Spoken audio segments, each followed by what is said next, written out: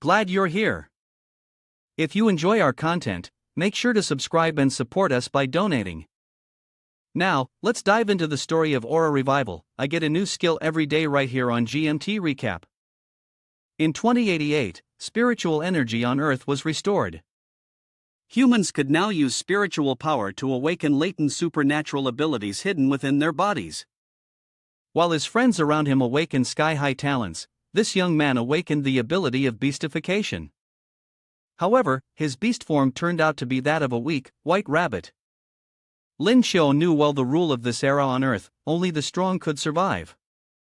As a frail white rabbit, he could only await his fate to be torn apart. Take today, for example, when he was strolling down the street and encountered a female streamer who was live streaming. Although she was in the middle of a busy road, surrounded by the hustle and bustle of the market, she was dressed extremely revealingly. She was dressed so provocatively that numerous men walking down the street began to bleed from their noses, Lin Xiu included. His rabbit ears stood up in embarrassment.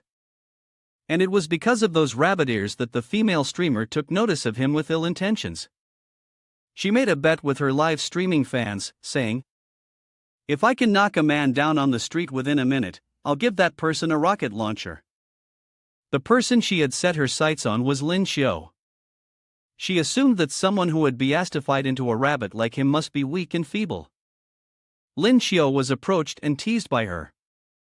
Having had little interaction with girls in general, and considering she was a beautiful woman dressed provocatively, he didn't realize immediately that she had an ulterior motive.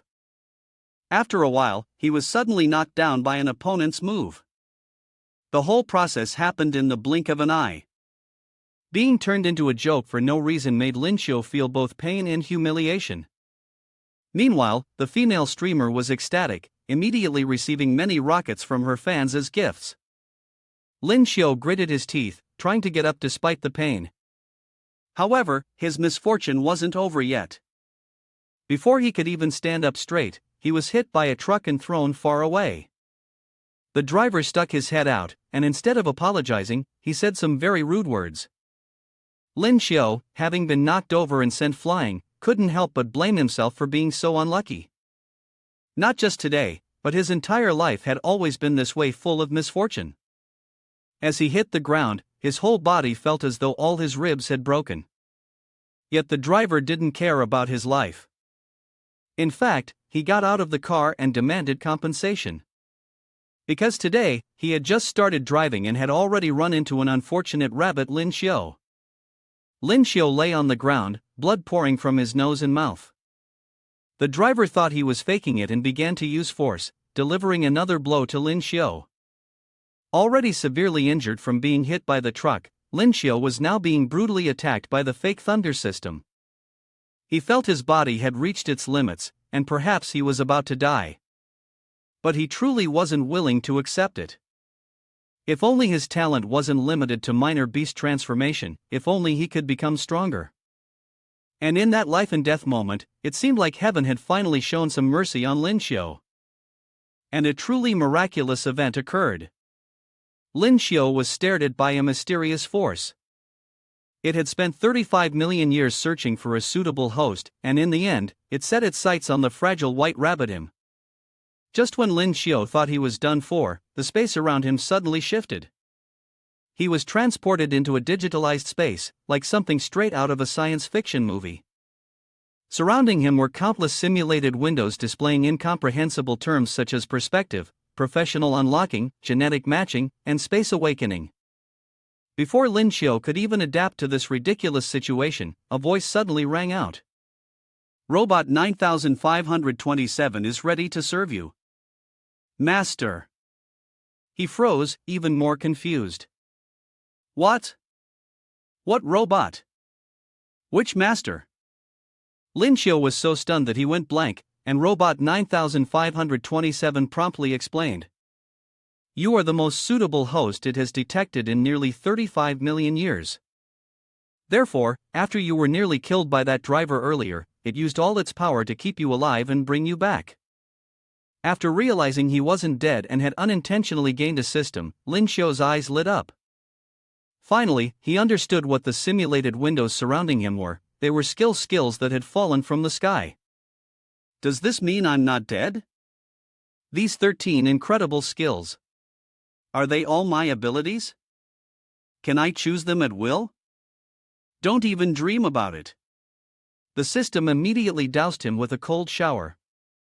Robot 9527 continued to spread the knowledge that it could help Lin Xiu awaken a new skill every day. However, the skill could only be random. This was because after resurrecting Lin Xiu, it had already consumed a lot of energy. And since its host was him, he didn't have enough energy to actively choose a skill, so the only option was to select randomly. Lin Xiu's joy was short-lived as he was suddenly drenched with such an icy cold reality. This stupid system couldn't even find him 2 minutes earlier. Now, it was going to awaken a random skill. What if, after leaving the system space, he ended up with a useless skill? Wouldn't he just get beaten up again by that driver and end up dead once more? If that were the case, then what was the point of 9527 saving him? Dear host, it's time to make a decision. Do you wish to awaken a skill now? Urged by the system's robot, Lin Xiu had no choice but to agree.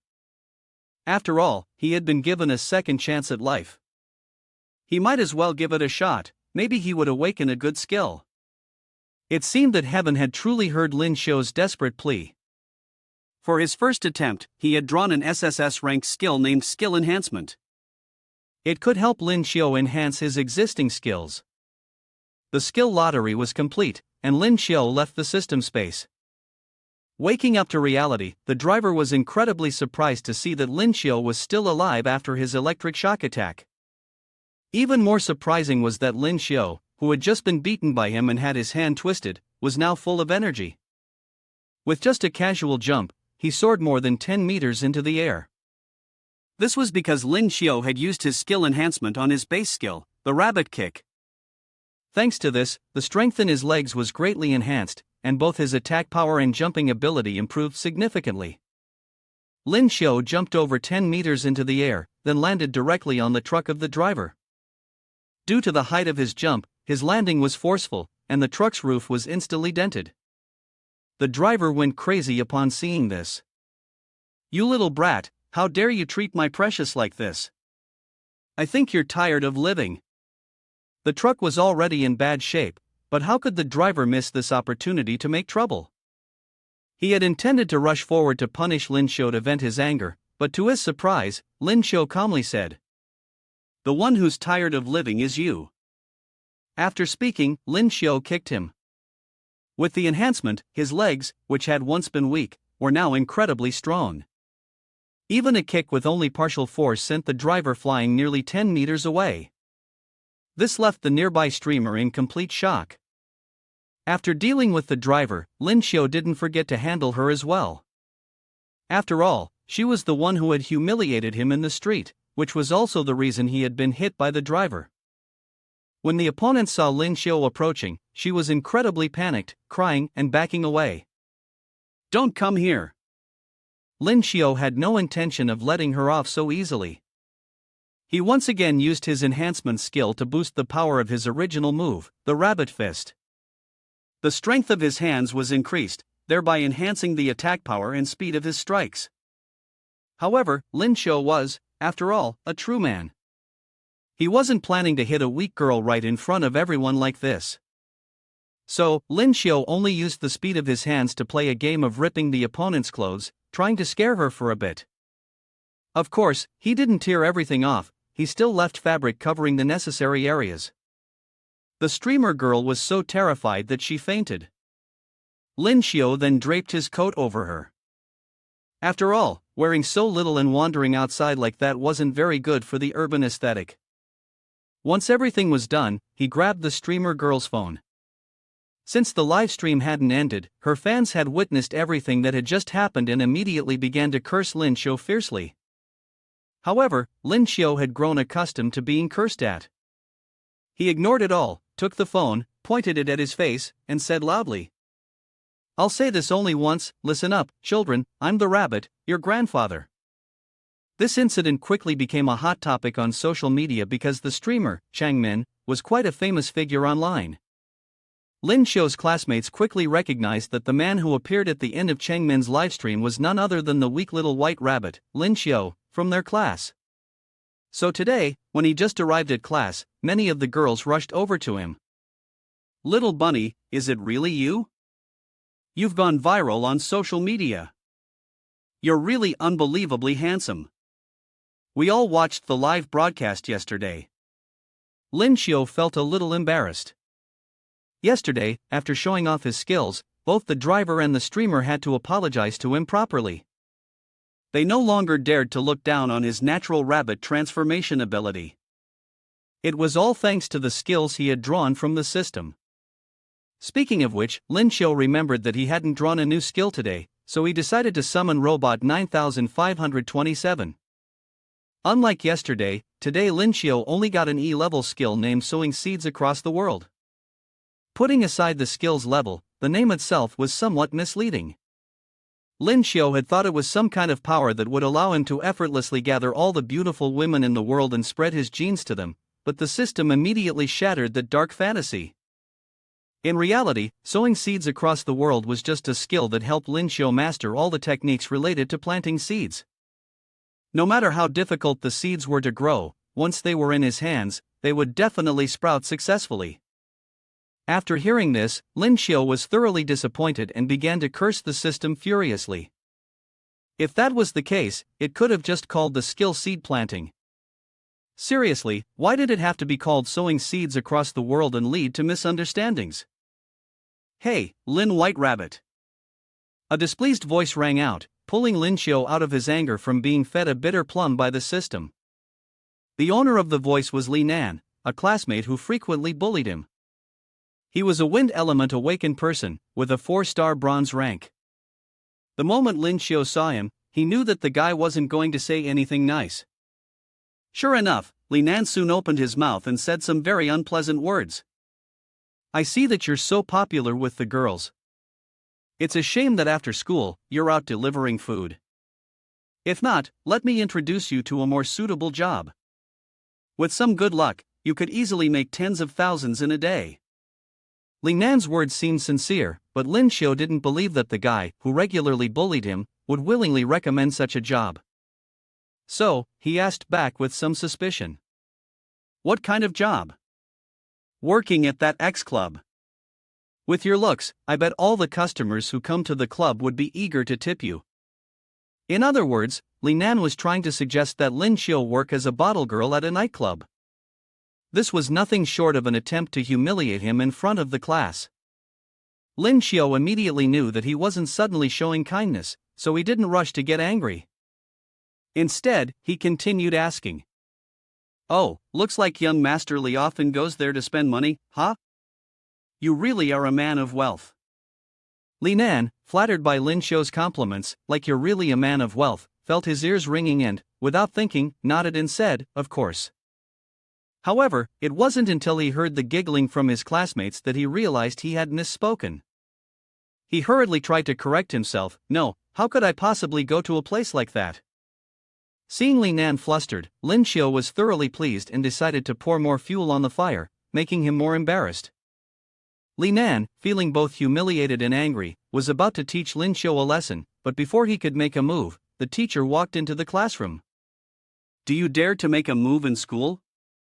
the teacher shouted. Fighting in school results in punishment, and getting caught by the teacher right here and now. "Sit down." The homeroom teacher stepped up to the podium, his voice full of fury. The students obediently returned to their seats. Today, he had 2 important matters to announce to the class. First, next week, they would have the 3rd city-wide knowledge test, so they needed to study hard to achieve high scores. Second, those who were awakened and had special abilities, like Lin Xiu and Li Nan, would also have a special test. At that time, major figures would come to observe, and their performance would directly impact whether they would be admitted to Lingyu University. As soon as he heard the name Lingyu University, Lin Xiu immediately woke up. Everyone like him, who had been awakened, knew of this university, because after the spiritual energy recovered, Earth entered a new era. Lingyu University was established with a specialization in nurturing high-potential awakeners of extraordinary abilities. Because the school's teaching resources are limited, the number of students admitted is also restricted. Therefore, the Extraordinary Ability Competition was created, becoming one of the criteria to assess students' qualifications for entry into the school. Previously, Lin Xiu had never dared to dream of entering Lingyu University. This was because he had only awakened the talent of beast transformation, and was just a rabbit with average potential, only a 2-star bronze rank. But now, Lin Xiu had the robot 9527 by his side, and every day he could awaken a new skill. Therefore, he began to dream of the day when he would step into this prestigious university. Thinking of this, Lin Xiu boldly raised his hand. Originally, he wanted to ask the teacher more details about the rules of the Extraordinary Ability Competition, but before he could even open his mouth, the teacher coldly poured a bucket of cold water over him. Lin Xiu, don't even think about participating in the Extraordinary Ability Competition. Your potential is too poor. If you go, you'll only embarrass our school. The teacher's words were like a 1,000-pound stone striking Lin Xiu's head, but they couldn't break his rising spirit. Lin Xiu was still determined to sign up for the competition. With the support of 9527, not giving it a try would be a waste. He insisted on registering, while the teacher was resolutely opposed, believing that his abilities were far too mediocre.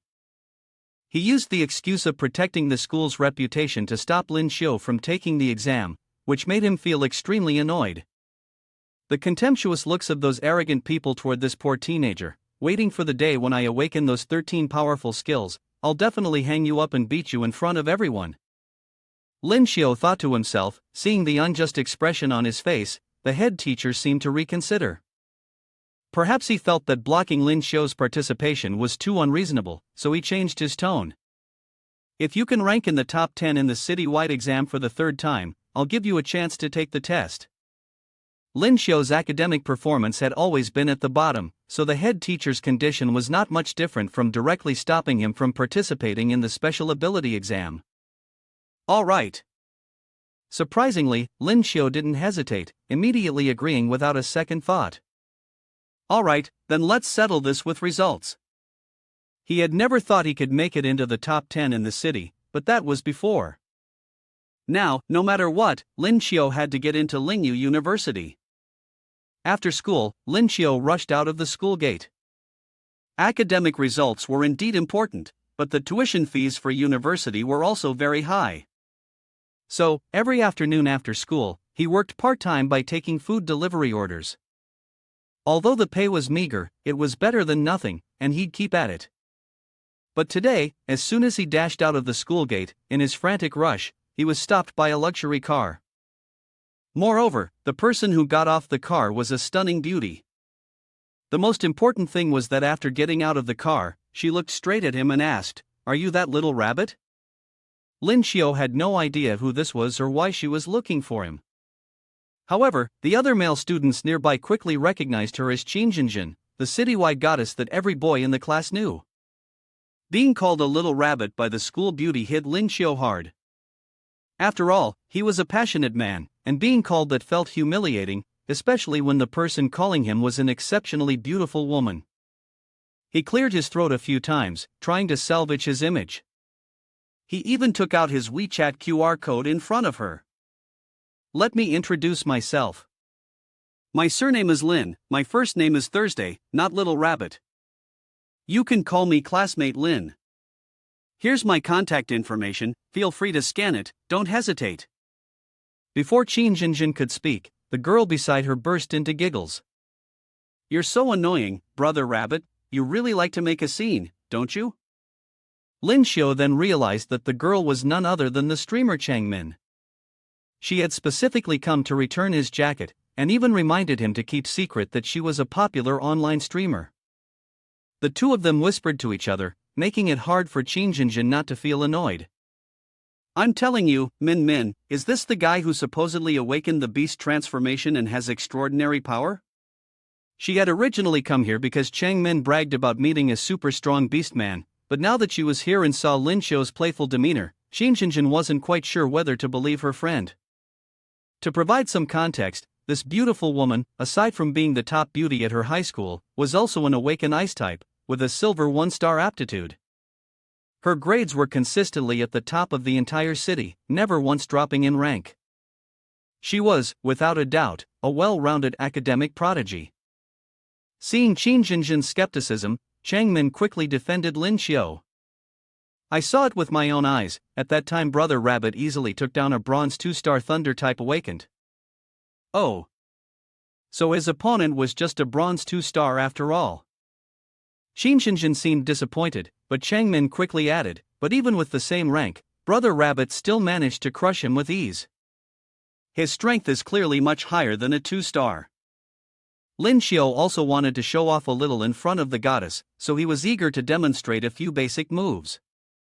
However, Qin Jinjin seemed uninterested in him at all. After waiting for Changmin to return her coat, she was ready to leave immediately. Lin Xiao, unwilling to let the beauty slip away so easily, especially since he hadn't even gotten her name or contact details, hurriedly called out to stop her. "Little sister, are you leaving so soon? Why don't we find a quiet place and have a little discussion and exchange of knowledge?" "Discuss? Are you sure about that?" Originally, Lin Xiao only intended to flirt casually, but Qin Jinjin put on an incredibly awkward expression. This was because she interpreted Lin Xiao's scholarly discussion as a challenge, and she had never turned down a challenge before. However, Lin Xiao's strength was only at bronze 2 stars, while hers was silver 1 star, a significant difference.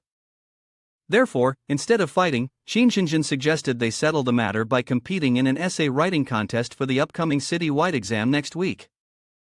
The terms Qin Jinjin offered were that if Lin Xiao won, she would retract all her previous dismissive comments about him. Furthermore, Lin Xiao could make any request of Qin Jinjin. She made this offer so casually because she was certain Lin Xiao had no chance of defeating her. "Completely okay, I'll follow the goddess's orders and not listen to the little one." Seeing Lin Xiao immediately refer to her as little one so intimately, Miss Qin felt a strong sense of disdain. Changmin, witnessing the situation, quickly reminded Lin Xiao that Qin Jinjin was the top student in the entire city. But before he could finish his sentence, he was dragged away by Qin Jinjin. Even if he had been able to finish his warning, Lin Xiao, with his stubbornness, would never have backed down. After all, if he won, he could make any request of the goddess. How could he pass up such a rare opportunity? After they left, Lin Xiao received a message. It was an urgent order from a customer, but the important thing was that the order request had been written incorrectly. "I'm about to be beaten up, help me. Quickly come to my rescue at Phoenix Internet CAF. The price is up to you, the more people you bring, the better. SOS." Out of the entire long order request, Lin Xiao only noticed the 4 words "the price is up to you." He didn't have time to think, he immediately got into his car and sped off. "I'm coming." The person who placed the urgent order was Zhang San, a bronze-tier healer-type awakener. He had been dragged into an alley next to Phoenix Internet CAF by 2 burly men and was being beaten. Zhang San, being alone and outnumbered, could only hug his head and keep begging for mercy. However, there was no sign from his attackers that they would stop, not until Lin Xiao appeared in the alley, holding a baseball bat as a weapon. "Hey!" he shouted loudly, "what you're doing is wrong. What era are we living in, bullying others like this? Do you know that doing this will bring you karma?" His tone was aggressive, but his face clearly wore the expression of arrogance. The thugs immediately let go of Zhang San and turned their attention toward Lin Xiao. At a glance, Lin Xiao could tell they were not the type of thugs to be easily provoked. But before coming here, Lin Xiao had already called for backup. He snapped his fingers, and a group of over 10 couriers appeared. "All of you act so fierce. You're here now. If you want to take someone out, just say it. Who the hell dares to swagger around on our turf? Sick of it, aren't you? Thought you were something, but it turns out there are only 2 of you, not even enough to leave us a tooth to stuff in our pocket." If each of them spat a few mouthfuls, those 2 thugs would drown, let alone getting into a fight. and they know they can't take on a crowd like this. So of the 36 stratagems, running away is the best. Zhang San was so relieved he nearly cried. He immediately rushed over and clung to Lin Xiu's leg. Boo-hoo, I never expected that calling for emergency fast help would actually let me meet the big brother of this turf. Saying that, he turned toward the two thugs who were scrambling to run and deliberately shouted loudly to intimidate them. Don't let me see your faces again, or if I catch you once more I'll call my big brother to have you beaten. Lin Xiu had been turned into Zhang San's big brother for no reason and was even used as a handkerchief to wipe away his tears, runny nose and mess, which annoyed him a bit. But when Zhang San pulled out his phone and transferred him 30,000 coins as payment, he no longer minded. How big a sum was 30,000 coins to Lin Xiu? Earlier he'd called people to help and promised 100 coins to each. Calling several dozen people only cost a few thousand coins in total. The remainder was already enough to pay for his university tuition. My name is Zhang San, a student of the first high school. Later, you will become my big brother. When my big brother tells me to go east, I absolutely dare not go west. Zhang San's life was saved by Lin Xiu, and immediately, Lin Xiu was regarded as a god by him. As for Lin Xiu, who was in need of money, he was suddenly gifted by heaven with a wealthy little brother. Anyone who's not crazy would want that, so he was also happy to call him little brother and treat him as such. Alright, little brother, tell me, how did you end up provoking those girls? At this point, Zhang San felt a bit embarrassed. The reason was that while playing a game, he had disguised himself as a girl to marry another player, even using a voice changer. Today, the other party insisted on meeting him in person. Zhang San had planned to meet and clarify the situation, conveniently apologizing to him. To his surprise, the other party brought along a little brother of his own. The result was that before Zhang San could even apologize, he was thoroughly beaten up. Fortunately, Lin Xiu arrived just in time. Lin Xiu didn't know what to say in this situation, he could only smile awkwardly and let it go. The mission of rescuing Zhang San was completed, and he said goodbye to him to continue running other errands. Zhang San still wanted to escort Lin Xiu with his supercar, but of course, he was rejected. On the way back, Lin Xiu was in a great mood. His luck had been quite good today. Not only had he met the goddess Qin Jinjin, but he also pocketed more than 20,000 coins for himself. He didn't need to worry too much about money for the time being, so he decided to treat himself to a day off from working extra hours. Instead, study a little about the upcoming competition. That's the only way to have a chance at winning the goddess title. That night, Lin Xiu stayed up all night reading books. He had never been so anxious about studying before, and by the next morning, it felt as though all his energy had been drained. He could barely open his eyes. But today, the teacher would be covering the key points for the exam, so he forced himself to stay awake again. Since it was a new day, Lin Xiu didn't forget to call Robot 9527 to draw for a new skill, but he happened to call at the exact moment it was sleeping, so Lin Xiu got scolded for it. Damn it, even the system sleeps? Lin Xiu muttered. Wanting to finish this quickly so he could go back to sleep, Robot 9527 immediately proceeded with the drawing and upgraded Lin Xiu once more. The skill he received was Look and Remember. This skill allowed him to remember everything he had seen, even if it was only once. Although it wasn't particularly useful in battle, for someone like Lin Xiu, who was preparing for an exam, it was the perfect ace up his sleeve. Lin Xiu was so happy he forgot about sleep and began flipping through books from one page to the next. All the physics formulas were instantly etched into his mind, making him unable to stop smiling. Whether it was images, text, or even punctuation marks, Lin Xiu could remember them all with just one glance. With this skill, he wouldn't have to struggle with late night studying like the previous night again. The homeroom teacher noticed Lin Xiu's unusual attitude in class, so without saying a word, he walked straight to the front, slammed his hand down on the desk, startling him. Lin Xiu was taken aback, his heart skipping a beat, almost jumping out of his seat. "You're really something, huh? It's a literature class, and you're openly reading a physics book, laughing like an idiot. What the hell's going on?"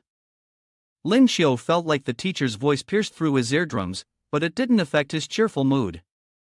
After all, that skill of his was just too awesome. Even if the teacher scolded him more, he'd still be happy. With your current grades, you still have the nerve to laugh? The teacher continued to berate him, pointing his finger at him. Did you forget that if you don't make it into the top 10 in next week's city-wide exam, you'll lose your eligibility for the special abilities competition? Actually, I forgot, sir. Because it's so easy, I couldn't even remember, Lin Xiu replied, scratching his head.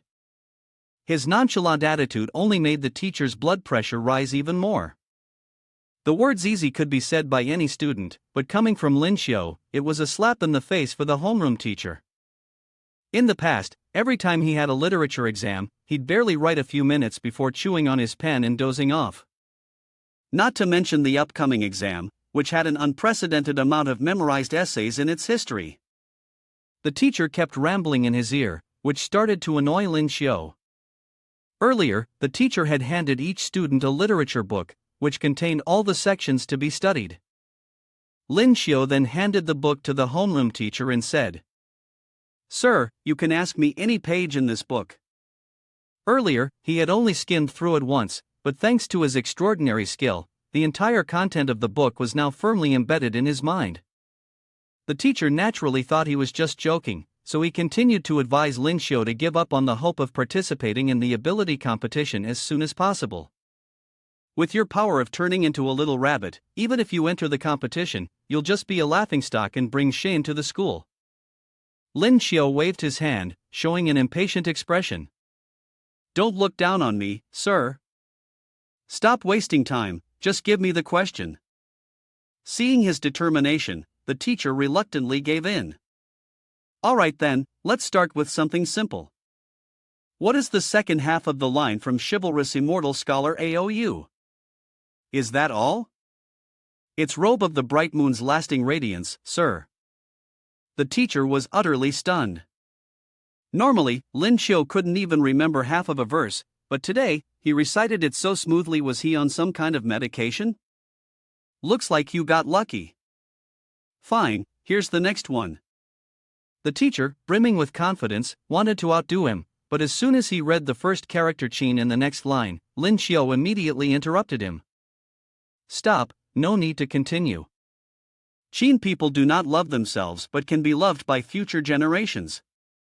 Among all the ancient texts they had to memorize, this was the only one that began with the character Qin. The teacher was completely shocked, and the classmates were all staring in disbelief. Because of no pain, no gain, the homeroom teacher even ordered Lin Xiu to memorize an ancient sentence that wasn't part of the required material. Unfortunately, I read through it last night, so I can still recite it perfectly. Let's stop here. Students, see you at the next Extraordinary Abilities exam. Lin Xiu left the classroom in a good mood, leaving behind a teacher who had been completely knocked out, so angry that he nearly vomited blood. The citywide ability test came quickly after that. Soon after, the results were publicly posted. The students at the 18th high school were shocked when they saw that their school had the top scorer in the entire city. Moreover, the one who had successfully kicked the goddess Qin Jinjin out of the number 1 spot was none other than Lin Xiu, the weakest awakened student at the school. Li Nan stared at the bulletin board for a long time, seemingly unable to believe his eyes when he saw Lin Xiu in first place. How is this possible? He shouted. Life is full of surprises. It's completely normal to go from being on top to being at the bottom, Lin Xiu said indifferently, scratching his ear. As expected, the new ability he had recently acquired helped him secure the first place, and it drove Li Nan Feng so crazy that he nearly fainted. But no matter how furious Li Nan was, Lin Xiu didn't care. The agreement with the homeroom teacher had been fulfilled, and he had earned the qualification to participate in the next exam. Now, it was time for him to focus on studying his potential opponents for the upcoming Extraordinary Abilities test. 10 days later, the exam for the awakened ability users officially began. The scene was incredibly lively as everyone was eager to witness the new rising talents participating in this competition. Just as the headmaster had said, these were all big names, including the representatives from Military District 30, the principals of top universities nationwide, and executives from leading global corporations. After they took their seats in the stands, the awakening experts from 13 high schools came to compete, along with the representative from the school that had achieved the best results in the third knowledge test, who was also invited to enter the arena. Today, Shinjinjin wasn't in a good mood, or rather, she was in a terrible mood, and it was obvious to everyone. This was understandable since she had always been the top student in the city, and now someone had snatched her number one spot. What made it worse was that this person was a weak, delicate little rabbit. Lin Xiao entered the competition stage and immediately spotted Shinjinjin. He took the initiative to greet her, but the beauty's attitude was extremely hostile. "Miss Qin, why do you look so upset?" Lin Xiao asked. Shinjinjin thought that Lin Xiao had come to collect a debt, so she became even more irritated. "Fine, according to our bet, you won. If you have any requests, just say it," Shinjinjin replied coldly. Lin Xiao chuckled and said, "I thought something was bothering you, Miss Qin. As for the bet, I was just joking back then, don't take it to heart. How about you treat me to a meal? If not, I can treat you instead." Seeing Lin Xiao's relaxed demeanor, Shinjinjin became even more embarrassed. She had always been arrogant and never paid attention to anyone. "Now I have to lower myself and apologize for calling you weak before." Shinjinjin's attitude was clearly a mix of reluctance and embarrassment. Yet, to Lin Xiao, her expression looked just like that of a young girl in love, cute to the max. Before Lin Xiao could respond, the two of them were caught on the competition's live camera. A reporter suddenly appeared out of nowhere, and the teasing tone only made Miss Qin feel more awkward. "Wow, isn't this the champion and runner-up of the city's third annual competition? I didn't expect you two to be together." Lin Xiao didn't react, but Shinjinjin's face turned completely red with embarrassment. "Together? Absolutely not." Seeing the goddess's firm rejection, the competition's host decided not to tease her any further. Instead, they turned to Lin Xiao and said with an insinuating tone, "I heard the champion here is a so-called awakening-type beastman, and even worse, he's a little white rabbit so weak, yet still participating in the competition. It's truly impressive, the courage." Lin Xiao knew the comment was mocking him, but he was used to this kind of thing. Not only was he not angry, but he also responded confidently. "Not only did I dare to participate, but this time, I'm going to win the championship." Lin Xiao's words immediately had the audience laughing until they were in tears. Because, even though he was the champion of the knowledge competition, that didn't necessarily mean he would win the supernatural abilities competition. They all thought that Lin Xiao must have crammed so much knowledge into his head that he had become an idiot, which was why he dared to say such nonsense. Even the program's MC was stunned, frozen in place. It seemed the MC couldn't believe those two words, champion, had come out of the mouth of such a delicate and weak little rabbit who had never been seen before. Lin Xiao didn't care about their reactions at all. He directly snatched the microphone from the MC's hand and continued to declare boldly through the live broadcast. "I don't have much to say to all of you, just one sentence. I'm number one. Pray for your favorite contestants. Hopefully, they won't run into me." As he spoke, Lin Xiao even raised his middle finger. His posture was clearly challenging the entire audience. The defiant attitude he showed immediately forced the MC to snatch the microphone back, preventing him from continuing his nonsensical talk. But what Lin Xiao said was clear, and everyone heard it. Both the audience in the stands and the other contestants felt insulted. After all, Lin Xiao was just a low-level beast awakener, and yet he had the audacity to look down on others like this. Despite their furious curses, Lin Xiao acted as if he didn't hear a thing. As for his strength, they would all know when he stepped onto the battle stage later. To ease the tense atmosphere, the MC quickly explained the rules of the competition. This tournament operated in a knockout format, with contestants randomly drawn to fight one-on-one on the arena. The winners would advance to the next round, while the losers would be eliminated immediately. This time, the competition had a total of 257 participants. The organizers sent the competition registration numbers to the contestants' phones, and since the number of participants was odd, one contestant would be randomly selected to advance to the next round. The lottery process was held live in front of everyone, and the lucky number was 66. And it was none other than Lin Xiu. Those who disliked him now had even more reason to despise him. They thought Lin Xiu was weak and yet lucky. Lin Xiu, however, continued to play deaf and blind. If heaven has decided that I should conserve my strength for the later rounds, then I will humbly follow its will. Each round of the competition would take place on 4 platforms, A, B, C, and D. Lin Xiu only caught the announcement that Qin Jinjin would be competing in the first round, but before he could even check which platform she was on, he heard the crowd's cheers erupting. It's the famous instant kill move. Soon after, the MC announced that Qin Jinjin had won her first match. The other awakened ones weren't too surprised. After all, Qin Jinjin had long been famous as a rising star among the new generation of awakened ones. As for Lin Xiu, this was the first time he had witnessed the goddess's ability firsthand, and he couldn't help but break into a cold sweat. The fact that Qin Jin had succeeded in her match put a bit of pressure on Lin Xiu. He didn't want to fall behind the goddess, so he began to immerse himself in studying his upcoming opponents, determined to defeat them and become a man worthy of standing beside her. 10 minutes later, Lin Xiu truly couldn't keep going anymore. The flashy and unnecessary skills of the other contestants made him so bored that he was on the verge of falling asleep. To combat this drowsiness, Lin Xiu had no choice but to call his robot, 9527, into action. Although it was his personal system, Lin Xiu had recently noticed that it had become increasingly lazy, to the point where it didn't even bother to talk to its host anymore.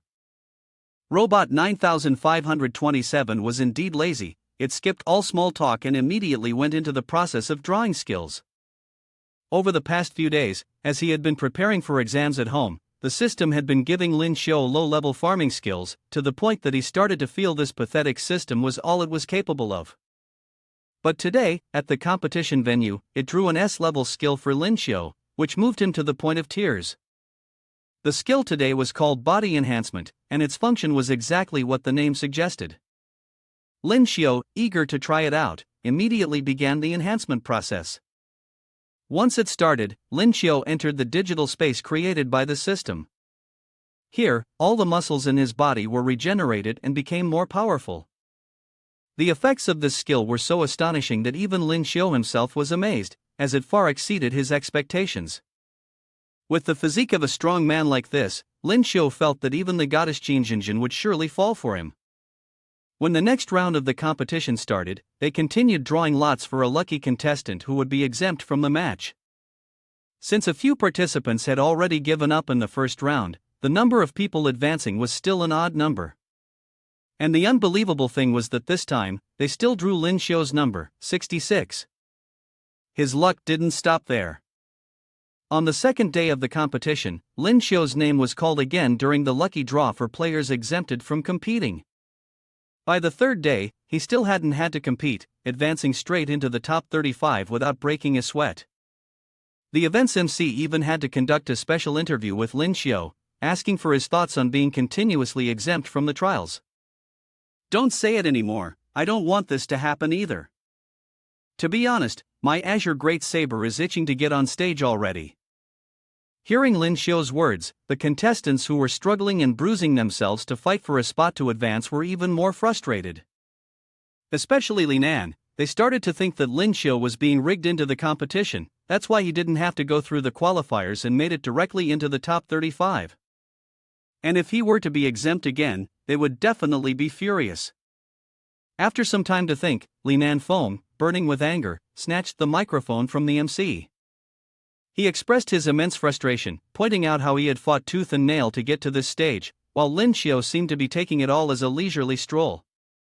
We've gone through countless battles to reach this position, while this chicken hasn't even stepped into the arena yet and can still stand shoulder to shoulder with us.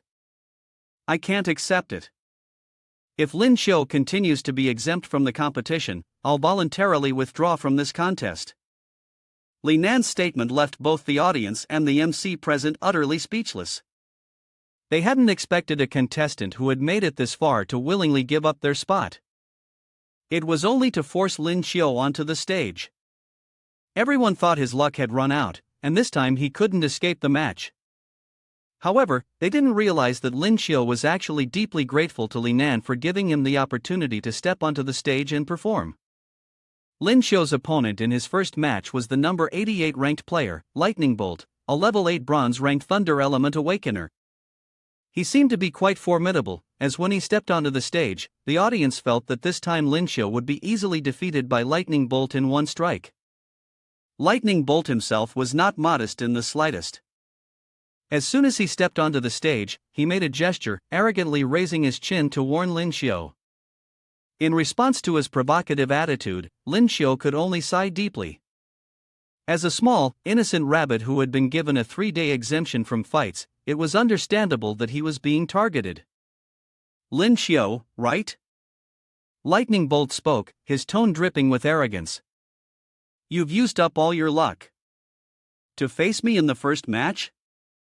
That's just your unlucky day. Once the match begins, you won't even have the chance to show off, because I'll defeat you in an instant.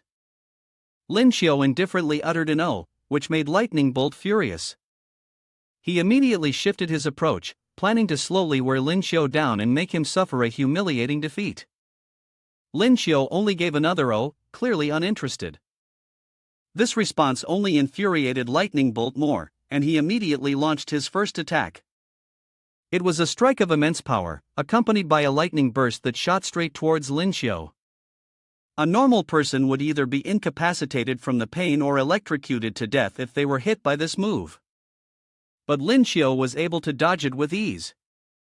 The powerful blow only struck the ground uselessly. Suddenly, he felt a slight regret for Lightning Bolt. Had the opponent been accumulating power for too long? Were all the previous enemies made of dirt? Otherwise, how could he have hit them? Lightning Bolt seemed surprised to see his attack dodged and was also enraged by Lin Xiu's blunt criticism. He unleashed another thunder strike, but Lin Xiu continued to rely on his quick reflexes to avoid it. Lightning Bolt was exerting too much force. Sweat began to bead on his forehead, and yet every single one of his attacks missed the mark, pushing his fury to its peak. Didn't expect you to be such a good little rabbit at dodging. You're forcing my hand.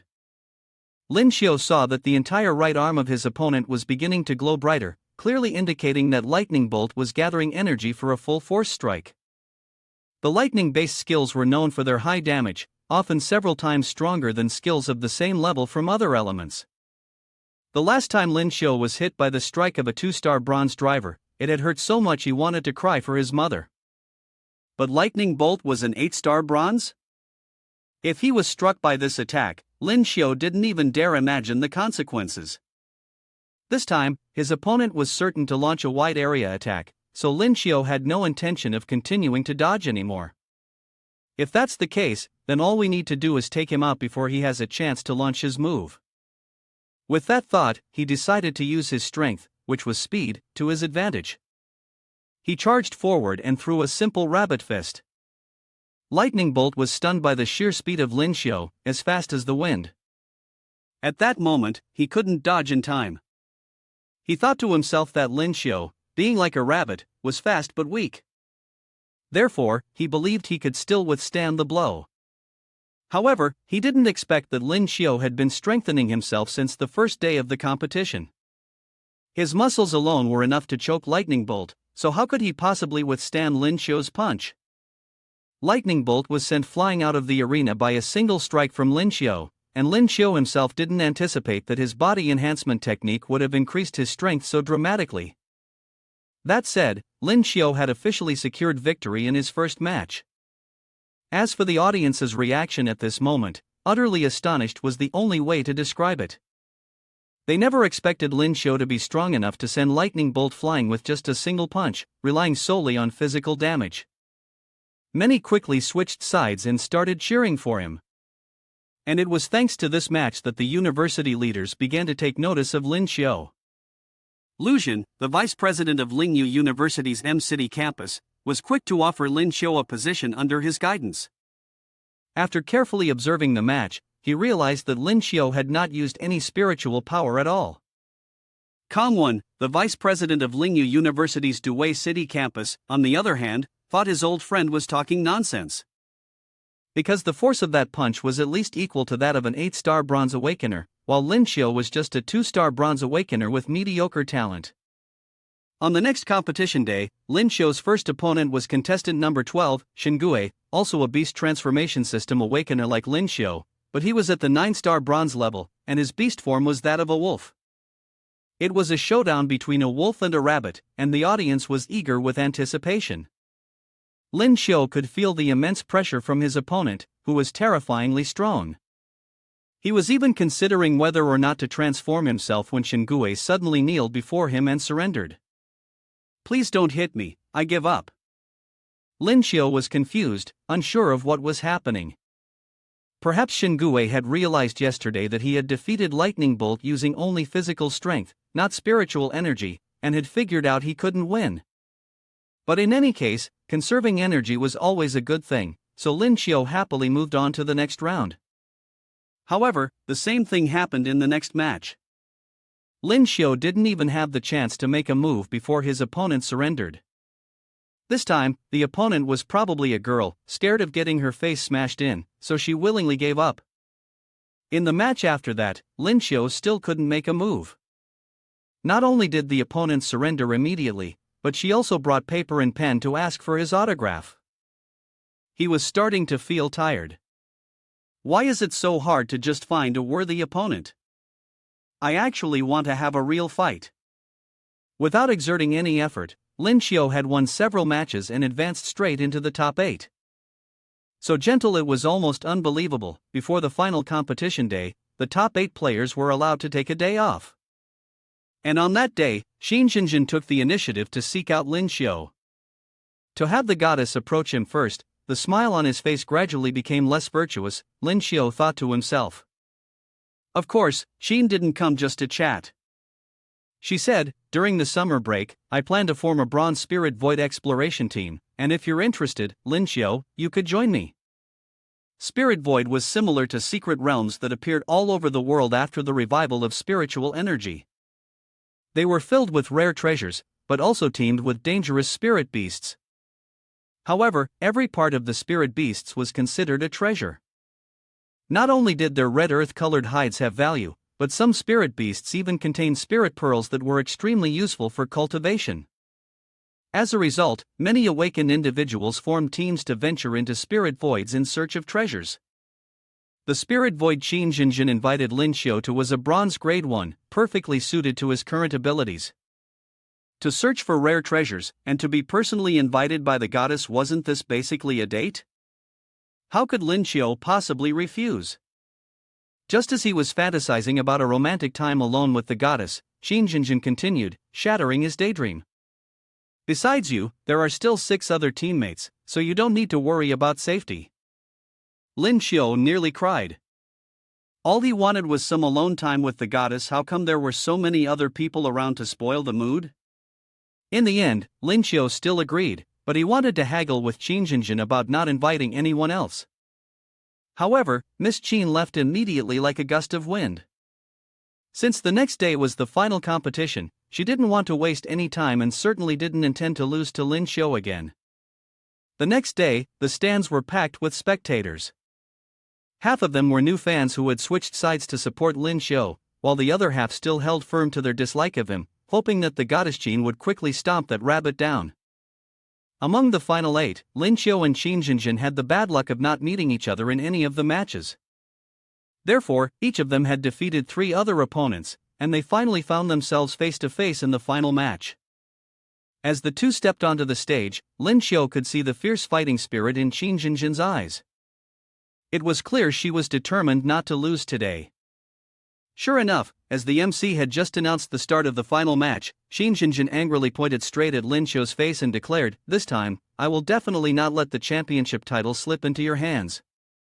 This intimidating demeanor was completely different from yesterday.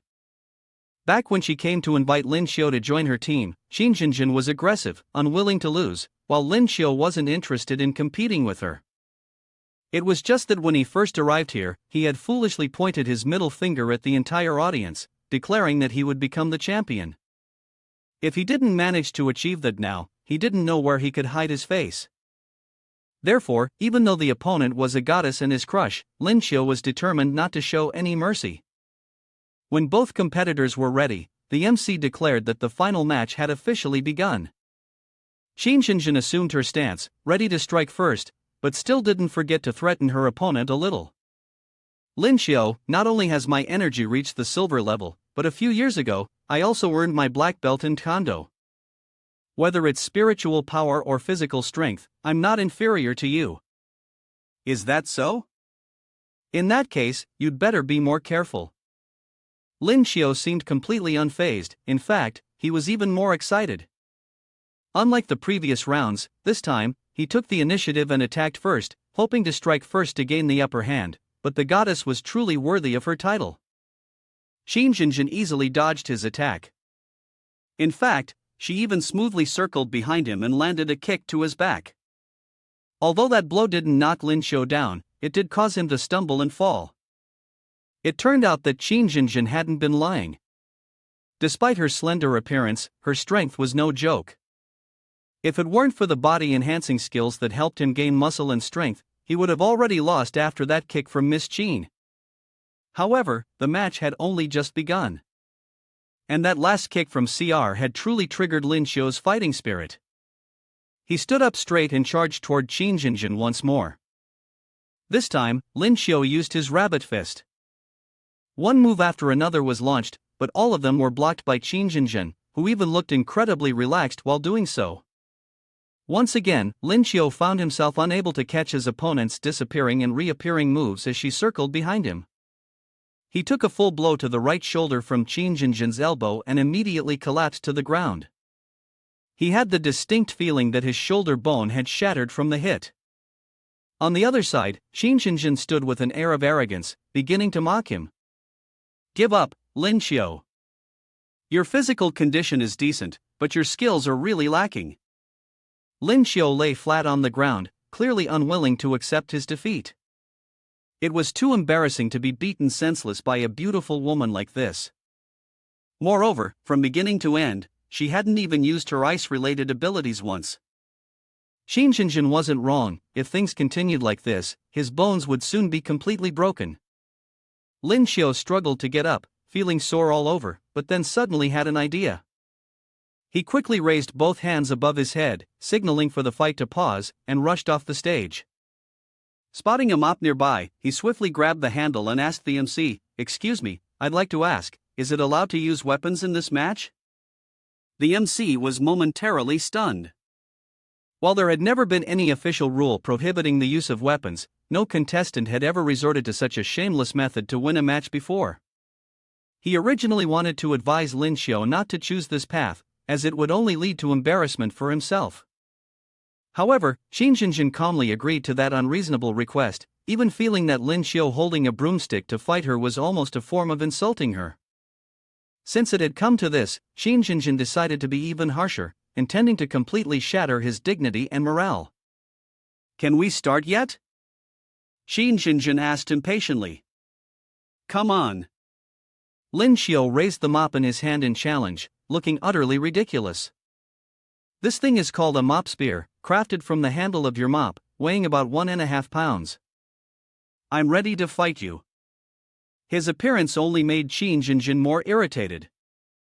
His martial skills were as ineffective as a cat's scratch, yet he was holding a mop like a general wielding a spear on the battlefield. "This is truly insulting to you," Lin Xiu said, swinging the mop like a spear and teasing Qin Xinjin. "Watch out, and don't whine if you lose." Qin Xinjin felt that his attitude was strangely different. Something was off. Lin Xiu, holding the mop, now seemed like a different person entirely, like a seasoned general charging into battle, without a hint of hesitation. Like lightning, Lin Xiu leapt forward to attack Qin Xinjin, forcing her to step back several paces. "If you're not going to attack, then I'll make the first move," Lin Xiu said as he aimed the mop directly at her face. Suddenly, he shifted the direction toward her slender waist, and she quickly dodged. Both of his hands gripped the mop tightly, his gaze sharp and cunning. The corner of his mouth curled into a sly smile, and without warning, a swift smack landed on her behind, causing her to let out a sound. Yet, deep down, she couldn't help but admire. I didn't expect his martial arts to be so powerful. Angrily, she scolded, "Shameless! I'm going to kill you." Lin Xiu scratched his head and explained, "It was just a habit, not on purpose. I couldn't stop myself." The ice arrow, a basic skill, Jinjin, still furious, ordered Lin Xiu to shut up, her hands never ceasing their powerful incantations. Lin Xiu, a little panicked, knew she was angry and tried to soothe her. "Let me explain." He said this while constantly trying to avoid Jinjin's attacks. The ice wind spirit, a water-based skill, she showed no mercy, continuing to strike relentlessly. "You forced me to do this." Lin Xiu used all his strength to resist her magic, muttering to himself, "It's so cold, it feels like my body is freezing." Inside, he couldn't help but marvel at how fast Jinjin's spells were. The ice pillars surrounded him one after another. He calculated in his mind that if he didn't transform, he could only buy time to deal with it. The blocks of ice launched at him, and Lin Xiu was gradually falling into a passive position. The freezing frost solidified, encasing him in ice. Jinjin stood still, watching. At this point, she felt smug, sure that she had won. She called out to the MC, "Call an ambulance. You can announce the result now." The MC, seeing no sign of Lin Xiu, also assumed it was true and complied. "All right. You're declaring victory?" However, before he could finish his sentence, from within the melting ice, a figure casually emerged. Lin Xiu flashed a mischievous smile through the thick cloud of smoke. "It's a rare opportunity for us to be alone together, don't rush it." His hand tightly gripped the spear, pointing it towards his opponent. The rabbit ears stood up, and his mouth teased playfully. "Hey, Brother Rabbit has arrived." This time, it was Jinjin who was caught off guard. She quickly activated her ice armor to counter. So fast. Lin Xiu charged at her like a gust of wind, leaving her no time to react. Jinjin swiftly used the ice armor to block the spear's sudden attack. Damn it! Lin Xiu's transformation was so powerful that it shattered her ice armor, and her arm was nearly paralyzed. The more she thought about it, the more unwilling she was to accept it, and tears threatened to spill from her eyes. Am I really going to drop back to second place again? I can't accept this. Despite being overwhelmed, Jinjin gave her all to fight back. I won't accept this. Breaking through to silver rank 2, Jinjin shouted loudly, "Ice," unleashing a powerful and majestic force. Lin Xiu was slightly startled, his heart filled with concern. This was a breakthrough in the heat of battle. If he wasn't careful now, it could backfire disastrously. Seeing Jinjin brimming with fighting spirit, Lin Xiu turned to the MC and shouted, "Referee, pause the match, someone's cheating." He acted mysteriously, leaning towards the MC and whispering, "Isn't it cheating to break through in the middle of a fight?" The MC gave him a helpless look and said, "You again, calling for a pause. This isn't cheating, it's a breakthrough, you idiot." The MC patiently explained further. The biggest cheat in this entire competition is you, got it? Stop talking. Jinjin looked at him, speechless, thinking, I didn't expect him to not take advantage of the moment when I was breaking through and ambush me. However, for some reason, she suddenly smiled gently, secretly thinking, this little bunny is actually quite cute. She clenched her fist, regained her fighting spirit, and boldly demanded, Lin Xiu, stop fooling around, come here and let's fight again. Lin Xiu gripped his spear tightly, ready for battle. Fine, let's fight again. Jinjin pointed straight at him, launching the first attack. Be careful, I'm much stronger now than before. Wherever I go, I leave ice in my wake. Lin Xiu advanced with his spear, using it as leverage. Suddenly, he launched himself high into the air with tremendous force. Lin Xiu's pupils contracted, his movements still swift and light, and he thought to himself, so this is a breakthrough? The speed and power of her attacks have increased dramatically. The spear plunged heavily into the ground, shattering the surface. Sharp ice columns relentlessly attacked him, causing Lin Xiu to cry out. Ah! Jinjin immediately cast her spell, the ice columns around her binding her tightly. She opened her eyes, her gaze sharp as she swung her hand forcefully. Lin Xiao was hit repeatedly, a sense of dread rising in his heart. I'm done for, this time I'm really done for. He used both hands to block the barrage of ice shards coming at him. A cry of pain rang out. Seeing his arm frozen and stiff, Lin Xiao gritted his teeth in discomfort, his hand frozen to the point of losing all sensation. Even though his physical constitution was at the bronze 9 stars level, his spiritual power was only at the bronze 3-star level, so he couldn't endure the continuous attacks. He clenched his teeth, his face pale from the pain, and could only go all out. Continuing like this wasn't an option, it was time to risk it all. Then Lin Xiao rocketed forward like a missile. Jinjin was shocked, eyes wide. She had underestimated him and had not expected such a sudden outburst. She leaned back to avoid Lin Xiao's sudden move, which made him react quickly. He could not allow her to keep attacking. Suddenly he clamped onto her from behind, leaving Jinjin stunned. She struggled to wriggle free from Lin Xiao. "You bastard, what are you trying to do? Let go!" she shouted. He stubbornly held on tighter and replied, "I'm not letting go." For some reason Lin Xiao suddenly felt his hand touching something like a fresh, soft, juicy peach. Jinjin blushed with embarrassment because of that ill-placed hand. Ashamed and angry, she flailed wildly and yelled at the top of her lungs, "You bastard, let me go now!" Her struggles made it hard for Lin Xiao to keep his balance. Helplessly he thought to himself, her strength was really something. If she kept struggling, the two of them would. Seeing Jinjin about to topple to the ground, Lin Xiao hurriedly caught her, calling out, "Hey, careful!" He quickly pulled her into his arms, then fell to the ground himself with a painful thud. Jinjin saw the wound on his hand, frowned and chided softly, "You're bleeding, let go quickly." But inwardly she was deeply moved. Despite everything, he had protected her. Lin Xiao's face was injured, but he still held her with all his strength, shouting, "I won't let go even if you beat me to death, unless I admit defeat." Jinjin refused to be outdone and yelled, "Don't force me, let go now. If you let go I'll admit defeat." Lin Xiao hugged her even tighter and threatened, "You don't get to force me. I have a furious little rabbit that will bite you and won't admit defeat. I'll really bite it." Jinjin was so scared that her eyes went wide, stuttering in her mouth. "Rabbit, this is a special abilities competition, and you're still biting people." Lin Xiao, unashamed, spoke loudly. "Who cares what kind of competition it is?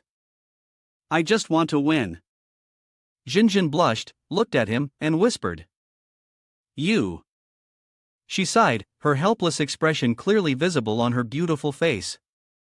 To the astonishment of the judges, who were left speechless, Jinjin raised her hand and shouted loudly, "I concede." At that moment, Lin Xiao relaxed and fainted. Jinjin saw him collapse to the ground and shouted, "Lin Xiao, are you okay?" Lin Xiao's vision blurred, but he could still see Jinjin's worried face, constantly checking on him. In a daze, a pinkish scene appeared in his mind. In his stupor, he heard someone calling his name, and in his dream, he saw Jinjin sweetly, gently, coquettishly say, "Isn't it too much? Why are you treating me like this?" Lin Xiao reached his paw toward her two peaches, causing Jinjin to blush, and in her heart, she thought, "What's wrong with me?" Jinjin, embarrassed, hugged her chest and yelled, You trickster, don't come over here." Lin Xiao transformed into a rabbit, and in surprise, he thought, "What the hell is this? Why have I turned into this?" Lin Xiao, his head covered in sweat, quickly regained his senses and, panicked, shouted, "Host, are you awake?" The system's voice rang out. Lin Xiao gave it a sidelong glance, mocking, "Can't this just not count? Why the hell am I dreaming this?" The system responded, "Congratulations, host, you've drawn the SSS level enhancement skill. The intelligence server has been selected, optimizing the evolution of the great white rabbit into a rogue rabbit." The system displayed a notification. The mischievous rabbit summarized the skill, "Don't mess with the rabbit, especially since he was a mischievous rabbit." Lin Xiao gaped, his eyes wide, and his chest filled with anger. So it was someone pulling a trick. The system continued nonchalantly, because the host was unconscious yesterday and was about to miss the opportunity to draw a card, so. Lin Xiu rubbed his head, tapping his finger to make a selection, muttering to himself, drawing one less time isn't a big deal. Besides, lately the skills have been useless. Darn. Forget it, I'm awake now. Let's just draw today, better than letting you. The system announced, "Congratulations, host, you have received the SSS level skill, Space Awakening." Lin Xiu sighed, thinking, another SSS level skill, my luck is really striking today. Oof. The system melded beast transformation and space skills, announcing, it has been detected that the host already possesses the beast transformation skill, and the conditions for a perfect fusion are met. Fusion will now begin. Lin Xiu panicked, eyes widening, quickly raising his hand to stop it. Fusion? What are you doing? Are you trying to take control again? The system transmitted the space skill to him and responded, fusion successful. Congratulations, host. The mischievous rabbit has successfully evolved. Successfully evolved into Doraemon. Lin Xiu was stunned. This is the notification the system displayed, Doraemon skill summary. The evolution of the mischievous rabbit has merged with the space ability, simultaneously acquiring the advantages of both the space system and the beast transformation system. Only Doraemon can lead you to fulfill your dreams. Lin Xiu saw a gadget pouch appear under his stomach, and curiously asked, 9527, what is this thing for? The system replied at once. This is a storage pouch. Inside is an interdimensional space. The system can store whatever items you need in it. Lin Xiu raised his hand in a thumbs up of approval. Isn't this the pouch's overarching world? That's so cool. The system announced, besides the interdimensional space, the host has also awakened a new skill, Renisect. The system displayed an explanation, Renisect can open an adjacent door, then teleport the host to anywhere within a 5-meter radius. Lin Xiu sat on the bed, astonished, as he watched the system emit a light that connected to another dimension. He moved cautiously toward the other dimension created by the system, wondering, it can teleport me to anywhere within 5 meters? I'll try it. It spoke, if the host imagines a destination within 5 meters, Renisect will open. Lin Xiu looked around curiously, puzzled, then I want to go. He shouted loudly before the dimension swallowed him, crying out as he fell down to the floor below. The glittering streaks gradually faded, a beam of light shoved him hard downward. He sat on the ground, rubbing his head, groaning, that hurts. The girl on the bed jerked awake. Her hand gripped a sharp knife tightly. Li Shui, 20 years old, the landlord's daughter, brandished the knife toward him and shouted, Lin Xiu, why are you here?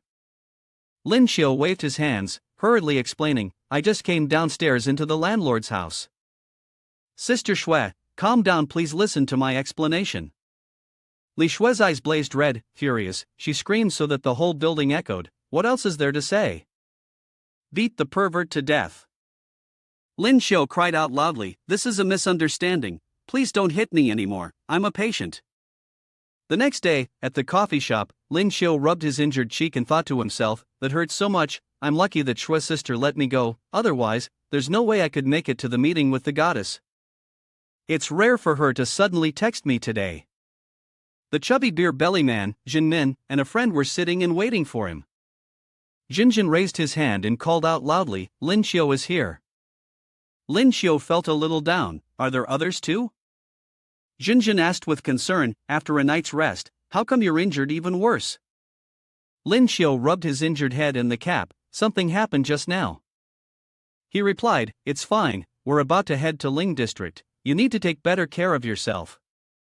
Jinjin gestured with his hand, I called you here today to introduce you to the Zhang San and Changmin exploration team. You've probably met them before. Lin Xiu silently thought with tears in his eyes, so that's how it is, I'm really happy.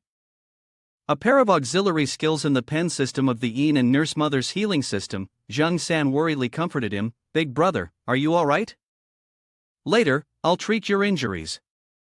Chang Min's eyes were confused, his bunny-like figure looking very pitiful. Jinjin turned to the muscular guy in a red shirt and introduced him to Lin Xiao. This is Zhuang Chang, our team's main attacker. Bronze 9 stars fire system. Zhuang Chang put his glass of water on the table and happily responded, "Hello brother Lin, I watched your match, I was really impressed." Jinjin sat on the chair, looking worried. 2 other team members need to go take care of college admission procedures, so they won't be able to show up today. She softly said to Lin Xiao, "That's right, you must have received the admission letter from Lingwu University, right?" He sat down on the chair and replied, I just received a stack of them early this morning." Remembering the delivery person who brought the package to him this morning, he thought to himself that Lingwu University, which had once seemed out of reach, was now actively recruiting him, as if it were a dream. Jinjin wanted to confirm once more. "So, Lin Xiao, which school are you planning to attend?" Lin Xiao blushed and thought, why is the goddess suddenly asking about my university plans? Does she? He wasn't sure how to respond to Jinjin. After a moment of thought, Lin Xiao winked, raised his hand, and said to Jinjin, "I think Lingwu University is more suited for me, what do you think? Would you like to attend the same university as me?" Hearing this, Jinjin replied, "You're absolutely right. I actually want to go to the same university as you. But I won't be satisfied if I lose to you, I want to defeat you at Bright and Upright University." Lin Xiao happily responded, "It's fine, as long as the goddess gives the order, I'll be ready to compete at any time." Jinjin stood up abruptly, crossed her arms, and dismissed him. "Stop joking around.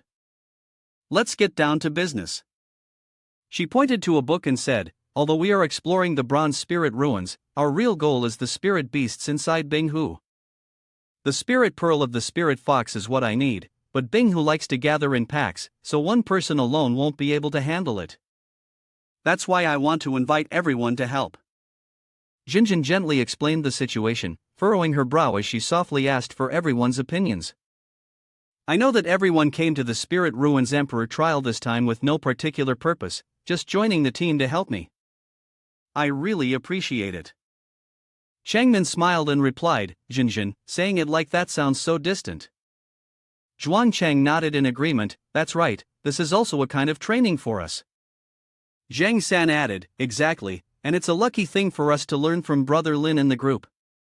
Lin Xiao smiled and looked at Jinjin, replying, "It's also my luck to be invited by the goddess, and I'm honored to be able to form a group with all of you." In his heart, Lin Xiao thought, "Your group has 2 big brothers, one level 8, one level 9, and you still want to learn from a level 2 chicken like me." Ha! Jinjin cleared her throat, "Ahem, stop calling me goddess, just call me by my name." She braced herself against the cold and, with the newly formed exploration team behind her, announced, "Then the departure time will be in 3 days, at 10 a.m., gathering downstairs at Lin Xiao's place." Everyone responded in unison, "Okay." On the day of departure, at 9:30 a.m., Lin Xiao was preparing his things, mumbling, 9,527 skills. The system appeared promptly, "Congratulations, host, you have received an E-rank skill, Mastery of Special Arts." The system continued, "E-rank Mastery of Languages has been acquired. The host can now understand all human languages on Earth. A rank Mastery of Medicine has been acquired. The host can now be proficient in all traditional Chinese and Western medicine techniques that have appeared on Earth." Lin Xiao glanced at it, visibly frustrated, "Another E-rank. Why have I been getting all these useless skills lately? Mastery of languages? Mastery of medicine? Do they want me to become a principal in the West?" The system comforted him, "Host, you are already very lucky. In such a short time, you've unlocked the spatial system." Lin Xiao immediately wondered, "By the way, speaking of space, how does this bag work?" The system promptly responded, "You can try placing the backpack into it." Lin Xiao held the backpack in front of the magical bag. Miraculously, the backpack was sucked into the bag. Lin Xiao exclaimed excitedly, "Amazing." Lin Xiao happily thought to himself, this large backpack was instantly stored in the bag, and it doesn't weigh a thing. The system continued, "There is still a lot of space inside. Everything in this room can be put in." Lin Xiao looked skeptical, glancing over and asking, "Are you serious?" From upstairs, Lin Xiu heard someone in the group wave and call out loudly, "Boss, we've arrived." He waved back happily, "I'll be down in a moment."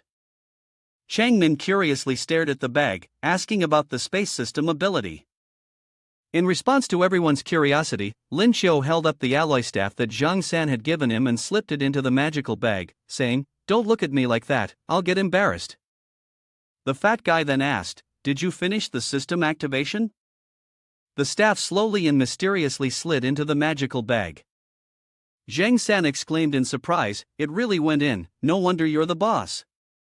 Chin resting on his hand, he asked softly, "The space system is quite rare.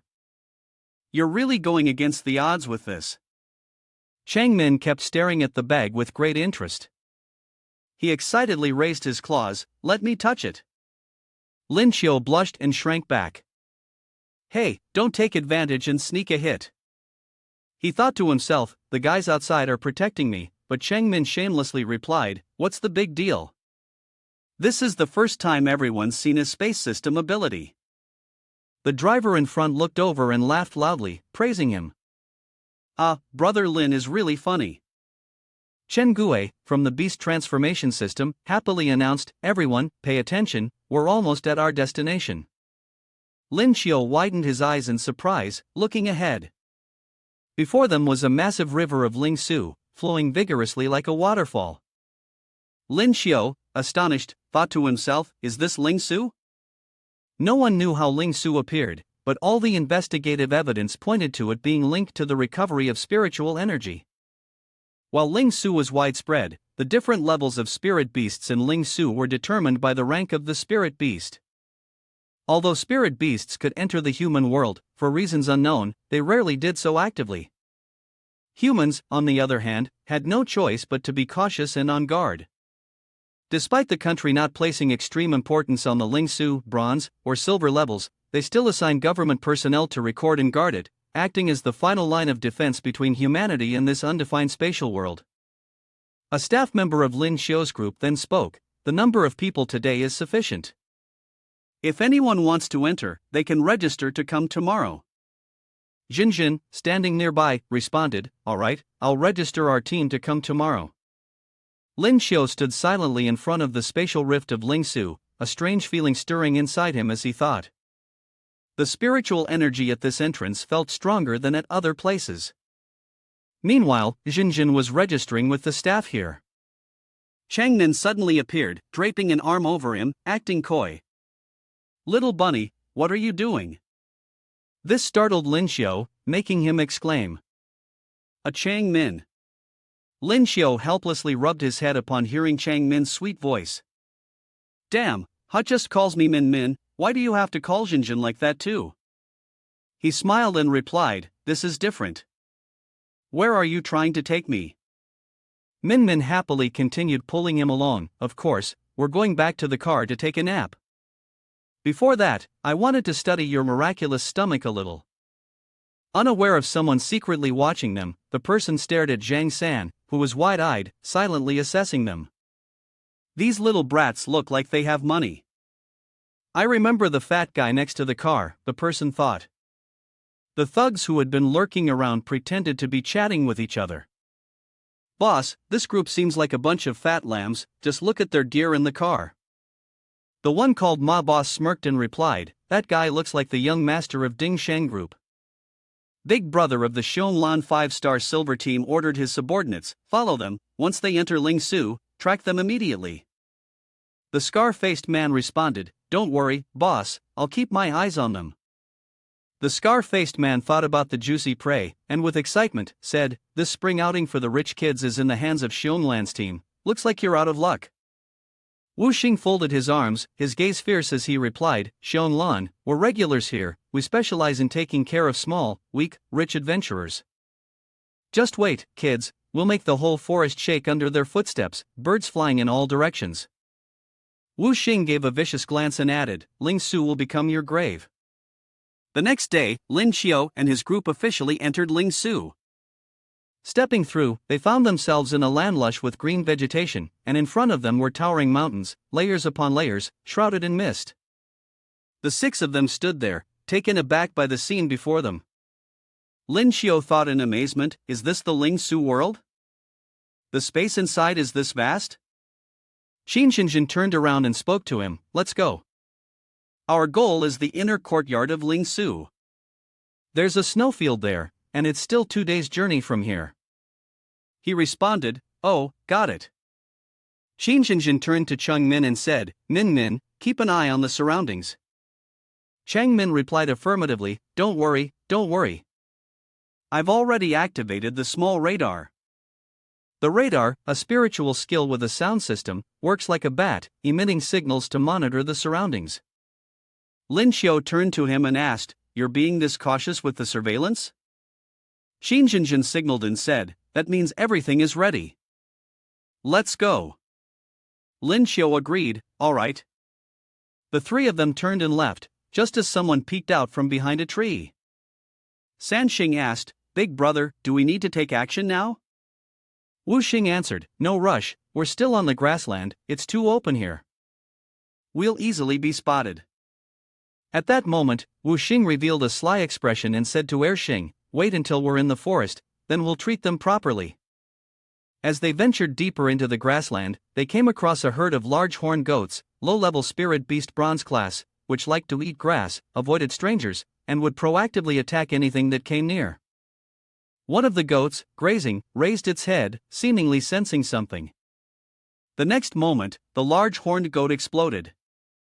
In the smoke after the large explosion, a group of people gradually became more visible. Lin Xiao, walking ahead, said, 2 of your guys are ruining everything. This skill of yours has burned all the spirit beasts. These furs are worth money. The 2 people behind lowered their heads and said, sorry. He sighed regretfully, see if there's any part left that's still worth something. Cheng Min, on this side, jumped up in excitement and said, I found 2 spirit pearls without needing any skill. Everyone around them was quite astonished when they saw that. On this side, Lin Xiao and Xinjin noticed that a pack of wild beasts was tracking them from behind. Gradually becoming clearer, the pack of aggressive dogs was getting larger and was advancing toward them. Xinjin turned back and ordered, it's a pack of saber-toothed wolves. Everyone, be careful of their ambushes, and don't act recklessly. These wolves have a deep thirst for revenge, so everyone, get into battle formation to face the pack. Xinjin continued, if they notice their comrades are injured, they will become even more aggressive. They will attack fiercely, and will be at a disadvantage. Suddenly, Lin Xiao asked, what if their big brother dies? Xinjin turned to him, surprised, and said, you mean, we should kill the leader first? The person behind him was also startled upon hearing that. Xinjin turned and said, it's not that simple. The wolves are very cunning. The alpha wolf won't take the initiative to attack us. Lin Xiao activated Rini Sect and said, if it doesn't come to find us, I can go and look for it. Xinjin asked in surprise, what? Lin Xiao entered the Rini Sect, not forgetting to say, you guys stay and protect yourselves well. I'll be back once I go. Lin Xiao grabbed a staff, jumped high to gain momentum, and aimed directly at the alpha wolf, speaking with a fierce tone, is it the alpha wolf? The pack of wolves below, not understanding what was happening, looked up in his direction, stunned. After the words, he landed and delivered a powerful strike. The alpha wolf chose to take the full force of his blow, its head flattened. Lin Xiao stepped on the alpha wolf's head, glaring fiercely at the pack. The wolves, frightened, backed away, whimpering in fear. They trembled as they looked at the monster in human form, trampling their leader. They exchanged whimpers, yet still did not flee quickly. Zhang San, watching the wolves run away, looked back at Lin Xiao with admiration, excitedly saying, you're so cool. Your space manipulation skills are just amazing. Lin Xiao stroked his chin, acting smug, and said, it's a simple move, really. He walked over, grabbed the alpha wolf's fur, and yanked it hard, causing the wolf to writhe in pain. Lin Xiao didn't pay attention and called out to the chubby kid, come here, try this spirit beast. It's far more powerful than the goats earlier. See if you can tell. Lin Xiao held a glowing stone in his hand, and everyone was stunned. Lin Xiao, feeling a sense of accomplishment, looked at the stone in his hand, his voice tinged with doubt. Spirit pearl. Jinjin responded in shock. This is a spirit pearl with a skill, spiritual skill stealth. Zhang San also exclaimed in horror, incredible, you already got a spirit pearl skill as soon as you entered Ling Su. Lin Xiu stared at the glowing spirit pearl. Stealth, huh? Without hesitation, he handed the spirit pearl to the person who had just arrived. This is for Chen Gue, his beast transformation is a wolf, and he's responsible for reconnaissance. Zhang San and Jinjin looked at each other in awe, while Chen Gue, flustered, was at a loss for words, stammering, what? This is too precious. Chen Gue took the spirit pearl, his face flushed with excitement. I accept this spirit pearl. Although it's just a bronze level, the skill it adds is very useful. It's estimated to be worth around 2 million on the market. Once we're out of Ling Su, I'll transfer the money to everyone. His words made Lin Xiu look at the spirit pearl even more eagerly, as if it were not a spirit pearl but a pile of money in front of him. A little calculation ran through his mind, around 300,000 each. They were about to strike it rich. He held the spirit pearl, calmly closed his eyes, and felt the spirit pearl in his hand gradually dissolve into the void. Everyone was astonished, exclaiming, it really disappeared, that's incredible. Chen Gue was also taken aback as he sensed the hidden spiritual energy. On one side, he celebrated joyfully, while Lin Xiu secretly regretted and wept bitterly. Damn it, if I had known it was this amazing, I would have kept it for myself. The system appeared, and Lin Xiu quickly concealed his expression, waving his hand nonchalantly. It's just a skill, I get 9,527 of them every day. While speaking, he manipulated the system, and a mechanical voice echoed, extracting skill. The system screen appeared, received body enhancement, S-level skill. Congratulations to the host for receiving body enhancement. Lin Xiu looked at the system screen with suspicion. The skill again? I've already extracted it twice before. I remember that it usually tears my clothes. As soon as he finished speaking, the clothes on Lin Xiu were torn apart by some force. Jinjin glanced over, blushed, and yelled, Lin Xiu, why aren't you wearing any clothes? Recalling the time when his clothes were torn in front of Min Min, he cursed the system in his heart. You're teasing me again. You've embarrassed me like this before, you're not doing it on purpose, are you? The system immediately retorted, damn it, kid, you don't know how lucky you are. In a short time, you've extracted divine skills 3 times. Lin Xiu blushed with embarrassment, hugged her upper body, and quickly ran off, saying to the people behind her, it's getting late. Let's rest here for now, I'll go handle the clothes. Turning around, Jinjin said helplessly, really, putting on clothes while communicating with the system through thoughts, no wonder my body has been enhanced 3 times. How strong am I now? The system responded, the current strength of the host is approximately silver 6 star awakened. Lin Xiu couldn't help but be stunned, silver 6 star? That's way too strong. The system replied disdainfully, it's truly cheating within cheating. Go ahead and be happy. At night, darkness fell. In the forest, Lin Xiu and the others set up camp and lit a fire. The group sat around. Lin Xiu had a joyful expression, laughing brightly and loudly. Jinjin sat beside her, her expression unreadable, and she gloomily asked, I say. The volume suddenly increased. Jinjin, after returning from the small forest, angrily shouted into Lin Xiu's ear, what are you always so happy about? Lin Xiu smiled awkwardly, covered her mouth, and waved her hand, nothing.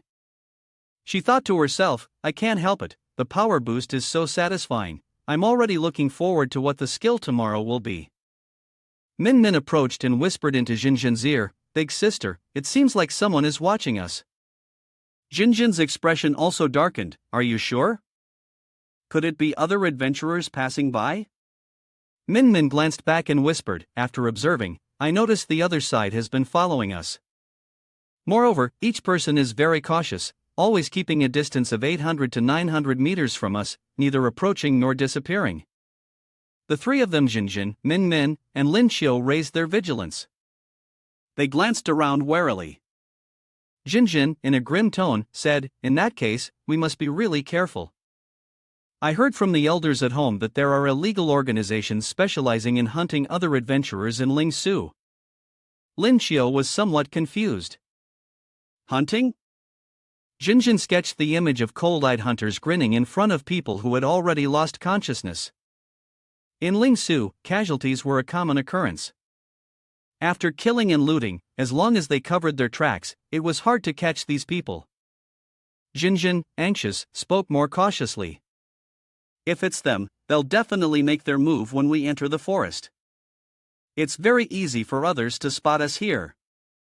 Lin Xiu, hearing this, was also a bit surprised. He took a few steps forward, patted her on the shoulder, and softly reassured Jinjin, "Don't worry, if they make a move, we'll fight back. I'll protect you." Jinjin blushed, embarrassed, and turned away, saying in a huffy tone, "Who needs you to protect me?" "I mean, we need to be well prepared." Lin Xiu, walking behind her, smiled indulgently. Yes, we'll all follow Jinjin." The next day, in the tent, a voice rang out. 9527. The mechanical voice replied, "Skill withdrawal in progress." The screen displayed, "Taming acquired, skill level E." Lin Xiu lay in the tent, feeling bored.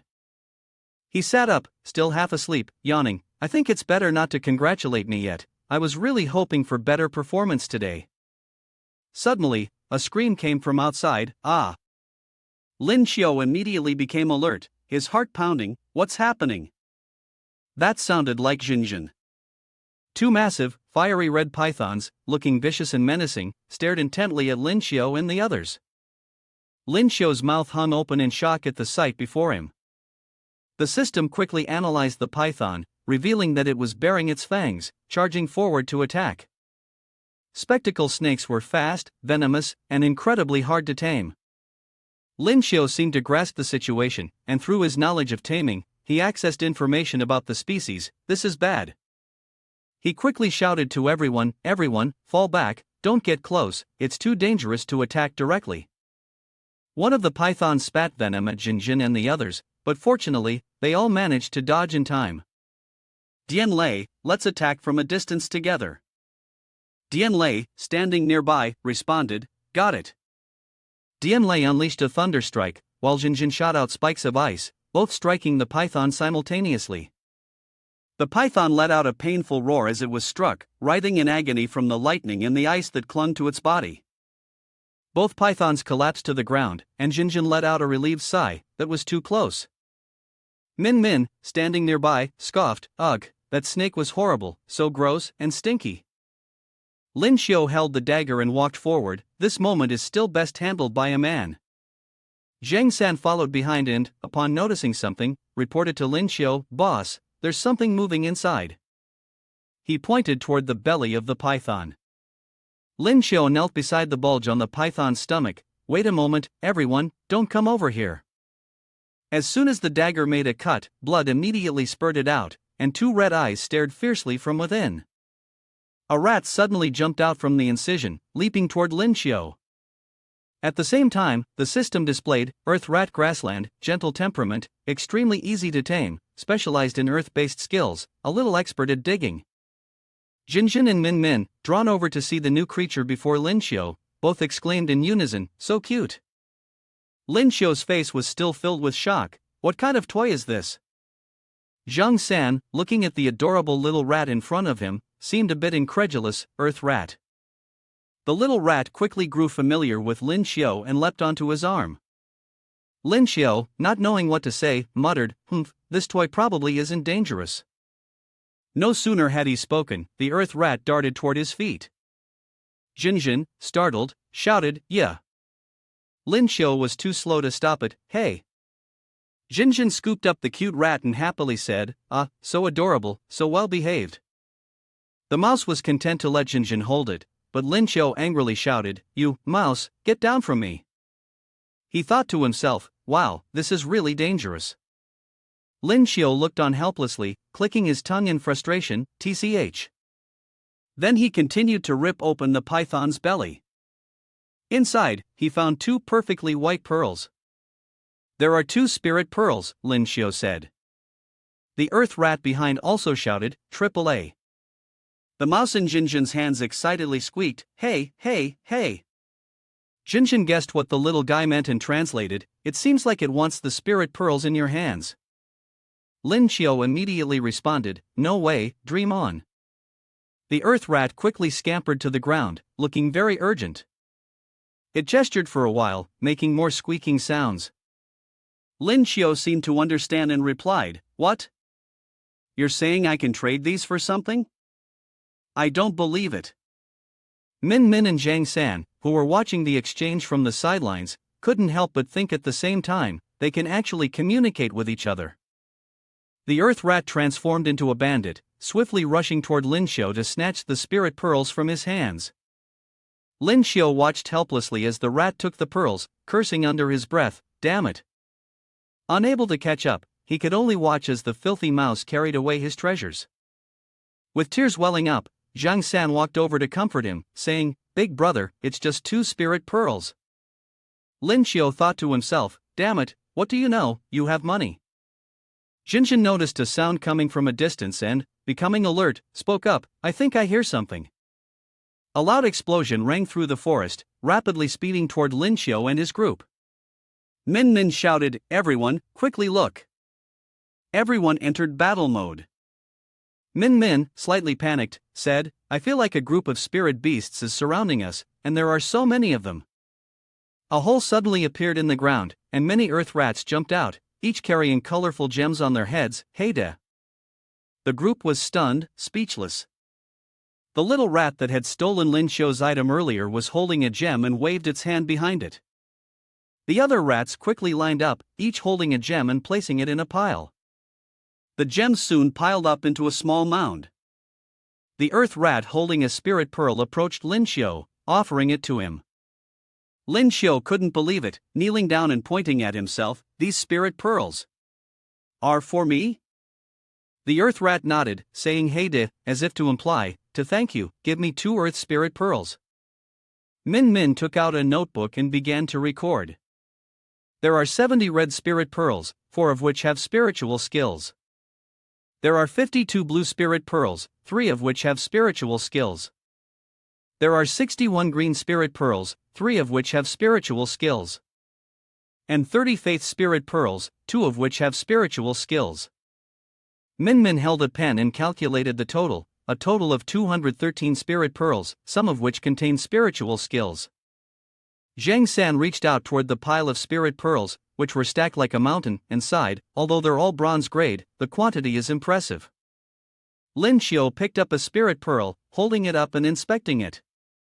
In his heart, he thought, there are no rare or earth-type systems, perhaps they have all been absorbed by these ground rats. The remaining ones are only suitable for the attributes of our squad. At this moment, Lin Qiu raised his hand toward Zhuangcheng and said, "Spirit Pearl, give Zhuangcheng a fire-type skill."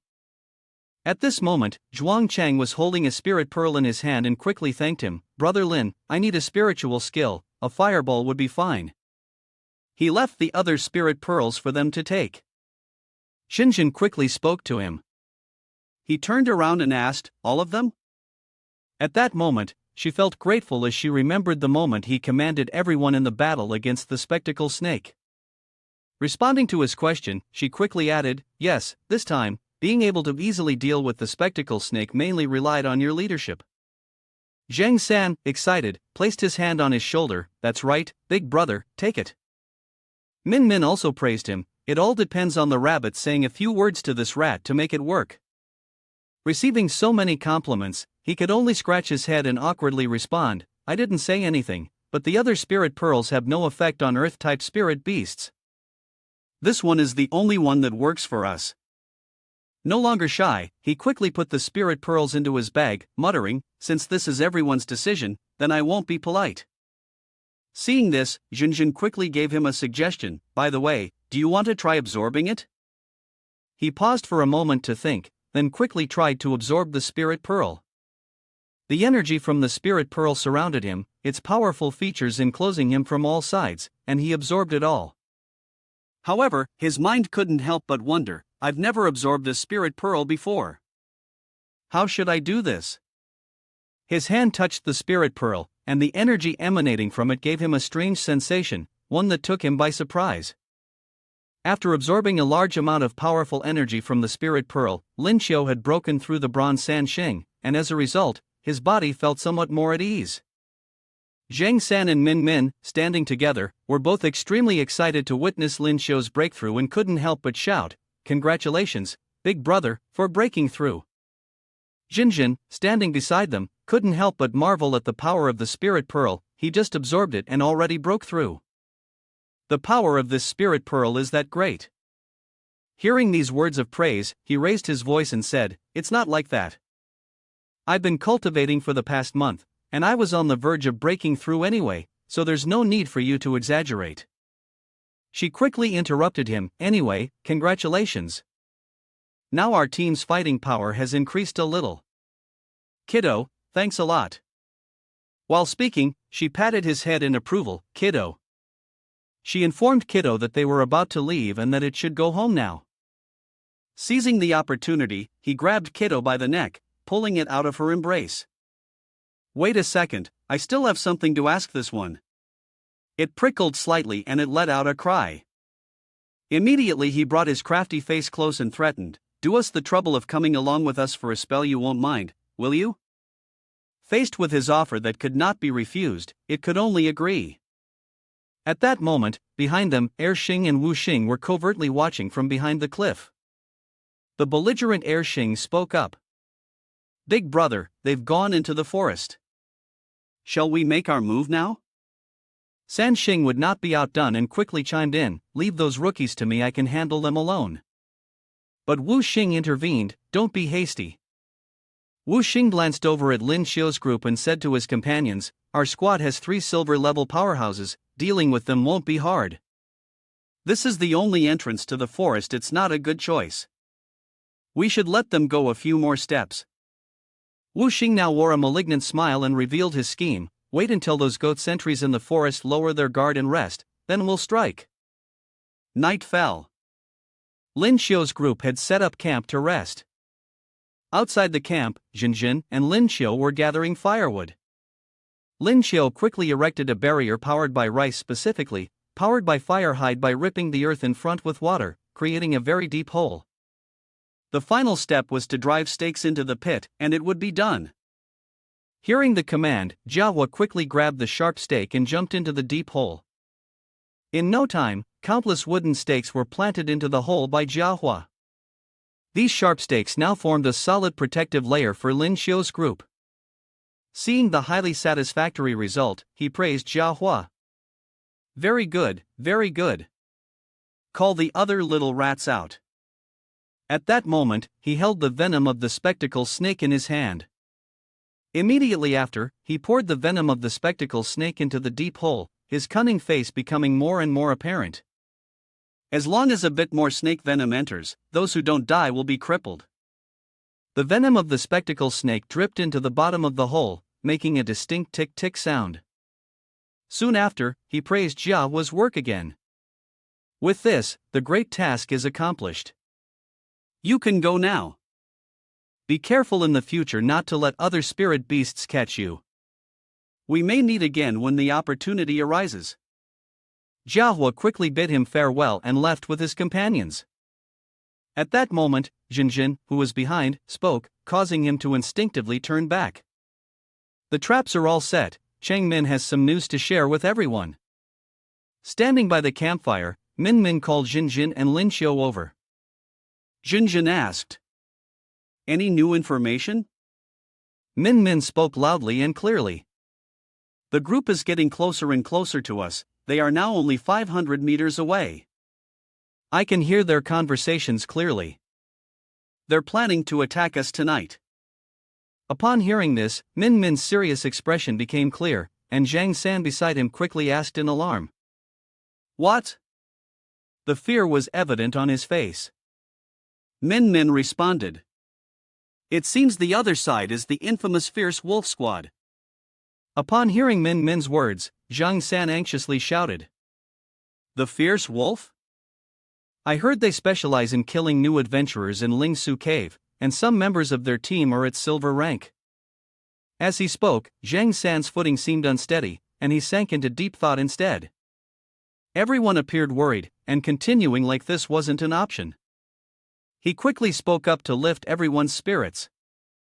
"I say, the current state of everyone is not right." He seriously shared his thoughts, his face showing his determination. "I hope everyone remains absolutely calm, because what we're facing next is no longer an opponent in the arena." Upon hearing his words, Jinjin and Min Min began to think more clearly. Zhang San also listened intently. He continued. "They won't show any mercy. A slight mistake, and our lives could end here." Chen Gue, at that point, would be responsible for protecting Zhang San and Chang Min, as both of them were not strong in combat and needed to avoid the enemies who would prioritize attacking them. Lin Xiu calmly assigned roles and laid out a detailed defensive strategy. Seeing this, Jinjin felt a stir in her heart and called his name. She unintentionally thought to herself, "These words were actually spoken by our team leader, and just now I also subconsciously fell into a state of tension." Lin Xiu worked hard to encourage Zhang San, "You are our important support, take good care of yourself." Thanks to his encouragement, everyone gradually regained their composure. Zhang San, the one most frightened, also responded with renewed spirit, "Got it." Seeing the scene unfold before her, Jinjin couldn't help but admire his leadership skills. Even in such a dangerous situation, he remained calm, truly impressive. Suddenly, he turned to her and casually said, "Oh, by the way, Jinjin, if you get scared later, my chest will always be open for you." He said this with a smug expression, leaving her speechless. At this moment, she couldn't help but smile faintly, her face blushing with embarrassment. Jinjin looked directly at him, her face red as she said, "Then I'll leave everything to you." Hearing her playful words, he couldn't help but have a nosebleed. Inside, he kept shouting, "My goddess is just too cute." Everyone rushed to support him after being hit by the flirt from Jinjin. Time passed, and before long, it was already 2 o'clock. Outside the camp of Lin Xiu's group, Wu Xing and his people were lurking and watching them. The hunting time had begun. Over by the bushes, Wu Xing spoke, initiating the battle with San Xing and Er Xing. The group of Wu Xing, stationed at the edge of the bushes, listened to the assignment. Wu Xing assigned specific positions to begin the hunt for humans: second brother, seventh brother, you two go to the north; sixth brother to the south; fourth brother, fifth brother, you two go to the west. Er Xing, quick-witted, asked, "Big brother, how do we start the attack?" After finalizing the hunting strategy, Wu Xing and his group quickly moved to surround Lin Xiu's resting place. Shi Xing, leading the way, advanced towards their location with a fierce expression. Behind him, Wu Xing continuously encouraged the others, shouting for them to surround the area. Er Xing, standing nearby, felt a bit uneasy. Wasn't Big Brother making a mountain out of a molehill? Before he could finish his thought, he was stunned by the scene before him, his eyes widening in shock. A surge of energy, a flow of green starlight, wrapped around his legs. The starlight seemed to envelop Qi Xing, throwing him violently into the rafters. With the momentum, Qi Xing fell directly into a pit full of spikes, a trap that Lin Xiu had set. Countless spikes pierced his body. Wu Xing, realizing the danger, immediately shouted to the others from a distance. What happened? At this moment, Qi Xing, trapped in the pit, screamed in agony. His group was thrown into chaos. Wu Xing ordered them to regroup in response to the ambush. Er Xing quickly reported the damage from the ambush. Seventh brother and sixth brother are dead. Er Xing helped Qi Xing, who was injured from the trap set by Lin Xiu. Fourth brother's abdomen had been pierced by a wooden spike in the pit, and the spike was coated with poison. The situation was dire. Wu Xing angrily cursed, "Damn it, these kids actually dare to yawn and complain about Lin Xiu over here. How rude, not even letting others sleep in the middle of the night." On this side, Wu Xing laughed bitterly at their indifference. After hunting geese all day, he hadn't expected to be pecked in the eyes by a few geese, and the more he thought about it, the angrier he got. Wu Xing was now burning with rage, but based on their next level, they could only wait for death.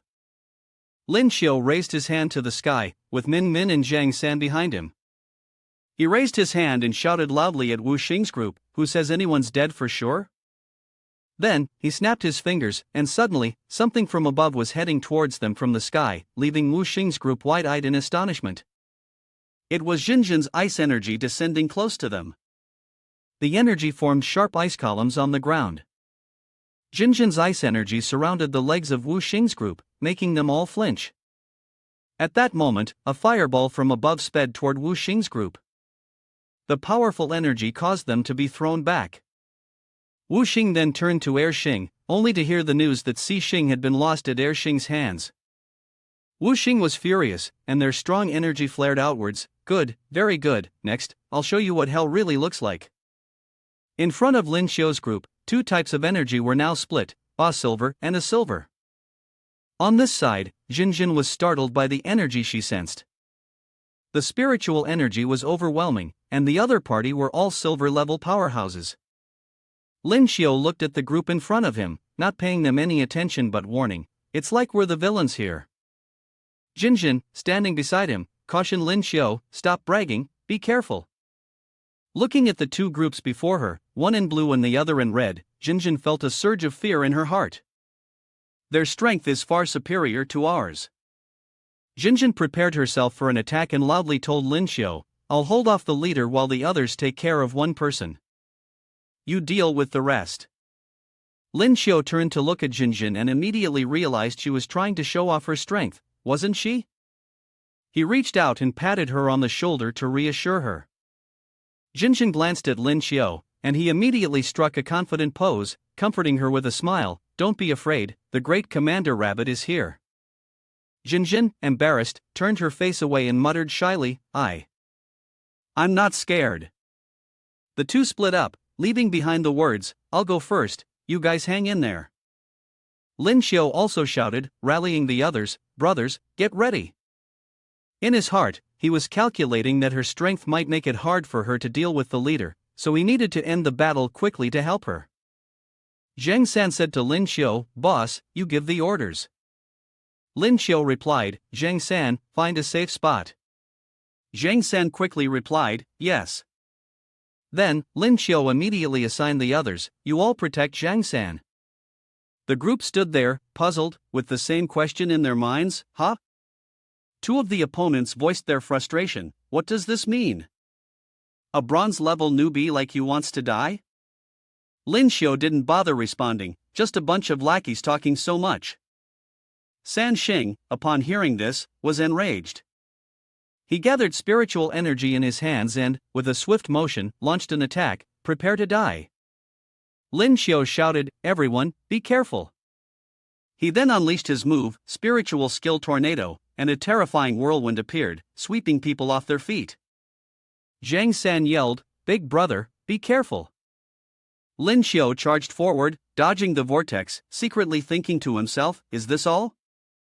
Too slow already." The San Xing group stood frozen in fear, their mouths agape, unable to speak. What followed was Lin Xiu wielding an iron rod, sweeping it across the two hunters, "Take a blow from me." The hunters, terrified of the painful strike, cried out in agony. The two defeated by Lin Xiu were now pinned beneath his feet, one hand on the ground, the other holding the rod.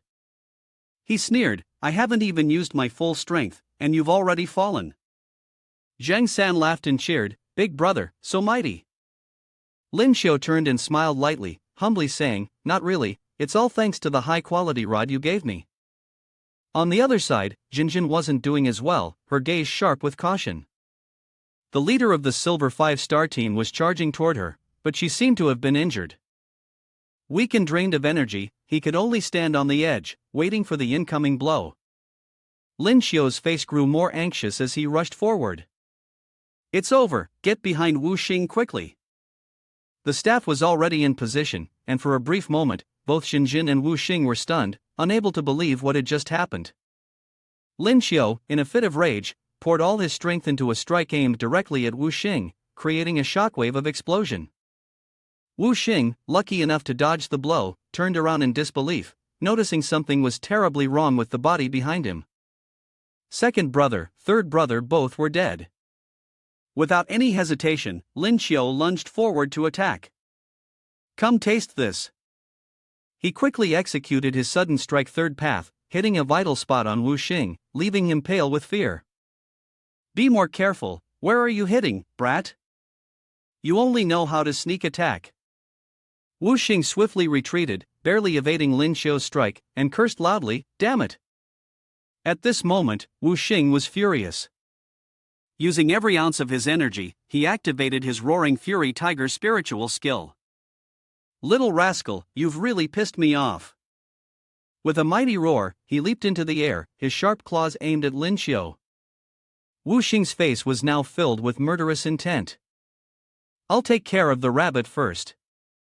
Lin Xiu reacted quickly, raising his staff in defense, but the disparity in strength was too great for him to withstand. He was struck by Wu Xing and thrown backward.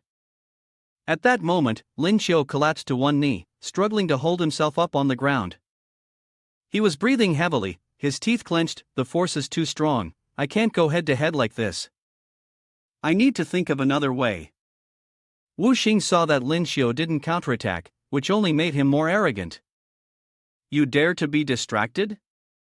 Wu Xing continued launching one strike after another at Lin Xiu, but none of them hit. Watching his attacks being dodged perfectly, Wu Xing thought to himself, this kid is quick, I need to deal with him fast, or my rage won't last much longer. Wu Xing gathered all his strength, intending to finish the fight with his spiritual skill, the Tiger Whip. You brat, you keep dodging like this? Let me show you the Tiger Whip. Lin Xiu looked at Wu Xing, his eyes full of helplessness, and said, damn, you're not planning to use that indescribable thing to attack me, are you? Ling Su said no more. He jumped high into the air and turned, whipping his long tail towards Lin Xiu. Lin Xiu braced himself, his mind racing, the whip of the lake. Okay, it's not that disgusting thing after all. At that moment, Lin Xiu could no longer defend himself, and his body was flung into the air. Fortunately, he landed safely. As expected, Silver's power is not to be underestimated. It seems the trump card can't hide its location anymore. Lin Xiu entered the Rini sect and thought to himself as he left, but your good days are over now. Wu Xing, shocked, said, why suddenly can't I see him anymore? Lin Xiu leapt from the air behind him and struck. He was startled and asked, what? Since when? Wu Xing also turned around to face him and said, well, it's good. You brought yourself here. As he threw a punch at Lin Xiu, he said, let's see how you avoid this. Suddenly, he turned and said, this is the moment to strike. At that moment, the three of them, each wielding a different spiritual skill, Forest East Aspiration, Great Disaster Orb, and Thunder Strike, were ready, while Lin Xiu had already jumped into Rini's sect. Wu Xing, still stunned, thought, how is this possible? How did that kid disappear? Finally, Wu Xing realized and thought, could it be? That fool is a space-type user? Lin Xiu, with sharp eyes, said, here we go again, great meow. Everything before them exploded into pieces. Lin Xiu stepped forward, conveying the message. Good teamwork. Wu Xing, now battered and lying motionless on the ground. Zheng San approached Wu Xing, checked on him, and said, boss is dead. Seeing him in such a state, her reaction was strong. She covered her mouth as if about to vomit, which caught his attention. She collapsed onto the ground. Lin Xiu patted her shoulder and asked, are you all right? Looking at Zhang San and Min Min, he thought, it seems this retaliation has had quite an impact on everyone. Lin Xiu stood up and said, I know this is everyone's first time killing someone, but we're in Ling Su. He spoke more seriously. If we don't kill them, they will kill us. We're only defending ourselves. Moreover, I don't regret killing these scum. Just thinking about the blood on their hands. Looking at the three people ahead, he continued advising, we have put an end to their crimes here, preventing further casualties from arising. Lin Xiu continued, let's calm our minds for a moment, and then we'll move to another place to rest. I'm sure no one wants to sleep next to this pile of corpses tonight, right? Zhang San responded, at this critical moment, it's best to follow the elder brother's lead. Once you give the signal, let's go. Qin Zhenjin's infatuated gaze had been fixed on Lin Xiu the whole time. Lin Xiu urged everyone, get some rest. Zhang San and I will stand guard. Saying that, he and Zhang San sat outside the tent, talking to each other. After Zhang San treated him, Lin Xiu felt his strength surge back. Incredible. I've recovered to how I was before. Zhang San smiled modestly, just a small skill, not worth comparing to you, elder brother. Lin Xiu laughed heartily and encouraged him. You're our strong wet nurse. Don't be so humble. Zhang San blushed at the compliment. Can you call me the wet nurse instead? Suddenly, a voice called out Zhang San's name. He looked up and saw Qin Zhenjin coming out. He asked in surprise, Big sister, why are you coming out here? Qin Zhenjin suggested, you should go rest. I'll keep watch with Lin Xiu. However, Zhang San hesitated. How can that be? Shouldn't I do it? But the look in Qin Zhenjin's eyes said it all. I have some things I want to say to him. Zhang San quickly caught on, and immediately withdrew. Got it, I won't disturb you two any longer, farewell. Lin Xiu hurried over, his mouth agape, what's going on here? He sat down, feeling restless inside, asking himself, what happened to the goddess all of a sudden? Lin Xiu's eyes couldn't help but glance over at Qin Zhenjin, wanting to see what she was going to say to him. Suddenly, their gazes met, and Lin Xiu froze, his face turning beet red. He had no choice but to speak first. Hey, don't stare at me just because I'm handsome, you'll make me embarrassed. In reality, Lin Xiu was overjoyed in his mind, damn it. Why is Zhenjin looking at me too? The excitement was evident on his face. Being stared at by the person he cared about was truly embarrassing. Qin Zhenjin couldn't help but laugh at Lin Xiu's words, his thick skin and exaggerated self-praise. However, a moment later, she had to admit and speak honestly, looking at you like this, I realized you're actually a bit handsome. Lin Xiu was so shocked he leaned back, involuntarily shouting, damn. Who are you? Zhenjin would never compliment me like this. Who would have thought that Qin Zhenjin didn't refuse, and this time, she even took the initiative to extend her hand, wanting to introduce herself to Lin Xiu. What I said is true. Today, while everyone was panicking, you calmed the team down, and even dealt with the dangerous silver criminals. She was truly impressed by that. You're really cool like that. The more Lin Xiu heard, the harder it was to believe. Zhenjin's emotions had finally surged to the point where Lin Xiu grabbed Qin Zhenjin's hand, come here. His voice softened again, and his expression turned awkward as he asked, do you have someone you're seeing? Qin Zhenjin was caught off guard, her face turning as red as a pomegranate, sweat starting to bead on her forehead. Huh? Qin Zhenjin hurriedly pulled her hand back and glared at him. Why are you asking that? Lin Xiu was taken aback, quickly trying to fix his mistake. Not that, I meant. Never mind. In his mind, he regretted the words he'd just said. Damn, Zhenjin is just too cute. He quickly tried to change the subject. You suddenly compliment me like that. Are you trying to flirt with me? Zhenjin panicked and shouted, flirt? What do you mean by that? How did we end up like this, as if we were having some kind of special ability contest? Qin Zhenjin advised Lin Xiu, you should give up. I have high standards for my partner. They have to be better than me in every way. Lin Xiu smiled after hearing that, so, doesn't that mean it's me? He thought to himself, good, so she doesn't have anyone else. As expected, after hearing that, Qin Zhenjin couldn't retort. She tried to stay calm. Right now you're only a little better than me, but when it comes to academics, I won't admit defeat. Wait until the exam results come out, then we'll see who the real top student in the city is. Lin Xiu wasn't intimidated and accepted the challenge. What if my results are still higher than yours? He knew full well, I already have my university acceptance letter, no need to worry about the exams. He continued, this time, we really have to prepare seriously for the exam. Taking advantage of the situation, Lin Xiu immediately made a proposal. Alright, if I win again, would you want to be my girlfriend?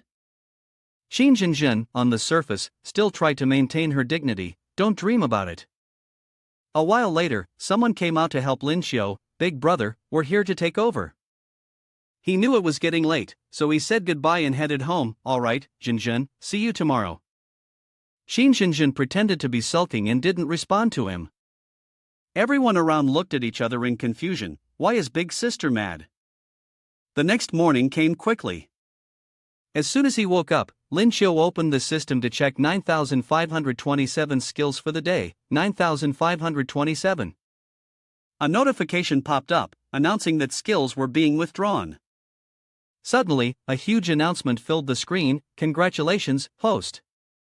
You have received the enhancement of spiritual energy, and the enhancement will begin immediately. The screen displayed bold letters, Enhanced Spiritual Energy Skill, Level S. Lin Xiu stood there, stunned. Spiritual energy can be enhanced too? Could it be? He checked his current strength and found, breakthrough to bronze 5-star, and it's a double level increase. Lin Xiu looked at 9,527 with a cunning expression, as if he were demanding something. So awesome. How about being a bit generous and letting me level up to silver or even golden rank? His greed was so intense that even 9,527 couldn't take it anymore and shouted, what more do you want? Your luck is already extraordinary. Stop asking for more. See you tomorrow. Lin Xiu stepped out of the tent, his heart filled with excitement, transforming into a bronze 5-star beast, with the strength of a silver 6-star. This is just incredible.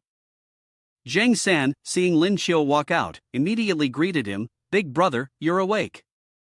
However, he instantly sensed something unusual in Lin Xiu's spiritual energy. Without thinking, he couldn't help but ask, Big brother, have you reached the level of Copper Wuxing? Zhang San's mind was so frantic that he accidentally cut his finger with the knife he was holding, causing it to bleed. Everyone around him hurried over in concern. Changmin gently took out a cloth to wipe his finger, furrowing his brow in worry. Be careful. Lin Xiu let out a light laugh and asked about his condition. Are you alright? Why are you so surprised? Zhang San's eyes widened in shock. Damn it, you leveled up by 2 ranks in one night. Isn't that enough to leave people stunned? Upon hearing this, everyone around gathered quickly to check it out. What? Lin Xiu broke through by 2 ranks? Are you even human? For the first time, Lin Xiu felt the pressure of so many people around him. He explained. The battle yesterday gave me some insights, which is why the breakthrough happened so quickly. After saying that, Lin Xiu humbly scratched his head. Masters, please don't laugh at me. Lightning Bolt shot him a sideways glance inside. You're really something. Zhang San and the others couldn't stop showering him with praise, as expected of Big Brother. Suddenly, Chang Min's gaze became cautious. Everyone, get ready to defend. Right now, a crowd is rushing toward us, panicked. A group of spirit beasts is approaching. Lin Xiu, taken by surprise, shouted, What? With a terrified expression, Lin Xiu said, This is bad. Those are beasts that love to attack humans. Using his system to analyze, Lin Xiu identified them as ghost burners, pack-living, hot-tempered, extremely difficult to tame. Moreover, they are extremely lecherous. These demons almost always pounce on females, acting with chaotic lust. Seeing this, Lin Xiu immediately turned to warn everyone behind him. Run, everyone. These are ghost burners, especially Jinjin and Changmin. Ghost burners are perverse. If captured, you'll end up as their captives' concubines. Hearing this, the group turned and fled, with the ghost burners quickly catching up from behind. Zhang San panted as he ran, huff huff. I can't keep running much longer. The others were no better. I feel like this isn't going to end well. Lin Xiu thought, we can't just keep running. We can't flee forever from these beasts. Finally, the group decided to stand and face the ghost burners. Damn it, I'm almost out of strength. In 18 years, I'll be a hero again. Let's risk it and fight them. Lin Xiao snapped a branch, ready to confront the beasts with everyone. It seemed there was no other choice. Jinjin turned to Lin Xiao, her voice tinged with fear. Lin Xiao, I'm asking you for one thing. You must promise me. Hearing Jinjin's words, Lin Xiao's face turned anxious. Huh? Jinjin slowly spoke, if, in the end, we can't hold them off. At this point, Jinjin's face suddenly flushed, and the image of herself being taken captive as a camp mistress flashed in her mind. She shyly said, I'd rather die than fall into the hands of these beasts.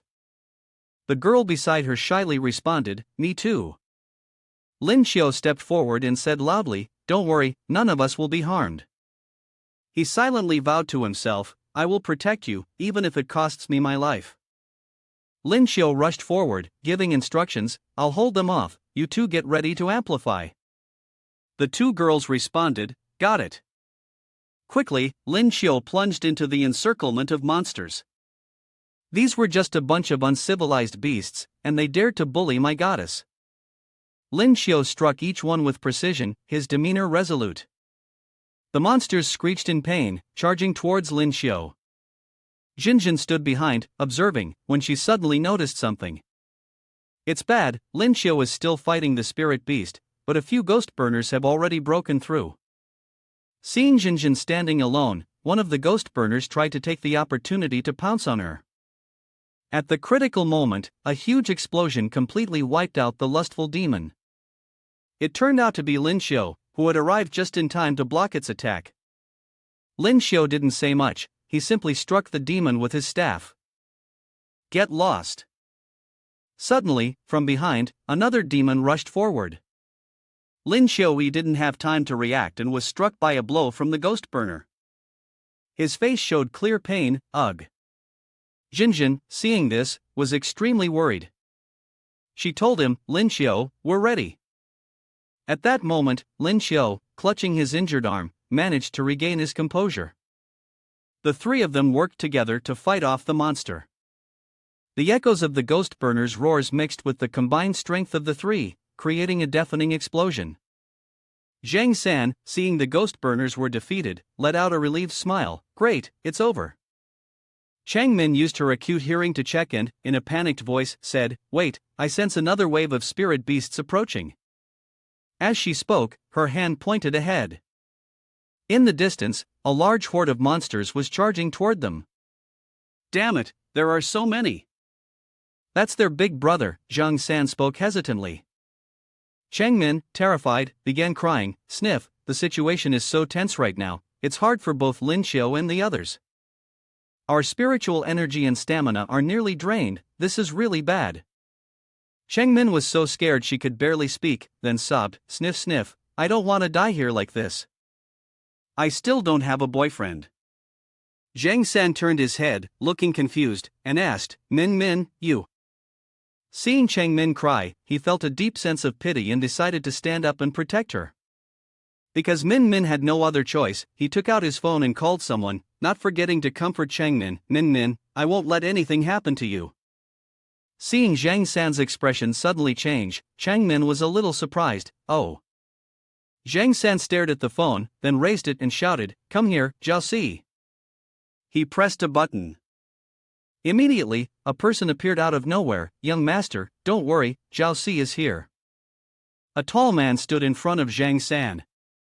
Lin Xiao quickly used the system to search for his identity, name, Jiao Si, rank, Golden System Awakening, ability, Primate Beast Transformation. Zhang San pointed at him and shouted. I'm telling you, Jiao Si, you stole my father's cigars again. Jiao Si responded indifferently. Young master, don't mind these little details. Zhang San didn't waste any time and directly gave Jiao Si an order. Go and take care of these beasts. If you don't come back, I'll tell my father you stole his cigars. Jiao Si replied straightforwardly. No problem, these filthy monkeys aren't even enough for me to floss my teeth with. After saying that, he took off his outer jacket and began to unleash his beast transformation. Jinjin watched with admiration, impressed by his golden rank presence, while Zhang San didn't take his eyes off him, proudly responding. Yes, he's my golden rank butler. Lin Xiao was stunned when he heard golden rank. What? Golden rank? Zhang San, is that true? Zhao Si, go ahead, teach these beasts a lesson for me. Zhao Si received his master's order and charged fiercely toward the group of beasts. With a burst of rage, Zhao Si rushed toward the monkeys. The lead monkey kept shouting loudly, "Hoo, you all move aside for me." He put on an air of authority, making the other monkeys, who were chattering noisily, hush. Another monkey spoke up, "Hoo, that big chimpanzee looks very strong." With his eyes blazing, Zhao Si charged like a storm at the lead monkey, who was furiously screeching. Zhao Si grabbed the monkey's arm and twisted it violently. Then, he threw it to the left, then to the right, with tremendous force. The monkeys, seeing their leader being beaten so thoroughly, unable to withstand even one move, grew anxious, thinking, this chimpanzee is terrifying. Another monkey, with tears in its eyes, whimpered, "Big brother has been beaten like this, we need to run. Zhao Si used an immense amount of strength and threw the lead monkey far away. The monkey landed hard on the ground, struck by the force, groaning in pain. The followers screamed, big brother?" While the lead monkey was still in shock from the throw, the followers were horrified as they saw the enormous shadow of Zhao Si. Trembling, they cried, don't come here. Zhao Si's entire body radiated fury, his eyes glowing red. His mouth kept shouting threats at the monkeys. He unleashed all his power, growing massive in size, with spiritual energy radiating from him. The monkeys ran in panic, scattering in all directions, screaming in terror. Seeing the red-bottomed monkeys quickly scurry away to escape from Zhao Si, Lin Xiao observed Zhao Si as he shook his coat and sized up the opponent.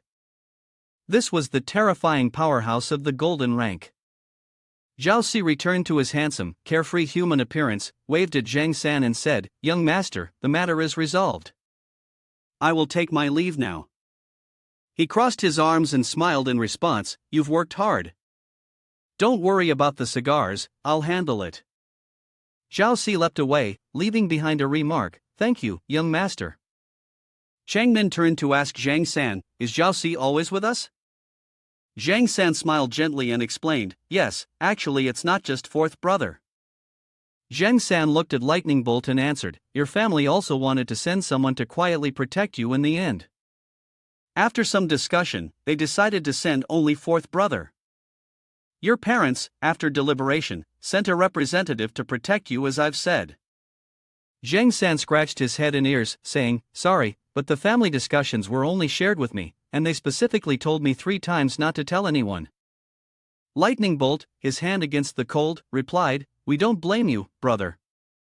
Surrounded by dense spiritual energy, Lightning Bolt said, "If we had known about the protection, our trial would have been a walk in the park, but now, it's different. These few days of training have allowed me to realize a lot." Lightning Bolt had broken through to the 9th star of bronze, and his confidence was clear as the spiritual energy inside him was overflowing. Lin Xiao was astonished, his eyes rolling back and his mouth dropping wide open, enough to fit an egg inside. "Oh my god, did you just break through?" Lin Xiao turned to look at Changmin, who was also breaking through, and shouted, "Me too." Lin Xiao held the spiritual energy sphere in his hand, thinking, if everyone else has broken through training, then I should. Lin Xiao closed his eyes to meditate, sensing the spiritual energy swirling around him, silently thinking, let's give it a try. He felt his body lighten, full of vitality, the source of power within him surging with excitement. A warm current flowed within his energy core. Could it be that I? Lin Xiao opened his eyes, sensing the changes in his body. He exerted all his strength, but all he got in return was a bomb sound, leaving everyone watching completely stunned. After a long pause, Lin Xiao could only give up helplessly. He awkwardly spoke to everyone, still believing he could break through, holding it in for half a day, only to let out a fart. When they heard it, they all burst into laughter, teasing him. At that moment, a notification appeared from the system. The host recently broke through to bronze 5 star. Do you want to break through again? Dream on. The words left him feeling a little disheartened. In the end, he was still a bronze 5 star nobody. However, just when Lin Xiu thought it was impossible, an idea suddenly flashed in his mind. It's the spirit pearl. Thanks to the system, he learned that the silver spirit pearl, along with the spiritual energy of the Hadong lion's roar, could immobilize enemies for a few seconds. The duration depended on the level, and all of this amazed him. The silver spirit pearl actually carried such a rare sound-based skill. Lin Xiu turned around and called out to Zhang San. Zhang San. Hearing his name, Zhang San quickly walked over. I'm here, big brother. What's the matter? Lin Xiu showed him the spirit pearl in his hand. Kid, I found a spirit pearl with a sound system skill earlier. I can only help you up to this point. Upon hearing this, Zhang San froze, then hesitantly asked, Big brother, this spirit pearl is very rare. Are you sure you want to give it to me? At that moment, Lin Xiu recalled the gentle actions Zhang San had shown toward Cheng Min.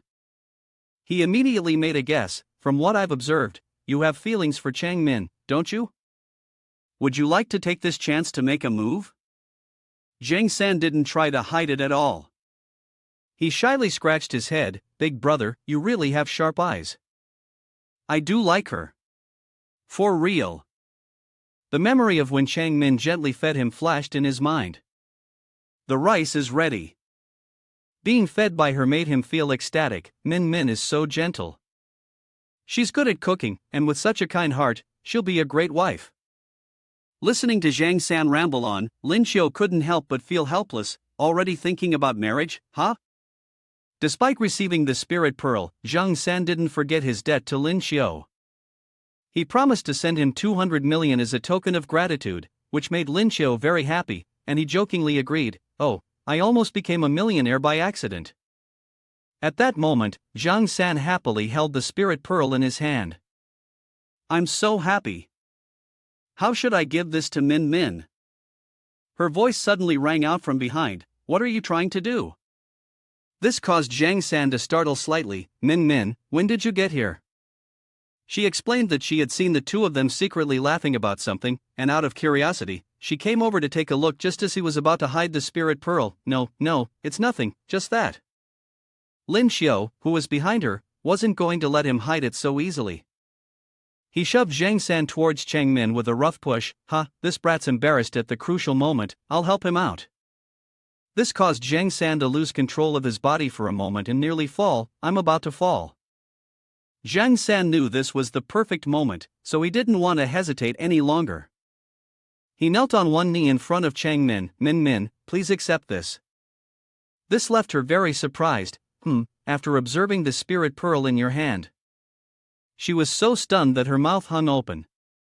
This is the spirit pearl, an ability related to sound. Zhang San, did you specially buy this for me? He shyly replied, Yeah, I bought it for you. I spent a lot of effort just to find it. This naturally made her feel a lot of affection towards him. Cheng Min gave him a tight hug. You're really kind. This made him incredibly happy. It's nothing. The scene made the whole group of Lin Xiu's team watch with a sweet, emotional expression. A little later, Jinjin held a piece of paper in her hand. She glanced at what was written on it and then gently reminded the group, All right, the show's over, everyone pack up. We need to continue our journey. Lin Xiu immediately agreed. All right. Zhang San saw that they were about to leave and had to call out, Wait for us. And so, the four members of Lin Xiu's group set off together. After traveling for a while, Jinjin informed them. This is the intersection between the forest and the snowfields. We'll rest here for the night. Lin Xiu easily agreed. All right. They then divided the tasks among themselves. One person set up the tent, while another started the fire. While working, Lin Xiu glanced over at his goddess, Jinjin. He noticed that today she was only wearing a short-sleeved shirt despite the cold weather. Being chivalrous, he quickly took off his own jacket. Holding it in his hand, he walked over to her and reminded her. Put this on, be careful not to catch a cold. Her heart warmed at this gesture, and she thanked him, Thank you. A gentle smile appeared on her lips. The next morning, at the crack of dawn, a spirit beast approached their camp, roaring loudly. At that moment, they were unaware of the beast's presence. Zhang San saw Lin Xiu leaving the tent and cheerfully called out, "Good morning, everyone, come have breakfast." He just grabbed a small piece of bread and informed the system 9527, time to go to work. As usual, the system started to withdraw his skills, withdrawing proficiency in business law, E-level skill. The low-level skill left him feeling disheartened right from the start. Even though the system congratulated him, "Congratulations, host. You have received the E-level skill nurturing." He wasn't happy at all, again with the E-level? "Stop calling me 9527, just call me useless person." His words angered the system greatly, and it cursed at him without hesitation, "Get lost." At that moment, Lin Xiu thought to himself, "This skill today is just pathetic, I need to find some benefits somehow." He then called over to Zhang San beside him, "Zhang San, give me the honey." Zhang San immediately handed him a jar of honey. When passing it over, Zhang San even praised him, "Boss, you like eating bread with honey too? Great taste." After a while, Lin Xiu still didn't see any honey. He thought Zhang San was being lazy and scolded him, "Why haven't you given it to me yet?" Zhang San, confused, replied, "Huh? Didn't I already hand it over?" But in fact, the jar of honey had been snatched away by the spirit beast. It growled viciously at them. The roar was so fierce that even Lin Xiu, who had been half-dazed, instantly woke up. However, before the spirit beast could assert its dominance for long, Chang Min appeared. She used her skill, the spiritual energy of the Hadong lion's roar. She kept encouraging the two of them, "Don't be afraid, watch me." Not only did she take action, but Lin Xiu and the other three also joined in. Just like that, the fierce spirit beast had been reduced to a tiny one. Please stop." A little later, the spirit beast was beaten badly, lying motionless on the snow-covered ground. At this moment, Jinjin, without hesitation, gave Chang Min a compliment, "With your body-fixing skill, our team's battle formation is much easier, which makes me very happy." Then, Jinjin opened the paper again and quickly informed the group, "Let's prepare a bit, and then continue our journey. We should be able to reach our destination today." Hearing this, Chang Min felt very excited, "So today we can reach the fox's lair? That's so thrilling." Meanwhile, Lin Xiu looked at the spirit beast at his feet and had an idea. He took out a small knife, seemingly to cut the ropes binding the spirit beast. Seeing him working diligently, Jinjin walked over and asked, "How's it going?" "We need to get going." He glanced at her and replied, "I'm almost done." Then he added that this spirit beast was a treasure all over, and he planned to directly toss it into his spatial pocket. As he threw the spirit beast into his bag, Jinjin was quite surprised. "Wait, you're bringing this bear with you?" He calmly responded, "It's fine, it's not heavy at all." Hearing this, Jinjin didn't ask any further questions. She simply pointed ahead and said, "If you like it, then let's go." About 3 hours later, they had traveled a long distance together. At this moment, Jinjin opened the piece of paper to check again. On the map, we are definitely close to the lair of the Shuehu. Chang Min also used her skills to sense the surroundings. After a moment, she informed the group, "I can sense them. There are 32 Shuehu nearby, so everyone be careful." This left Zhang San in disbelief, and he had to exclaim, "So many?" At that moment, something nearby caught their attention. Two people, Jinjin and Lin Xiu, turned and glanced over. Suddenly, a small spirit beast approached them. With its fur mostly white, mixed with a few black patches, and its cute expression, it quickly captured the hearts of the two girls in the group. So cute! Lin Xiu simply stood quietly to the side, observing it. The spirit beast seemed harmless. The system chimed in sympathetically, "A silver-grade Shui who usually has a gentle temperament and is easy to tame. If you're not sure, absolutely don't harm its kin, or else you will be relentlessly hunted down by the Shuehu." He then pondered the situation. Jinjin's goal this time is to obtain the spirit pearl skill of the Shuehu, but it seems like she really likes this little one. I wonder what she will choose. After that, he slowly walked over to her. Jinjin. He spoke frankly, the spirit fox's temperament is gentle. Dealing with this one shouldn't be difficult. This made her feel regretful. Her face clearly showed her reluctance to harm the little spirit beast. But he remained serious. Do you need us to help you take action? So she could only quietly place the little spirit beast down onto the snow. After a moment of contemplation, Jinjin said to their group, forget it, if we were to kill recklessly just for a spirit pearl, how are we any different from the ones who ambushed us earlier? She glanced at its small figure.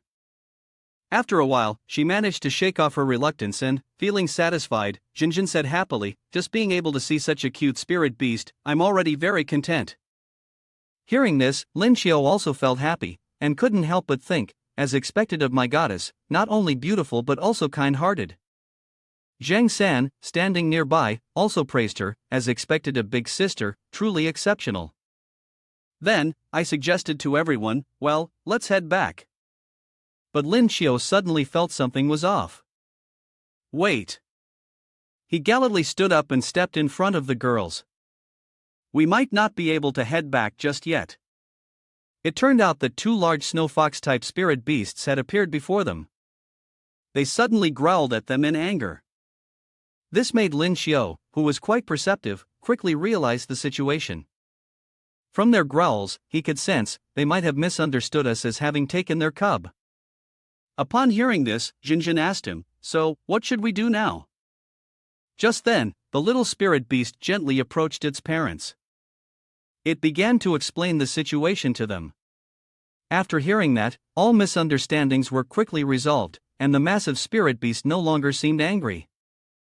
Observing the situation, Lin Xiao happily informed them that Xiao Xuetu was really clever, it helped us explain everything. Upon hearing this, Jinjin also sighed in relief, really? That's great. Zhang San added, it's a good thing we didn't do anything just now, but now you've got a big question for him. Let's get back to the main topic. Brother, can you understand the language of spirit beasts? He casually made up a story, saying it wasn't like that, he just liked animals. But deep down, he was secretly happy to have such a skill today, thankful for the previous E-level skills he had related to animals. He bravely stepped forward towards the two Xuehu parents, wanting to see if he could obtain a spirit pearl skill, which made the group worry for him. Be careful, they're silver-level spirit beasts after all. He reassured them, don't worry. Standing in front of a massive spirit beast like the adult Xuehu, he still confidently introduced his purpose. Hello, our purpose here is to find your spirit pearls. If you have any, I hope you can give me one. I can offer something else in exchange. After hearing this, the two spirit beasts cried out in affirmation, which made him very happy. You really have them? But then, they cried out loudly. With the skills he had today, Lin Xiao quickly understood what they were saying. Oh, you said that if we help you deal with your enemies, you'll give us a star crystal? Lin Xiao clenched his fist and, with a heroic spirit, asked, who is the enemy? How dare they harm spirit beasts as adorable as you? We'll help you destroy it. When they cried out that the enemy was Xueding by Xiong, both he and the group were stunned. What? You said the enemy is a silver-level snow bear, could it be? At that moment, he put his hand in his pocket and said, let's see where the spirit beast from breakfast is. He then directly tossed it in front of them. He pointed at it and asked, this? They looked at it, incredulous that he had taken it down himself. This is it. You are truly our great benefactor. For this reason, as a token of gratitude, the spirit beast's parents gave him 2 spirit pearls. Take them. He happily accepted them, thank you. He then brought them to Jinjin. He told her, these spirit pearls are a gift left behind by the previous generation after they passed away, given to the Xuehu family. They gave us 2. Hearing this, she became very excited and expressed her deep gratitude. I just need one to learn a skill. The group was also eagerly anticipating her learning a new skill. Big sister, try it now and see what the power is like. Lin Xiu, standing aside, softly added, I want to see too. Although a bit shy, Jinjin still agreed with them, alright, I'll give it a try. She held the spirit pearl in front of her, her eyes tightly shut to feel the essence of the spirit pearl. Just a moment later, she conjured a massive ice bow and arrow for herself. Holding it in her hand, Jinjin calmly said, It's done. Lin Xiu immediately followed the trajectory of her shot. The arrow sped past him so quickly it almost seemed like a flash, making him exclaim, That's fast. Her arrow flew straight ahead, effortlessly destroying everything in its path. After it passed, a green circle immediately appeared, spiraling around the trees it had pierced through. The group of Lin Xiu marveled at the sight, exclaiming once again, Incredible. Lightning Bolt helplessly commented, It's over. Looks like there's no hope of surpassing Big Sister from now on. At this moment, Lin Xiu walked up to Jinjin, praising her and congratulating her for acquiring such a powerful skill. Jinjin blushed, feeling shy, and humbly replied, It's nothing, let's just get ready to head back. Suddenly, Shang Min had an idea. She loudly said to everyone, Wait a minute, it's rare for us to meet like this. Let's take a group photo to remember this moment. Zhang San immediately agreed, rushing over to the two massive spirit beasts. Min, that's a great idea. I'll go ask Xuehu to hold the phone for us. He carefully placed the phone on the fur of the spirit beast's shoe. Alright, I've set it for 10 seconds. Changmin called out to him from a distance, Zhang San, hurry up. A while later, a loud shout was heard, and they had a set of incredibly beautiful photos. This set even featured the little spirit beast. 3 days later, Lin Xiu returned to his home. He reviewed the photo on his phone. He even zoomed in on the image to take a closer look at himself and Jinjin. He couldn't stop smiling as he gazed at the photo, thinking how perfect they looked together. Suddenly, his phone displayed a notification, Ting Ting, money has been deposited into your account. When he opened his account, a series of transaction notifications appeared on the screen. You have received a transfer from Zhang San, amounting to 200 quadrillion. You have received a transfer from Chen Gue, amounting to 300,000 yuan. You have received a transfer from Qin Jinjin, amounting to 3 million yuan. Your account balance is now 18 million yuan. Looking at the amount of money, he did a quick calculation. The brother's money has come through. I also have a spirit pearl with the freezing skill, worth 5 million. So, this trip to Lingsu has earned me more than 10 million. He felt quite smug, thinking that if he could just place first in next week's competition, he'd fully satisfy Chen Chen's requirements for a partner. The system was utterly helpless. You're seriously deluding yourself.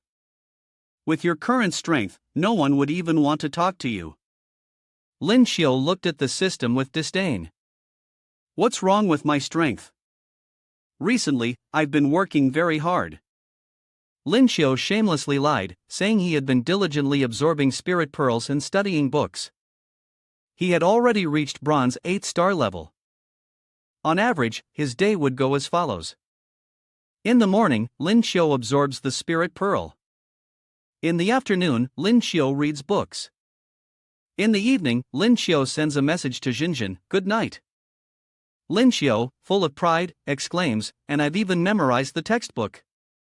No one understands high school textbooks better than I do. At this moment, he reminded the system, so stop wasting words. With the skill extraction, the system could only obey. As he was extracting the skill, he felt annoyed, damn it, this kid set it up for me. After a while, when the skill extraction was complete, the system immediately announced, congratulations to the damn lucky host. You have received an A-level skill, Clairvoyant Eye. This skill made him feel somewhat deflated. I'm already a top student, it doesn't seem like I'll use it during exams. Suddenly, he thought of another use for the skill, but it could be useful in the future to help the goddess investigate if any perverts nearby were peeping into the dorm. The system had to correct him, aren't you the one doing that? A month after the exam results were released, Lin Xiu and his group gathered together at the Phoenix Internet CAF. Jinjin looked at the screen, slightly puzzled. So, were we the only ones who participated in the exam? Zhang San explained, well, we got the notification letter, but we took the exam just to entertain the two of you top students. Chang Min, proudly speaking from the side, said, I took the exam seriously. I'm confident I can make it into the top 10. Hearing that, Zhang San happily complimented her, Min Air is really amazing. Lin Xiu watched the affectionate scene between the two of them and felt a slight pang in his heart. Their relationship was progressing so smoothly, it was almost too sweet to bear. After a moment, he adjusted his mood and returned to the main topic. Announcement time had arrived. Jinjin suddenly leaned in close to him to check the screen together. Hurry up and check it. She didn't notice that her large breasts pressed against one side of his face, making him feel a bit awkward. He was so flustered that he even had a nosebleed. Who could resist such a feeling? When she saw his score, Jinjin's face immediately changed. It went completely dark. Lin Xiu, are you seriously telling me you don't understand what this means? She flew into a fit of anger, her voice sharp and unforgiving, which left him puzzled. What's going on? At that moment, she calmed herself, and with a hand pointing at the screen, she softly asked, how did you get this score? He looked at the screen, still in disbelief. His scores were all 150, the maximum in every subject, leaving them all dumbfounded. Zhang San, upon seeing his scores, immediately launched into a stream of praise. Brother Lin, you look like a normal person but do things that aren't normal, which makes me so happy to say. This comment, phrased in the literary style of the times, was only left uncommented by Jinjin. She silently checked her own scores on the side. When he wanted to check her grades, he said, well, Jinjin's performance is. She shyly stopped him, no need to check, I. Jinjin spun around and said, win or lose, I admit you're better at studying than me. Zhang San was very surprised, oh, big sister actually admits defeat. As for Lin Xiu, she was so happy that her nose started bleeding again, oh my god. A little later, he held up his phone for her to see, well, Jinjin, look, I'm better than you at everything. Now I even have money. When should we come to your place to celebrate? She immediately scolded him, celebrate what? I've never seen anyone as shameless as you. Zhang San, seeing him being scolded, could only say, looks like Big Brother's love life still needs some work. He dejectedly admitted, that's true. After that, Zhang San and Chang Min left first. Before leaving, Zhang San reminded him, then let's meet again in half a month. Don't forget to ride together to Mei Yuan. He smiled and confirmed, I won't forget. With only 1 day left before leaving for Mei Yuan, he was packing in his room and felt a little reluctant to leave. Packing like this is fine. Even though I've only stayed here for 2 years, I've unconsciously come to see this place as home. I don't know when I'll be able to return from this trip. In this moment, the system appeared again to tease him, oh, I didn't expect you to have such a sentimental side. He was very irritated, you always ruin the atmosphere like this, withdraw the skill. At that moment, the system displayed a message, withdrawing skill. A moment later, the screen showed, enhancing spiritual energy. S-level skill, which made Lin Xiu feel delighted. Great, I can enhance my spiritual energy now. I remember that I am. While he was still pondering, the system displayed again, the system will automatically enhance spiritual energy for the host. This startled him, and he raised his voice to stop it. Wait, don't just do things on your own like this. The system didn't understand what he wanted. The host doesn't want to enhance it? After today, any unenhanced skills will automatically disappear. Lin Xiu held a spirit pearl in his hand and explained, no, I've been stuck at bronze 8 star for many days. I feel like I'm about to break through. At this moment, using the enhancement for spiritual energy would be pointless. I want to try to push myself further to see if I can absorb it. He quickly moved to the bed, sat on one side, and placed the spirit pearls beside him. Lin Xiu immediately began his practice. Although he still felt hesitant, he reminded himself to give it all he had today and absorb a silver spirit pearl, just taking the risk. Thanks to this bold decision, he was able to break through successfully. As soon as the breakthrough was completed, he ordered the system, 9527, now I can enhance my spiritual energy, right? It quickly received the command, yes. Lin Xiu glanced at his own hands. Once again, he had broken through a skill. Every time he did, he felt an incredible sense of ease. Breaking through to silver rank didn't require much effort. Even Nis experienced no obstacles during a breakthrough. At that moment, the system notified him of a new skill. Since the host has leveled up to silver, the spatial system will grant a new skill. Remote object retrieval allows the host to use the power of their mind to pull objects into their hands or to control their movement from a distance. This new skill excited him greatly. Remote object retrieval is way too cool. Now, let's give it a try. Lin Xiu quickly tested it with his backpack. Backpack, come to me, little turtle. But at that moment, he could only lift the backpack slightly, he couldn't move it closer to himself at all, which frustrated him immensely. What kind of damn skill is this? My spiritual energy is almost drained. The system laughed mockingly from the side. Moving objects through space isn't that easy. You have to keep practicing this. Feeling mocked, Lin Xiu angrily shouted, 9527, what are you laughing at? The system wasn't backing down either, it shot back. Besides, the weight of this backpack is considered difficult for a beginner to handle. Just managing to wiggle it around is already giving you some face. However, he was very stubborn and refused to believe her words. Go on, I don't believe you. Come here to me.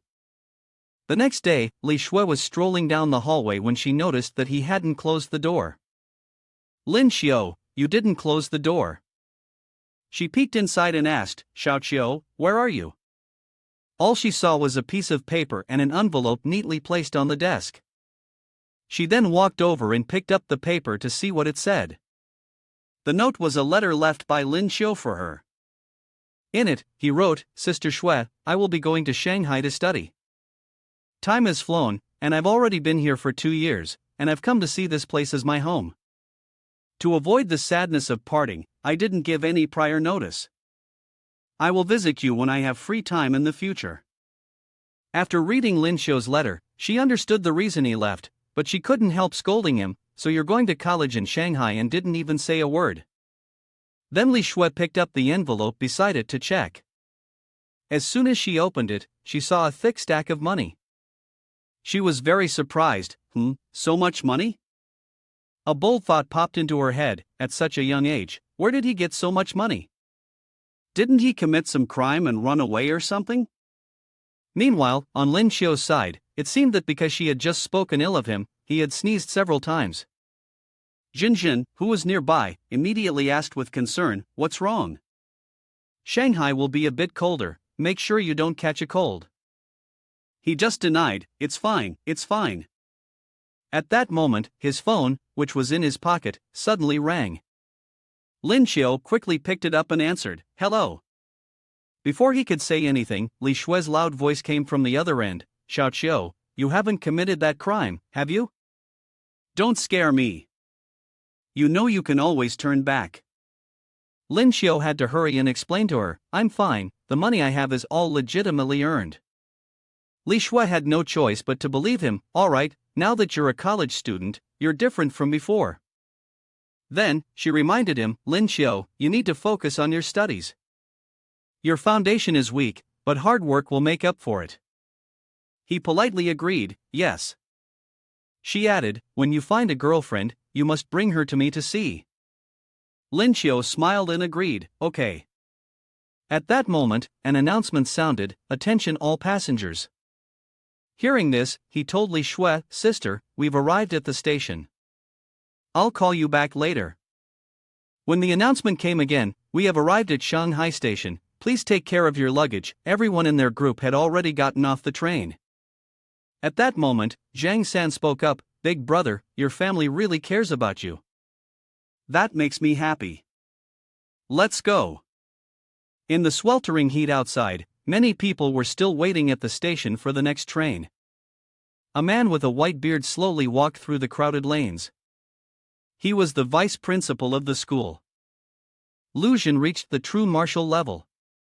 At this moment, when he saw the four people, Lin Xiu and the others, approaching, he gave a friendly smile to greet them. Lin Xiu, Qin Jinjin, Zhang San, Dian Lei. Upon seeing him, Lin Xiu was a bit surprised and asked, "Principal, what brings you here?" He placed his hand on Lin Xiu's shoulder, grinning proudly as he said, "I knew for sure that you'd come to our place. How could that old brat Con possibly take you from us? And the others who are competing with you, I've seen them too. They have decent potential. But right now, there's something strange. This feeling isn't right." He eagerly asked, "You've already reached the silver level?" "It's only been a few days." Before leaving, Lu Xun reminded him, "Kid, after completing your enrollment process, come to my office for a visit." Lin Xiu didn't understand what was going on. His face darkened as he thought to himself, "What the hell? I just started, and the principal's already calling me to his office?" A little later, in the school dormitory, standing in front of room 303, the senior student informed Lin Xiu and Zhang San, "You two will be staying in this room. There are 2 more roommates who will be joining you shortly." Lin Xiu nodded and replied, "Okay, senior, take care." Once inside the room, Zhang San couldn't help but praise him, "Bro, your progress is ridiculously fast. It's only been a few days, and you've already broken through to silver." He modestly replied, "You've noticed too." At this moment, Zhang San joyfully said, "But we're in the same room, so who knows, we might catch a bit of the big brother's aura." The fast-track path to leveling up left him feeling quite helpless. In his heart, he just thought he should quickly finish packing and go look for the vice principal. After a while, when he finished tidying up his room, he called for the system to appear. Before he even arrived, 9527 heard him call and immediately showed up. By the time it did, the screen was already showing that it was extracting a skill. A moment later, it quickly notified him, "Congratulations, host, you have received a level S skill, body enhancement." He was rather surprised by the body enhancement. So, I got body enhancement again? The system responded, "Body enhancement has been successfully upgraded." So, he asked 9527 to check his current physical strength. A moment later, it quickly displayed his current attributes, which were equivalent to those of a golden 2-star expert, leaving him very pleased. What? So, theoretically, I'm already a golden rank expert. The system didn't hide the truth, replying, "That's right, because the host's physical quality has reached golden rank, and after the body enhancement at level S, it automatically upgrades to SS level skill." He was very happy. Nice, so the golden physique can still level up. At this point, Zhang San was packing his things, slightly surprised that he was still in the room. He spoke up. "Ha? Big brother, why are you still here? Don't forget, the principal is waiting for you." Upon hearing him, he suddenly remembered. He quickly rushed off. Right. A little while later, he was standing in front of the vice principal's office door. He gently knocked, and Lu Xun's voice came from inside. "Come in." Seeing him, the man invited him to sit down. "Xiao Chou, please, take a seat." As soon as he sat down, Lin Xiu went straight to the point. "I'm not sure why Teacher Lu called me here. Is there something you need from me?" He simply replied that there was nothing special, just a few questions he wanted to ask. Lin Xiu readily agreed. "Please, feel free to ask." Lu Xun began.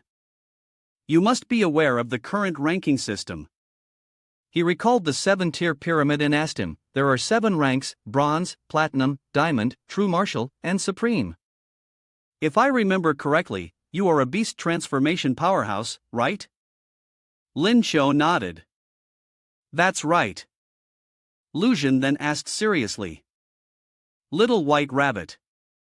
Lin Xiu felt slightly uncomfortable but still responded, "Yes." At this point, Lu Jin seemed curious. Did you have some sort of fortuitous encounter? Lin Xiu quickly pretended not to understand. Teacher Lu, what do you mean? I don't understand. But inside, he was really worried. Has my identity been exposed? Why would Lu Jin think that? Could 9527 have been exposed? It can't be, right? Unexpectedly, he went on to list a series of situations that could explain how he was able to level up so quickly. Did you slip and fall down a cliff, only to be saved by an immortal's cave? Or did you consume some kind of divine elixir or magic pill? If not, how could your rank increase so fast? How did you reach silver in such a short time? He helplessly waved his hand. After listening to him, he finally let out a sigh of relief. He silently thought to himself that the vice principal must have read too many novels. The previous conversation made him think the system had been discovered, but he assumed they were just letting it slide. So, he explained that it was actually based on the spirit pearls from his last trip. However, the old man's face showed clear disbelief. The time it took to level up was just too short, and a beastman like him only had a few skills. After thinking for a moment, he replied, 7. Lu Jin moved closer to him, asking in detail, 7? The old man loudly rejected everything he said. How could that be? I am considered a figure of authority at Lingwu University here. I've encountered quite a few little white rabbits before. Why do you have so many skills? Unless you're not actually a little white rabbit. Lin Xiu waved his hand, lightly explaining, Teacher Lu, my beastman form has actually undergone evolution.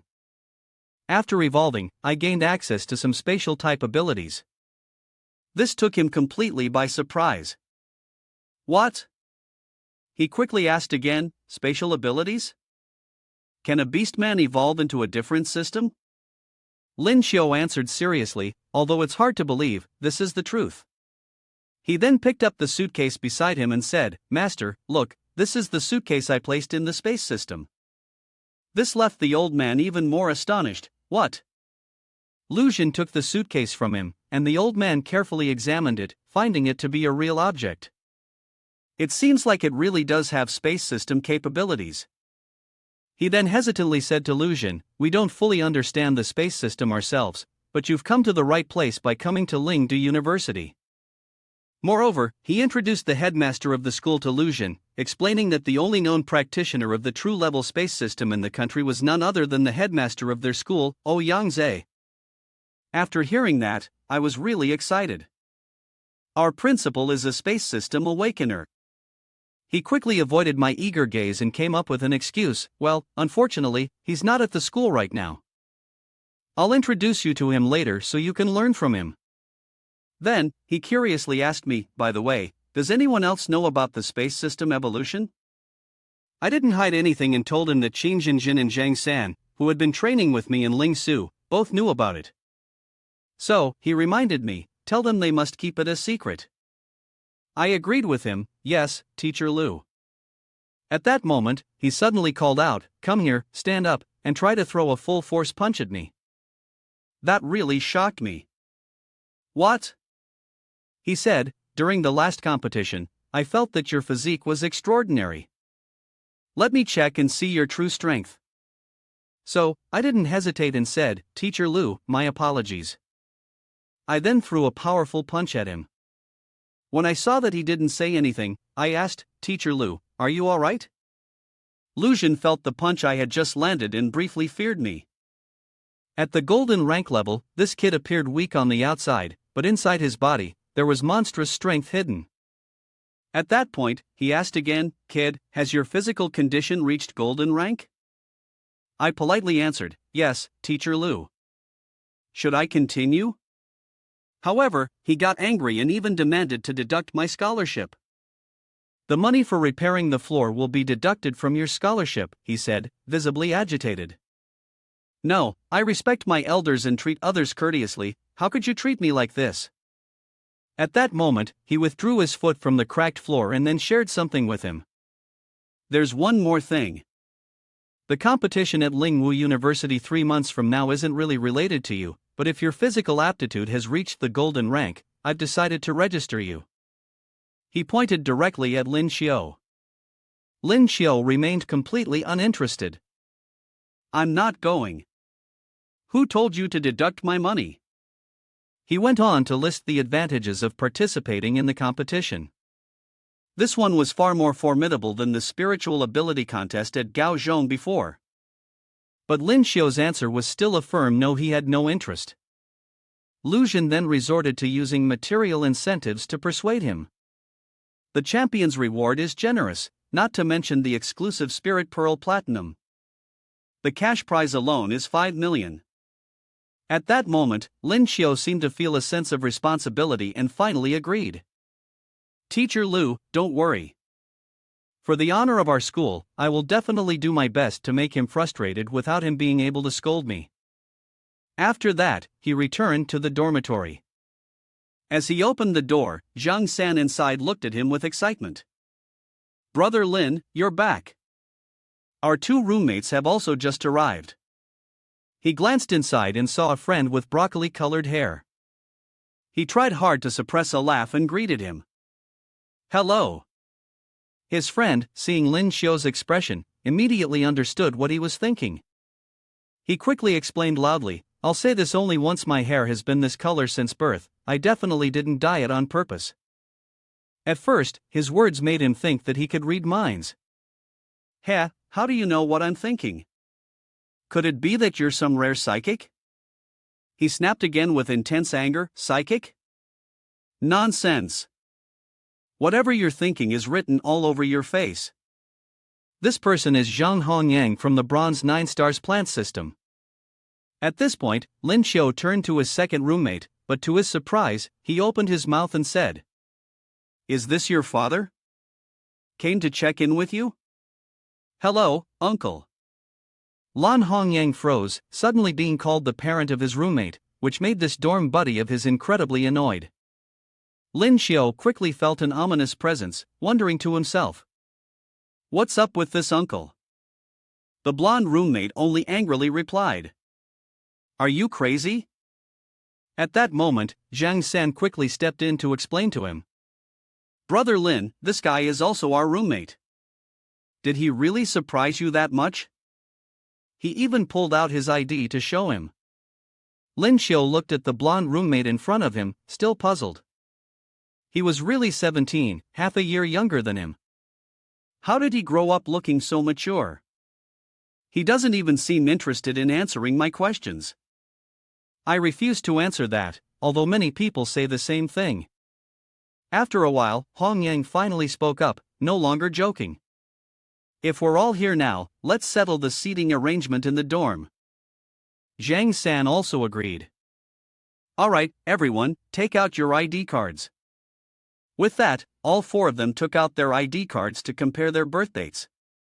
After checking, it turned out Lin Xiao was the oldest. He grinned proudly and said, See, I'm definitely the big brother. Hongyang, feeling frustrated, said, Ugh, I thought it was going to be me. Zhang San suggested. Then from now on, I'll call you second brother. But Hongyang disagreed. He was so annoyed that he snapped. Call me second brother. Though not understanding why, Lin Xiao agreed. Ha! Fine, second brother it is. Soon after, someone came to their room and called. Students. The teaching assistant announced that it was time to gather in class. Upon hearing this, they quickly responded. Alright, we'll be right there. Let's go. A while later, the 4 of them had arrived at the classroom. Inside, there were already many students who had arrived earlier. They stared at Lin Xiao and his group, and when they saw Lin Xiao's blonde-haired friend, they all said in unison, Hello, teacher. Which left him feeling helpless. I'm a student just like you guys. Lin Xiao laughed when he heard that. A moment later, the teacher appeared behind Lin Xiao. She coughed lightly to get their attention. This beautiful teacher was Han Jun Ning, a platinum level mentor, with 8 stars, and a very rare 9-tailed fox type. She instructed them to return to their seats. Go ahead, students. She then stood at the podium. At first, she briefly introduced herself to the class. Hello everyone, I'm your teaching assistant, Han Jun Ning. For the next period of time, if anyone needed help, they could come to me. Then she got to the main issue. Today, I called everyone here for a class meeting, mainly for two reasons. The first is to hope that everyone gets to know each other, and while we're at it, we will elect a class president. First, she introduced herself. I will demonstrate once. She began introducing herself as a model for the class. Hello everyone, I am Han Jun Ning, from Shanghai, a Beast Transformation Platinum 8-star Awakener, with the Beast Transformation type being the nine-tailed fox, and I like sports. Then she pointed toward Zhang San, asking him to introduce himself first. Please, the students below, come up one by one to introduce yourselves, starting with the boy in the first position. Although a bit surprised, he still introduced himself smoothly. My name is Zhang San. I'm a support healing system silver 2-star Awakener, from City P. I like classmate Cheng Min. Hearing him say that he liked her in front of the whole class, Cheng Min felt very embarrassed. After he finished introducing himself, she smiled lightly. This boy is really straightforward. Next person. Her eyes glanced towards Lin Xiu below. He understood her hint and quickly stood up to introduce himself.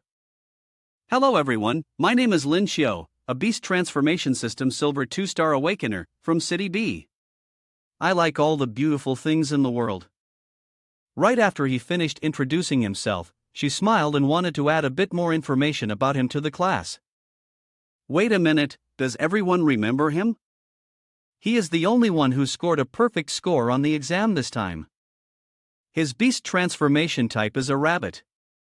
With just this bit of information, before she even finished speaking, the whole class already knew his identity. They were talking behind his back, gossiping about how they had already heard that in this exam, a pervert with a perfect score had jumped out of nowhere, and to their surprise, he was in their class. But could it be that he got in just based on his performance in the cultural subjects? Although he was somewhat angry, he didn't want to bother arguing with them, it would just be a waste of energy. After all, even if they talked about him, he wouldn't lose anything. At this moment, Jun Ning invited the next student to introduce themselves. The next classmates stood up and introduced themselves.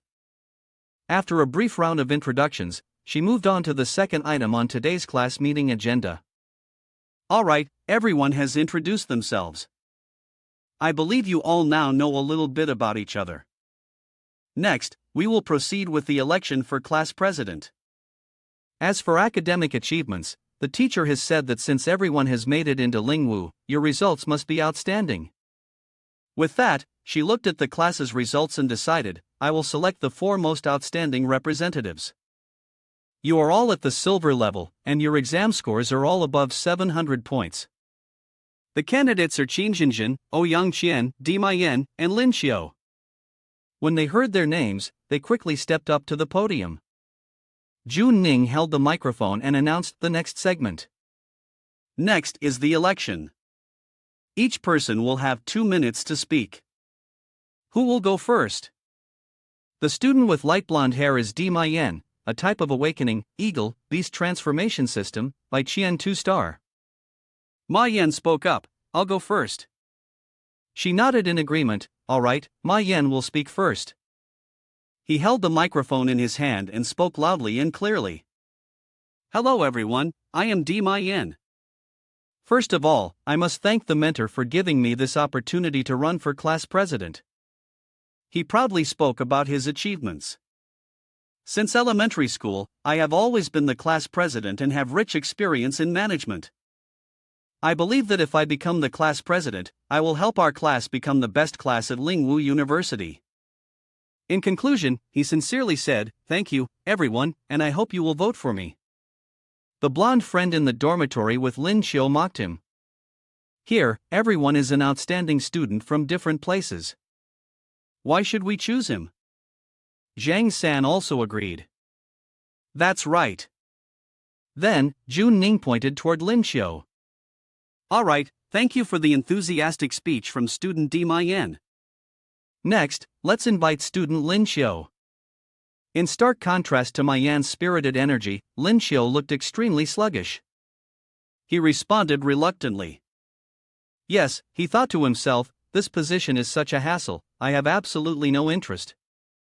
He spoke with evident reluctance. Hello everyone, I am Lin Xiu. I don't want to be the class president.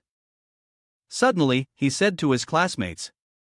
If you want to vote, please vote for student Qin Jinjin. Thank you, everyone. This made Jun Ning very annoyed, but she only politely said, I've been a teacher for many years. This is the strangest campaign speech I've ever heard. The next person, Qin Jinjin. Inside, she was fuming. Is this brat here to mess things up? When Jinjin stepped forward to give her speech, she only said briefly, please vote for me. Thank you. Then she immediately walked down, leaving Jun Ning very surprised. Is that the end of the speech? She confirmed. Yes.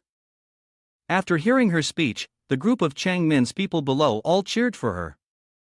No wonder she's big sister, forever a fan of the Ice Queen, the top beauty, cold and aloof, with an aura like the unique moon. Jun Ning, while telling the whole class, said, this is the shortest campaign speech I've ever heard. The last student to speak was Yang Qian. Yang Qian gave a brief glance at Jinjin and thought to herself, the popularity of this cold girl was very high.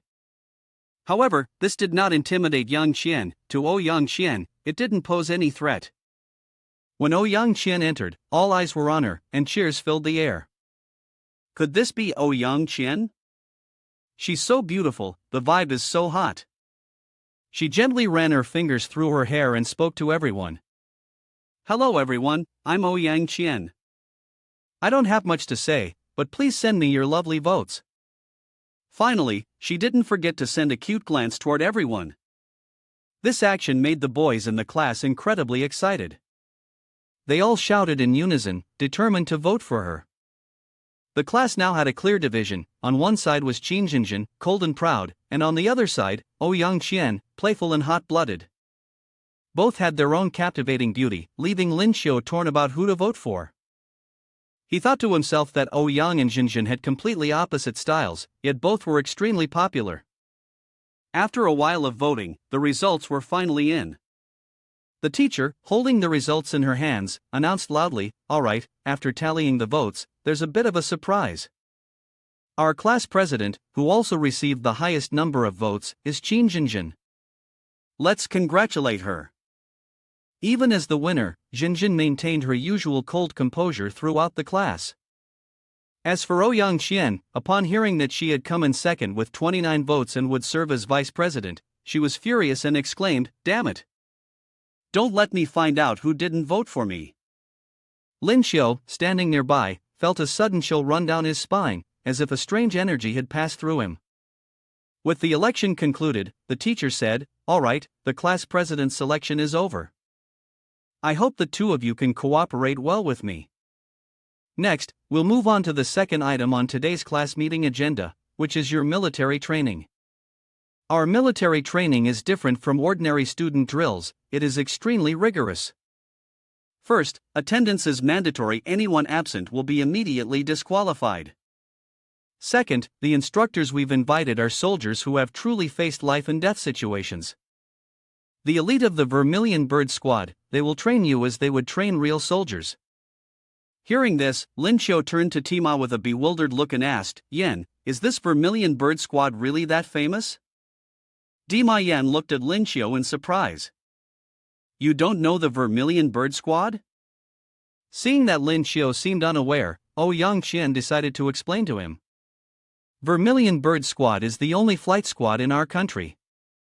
I've heard that its members are either non-awakened beast transformation types or possess a spirit beast as a mount. Watching Lin Xiu deep in thought, Yang Qian found herself involuntarily drawn in. She gazed at him intently and thought, suddenly, this top scholar is quite handsome. Maybe I should try talking to him.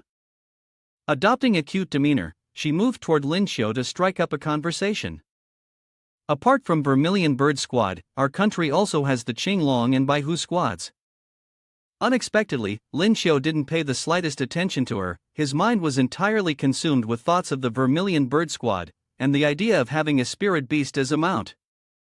At the thought, Lin Xiu suddenly felt a surge of determination, his eyes shining with the desire to conquer. I seem to have quite a few spirit beast skills myself, perhaps I could even have a mount of my own. In a flash, training day had arrived, and all the students gathered punctually and with discipline. Min Min noticed that Zhang San seemed a bit different and asked with concern. San, have you lost weight? Being cared for by my beloved like this. Zhang San replied cheerfully. I haven't been able to eat properly these past few days without seeing you, Min Min. Seeing the two speak so affectionately, Lin Xiu couldn't help but feel a twinge of discomfort. Then he secretly glanced at Jinjin, thinking to himself, I wonder when my own spring will come. My goddess looks so adorable in that tight outfit. Lost in thought, Dima Yen suddenly shouted loudly. Look, everyone! Hearing this, everyone simultaneously looked up at the sky. Thousands of spirit beasts, enormous in size, slowly flew toward them. Their wings radiated an overwhelming, powerful aura. Riding atop them were the members of the Vermilion Bird Squad, led by Lin Song. He stood proudly atop the head of a spirit beast, calling out in a commanding voice. Everyone landed. The flocks of spirit beasts, responding to Lin Song's command, descended to the ground. Lin Song touched down lightly before declaring forcefully. This training session officially begins. The leader of the Vermilion Bird Squad, Lieutenant Colonel Lin Song, and Instructor Song, with an annoyed tone, introduced himself. I am the commander of this military training, Lin Song. Frankly, sending us to train a group of students like you leaves me deeply uncomfortable. People who live leisurely and indulge themselves like you are not what soldiers should aspire to. Pausing for a moment, he clasped his hands behind his back and cast a serious glance at a chubby, beer-bellied student, saying, You are all like flowers in a greenhouse, completely unaware of the harshness of this world. Lin Rong then addressed the soldiers who were standing at attention, announcing, However, since this is an order from our superiors, we will obey. Next, the instructors will begin the training for each class. They will train you just like soldiers. Fuming with anger, the golden rank 3-star instructor Qin Ming looked directly at Lin Xiu and solemnly introduced himself. Hello, everyone. I am Qin Ming, your training instructor for the next month. Lin Xiu, with an innocent expression that seemed to carry countless misdeeds, whispered just loudly enough for everyone to hear. Lin Rong, Qin Ming, aren't they from Mount Liang? This caused an outburst of laughter from the group, but only Qin Ming scowled, fuming silently. The new students this year are quite stubborn, huh? I hope they're still able to smile later. Looking over the new students, Qin Ming glanced at the files and said, Very good, everyone looks so spirited. Alright, next is for all the new students to raise their hands for attendance, Qin Ming called out loudly. The first task today, everyone will run 10 laps around the training field, and no use of spiritual power. Anyone caught using it will be penalized with 5 extra laps. The new students were startled and began murmuring in panic, 10 laps.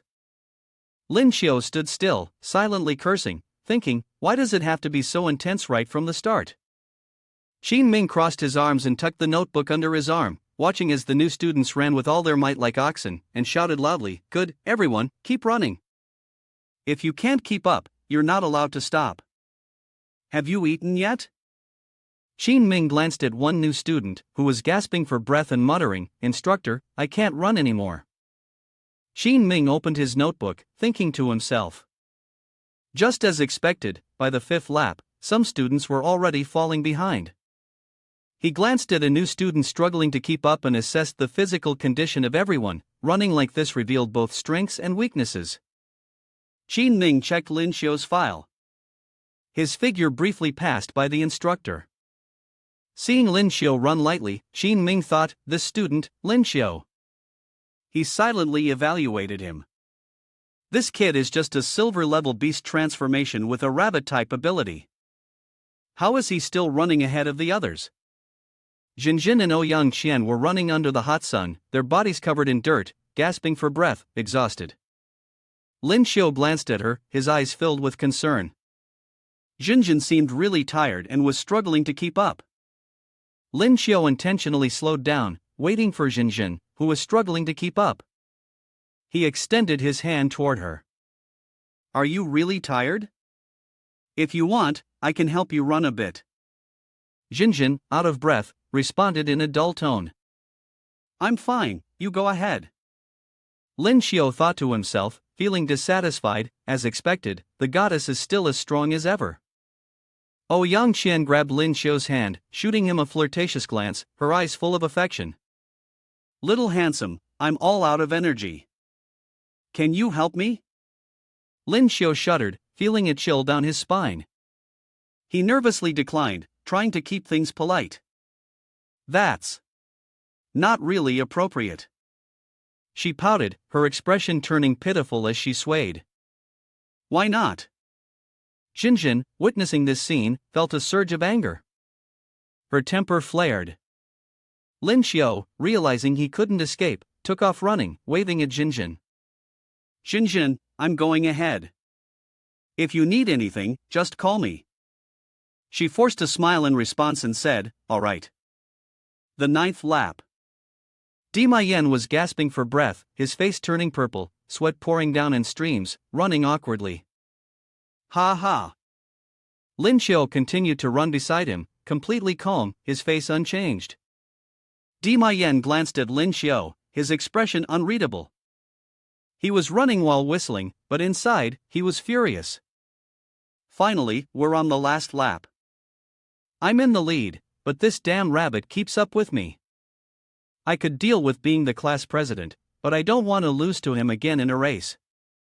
Dima Yen glared at Lin Xiu, grinding his teeth, thinking he could never forgive him. Lin Xiu, startled, felt a sudden chill. He thought to himself, it's suddenly a bit cold, as he observed Dima Yen's exhausted, struggling figure. Lin Xiu chuckled inwardly, secretly pleased. To maintain the illusion of modesty and not show off his strength, he had been running side by side with this guy, Jia Hua. If I were running at my normal speed, I'd have finished at least 20 laps by now. Lin Xiu turned his head and saw Jinjin and Ouyang Qian glaring at each other, sparks flying between them. He thought to himself, looking at this, my stamina seems to be much higher than everyone else's. When Dima Yen saw that Lin Xiu was distracted, he immediately poured all his strength into running forward, cursing under his breath, "This damn rabbit thinks little of me? Running while looking around like that." Lin Xiu and Dima Yen both pushed themselves to the limit as they raced ahead. Lin Xiu thought to himself, how could I, a mighty eagle, lose to a rabbit? The finish line was just ahead for both of them. Dima Yen gritted his teeth, thinking, I can't take this anymore, I have to charge ahead.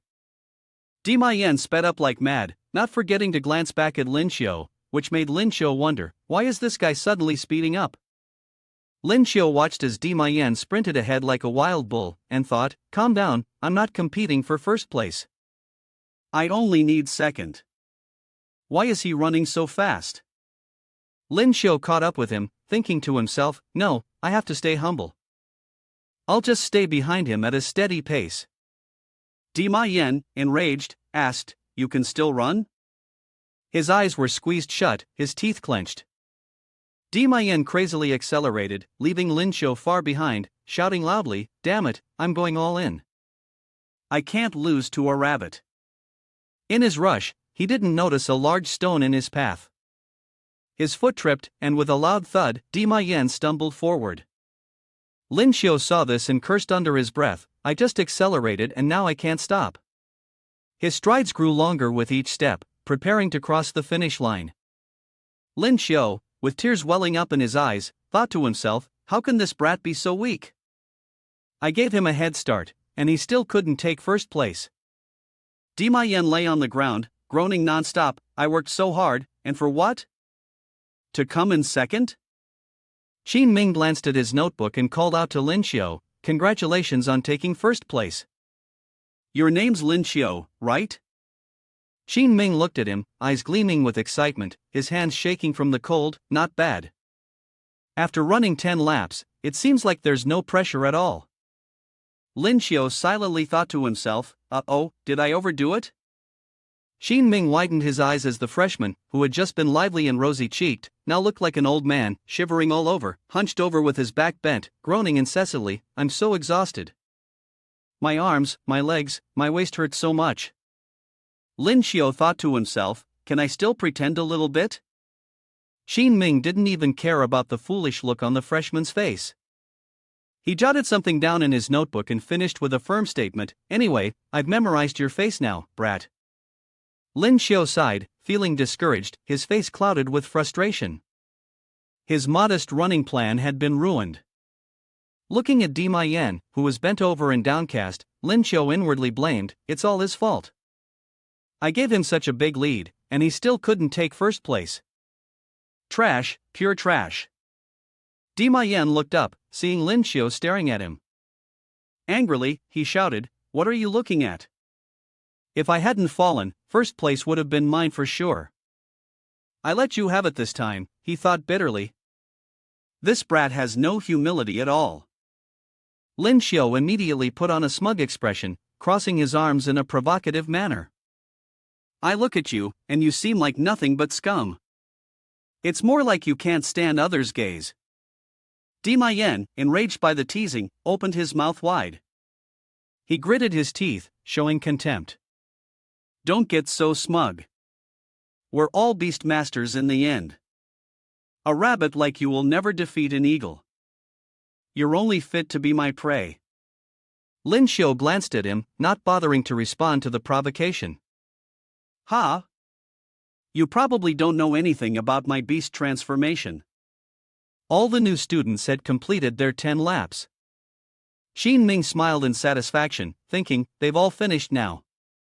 At least this group has passed the test of willpower. Xin Ming shouted loudly, all of you, assemble. Once everyone had gathered, Xin Ming said, now, I have a certain understanding of everyone's situation.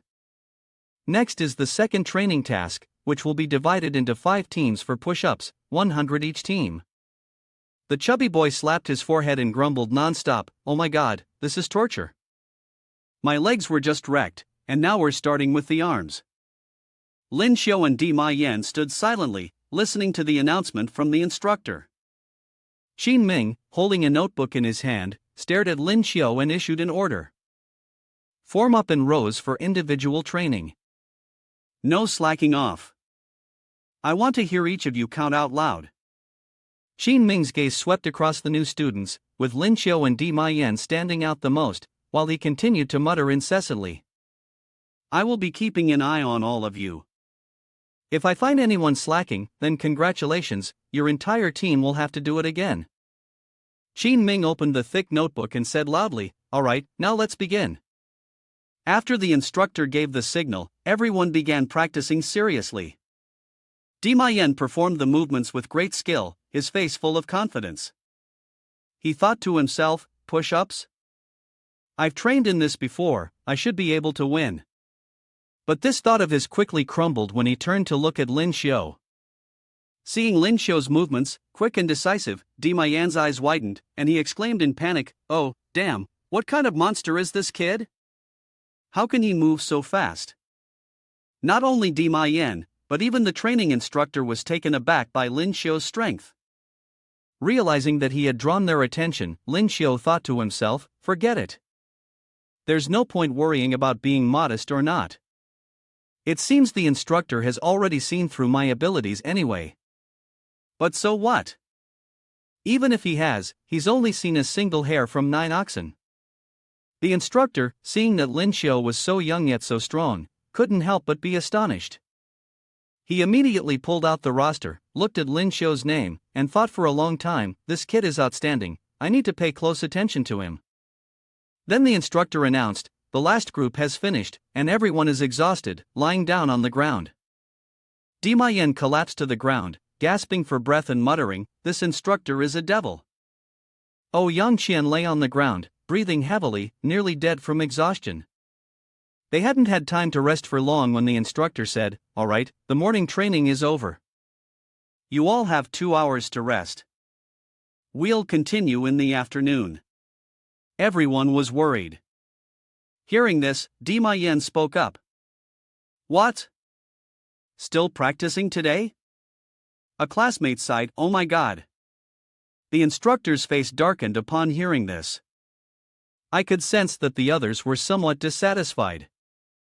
All right, the instructor said, I'll give you all a chance. This afternoon, you can challenge me. I will suppress my cultivation to match yours. If any of you can defeat me, you'll be exempt from this month's training. He then held up his training log. Moreover, all of you have performed excellently in this training session. So, what do you think? Anyone up for the challenge? Dima Yen looked at the instructor and asked. Instructor, are you sure you'll suppress your cultivation to match ours? Xin Ming immediately responded. Yes, I am currently at Golden Rank 3-star, but I will suppress my cultivation to mid-level Platinum. Dima Yen replied confidently. All right, instructor, we accept your challenge.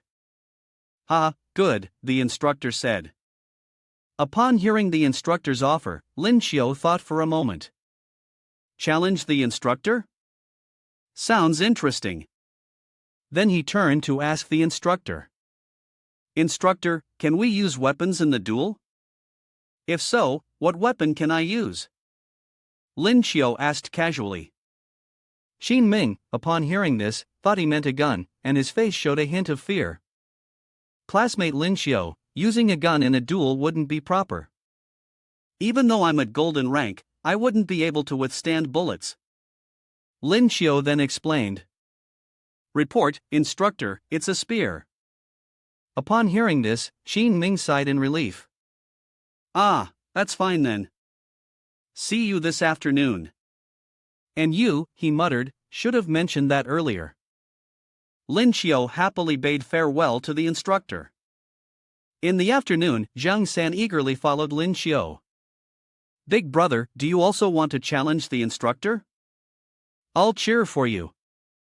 Lin Xiu was unaware that every action of his had been recorded by the Vermilion Bird Squad. Lin Song looked at the screen, puzzled, and asked Lu Zhen, that kid seems to have better potential than the others, but why are you paying so much attention to him? Lu Zhen replied, he is the most promising new student I have this term. He focused on Lin Xiu and added, the trap was set by him. Hearing Lu Zhen's words, Lin Song couldn't help but feel curious.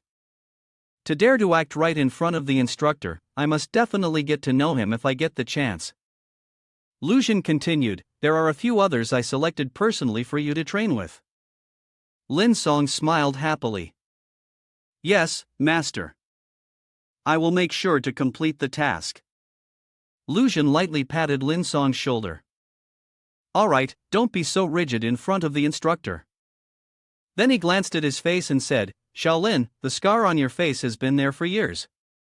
Why not let the healing department help you recover? Lin Song's expression changed, and he replied, Master, I have tried. Until the criminal is punished, I will not allow anyone to heal this wound. His gaze turned cold, leaving the scar there as a constant reminder to never forget the pain of that time. Seeing the deep hatred in Lin Song, Lu Zhen could only sigh. So many years had passed. You still haven't let go. I can only wish you find him soon. Lin Song turned his head and spoke loudly. We'll find it.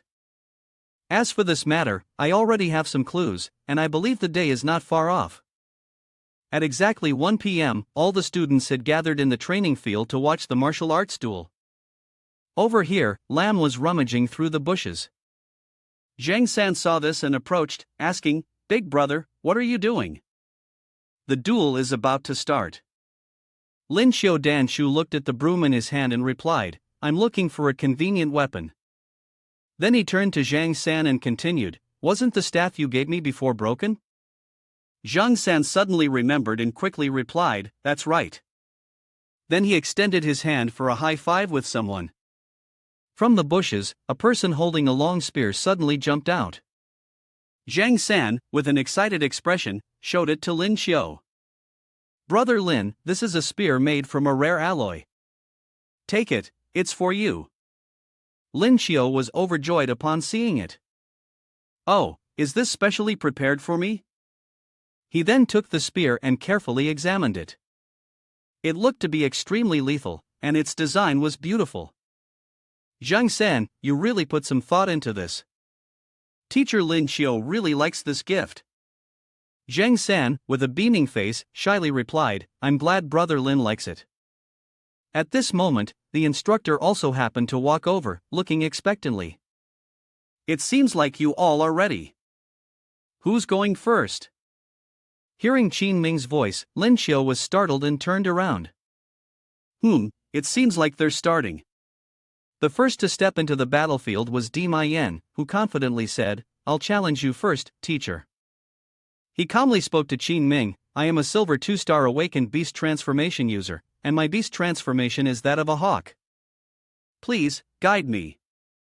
Qin Ming found this somewhat interesting and thought to himself, apart from having mounts, the Vermilion Bird Squad also has some who are beast transformation users with bird types. "I've had my fair share of sparring with them." He said to Dima Yan, "Oh, is that so? Then go ahead and use your beast transformation, but remember to take your clothes off." Dima Yan focused his power and began his beast transformation, his arms transforming into the wings of a hawk, before soaring high into the sky.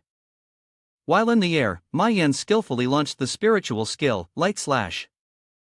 Zhang San was stunned, his mouth agape as he watched. Lin Xiao, seeing this for the first time, couldn't help but admire, "This is the first time I've seen a beast transformation like this. Being able to both fly and attack is really impressive." Qin Ming, seeing this, merely sneered and unleashed his golden attribute transformation.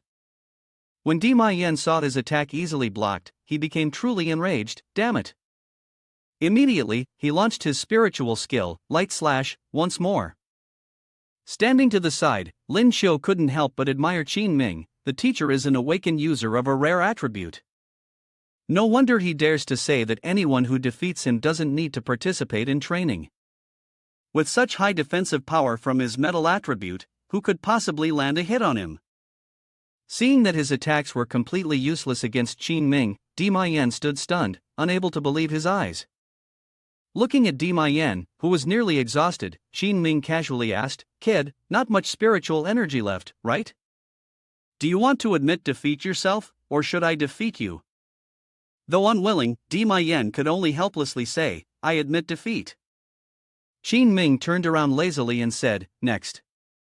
Yang Qian said nothing, directly stepping forward. Yang Qian, a silver 3 gold awakened with fire attribute, smiled arrogantly, "Please, guide me." Qin Ming replied coldly, "Start." Yang Qian began with a fireball. Qin Ming easily dodged it, thinking that the damage from this little fireball wasn't much, and it was easy to avoid. However, this girl, if she dared challenge him, couldn't just have such simple skills. Suddenly, a firestorm appeared. Qin Ming used his spiritual skill, Steel Wall, to defend. The flames were enough to make an awakened person with a metal attribute like Qin Ming feel a bit of difficulty. He thought to himself, "I still need to use my spiritual skill, no need to underestimate the possibility of failure." He estimated that the temperature of this fire was about 1500 C, which was somewhat challenging. Yang Qian put all her strength into her spiritual skill, but before long, she was clearly exhausted. She breathed heavily and said, I can't." She knelt down, her voice weak, "I can't go on. I admit defeat, I've run out of spiritual energy." Qin Ming wiped the sweat from his forehead and said to Yang Qian, "You, classmate, your strength is not bad." From afar, Jinjin looked at Yang Qian with a confused expression. Qin Ming simply thought, no need to care too much, just go on the offense. He said that and charged straight towards Yang Qian. Unexpectedly, Yang Qian used this trick to lure Qin Ming closer. Seeing that the prey had taken the bait, she smiled smugly. She threw the fire yang core towards Qin Ming, reminding him as she did, "Be careful." Caught off guard by the trick, Qin Ming was momentarily frightened, and he shouted loudly, "What?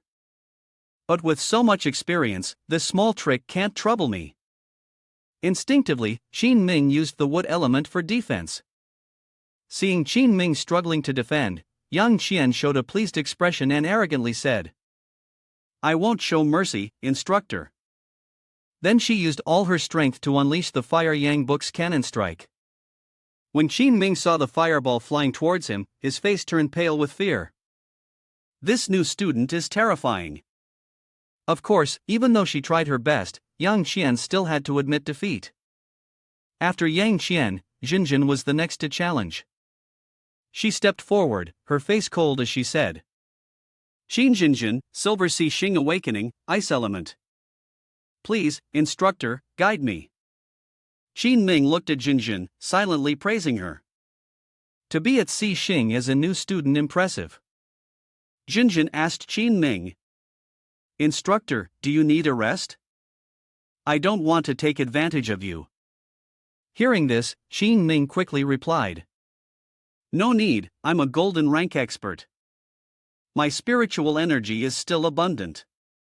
After hearing Qin Ming's words, Jinjin immediately took her fighting position and reminded him. "Then, instructor, please be careful." Qin Ming assumed a ready stance, his face stern as he said, "Let's begin." Jinjin, holding an ice arrow, launched it straight at Qin Ming. He carefully blocked her attack, feeling the power behind it. Jinjin wasted no time, firing ice arrows one after another, forcing Qin Ming to stay on high alert. He thought to himself, what kind of monsters are these? This one is even stronger than the last. The arrows kept coming, making it impossible for Qin Ming to use his wood and metal abilities for defense. He could only dodge with quick movements. Good grief, this ice skill requires the body to be completely hardened into metal to counter it. I'd better focus on close combat. As he concentrated on figuring out how to approach, Jinjin suddenly leapt high, launching a direct shot at him. He thought, but even getting close to this girl means facing ice arrows with high damage. I can't stay calm any longer. At this point, Qin Ming could only do his best to defend, silently telling himself, my mindset of being on top has completely collapsed. This is too painful. She's sending me flying like a hawk. Lin Xiu watched from a distance, unable to hide her delight. She chuckled, saying, "This teacher can't even get close. Jinjin is too strong. Our Jinjin is really amazing." Suddenly, Jinjin raised her arm in a gesture of surrender, saying, "I give up. My mana is depleted." After a period of intense defense, Qin Ming finally got a moment to rest, breathing heavily. "Ha, I'm exhausted, but I finally held on." Once he regained his composure, Qin Ming turned to Lin Xiu and asked, "Anyone else?" Lin Xiu raised her arm, calling out cheerfully, "Me." Lin Xiu awakened the beast transformation system, Silver 2-star. Qin Ming looked at Lin Xiu with a suspicious gaze. Has he finally stepped onto the field? Among this group of students, the one I'm most curious about is this kid's strength. Qin Ming looked at Lin Xiu and simply responded with a hum.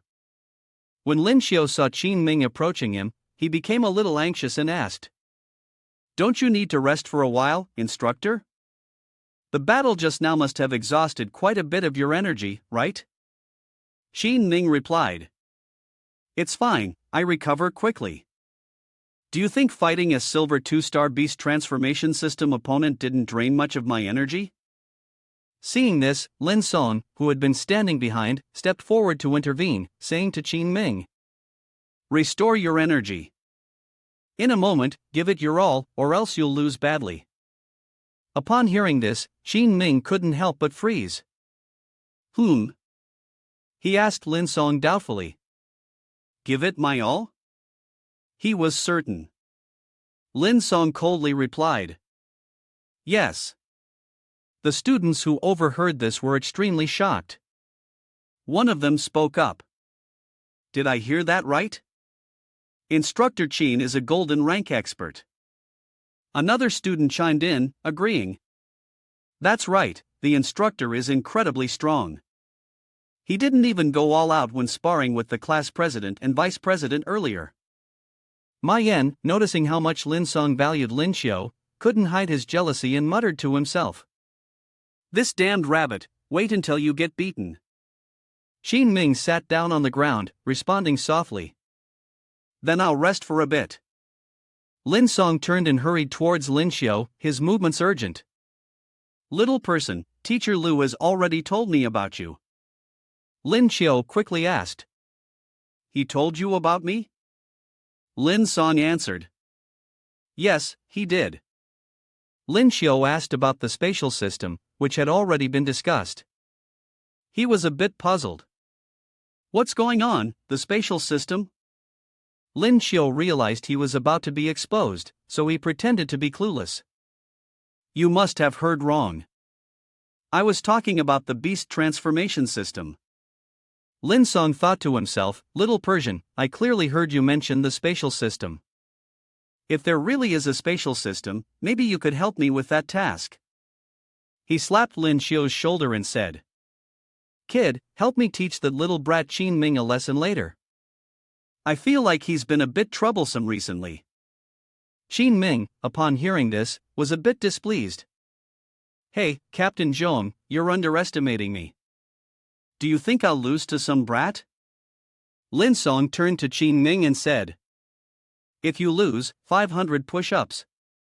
Dare to make a bet? Qin Ming, with confidence in his voice, replied, Just wait, your fake body will be the one doing push-ups.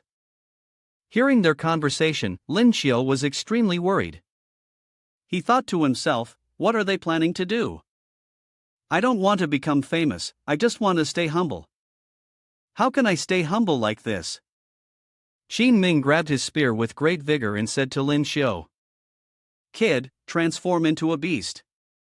Lin Xiu cautiously replied, Reporting, instructor, my strategy doesn't involve beast transformation.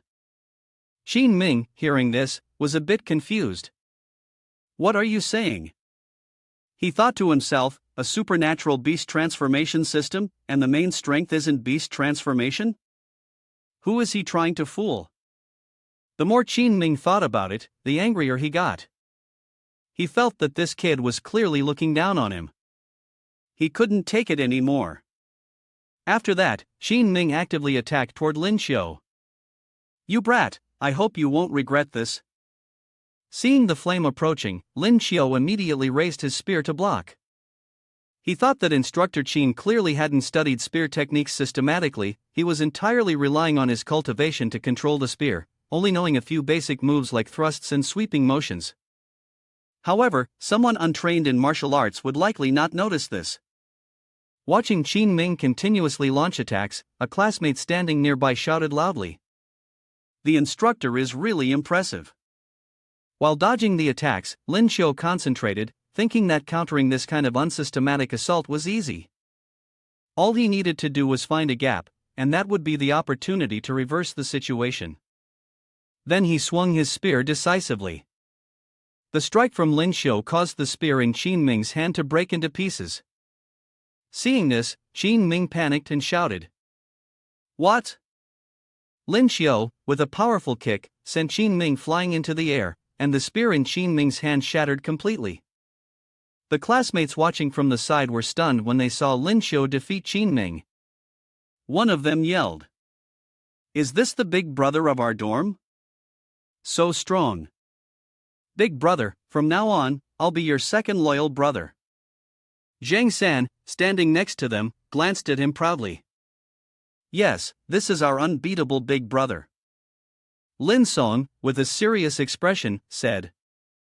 The teacher was right, this young man named Lin Xiu has definitely reached the peak of physical condition, he must have reached the golden level. Jinjin, staring at Lin Xiu in a daze, silently thought, he's gotten even stronger. From a weak rabbit, he keeps growing stronger. It's so strong that I can't find a way to overcome it. But it's okay, having a friend like that beside me isn't a bad thing. With that, she boldly shouted, Lin Xiu, go for it. The other students heard and echoed in unison, Lin Xiu, go for it. Lin Xiu is amazing. The sound of everyone cheering startled both Lin Xiu and Qin Ming. Lin Xiu, terrified by the situation, turned pale. What's going on here? He said, then turned towards the students. The crowd continued to cheer and shout. Great job, Lin Xiu. Qin Ming refused to back down. He frowned, glaring at Lin Xiu, determined not to let this brat overshadow him. Two long blades appeared in his hands. He looked at Lin Xiu and said, "Kid, do you know?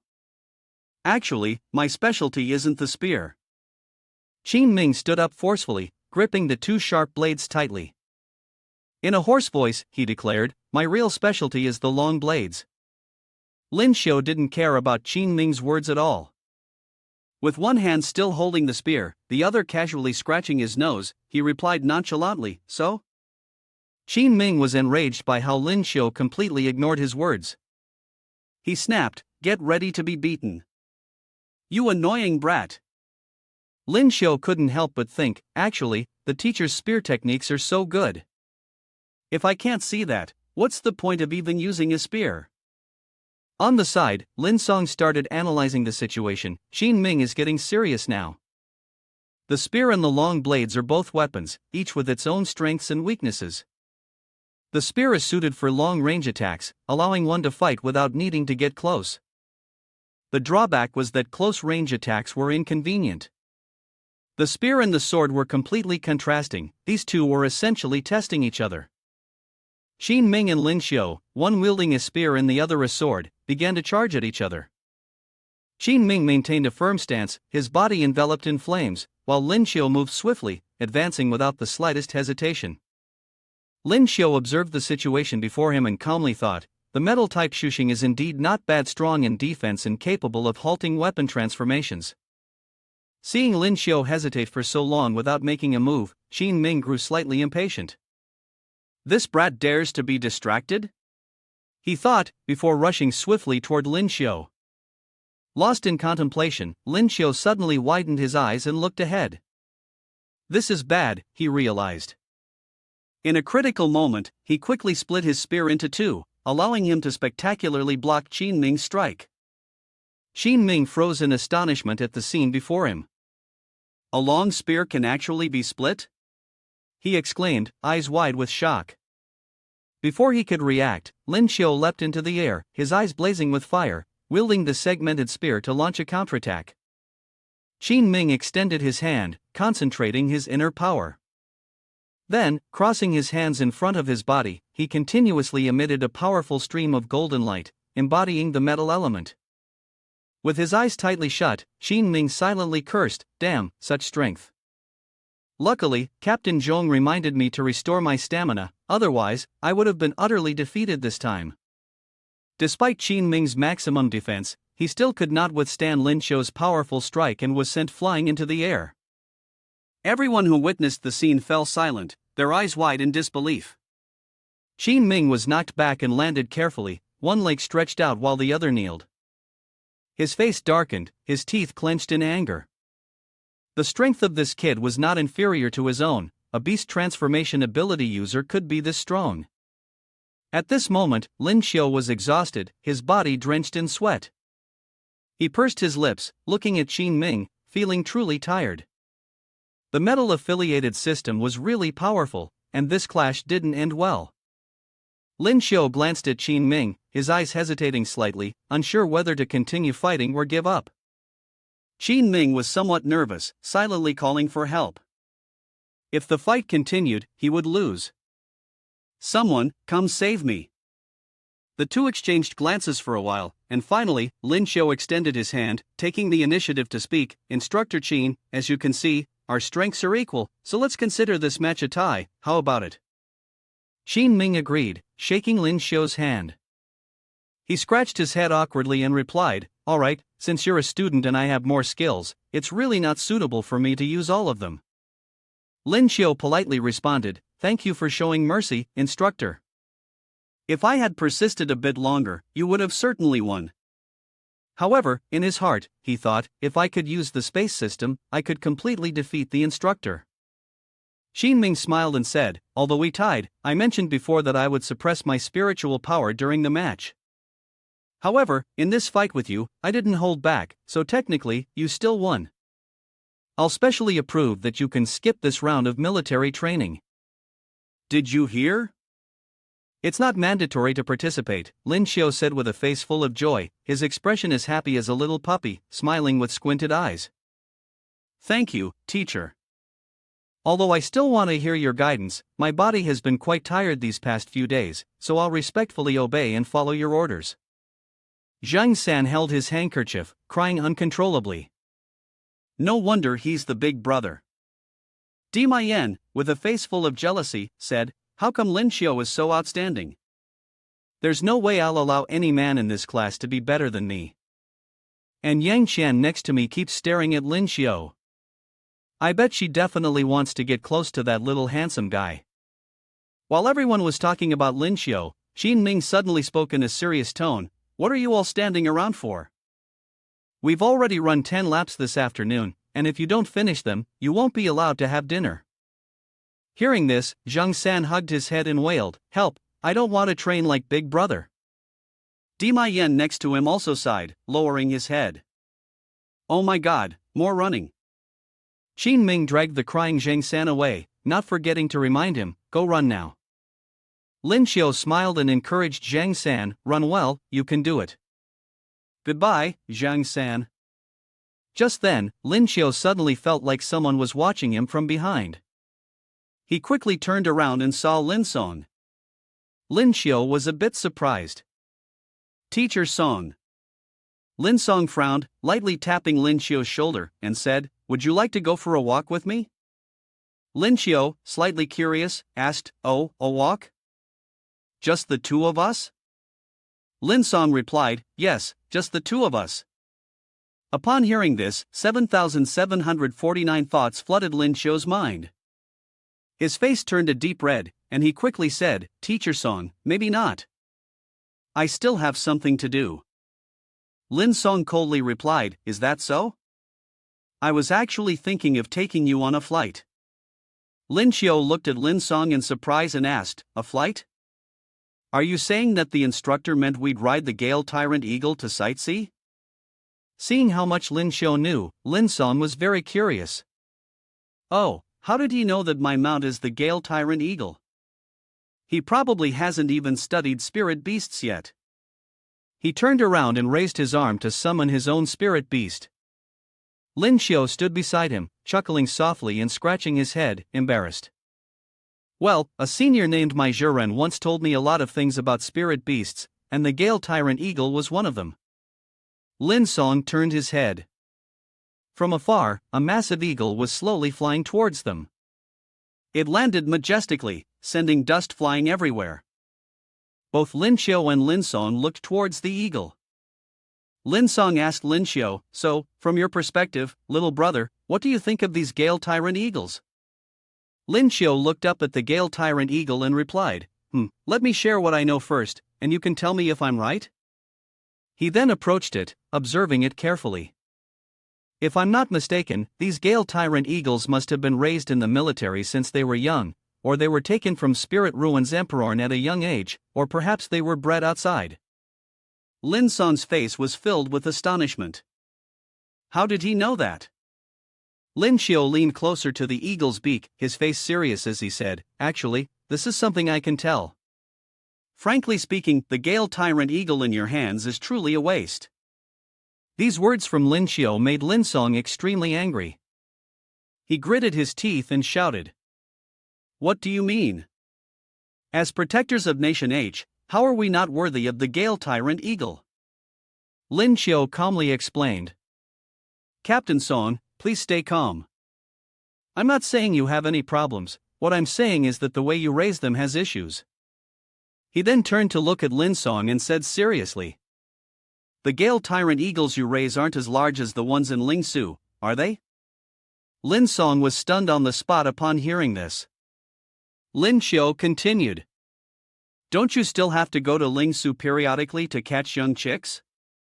The lifespan of a Gale Tyrant Eagle is typically 100 years, but those living in your care usually only live for about 50 years, right?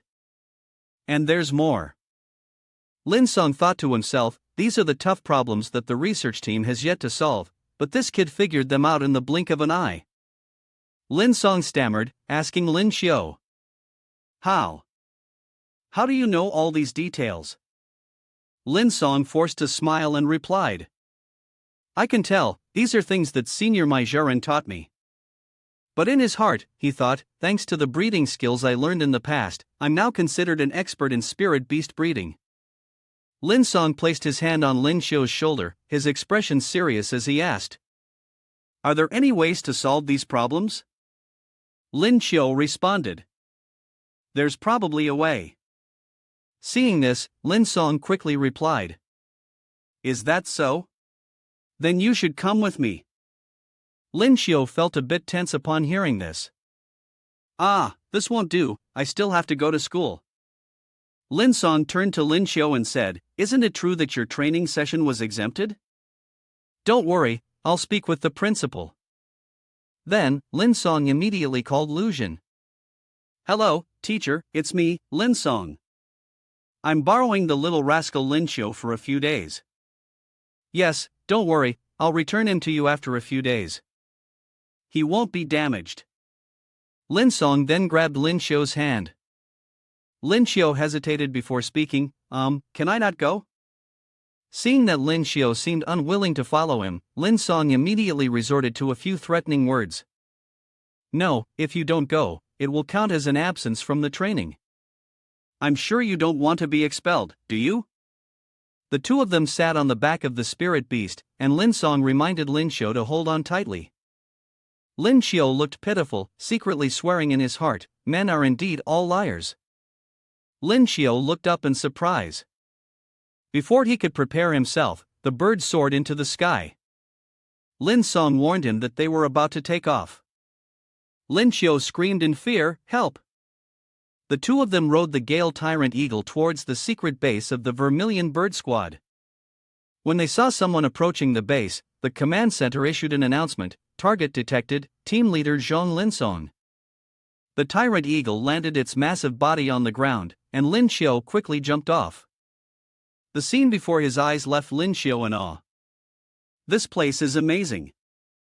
In front of him were countless Tyrant Eagles soaring through the sky, with mountains stretching endlessly on both sides. The majestic scenery looked as if it had stepped out of a painting. Jin Wuyong, seeing Lin Song suddenly return, was surprised and asked, Captain Zhong, why are you back? Weren't you leading those kids in Lingwu Shanghai? Before Lin Song could respond, Lin Xiu was pushed forward. This time, I've brought back a treasure. Upon hearing the word treasure, Lin Xiu's face turned pale. Can someone explain to me what's going on? Lin Song and Lin Xiu exchanged glances with Wu Yong. Lin Song then spoke, Do you want to know why I brought him here? If you want to know, come with me. You'll understand when we meet team leader Shen. Jin Wu Yong waved his hand and smiled lightly, never mind. You two go ahead.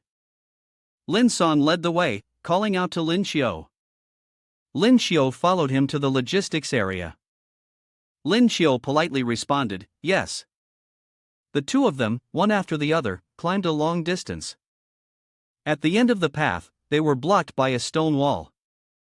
Seeing the wall in front of him, Lin Xiu thought to himself, he said we're meeting team leader Shen, but isn't this just a stone wall ahead? In his mind, Lin Xiu imagined a monkey suddenly jumping out, saying, I am team leader Shen, and thought, could it be that team leader Shen will come out from the stone? While Lin Xiu was lost in thought, Lin Song reached out and pressed a switch. The stone wall in front of them suddenly began to move violently to the sides. A hidden door appeared within the mountain. As they entered and looked at everything before them, Lin Xiu couldn't help but exclaim, I'm stunned. This is high tech. Teacher Lin Xiu was surprised, so Lin Song hurriedly urged. Stop looking around so much, there's more down below that's even more shocking. Lin Xiu observed his surroundings and then fell into deep thought. To think there could be a completely different world. This base is full of experts raising Gale Tyrant Eagles. The Gale Tyrant Eagles here are raised in tightly controlled glass enclosures, equipped with the most advanced technology. They come in various types and appearances. After staring for a long time, Lin Xiu sighed and exclaimed. This place is large enough to accommodate both the flightless spirit beasts and the activities of researchers. The base has essentially taken control of the entire mountain. Lin Song asked Lin Xiu. Kid, what do you think? Doesn't the logistics department of our Vermilion Bird Squad look magnificent? Lin Xiu was too busy looking around to pay attention to Lin Song's words. Suddenly, Lin Xiu approached a tyrant eagle's enclosure and shouted. Such a crime, this is truly a crime. You're feeding the Gale tyrant eagles pork, that's harmful to them. And what about this hawk? Yeah, this hawk's in good health. Lin Xiu, who was being dragged away by Lin Song by the collar, quickly protested. I haven't finished speaking yet, you guys are raising the spirit beasts all wrong. Lin Song glanced at Lin Xiu, thinking to himself. So this kid isn't scared at all and even noticed quite a few problems, this'll be easier to handle. The two of them arrived at a room. Lin Xiu curiously glanced at him before saying, We didn't announce our arrival, and this crazy man is probably lost in his research again. Lin Song raised his leg and said, If that's the case, I won't say anything more, just throw a kick to knock the door down. Lin Xiu looked at the door that had been deformed from the kick with a bit of fear. Through the thick smoke, the figures of Lin Xiu and Lin Song gradually appeared. Lin Xiu coughed while covering his mouth. Why so violent? In contrast to him, Lin Song calmly assessed the surroundings, clenched his fist. A girl with blonde hair appeared in front of them. The two of them gradually approached. Lin Song pondered, the difficult problem is how to wake Xing, who is lost in her research.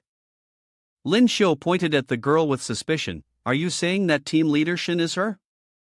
He nodded in agreement and began to introduce team leader Shen. Xing was angry, pretending to be a golden rank demon. Lin Xiu doubted in his mind, is there really a demon system? He then asked about his speculation. A demon system? Does such a system even exist in this world? Lin Rong immediately responded, the rarity of Xing is equivalent to Lin Xiu's spatial system, but with its own advantages and disadvantages. He was surprised because his words exposed that he was from the spatial system. Lin Rong scoffed, you think you can fool me with a bit of fake acting?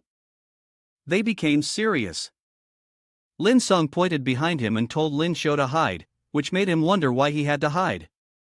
He then explained that if they disturbed Xing while she was deep in thought, it would cause her to enter a demon state, and he wasn't sure he could defeat her.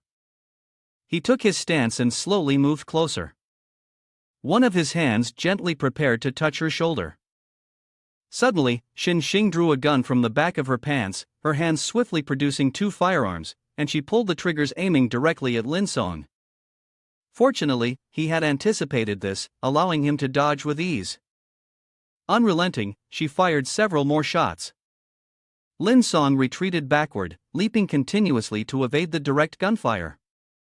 Hiding to the side, Lin Xiu secretly observed the scene ahead. Panic and fear gripped him as the relentless gunshots rang out. He cursed under his breath, damn it, is this woman insane? One wrong move and it's over for me.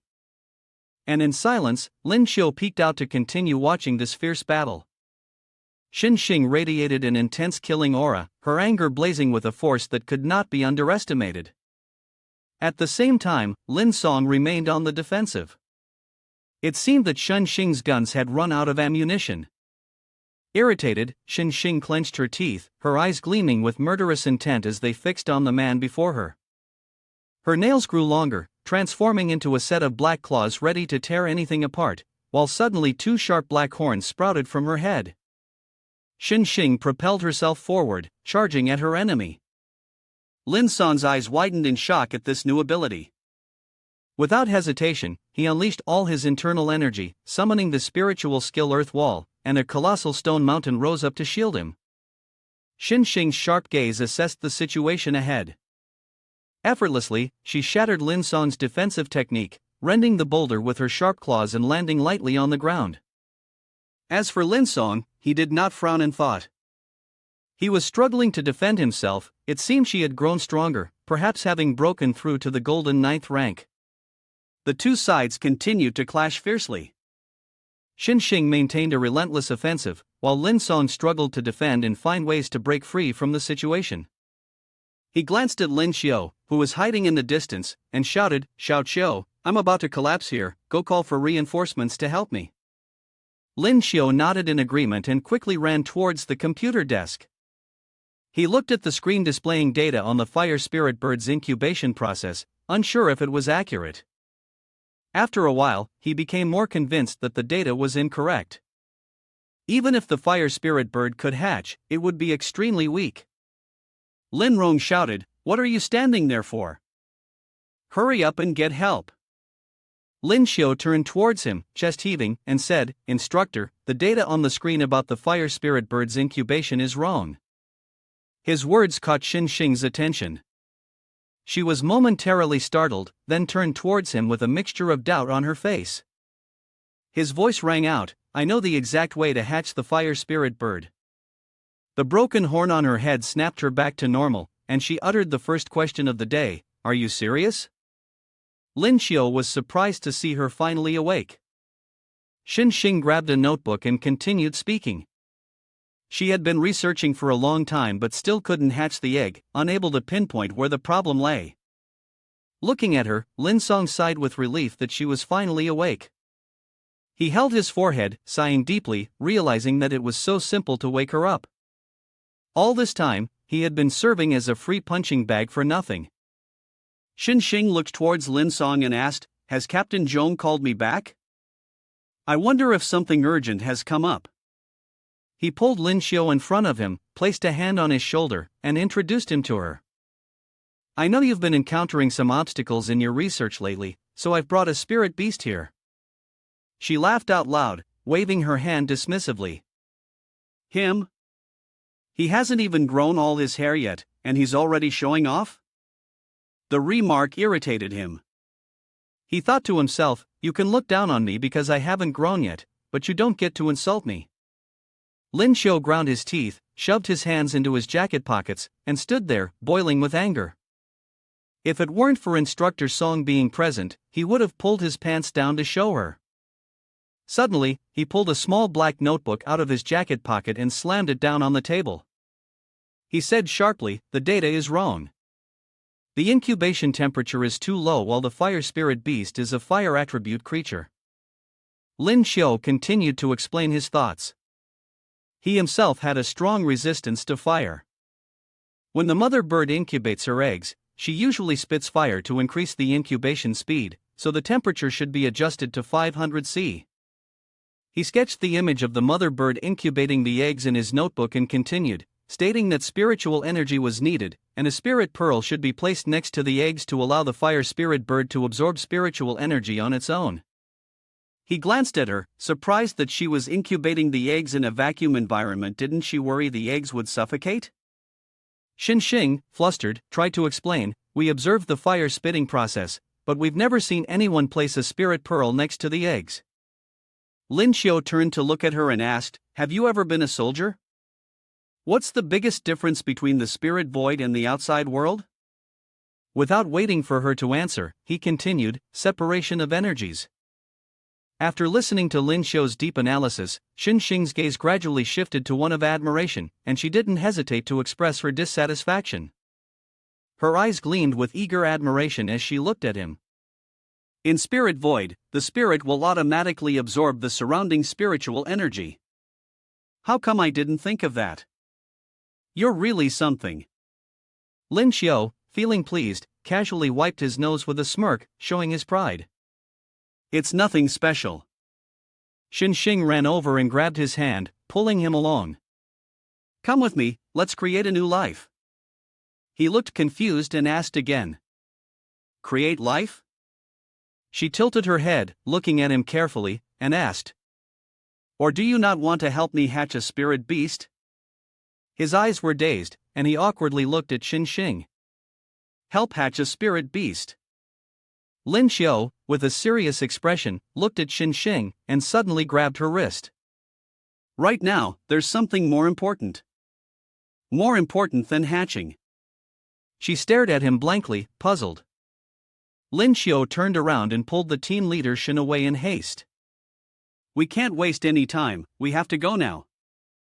Lin Song called out to the two of them. "Where are you going?" An announcement rang out in the research room. "Everyone, please pay attention. I have something I need to discuss with you all. The two researchers looked toward the voice, curious. The three of them appeared together. Lin Xiao walked up and began introducing himself. Hello everyone, I'm Lin Xiao. I'm here to offer some suggestions. He then began presenting his point of view. I noticed there were a lot of mistakes in your process of nurturing. The researchers in the room gathered in one place, facing Lin Xiao and his group. One of them spoke up to rebut him. Who are you? Is there anyone here who isn't an expert in this field? What would a kid like you know? Seeing the situation gradually becoming more tense, Lin Song quickly stepped in. Quiet. Everyone is causing such a commotion. What's happened to your dignity? With that, he turned to ask, do you have a way to make everyone believe? Lin Xiao, who had remained silent up to that point, replied, I know that just talking isn't enough. I will demonstrate through practice so that everyone understands their mistakes. He looked toward the group of researchers and suggested, the requirement is to borrow the Gale Tyrant Eagle for testing and ensure that it won't harm them but will instead be beneficial for everyone here. The man who had criticized him earlier spoke again, all spirit beasts are extremely precious, we can't let you just do as you please. Lin Rong thought for a moment, realizing that the team still didn't understand this kid, and perhaps they were unwilling to cooperate. After a while, he pointed toward the door and ordered, I'll try first by bringing in my Gale Tyrant Eagle. Upon hearing this, one of the researchers immediately disagreed. Captain Zhong, this isn't a good idea. Lin Rong remained firm in his decision. He turned to Lin Xiao with a look of confidence. It's fine, I trust this kid's abilities. After a moment, another researcher called out, your Xiaoko AI has been brought in. A gigantic bird appeared in the room, towering and with sharp eyes scanning everyone. Its brown feathers and yellow beak stood out, and it stood firmly in place. Lin Rong was surprised by the cute name. He pointed at the precious beast and asked again, is the Gale Tyrant Eagle's nickname Xiaoko AI? Lin Rong nodded. What do you think? It really is quite adorable. Instructor Song still looked uneasy. He stood in front of the Tyrant Eagle, continuing to block Captain Zhong. Think carefully, it took Xiaoko AI a long time to reach the peak of golden rank. Lin Xiao crossed his arms over his chest, observing the situation, then suddenly suggested. I need a healing system awakener, anesthetic, and surgical tools. Captain Zhong agreed to the request, as he himself was from the healing system and had the necessary tools. After speaking, Lin Xiao turned and walked in another direction, his hands slipping into his pockets. Follow me. Instructor Song immediately pleaded. Don't tell me to go. If anything happens to Xiaoko AI, we won't be able to take responsibility. He approached the Gale Tyrant Eagle and gently stroked its head. Xiaoko AI cooperated by lowering its head to his reach. Lin Xiao thought to himself, thanks to his taming skills, he understood spirit beasts very well, and he could probably tell what it was thinking. His hand gently massaged, and just by rubbing this spot, the Tyrant Eagle would feel more at ease and safe. Xiaoko AI appeared satisfied, showing signs of enjoyment, its eyes narrowing in pleasure. Lin Xiao smiled contentedly. So good. Lin Song, standing beside him, was stunned.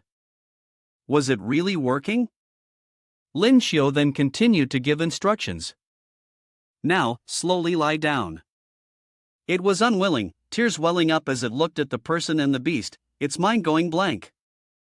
A proud spirit beast like the Tyrant Eagle was being tamed by this kid? Xiaoko AI immediately lay down as directed.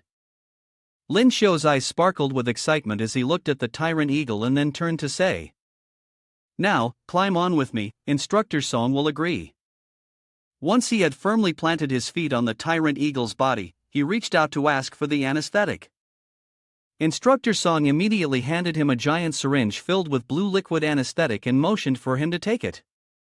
At the same time, both the instructor and Lin Song began to move closer for a better view. Lin Song, confused, asked, is that kid going to be okay? Lin Song glanced at Lin Xiao, who was happily holding the massive syringe, thinking to himself, no matter how skilled he is, he's still just a student, and he's using anesthetic. Lin Xiao turned around and said, pour hot water around the abdomen. From behind, Lin Song panicked, thinking, is this kid really preparing to dissect Xiaoko AI?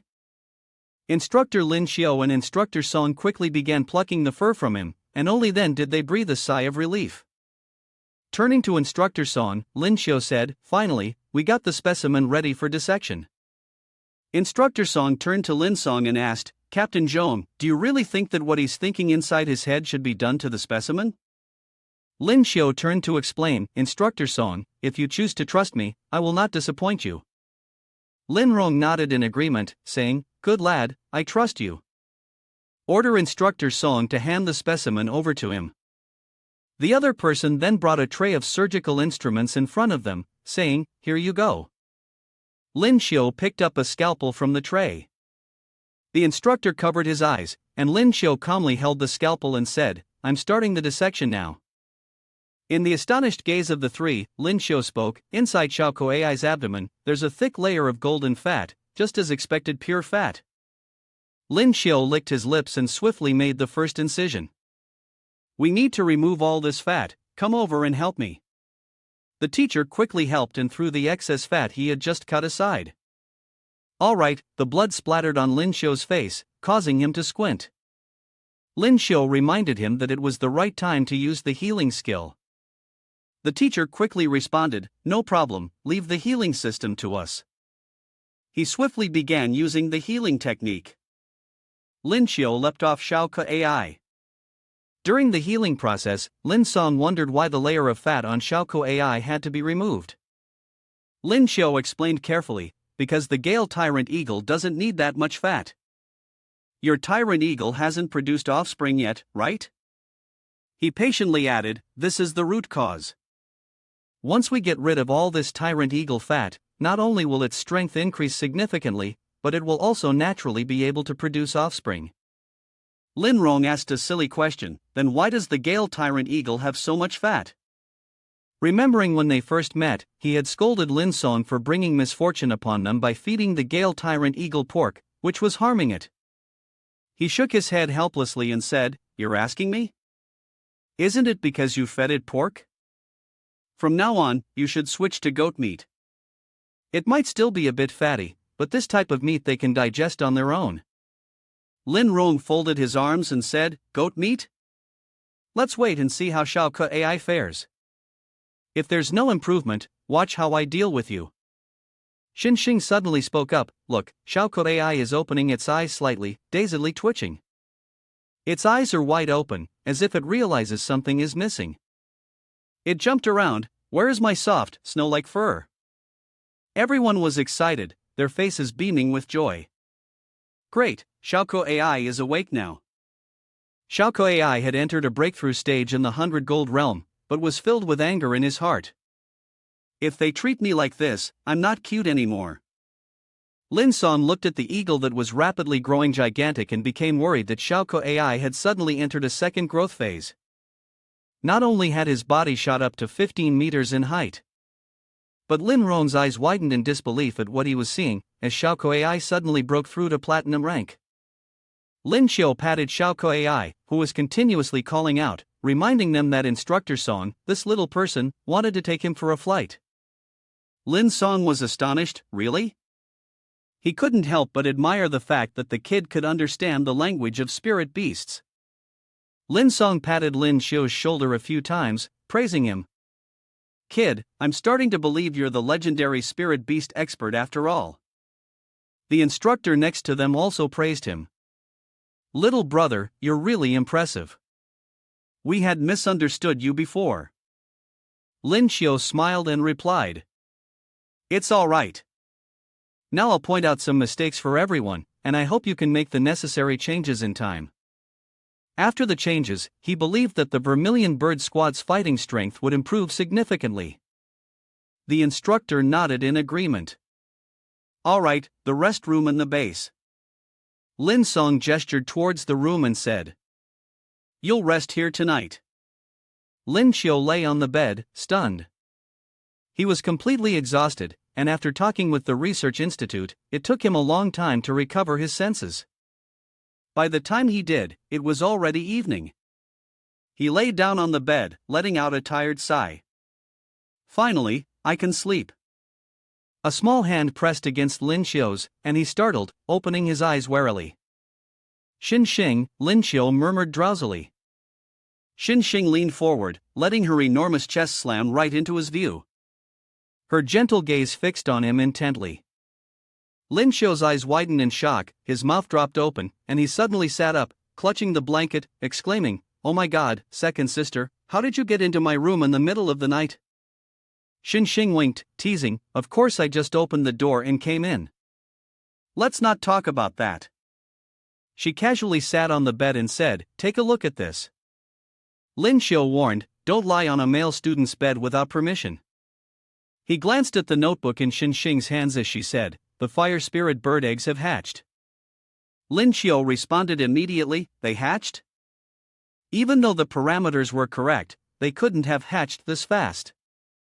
Xin Xing admitted honestly, "I used a golden rank spirit pearl."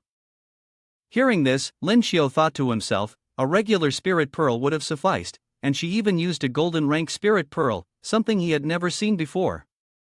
Unbothered, Lin Xiu lay back on the bed and replied, "Well, they hatched." "But why are you in such a hurry to come here and disturb my sleep?" Xin Xing grit her teeth irritably and said, "I didn't come because of this. I have something I want to discuss with you."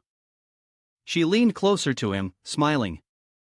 I smiled and then went straight to the point with Lin Xiu, saying, "I pay my respects to you. You're a master, please teach me about spirit beasts."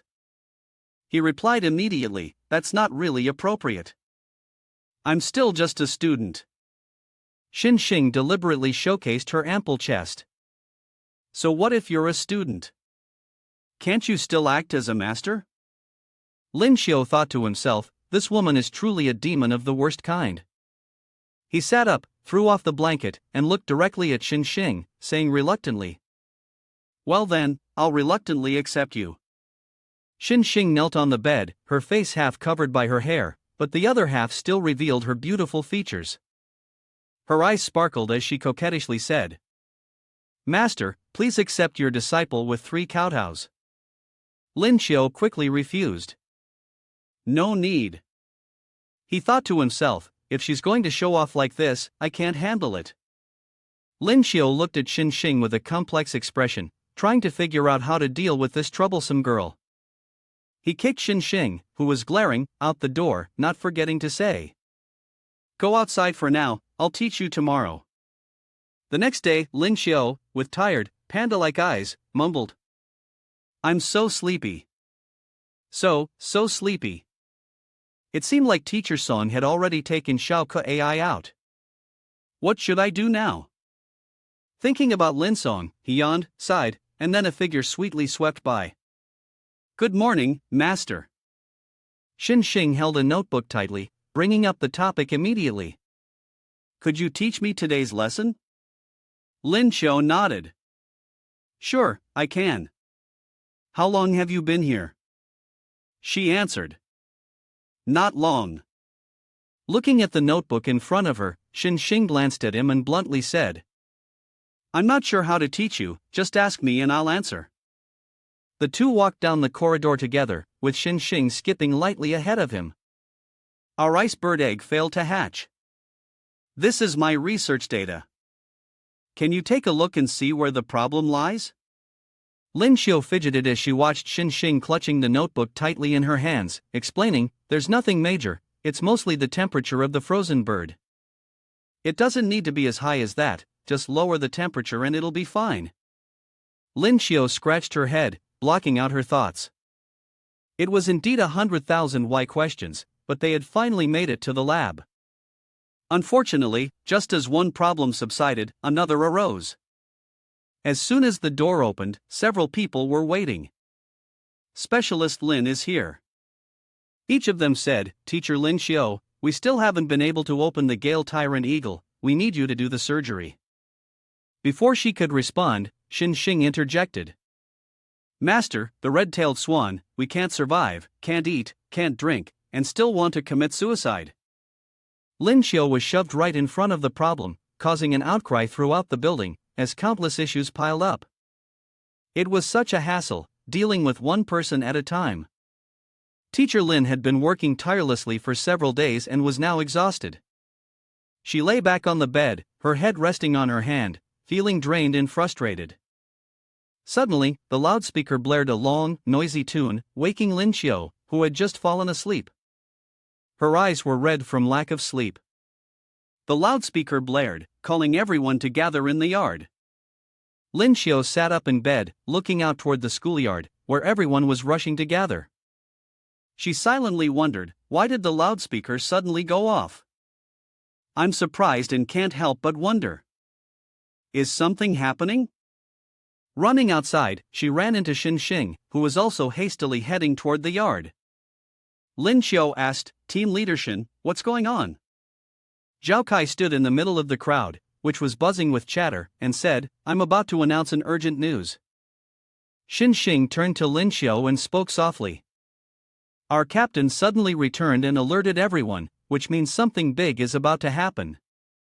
He thought to himself about the captain of the Vermilion Bird Squad, a beast transformation system user at the Diamond level 8 stars, and how the captain had solemnly announced the news. A few days ago, Captain Zhong had discovered the presence of a transnational criminal gang in our country, their purpose unclear. Lin Song, leaning against a nearby bush, was startled when he heard Zhao Kai's announcement. Captain Zhong Lin Song, after days of surveillance, has finally located their hideout. Zhao Kai raised his hand high in front of the crowd, speaking clearly and forcefully. "But my team and I have other important tasks, and it will be difficult to tackle both at the same time. Therefore, we need to select 10 members to provide support. This mission is extremely dangerous. Is there anyone willing to volunteer?" One person shouted loudly, "I'll go, I'm at the peak of golden rank." Soon after, several others raised their hands, shouting, "Me." Zhao Kai gave a slight cough, then responded, "Very good. You are true soldiers of Zhao Kai. By the way, Lin Song specifically passed on a message saying that this mission requires someone named Lin Xiu." Lin Xiu stood still, his brow slightly furrowed. Amidst the crowd, he raised his hand and slowly stepped forward, calling out, reporting, "I am Lin Xiu."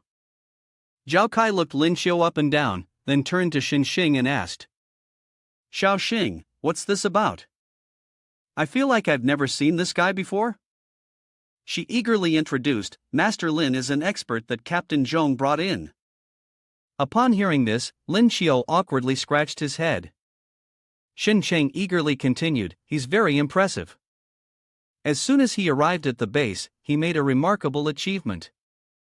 Hearing this, Zhao Kai slapped Lin Xiu on the shoulder and laughed heartily, "Huh, kid, you're a talent."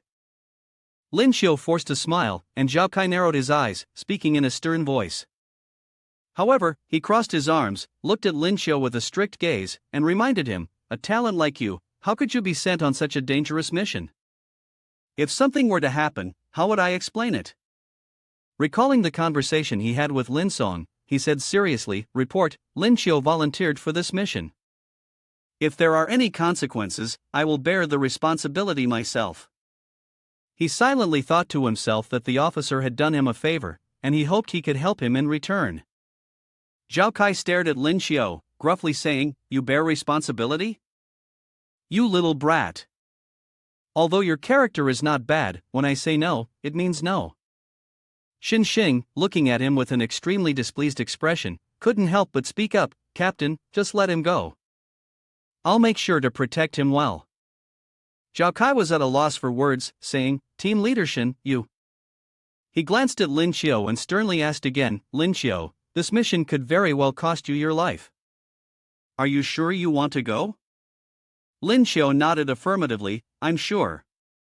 Zhao Kai was satisfied, praising him, "Good, you're not a coward." He handed him a thick file. "This is the intel Lin Song sent about the two individuals. Take a good look at it on the way. I'll go choose the team members, and we depart soon." Zhao Kai turned and called out loudly, "Make sure to call out the names properly." Lin Xiu held the file in his hand, feeling excited as he thought to himself, "The mission is about to begin. Xin Xing and Lin Xiu sat on a gigantic eagle, flying over a forest. Below them, a crystal-clear stream babbled gently, and in front of them stood a towering mountain peak. The sky was clear, and the sun blazed brightly. Xin Xing softly said, "This mission is a bit tricky." Lin Xiu glanced at the file that clearly detailed the information. Leader Park Taki was a Platinum 8-star Beast System ability user, extremely dangerous, with powerful attacks. Deputy Leader Maru was a Platinum 5-star Wind System ability user, specializing in reconnaissance and counter-reconnaissance. Team member Wu Ku was a wanted criminal in Country Z, responsible for numerous massacres across various locations, before joining the Tiger Mercenary Group. He had reached the peak of his abilities and was highly skilled in assassination. Team member Park Pu Rong had no abilities but was a top sniper in the Black Country, an expert in explosives. Team member Mimiko Masasita was a top-tier golden rank healing system ability user. The wet nurse of the mercenary group, team member O, was a top-tier golden rank earth system ability user. After reading it, he muttered, "The other side is the Tiger Mercenary Group, a notorious international criminal organization, known for arson, robbery, murder. They've committed every crime imaginable." Lin Xiu rubbed his chin and said, "Their strength is formidable, but our people are no slouches either." Xin Xing replied, "The problem is, these guys always live in crowded areas. If provoked, they could cause unnecessary casualties." Lin Xiu didn't fully understand what was being said, so Xin Xing explained clearly. "Among them, there is a demolition expert. We must act cautiously. It would be great if we had a fake space awakening system in place." Lin Xiu crossed his arms and thought to himself, now he understood why Instructor Song had specifically called on him. The old fox's slow, ticking sound of the clock echoed. Xin Xing glanced at his phone notification. They were approaching the location of Captain Zhong. At the edge of the town, they arrived just as night was falling. The moon was bright, the sky twinkling, and a hawk perched in a gap in the forest. Lin Song greeted them eagerly, "You guys have finally arrived." The team, along with several gigantic birds, had already been waiting. Xin Xing replied sternly, "Sorry for keeping Captain Zhong waiting. By the way, how did you manage to find that Jiahua guy?" Lin Song explained, "Wuko mentioned it, and coincidentally, Xiaoko AI and I were planning to take a detour. On our way back, we ran into him." Lin Rong glanced at Lin Xiu and clarified, "Wuko was a long-time wanted criminal in the country of RT. I, of course, recognized his appearance, so I decided to follow him." He then asked, "Why contact us only now?" As they walked, Lin Rong updated them, "Fortunately, we gathered some useful information. After Wuko didn't notice anything unusual, we were able to safely return to the mercenary base." Lin Rong pointed to a hotel on a high hill and said, "That's the hotel," causing Lin Xiu to look up with surprise while standing in the middle of a bustling street filled with people. Lin Song patted his shoulder, reminding him, "Don't let your expression slip. Their people are always watching this street." Lin Song, along with Lin Xiu and Xin Xing, pretended to be casual pedestrians strolling through the market. He quietly gave orders, "Everyone, rest up. Take turns keeping watch. A fierce battle might be coming next." Everyone responded in unison. "Yes." Immediately after, Lin Xiu crossed her arms and asked Xin Xing, "How is team leader Shun? Any updates?" She looked through the binoculars to report the situation. There was no movement in the early morning. Wuko went out to buy breakfast and returned, and since then, there had been no activity. Lin Xiu saw Lin Song sleeping soundly on the bed and softly said, "Captain Song has been monitoring continuously for several days and is exhausted. I wonder how long this rest will last." Lin Xiu leaned against the chair and quietly spoke to Xin Xing. "Constantly monitoring from afar isn't ideal. It might be better if you and I go observe up close for a bit." Xin Xing agreed, saying, "All right, but we were in such a rush to leave, it seems like we didn't bring any civilian clothes." Lin Xiu pulled out a set of clothes, as if from a magic pocket like Doraemon's, and smiled. "It's fine, I already brought some." He couldn't help but feel a little excited inside. Previously, Jinjin had left a few outfits with him. Lin Xiu pointed at Xin Xing and instructed, "Remember to tidy up the mess a bit." She took the clothes, happily nodding her head. "Don't worry." The ancient buildings basked in the blazing sunlight, and the streets were still crowded with people despite the sweltering heat. It felt as if the sun was burning everything. Xin Xing confidently brushed her long, smooth hair, causing a young man to blush in compliment. "You're so beautiful." Everyone who saw Lin Xiu and Xin Xing thought they were truly like fresh flowers. He muttered, "No need to hug so tightly." She mischievously winked and casually replied, "Didn't we want to play the role of lovers?" Lin Xiu leaned close to Xin Xing and whispered, "We've arrived." Xin Xing quickly played the role of being coquettish with Lin Xiu, pretending to want to drink this. Lin Xiu glanced behind, using his clairvoyant eye skill. The old building was bathed in bright sunlight. Lin Xiu noticed a sniper rifle in the window, ready to fire. The criminal organization was indeed there. That must be the specialized sniper scope. Lin Xiu pretended to hug Xin Xing's waist, whispering a reminder, "The lens is coming this way." The two acted like a loving couple. Lin Xiu spoke softly, "Don't move too much, the enemy is watching this place." Xin Xing nodded. "Okay." Xin Xing leaned on Lin Xiu's shoulder, acting spoiled, "Master, we can't keep doing this.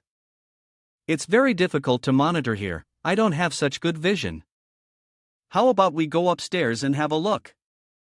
Lin Xiu looked at her, startled, his eyes widening. He grinned mischievously and agreed, "I was thinking the same." Xin Xing pretended to be drunk, leaning fully into Lin Xiu, her large chest exposed and alluring.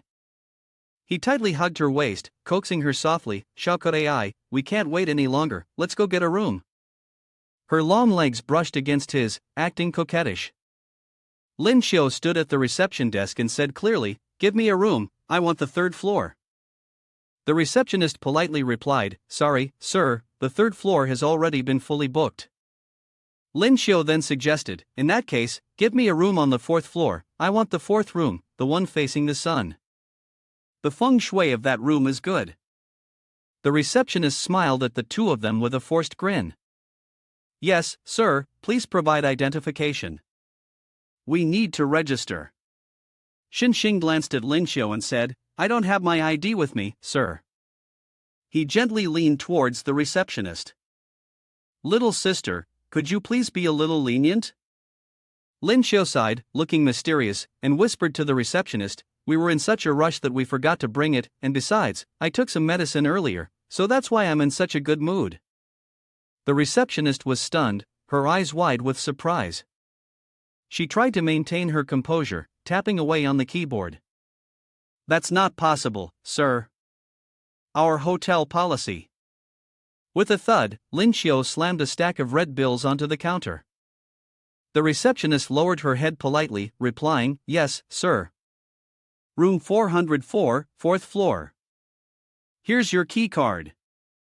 Enjoy your stay. Our hotel is well known for its soundproofing." Inwardly, she praised, "Very practical, huh?" Lin Xiu walked off in a daze, almost unconsciously. Xin Xing looked at him as though he were an alien. The number 404 was displayed on the wooden door. Lin Xiu put on his headphones, thinking to himself, "What good is soundproofing? We're here to eavesdrop."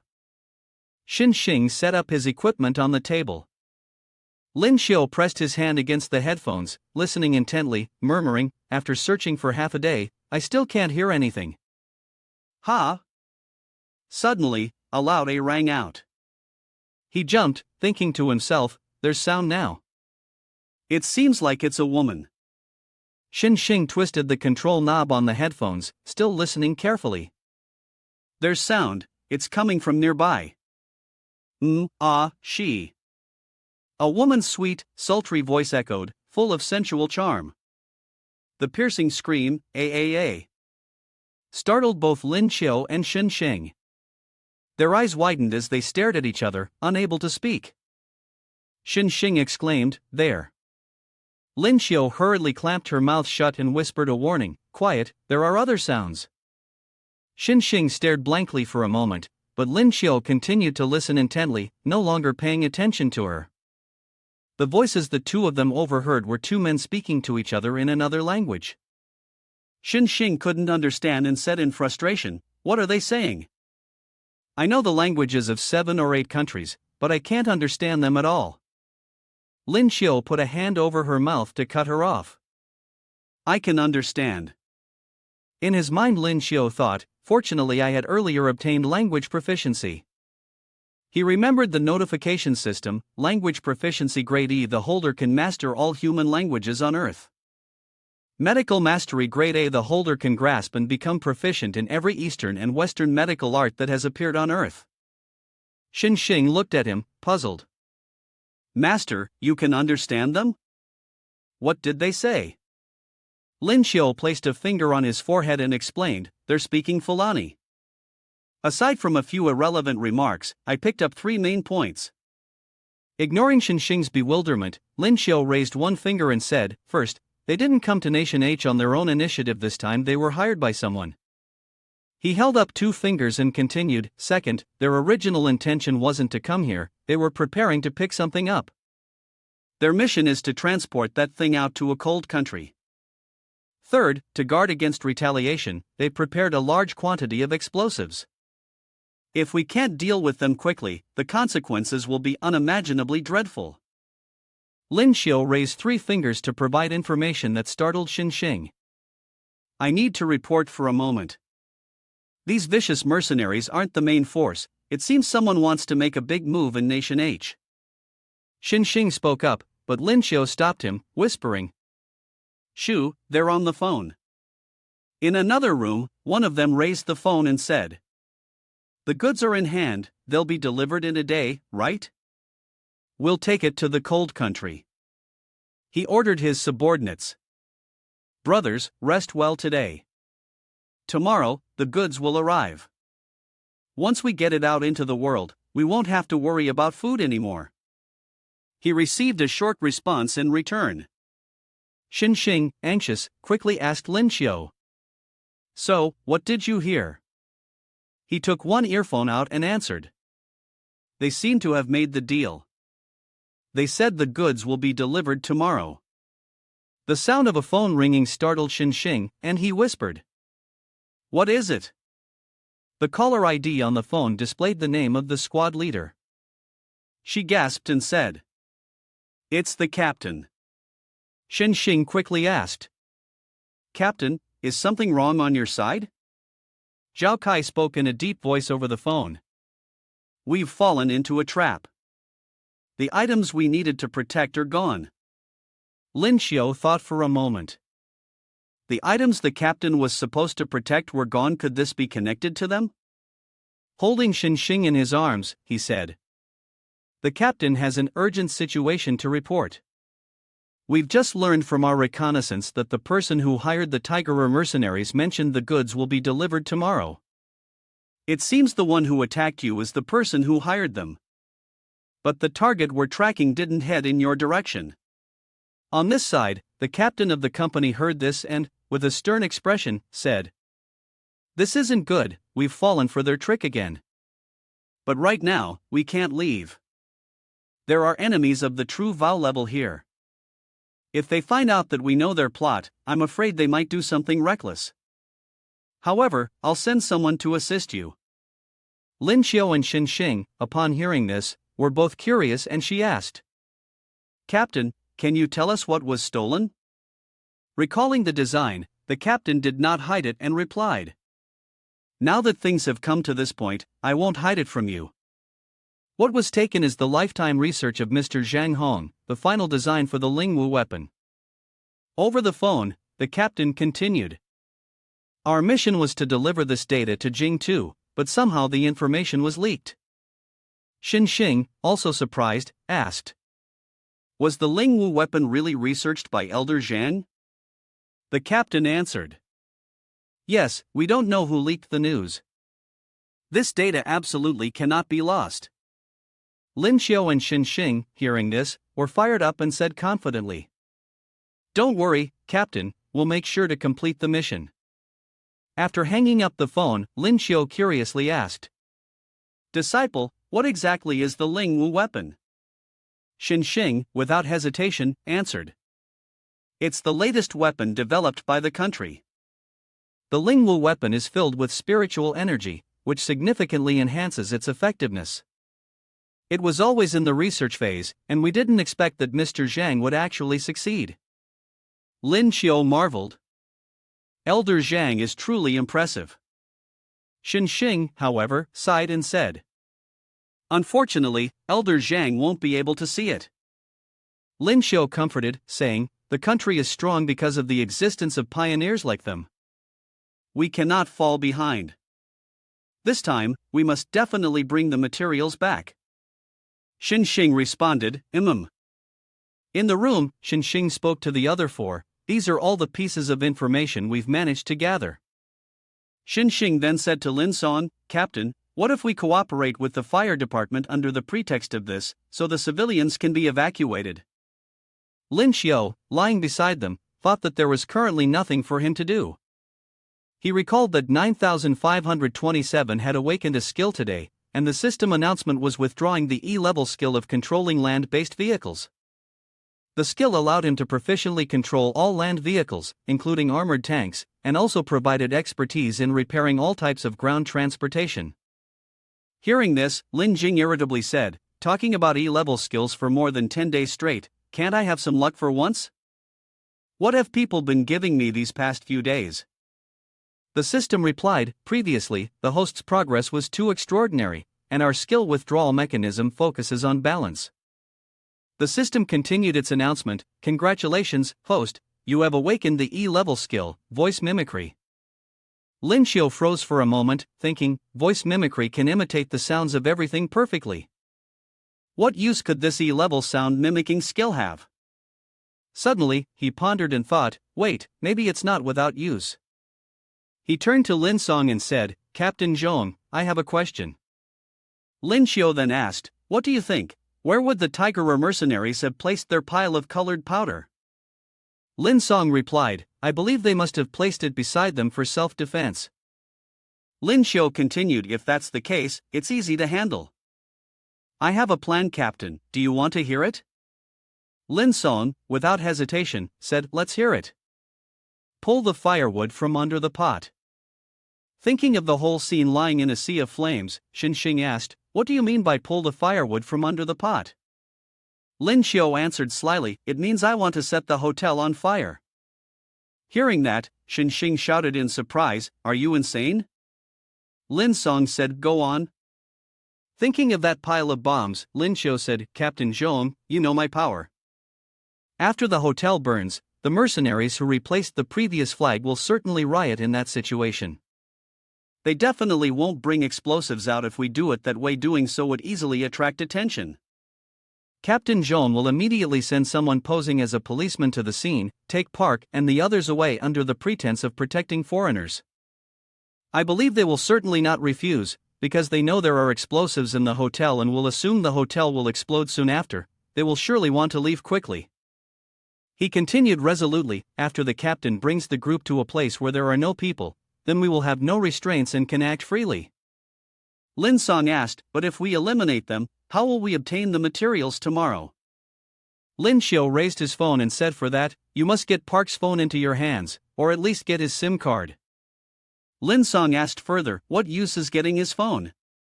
He said, If I can get the phone, I can impersonate Park. I can make the successor appear tomorrow. Lin Song asked again, What guarantee do you have? Lin Xiu pursed his lips to test the sound, then said, As long as I have Park's phone, I can mimic his voice, lure the enemy over here, and at that point we'll definitely be able to retrieve the material. Lin Song continued, This is not a joke. The people behind them will surely recognize Park's voice. Lin Xiu replied nonchalantly, I guarantee it. Xin Xing beside him exclaimed admiringly, As expected of my master, there are things you know that I don't. You not only understand spirit beasts but are also skilled in multilingual vocal techniques. Lin Rong added, If you can mimic voices like this, the plan might actually be feasible. Lin Rong continued, Lin Xiu, can you guarantee you can clear them all out before the explosives detonate? Hearing this, Lin Xiu answered confidently, I guarantee I will teleport there instantly to deal with the explosives. Hearing that, Lin Song thought to himself, there is no better option for now. Immediately after, Lin Song ordered, good. Now, squads follow my command, begin action at 8:00 p.m. tonight. Everyone shouted in unison, yes. 5:00 room 404, Love God Hotel. Xin Xing and Lin Xiu huddled against a corner of the wall. Lin Xiu thought sullenly that there was little time until action, and constantly eavesdropping was making him sleepy. Xin Xing turned and asked, Master, what's all the noise downstairs? What are they doing? Hearing that, he quickly replied, probably playing cards, they've likely been at it all afternoon. Xin Xing asked, do they need to use Falani when playing cards? Xin Xing, Master seems really tired. Maybe you should take a rest for a while. Hearing this, Lin Xiu did not refuse and said, alright, I'll put on my headphones and take a short nap. Then Lin Xiu fell asleep right away. In his dream, he saw Xin Xing lying on the bed, gently saying, you can't do this. What are you thinking? Xin Xing whispered, Master, please don't. Hearing these words, Lin Xiu froze, wondering why he was doing this. Suddenly, Xin Xing spoke, Master, you're awake. At that moment, Lin Xiu was flustered, mumbling a few sounds. He then breathed a sigh of relief, thinking, damn, it turns out that dreaming was all because of those people downstairs with no sense of propriety. Xin Xing, still not understanding, spoke. Since you're awake, let's get ready to move. Seeing her quickly turn to leave, he asked, it's almost time, why didn't you wake me up? She turned around and answered sweetly, aren't there still a few more minutes? I wanted you to sleep a little longer. Lin Xiu stood up and thought, this device is starting to feel sorry for Master. It can be trained like a child. Lin Xiu then said, get the walkie-talkie and wait for the team leader to give the signal to move. Xin Xing took the walkie-talkie and spoke, everyone, get ready. The surroundings were engulfed in flames, the air filled with the loud sound of alarms, and everything was on fire. On the third floor, a voice issued an order, and everyone remained calm without panic. Using a wet towel to cover their mouths and noses, they then descended the stairs one by one, surprising the red-haired man. He immediately reacted, shouting, Wu, what's going on? Haven't we been exposed? Wu replied at once. No, it seems the hotel is on fire. What should we do? Wu also cried out in alarm. Why is it burning? There are a lot of explosives here. Everyone, come down to the first floor with me immediately. The blonde man asked. Team leader, what about the famous president? The team leader immediately waved his hand in command. What else can we do? Get it out of here quickly. Do you want to take it with you? Wouldn't that completely expose us? The red-haired man, standing outside the door, urged. Don't say anything, everyone, hurry and get outside. The blonde man broke into a savage smile and pressed the activation button on the bomb. The timer on the bomb read 9 minutes and 55 seconds until detonation. He threw the bomb into the room, then left, saying, Detonation is an art. Outside, firefighters were desperately fighting the blaze. The three from earlier had already rushed out of the hotel. Lin Xiu stood hiding behind a fire truck, holding a radio and reported. They've run outside. Watching the group climb into the black car, he added. Our people, under the pretext of escorting a foreigner, are putting them into the vehicle. The plan has been completed successfully. Lin Song issued orders over the radio. Good. The squad's arson specialists are setting fires immediately. Avoid the third floor, quickly deal with the explosives. Lin Xiu answered. Excellent. We're beginning our operation as well. Lin Xiu and Xin Xing ran like the wind through the sea of flames. Xin Xing spoke up, Captain, don't worry. The two of them stood in front of Park's room on the third floor. Lin Xiu stepped forward to focus on the bomb, while Xin Xing reported, "We've found it, the explosives are all in their room." Suddenly, Lin Xiao noticed something. He picked up a bomb to examine it closely and coldly asked, "Xin Xing, do you know how to disarm a bomb?" She answered, "I don't know how to disarm a bomb, I'm only interested in spirit beasts." "Why do you ask?" Lin Xiao gritted his teeth and said, "They've started the timer on one of the bombs, and there are only 3 minutes left." Xin Xing asked in horror, "What?" His expression changed drastically. He scratched his head and said, "Good disciple, hurry up and think of something, there are still many people below." Xin Xing, feeling like her breath was taken away, said, "What can I do? 3 minutes before the bomb goes off is too extreme.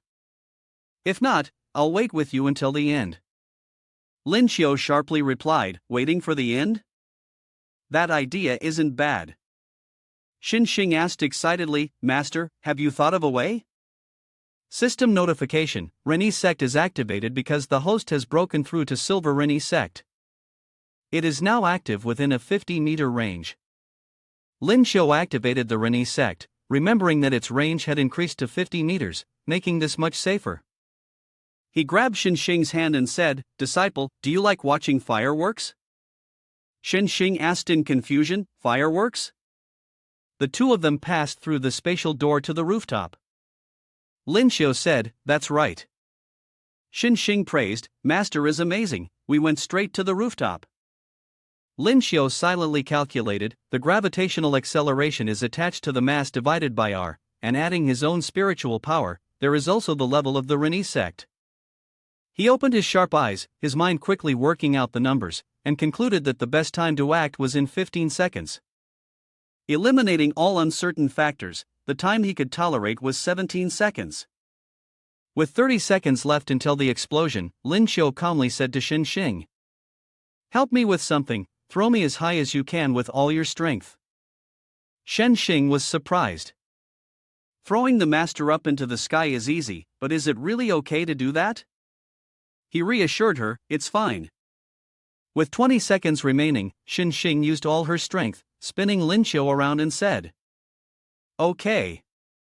Xin Xing struggled with the effort and said, "Let's go." At that moment, Lin Xiao was propelled upwards with a force equal to his thoughts. He had underestimated Xin Xing's strength, the speed of ascent was faster than he expected. Lin Xiao thought further, thinking that this would only allow him to fly higher and faster, which was a good thing. With only 10 seconds left until the explosion, at Reni sect, his mind raced. If he opened the wrong gate and started to fall slowly, he would have no choice but to spread his hand out in front of him, creating a shield. The shields became footholds that helped him leap even higher. Lin Xiao thought he could only continue ascending. With only 5 seconds left on the bomb, he silently murmured to himself, "It's almost time." He raised his hand to the sky, opened a portal, and shouted, "Reni sect." Then, he threw the bomb into the portal with all his strength, saying, "Go, fire-breathing dragon." He let himself fall, thinking that the bomb could reach a height of 50 meters instantly. Xin Xing's eyes widened in amazement as he thought, it transformed into a night firework. The bomb exploded in the sky, emitting a bright light, resembling a firework. At this moment, Lin Xiao let himself fall as well. Xin Xing, looking up at the sky from below, sighed, "Indeed, it's a firework, and it's beautiful too." In the sky, Lin Xiao shouted down, "Disciple, come to the edge, pull me up, and shout once." This shout immediately caught Xin Xing's attention. On this side, Lin Xiao, seeing the distance between himself and the ground, anxiously thought, forgetting about the blast's air current, which doubled his falling speed. Judging by the situation, looking into the distance, Xin Xing was rushing toward him at top speed, while Lin Xiao was still calculating. It would be very hard for Xin Xing to catch him. Maybe he should just give up. On this side, she hurriedly ran towards him, shouting, "Master." In this moment, when Xin Xing ran over, Lin Xiao had already fallen. Fortunately, at the last second, Xin Xing caught Lin Xiao's leg. She breathed a sigh of relief, thinking, "Got him." The situation now, Xin Xing was holding onto the railing of a tall building with one hand, while the other hand held onto Lin Xiao's leg. But when Xin Xing leapt back onto the building, Lin Xiu's back slammed onto the ground. He winced in pain, crying out, "Ah, that hurts." Finally, he sighed in relief and said, "But luckily, my disciple successfully saved me. I'm really moved."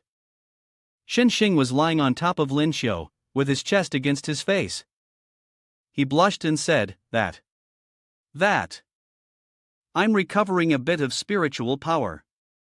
Before, they still had to find the Tiger mercenary group. How dare they set off a C4 bomb in this place? They really don't take the cold waters seriously. She then said, "Master, your actions are so fast, it seems there's nothing to worry about. Your physical strength is impressive." He responded, "Ahem, not really, I've exhausted my spiritual energy, I need to recover a bit." Xin Xing stood up and suggested, "If you need to recover your spiritual energy, using a spirit pearl is the best way." Xin Xing had no hesitation in lying, and with a long nose, she said, "Here's a golden rank spirit pearl for you. I find it troublesome. One day, I'll bring you to Ling Su and get a bag of golden rank spirit pearls." Hearing this, Lin Xiu asked, "Golden rank spirit pearl?" Lin Xiu took the spirit pearl, refining it as he spoke, "Golden rank spirit pearls, I usually use bags as units. Next time, make sure to take me to get more." After refining it, he felt his spiritual energy surge and said, "Energy replenished. Next, let's go and deal with the Tiger mercenary group together." "Okay," Xin Xing replied. "Got it." Looking at the two bursts of light in the sky, below was a car speeding down the road, billowing smoke.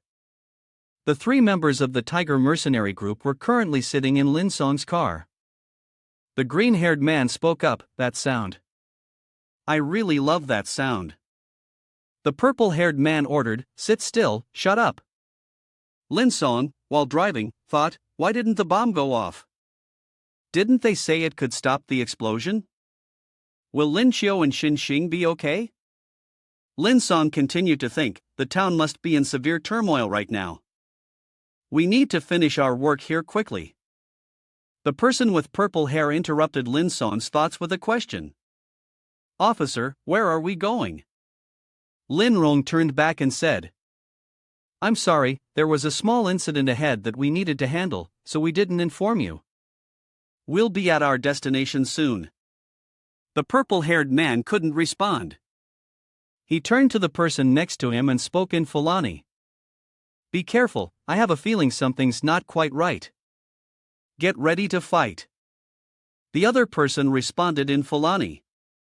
"Understood." Lin Rong, who was driving, thought they had nearly arrived. The other team members must have already prepared for action. Lin Song's gaze became resolute, thinking to himself, "Your limitations are about to show." Lin Song turned to deliver a blow to the green-haired man. Instantly, the purple-haired man reacted quickly and decisively. They weren't ordinary police officers. The Tiger mercenary squad was known for their snipers and bombers, like Park Pudong. Lin Song opened the car door and rushed outside. Looking at the scene before him, Lin Song thought they had all fought together, but the enemy had only lost one of their weaker forces. In the sea of flames, a group of people fought without distinguishing friend from foe. Mo Li approached Lin Song and said, "Captain Zhong, I have a bad feeling about this." She ran over, and the surrounding area was filled with poisonous gas. "It seemed like we've been poisoned. I can't use my healing abilities." The one speaking was Mo Li, the healer of the Vermilion Bird Squad, with the peak golden rank awakening. Lin Song shouted in surprise. "What?" A figure emerged from the smoke. Was it really Captain Zhong? Which squad was this? My ability is to use poison. I discovered early on that some people had problems, so I had already poisoned them along the way. He is the leader of the Tiger mercenary group. He continued, as long as their cultivation is not higher than mine, they will be affected by the poison. Even if their cultivation is higher, they will still suffer its effects. Unfortunately, I accidentally triggered the poison just now. At this moment, Yang Fan and his team were poisoned, lying exhausted behind Lin Song. They could only lean against the police car. While Lin Song stood there, his mind in chaos, a strange figure suddenly appeared. He asked Lin Song who he was, and of course, Lin Song had no hesitation in introducing himself as team leader Zhong, of the Vermilion Bird team. He spoke with pride, subtly mentioning that he had heard some rumors about Lin Song, including how he had gotten the scar on his face. Lin Rong was slightly surprised, and cleared his throat before asking, "You know him? Where is he?" "This mysterious man is Wu Ku. He has the beast transformation rhinoceros ability, a giant beast with a sharp rhinoceros horn and a body covered in spikes that can appear at will." At this point, he cast a dark look and added, "What difference does knowing this make now? You're about to die here anyway." As soon as he finished speaking, he gave the order to charge. The massive rhinoceros-like monster, with its fiery red horn, charged rapidly toward team leader Zhonglin. However, he remained calm, using his spiritual skill, steady as a rock. The skill enveloped his hand with a golden aura. He reached forward and firmly grasped the rhinoceros's horn, which was many times larger than him, then swiftly spun his body around. Using the force, the massive rhinoceros monster was thrown into the rafters. Due to its enormous size, as it fell, it caused the ground to crack and debris to scatter everywhere. Wu Ku quickly rushed to hold his dazed rhinoceros and, feeling pity, turned to glare at the nearby group, saying, "All of you, come at me. Bring me some low-level ones who are poisoned and can't use their skills freely." The vice-captain, Marui, appeared. He was a platinum 5-star wind-type ability user. He stepped forward to help Wu Ku, and without hesitation, he began to channel his abilities. Lin Song could only hastily conjure a large stone to block the attack. But unexpectedly, the rhinoceros suddenly regained consciousness, its eyes even fiercer than before, accompanied by the terrifying assault of the beast. Lin Song, wearing glasses, activated a protective shield to fend off the powerful shockwave, while his poisoned teammates behind him anxiously couldn't remain still. Two team members struggled to urge him. "Hurry, keep yourself alive. Only then can you avenge us." "That's right. Captain Zhong probably won't survive, don't hold yourself back for us." Lin Song coldly replied to the enemy. "If you want to touch them, you'll have to step over my dead body first." Because, in the past, he had once betrayed his teammates, and for years, he had been living in self-reproach.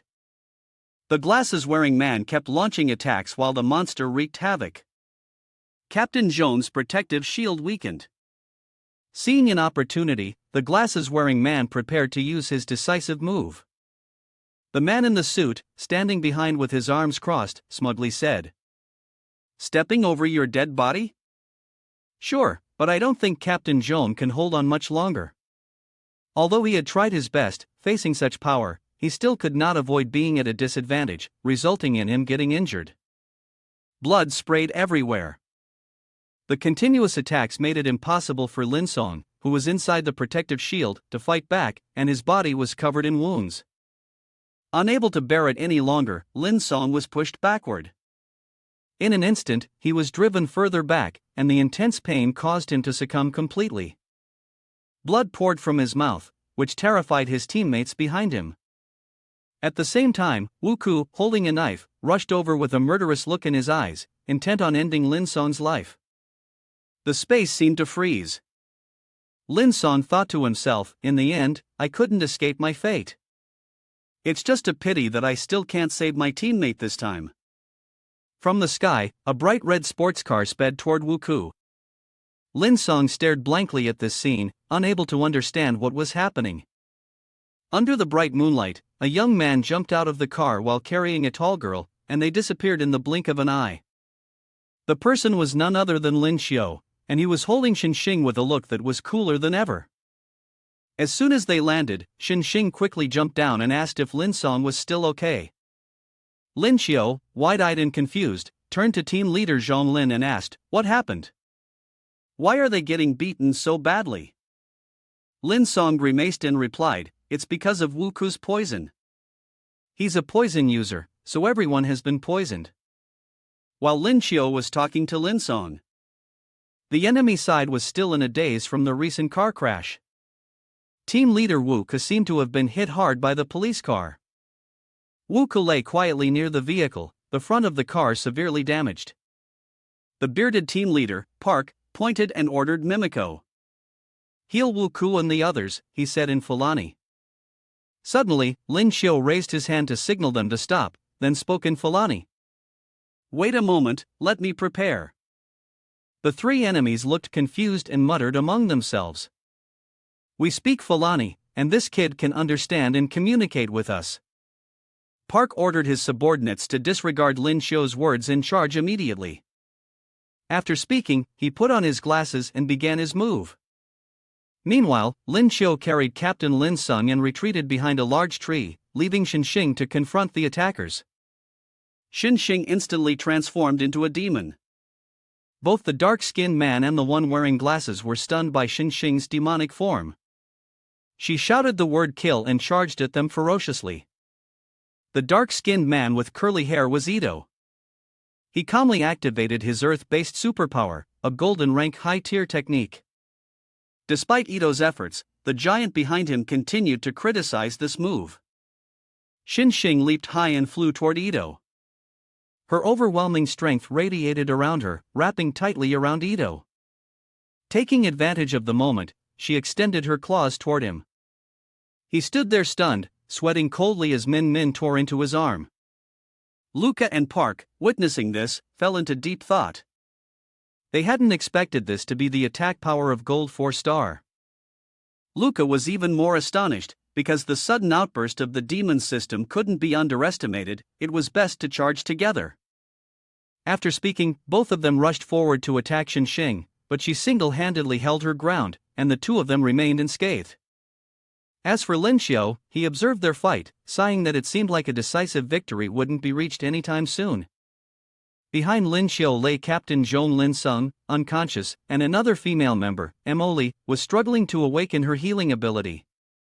She was leaning against a tree, coughing violently due to the effects of the poison, hacking uncontrollably.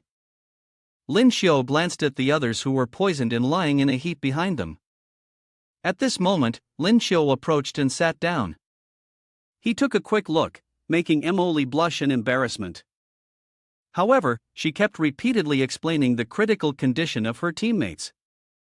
Lin Xiu hurriedly helped Emoli to her feet, but since she didn't understand his intentions, she was somewhat surprised by his actions.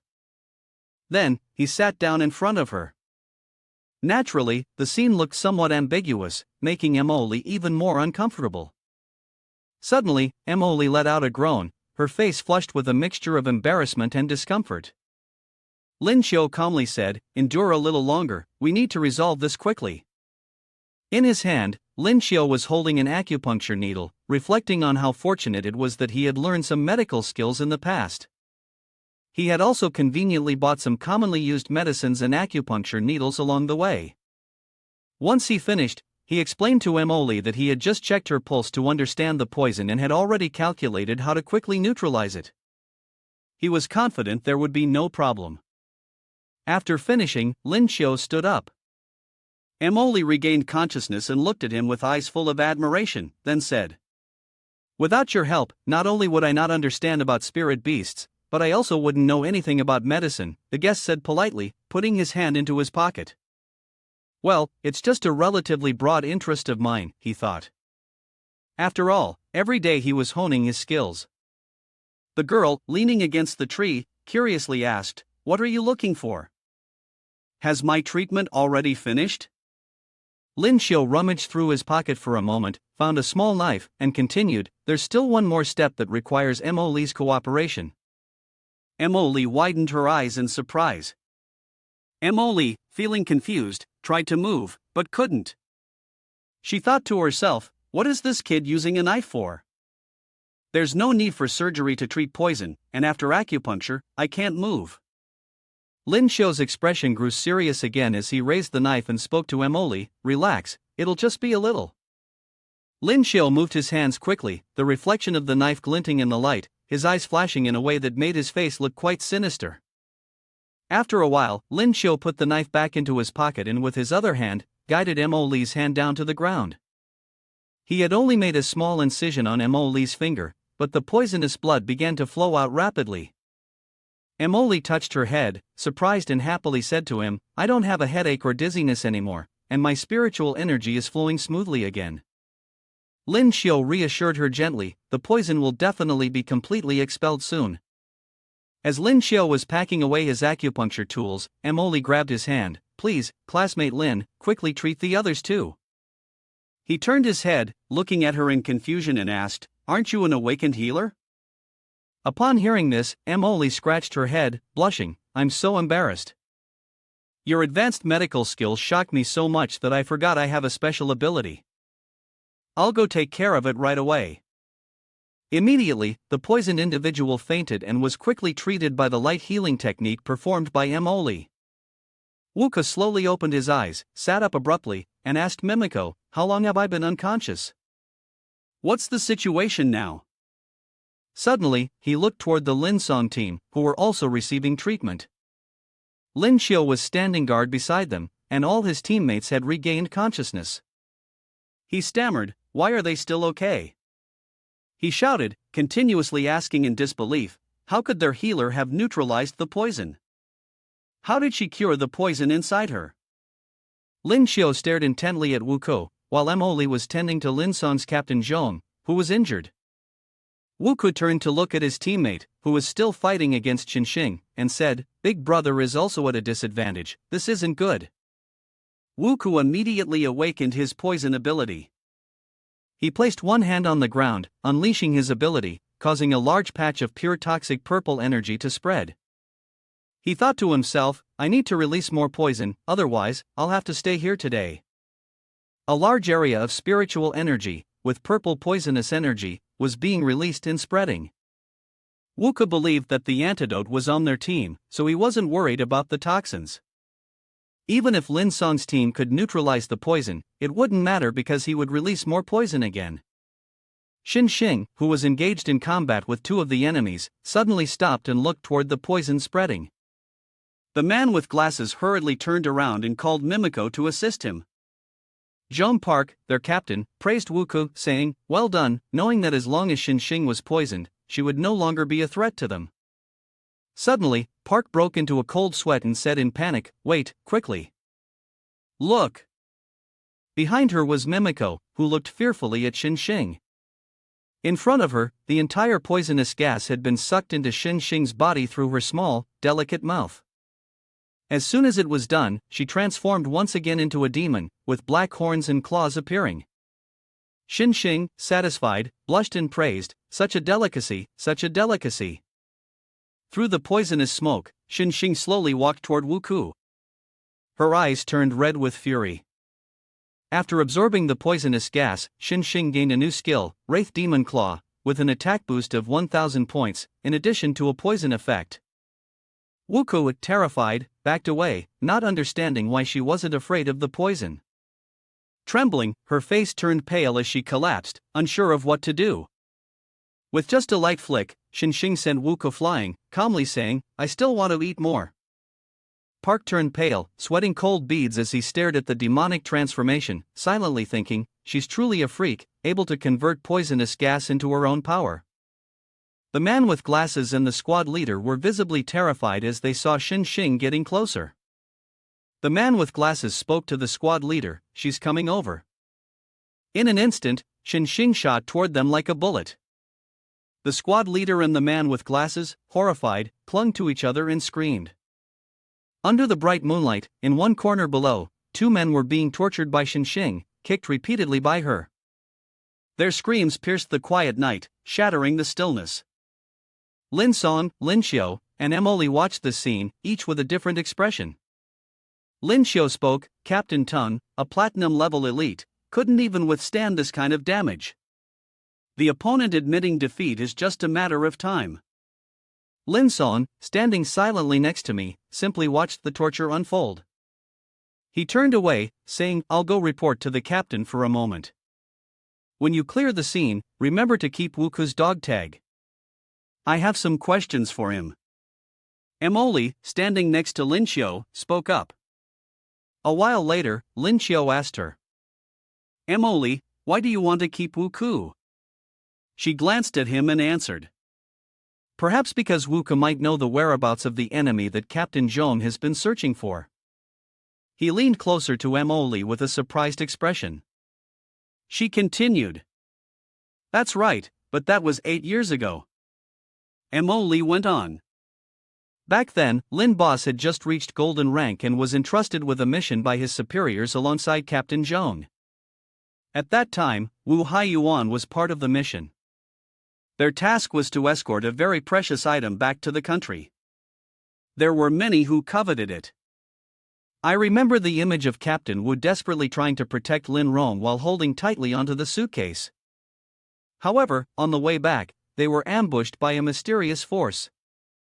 At that time, Captain Zhong Wu and the other brothers were already severely injured, while the enemy had 1 diamond rank and 1 platinum rank warrior. Although Captain Zhong Wu was also diamond rank, he was weakened by that point and was no match for the opponent. In the end, except for Lin Boss, everyone else bravely sacrificed themselves. It was their desperate delay that allowed Lin Boss to escape and escort the item back to the country. Recalling the image of Emily sitting by Lin Song's hospital bed, she continued. The scar on Lin Boss's face came from that time when the diamond rank powerhouse injured him. He always prevented us from treating him, saying that it was to remind himself, a way to keep himself alert. Lin Boss always saw himself as a deserter and would constantly mention it. Emily could only watch in pain as Lin Song blamed himself after everything that had happened. At the end of the story, Emily said, but we don't think that way. He is a hero who completed the mission. Her hands clenched tightly, trembling. Emily continued, I think, at that time, Captain Zhong Wu Haiyuan's decision to let Lin Boss escape must have been difficult. She looked up at the sky sadly, realizing that sometimes those who survive may suffer even more. Lin Xiu looked at Captain Zhong, replying, that's right, judging by Captain Zhong's reaction, he didn't seem sad at all. As Lin Xiu was thinking, Emily mentioned that so many years had passed, and she wondered how powerful the diamond-ranked person had become by now. After torturing them, Xinxing stepped on the vice-captain of the mercenary group with a heavy blow, lifted another person up with one hand, and with the other used her special ability to kill the vice-captain of the Tigerer mercenary group, the notorious one. Suddenly, Lin Xiu turned and looked at Xinxing, only to accidentally notice that her condition seemed a bit unusual. Her body was reacting to the sudden breakthrough, making her appearance somewhat unpleasant. After Xinxing finished, Lin Xiu cheerfully said, congratulations. Lin Song quickly looked at her and said that once the demon system broke through to platinum, she would be able to maintain her sanity. Behind her, Mimiko was treating Wuku. He was unconscious, and the man beside them stood, utterly exhausted, watching them helplessly. Xinxing coldly asked, how should we handle these 3 from the 3rd squad? Do you want me to take care of them right now? As soon as they heard this, Kimiko and Ito immediately knelt down and begged for their lives. Captain Zhong Lin Sung glanced at them and then spoke to Xinxing. Take them to SHNWN, but before that, I have a few questions I want to ask them. Lin Song continued questioning them. Do you know the origin of the scar on my face? Since they were foreigners, they didn't understand. They just waved their hands and said in Fulani, we don't understand. In their moment of desperation, Lin Xiu, the bloodthirsty interpreter, threatened them and spoke in Fulani. He's asking if you know the origin of the scar on his face.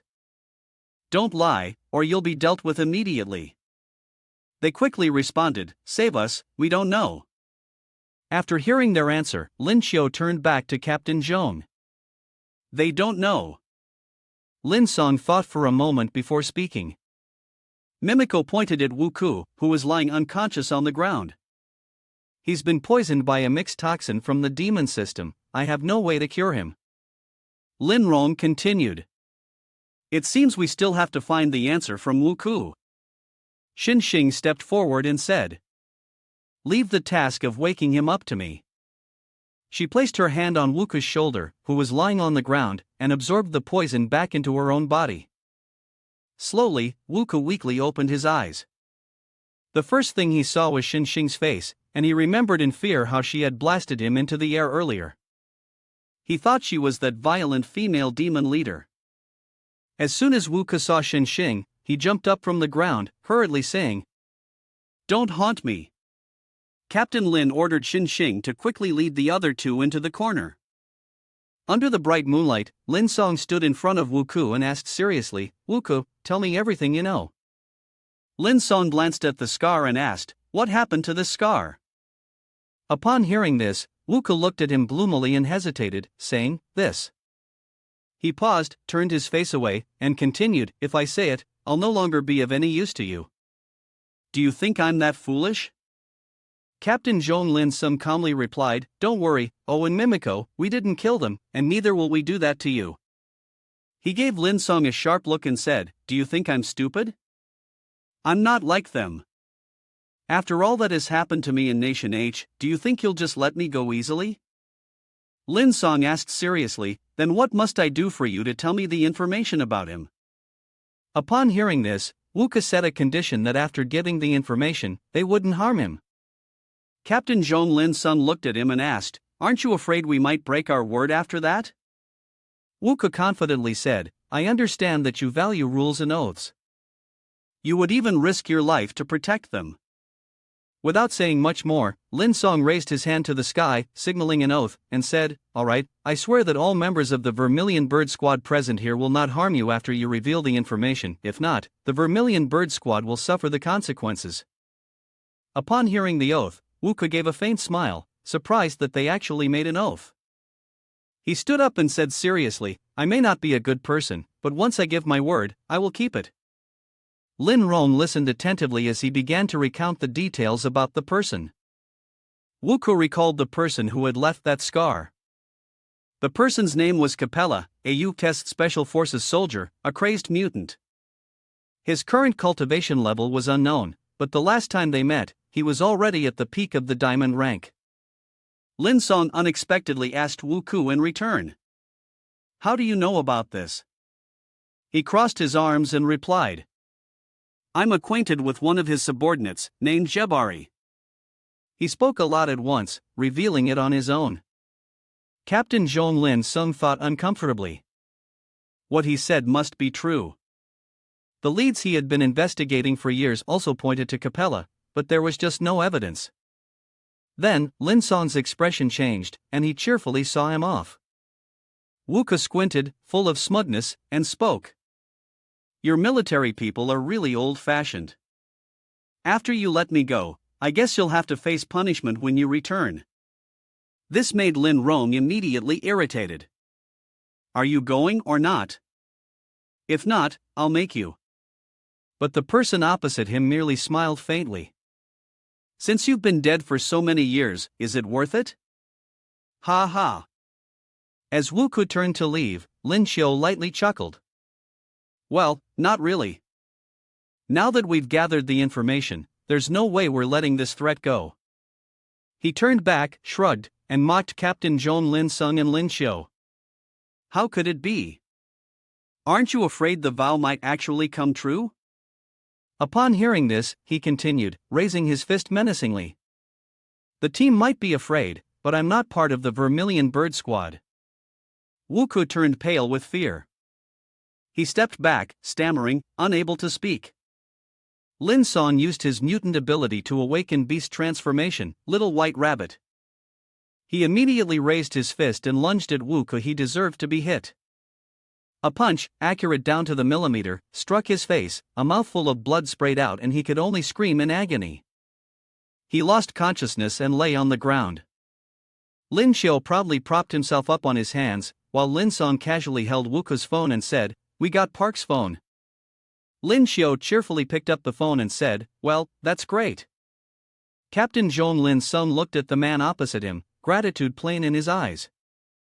"Kid, thank you for this. If it weren't for you, we might have died here." Lin Xiu replied, "Captain Zhong, you're being too formal." Lin Song asked, "That's right, we thought we heard an explosion earlier. What happened?"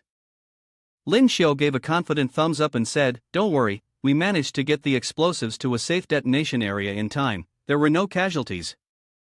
Those beasts even set a timer before they left." Lin Xiu rubbed his head and said, "But the hotel's losses aren't small either, we'll have to give everyone some compensation." Lin Song affirmed firmly.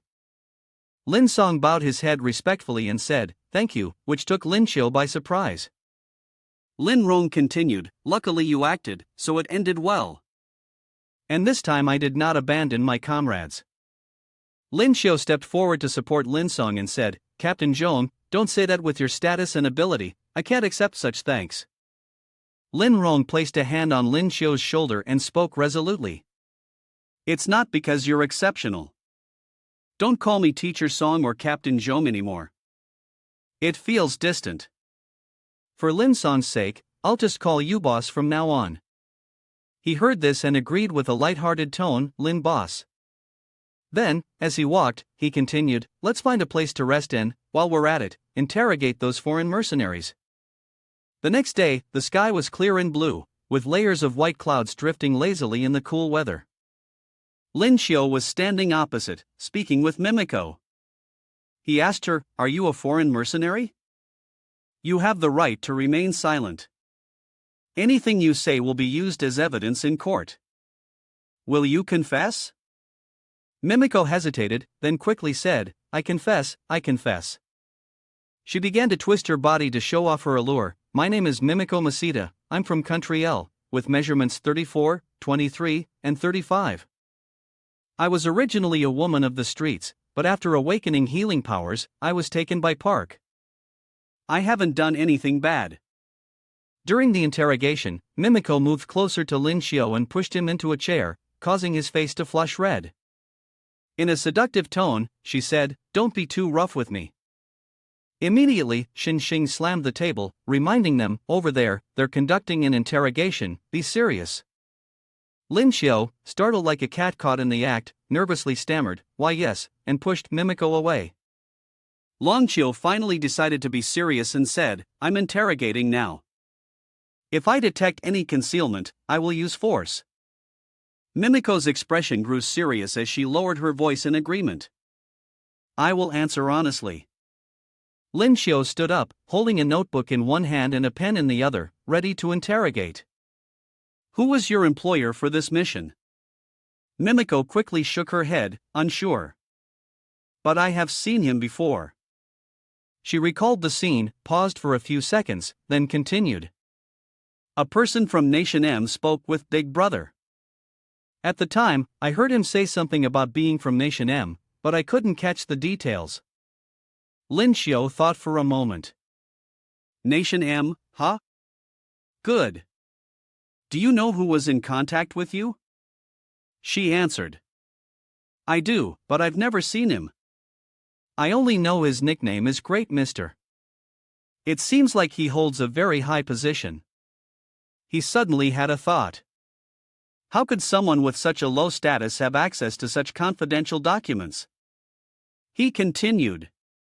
"How much did they pay you for this mission?" Mimiko calmly stated that the payment for the task was $100 million, an enormous sum that made Lin Xiu so surprised he nearly broke the pen he was holding by slamming it onto the table.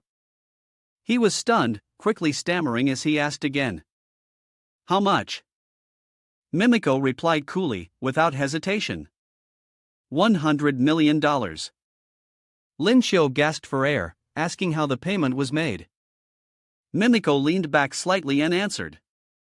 "They said they give $30 million up front, and after the mission is completed, the rest will be transferred directly to our mercenary group's account."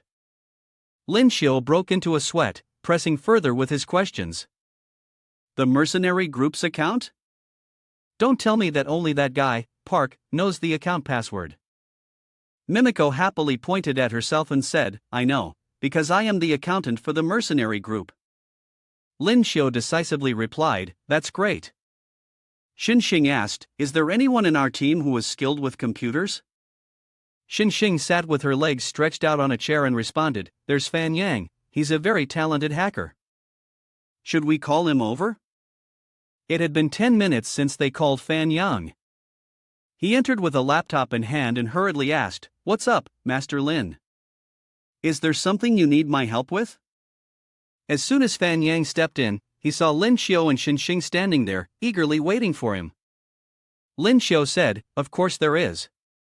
We're going to make money by transferring the mercenary group's treasury to our account.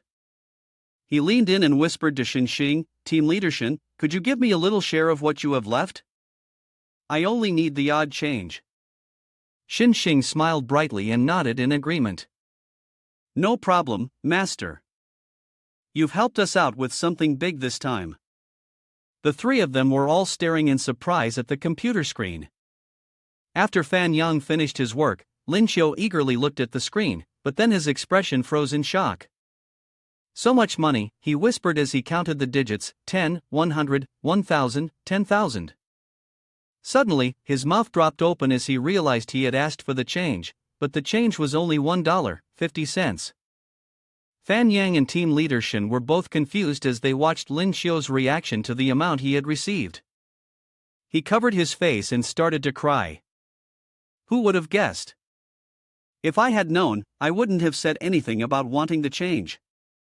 Xing ran over to comfort him. Master, how about I take charge of this and give you some extra money? After hearing those comforting words, Lin Xiu felt a pang of regret, his eyes brimming with tears, and he declined, no need. You need the money more than I do. I just wanted to experience this feeling for a moment. Take the $1.5 too, I don't need it. Xing innocently replied, if master doesn't care for it, then forget it. I still wanted to give you 10 million, but I'll have to make it up to you in another way. Lin Xiu felt as if he had been struck across the ear, his legs went weak, and he couldn't say another word. He slunk away to a corner, looking like a ghost. $10 million.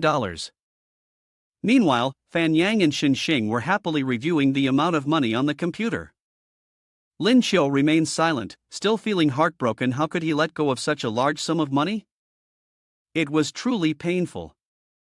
He had no choice but to find something to console his shattered heart. He reluctantly turned to the system's awakening skill for today. To his surprise, he only received a level E survival skill. At this point, he almost went numb. After checking his new skill, he considered going to the antique shop to try his luck with 250 coins, just like a deal. With that, he could earn a huge windfall of 50 million coins. Right now, all Lin Xiu could think about was money. As Lin Xiu was still lost in his dreams, feeling the call of money, suddenly, behind him, Captain Zhong Lin appeared, patted him on the shoulder, and asked, "What are you thinking about?" Lin Xiu turned around to look at Lin Song, raised his phone, and said, "Get ready, the time for their scheduled contact is almost here." Everyone, Lin Xiu, Captain Zhong, Xing, and three others gathered seriously in the center of the room. Lin Rong reminded him that they would meet again later. The room was quiet, and the phone in Captain Lin's hand vibrated, signaling an incoming call. Lin Rong handed the phone to Lin Xiu, who spoke softly and switched it to speakerphone so everyone could hear. He picked up the phone, turned on the speaker, and used his ability to alter his voice, saying, "It's me, everyone be quiet and listen to the conversation. Park asked if there was a problem at your place yesterday, is everything okay?" Lin Xiu, using his voice modulating ability, changed his tone and responded, "It's fine, just some dry weather causing a fire at the accommodation, but we found a new hotel." Hearing Lin Xiu's voice modulation, Ito and Mimiko were surprised it was Big Brother's voice. The call continued. The person on the other end of the line spoke again, "That's good to hear, I'll be there in 2 hours. I'll notify you." Lin Xiu remained calm, "Got it."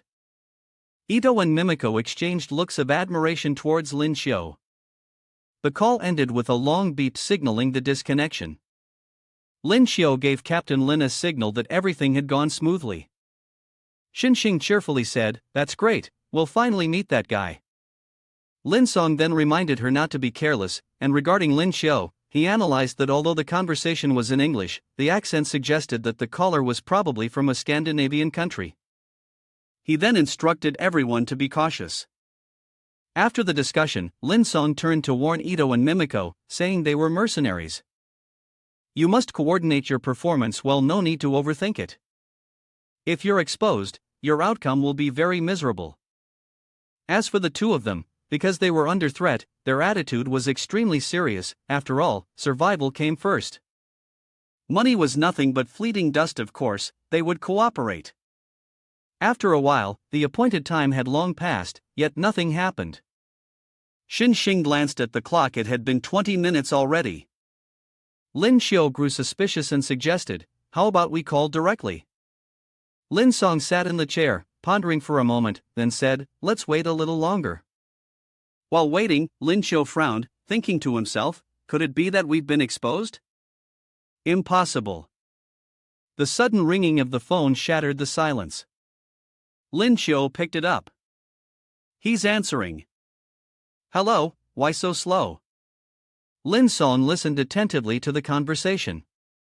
The person on the line explained, there was a small issue on the road, so I'm running late. Then, suddenly, the person changed the subject. "What I prepared is in locker number 35 at the Suwa supermarket. Send someone to pick it up." Lin Xiu immediately asked, "Aren't we doing the handover in person?" The caller interrupted, "Some things are better kept secret." After that, Lin Xiu tried to call back, but before he could ask for clarification, the other side had already gone silent. Everyone gathered closer. Xin Xing asked, "What now? Do we go get the documents ourselves?" Lin Xiu quickly thought it through. If his men went to retrieve them, someone might be watching. His eyes shifted sharply as he thought, if that's the case, we've already been exposed. And who knows what backup plans they might have in place. Lin Rong clenched his fist. So, what should we do? Are we just going to stand by and watch the documents sit there?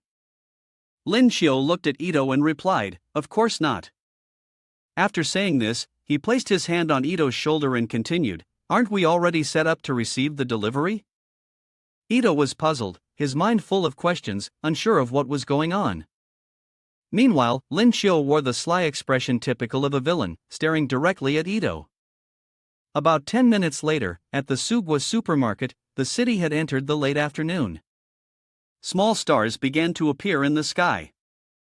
The staff member handed the last customer's shopping bag and smiled, thanking them for their patronage. Ito glanced toward the storage cabinet, sure it was here. He recalled the promise he made with Lin Xiu. Before him was an opportunity to redeem himself, and once it was done, he would be given a private cell. Ito had assured him, "I will do it well." Ito thought to himself, "I found the cabinet, but how do I open it?" Suddenly, a shadow passed by, accidentally bumping into him. Ito quickly looked up, but at that moment, there was nothing in front of him, just empty space. Ito then noticed something. He looked down at a small remote control lying at his feet. Picking it up, he turned it on to see what it was. It seemed the delivery person had been very careful.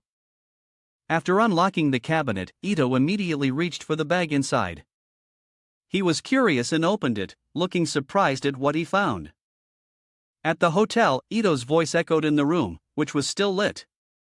"I've brought the items." Before handing the items over to Lin Xiu, he carefully reminded him. "Brother, don't forget my private cell." Lin Xiu nodded in acknowledgement. "How could I forget?" Yang Fan took the USB and plugged it into the computer. He stared at the screen for a while, but eventually, he had to admit defeat. "This is too complicated, I can't crack it." Lin Xiu also examined it seriously. After all, this USB stick seemed genuine. Yang Fan pulled his hands away from the keyboard and said, "It's too harmful." Although his words were truthful, Lin Song came up from behind and gently patted his shoulder, laughing a few times. "Although we can't figure out who the mole is, the data we have is already our mission completed. Next, we just need to wait for reinforcements to deliver the items to them." Lin Xiu turned to speak to Lin Song. "Lin boss, the enemy still believes the data is in the hands of the G mercenaries. What do you think, can we give them a surprise?" Lin Song also thought this idea was very clever. He hadn't thought of that angle. He pointed toward Ito and Mimiko. "Quick, ask them where their mission is to deliver the items." Lin Xiu immediately went up to the two of them and said, "Has the private cell been received? Whether you can receive it depends on your cooperation." Wu gasped in surprise. She struck a pose full of allure, causing Lin Xiu to have a nosebleed. People want private rooms too, and whatever they do, they're always ready for it. Lin Xiao quickly stepped back a few dozen meters. He covered his mouth with one hand and raised his voice, demanding that she put some clothes on, then asked, "Once you've got the goods, where do they need to be sent?" Mimiko, only now understanding Lin Xiao's true intention, replied honestly, "Send it to Zhouklan coastal region, and someone there will handle it. The exact coordinates are in the phone." Lin Rong complimented, "You did well, it's time to make them feel the pain." Lin Xiao remained silent, lost in thought. If the transaction was interrupted like this, was there something suspicious about the 70 million reward for the Tiger team here?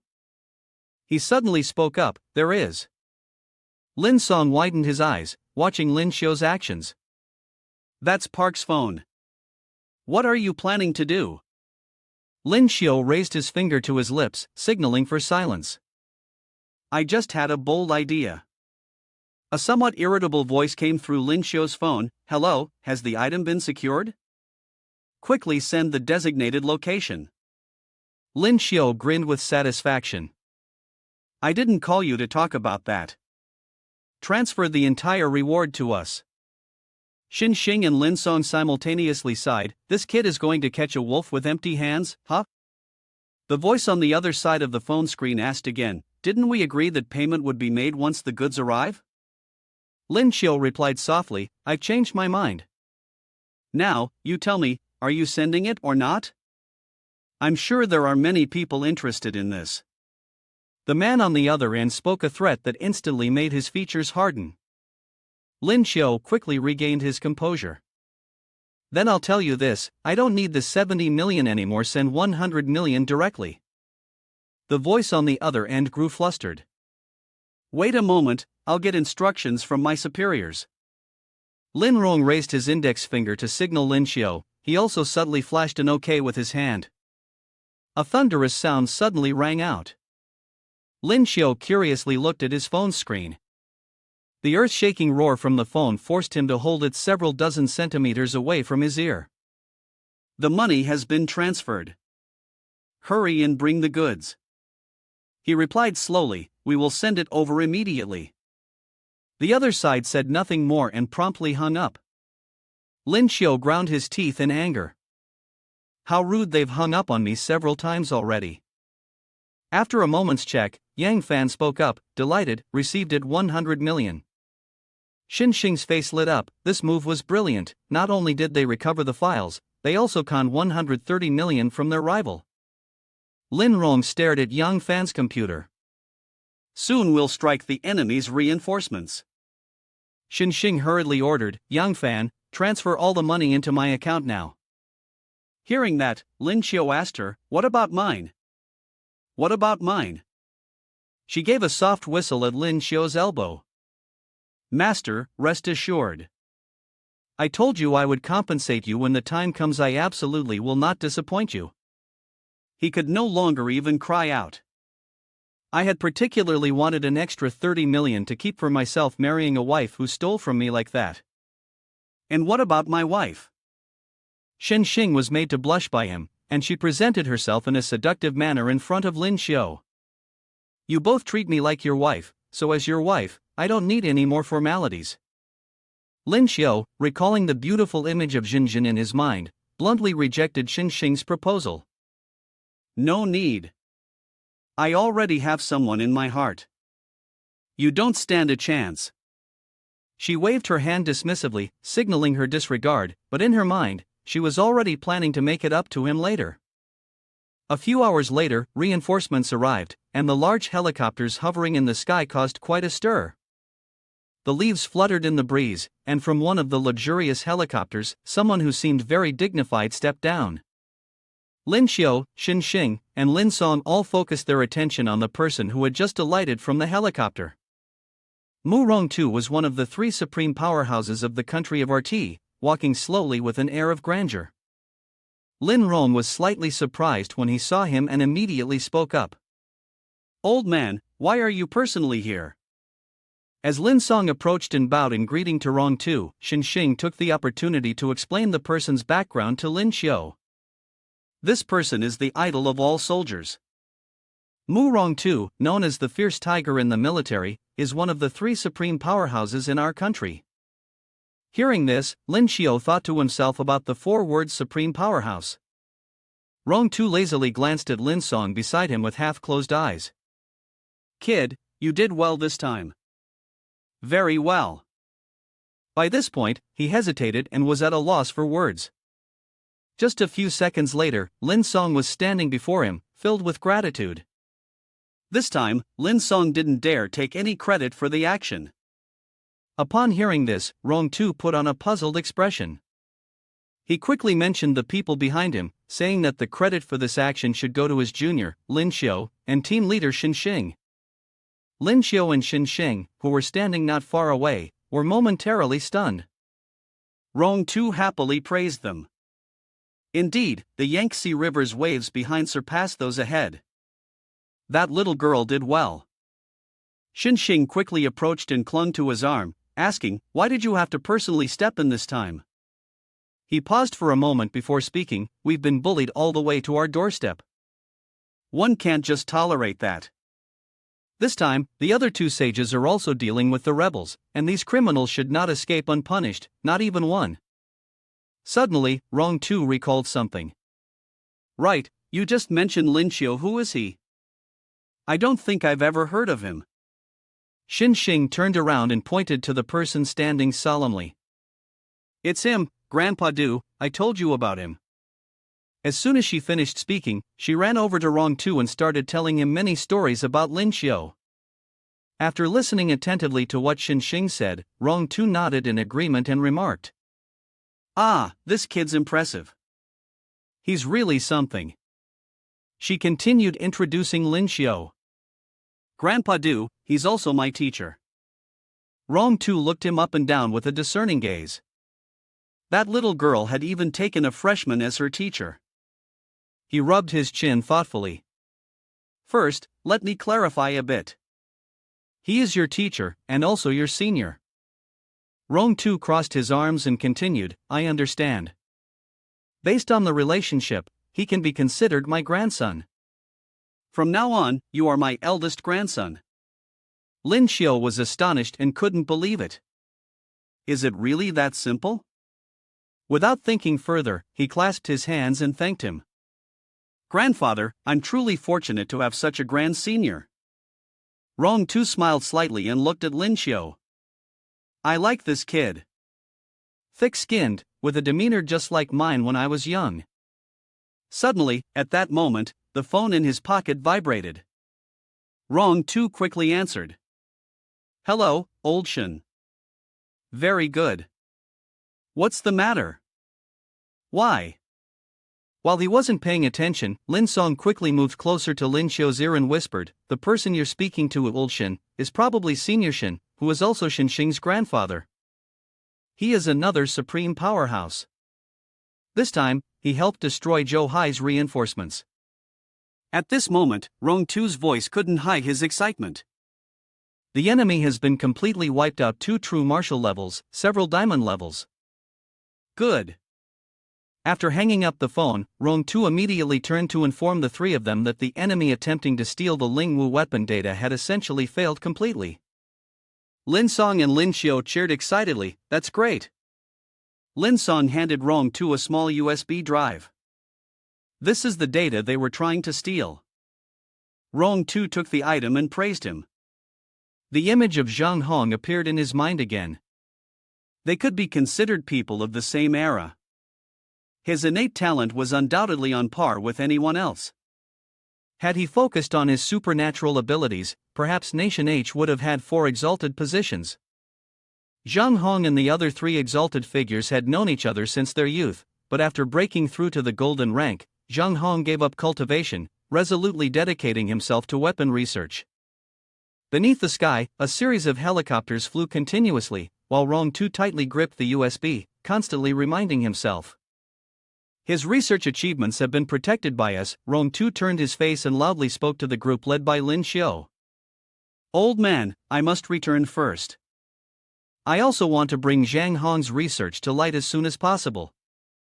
Though this operation can be considered a success, the problem of the infiltrators remains, and we must quickly investigate which wolf is betraying us. Lin Xiu remained silent, merely looking up at the vast sky. Rong Tu's helicopter gradually flew further away. Ito and Mimiko were taken by Mu Rongtu, who wanted to see if he could find any new clues on them. Several eagles spread their wings and soared in the sky, with Lin Xiu, Xin Xing, and many others on their backs. On the way back, Lin Xiu's mind was filled with thoughts, and they didn't linger any longer, quickly packing up their belongings. Leroy returned riding a beast. Before long, the eagles landed in front of a large school.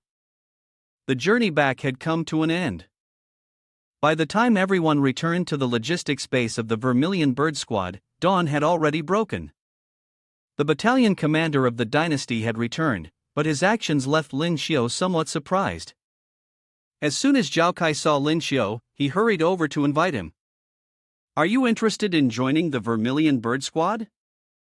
At this unexpected invitation, Lin Xiu blinked in surprise, but he didn't respond immediately. After a moment, he waved his hand to decline. "There's no need for that. The rules in the military are too many, it's not suitable for me." Zhao Kai's expression soured slightly.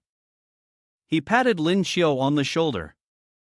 "I'm telling you, hey kid, think carefully. The benefits we offer are really good." Lin Xiu started to feel a little intrigued, but he still replied, "I really don't think I'm suited for this place. Forget about joining, but if there's a special reward, I wouldn't refuse." Zhao Kai gave him a thumbs up. "Don't worry, I've already asked the higher-ups for you. I'll make sure to get you first-class merit." Lin Xiu clapped his hands in joy, his eyes shining like headlights. "Can't you offer something a bit more practical?" Seeing his high demands, Zhao Kai grew angry. "Kid, do you understand what it means to have first-class merit as a soldier?" But clearly, Lin Xiu wasn't a soldier, he was a student. Hearing this, Zhao Kai became even more irritated and pointed a finger at Lin Xiu's face, criticizing. "You really have no ambition." Xin Xing hurriedly stepped in front of Lin Xiu to protect him, as she had something else more suitable to reward him with. She led the soldiers a little farther from Lin Xiu before pointing it out. "It's the treasure of the squad." He hesitated for a moment. "This isn't very good. Although it's called the town's treasure, it hasn't been used for many years, and I don't even know if it's still alive." Xin Xing continued the discussion, but keeping it is useless. "If we don't give it to him, we'll have to give him $30 million. Zhao Kai, feeling there was no better option, agreed. Even though he knew this item was extraordinary, it was of no use to them if they didn't open it. Seeing the two whispering back and forth, Lin Xiu, feeling uncomfortable, spoke up, "Can you two stop discussing this in front of me? If it's something useless, just give it to me. Or just give me the 30 million. Zhao Kai crossed his arms and looked at him. "That money should stay in our hands, so we can maximize its potential." He then ordered Xin Xing to quickly bring the town's treasure here. Xin Xing didn't reply and immediately turned to leave. "But you haven't agreed yet." Xin Xing glanced at him, a faint, adorable smile on his lips. "Master, don't worry. It's definitely a great treasure. This is my compensation to you." Lin Xiu stared intently at the town's treasure shining in front of him. "This is the compensation?" Xin Xing proudly replied, "It's the town's treasure of our Vermilion Bird Squad." Lin Xiu widened his eyes and exclaimed, "Isn't it just a spirit beast egg?" Xin Xing gave him a clueless look. "We still don't even know what it is. It's never been opened, and we haven't been able to investigate it." The system suddenly exclaimed, "There are dragons in this world?" Lin Xiu saw the system appear and whispered to himself, "Are you saying this is a dragon egg?" It confirmed with precision. Logically speaking, such a creature should not exist in this world. Lin Xiu stared at the image of the glowing golden dragon on the system's panel for a while, then thought, "Is this the flying sky dragon from our mythology?" The system quickly responded, "That's right. The ones in the West are just mutated lizards, not worthy of being called dragons."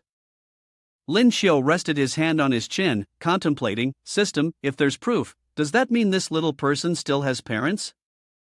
The mechanical voice quickly followed up, unnecessarily adding, of course, but they are dead. Otherwise, I would have sensed their presence. He smiled quietly to himself. I've struck it rich this time, this will be my mount in the future.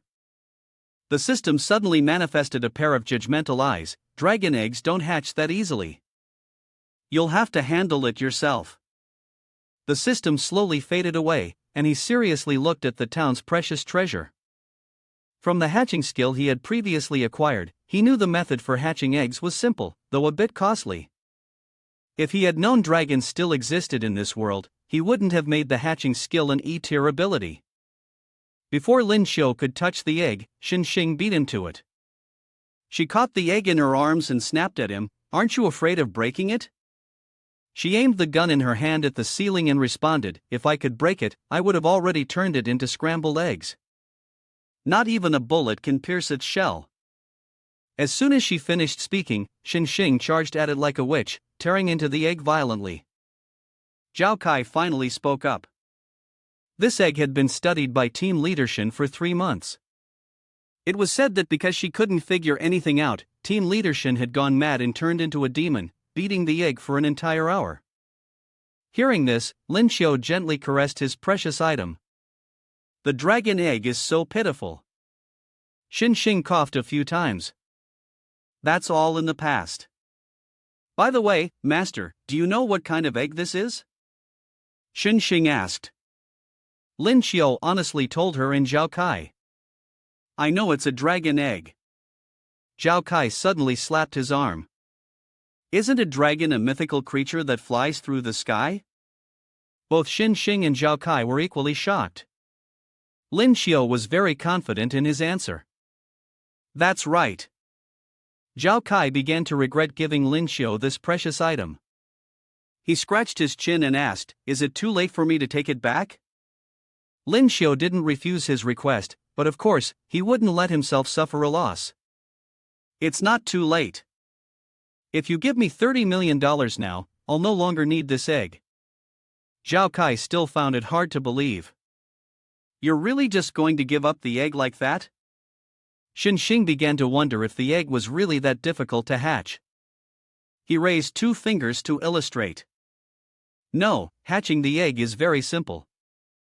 All it needs is spiritual energy. There are 2 methods, Lin Xiu explained, sharing the first method with them. The first way is if a supreme-level expert transmits spiritual power to it every day. It would take about 10 years for the egg to hatch. The second way is to use a spirit pearl, that works too. It's much faster this way. 2 supreme-level spirit pearls should be enough to make it hatch. Xin Xing's face darkened considerably upon hearing this. Are you kidding? Which position in the divine hierarchy is free enough to continuously supply spiritual energy to it for 10 whole years? Zhao Kai also felt that the second method wasn't very feasible. After hearing Lin Xiu's suggestions for hatching the egg, Zhao Kai sighed helplessly. Xiao Qiu, our Vermilion Bird Squad already gave you the egg, how can we take it back? He patted Lin Xiu's shoulder as if to encourage him. I think this egg is destined for you. You should take it. Lin Xiu responded enthusiastically and without hesitation, Thank you, Captain, I'll accept it. He thought to himself, he had once considered selling the egg, but if he could become a dragon knight, how cool would that be? After all, he was still young, and even if he became a supreme in the future, he could still use the spiritual energy from nurturing it. That night, back in his room, Lin Xiu diligently channeled spiritual energy from his own body into the precious dragon egg. He was very persistent with this task, transferring a little bit of spiritual energy to the egg each day, hoping to save time by accumulating it little by little. Suddenly, Lin Xiu felt a strange sensation within himself, as if he had suddenly recalled something. The next moment, a dazzling light erupted from his body, and Lin Xiu's whole being was filled with an incredibly powerful new strength that was a breakthrough to silver. After successfully breaking through, Lin Xiu gasped for breath, sweat pouring down his forehead in waves. Another breakthrough.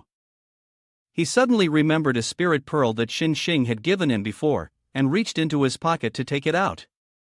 I remember Xing gave me a golden rank spirit pearl before. Lin Xiao had an idea. Should he absorb it now, or use it for the dragon egg? Under the light of the spirit pearl, Lin Xiao hesitated for a moment before deciding to use it to level up first. After saying that, he turned to gently stroke his precious dragon egg. Good dragon egg, it's not that I don't want to let you use it, but this thing isn't really much for you. And so, Lin Xiao absorbed the entire spirit pearl, the size of his hand, in the blink of an eye. Once again, a green light appeared, and the sweat on Lin Xiao's forehead kept flowing down as he broke through to silver 3-star. He clenched his fist. As expected of a golden spirit pearl, it was almost enough to reach 4-star. Lin Xiao searched to see if he had any more spirit pearls left in his possession. After rummaging around, there were no more ordinary spirit pearls, just a few skill spirit pearls. In the end, he had no other choice but to look for an opportunity to sell them all off. I wonder if the Vermilion Bird Squad would accept them. His precious dragon egg slowly slid into his pocket. Lin Xiao lay back on his bed, waiting to wake up and then ask Boss Lin about it. The next morning, under a sky filled with rays of sunshine, a very familiar voice was heard. No, still no. Lin Xiao was furious, my spirit pearls are gone.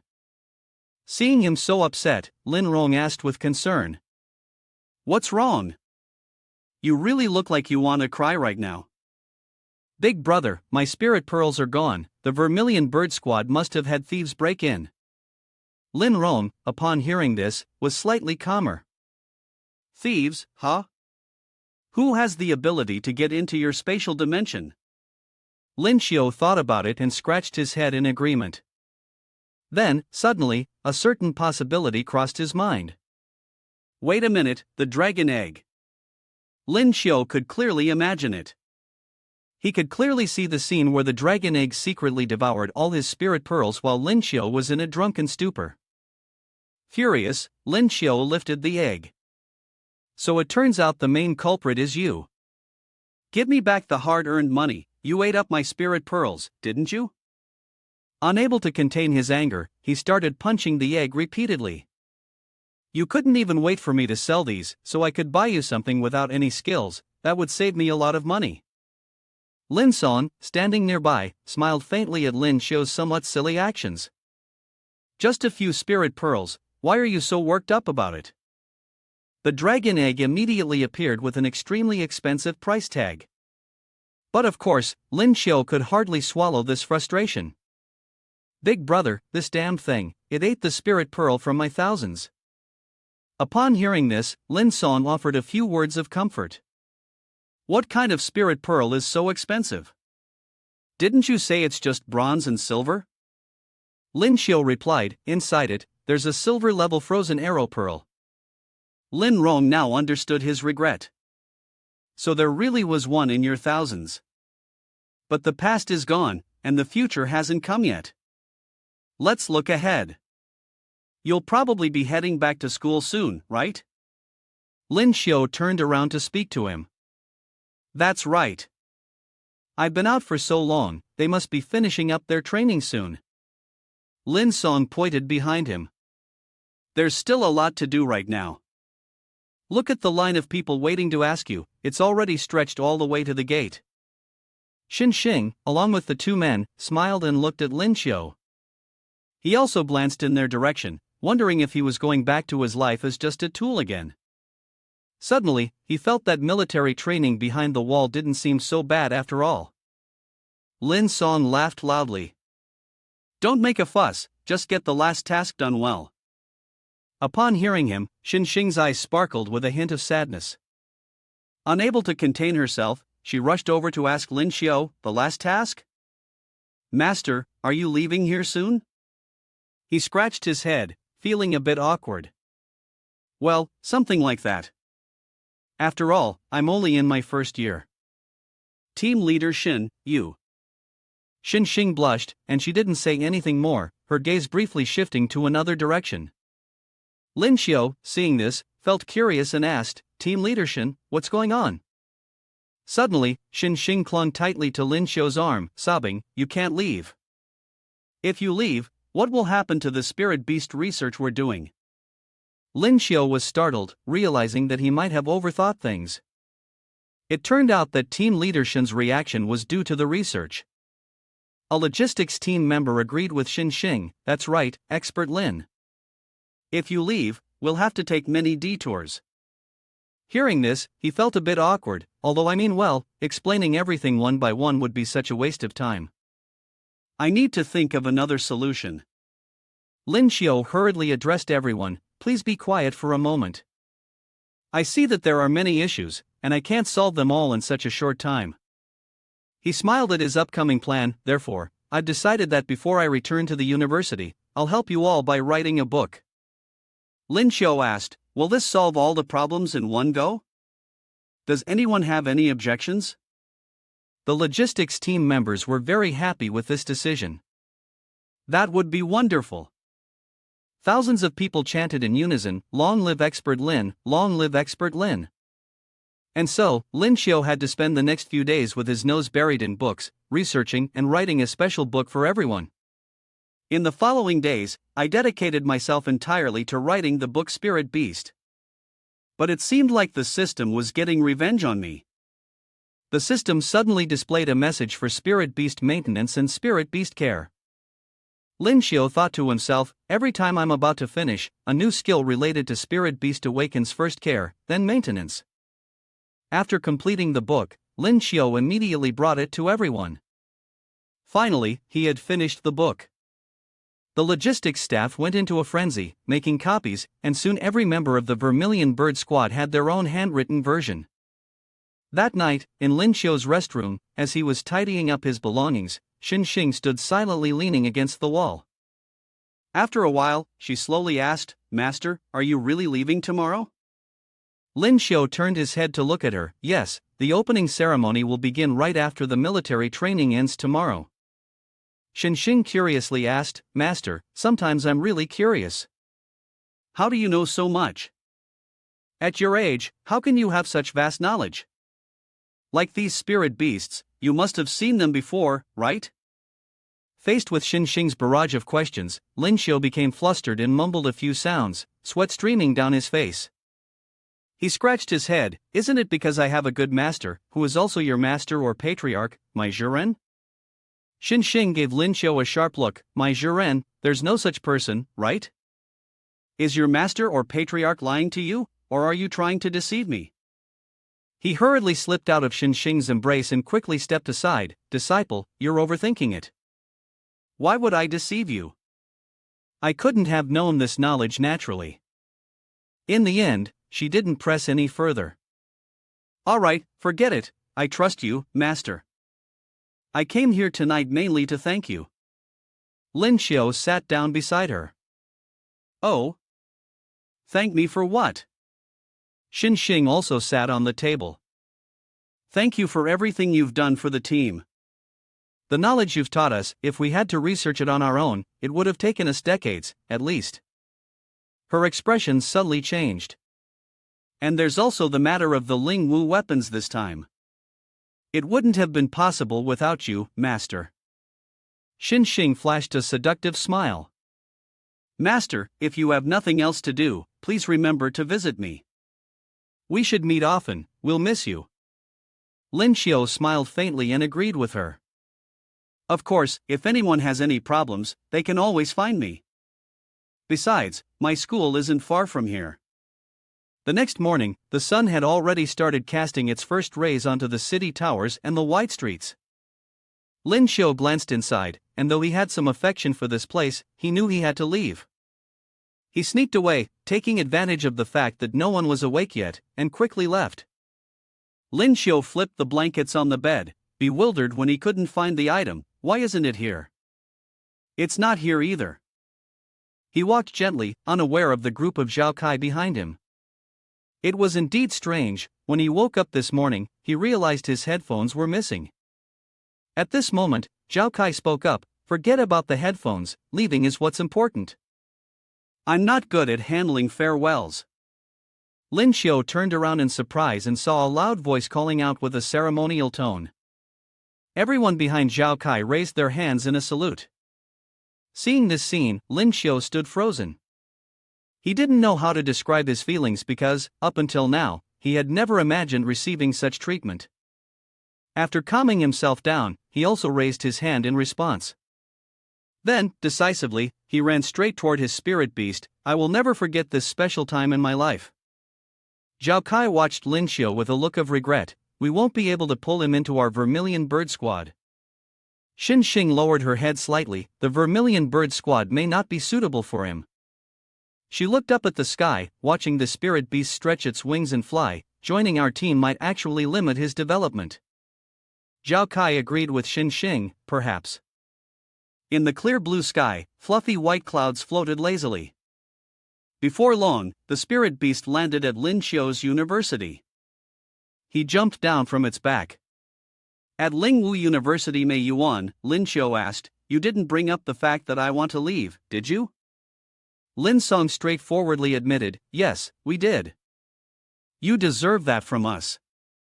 If the brothers couldn't see you off, we'd definitely feel uncomfortable. After hearing that, instead of feeling thankful, Lin Xiu became agitated, his temper flaring as he shouted, but that also makes me a little uncomfortable. Lin Rong calmly agreed. He pointed at Lin Xiu. The current reputation you have in the Vermilion Bird Squad is probably no less than that of the squad leader. Upon hearing this, Lin Xiu was surprised. Really? Does that mean I should be proud of it? Lin Song quickly added, you're fully entitled to be proud. He pointed in the distance. So, what's the plan? Do you want to go with me to the instructor's dormitory? Talk to that kid Qin Ming about everything that's happened recently? Lin Xiu quickly waved his hand to decline. With a very serious expression, he looked at Lin Song and said, for now, I'd prefer to meet my classmate first. Goodbye, Instructor Song. Lin Song couldn't stop him, so he agreed and said, see you. At dormitory room 303, Lin Xiu stood in front of the door and knocked a few times. He was excited to see his classmate again. I wonder how everyone is doing. Hearing the knocking, someone inside the room came out while yawning non-stop. What's with all the knocking so early? Do you want to let other people sleep or not? Lin Xiu peeked inside and smiled. I'm here. It was Zhang San's voice. But just a moment later, Lin Xiu stood there, dazed and confused. Zhang San was standing in front of him, only able to utter one word. Zhang San was overjoyed, realizing that the person before him was real, flesh and blood. Big brother, am I not dreaming? Meanwhile, Lin Xiu was still in a daze, thinking to himself, this is indeed room 303, but who is this person? Lin Xiu didn't think any further and was about to turn away. Sorry, I think I've got the wrong room. As Zhang San stood there, puzzled and unsure of what was happening, he tried to explain, Brother Lin, you're not mistaken, it's me, Zhang San. Lin Xiu couldn't believe that the person in front of him was Zhang San, no way.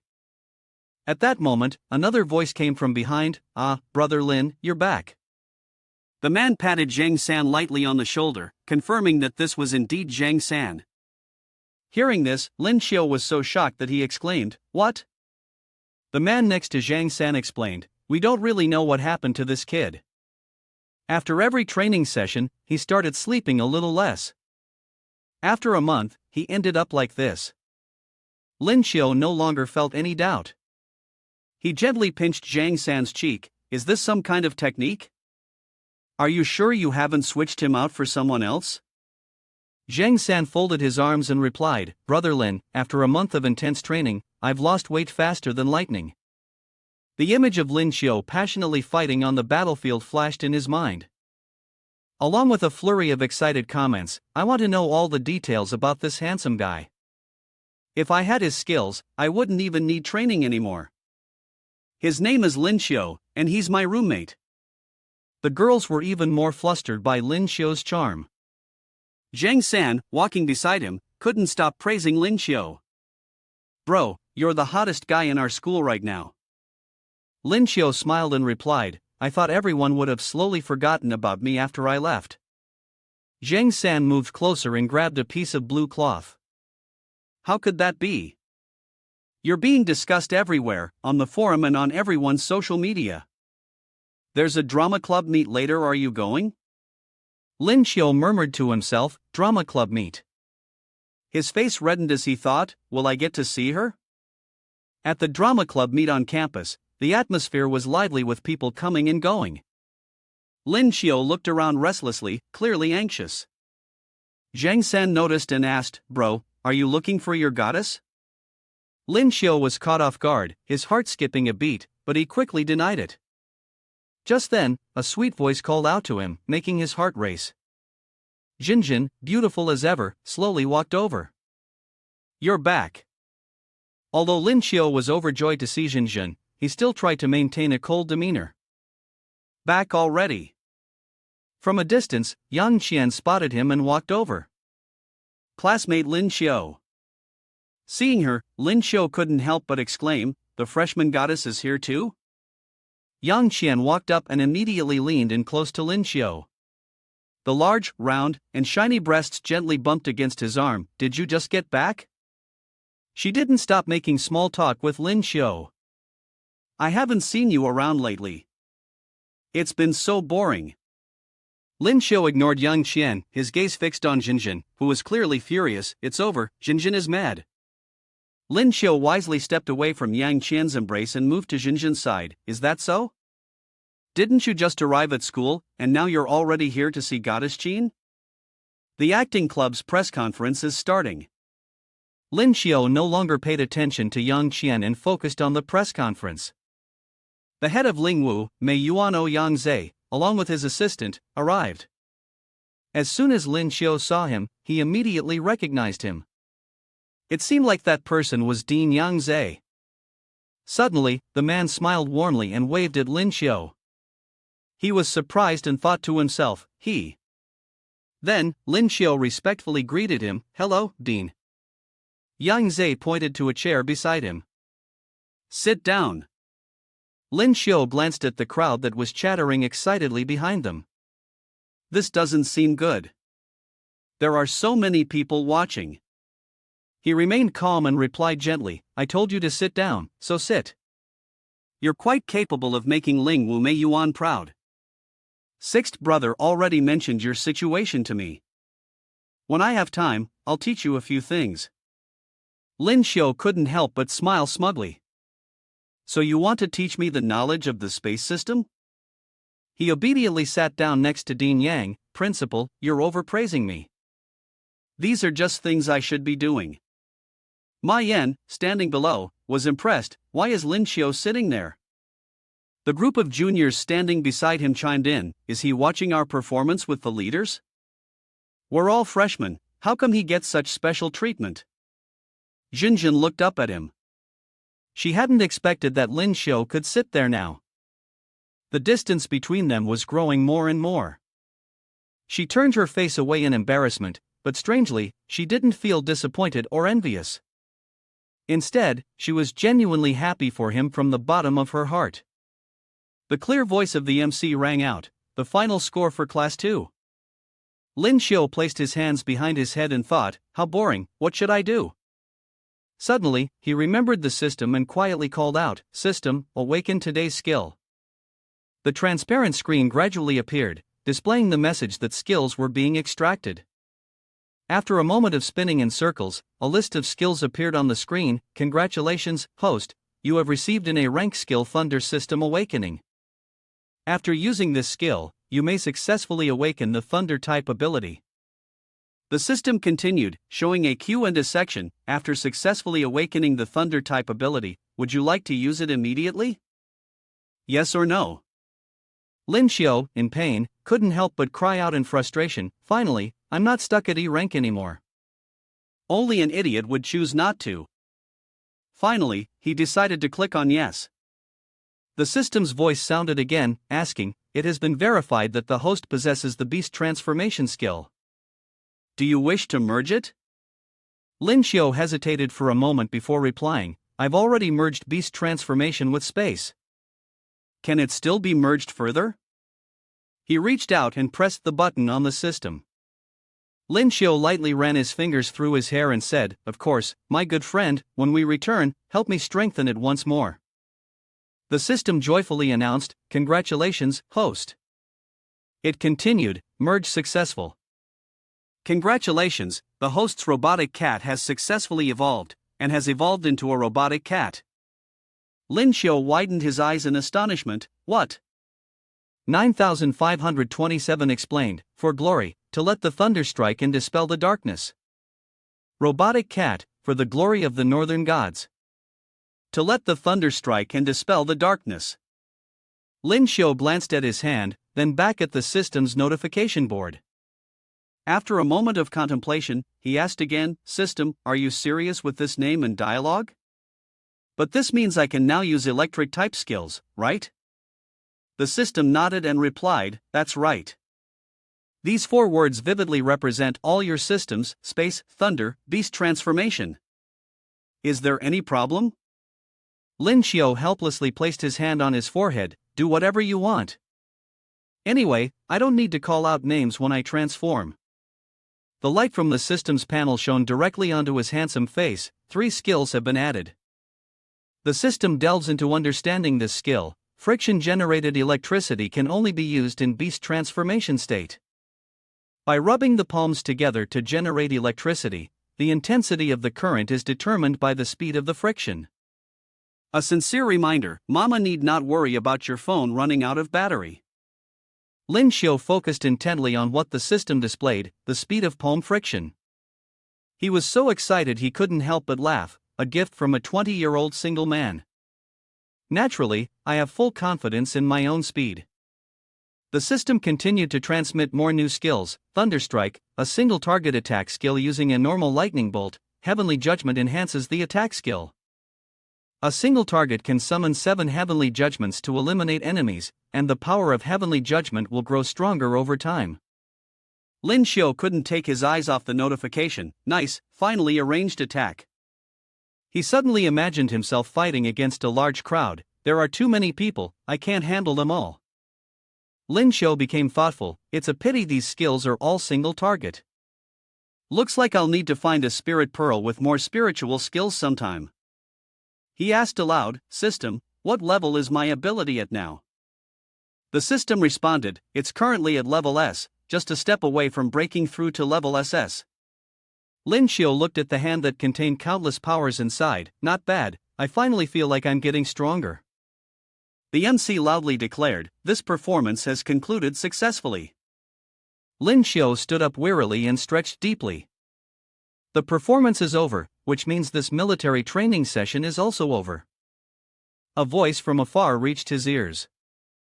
"Xin instructor, you are truly my rebirth parents." Xin Ming hugged one of his friends. "We have to go now, but you must control yourselves from now on. If not, who knows, you might get fat again."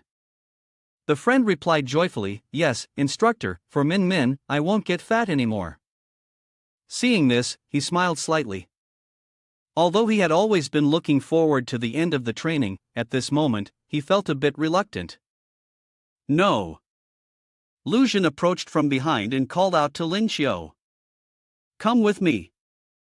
He said, "Oh, Yang is waiting in the training room to give you some guidance." Lin Xiu turned around in surprise. "Give me guidance?" Lin Xiu followed Lu Zhen to the training room and discovered that Yang Zhe was the only one practicing diligently. Since the official classes had not yet started, the training room was temporarily closed. The director's rapid punches flew past Lin Xiu's face. Upon seeing them, he stopped. "You're here." Lin Xiu felt something strange. "What's going on? Didn't you say you were going to give me guidance? Why do I feel like the director is preparing to beat me up?" Yang Zhe looked at him and softly called, "Come here. Use all your skills and attack me with everything you've got." Lin Xiu's face darkened after hearing what he said, and there was no light in his eyes. Fight with the dean? Does the old man like to speak so bluntly now? He stood still, hesitating. In the end, Lin Xiu closed his eyes and accepted the proposal. There's no other choice. His footsteps began to shine with a powerful radiance. Basic composite clothing pattern. Come out. Lin Xiu's entire body was surrounded by bright lightning bolts, his eyes turning cloudy and radiating vitality. After a moment of transformation, Lin Xiu had turned into a robotic cat with adorably cute rabbit ears. Lu Jin and Yang Zhe were amazed at this miraculous transformation. The burst power of this kid seems stronger than before. This rabbit is way too cool. Lin Xiu chuckled lightly, raising his hand to prepare for his move. A large vortex appeared in front of him. Without waiting long, Lin Xiu immediately threw it straight at the dean. Caught off guard, the dean was struck from behind with a powerful blow. His whole body staggered, and his head began to swim. He was sucked into the strange light and gradually disappeared. Yang Zhe turned around, looking surprised. I didn't expect this kid to have lightning abilities. The strength of that punch is at least at the level of a gold rank. Lin Xiu's feet stepped out from the beam of light just now. Yang Zhe lightly called to him, "Kid," he's standing in a ready position. If you have any other attack skills, feel free to use them. I won't retaliate. Lin Xiu imagined the scene of the dean getting angry, giving him a hard slap on the head and shouting loudly, "You bastard, how dare you ambush me?" He patted his chest, saying, "Old master, you didn't say so earlier. I thought you were about to give me a beating just now." Lin Xiu began to launch another powerful lightning strike. His entire body now radiated with a force dozens of times stronger than before. His voice echoed with strength, "Since that's the case." He focused his power into his hand, and continuous bolts of lightning crackled around him, "Then I won't hold back. Thunder strike, heavenly judgment." The bolts of lightning relentlessly attacked Yang Zhe. He was quite surprised by the power of the lightning. Interesting. The final strike of this heavenly judgment was even comparable to the strongest strike of the Silver Peak. Lin Xiu remained focused, unleashing the most powerful thunder strike he could. A few beads of sweat appeared on Yang Zhe's face as he provocatively said, "Is that all you've got?" Now Lin Xiu was also feeling tired, wiping the sweat off his forehead with his hand. It seems these attacks haven't caused any harm to him. Perhaps the dean just wanted to see how far I could push myself. In his heart, Lin Xiu calculated as he clenched his teeth, his hand forming a fist. "Fine, then let him see my true skills." Lin Xiu wildly punched at Yang Zhe. Just as he had expected, the man only used his hand to block the blows. "Not bad, not bad, keep going." At this moment, the host smirked. Lin Xiu raised his hand, warning, "Be careful, this is my final move." Seeing him standing still, Yang Zhe was somewhat confused, but he paid no attention to the fact that Lin Xiu's hand was above his head. "Oomph, little brat, what are you trying to do? Why aren't you attacking anymore?" Pity the sparse hair of Yang Zhe. While he wasn't paying attention, Lin Xiu, without any gentleness, yanked out a strand of hair with a simple pull. Feeling a bit smug, he waved the hair around. "I'm just a little silver, yet I can hurt a true martial expert, even if it's just a single strand of hair." "Well, that counts as a win." Yang Zhe, seeing his smug look, screamed internally, "This little brat actually dares to pull my hair." Lin Xiu flaunted the hair, full of pride. "Dean, I've used all my skills now." On his face were lines of light, though his methods were a little mischievous, his mind was quite sharp. "I remember Sixth Brother said you were only silver 1 star before." He patted his shiny bald head, silently praising him.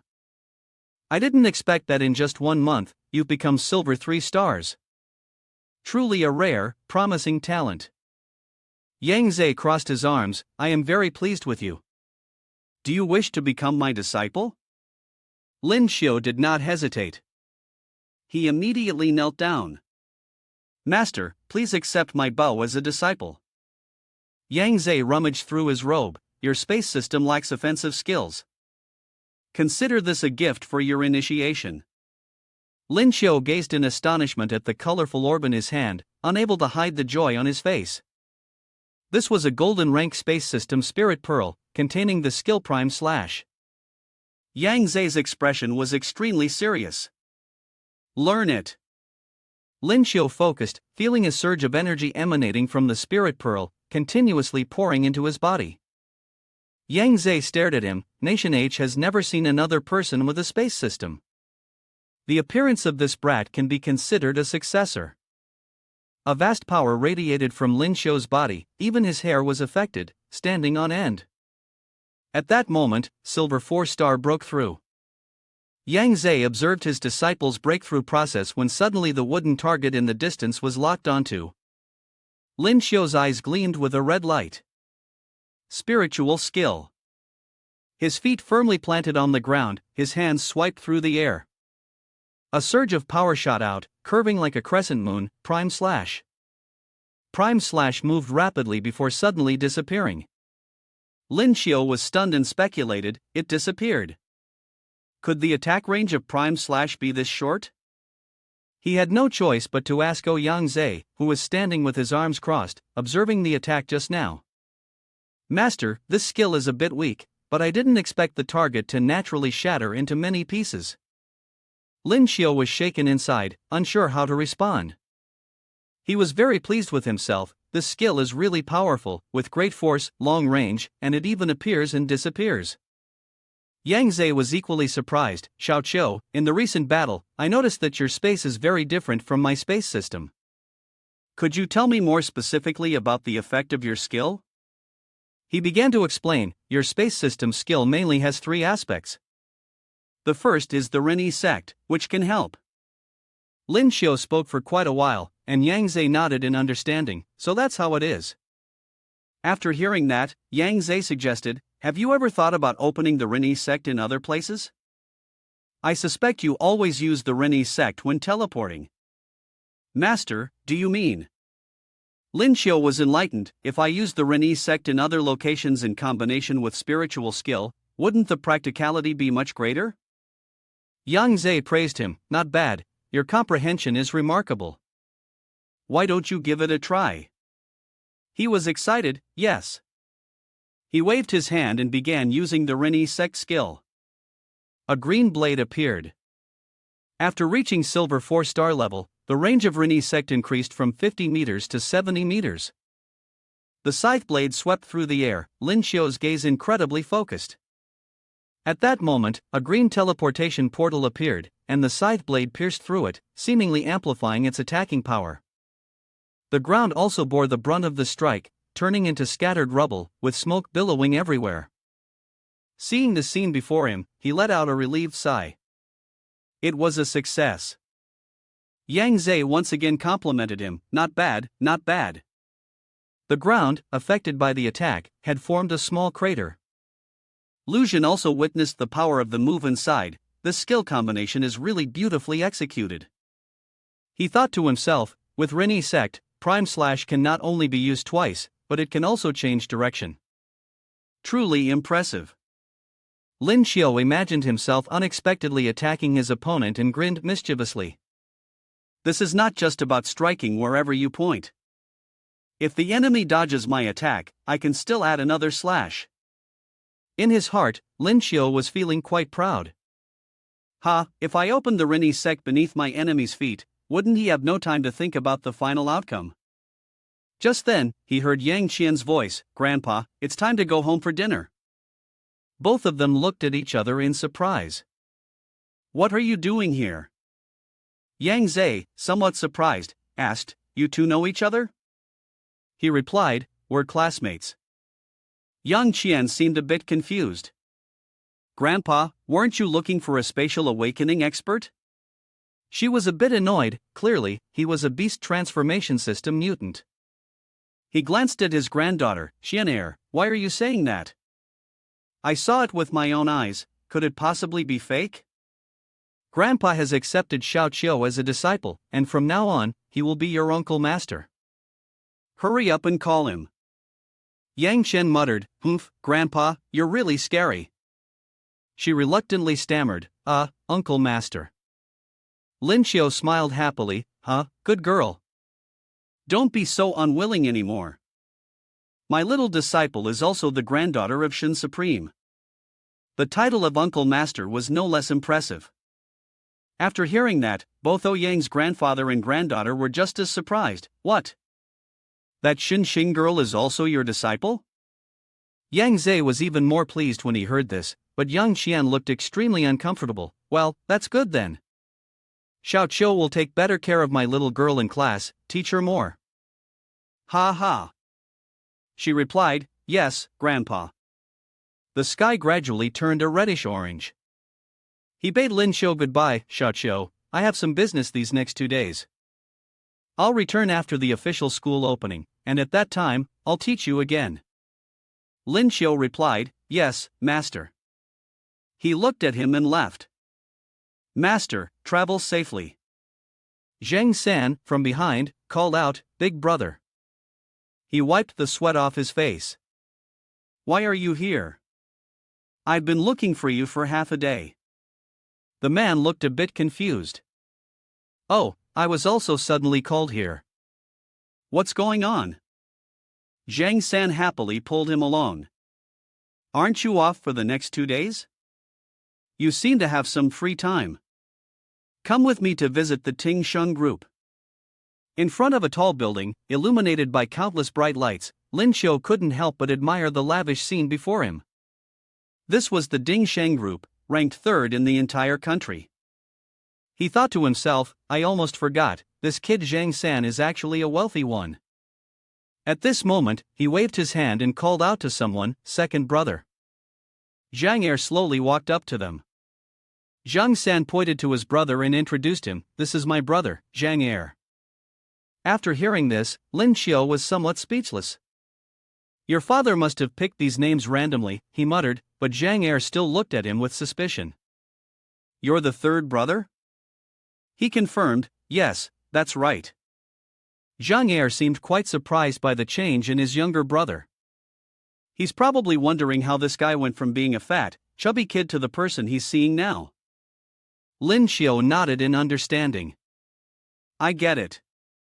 It's hard to believe that this kid could slim down like this in just 1 month. Zhang Er crossed his arms and asked, what's our eldest brother's name? Without hesitation, Zhang San replied, Zhang Jiaqi. This time, it was Lin Xiu's turn to be puzzled. Eldest brother? Shouldn't your names be Zhang Yi or Zhang De instead? Just one question confirmed their identities, and the two brothers affectionately shouted together, second brother. Third younger brother, perhaps you are the most astonished of all, the eldest brother of the Sa clan is the biological father, and the two of you must have been brought home. At this moment, Zhang San introduced, second brother, this is Lin Xiu, my brother Qiu, who has always taken care of me at school. Zhang Er shook hands with him, so you're Lin Xiu, I've admired you for a long time.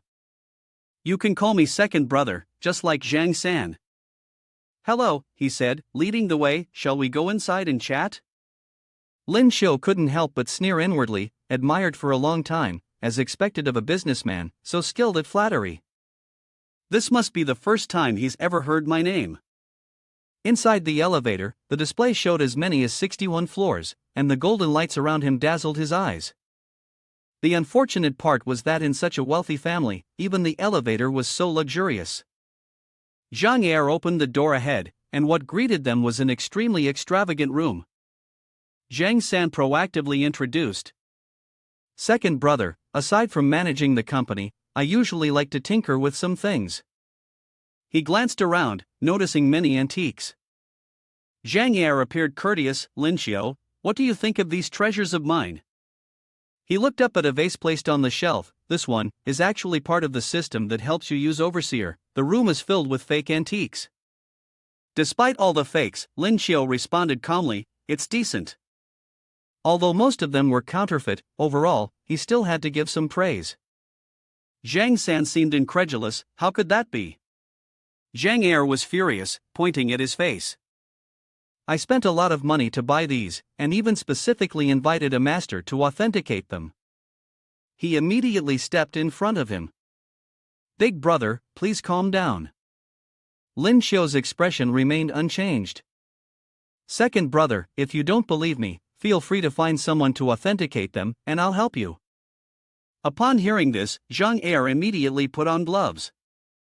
Fine, you're still young, but I really don't believe your judgment could be sharper than those of the experts. He picked up a piece of antique pottery. Instantly, Lin Xiu pointed out its distinctive features. Second brother, what you're holding is a high-footed bowl with a dragon and cloud design from the Yuan dynasty.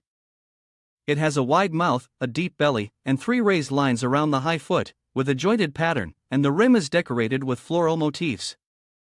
Inside, there are 2 dragon patterns. He continued, on the outside, there's a depiction of 2 dragons fighting amidst a floral flame pattern. The blue and white color is very vibrant, with smooth and forceful lines.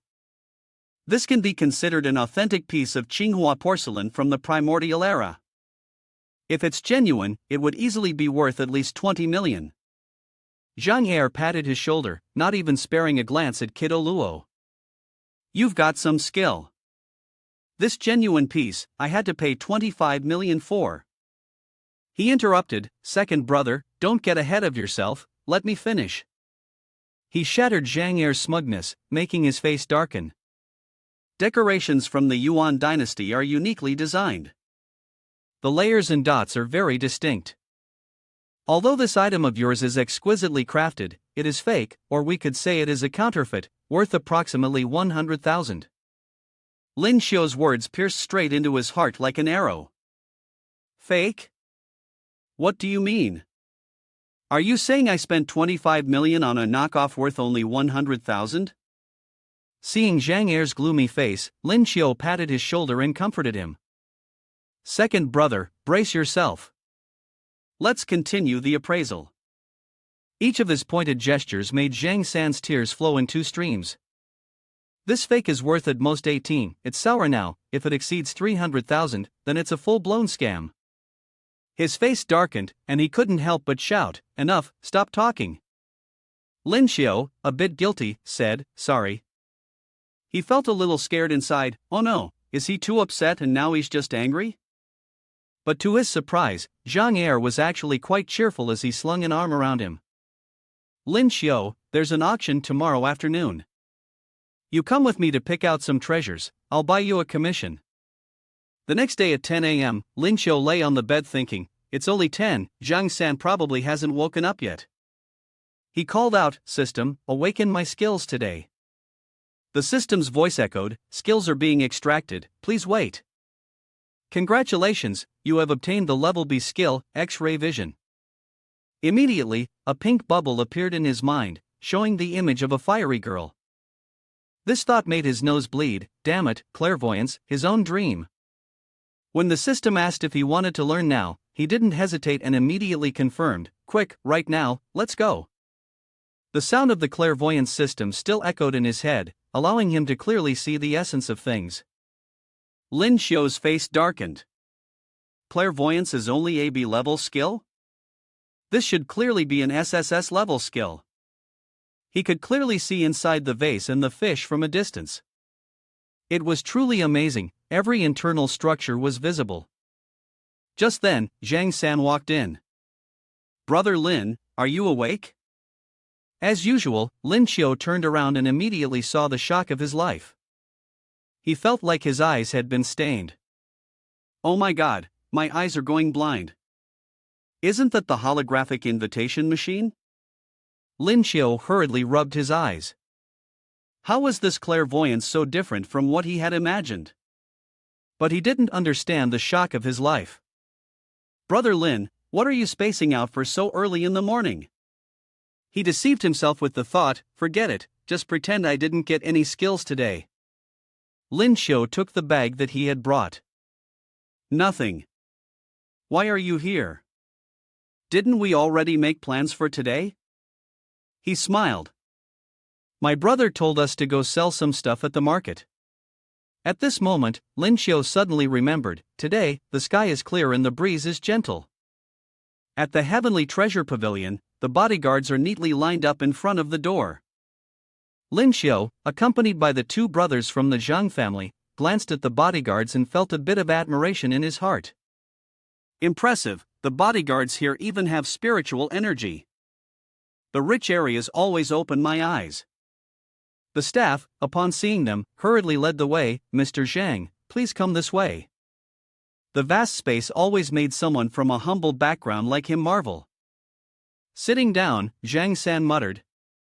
These people participating in the auction must all be wealthy bosses, not to mention they also. Before he could finish, his eyes met the newly arrived girl. Jinjin, in his heart, bloomed with joy, and he never expected to run into his goddess here. Jinjin was also quite surprised, not understanding why he was here. Lin Xiu's eyes seemed to light up. Jinjin looks so beautiful today. While he was in delight, he heard another voice, Jinjin, do you know him? She immediately introduced, Mom, this is Lin Xiu. Shirhan was somewhat surprised, oh, so you are Lin Xiu. He was even more stunned, what?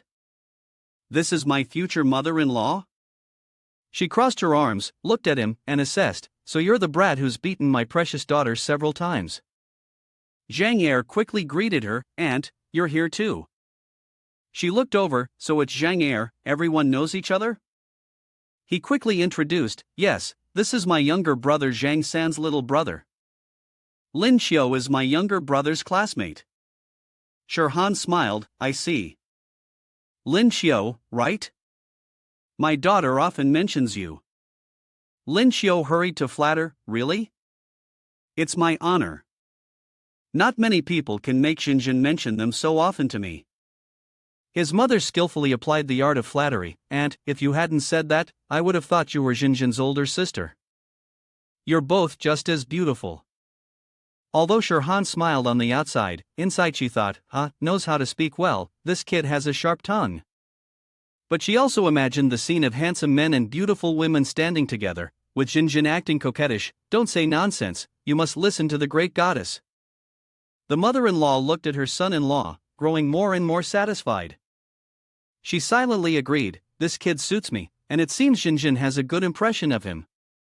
At that moment, the announcement sounded, the auction is about to begin.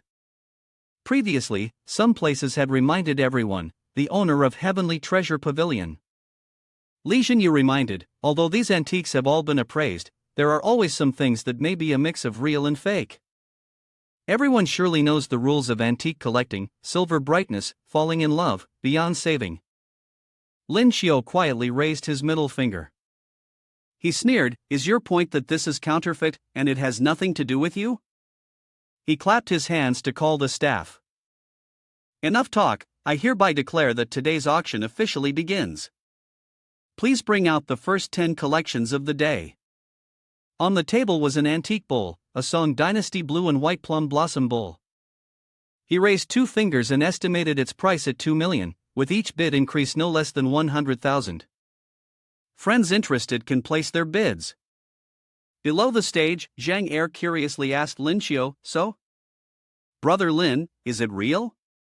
Lin Xiu looked at Zhang Er, who seemed anxious, and thought to himself, Big brother, this is just the first item. Do you really need to be in such a hurry? Though reluctant, Lin Xiu still had to appraise the item on stage. He focused on the bowl on the auction platform, observing it for a while. After careful inspection, Lin Xiu spoke up, it's genuine, but anything over 5 million wouldn't be worth it. Upon hearing Lin Xiu's words, Zhang Er immediately stood up and loudly announced, I bid 5 million. Lin Xiu was left speechless by Zhang Er's sudden action. He helplessly covered his face with his hand. On stage, Li Jinyu, after hearing Zhang Er's bid, looked down and asked, is there anyone else willing to bid? The crowd below fell silent, no one responded. Some were asleep, others pretended not to hear. After a moment of silence with no one responding, Li Jinyu knocked on the table and announced, congratulations to young Master Zhang for acquiring the first item at the price of 5 million. Down below, Lin Xiu curiously asked Zhang Er. Second brother, after the auction, there's also a betting event, right? Zhang Er turned and looked at Lin Xiu, replying. That's right, but I usually have no interest in betting. Lin Xiu smiled, then asked Zhang Er further. Brother Lin, are you interested in betting? After hearing Zhang Er's words, Lin Xiu's gambling instincts quickly surged. Both Zhang Er and Zhang San were surprised by the gleaming look in Lin Xiu's eyes. Ignoring their gazes, Lin Xiu grinned with satisfaction, thinking to himself. Not being interested would be a waste of the insight I've painstakingly awakened, wouldn't it? At this moment, someone suddenly appeared from nowhere beside Jinjin and spoke in a flirtatious tone. When Aunt, it's me, Jinjin. What a coincidence, everyone is here. The person who just arrived, Brother Song, is the young master of Hui Tang Group. He looked at Jinjin with a contemptuous gaze. Brother Song looked at Jinjin and praised her. Jinjin, you are becoming more and more beautiful. Jinjin felt disgusted by Brother Song's words and his gaze. She darkened her face, giving him no response. Suddenly, a slender hand appeared out of nowhere, grasping Jinjin's delicate wrist. Brother Song was taken aback when he saw this, and the owner of the hand was none other than Lin Xiu. He held her hand and placed it on his own neck, gazing at Jinjin with deep affection. Saying ambiguously, Jinjin, so you're here, I've been looking for you all day. Jinjin felt embarrassed and blushed by Lin Xiu's strange behavior and attitude. She asked in confusion, Lin Xiu? On the stage, Li Jinyu continued, the bronze wine cup of a wealthy merchant, starting price, 300,000. Lin Xiu glanced at the green cup, then subtly commented, it's fake. Next was a landscape painting, starting price, 400,000. Lin Xiu squinted at the painting. After studying it, he quickly replied, it's real. Then came another painting, depicting a seductive girl with a fish, looking somewhat eerie. Li Jinyu on the stage announced, starting price, 500,000. After evaluating, Lin Xiu spoke, it's fake, but still worth looking at. After the auction of the items concluded, Li Jinyu, as usual, opened with a saying, they say, one knife makes you poor, one knife makes you rich, one knife is heaven, and one knife is hell. In the adjacent hall, many jadeite gemstones had already been prepared. He pointed in a direction and continued, moreover, this time, the Heavenly Treasure Pavilion has found a rare stone, within which there is certainly a treasure. The listed price is 100 million.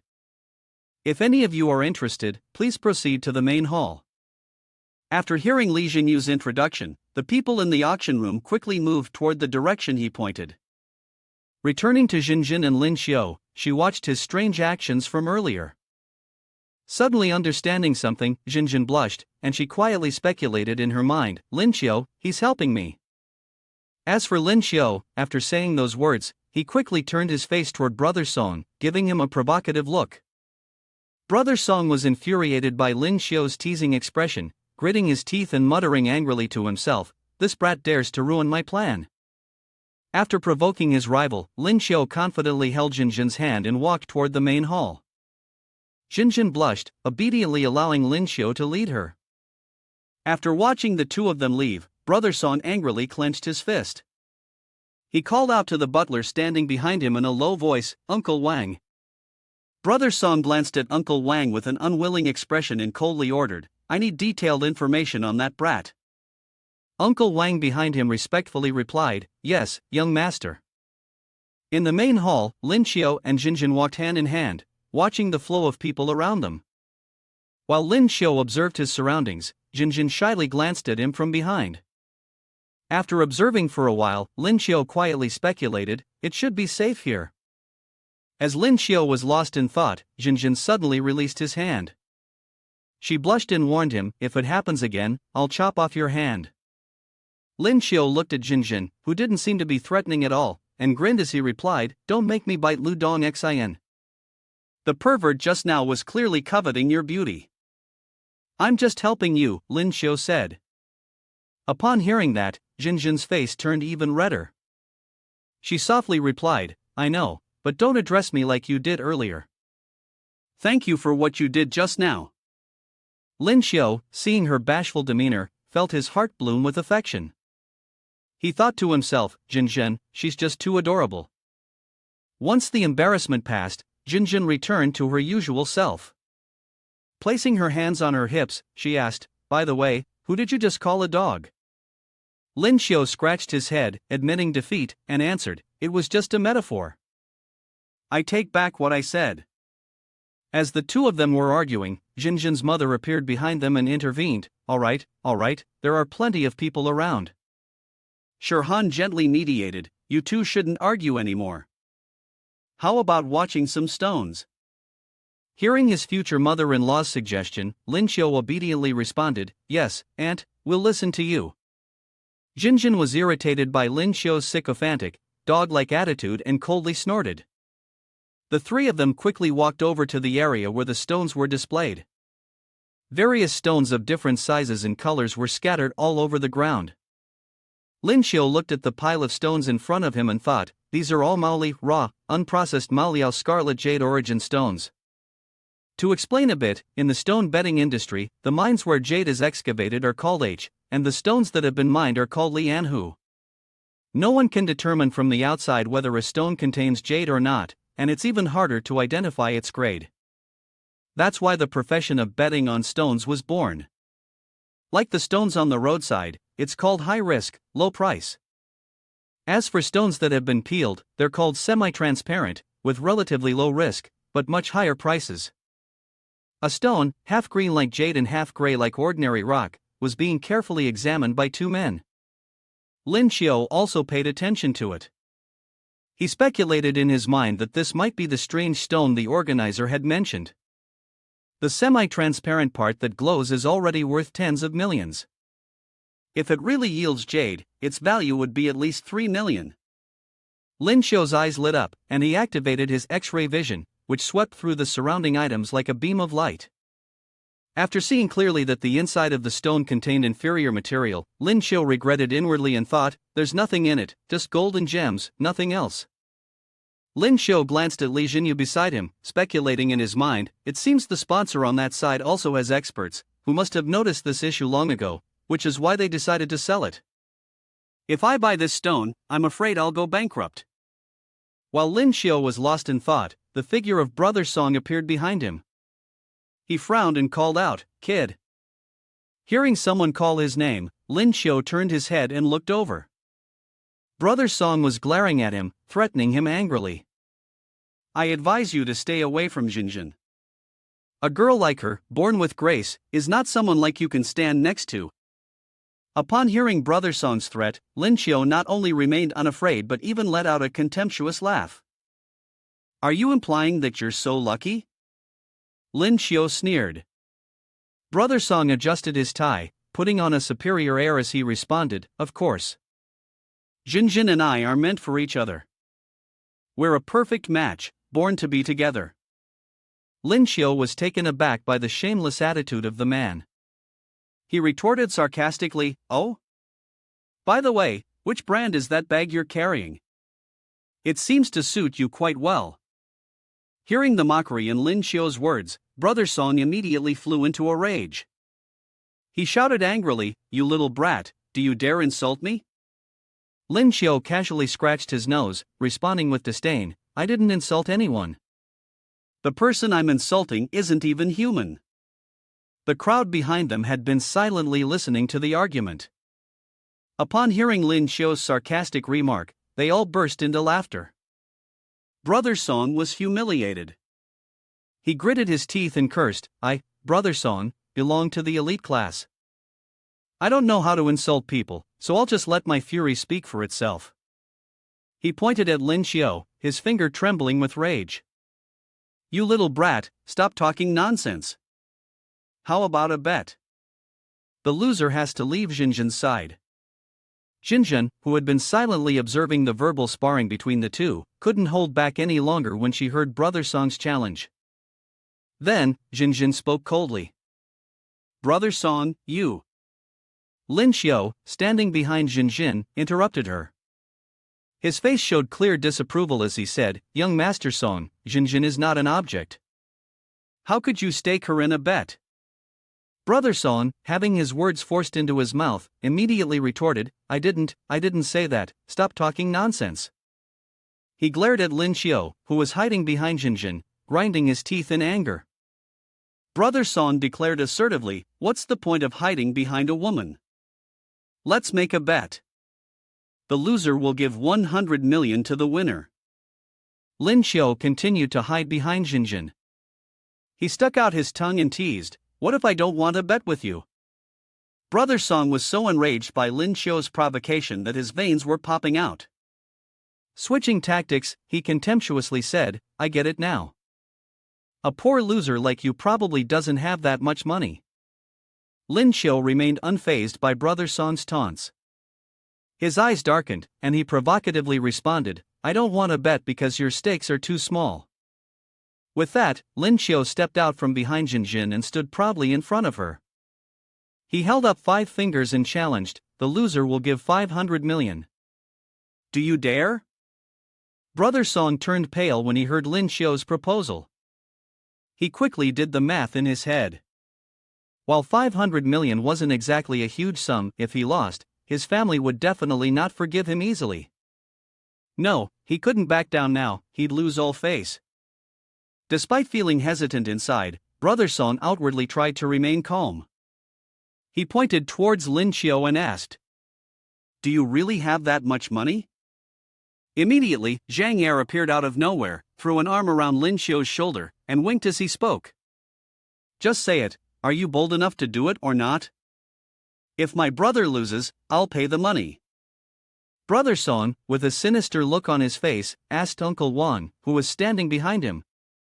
Uncle Wang, you're pretty good at betting on stones. Are you confident? Uncle Wang, standing behind, confidently replied. He's just a kid who hasn't even grown hair yet. Upon hearing that, Brother Song was immediately emboldened.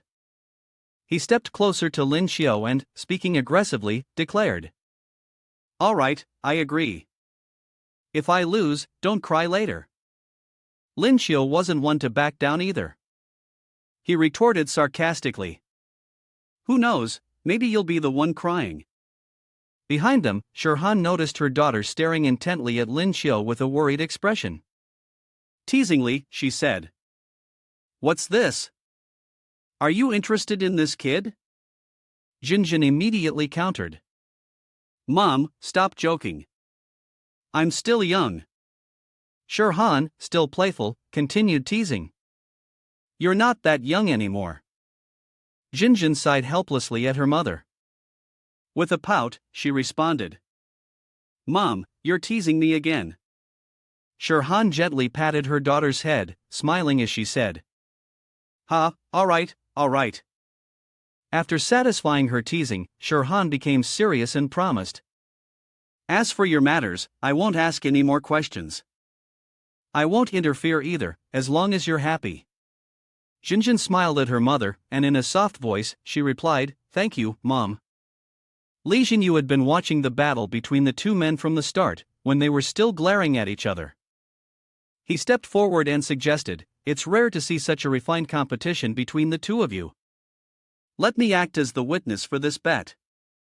Without waiting for either of the two to agree, Li Jinyu continued nonchalantly, The raw stones at the scene are categorized into 5 levels based on their price range, from 3,000 to 10,000, 10,000 to 100,000, 100,000 to 1 million, 1 million to over 1 million, and finally, above 10,000.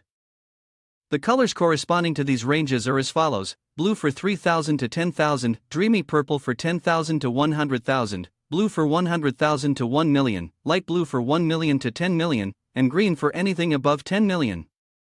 Jinyu then made the betting rules clear: each side will choose 10 raw stones. The one with the higher value stone at the end will win. After Jinyu set the terms of the bet, both Lin Xiu and Uncle Wang quickly moved toward the pile of raw stones, each selecting the stones they would bet on. After a moment of careful selection, Uncle Wang handed a medium-sized blue raw stone to Li Jinyu and said, I've made my choice. Li Jinyu looked at the stone Uncle Wang had chosen, his expression somewhat strange. His gaze turned dark. Full of implications, he stared intently at Uncle Wang. On the other hand, Lin Xiu chose the smaller blue gem of Uncle Wang's selection. He spoke, I've made my choice too.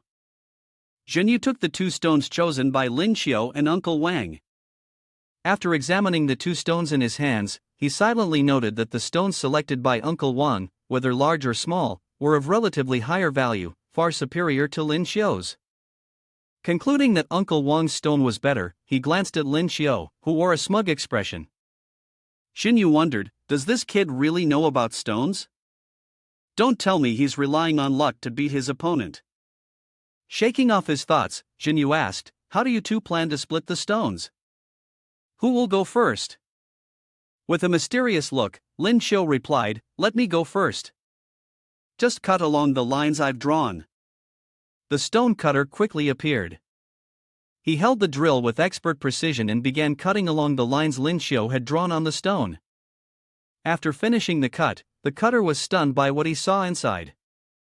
He stared at it for a long while. The crowd surrounding them was also astonished. Someone exclaimed, struck it rich. It's the Red Phoenix ice strain. Jinyu wasn't too surprised. Calmly, he took a lamp and examined the quality of the Red Phoenix ice strain. After checking, Jinyu concluded, good quality jade, with clear hues.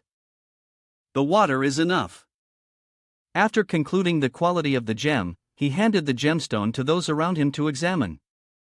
Jinyu appraised, this Red Phoenix of our friend here, we value it at 10 million. The crowd around them was stunned, whispering among themselves, this kid really is lucky, the first one is a Red Phoenix variant. Uncle Wang and Brother Song, who were standing nearby and witnessing the Red Phoenix gemstone being cut from Lin Xiu, remained unfazed. They calmly focused their attention on Jinyu. After appraising the gemstone, Jinyu quickly pointed toward Uncle Wang and asked, next, it's young Master Song. May I ask how you intend to split the stone? Uncle Wang confidently replied, concealed transformation, we'll cut it directly in the middle to avoid complications. He explained further, the top part has the highest purity in the entire jadeite. Hearing Uncle Wang's explanation, Lin Xiu suddenly chuckled. He had to quickly stifle his laughter, trying not to let it escape. Uncle Wang, noticing Lin Xiu's laughter, became slightly annoyed. He approached Lin Xiu, narrowing his eyes, and asked, what are you laughing at?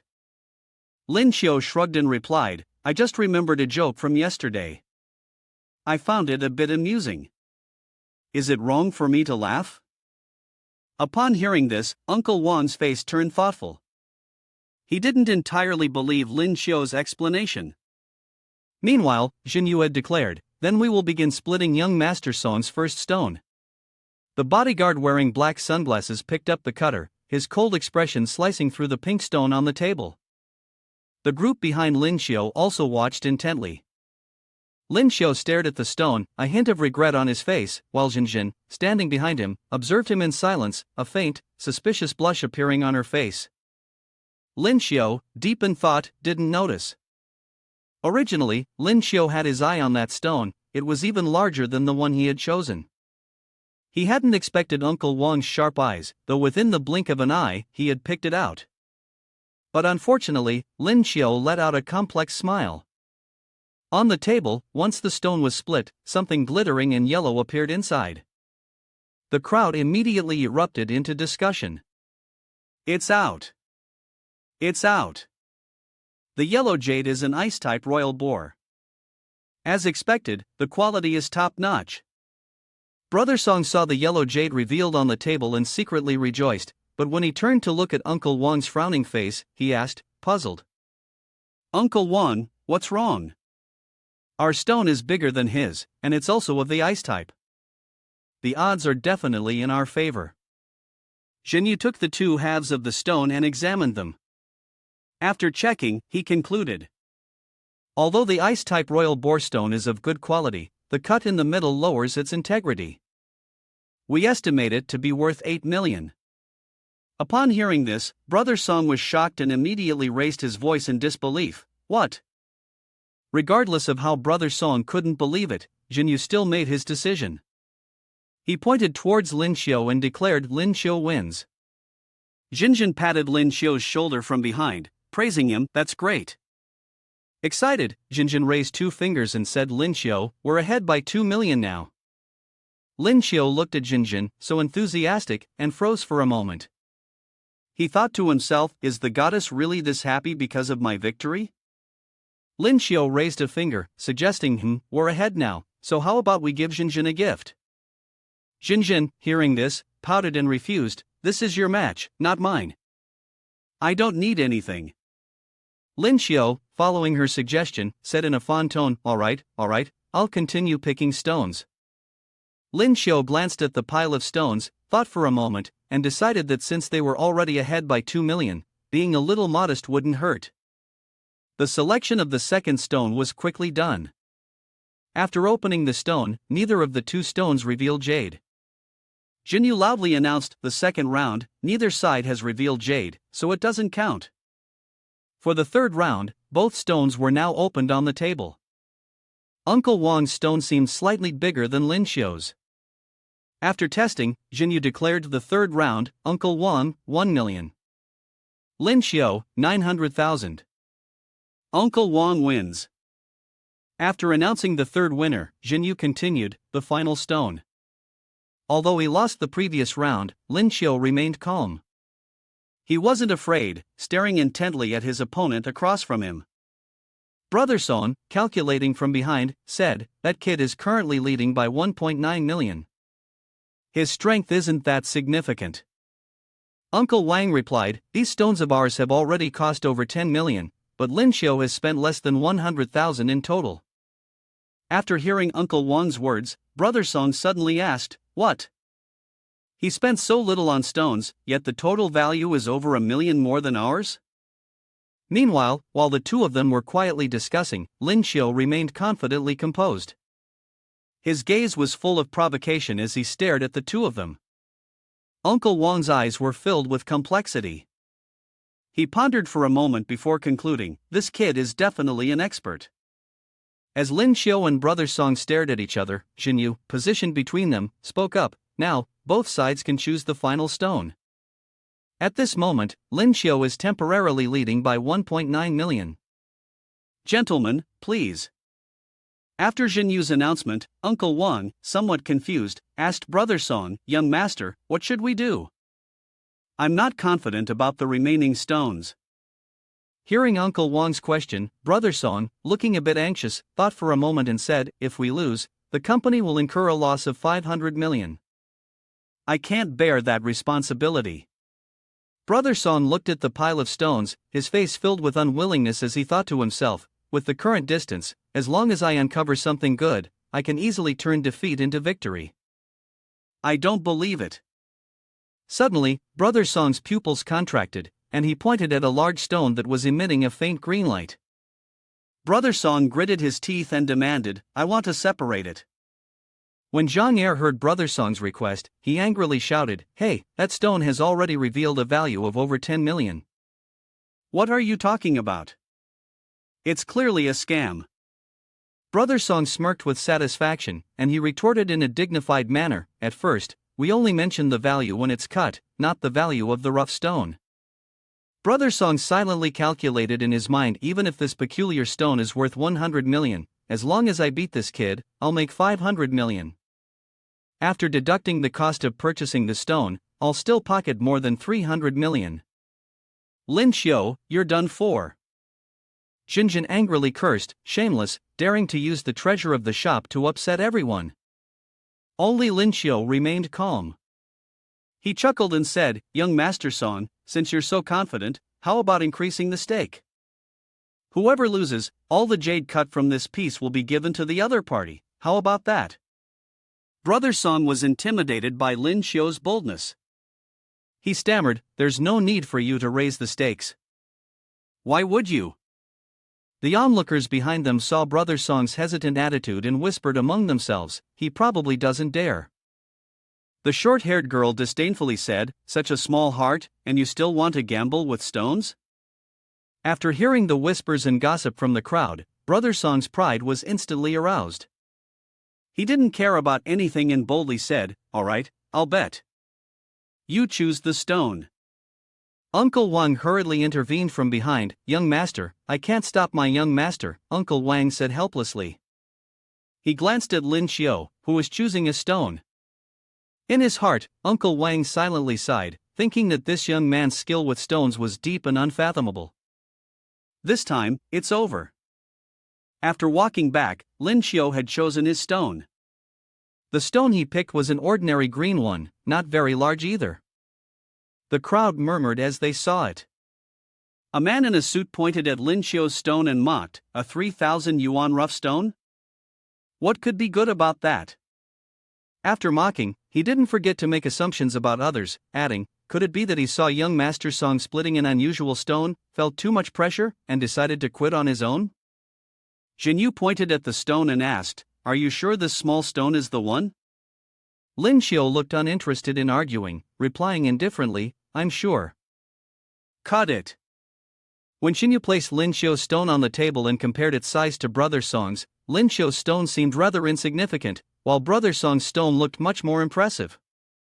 Seeing Xinyu preparing to cut Lin Xiu's stone first, Brother Song shouted loudly, wait. Cut mine first. I want to make sure this kid loses and can't even lift his head. Xinyu didn't argue with Brother Song. He followed his request and carefully began to cut into the stone. As the blade slowly passed through it, revealing something inside, Uncle Wang's face showed surprise, and he stammered, Master, the stone has been cut about a third of the way, and what's inside? Everyone here is amazed. Uncle Wang sighed softly, this stone might not be very useful now. Brother Song still couldn't believe it. He said firmly, keep cutting. I can't believe such a large stone wouldn't contain any jade. He continued urging, cut more. Keep going. When they saw the amount of stone that had been removed and laid out on the table, everyone was astonished. Brother Song's face turned pale, and he muttered quietly to himself, there's nothing. Really, nothing at all. Xinyu, calm and professional, offered some comforting words. There's a saying that even the most experienced can't predict every piece of jade. Although young Master Song didn't find the highest quality jade, what has been revealed still contains some. We estimate it to be worth 15 million. Upon hearing Jinyu's words, Brother Song felt it made sense. He quietly reassured himself, right, so I'm still ahead of that kid by 13 million. Thinking of this, Brother Song stared fixedly at Lin Xiu, his expression competitive. He thought to himself, I don't believe this kid's stone can open up jade worth more than 13 million. The crowd around them began to stir. Xinyu, puzzled, asked Lin Xiu, do you still want to cut this stone? Lin Xiu calmly replied, no more cutting. The girl with purple hair, standing next to Xinyu, sneered, such reckless youth, clearly giving away 500 million for free. The short-haired girl sighed and added, as expected, he's giving up. Lin Xiu paid no attention to the surrounding gossip. He remained confident, as if certain of his victory. Lin Xiu slowly made his request, polish the entire stone. Upon hearing Lin Xiu's request, the crowd around them was stunned, their mouths hanging open. Even Xinyu, who usually remained composed, couldn't help but exclaim, huh? What kind of stone is polished from the start? Unless the entire thing inside is jade. A bystander sneered, it's just a 3,000 yuan stone. This kid's trying to act mysterious, what a waste of time. Ignoring the astonishment and ridicule from those around him, Lin Xiu's stone was still being polished. As soon as the tip of the needle touched the stone, a brilliant green light began to shine through. As the green hue gradually revealed itself, the crowd was even more shocked, their mouths wide open in disbelief. The guy with the two bangs stuttered, this is what it looks like after the stone has been fully polished. It emitted a sparkling light. After a long while, the guy finally came to his senses and shouted, Emperor's Lu. The crowd of green-haired people behind him commented, the Emperor's Lu is so big, it must be worth at least 50 million.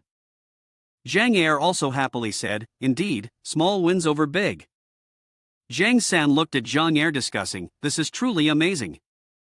This little treasure, just a single ring, could sell for around 4 million, and we've only spent 3,000. Zhang Er praised, this kid is a genius. Lin Xiu folded his arms and looked at Brother Song, who was sitting on the ground, his tone teasing with a hint of sarcasm, young Master Song, are you playing or not? Brother Song was sweating profusely, looking like a man who had lost a gambling game and was in a state of financial ruin. Brother Song murmured in a daze, 600 million, gone. Xinyu stepped forward from behind and proposed, hey buddy, how about I offer 60 million to buy that Emperor's Lu from you? Lin Xiu thought he had misheard and asked, 60 million? People around immediately chimed in, don't listen to him, I'll offer 70 million. Immediately, someone raised the price, 80 million. Another voice called out, 81 million. The chubby guy raised his hand eagerly and responded, 85 million. Jinyu coldly looked at the crowd, his voice icy as he declared, 100 million. After successfully obtaining the Emperor's Lu, Jinyu praised, this bet was wonderful. Jinyu looked at the jade that Lin Xiao was holding and suggested, hey, buddy, I also plan to take the other emeralds you have. Lin Xiao agreed, saying, that would be great, it'll save me quite a bit of trouble. I should thank you for that. After the negotiation, Jinyu hugged the bundle of emeralds and left. Lin Xiao watched his figure fade away. Staring at the last stone still in his hand, Lin Xiao stood there in a daze for a moment. He silently looked toward Jinjin. Jinjin was startled when she felt Lin Xiao's gaze on her, her face turning red. As she watched Lin Xiao walking towards her with the stone in hand, she blushed even more, her eyes full of anticipation. Jinjin touched her face, repeatedly wondering in her mind, he's holding a red phoenix stone in his hand. Could it be for me? What if he confesses to me? Should I accept? The thought of being confessed to made Jinjin blush instantly. She quickly covered her flushed face with her hands, feeling embarrassed. She thought to herself, but he hasn't even prepared yet, what should I do? However, a harsh reality struck. Lin Xiao came over and pushed Jinjin aside. He handed the red phoenix stone to his future mother-in-law. With a smile, Lin Xiao handed over the red phoenix and humbly said, Aunt, it's our first meeting, and I didn't have anything good to give. I hope you like this red phoenix stone. Shirhan accepted it without hesitation. She gave Lin Xiao a knowing look, and with a gentle smile, she complimented him, you're quite thoughtful, kid. She didn't forget to cheer for her future son-in-law. I have an eye for you, you better do your best. Encouraged by Shirhan, Lin Xiao smiled with squinted eyes and replied, thank you, Mom. Your son-in-law will definitely try his best. A voice, almost like a scream, rang out, you're such an ungrateful son. It was the voice of Brother Song's father from the other end of the line. At Brother Song's place, he was surrounded by security guards demanding payment. The guards coldly threatened, if you don't pay up, don't even think about leaving. Brother Song had no choice but to throw all his dignity aside and grab his phone to beg, Dad, someone from the underworld save me. After Xing Xing helped him pay back 600,000, Brother Song cautiously said, thank you, B. Lin Xiao looked at Brother Song's pitiful state and secretly smiled. It seemed like the old man at home had given him a good lesson. Brother Song, eyes brimming with tears, looked completely helpless. He angrily threatened, you little brat, just wait. The sound of money clinking was heard. Upon hearing it, Lin Xiao couldn't help but grin mischievously. He innocently said, got the money, thank you young Master Song, so much money. Brother Song and Uncle Wang quietly left, the culprits behind his misery. Lin Xiao didn't forget to raise his hand to wave as they left, take your time, gentlemen. After sending them off, Lin Xiao lifted his nose in smug satisfaction and thought, one day, 600 million in profit. Suddenly, Lin Xiao remembered that egg of his. He stroked his chin, thinking, and was happy for having made a good deal, but then he quickly became disheartened, realizing that this small amount of money wouldn't be enough for the little brat to waste anymore. His spirit pearls had already been completely consumed. Just as Lin Xiao was deep in thought, Zhang Er spoke up, offering his praise. Xiao Chou, that performance today was truly excellent. Hearing Zhang Er's voice, Lin Xiao suddenly had an epiphany, as if he had been awakened from the chaos. He swiftly turned to Zhang Er, his tone serious. Second brother, I need to ask you for a favor. Zhang Er, without hesitation, agreed generously. Brother Lin, just say the word. Your business is my business. Lin Xiao, not holding back, made his request directly. I want to give you the money from this bet. I hope you can help me buy some spirit pearls of the golden rank, specifically from the lightning and spatial systems. After hearing this, Zhang Er appeared a bit hesitant and replied. That's not a problem, but the lightning system ones are easy to find. As for the spatial system, with your 600 million, it might not be enough. Lin Xiu did the math in his head, realizing that one person's strength could never compare to a whole organization. Moreover, Zhang Er might have shortcuts available. Lin Xiu smiled and reassured him. It's fine, second brother, just keep an eye out for me. Zhang Er understood Lin Xiu's intention and readily agreed. Got it, if I do find anything, I'll make sure to keep an eye out for you. Lin Xiu politely replied, then I should thank second brother first. Time passed quickly, like a dog running through a field, and soon it was evening. The moon tonight seemed larger and rounder than usual. In the dead of night, a car was parked in the middle of the road, and an unknown voice echoed, "You all should rest here for the next 2 days." Lin Xiu returned to his room and lay down on the soft bed. He sighed, I'm exhausted. 9527, time to get to work. Upon hearing its master's call, the system immediately appeared. The system notified that skills were being extracted. After the extraction was completed, 9527 quickly updated with Jade Rabbit the Beast transformation skill at SS rank. In legend, Chang'e's rabbit possesses extremely powerful combat abilities under the moonlight. The excited voice of 9527 rang out, "Congratulations, host! You've received the Beast transformation skill at SS rank, the Jade Rabbit Beast form." After listening to the system chatter for a while, Lin Xiu, feeling confused, asked, "Wait a minute, this doesn't seem scientific. How come it's been 3 days straight and I haven't gotten a skill higher than E rank?" 9527, frustrated by its master's remarks, swore, "Damn, you complain even when you get a good skill. If you keep this up, starting tomorrow." Lin Xiu quickly cut it off, changing the subject, No, I already have the Beast transformation skill, right? Why can it still be awakened again?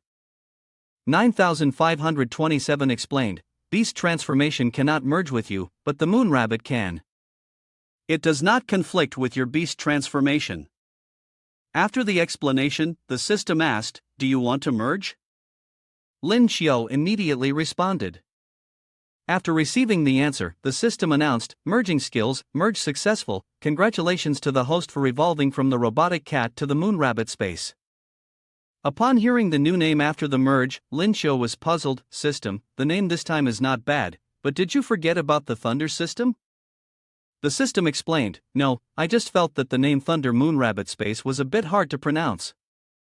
After speaking, the system displayed a notification. Moon Rabbit Space SS Plus. Moonmaster awakens inner ambition with the power of the moonlight. After the system finished presenting, Lin Xiu sighed and said, "Forget it, this name is passable. I'll reluctantly forgive you." Opening the skill menu, following the command from the master, the system displayed when Moon Master was activated. New Moon State, Full State, plus 100%. Half Moon State, Full State, plus 101% to 199%. Full Moon State, attribute fully maxed at 500%. Lin Xiu stared at the final line, a look of surprise crossing his face. Lin Xiu remarked, 500%? This skill is a bit overpowered, it's too OP. Lin Xiu raised 2 fingers like rabbit ears, winking as he murmured, "Hurry up and transform, let's see." Then, Lin Xiu got off the bed and pressed one hand to the ground. He shouted loudly, "Transform." Immediately, the power of the moon crescent lens was unleashed, and several rays of light surrounded him.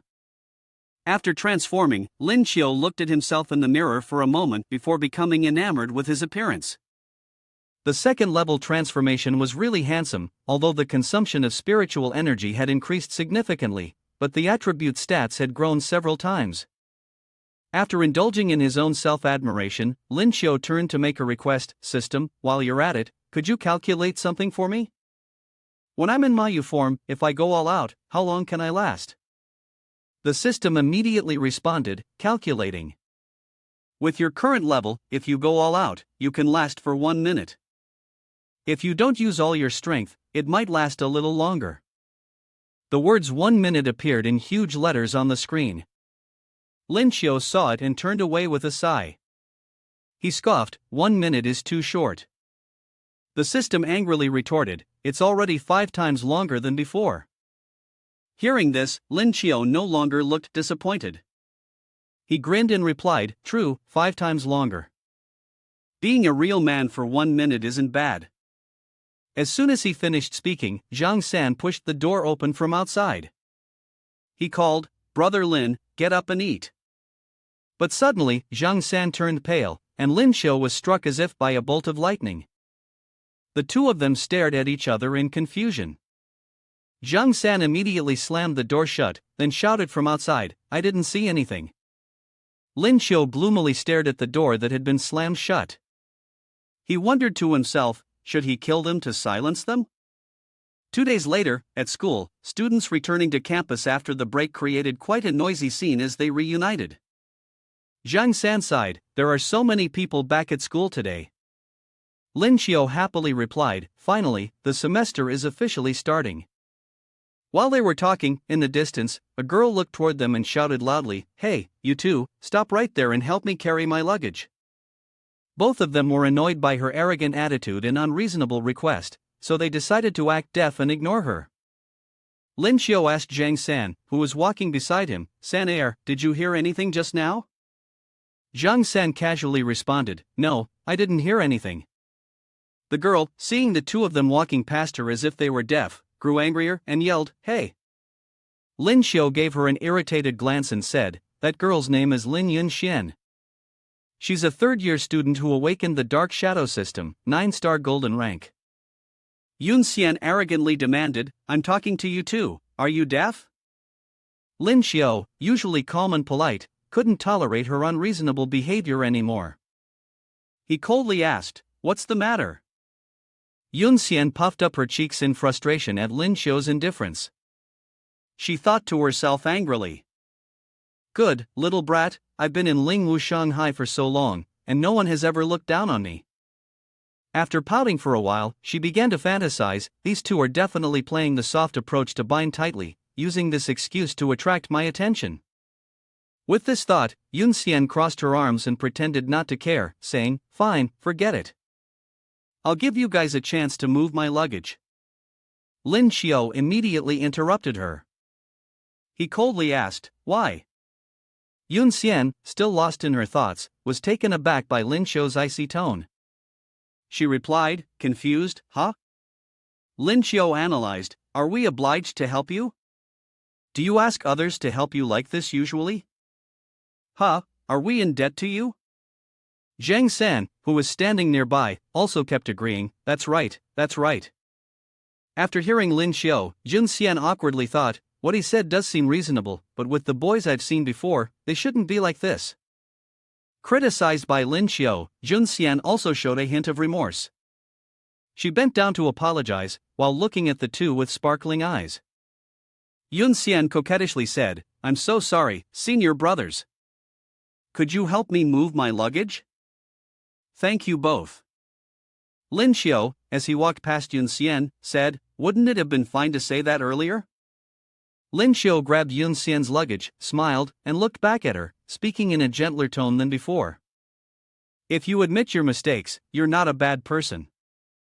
You might be a little impatient, but lending a hand is no big deal." Yunxian quickly ran after the two, her curiosity piqued as she asked, "You two look a little unfamiliar. Are you new students this year? May I know how to address you?" Zhang San replied, "My name is Zhang San, and this is Lin Xiao."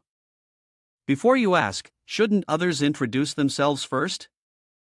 Yunxian, observing the calm gaze of the two, was surprised and said, "You don't know me? My name is Lin Yunxian, a second-year student." Upon hearing Yunxian's name, Zhang San immediately recognized her reputation. He turned to Lin Xiao, excitedly saying, "Big brother, isn't she the one who was ranked the most beautiful girl at Lingwu University before?" Lin Xiao sneered. "So what if I was ranked first? No one helped me spread that message." The image of Jinjin and Yunxian appeared in his mind. After comparing them, Lin Xiao twirled his nose and commented, "The appearance isn't bad, but compared to my goddess Jinjin, she's still a bit lacking." Yunxian turned her face away, comforting herself. Forget it, they are new here, it's normal not to know. I'm not angry. While trying to calm herself down, the three of them had already reached the dormitory. Zhang San announced, "Sisters here." Yun Xian turned back and instructed, "I'll let the manager know." Suddenly, a pair of underwear fell from the air right where the three of them were standing, accompanied by someone's voice shouting. Zhang San, like a boss getting slapped across the face, widened his eyes as the sensitive item flew toward him at an incredible speed. The yellow underwear landed on his face. Lin Xiao and Yun Xian both blushed when they saw it. Zhang San, in a panic, screamed, "Boss, I think something's covering my eyes." After the awkward situation, Zhang San blushed and picked up the underwear, handing it to Yun Xian. He stammered, unable to form a sentence. She, too, felt embarrassed to accept it. Yun Xian politely said, "Let me take this and return it to them." "Sorry for the trouble, both of you." Yun Xian waved goodbye to the two behind her. Zhang San, trembling in fear, muttered, "The girls' dormitory really is a dangerous place." Lin Xiao replied, "Yes, indeed." One day after, the first day of school. During class, the area outside the school was silent, not a single soul in sight. Inside the classroom, the students sat obediently in their seats. Lin Xiao looked at their backs and thought to himself, the first period is Spirit Beast Studies. When the lesson began, the renowned national professor of Spirit Beast Studies stood on the podium, his demeanor dignified as he looked down at the students and introduced himself. "Hello everyone, I'm Zhang Tianyu." Lin Xiao tilted his head, listening to two students whispering behind him. The pink-haired one exclaimed in surprise, "Professor Zhang?" The black-haired student beside her sighed in admiration. A famous scholar like him, and Ling Wu University actually invited him to teach. After hearing their conversation, Lin Xiao rested his chin on his hand, his expression dull with boredom. He found it amusing. Who in this world could possibly understand spirit beasts better than him? Other than the system itself. His eyes accidentally landed on an open page of a textbook. Lin Xiao froze for a moment, then leaned closer to read carefully. He murmured under his breath, "Why is this written incorrectly here?" He began marking other parts of the book, his eyes showing a hint of sternness. Lin Xiao kept muttering to himself, "Here too, and here." While Lin Xiao was fully absorbed in his notes, the professor suddenly called out to him. Hearing his name, Lin Xiao flinched slightly and looked up blankly toward the front. The professor approached, curiosity in his eyes, and asked, "What are you writing in your book? Hand it over and let me take a look." Lin Xiao obediently held out his book and replied politely, "Here it is, sir." Yet inwardly, his mind was filled with confusion. When did he get here? The professor read what Lin Xiao had been writing so far. He was astonished and said, "Here, this is." Then, he sat down at a student's desk. The other student looked at him in confusion, and the professor politely said, "Sorry to trouble you for a moment." Tianyu looked at Lin Xiao and asked, "How should I address you, fellow student?" Lin Xiao naturally replied, "Professor, my name is Lin Xiao." On the page, there was a drawing of a yellow cat with a blue crystal in the middle of its forehead. He pointed to the book and asked, "You mentioned here that the crimson jade spirit cat is not a nocturnal animal. May I ask what evidence you have for this?" Lin Xiao confidently responded, "The crimson jade spirit cat has very poor night vision, and when someone finds one, it's easy to notice the issue." Tianyu countered, "But we have observed many crimson jade spirit cats, and they are quite strong at night." Lin Xiao explained, "That's because their hearing is exceptional, which is easy to verify." Behind them, the other students curiously watched the two of them, and one student asked in doubt, "What's going on?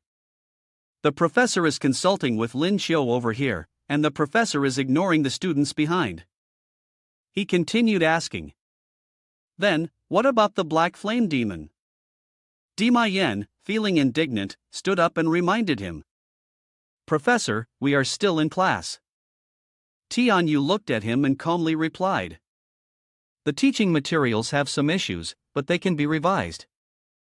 I need to research and discuss with fellow student Lin Xiu for a bit. Please prepare to listen on. Hearing that, the group of students began to move out of the classroom. Oh, Yang Qian looked surprised, her tone somewhat mocking as she said. Wow, Lin Xiu, you're impressive. The professor had to revise the teaching materials after the first class? Another student, irritated, spoke up. What's Lin Xiu up to now? Tian Yu waved his hand to dismiss the students. All right, you all go ahead, don't disturb the professor. The students quickly left but not without glancing back at them, casting Lin Xiu a look full of hostility. Fenwei was envious, and Fenwei found it annoying to be sent out of class. Lin Xiu felt a bit awkward and asked. Professor Zhang, is it really that urgent? The professor, looking serious, replied. This is no joke. Every mistake we teach could cost many lives in Ling Su, and that would be our fault. Hearing the professor's response, Lin Xiu felt moved and looked at him, softly calling. Professor. Tian Yu urged again. Lin Xiu, let's continue. Time quickly passed, and the advanced math class began. The students had settled into their seats, ready to start the lesson. After his conversation with the professor, Lin Xiu entered the advanced math class. Seeing Jinjin sitting down, Lin Xiu was delighted and thought to himself. Nice, there's a seat next to the goddess. Just as he was about to sit in the empty seat, Yang Qian suddenly appeared from nowhere. Without any shame, she wrapped her arm around Lin Xiu's and coquettishly said. Lin Xiu, I didn't expect you to be such a math genius, this isn't really my strong suit. Let's sit together, you can teach me, okay? Lin Xiu was pulled over to another table and sat down, staring blankly at the other side. It's not right, I want to find my leg. Lin Xiu awkwardly declined. Jinjin immediately interrupted him, pouting as she turned her face away, not forgetting to emphasize every word. No, you stay there. Yang Qian wrapped her arm around Lin Xiu's and praised him. That's impressive, little commander, you really can remember everything. Lin Xiu glanced at Jinjin, whose face was dark with anger. With Yang Qian's incessant chatter in his ear, he silently thought to himself. Because I have the ability to remember everything after just a glance. Jinjin's gaze was burning hot. When the English class started, the atmosphere grew colder. Lin Xiu felt like he was being scorched by Jinjin's eyes. In fear, he hid his face behind his book, silently thinking. Help! Jinjin was truly angry now. Yang Qian, seeing his downcast face, curiously asked. Lin Xiu, what's wrong with you? In the morning, at the training grounds of Lingwu University, the students were gathering in the training area. Lin Xiu cheerfully said. Finally, we're at Shui Lingwu. Zheng San, walking beside Lin Xiu, commented. Go Wei must be a strong, tall, and rough man. Lin Xiu laughed loudly and replied. Of course. Suddenly, Lin Xiu turned to Yang Qian, who was walking next to him, and asked with suspicion. Oh Yang Qian, why have you been staring at me today? She quickly responded. I want you to help me with my studies, is there a problem? Caught off guard by her question, Lin Xiu had no choice but to answer, no problem. He looked at Jinjin standing not far away, her gaze shooting at him like a bullet. Lin Xiu silently sighed, feeling sorry for himself, but if he kept helping, he would soon be dead. The red hill appeared, interrupting Lin Xiu's train of thought. The hill spoke, oh, kids, long time no see. The owner of the hill was none other than Jun Ning. Still with that same tone, she looked at the students and announced, the Lingwu course for you this semester will be taught by me. Seeing a familiar face, Lin Xiu cheerfully started a conversation. Master Han, Zheng San behind him exclaimed, the wrestling coach is a beauty. Jun Ning heard it, laughed loudly, and said, "Haha, such sweet words." The first class began. First, everyone will demonstrate your abilities. Upon hearing the teacher's words, Lin Xiu felt a sharp pain in his heart, tears streaming down his face. He imagined the scene of revealing his ability in the form of a rabbit, only to be laughed at by everyone. Reluctantly, Lin Xiu cried quietly, lowering his head in misery. Lin Xiu thought bitterly to himself, "Do I have to turn into a rabbit in front of everyone to demonstrate my ability?" No matter how unwilling he was, the teacher still called on people to demonstrate their skills. She looked toward the line of students standing. Jun Ning called the first person. Jinjin. Hearing her name, Jinjin quickly responded, "Here." She stepped forward and demonstrated her ice-type ability and her form in front of everyone. Jun Ning continued calling, "Next, Ouyang Qian." Upon hearing the teacher, Ouyang Qian both demonstrated his fire-type ability and answered, "Here." Jun Ning praised and, at the same time, looked at Lin Xiu, who appeared sluggish, and spoke. "Very good. Next, Lin Xiu." Lin Xiu looked pitiful and pleaded, "Coach, can I skip the demonstration? I don't have anything good to show." Inside, little Lin Xiu continued to shed tears, crying and complaining, feeling embarrassed to transform into a beast in front of so many people, thinking it was too humiliating. Jun Ning disagreed, showing a nonchalant expression and comforting him. "Isn't it just beast transformation, little white rabbit? It's fine, no one will laugh at you." Seeing that pleading didn't work, Lin Xiu reluctantly replied, "All right." After agreeing, he silently chanted in his heart, "Moon Rabbit Space, come to me." As soon as he finished, a ring of green energy appeared in Lin Xiu's hand. It grew larger, enveloping his entire body, and 2 rabbit ears appeared on his head. The energy-laden steps slowly moved forward. When the others saw Lin Xiu transforming into a beast, they were stunned. They covered their mouths and watched his transformation. Several girls blushed and screamed. Ouyang Qian looked at Lin Xiu with shining eyes, exclaiming, "Oh my god, is that Lin Xiu's beast transformation?" Lin Xiu slammed his fist into the ground, and the people around him couldn't help but admire as they looked at his rabbit ears, saying, "That's really a rabbit, so cute, I really want to touch his rabbit ears." Lin Xiu punched the ground hard, using the momentum to leap high. He then looked at the dummy placed not far away, and Lin Xiu punched the dummy. Under the force of the punch, it shattered into countless tiny fragments. Lin Xiu cautiously fixed his gaze on the stone dummy, his expression sharp and chillingly cool. The girls around, all smitten by his charm, couldn't hide their excitement as they exclaimed in admiration. "So amazing! He's so cool!" Jinjin looked at Lin Xiu's beast transformation form and commented, "His beast transformation seems even cooler than last time." From behind, Yang Qian didn't hold back her praise either. "So cool, bunny classmate." Her face flushed red with embarrassment as she muttered softly, "Grandpa, thank you for finding me such a handsome little uncle master." The 2 girls standing behind Jun Ning also gasped in admiration. Hearing their reaction, Jun Ning coughed twice and said helplessly, "All right, next up is Ma Yan." Inwardly, she exaggeratedly thought, if this keeps up, these girls might just faint. Hearing his name, Ma Yan stepped forward. He glanced at Lin Xiu, then let out a cold snort, thinking to himself, "Ladies, watch closely." Ma Yan displayed his beast transformation form, not forgetting to boast, "My beast transformation is way cooler than that rabbit's." But after seeing the bird form of Ma Yan, the girls whispered to each other, "What a disappointment."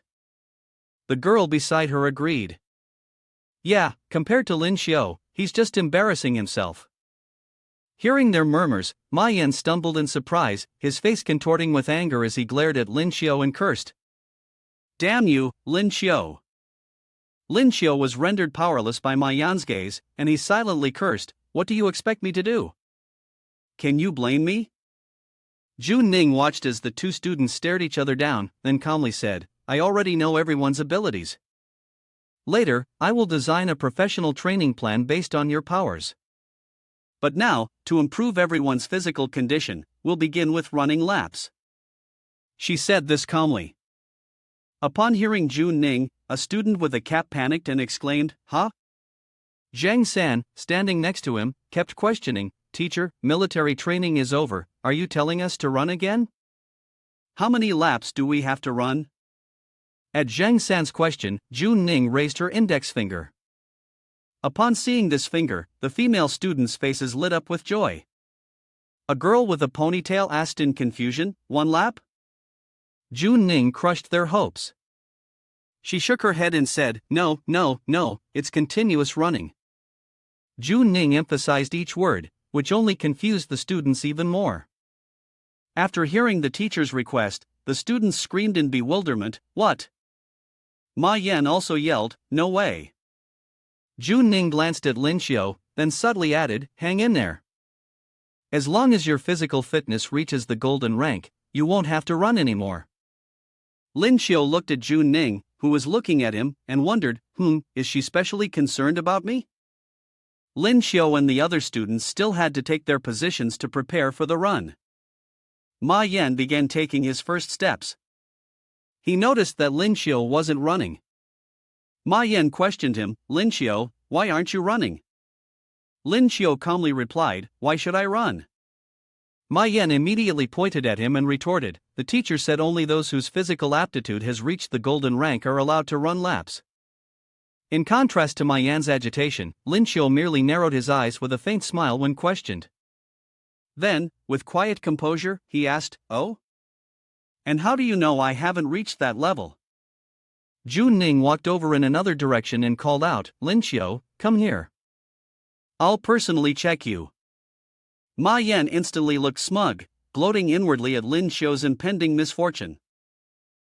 Show off now, let's see what happens to you in a moment." Lin Xiu obediently followed Jun Ning to the side. Before the examination began, he politely said, "My apologies in advance, Master Han." Jun Ning smiled and replied, "Go ahead." Upon hearing that, Lin Xiu reached out and grasped Jun Ning's hand.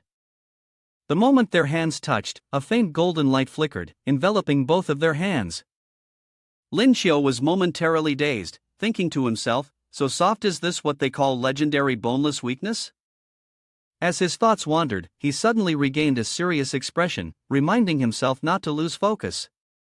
Jun Ning's delicate hands still held his firmly, while the golden light continued to spread around them. During the examination, Jun Ning couldn't help but exclaim in surprise, "Is this boy really not an awakened one of the power system?" The check was over, and the tightly clenched hands of the two slowly pulled apart, the golden light gradually fading away. Jun Ning announced, "The physical potential has reached golden rank. I've kept my promise, you don't need to run anymore." Ma Yan, who was standing beside them, looked as if he had just swallowed something bitter. He asked in confusion, "What? This kid's physical condition has really reached golden rank?" Jun Ning coldly snapped, "What are you staring at? Hurry up and run." Ma Yan, scolded by his instructor, teared up and replied indignantly, "Yes, sir." After being reprimanded by the instructor, Ma Yan quickly dashed off.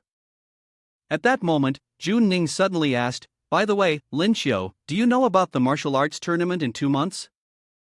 Upon hearing Jun Ning's question, Lin Xiu recalled the past when Lu Zhen had firmly raised 5 fingers, declaring the generous reward for the champion, not to mention the Spirit Pearl Platinum reserved for individuals, and the cash prize of 5 million. Lin Xiu replied, "I know. Vice Principal Lu Zhen has already given me a spot to participate." Jun Ning sighed with regret, "I had intended to recommend you, but it looks like Vice Principal Lu had already noticed you earlier." "Well, I won't say any more." Jun Ning continued to reveal, "But there's still one more thing. Someone else in our class also has the chance to join this Ling Wu competition." Hearing Jun Ning, Lin Xiu was a little surprised and curiously asked, "Someone else? Who is it?" Jun Ning smiled and answered, "It's Zhang San." Lin Xiu was also taken by surprise by this familiar name. He asked, confused, "Why him?" Jun Ning explained, Because of his blessing, all his attributes have increased by 10%, making him a very suitable support. Upon hearing this, Lin Xiao immediately guessed. Support? Could it be that the Ling Wu competition has a team round? Could you tell me a little about the national Ling Wu competition? Jun Ning glanced at him and complained. Vice Principal Liu already made the decision for me, and you still don't know anything about the competition? That old man didn't even mention it to me, the team leader. Hearing this, Lin Xiao awkwardly scratched his head and smiled. Nonetheless, Jun Ning explained to Lin Xiao. Each team has 7 members. There are 6 one-on-one matches and 1 5-on-5 match. The winner will receive different amounts of accumulated points. Teams can also bring a certain number of substitutes. Upon hearing this, Lin Xiao turned to Zhang San and asked. Then isn't Zhang San's rank too low? Jun Ning continued to explain. It's fine, at least the academies that Ling Wu sends are all golden rank. In the 5-on-5 round, support roles are crucial, and within 2 minutes, the match can be decided. Lin Xiao still had questions. By the way, coach, how long can Zhang San maintain this support? Jun Ning replied. I just sensed it a bit, seems like 2 minutes. In a situation where both sides are evenly matched, these 2 minutes can decide the winner. Lin Xiao stared wide-eyed at Jun Ning. He guessed that they might be evenly matched with us, and probably it's Ling Wu Jing too. Jun Ning replied with a mysterious look. No, my goal this time is the 2nd place. Lin Xiao was taken aback when he heard Jun Ning, and asked in confusion. Why concede so easily? Is the opponent really that strong? Jun Ning answered seriously. Zhang Hu, this type of awakening is an extremely rare form of destruction. He is a 4th-year student, and his current cultivation is Platinum 3-star. Lin Xiao thought he misheard, so he asked again to confirm.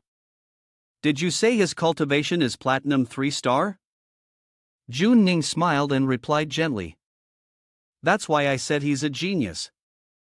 Right now, in the entire Ling Wu University of Nation H, Zhang Hu holds the top position. She walked closer and ruffled Lin Xiao's hair to comfort him. In fact, I understand Vice Principal Liu's intention. The reason he let you participate in the Ling Wu competition this time is not for you to compete, but to broaden your knowledge. The real stage for you will probably be in the next Ling Wu competitions. After ruffling Lin Xiao's hair, Jun Ning sighed admiringly with a love-struck expression. Wow, your hair is so soft, it really feels like a little bunny. Lin Xiao was embarrassed by her actions and shyly reminded her. Teacher, that's so embarrassing. Lin Xiao fell into deep thought, trying to consider everything carefully. His current rank was still silver. His body's innate talent was only at golden rank. Perhaps, the main forces of Ling Wu Shanghai, even if they haven't broken through to platinum, were at least at the peak of golden rank. Lin Xiao quickly regained his composure, silently encouraging himself. There were still 2 months left, there was still a chance to level up. The students, after running a few laps, were exhausted and started complaining. I'm dying of exhaustion. Teacher, we really can't run anymore. Jun Ning suddenly spoke up. Students, you must be wondering why the coach asked you to run laps. Before anyone could respond, Jun Ning explained. Only by improving your physical fitness can you reduce the side effects caused by the absorption of the spirit pearl. After explaining, Jun Ning dismissed everyone.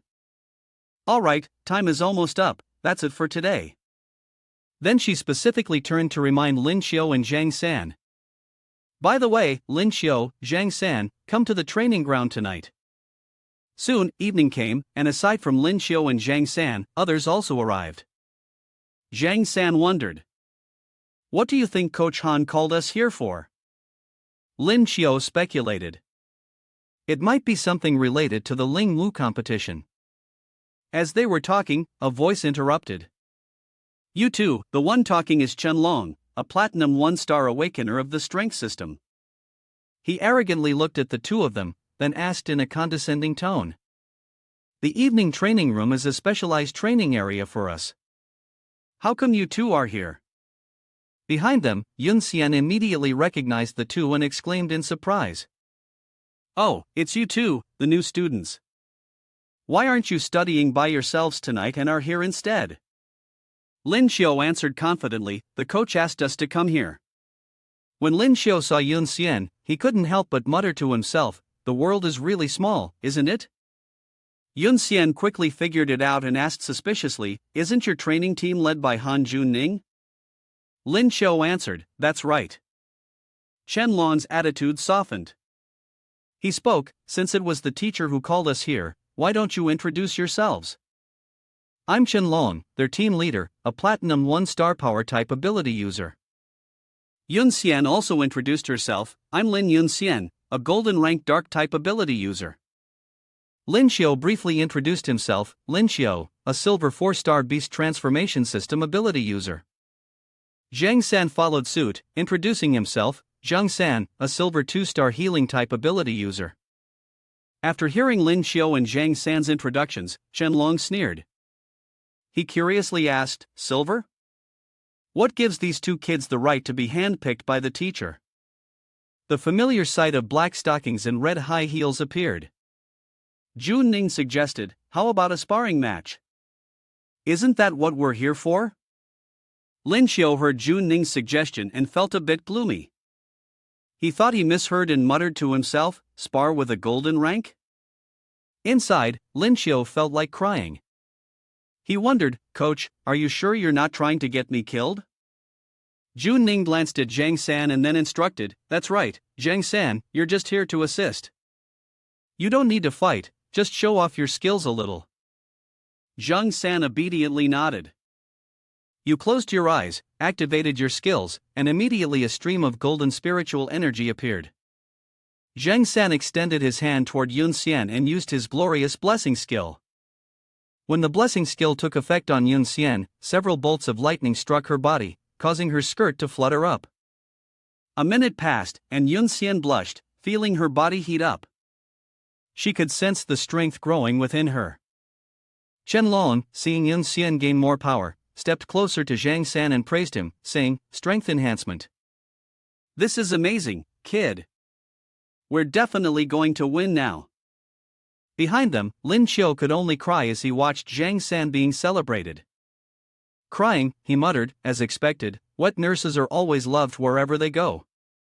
Chen Long turned to Lin Xiu, extended his hand to introduce someone, and suggested, Lin Xiu, how about you have a match with Dai Xiao? His rank is the lowest of the reserve members in our team. Before Lin Xiu could reply, Dai Xiao awakened his beast transformation system golden 5-star.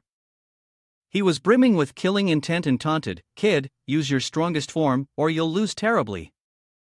Lin Xiu gave Dai Xiao a blank look as he accepted the challenge. He sighed and muttered, oh, with such a huge rank difference, I know without you telling me.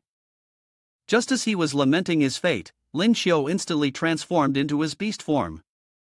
Lightning crackled around his body. With a leap, Lin Xiu shot into the air and kicked Dai Xiao. You provoke me, if you want to go all out, then come here. After kicking Dai Xiao, who managed to dodge with his defense, Lin Xiu stepped back, placing his hand on the ground and pushing off. Before reaching Dai Xiao, Lin Xiu shouted loudly. Enhanced Rabbit Foot Fist. Dai Xiao was repeatedly struck by Lin Xiu and started to feel overwhelmed. Confused, Dai Xiao thought. This kid really is just a silver 4-star? As he lost focus, Lin Xiu suddenly appeared right in front of him. Dai Xiao stared in confusion, and Lin Xiu mischievously said, Hello there. Lin Xiu raised his arm high, then swung it down. As his arm descended, Dai Xiao immediately collapsed to the ground. When he hit the ground, a cosmic-level explosion occurred. Chen Long and the others were in shock. They couldn't believe it and all thought. Dai Xiao, of all people, was suppressed by a silver 4-star? After the explosion, the smoke cleared, revealing Dai Xiao still standing firm at the center. He grit his teeth and threatened. Kid, I admit I underestimated you, but if this is all you've got, you should just give up now. Lin Xiu stared intently at Dai Xiao, his brow furrowing. Lin Xiu thought to himself. His defense is too high, my attack didn't even cause a scratch. After the threat, Dai Xiao unleashed his beast transformation form, breaking through his armor, and arrogantly declared, "I won't show mercy later." Once transformed, something appeared on Dai Xiao's back, resembling a suit of armor. Lin Xiao looked on in shock at Dai Xiao's beast transformation form, while the others behind him stared at him blankly. Then, someone covered their mouth and laughed mockingly. "Really ugly." Hearing this, Dai Xiao angrily shouted, "You don't need to worry about it." Dai Xiao was brimming with rage, lightning crackling around him, his eyes turning red. In a cold voice, he said, "I'm going to get serious now." With that, Dai Xiao's legs swiftly jumped off the ground, and he charged toward Lin Xiao at an incredible speed. Lin Xiao, not to be outdone, fought back. Chen Long watched the two of them, Lin Xiao and Dai Xiao, furiously exchanging blows in midair. Up there, Lin Xiao's face was badly bruised from Dai Xiao's punches. He jumped back, calculating in his mind. Jiahua's defense was too strong, there was no way to break through it, he had no choice but to use his trump card. Lin Xiao pressed his hands together, and countless blue lightning bolts appeared. Gritting his teeth, he said, "Take this." One of Lin Xiao's hands pointed toward Dai Xiao, and countless bolts of lightning moved in unison. Lin Xiao yelled, his palm protruding outward. His strike cut through the air like a tear. Dai Xiao was hit and suddenly stiffened. He could feel electricity coursing through his body, a bit surprised that his beast armor, in a defensive state, was paralyzed by this brat. Lin Xiao gathered another lightning ball, and this was just the beginning. After speaking, he launched a new attack. Lin Xiao leaped forward to launch a direct attack on Dai Xiao's horn. Dai Xiao merely smirked, his hand clenched into a fist. As soon as Lin Xiao saw him swing his fist, he immediately jumped backward. He didn't want to engage directly with this warrior. He cupped his hands together to focus and gather energy. Lin Xiao once again resorted to long-range attacks, catching Dai Xiao off guard. He then used his beast transformation to leap forward and approach Dai Xiao. Jun Ning saw through his true intention. The stillness was the current state of the warriors. Chen Long nodded. Yes, that's right. Being stuck in the garden for so long made Dai Xiao extremely uncomfortable. Enough. He was furious. You brat, are you messing with me? Dai Xiao raised his hand, smiling smugly. He curled his body, and in an instant, Dai Xiao entered the state of using the spiritual skill, the beast core, which made his body as tough as the armor of a beast. Seeing this, Lin Xiao couldn't help but be stunned. His speed is too fast, he said, but before he could react, he was struck by the attack. Lin Xiao was injured, spitting out a mouthful of blood, and with a whoosh, he was sent flying. Wang Hui, who had been watching the battle, seemed startled as well. She was a golden rank, 7-star healing specialist. Wang Hui panicked, he's coughing up blood. Flustered, she quickly used a healing spell to treat his injuries, muttering to herself, "Bunny bunny, so pitiful." Lin Xiao looked at the two orbs swaying in front of him. He himself also felt a bit embarrassed. Jun Ning glanced at him, "Don't worry, he's fine, you don't need to interrupt this duel." Lin Xiao licked his lips, pulling his shirt to look at the mark on his body. He had been careless, thinking he could let him off with just a paper kite. His eyes widened as he looked ahead. Dai Xiao was continuing his new attack. The power of his body sent dust flying everywhere. Lin Xiao jumped back, he had avoided Dai Xiao's strike, but things were still not looking good. TCH, this isn't going to end well. Lin Xiao pressed his hands on the ground. Above him, the crescent moon hung in the sky, and it seemed like his focus was being affected by this. He gritted his teeth, the spatial rabbit. Lin Xiao closed his eyes, feeling the concentrated strength within his body. When he opened his eyes, he was in a new state. His beast transformation had added black streaks, the form of the Moon Master. Lin Xiao was like the center of a thunderstorm. He could feel the surge of energy, and all his attributes increased by 120%. The two girls beside him looked at him with admiration. "That's so cool, Bunny Bunny can't be hurt." Lin Xiu clenched his fists, beginning his strategy. Transformation Xia Shenyue didn't make his strength increase dramatically, but 120% was enough. One of his feet anchored firmly to the ground as he prepared to launch himself. Lin Xiu used his lightning power to leap forward. Senior, here I come. Despite the warning, Dai Xiao couldn't react in time to his attack. Immediately, he was struck and slammed into the wall. Dai Xiao's eyes rolled back, and he spat out a mouthful of blood. Dai Xiao had reverted from his transformed state, looking utterly exhausted. I actually lost. Dai Xiao noticed a hand reaching down to pull him up. It was Lin Xiu's. He still couldn't believe he had been defeated by someone who was only a silver 4-star, but Lin Xiu just smiled at him. Are you alright? Dai Xiao smiled. This first-year kid, really? He grasped Lin Xiu's hand. I lost. Dai Xiao looked at Lin Xiu with admiration. Kid, you're impressive. Both your strength and speed, you're not like any silver 4-star. And you're also quite humble. Brother, if you had persisted a little longer, it might have been different. Wang Hui suddenly interjected between the two of them. Are you alright?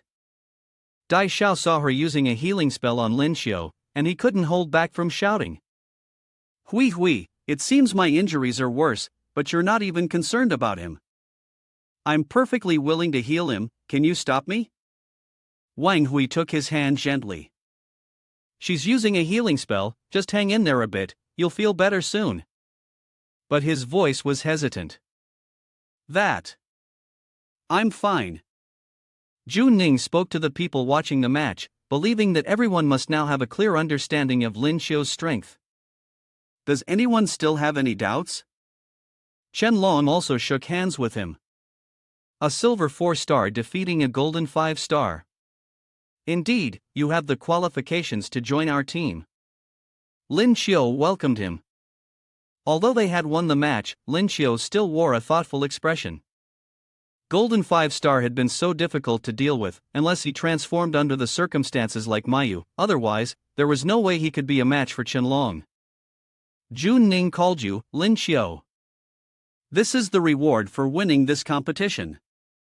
She looked at him, showcasing her full charm. Lin Xiu, if you want to become stronger, you can find me anytime. I can give you special training. Lin Xiu quickly waved his hand. Thank you, teacher, but I think it's not necessary. Soon, the next day arrived, and he used the 3 spirit pearls he had won earlier to absorb them. The effect of the silver-grade spirit pearls was too weak, and the feeling of absorption didn't amount to much. Forget it, I'll give it to the dragon egg. Lin Xiu tossed the spirit pearls to the dragon egg, but his mood didn't improve much. He endured it in order to break through his shell. At that moment, his phone rang, and as soon as Lin Xiu picked up, he immediately heard Zhang San's voice. Big brother, second brother bought a lot of golden rank spirit pearls for you. If you have time, you should come pick them up. He was a bit confused. Aren't you going? Zhang San's face seemed to be enjoying himself. I have something to take care of right now. Jin Min was by his side, taking care of him diligently. San, open your mouth. In the quiet of the night, pink hearts appeared around the two of them. It's not easy to get some time off. I want to talk to Xiaomin Min about life, think about ideals. Lin Xiu immediately understood the problem. He was angry and scolded, valuing beauty over friends. He imagined Jinjin feeding him like that, whether it was eating before or eating after. The more he thought about it, the more aggrieved he felt. Tears streamed down his face as he wondered when he would finally be able to be with the goddess. Lin Xiu decided not to delay any longer. He got out of bed and put on his coat. Forget it, first focus on his career. He would go and retrieve the spirit pearls now. Chen Zisher, standing outside, observed his every move and immediately called to report. Uncle Wang, the target has appeared. Should we act now? The person on the other end immediately warned. Don't act near Ling Wushan High School, there are too many experts there. Lin Xiu got out of the car and entered the Zhang family's building. Zhang San handed him a box. He passed it to Lin Xiu. Brother Lin, here are over 100 spirit pearls of the golden rank, 3 spirit pearls of the platinum rank. As for the space and lightning elemental skill spirit pearls, there's still no news. Seeing a box full of spirit pearls, Lin Xiu was also quite grateful. In just 1 week, so many had been collected. Second brother had worked hard. After receiving the items, Lin Xiu bid farewell to Zhang Er. Zhang Er reassured him. I'll keep paying attention. Lin Xiu waved his hand. Thank you, second brother. It was then that he noticed something unusual about the 2 people behind him. His instinct was right. These guys had been following him since school and up until now. Lin Xiu smiled with amusement. Following me, huh? He glanced at his phone. The phone screen displayed his location, and his expression darkened. I, on the other hand, wanted to see what exactly they were planning to do. He walked on nonchalantly, leaving the 2 people behind him surprised. One man quickly reported the situation. Uncle Wang, the target has entered the alley. The other man immediately gave the order to take action. Lin Xiu had deliberately gone deeper into the alley. He chose a path that seemed dark and gloomy. Suddenly, he was stopped by a group of people. Compared to Lin Xiu, they appeared much taller, which made him feel a sense of awe. He looked at them, his voice trembling. Big brother, are you here to rob me of money or my body? If it's money, I don't have any. Lin Xiu tried to appear cute, but this only made the group of people feel disgusted. If it's my body you're after, at least be a little gentler with me. Before he could say more, they immediately covered his head with a cardboard box. Lin Xiu struggled. Hey, where are you taking me? At least grab my arms properly. The group escorted Lin Xiu in front of you. He signaled, and you all step back to keep watch. If anything happens, notify me immediately. Uncle Wang took the cardboard box off his head. The smug expression on his face was unmistakable. Kid, you finally ended up here. It seemed that they didn't even bother to tie Lin Xiu's hands, as he casually put his hands in his pockets, looking cool. Uncle Wang, does young Master Song have any new instructions for me this time? The man threatened. Kid, don't even think about running. You won't escape. Lin Xiu was speechless. If I really wanted to escape, do you think you could catch me? He paused, then added, I just want to see what kind of trick you guys are up to. Brother Song sat beside him, gently swirling his wine glass. He laughed mockingly. Brother Lin is so capable, why run away? Brother Song looked at Lin Xiu and invited. Brother Lin, I wonder if you're interested in cooperating with me? Lin Xiu was not to be outdone. He immediately retorted sarcastically. Oh, so you want to talk about cooperation? I thought you were trying to corner me. Brother Song feigned politeness. I know Brother Lin is very skilled in the stone betting game. How about we cooperate and bet together? I can give you 50%. Lin Xiu stared at him, smiling as if looking at a fool. Why would I need to cooperate when I can run my own stone betting business? All the money is mine, isn't that better? Brother Song's expression darkened. Lin Xiu, you'd better understand your current situation. Uncle Wang, standing beside them, was exerting pressure with his presence. Brother Song no longer bothered with pleasantries. I'm not negotiating with you, I'm giving you an opportunity. Don't force me to take it further. Lin Xiu's body trembled uncontrollably. I didn't realize Uncle Wang was a platinum tier powerhouse. Brother Song smirked. Lin Xiu, last time you took 500 million from me and got me scolded by the old man. This time, I want you to return it. On the surface, Lin Xiu tried to remain calm. The money isn't with me. I left it with Zhang Yi. If you're capable, go and take it. But inside, he was screaming. Zhang San, you have to be smarter, quickly bring some experts here, or I won't be able to hold on much longer. It seemed like heaven was showing some mercy on him. Just after his prayer, an explosion appeared next to him. The thug guarding outside was also blasted into the scene. Jinjin leapt out from the explosion, gracefully landing on the ground amidst the debris and crumbling rocks. Jinjin hurriedly called out, Lin Xiao, are you alright? I heard from Zhang San that you were in danger, so I came here without thinking. Seeing her, Lin Xiao felt a wave of anxiety. How could Zhang San bring Jinjin here with such danger around? She didn't even glance around but directly threw herself into his arms. Sorry, I won't make you worry anymore. It's fine, I'm alright. Jinjin's face flushed. It really was too much. She had been so scared just now. Lin Xiao felt awkward as well. He thought to himself, is she really this worried about me? The two of them completely ignored everything else, lost in their own little world. Who's worried about you? Brother Song, standing nearby, was steaming with anger. He ordered Uncle Wang. How dare you touch my Jinjin? Uncle Wang, destroy this little brat. Yes, young master. But at this moment, Uncle Wang couldn't move. He was trapped by a stream of green light. What's going on? Brother Song said, clearly frustrated. You little brat, what have you done? Lin Xiao was completely innocent, he had nothing to do with it. It's not me. At this moment, Zhang San and Yang Zhe appeared. Big brother, Uncle Wang is trembling all over, he stutters.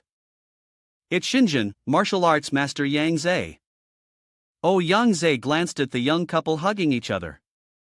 Zhang San, seeing this scene, couldn't hold back his tears, while Yang Zhe whispered to himself, what the hell was I rushing for? I thought it was an emergency, but instead, I got a mouthful of dog food.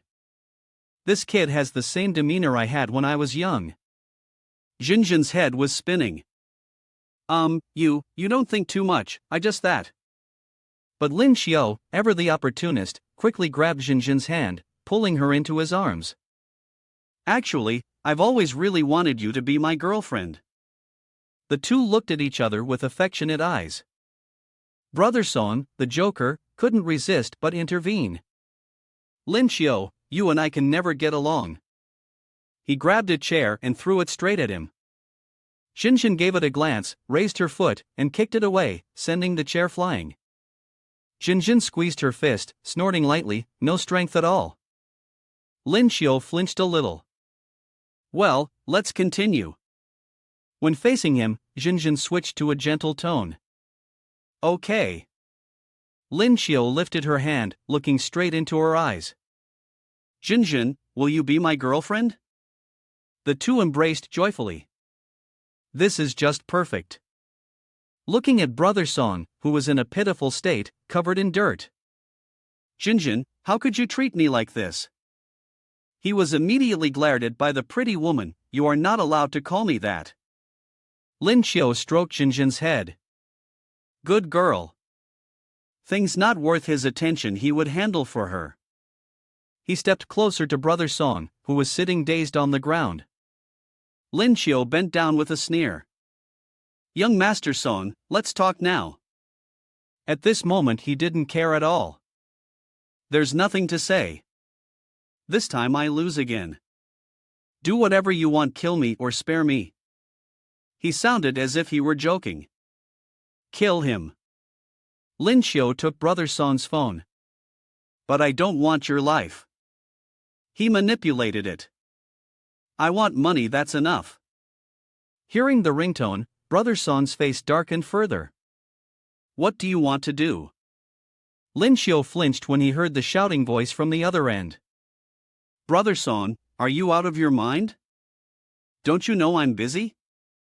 I'll give you 30 seconds if you don't give me a reason, don't come back to this house again. Seeing the call was connected, Brother Song's face went sullen. It's Dad. Lin Xiao curled a lip. Mr. Song, your son has been kidnapped by us.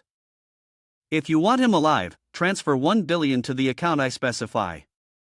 After stating the price, Lin Xiu and Jinjin straightened. There was a long silence on the other end. She wondered if it was perhaps a bit too much? Even though they were taking someone's money, he remained unnaturally calm. This sum was the bride price she had prepared. She even thought it was too little. Jinjin's face flushed. I only agreed to see each other, I never said I'd marry you. Song Jian spoke a number. 100. He shouted again. 1 million. This unfilial child is only worth that much. No, go ahead and kill him, I'll have a second one. The more his father spoke, the longer Brother Song's tears flowed. Lin Xiu winked and said, not so fast, we'll negotiate the price. The two of them treated Brother Song like a commodity and traded him back and forth. Old Master Song, no one bids like you. 900 million is my limit, 2 million cannot go any higher. Just as things grew tense, the phone was taken by someone else. Yang Zhe held the phone and said, hello, Xiao Song, this is Yang Zhe. Song Jian was also a man of status. He was chairman of the Wei Tang group. He asked Elder Ouyang a question. Yang Zhe went straight to the point. Your son kidnapped my disciple. Although the boy wasn't injured, he still showed no respect to me. Hearing this, sweat streamed down Song Jian's forehead. Elder Ouyang blames me for not disciplining him properly. When I return, I will break that unfilial son's leg. Is compensating 2 billion for the day acceptable? I hope you will be less angry. He looked at Lin Xiu, seeing him nod in approval, he continued. Fine, but I'm warning you, if there is a next time, your association will not be allowed to continue existing. Song Jian hurriedly agreed. Yes. I will definitely keep him strictly supervised. Lin Xiu couldn't believe it and asked again, Master, do you mean all the money will be transferred to my account? Yang Zhe was indeed an experienced person. Master, holding on to this money would be useless, but Lin Xiu, you must understand that when you reach a certain level, things like wealth will no longer be of importance. He scratched his head and smiled, thank you, Master. Disciple understands. Just like when forging iron, one must be strong first, but haven't you yet reached that level? Right then, the phone rang with the sound of a transfer notification. Your account received a transfer of 2 billion on October 10th. Lin Xiu's eyes lit up. Here it is, the money is in my hands now. And Brother Song is still sitting there crying over the 2 billion. He feels so regretful, my father will never forgive me. Lin Xiu tossed a gold coin down. Brother Song's face turned dark when he saw the gold coin. He smirked in disdain. This image, you should really be begging on the overpass with that. Uncle Wang helped Brother Song up. Young Master Lin, you should leave a way out for others, don't be so ruthless. Lin Xiu coldly replied, did you ever think about that when you forced me here? The old man was so angry he couldn't speak. Lin Xiu crossed his arms and continued, I know you're very angry, but don't rush. Given the current state of your young master, are you sure you still want to stay here and fight with me? Yang Zhe looked at Brother Song, whose face was a pale gray and dripping with sweat. Uncle Wang immediately led him away. It seemed that everything had been resolved. Yang Zhe said, we should prepare to leave as well. I'll take you all back through teleportation. Lin Xiu Lu searched through his clothes. Wait, let me check if my bright pearl has been fully absorbed yet? He seemed somewhat confused. Such a precious item, why didn't you store it in a spatial storage? I remember that dragon egg. Master, it's not that the disciple doesn't want to put it in my storage space, but it's a dragon egg that specializes in eating spirit pearls, it's a real danger. Yang Zhe asked in doubt, dragon egg? He folded his arms, somewhat disagreeing. Xiao Qiu, you know this is a dragon egg. Why haven't you thought about quickly making it hatch? Why hesitate over these spirit pearls? He raised 2 fingers. Master, I've thought about it, but these spirit pearls wouldn't even fill the cracks in its teeth. We need 2 supreme-level spirit pearls at least. Facing such a monster, it's impossible. Humans have failed to kill a supreme-level spirit beast for decades. Who would be willing to sacrifice supreme-level spirit pearls just to hatch a spirit beast egg? Yang Zhe also sighed.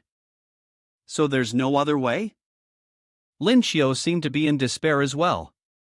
He could channel spiritual energy, but it would take too long. Then he threw out another question. Have you considered using other types of energy as a substitute? Yang Zhe seemed to have had a sudden realization. Why didn't I think of this before? Lin Xiu imagined for a moment and then thought of the energy surrounding the dragon egg. It made me feel stuck in place. Incubating a dragon egg requires a great deal of energy, but there is no limit to the spiritual power. He placed the dragon egg on the ground, and when the opportunity arose, he allowed this little person to experiment with wind energy, nuclear energy, and electrical energy. Yang Zhe watched gloomily as the props were prepared. Xiao Qiu, would you like to try an experiment? He rubbed his hands together, wondering how you would try it.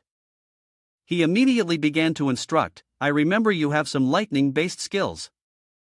Try releasing them into the dragon egg. Lin Xiu was eager. I'm very excited to try already. He launched Thunder Strike at the dragon egg. Immediately, the egg absorbed all of his skill and stored it within its shell. The master and disciple exchanged a satisfied smile. Lin Xiu discussed with Ouyang Zhe, Master, I want to try some other things, but I'm not sure if the dragon can absorb them. He approached the dragon egg, which was resting on the ground. Master, could you set up a spatial barrier around it to prevent any unintended damage if the egg cannot absorb them? He immediately agreed. Don't worry, little one, just go ahead and do it. Lin Xiu took out a bomb from his spatial storage and grinned excitedly. The spoils from last time happen to be useful now. Lin Xiu stepped back and shouted, Master, I'm ready. He snapped his fingers. At his command, the timer on the bomb began counting down. The dragon egg seemed to be surrounded by a massive source of energy, with layers upon layers of spatial barriers created by Yang Zhe enveloping the egg. Thanks to the protective barriers, the explosion was completely contained. Inside, smoke was rising in a thick, hazy cloud, yet the dragon egg remained intact, without a single crack. The two of them couldn't help but praise the scene in front of them. This Jiahua can absorb any kind of energy, one of them remarked. At that moment, he was imagining the scene of the egg exploding. He had hundreds of ways to fry an egg, but this one was staring at him provocatively. Yang Zhe quickly advised, Xiao Qiu, we don't know if the dragon egg can absorb the energy from a nuclear bomb. If it can't, it could lead to a disaster, so let's temporarily put aside this dangerous idea. Lin Xiu thought of the explosion and mischievously looked at the dragon egg. If we use a nuclear bomb, this little person might be born sooner, he said with a sly smile. But in front of a senior, I still have to be cautious. Master, don't worry, I'm just saying this for fun. At this point, the conversation shifted to the next grand tournament. Well, Xiao Qiu, have you prepared yourself? He nodded in agreement. Yang Zhe continued, let's put the dragon egg aside for now. The Lingwu competition will begin in 2 months. Yang Zhe laughed, no wonder you're my disciple, you think just like me. The two of them immediately entered combat mode. Lin Xiu grimaced, please guide me, master. Both Lin Xiu and Yang Zhe were in fighting stance, with Lin Xiu gathering strength in his palm, awaiting the next move. The two of them, one in green, the other in red, charged at each other, relentlessly attacking. But it seemed Lin Xiu was still far weaker compared to his master. Not long after the battle began, Yang Zhe caught him with a sharp move. Inside, the air became heated due to the intense battle between the two. Outside, the sky had gradually darkened. The two of them had also finished their training session. Yang Zhe hurriedly instructed, today's training is over. Once you've absorbed the spirit pearl, you should go back and rest.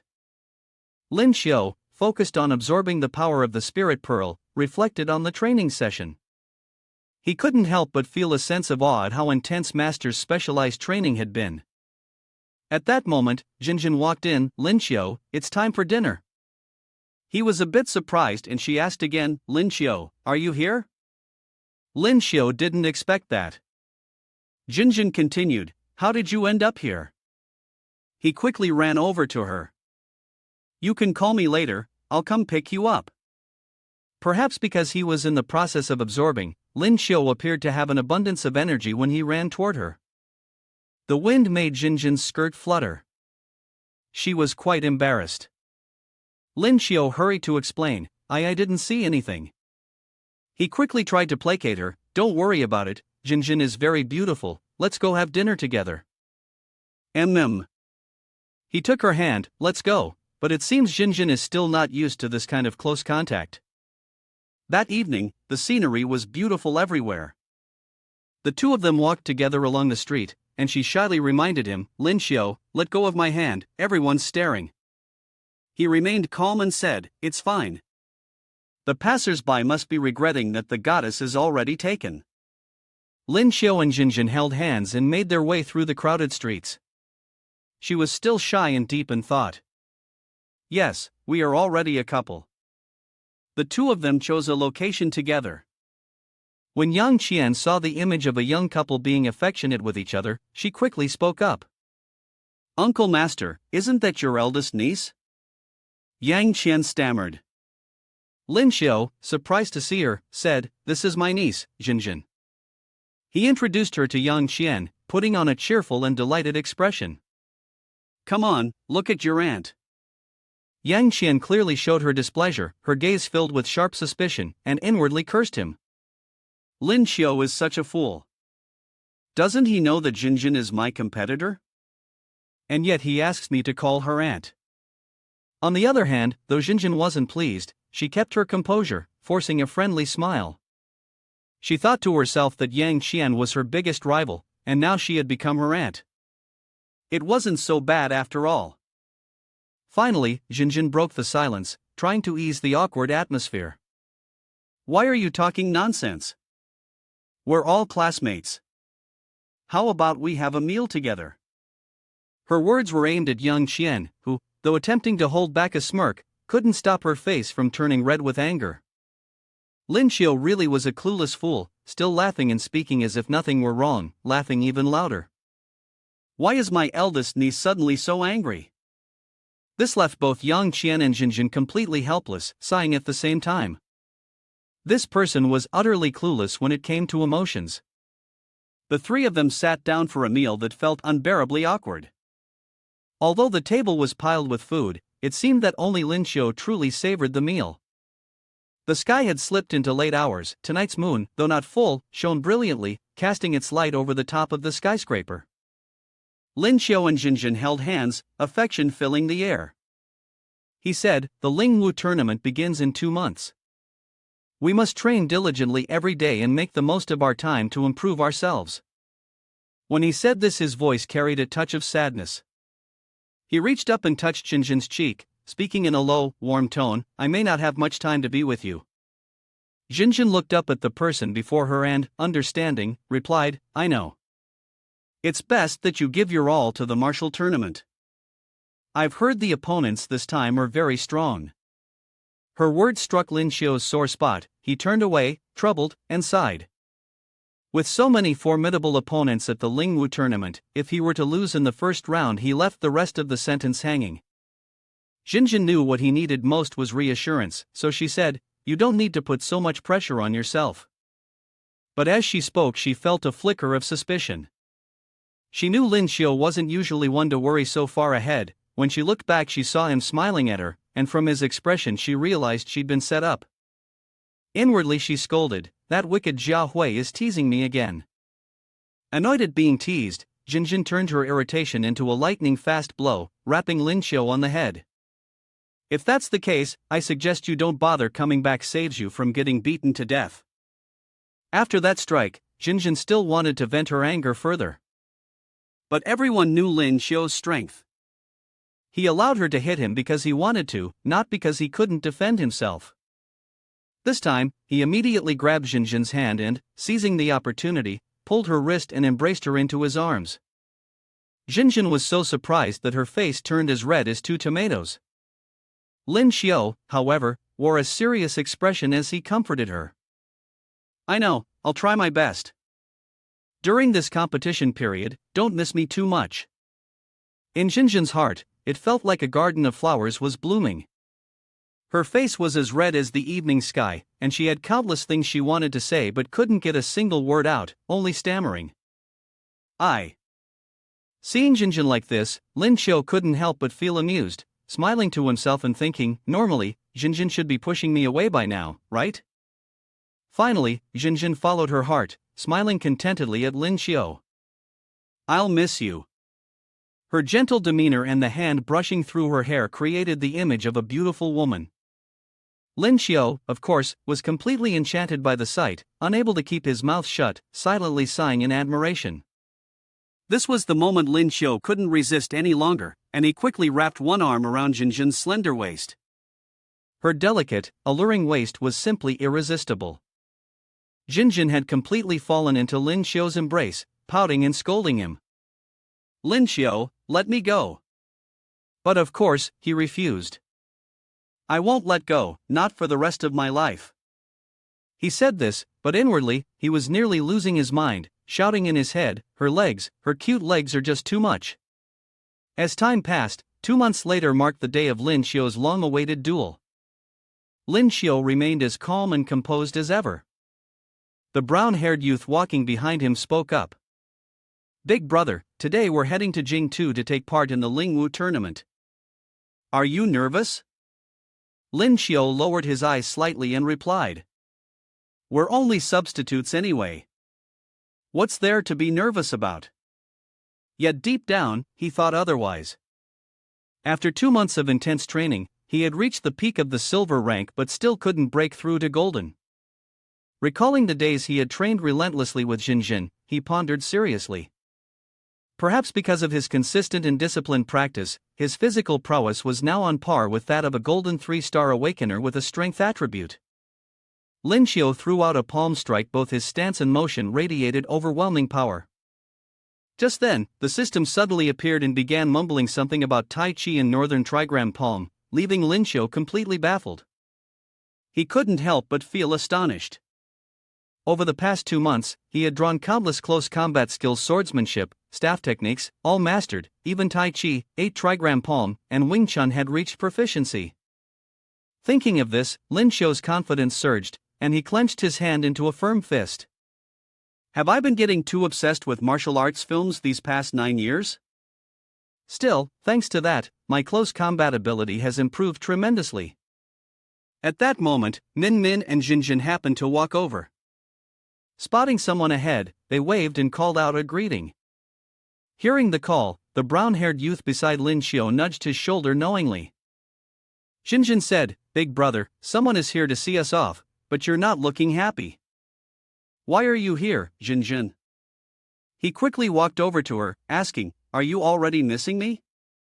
Haven't even left yet, and you're already starting to miss me? Jinjin didn't deny it. Lin Xiao blushed and said, I know there will be a lot of people at the school gate later, and I don't like crowds, so I didn't mention it to you. Jinjin seemed to understand him without words, smiling knowingly. She grabbed the collar of Lin Xiao's shirt, pulled him close, and planted a passionate kiss on his lips. Lin Xiao also enjoyed it, happily receiving her affection. The kiss felt like it lasted for centuries. Eventually, they parted. Both Lin Xiao and Jinjin were content, their faces flushed as they gazed at each other, only the sound of Jinjin's satisfied laughter breaking the silence. Only then did Jinjin speak her farewell, her eyes bright as she said to him, Good luck, come back with the championship. Lin Xiao was so moved by her words that his heart almost burst with emotion, both delighted and struggling to hold back his feelings. After speaking, Lin Xiao happily watched Jinjin's retreating figure, still smiling happily. Lin Xiao placed 2 fingers on his lips, as if trying to hold on to the feeling of the kiss a little longer, and reminded himself to do his best. The field was now filled with people, gathering from all directions. A long-haired, mature-looking girl stepped forward and spoke first, Everyone, for this martial arts competition, I hope you can perform well and not let the reputation of Ling Wu Shanghai fall behind. The chorus of yes echoed across the sky.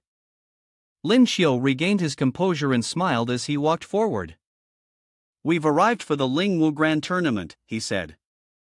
The sun was shining brightly above the city, and the air was fresh and green. As Lin Xiu walked, a small airplane flew beside him, and he heard an announcement. "Hello, I'm a reporter from the city's television station. May I ask, Lingwu Shanghai, who placed second last year, do you have confidence for this year's martial arts tournament?" The reporter held the microphone up to Lin Xiu and the teacher. The interview topic was sensitive, but the reporter showed no hesitation. Both of their faces showed amusement. "I heard that this year, 2 first-year students on your team are considering dropping out of the tournament. Is that true?" Suddenly, a well-dressed middle-aged man squeezed forward to answer. "Sorry, I can't respond to that." The female teacher beside Lin Xiu spoke to him, looking a bit concerned. "Don't pay attention to them, it's just distracting." Lin Xiu responded with a casual nod. "Yes, I won't mind," he said, but his expression seemed far from comfortable. A yellow bus stopped, and everyone else began to disembark. 7 other teams had arrived as well. The red-haired reporter still held the microphone, his face hidden by a mask, sneaking through the bustling crowd filled with hurried voices. "Hurry up," the reporter urged. Lin Xiu, looking toward the crowd, asked, "Are these the only schools here?" The female teacher standing behind answered, "There are hundreds of Lingwu University schools nationwide. After fierce competition, we have successfully broken through the siege. Only 8 teams are participating in the martial arts tournament." The female teacher raised one finger to illustrate. "Thus, everyone here is an elite talent, carefully selected." Lin Xiu was also surprised by the answer, his eyes widening as he repeated the teacher's words. 8 teams? The teacher then listed the names of the 8 teams. "That's right. Apart from Lingwu Jingtu and Lingwu Shanghai, the other 6 teams are Lingwu Yingtian, Lingwu Gusu, Lingwu Fengtian, Lingwu Xianmen, Lingwu Jinling, and Lingwu Jiangling." The Lingwu Shanghai team moved forward together. The 3 members led by Lin Xiu walked and talked at the same time. "These people aren't easy to deal with." "That's right, we can't underestimate any of the teams. Let's go. We'll discuss the specific situation in detail during the strategy meeting." They settled into a classroom. The female teacher stood on the podium and looked down at everyone. She began to announce the rules of the competition. The rules of the Lingwu tournament were quite simple, there would be 2 rounds in total. She began to explain in more detail. The first round is the points round, consisting of 6 individual matches and 1 team match. In the 6 one-on-one matches, the winner of each match will earn 1 point, and in the 5-on-5 team match, the winning team will earn 5 points. Saying that, she raised her index finger and continued. "In other words, in the first round, we will face all the teams. Looking at the final accumulated scores, the 4 teams with the highest scores will advance to the next round, which is the final match. The participants in the 6 one-on-one matches are Qianlong, Lin Yunxian, Zhang Hao, Wei Dong, Odong, and Lin Xiu." The students named below all raised their hands to report in. Lin Xiu stroked his chin thoughtfully. "Isn't this similar to equestrian racing? The order of appearance is arranged well, so even teams with weaker strength can still earn points." The female teacher agreed with this thought. "That's right, but our goal is not the one-on-one match, but the 5-on-5 match. I will send Qianlong, Junxian, Shulin, Bianxian, and Zhang San into the match." A teacher from below called out, "Qianlong is at the platinum level, and Junxian recently also broke through to platinum. With these 2 in the one-on-one, these 2 points should basically be secure." The girl with orange hair behind Lin Xiu looked at him and complimented him, "Well done." But he himself didn't understand what she was praising. According to the calculations, in the worst-case scenario, Lingwu Shanghai would still earn 7 points, while the opponents would only score 4, meaning they would win. The female teacher explained further, "So, as long as we win the 5-on-5, even if the other 4 lose, we can still win the match with a score of 7-4. The white-haired student, hearing this, cheerfully added, 2 platinum, 2 gold 9 stars, plus Zhang San's muscles, it's almost a sure victory. The situation looks promising. The female teacher holding a stack of papers spoke. These are the materials about our opponents that I've gathered. Everyone can take a look. This is also the conclusion of today's meeting. The teacher stood up and dismissed the class. Everyone, take a good rest, adjust your state of mind, and just try your best. Meeting adjourned. Suddenly, a stack of paper flew straight at Lin Xiu's head, making quite a loud noise. Lin Xiu spun around, wanting to know who had the audacity to hit him on the head. It turned out to be the pair of orange-haired friends who had complimented Lin Xiu earlier. They had come just to wish him good luck. Bunny, tomorrow is your first performance. Good luck. I'll be watching you fight. Then, she turned to speak to the other girl. Let's go. They left, leaving Lin Xiu in a deep, contemplative mood. His first opponent was Ling Wuing Tian. It seemed like defeating them wouldn't be an issue. But for the next match to go smoothly, 9,527, today, couldn't be without some effort. Lin Xiu sat alone in the room, conversing with the system. The system appeared, awakening a skill. Lin Xiu looked weary, drained of energy. The system notified, congratulations, host, you have obtained a D rank skill, Aircraft Mastery. This is a skill that allows proficiency in all types of aircraft currently known. But Lin Xiu thought this skill was useless. It seemed absurd. What good would it do to be able to pilot an aircraft? He imagined himself sitting in a plane and couldn't help but find it strange. Hoping for a lucky breakthrough, he pulled a skill upgrade for spiritual energy enhancement, directly advancing it to the golden level. But instead, he had awakened aircraft mastery. Lin Xiu walked back, heading toward the door bathed in sunlight, while thinking to himself, with these skills, I should at least have an aircraft by now. Suddenly, a shadow swept past in front of him so quickly that he didn't have time to react. He only saw Xin Xing's graceful figure flash by, leaping to hug Lin Xiu tightly. Master, the dead are gone, she said, her hands awkwardly unsure of where to place them. Lin Xiu pushed her away, but asked, Xin Xing, you're not in the Vermilion Bird Squad, why did you come to Jing too? Xin Xing responded in a sweet tone, I came to carry out a mission. Our Vermilion Bird Squad has been assigned to handle the security for the Lingwu conference, so I'm here as a disciple. Seeing the scene laid out before him, Lin Xiu couldn't help but feel his nose bleed. He covered his face with one hand and turned away, saying, Good disciple, no need to be this enthusiastic. While the two were talking and joking, a figure appeared behind Xin Xing. A young man wearing a hooded cloak, with his hair styled high in an unusual manner. Lin Xiu paid attention to him, a lot of questions rising in his mind. His name was Jianghu, an awakened person with a rare destruction type ability, a platinum 3-star student, and judging by his expression, he was clearly not pleased. Jianghu asked Xin Xing, Xing's sister, is this master your mentor? Xin Xing, standing between the two men, cheerfully introduced, Master, this is Master's grandson. His name is Jianghu, and he's a great genius from Lingwu Jing too. The two, introduced with such enthusiasm by Xin Xing, did not seem as pleased as she was. According to the theory, they are indeed rivals of each other. Both are very cautious. Lin Xiu thought, is he Jianghu? From what I've heard, he's the highest-ranking person at this Lingwu convention. Xin Xing suddenly spoke, breaking the hostile atmosphere, what are you doing? Don't you hurry up and call him Uncle Master? Jianghu found it ridiculous and asked back, you're asking me to call my opponent Uncle Master before we've even started fighting? Call this kid who's not even 20 yet Uncle Master. However, in the end, it was the obedient child who listened to the adults and stepped forward to introduce himself to Lin Xiu. He walked while exuding an immense aura, intending to intimidate Lin Xiu.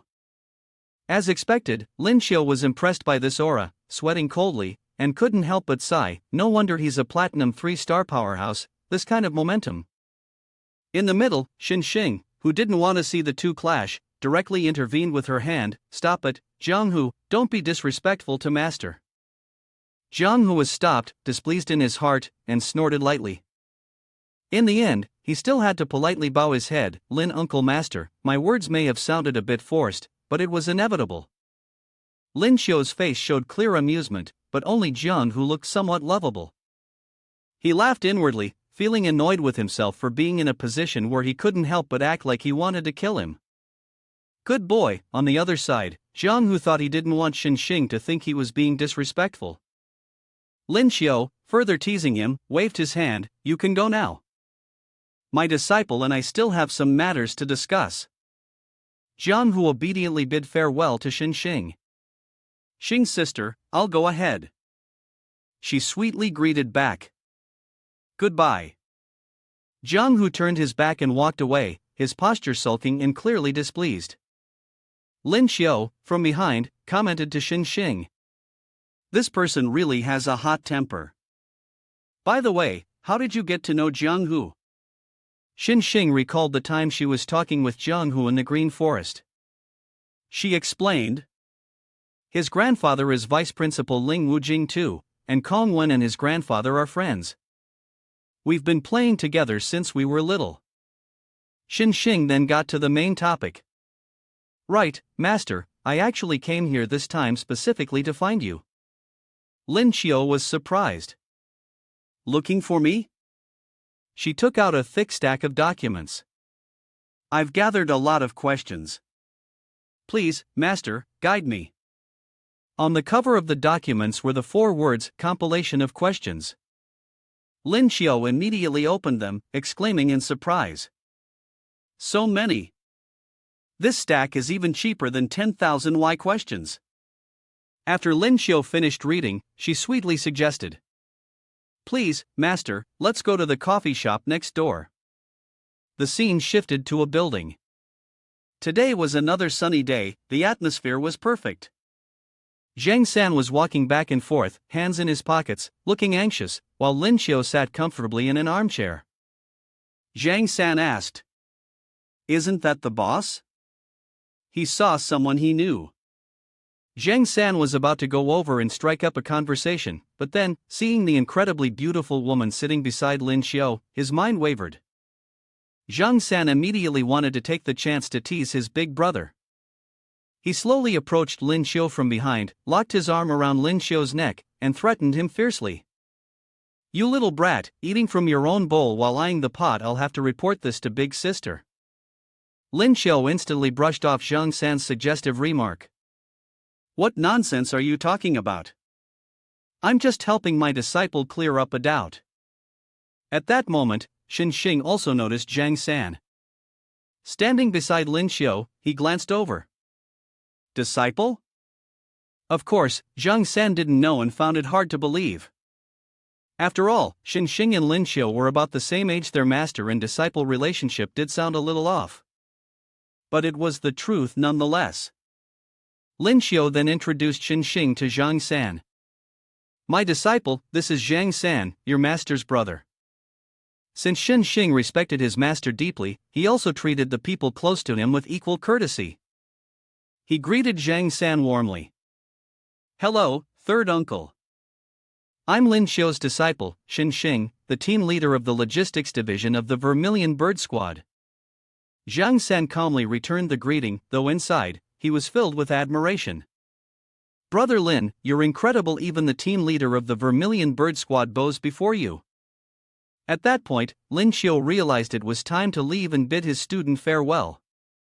Good disciple, your master has a match tomorrow. That's enough for today's lesson. Xing turned to leave as well. Yes, master. Do your best in the match tomorrow. Once it's over, your disciple will come find you. The next day, the weather was just as fine, the sky a clear blue, sunlight golden and warm. Below, the crowd flowed endlessly like a river. The loud announcement echoed simultaneously. The martial arts competition would be broadcast live on both television and the internet. Please take your seats and enter the arena in an orderly manner. The young man with neatly combed hair stood in front, shouting loudly, raising one hand to call for attention. The opening ceremony of this martial arts competition is about to begin. Everyone, please stand up, don't let Ling Wu Shanghai lose face. Yes. The voices in unison rang out, responding to his rallying cry, the atmosphere intense. He glanced behind him and saw a group of people. It was Jianghu, the formidable opponents of their team. Jianghu's team consisted of 5 members. He threw a provoking remark. Qianlong, Ling Wu Shanghai has lost to Ling Wu Jing-tu for 2 consecutive years, your face is already gone. Jianghu, the young man with purple hair, called out his name and shot him a sharp glance. Despite their provocation, he appeared calm. But just a second later, he transformed into a fierce beast, roaring and scolding them fiercely. Try saying that again, and see if you can still speak. Jianghu sneered. I'm so scared of you. He didn't seem to mind confrontation. Seeing their stubbornness, Qianlong grew even more irritated. The two sides had only just met, but it was as if they were fire and water, glaring at each other with sparks flying. It was clear that the tension between them wasn't recent, it had built up over time. The Lingwu Shanghai team couldn't help but feel intimidated, their morale was so high that it almost felt like they could no longer stand. Jianghu, seeing this, took advantage of the situation and mocked Qianlong. Look at your people, their legs are trembling, their faces full of malice and madness. Zhang San, though scorned, gritted his teeth in anger but could only suppress his fury. His opponent's momentum was too overwhelming. At that moment, Lin Xiu appeared like a savior. I say, Jianghu, how could you treat your third uncle like this? These words instantly struck at Jianghu's pride.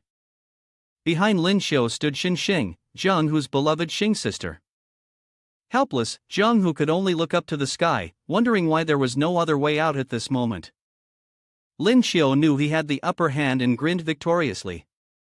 Indeed, no hero could withstand the charm of a beautiful woman. Earlier, Jianghu had been like a wild beast, but now, not wanting Xinxing to think he was impolite, he respectfully greeted Lin Xiu. Lin Uncle Master. Lin Xiu smiled with satisfaction, praising him, good boy, causing Zhang San to stare in awe. Xinxing remained as enchanting as ever, gazing at Jianghu with a dreamy look and asking softly. What happened? You didn't cause any trouble again, did you? She even cast a suspicious glance at him. Jianghu, in distress, quickly denied, I didn't, Xing's sister. Xinxing didn't press further but instead advised him gently, during the forest competition, if there's a dispute or something, just bring it up on stage. Jianghu broke into a cold sweat, seriously bowing his head to apologize. Yes, Xing's sister. Then Xinxing turned to Lin Xiu, her expression as gentle as ever. Master, third uncle, good luck in the competition. At this moment, the host delivered the opening greeting. Hello, viewers watching on television, interrupting the conversation between the two sides. The host was a girl with pink hair and beautiful cat ears, known as the dream girl of Wanjianan, named Lu Meng'an. She spoke gracefully, enunciating each word. Hello, I am Lu Meng'an, the MC for this year's Lingwu competition. It is a great honor to host this event. All the boys attending the event seemed to be captivated, their gazes turning into deep infatuation. It's the goddess Meng'an. Meng'an continued to introduce. Now, we will begin the first event of the competition. Please welcome the contestants to the stage.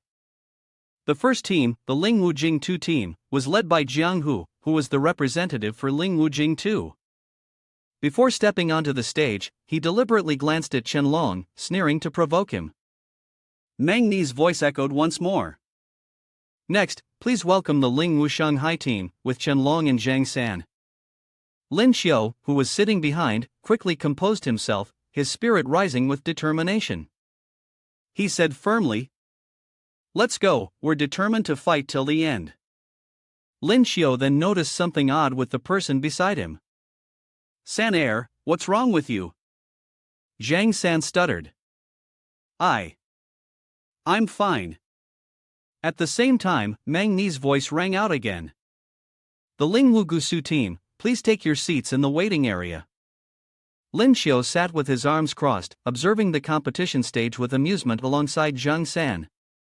He looked over at Zhang San, noticing that he appeared somewhat anxious. After all, this was Zhang San's first time participating in a supernatural competition, so it was understandable that he felt nervous. Lin Xiu offered some comfort. "It's all right, we'll get through this." Just at that moment, Xin Xing appeared and blocked his line of sight. Lin Xiu was also taken aback. "Master, I have a question I'd like to ask." Lin Xiu had been about to comfort Zhang San, so he intended to decline. "Disciple, master is busy," but Xin Xing insisted, "Master, please explain it to me, just for a few minutes." Hearing this, Lin Xiu didn't feel comfortable refusing. All right, it can't be avoided anyway. This is something Zhang San has to face on his own." At this point, Meng and I had approached the judging panel's table and began introducing each person in turn. "Next, I would like to introduce to you the judges and referees for this competition. The first is Su Bo Yang, a supreme, known as the shield of our nation. Uncle Yang is wearing a sharp black shirt, his blonde hair neatly combed back. At a glance, he appears mature and charismatic. He stands up and holds his suit jacket in one hand, revealing his face to everyone. Upon seeing Uncle Yang, Lin Xiu thought to himself, "I didn't expect there would be a supreme overseeing this competition. Up until now, the only one I haven't officially met is Xin Xing's grandfather, Xin Xing Haisung. The second person is True Marshal, the head of the only space system in the country, Principal Ling Wusheng Haiyou Yang Zhe." He was sitting with his arms crossed, deep in thought. The third is C2 Wei, the principal of Ling Wujing too. Meng and I held the microphone and moved towards C2 Wei. Next, Principal C2 Wei will give a speech for this competition. C2 took the microphone from Meng and I and spoke, "Hello everyone, I am C2 Wei. I'm very happy to witness the growth of the new generation here. Now, I officially declare that the Lingwu competition begins." After his speech, fireworks were continuously launched into the sky, even though it was still daytime. Lin Xiu, excited, said, "Finally, it's starting." The opening match of the Lingwu competition was between the teams Lingwu Jing 2 and Lingwu Xian Men. Zhang Hu took the first turn to fight. Zhang Hu, with no hesitation, began to build a fierce momentum, ready to devour the opponent. Xiao Yang, the unfortunate opponent of Zhang Hu and the captain of Lingwu Xian Men, cursed inwardly, "I'm so unlucky, facing Zhang Hu in the first round." Another male host took over from Mu and I, holding the microphone and saying, "Prepare to begin." Zhang Hu had been waiting for this moment.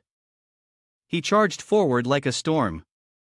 "That Lin Xiu has been irritating me all day, and now I finally get to vent my anger." He treated Xiao Yang like a punching bag, eager to release his frustration. Xiao Yang also noticed that Zhang Hu seemed fiercer than usual today. "Damn it, this Jiahua guy seems especially irritable today. No matter what, even if I lose, I must lose with dignity." With that thought, Xiao Yang made the first move, sending a hand glowing with light toward Zhang Hu. He was completely unharmed, casually raising one hand to block the attack as if he were catching a small ball, his skill mediocre. "Is the game over, or do you want to keep fighting?" Zhang Hu asked Xiao Yang, his hand already crushing his opponent's strike like it was a half-burned cigarette. Xiao Yang knew he couldn't defeat him, so he raised both hands in surrender. "I admit defeat." Zhang Hu felt proud, wondering if Xing's sister had seen his excellent performance just now. After Xiao Yang admitted defeat, he was completely ignored, but what he had been hoping for didn't happen at all. Xing's sister was still deeply engrossed in her conversation with Lin Xiu. Zhang Hu was frustrated. Why this kid? The appearance of Xin Xing beside Lin Xiu was both coquettish and gentle, with her cheeks flushed like a shy young girl. Seeing this scene, Zhang Hu's anger flared up to the sky, his hands clenched tightly, wanting to kill everyone in the world to vent his rage, feeling unforgiving. "Lin Xiu, you wait for me." Lin Xiu still didn't realize he had been added to the blacklist. His intuition told him the hostility was intense. Did something happen? At that moment, Zhang San pointed to the distance and called out to Lin Xiu. "Look over there, two girls are fighting on the stage, one in green and one in blue." The girl with brown hair just fell flat on the floor, crying and begging for mercy. she admits defeat. The referee announced. Second round, Ling Wu Xian Men loses, Ling Wu Jing 2 Ling Han wins. She is from the platinum ranked ice system, with immense power, coldly walking off the stage.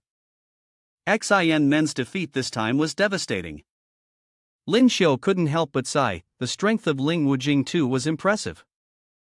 Jun Ning also remarked. I thought that Ling Wu Jing 2 only had Jiang who was platinum rank, but it turns out Ling Han has broken through too. Hearing this, Lin Xiu turned to Jun Ning and asked, Is there an issue? Jun Ning folded his arms and explained. We originally thought Lin Yunxian would break through to platinum. With 2 platinum-ranked members on our side, we could compete with them, but now it seems like it's going to be tough to win. Does that mean Ling Wu Shanghai will always be forced to come second, forever losing to Jing Tu in battle? Lin Xiu looked up to the sky, realizing that the situation had clearly become much more difficult for them. Indeed, they are more formidable than we had anticipated. As expected, Ling Wu Xian Men fell to Ling Wu Jing 2, not only losing but suffering a devastating defeat. Third match, Ling Wu Xian Men's spare time. In the fourth match, Ling Wu Xian Men's Zishir lost. In the fifth match, Ling Wu Xian Men lost, failing to secure even a single honorable victory. Jun Ning felt anxious, it was too terrifying. With such momentum, it seemed almost impossible for them to win. Jun Ning reminded everyone, the members of Ling Wu Jing 2, except for the 2 platinum, are all at the peak of the golden rank, while Ling Wu Xian Men only has 2 at the peak of golden rank. Xin Men was beaten to the point of baldness. Hugging the board and crying, Lin Xiu felt pity for them. Ling Wu Jing 2 is too much, bullying the weak. At least they could have left them some dignity, but they even shaved the heads of their opponents. Meng and I announced the next match, Ling Wu Shanghai will face Ling Wu Tian. The representatives of the 2 Ling Wu stood facing each other, yet there was no movement, as if they had no intention of fighting. Suddenly, the man with brown hair snapped his fingers and said, I am no match for the team leader, I admit defeat. Not even fighting a few honorable blows, isn't this a bit too much? Meng and I was surprised. What? Ling Wu Tian is indeed a man of talent, predicting his defeat and conceding to avoid any underhanded tricks. I'm speechless. Meng and I announced, in this round, Ling Wu Shanghai wins. Next was Lin Yunxian versus Yao Guoqing. In the records, both are at the peak of golden rank. This will definitely be an epic battle, a true contest between dragons and tigers. The graceful figure of Yunxian had also appeared. Guoqing, from the wind system of Ling Wu Tian, stepped onto the stage as well. It was not a big problem, I wasn't fighting against Captain Shenlong. She was a dark elemental ability user, and I could afford to take a risk. Spiritual skill Tornado Guoqing gathered power with one hand, preparing to launch her first attack. She probably wanted to finish this quickly with Yunxian. Yunxian stood ready to face her opponent, her hands already gripping her blade, her expression serious. Guoqing struck. A massive whirlwind surged forward, the sound of the wind howling like it was slicing through skin. Yunxian remained still, holding her defensive stance. As the vortex drew nearer, no one could guess what she would do next. The wind swept past her, making her hair flutter wildly, and her eyes seemed to burn with fire, narrowing as she darted toward Guoqing, moving like a lightning bolt and narrowly avoiding the blow. Guoqing missed her target, exclaiming, "She's too fast." He had originally thought that his attack would land on Yunxian. But Yunxian's foot stopped, silent and imperceptible, as light and graceful as a cat's paw. No one knew when she had moved behind Guoqing, leaping to strike. The tip of her blade was now dangerously close to his neck, and only then did Guoqing realize something was wrong. Indeed, Guoqing couldn't react in time, and Yunxian's blade was now pressed against his neck. This battle, Yunxian's victory was undeniable. Guoqing, in shock, asked, "When did you break through to platinum?" But she just smiled faintly and stepped aside. The battle ended, and both sides turned away.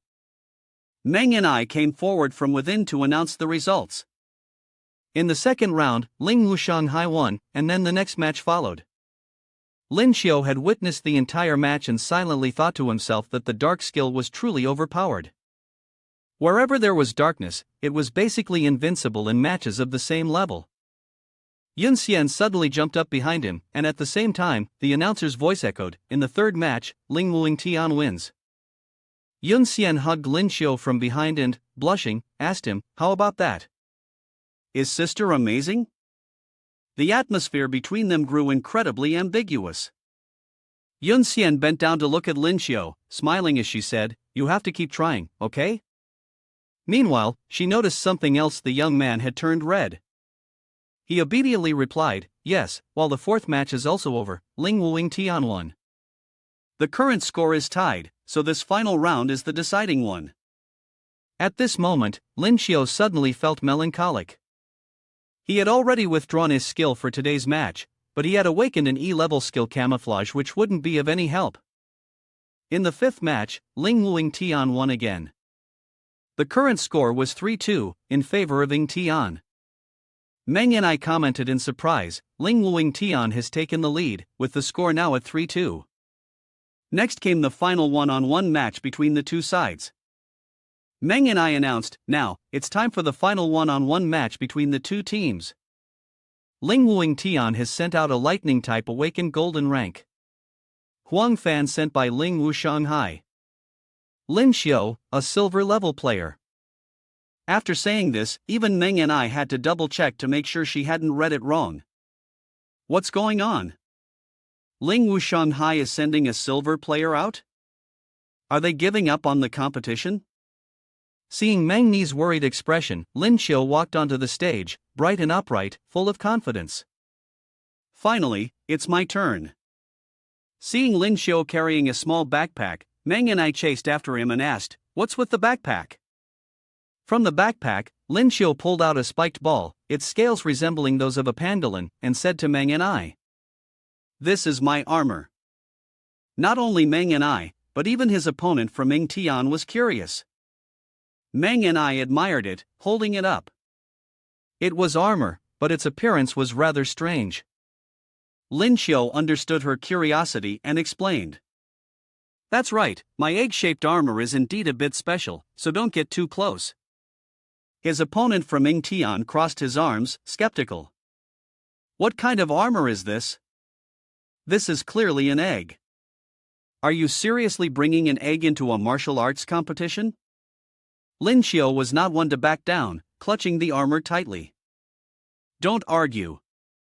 Is there a rule that says we can't bring eggs onto the stage?" "Of course not," the opponent stammered, unable to say anything further. "Why you?" Meng and I interrupted their argument, announcing over the loudspeaker. "There are indeed no regulations regarding this. Now, let's start the match." Lin Xiu achieved his goal of gently stroking the egg, while sweetly coaxing it. "Be good, the food will be ready soon. I'll make sure you're full in a bit." The opponent from Ing Tian furrowed his brows, pondering. It seemed that Ling Wuxianghai had no hope left. Giving him such an opponent was practically handing over the points. He felt no excitement for the fight. Believing this, he approached Lin Xiu and suggested, "Just admit defeat. I don't want to bully you, the gap between us is too large." Lin Xiu misunderstood his meaning. Since he knew the gap referred to how weak his opponent was compared to him, he responded, "Yes, I know the gap between us is huge, so go ahead and make your move." The other man felt that Lin Xiu was being too stubborn, so he decided not to hold back, raising his hand to the sky. "If you're not going to admit defeat, then let me send you down to the ground." Thunderstrike roared furiously and summoned a series of purple lightning bolts, tearing apart the surrounding space. Yet, Lin Xiu seemed completely unfazed, still absent-mindedly holding the egg. It even showed some small reactions in his hand. The opponent had originally thought this strike would end the match, already turning away in a dramatic gesture. Sorry, Gold 9-star could easily pull off a move that most silver-level opponents wouldn't survive. But he didn't hear any sound. Thunderstrike hit, yet there was no cry of distress from Lin Xiu. Why was it so quiet? Where was the cheering of victory? Huang Fan felt puzzled, questioning himself. Could it be that I used too much force, and that kid's already gone?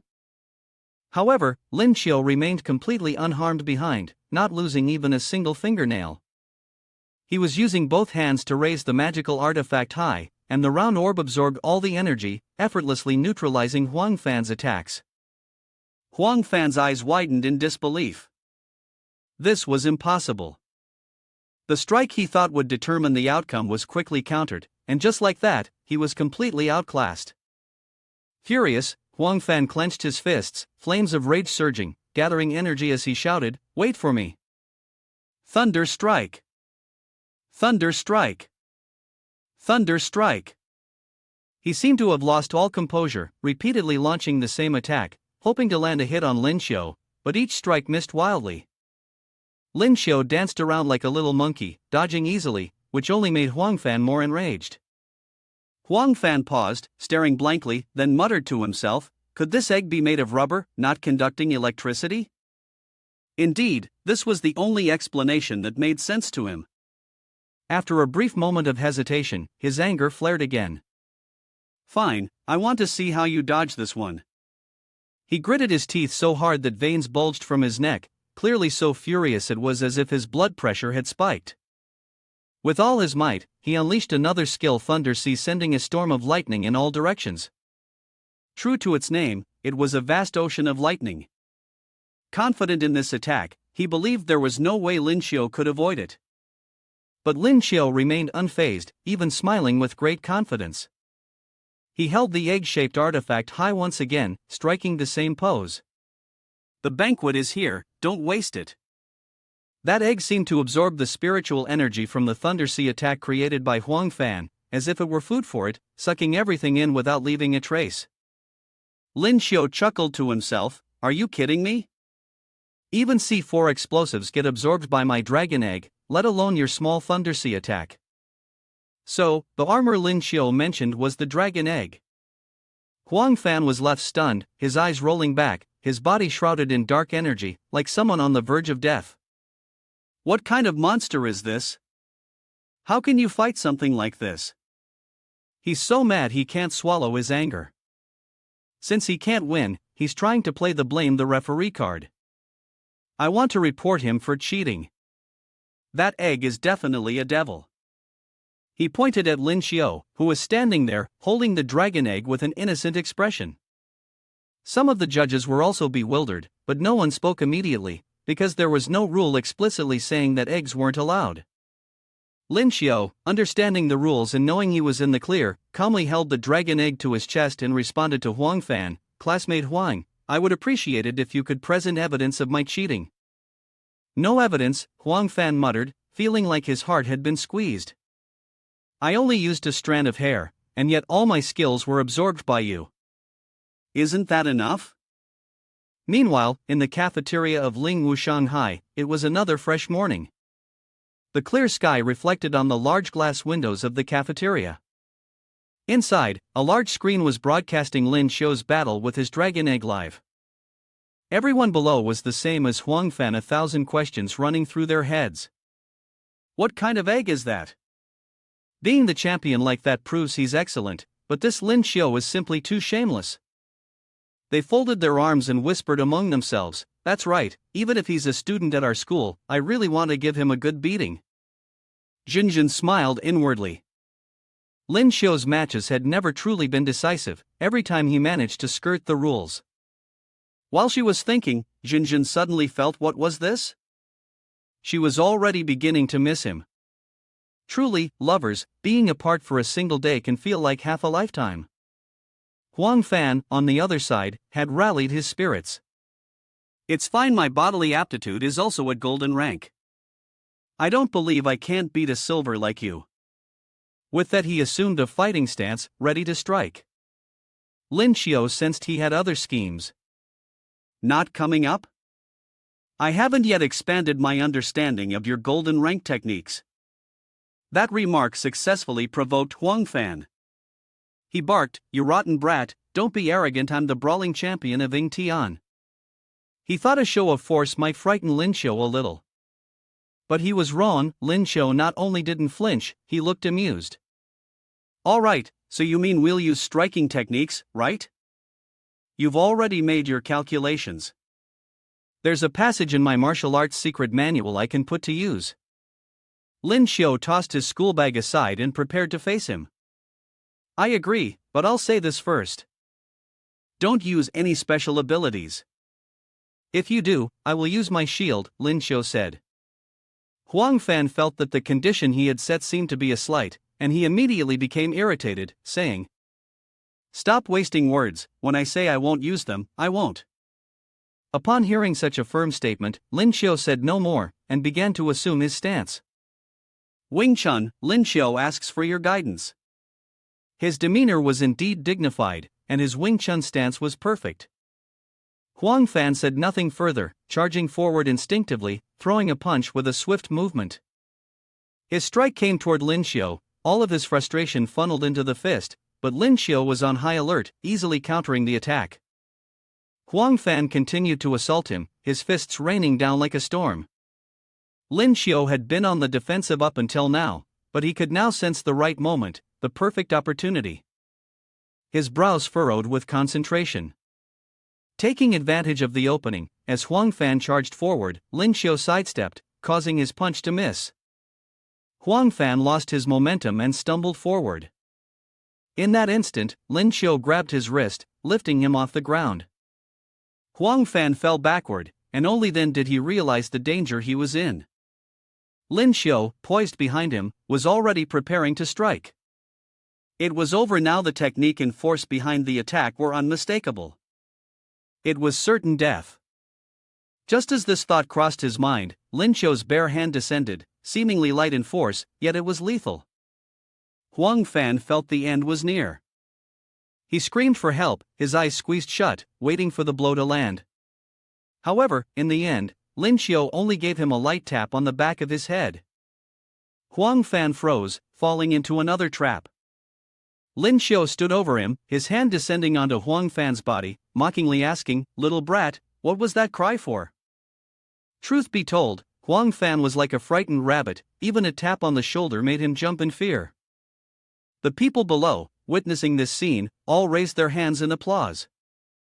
Lin Xiu, his name echoing in the air, so impressive, his boxing technique is truly powerful. Meng and I, holding the mic, commented, "Truly amazing." Lin Xiu, the contestant, defeated Huang Fan without even using any spiritual skills.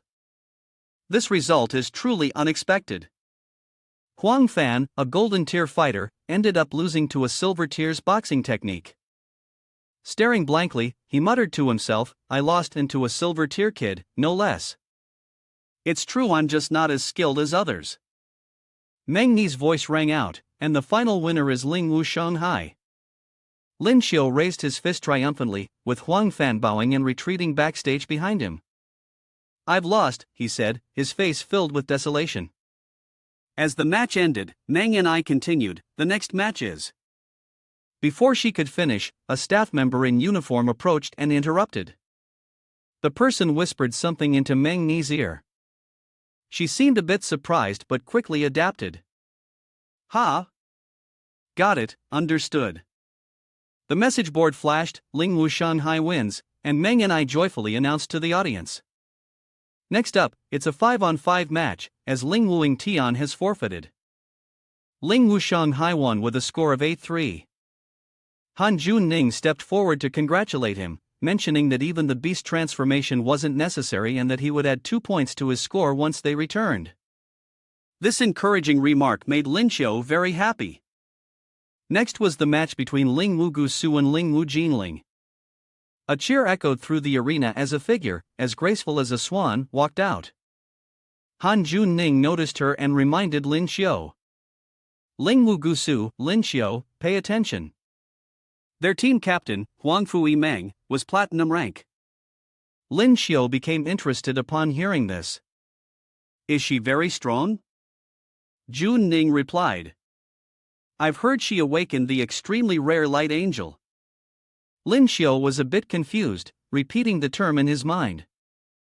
The light angel, the one they were talking about, was Huang Fu Yimeng. This stunningly beautiful girl with a confident aura truly had an overwhelming presence. Lin Xiu could feel the energy she radiated and silently assessed that she would be a tough opponent. Han Junning added that aside from the captain, Ling Wu Gusu was particularly eye-catching, as their team was composed entirely of female students, from the main players to the reserves. Impressive, Lin Xiu thought, admiring them. He turned his gaze back to the arena, where Huang Fu Yimeng was charging into battle, and wondered to himself. But why is a healer type awakened one fighting alone? The battle reached a thrilling point as Yimeng launched continuous attacks, each one of her golden light strikes both beautiful and powerful. Her opponent was quickly pushed back, struggling to maintain balance and only managing to stand firm by exerting all their strength. He was also a Platinum 1-star, but it seemed completely inferior to Yimeng's capabilities. Captain Zhu Mo of Ling Wu Jinling gritted his teeth and fought back. "Your damage is nothing compared to mine, watch me." With that, Zhu Mo swung his arm, unleashing an overwhelming, unmatched force. Yimeng crossed her arms to shield her face, desperately trying to withstand Zhu Mo's strike. A series of powerful blows were launched, their force slicing through the air. Yimeng leaped backward, narrowly avoiding Zhu Mo's attack. Her wings spread wide, lifting her body off the ground. Yimeng pulled her hand to her waist, gathering swirling energy into a concentrated point in her palm.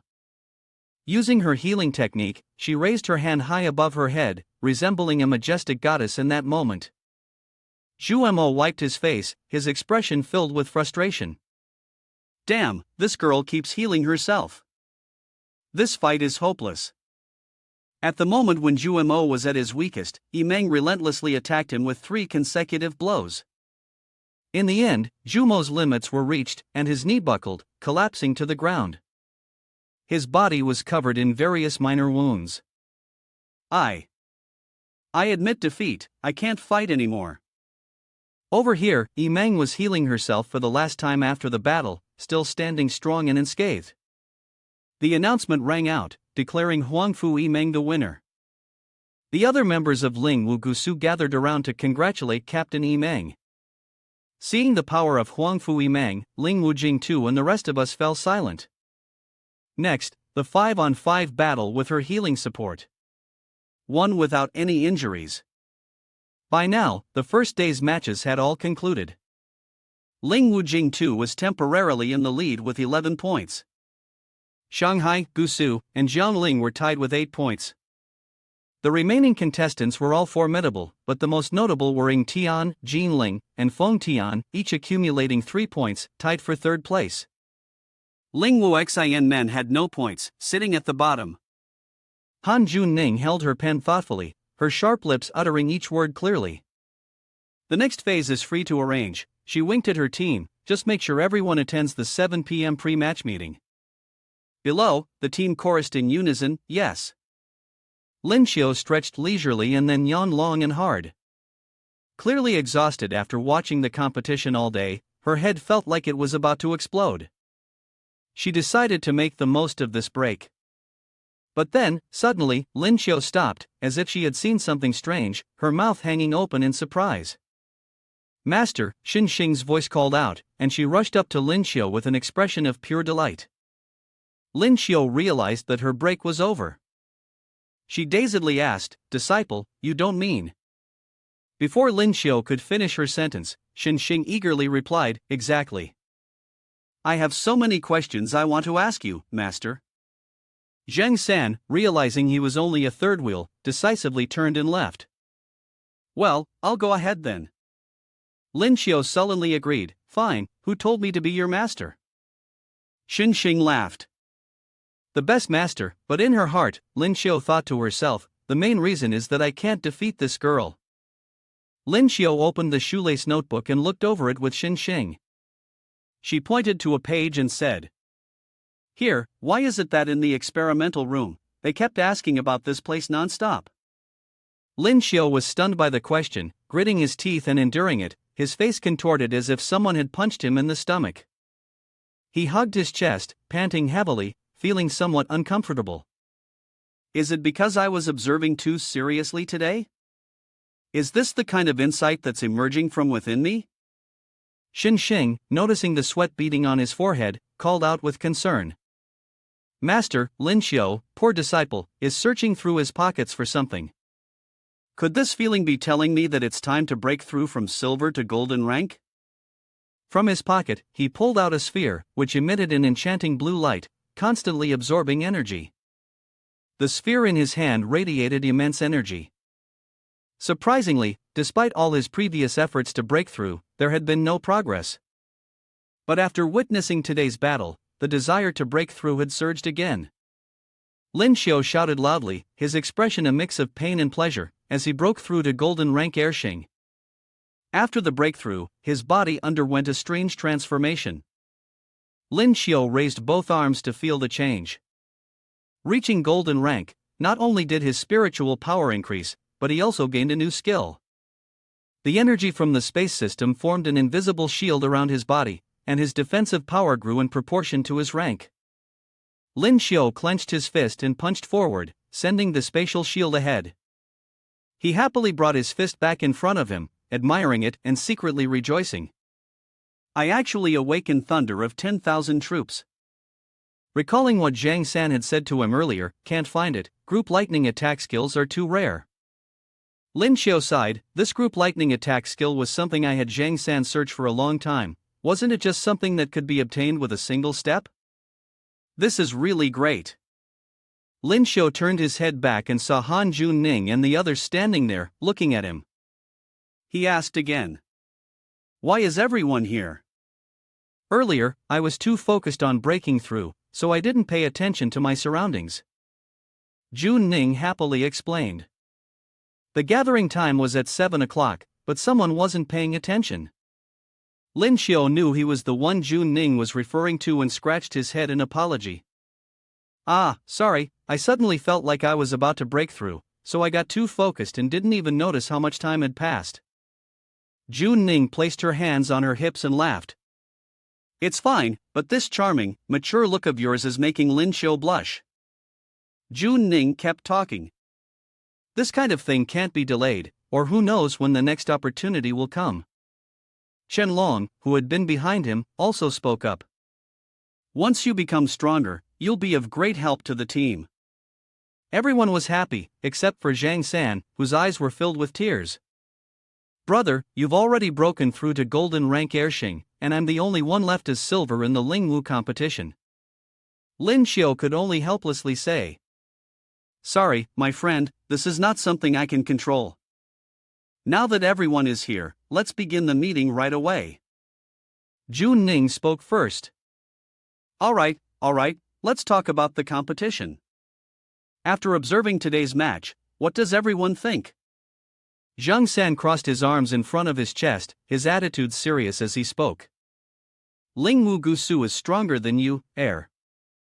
Junning agreed, turning to look at Lin Xiu, hinting, if Lingwu Gusu continues to perform like today, next time we meet, they won't stand a chance against us. Shenlong felt confused and immediately asked, why does the teacher say that? Looking at today's match, Lingwu Gusu didn't seem easy to deal with. Lin Xiu also propped his chin in thought, recalling Yiming's performance today. Gusu's match had indeed been impressive. Could the teacher be referring to the platinum levels? That's right, the rabbit is indeed clever. Huangfu Yiming is very strong, but her attacking power is her weakness, she said with a mischievous smile. At this point, everyone gathered around, listening closely. This meant that she couldn't hold back two platinum players at the same time. As long as her teammates were out, Huangfu Yiming wouldn't have enough strength to fight back. Zhang San looked at Junning eagerly. So that's how it is. The teacher proudly accepted the compliment. If the concerns after today's match have been addressed, then let's start discussing tomorrow's battle strategy. Tomorrow's opponent is Lingwu Xin Men. The team for tomorrow's match will be Fan Dong, Zhang Hao, and Odong Weidong. Dai Xiao and Lin Xiu, your task is very simple, just win at least one match. Junning announced the plan. Lin Xiu, who was behind, asked, so the 9-star golden rank team won't be sent out to battle? Is that okay? Zhu Ning confidently replied to everyone, conserve our strength. With our abilities, getting into the top 4 is not a problem. That's when we will unleash our true power. Right now, it's just training the troops. Finally, Zhu Ning waved his hand and left with Zhang San and the others. Alright, let's go with that. Everyone should head back and rest. Lin Xiu was holding a phone in his hand, and the screen showed an incoming call from Qin Jinjin. He looked at the screen and thought to himself, this competition has brought many benefits. I should talk to Jinjin for a bit. The call connected, and Lin Xiu smiled as he looked at the phone screen. On the other end, the sound of someone falling could be heard. It turned out that Jinjin had called while she was in the shower. Unfortunately, the bathroom floor was slippery, and she had fallen. The phone was knocked into the air along with her fall, and all that could be heard was a cry of pain, "It hurts." Lin Xiu saw the sizzling hot image on the screen and thought to himself, what is going on here? Lin Xiu then had a nosebleed and blurted out, who could stand this? But his eyes remained glued to the phone screen, not blinking once. On the other end of the line, Jinjin screamed, hey, stop looking. Jinjin was still sitting in the bathroom, not a single piece of cloth on her, angrily scolding Lin Xiu, seriously, calling me at a time like this, you're ruining me. Of course, in this situation, all the mistakes were Lin Xiu's fault. He quickly admitted his mistake. Alright, it's my fault. That's right, I have some good news to tell you. I've broken through to golden rank, Lin Xiu happily shared. Jinjin's first reaction was surprise. What? So soon? Indeed, Lin Xiu's breakthrough speed was hard to understand. Lin Xiu flashed a V sign with his fingers and smiled contentedly. I don't know, I just suddenly relaxed while watching a match and had an epiphany. Anyway, it just happened suddenly. But before he could finish, Jinjin's irritated voice unexpectedly interrupted. Keep up the good work in the competition. I've been motivated. I need to train harder. Good night. The phone call was abruptly ended, leaving him confused. I still have so much more to say. But still, he was in a good mood, smiling as he looked at the phone screen. His Jinjin was still so determined, though he couldn't decide whether it was good or bad. The rest and preparation time passed quickly, and soon, the day of the competition arrived. The arena was already equipped with various types of weapons. Meng and I was once again playing the role of the host. Hello everyone, I'm Lu Meng and I believe you've noticed the changes in the venue today. From now on, she left her sentence hanging, her hand gesturing toward the array of weapons, heightening the sense of curiosity in the air. Then she suddenly pointed toward the audience and announced a new rule. All competitors are not allowed to bring their own weapons into the arena. If you need weapons, you can choose from what's provided here. Lin Xiu's face darkened. Isn't this aimed at me? I just want Xiao Long Long to have a full meal. Why is that so difficult?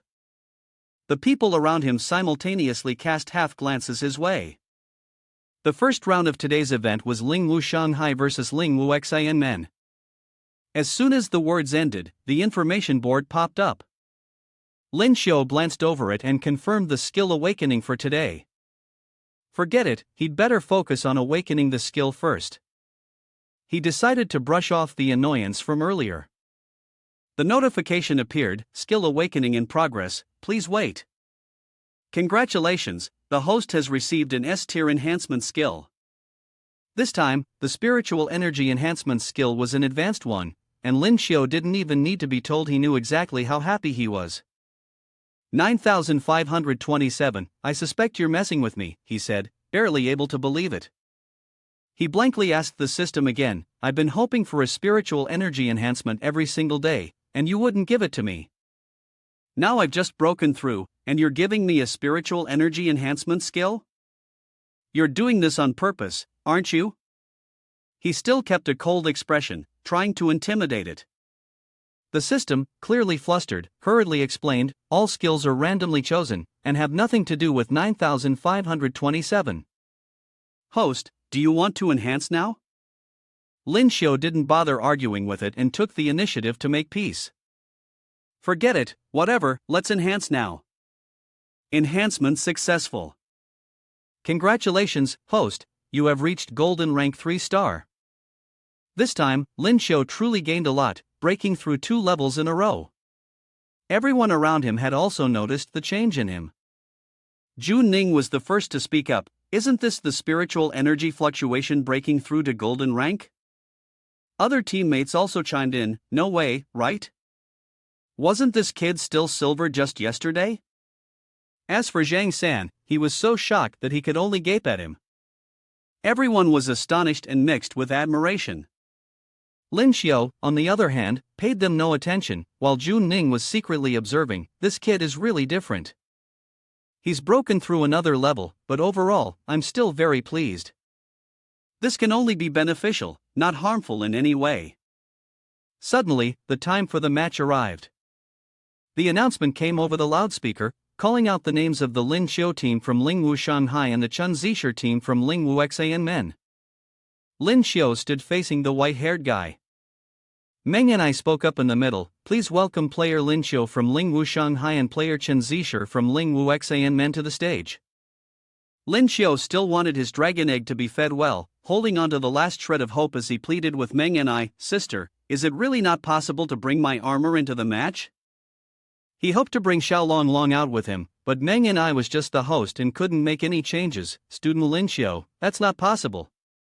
Players can only choose from the weapons available here. In her heart, Meng and I felt a bit guilty and questioned him, can't you see the new rule was established because of who? So Xiao Long wouldn't be coming to the field. Lin Xiu was still undecided about what to equip himself with, but Chen Zisher had already made his choice. Determined, he drew a sharp little sword. Zisher was a beast transformation 9-star golden rank. He raised the sword horizontally, looked towards Lin Xiu, and asked, kid, dare to spar with swordsmanship? In his heart, he had already made calculations this kid had some martial arts skills, but when it came to sword fighting, he wasn't so sure. He himself had been trained by professional masters. Lin Xiu, on the other hand, was unshaken and readily agreed to Chen Zisher's challenge. Sure. Lin Xiu drew out a black sword, which was much simpler and more modest compared to Chen Zisher's, its color also less eye-catching. If you're willing to offer your head, then I don't have to worry about how to defeat you. It turned out that Lin Xiu had once studied the martial arts secret manual and silently thanked the system. Fortunately, he had learned many skills from it. Zisher, provoked by the taunt, easily lost his composure and was annoyed by Lin Xiu's arrogant attitude. You little brat, so arrogant, I'll let you experience my power. With that, he swung his sword, planted one foot firmly, and charged with a fierce momentum that was intimidating. Lin Xiu, faced with his relentless attacks, seemed to be merely casually blocking each strike, moving at a leisurely pace while sneering at him. Classmate, you really have no grace. Zisher, at the start of the battle, found himself in a difficult position, gritting his teeth to suppress his frustration before mustering his strength to continue his attacks. Still attacking in a flurry without any strategy, essentially relying entirely on brute force, not using your brain. You can't even touch a hair of Lin Xiu. The atmosphere isn't bad, the compliments sounded like they were meant to be sarcastic. Lin Xiu smirked and looked at him before landing a decisive blow that sent his golden sword flying far away. Chen Zisher didn't even have time to react. Unfortunately, Chen Zisher barely managed to ask something before watching the sword soar through the air, his hand left empty. Now, all that was left was for Lin Xiu to bring the sword to his neck and secure the victory for Lingwu Shanghai. Lin Xiu was just waiting for this moment, sending his sword directly at Zisher, saying to him, it's a shame you're not my opponent. The cold tip of the sword was pointed right at his nose, and Zisher couldn't help but shudder.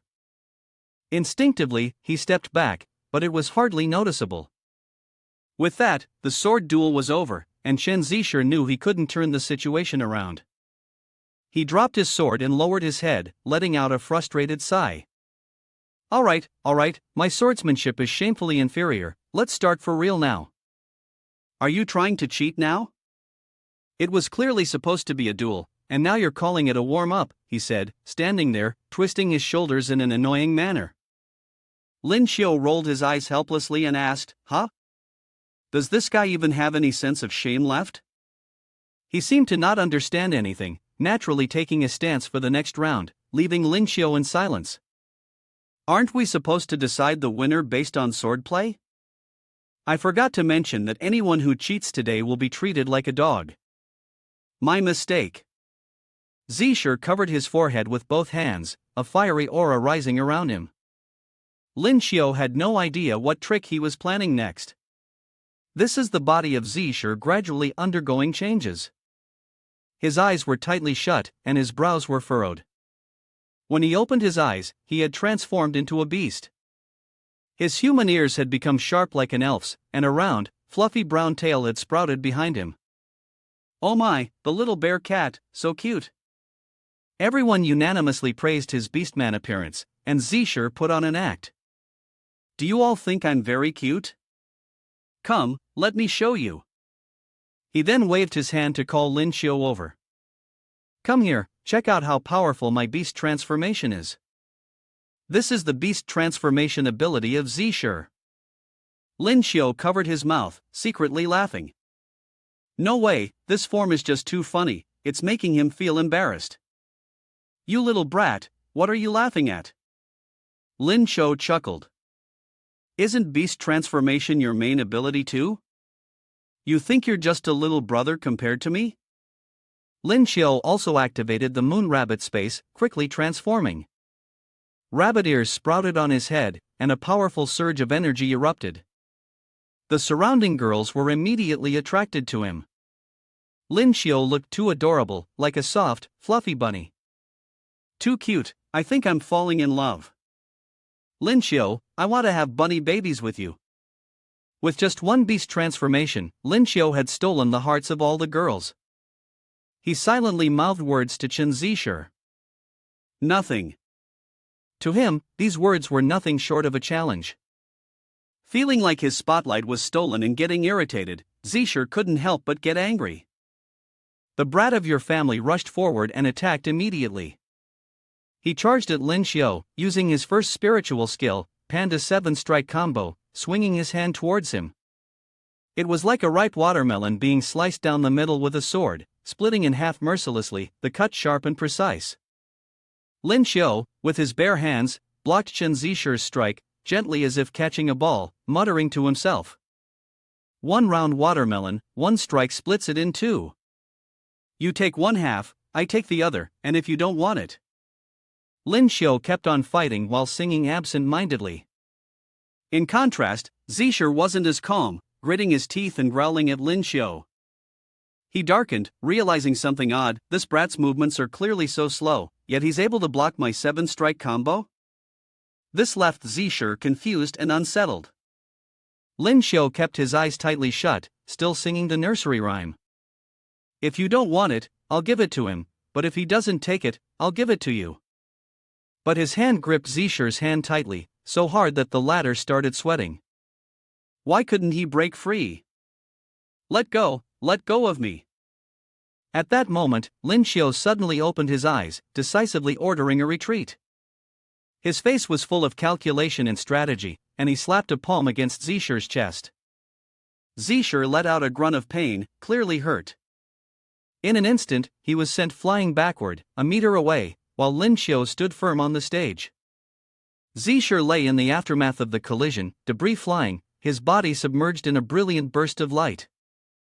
After finishing the fight, Lin Xiu wrapped up, and at that moment, he was done with his work.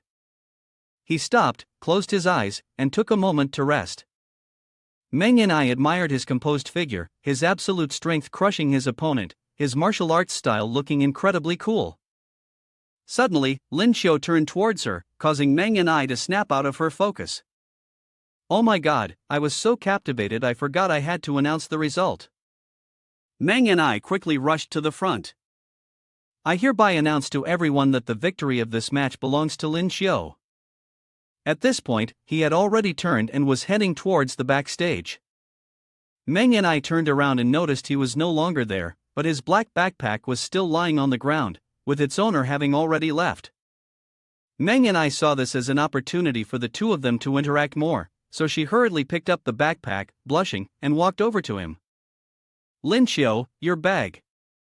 Lin Xiu felt a little embarrassed, quickly took the bag from her, and said, "Little sister, don't say things that could be misunderstood next time, you can just say spirit beast egg instead." With that, he happily slung the bag over his shoulder and left, not even offering a word of thanks. Meng and I remained at the arena as the next match began, but Ling Wu Xian Min forfeited. In this round, Ling Wu Shanghai claimed victory. Lin Xiu happily muttered to himself, softly, fighting is not just about spiritual energy, combat skills are also very important. He had acquired these techniques, but as he thought this, something suddenly interrupted his thoughts. The girls, who had somehow gathered around him, sweetly called his name, Lin Xiu, each one more beautiful than the last. The colorful and diverse crowd continuously asked him, "Do you have a girlfriend yet?" His classmate, Lin Xiu, when he fought so coolly, suggested they exchange WeChat contacts, saying, I also want to. The rabbit is really cute." Lin Xiu found himself in a difficult position, gritting his teeth and asking himself, what is going on here? What's wrong with the girls here? Lin Xiu raised his hand in resistance, though it was hardly a protest. "Sorry, I already have a girlfriend." But they all thought he was just making excuses. How could that be? Lin Xiu proudly replied, "I'm the kind of man you'll never get, and I already have someone." Meanwhile, the judges were discussing the match, it had already passed 2 rounds. "What's your opinion on this match?" One judge stroked his chin. "Jiang Hu will definitely be no problem. Huang Fui, this girl is also not bad. Then there's Chen Long, Lin Yunxian, Zhu Mo, and Ling Han, they are all students to keep an eye on." "What about Ouyang?" someone else asked. He suggested, "I recommend paying attention to Lin Xiu. His rank is way too low for his abilities." But he confidently responded, "What if I tell you that in just 3 months, he broke through from silver to golden?" This statement left the others stunned. How could he break through to golden rank? Is it really that simple? From the aura around him, he must be at least golden 3-star by now. Indeed, the judges were sharp-eyed. How could such a prodigy end up in Ling Wu Shanghai? The old man crossed his arms in front of his chest and laughed heartily, "This kid is not as simple as you think. What happens next will definitely surprise both of you." Behind him, Lin Xiu was still trying to shake off a few female students. He returned home looking exhausted, covered in sweat. He must have had a hard time escaping from that group of girls. Finally home, he thought, remembering the earlier scene with a shiver, silently lamenting how difficult it had been to get away from that crowd of crazy fangirls. He lay motionless on the bed, feeling as if he were about to collapse. Resting his head on his hand, he tiredly muttered to himself, "Tomorrow I'll face Ling Wu Fengtian, but the teacher didn't arrange for me to participate. At least I can finally relax for a bit." Just as he was about to drift off to sleep, a knock at the door suddenly interrupted his rest. He sat up quickly and asked, "Master, what brings you here?" "I thought it was Zhang San." The teacher, standing in the doorway, calmly said he had something to discuss with Lin Xiu. Lin Xiu followed him, full of questions. It was so late, and his master had come to find him. He wondered what it could be. The teacher sat down first, folding his hands on the table. "Xiao Qiu, do you know about the world competition?" Lin Xiu didn't answer immediately. "Master, please have some tea first, and I'll sit down after you're done." After his master drank the tea, Lin Xiu stood and shared what he knew. "I've heard it's similar to the Ling Wu competition, and people from all over the world will participate. It's held once every 4 years. But until now, it had never been broadcast live, so no one knew the content of the competition." After finishing his cup of tea, the master gently placed it down on the table and said, "You are wrong. The World Championship and the Ling Wu competition are not the same. The battles in the World Championship are much more intense." The master rested his chin on his hand, his face serious as he continued, "The reason you don't know the content is that each match has a different setup, and the scene might be very bloody, which is not suitable for the public to know. The World Championship is a contest where people can die. He added, let me tell you, the final survival rate in the World Championship is only 20%. Lin Xiu's face showed a look of concern. Master, if the mortality rate of the disciples is so high, why continue to hold it? The master answered darkly, there's no other way. This is the result after all the countries discussed it. The World Championship involves many things, and if it weren't held, the casualties could be 100 times worse, even more. Lin Xiu suddenly understood. So that was the reason the competition would determine much of the distribution of benefits. The countries had agreed on this way of dividing things. Without the World Championship, the countries would fight over these interests endlessly, and the casualties would be even greater. Fearing that Lin Xiu might think too much, the master comforted him, in truth, this matter doesn't concern you that much. After all, you're still young. But I hope you can participate. The master has placed a lot of expectations on you. Lin Xiu, confused, pointed at himself and said, I'm joining? Not only are you too young and inexperienced, but this competition is also extremely dangerous. The master explained, the talent you've shown makes it impossible for me not to consider sending you. But Lin Xiu interrupted, talent? Could it be the spatial system? The master reluctantly admitted, yes, that's right. With only half a year left before the world competition, your rate of progress and your abilities are extraordinary. You could greatly increase the team's chances of survival. But the world competition is fraught with danger. If you don't agree, I won't force you. Lin Xiu furrowed his brows, thinking deeply and weighing his words carefully. Given his current strength, the world competition carried a very high risk of him never returning. It was indeed a perilous situation, but then again, it was a gamble. Lin Xiu gritted his teeth, deliberated thoroughly, and finally said firmly, Master, I grew up in an orphanage, and I've been raised by the country. If the country needs me. He paused. The master looked at him, hanging on every word, you will not back down. In his eyes, there was no trace of fear, only a resolute determination and a gleaming hope. The master was very satisfied with the answer, patted him on the shoulder in encouragement, and said, good, as expected of my disciple. If that's the case, after this competition ends, I'll do my best to train you, to help improve your survival skills. But everything still has one condition, which is that you must be qualified to become a member of it. And this Ling Wu competition is the opportunity for you to prove yourself. Lin Xiu eagerly raised a clenched fist in determination. Don't worry, master, I will definitely give it my all. The master had no more words of reproach, crossed his arms, and praised him wholeheartedly. Good, good, perform well tomorrow, I still need to boast to those two old guys, don't embarrass me. The atmosphere had become much more harmonious than before. Lin Xiu happily asked, but master, isn't there a plan for me to go on the field tomorrow? Aren't you in a hurry? Oh, well then, the day after tomorrow, after I say goodbye to you, Lin Xiu, the master raised his hand to say goodbye, I'll go talk to Kid Han. By the way, remember to watch the match tomorrow.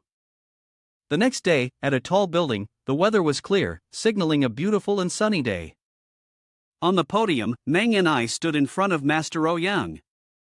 Then, Ling Wu Gusu faced off against Ling Wu Jingtu in a team battle, with Master Ouyang Zhe as the referee. Zhang San sat in the stands, looking forward to it. Ling Wu Gusu was full of beautiful women, it was a treat for the eyes. But Lin Xiu was paying attention to something else. Today, the master was the referee. Lin Xiu had a mischievous look on his face. I caught you, do you want me to tell Chang Min about this? Zhang San surrendered, brother, I was wrong, I take back what I said. Neither of them noticed someone had stood right behind them. Wang Hui threw his arm over their shoulders, Junior, not watching the match but discussing girls? Which team do you two like? Both of them seemed to be thinking, but Zhang San's nose was bleeding, probably from Ling Wu Jing too. After all, Jiang Hu was so powerful, and Lin Xiu couldn't help but admire him, nodding with approval. That's true, but the captain of Ling Wu Gusu deserves some praise too. Suddenly, Lin Xiu noticed a familiar figure and looked up, silently asking, "Isn't that the golden hair, angelic wings, and that extraordinarily beautiful face, along with those graceful legs that move as if gliding on clouds? It all belongs to one person that everyone knows, the light angel form of Meng. No one can compare to her divine appearance. In this 5 versus 5 match, we must secure a victory." Meng, alone, was the key player soaring above, while 4 other teammates stood below. Jiang Hu pointed toward her, his voice sharp with urgency. "Ling Han, stop wasting time with them and finish this quickly. Something feels off." Ling Han responded readily, "Got it." Indeed, the vice captain of Ling Wujing too was extraordinary, executing a move with one hand that was immensely powerful, overwhelming the rest of the group. In front of Jiang Hu, a chaotic scene unfolded with people fighting fiercely, dust and smoke filling the air. Jiang Hu thought to himself that as soon as she dared to heal, he would rush in immediately, but why hadn't she made a move yet? It seemed Meng understood his thoughts. She was calculating her next steps, not rushing into action. She gave orders to her team, "Everyone, get off the stage." Her words were odd. The people in her team didn't quite understand her intentions either. But Deputy Captain Hu Ti-Rui still obeyed the order, quickly responding to the captain. All 4 beautiful girls simultaneously withdrew from the match, rushing straight off the stage, leaving everyone completely bewildered. Ling Han didn't understand what was going on either. Was this a surrender? Jiang Hu also had doubts, but only asked himself internally, what happened?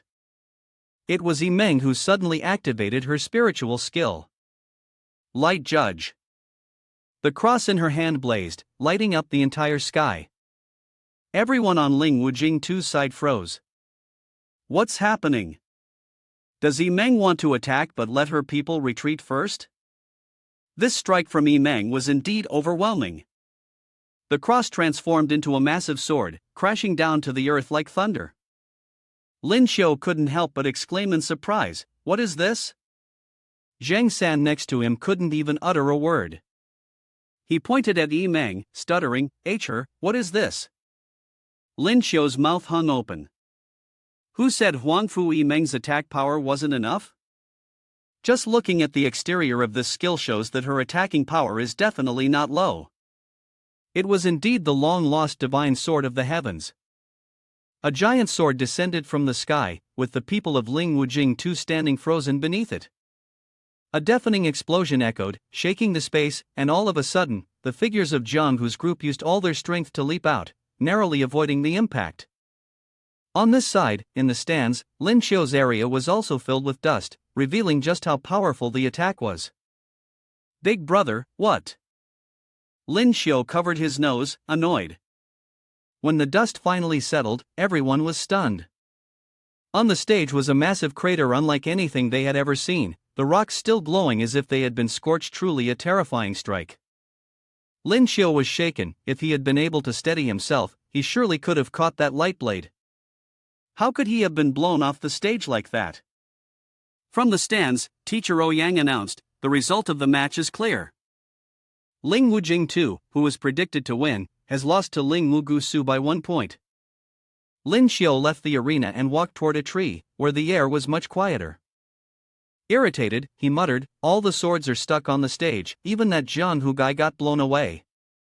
Opposite him was Jinjin, who listened carefully to every word and replied, I watched it live."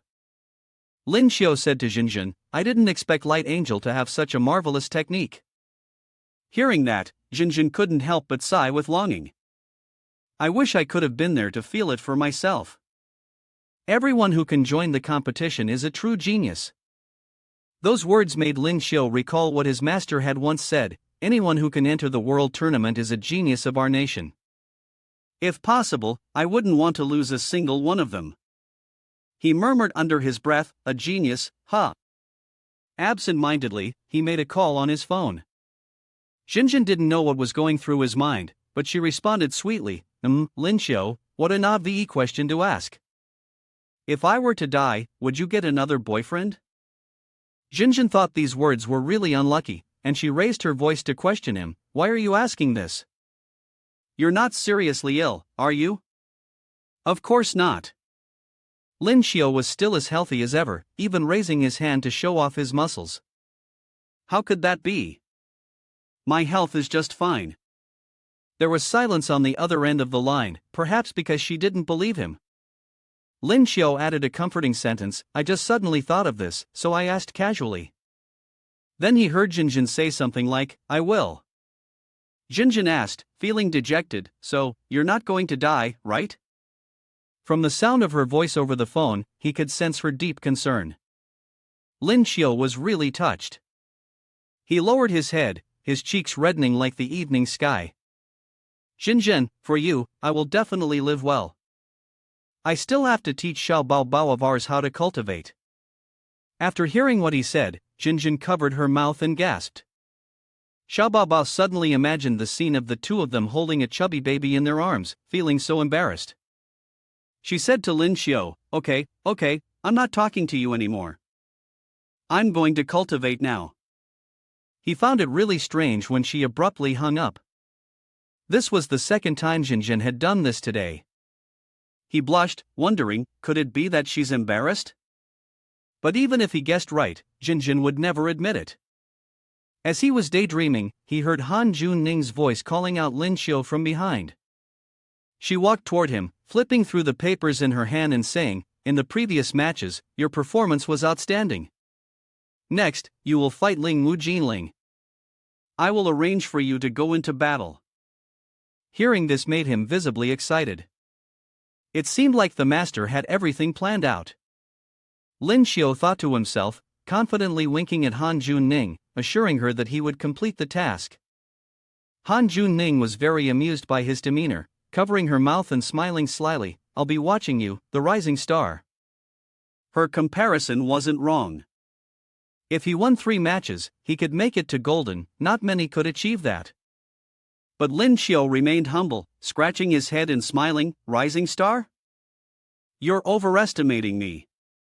The day passed uneventfully, nothing special, and before long, a new day had arrived, still a bright, sunny one. Teacher Lin Xiao stood in front of a crowd of fans, and it seemed that the sheer number of people made him a little uncomfortable. He stood on the arena, both hands ready for battle. Despite that, his opponent stood before him with sharp claws, and his aura was anything but ordinary. The red hair of the opponent matched perfectly with the flames swirling around him. Lin Xiao gritted his teeth. Even so, couldn't he at least have been matched against a platinum opponent? Han Jun Ning was overestimating him. Xu Mo lunged forward, one hand reaching out. Lin Xiao, feeling displeased, didn't strike back immediately but instead dodged.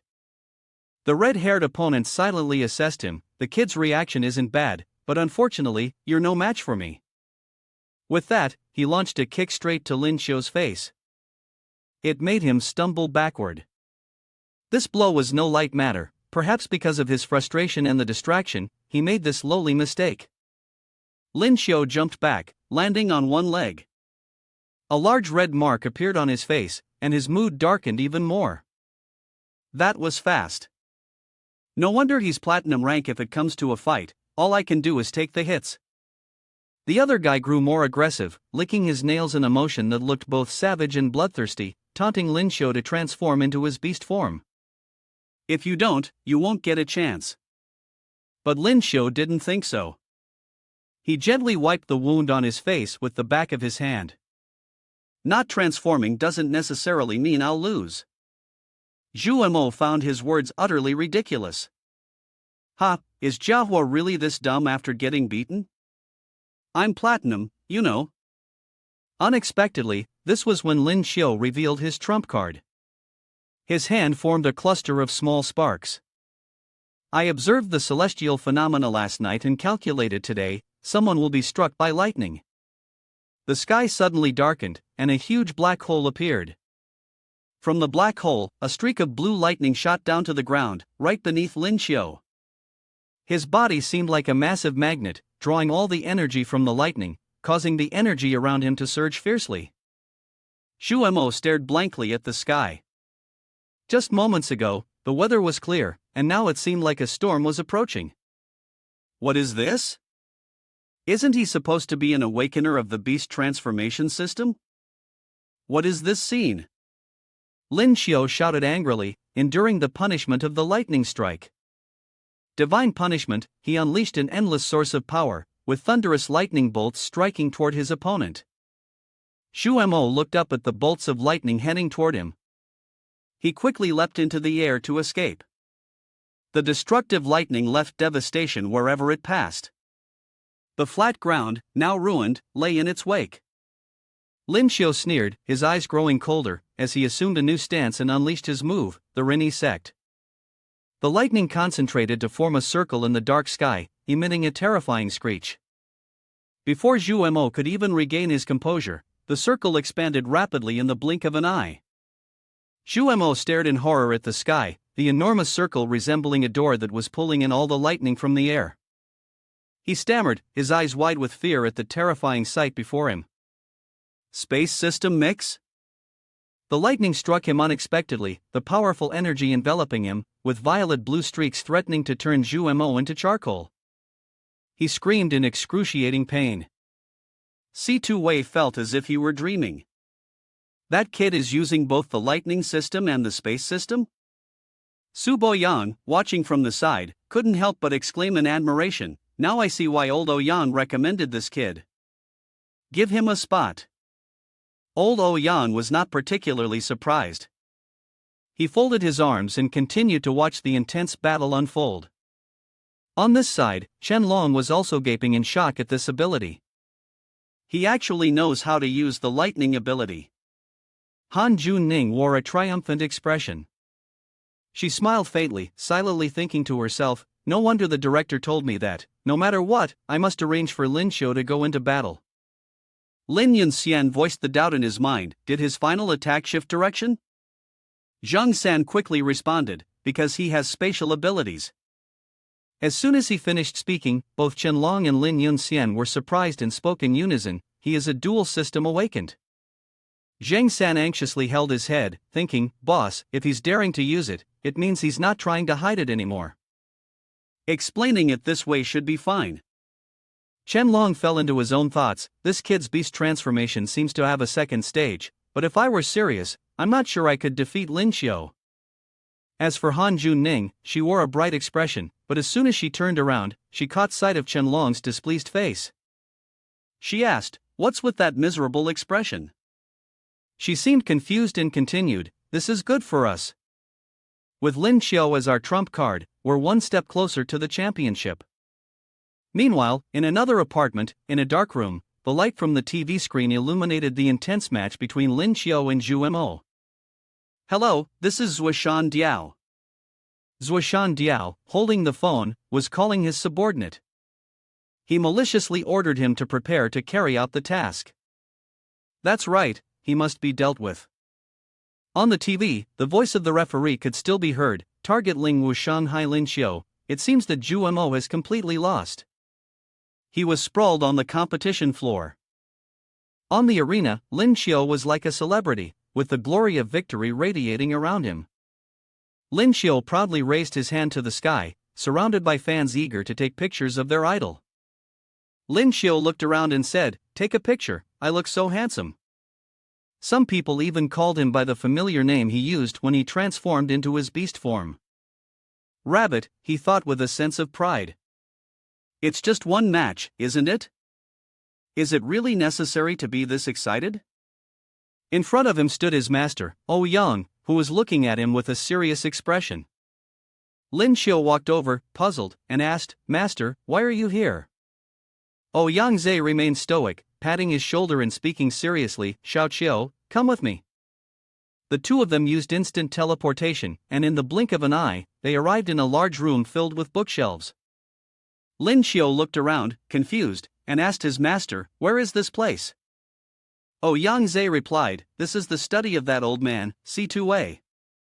A third person appeared in the room, and Lin Xiao looked at him in surprise, asking, "Senior C2?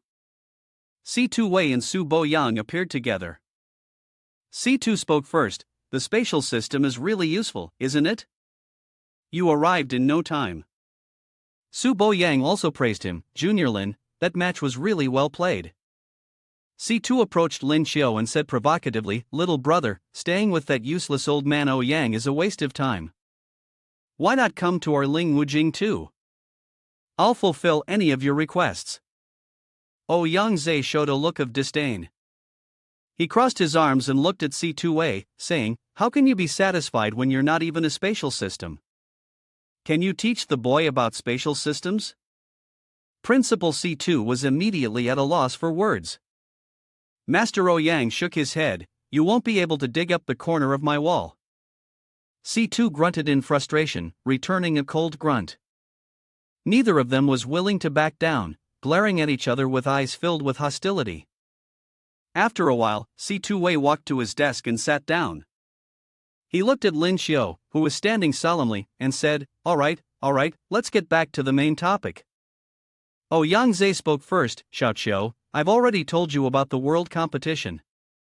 You know the risks involved. And today, you've revealed your spatial abilities. Do you know what this means?" Lin Xiao fell silent, looking at the two men. After thinking for a moment, he replied, "I don't know," though he was very curious inside. "Didn't you tell me to give my all?" Principal C2 followed up on Yang's words. "Xiao Xiao, now that your abilities have been exposed, it means your life won't be easy. You could face any forces from all directions, all coming after you for assassination." Lin Xiao was taken aback. "Assassination? Is it that dangerous?" His face showed clear signs of worry and anxiety. Yang stepped forward and patted his shoulder in comfort. "Don't worry. That's why, for the time being, we'll assign someone to protect you 24/7. Lin Xiao frowned. "Although I know they're doing this for my safety, I really don't like the feeling of being watched by others." Hearing this, Yang understood his discomfort. After thinking for a moment, he said, "You can rest easy on that. We'll arrange for someone familiar to protect you. Is this okay?" Lin Xiao silently wondered, who could this familiar person be? No sooner had he spoken than Xing appeared. She cheerfully greeted him. "Master, I've received the notice." Lin Xiao saw her and his face flushed slightly. He looked at her, somewhat shy. "Is she really someone I know?" Xing immediately walked over and threw her arms around him, her expression full of joy. She smiled brightly. "From now on, I won't leave Master for a single step." She took out a pair of metal handcuffs, fastening one onto Lin Xiao's wrist and the other onto her own. After doing so, she gently pulled both of their hands together, parallel in front of them, and softly said, "From this moment on, I will be by Master's side every minute, every second." Lin Xiao was flustered. "Isn't it a bit much to lock me up like this?" Xing pretended not to hear, pulling him along in the direction she wanted to go. She was holding a stack of documents in her hand. "Just so happens, I have a few questions I'd like to ask Master." He looked at her in despair. He sighed inwardly. "Could someone please take this 10,000 questions book away from me?" Suddenly, a cute face appeared, with fresh orange hair and a beautiful mouth that uttered a clear, melodious voice. "Ro Lin Jr. has found you." Lin Yunxian entered through the door, saw the scene before her, and immediately walked over to pull on his other arm. "So, you're here enjoying yourself? The team leader is looking for you to open a meeting." Lin Xiao glanced behind him, realizing it was Professor Lam. A brilliant idea popped into his head. He could let these two stick together, and maybe that would solve everything. He turned to respond to Lin Yunxian's request. All right, let's go quickly." Then he turned to urge Xing. "Come on, hurry up and open it for me." But Lin Yunxian seemed dissatisfied, raising her hand to ask, "What's going on?" She then used her other hand to unlock the handcuffs, freeing the two of them. After breaking free from the troublesome handcuffs, he quickly pulled Lin Yunxian and ran outside. Xing waved his hand, calling out, "Master, next time I'll prepare more questions." Lin Xiao hurriedly ran away, muttering to himself, "No need." Inside the room, there were strange and heavy breathing sounds, making the atmosphere seem very suggestive. After running for a while, Lin Yunxian was panting heavily, her cheeks flushed from exhaustion. She turned to question him. Why are we running so fast? Lin Xiao casually replied. Aren't you afraid she'll chase us? The two of them eventually arrived at a crowded hall, where many people were already waiting. Lin Yunxian teasingly remarked. Your popularity is really high, little junior. So many beautiful women are surrounding you. Lin Xiao immediately retorted. Don't talk nonsense, I'm already taken. Jun Ning entered holding a thick notebook, gathered everyone, and began the briefing. Is everyone here? Let's start the strategy meeting. She stood up straight and began the meeting. Tomorrow's opponent is Ling Wujing too. In this match, I hope everyone can give their all. Treat this as if it's the finals. Jun Ning looked down at the materials she had prepared.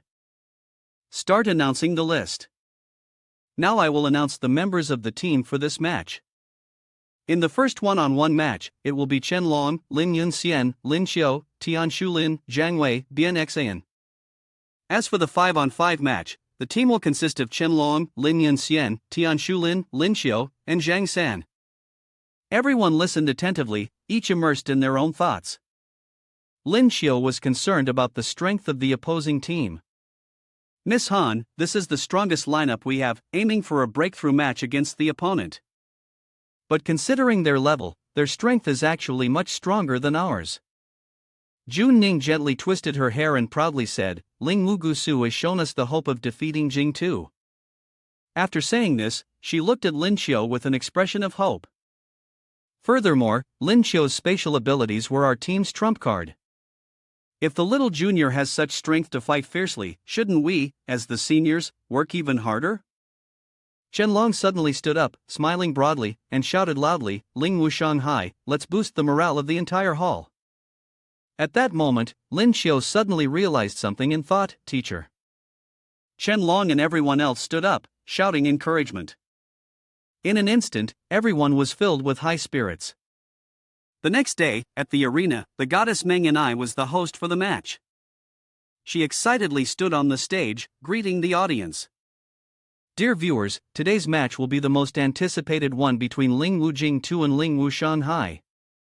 Now, let me invite the team members of both sides to come up to the stage. She looked up at the ranking board and said, the current leader of the rankings is Ling Wujing Tu with 36 points, and just 2 points behind him is Ling Wu Shanghai, who is ranked second. This match is set to be a fierce battle, everyone is anticipating it. Meng and I continued with the introduction. The opponents in the first round are Jiang Hu versus Captain Chen Long. Please welcome the competitors from both sides. On the field, Jiang Hu and Chen Long stood facing each other. Both sides were ready for the fight.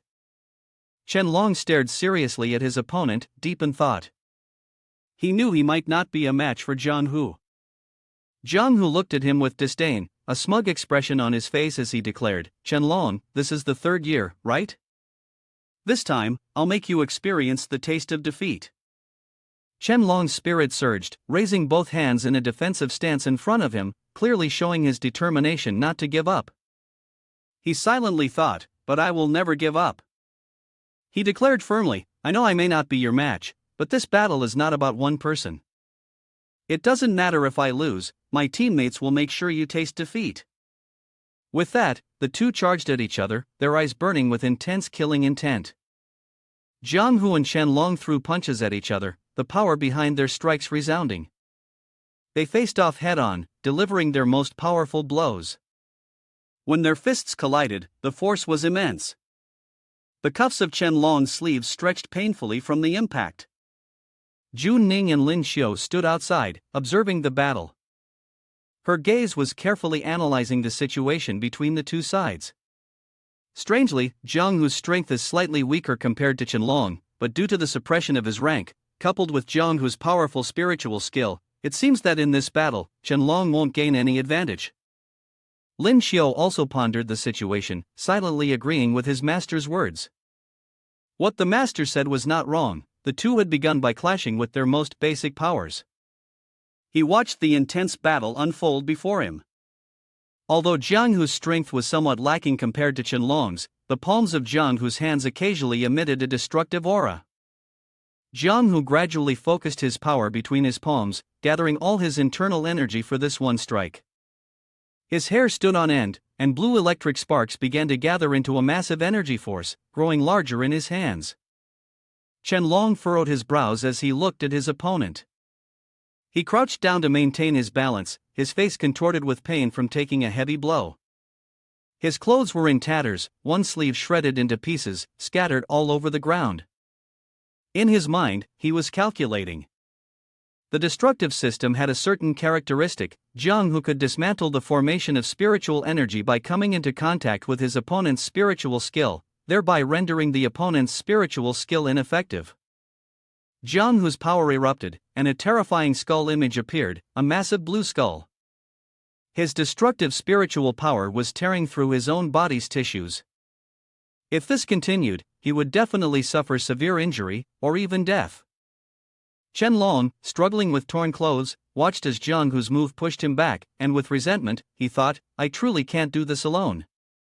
He gritted his teeth, resigned. "I don't know what I was trying to say, but all I managed to say was, in the end, I'm black-faced and shout out loud, I admit defeat." Everyone knows what kind of person Qianlong is. For him to say those words, I can't even imagine the shame he must have felt. Jiang Hu stepped forward, looking extremely smug as he stared at Qianlong, sneering, "That was a wise choice." Qianlong walked past him, his voice low as he reminded, "This match is not a one-man show.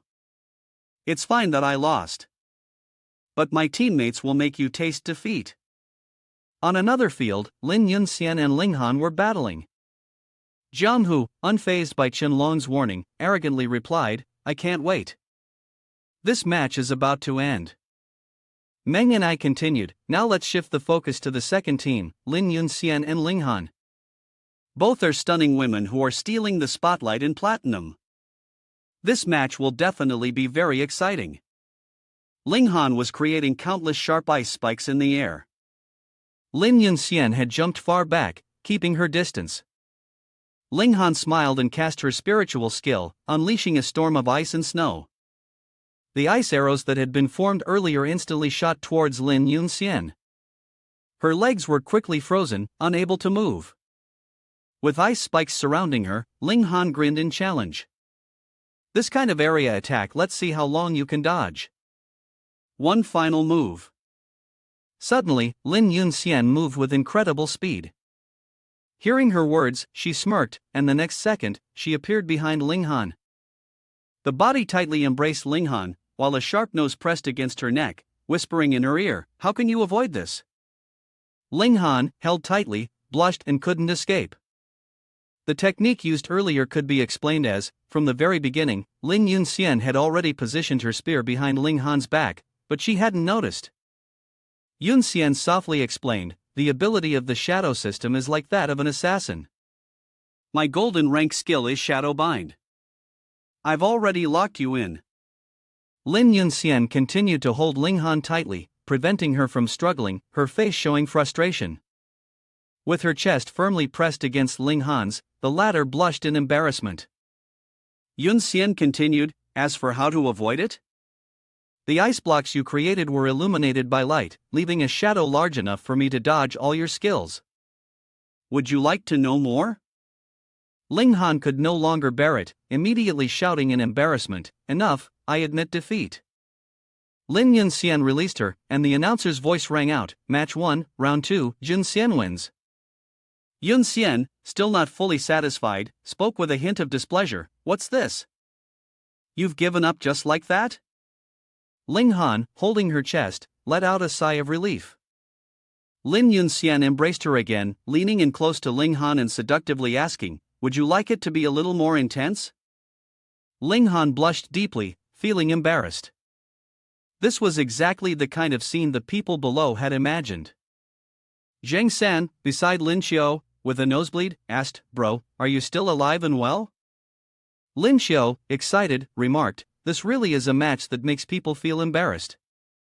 Meng Ni's voice rang out, "Next, please welcome our king of popularity, the athlete Lin Xiao with Zhu Zihang." Lin Xiao, hands in his pockets, smiled as he stepped out. Next, it was my turn. Stepping onto the arena, there was a blonde-haired opponent waiting for me. Lin Xiao thought seriously to himself, now it's a one-on-one match, I need to give it my all. Fortunately, this opponent seems easy to deal with. The person in front raised his hand towards him in a gesture of invitation. He was a 9-star golden rank with a plant-based system. Zhu Zihang spoke. Lin Xiao, don't think you're impressive just because you got lucky against Zhu Mo. Today, I'll show you your true worth. Lin Xiao made a face of disdain and secretly thought to himself, seems like he's not too smart. Lin Xiao activated Ren's sect and thought, it's a quick win, then. He smiled faintly and asked Zihang, where does all this confidence come from? Zhu Zihang, angered, retorted, you little brat, take this. He summoned a few thorny vines and sent them towards Lin Xiao with the willow vine whip immortal strike. Suddenly, he sensed a space open above him. From the violet-colored space, Lin Xiao appeared, preparing to deliver a kick. He smiled provocatively and said, what are you staring at? Want me to teach you a lesson? Zihang hurriedly turned around. With a single kick, Lin Xiao sent him flying. His spine must have gone too far this time. Zihang was stunned as he was sent flying a considerable distance, his expression one of confusion. He crashed into the arena wall, causing it to crack. Not sure if it's already been done, Lu Meng and I said with a hint of sympathy, then declared. Ling Wu Shanghai, Lin Xiao wins. This is probably the quickest match in history. Zihang was supported off the field by his two teammates, shedding 2 streams of tears before he left. Lin Xiao, are you even human? Lin Xiao shrugged from behind, speechless as he replied. I thought you'd be some kind of big deal, but turns out you're nothing special. After the 6 one-on-one matches concluded, the scoreboard showed Ling Wu Shanghai B with 4 and Ling Wu Jing 2-2, as Meng and I took the stage. Following the intense battle between the two sides, in the one-on-one matches, Ling Wu Shanghai balanced the score to 4-2. She winked at the audience and flashed a beautiful smile. Will Ling Wu Jing 2 reveal a new trump card in the next 5-on-5 match? Now, let's have the team members from both sides come onto the field. Meng and I pointed to the left. First, from Lingwu Capital, taking the field are Jianghu Platinum 3-star Destruction System, Linghan Platinum 1-star Ice System, Zihang Gold 9-star Plant System, Jiyuan Gold 9-star Earth System, and an MOA Gold 8-star Healing System.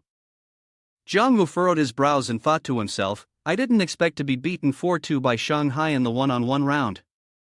Looks like we'll have to go all out in the team round. Meng and I then glanced to the right and introduced.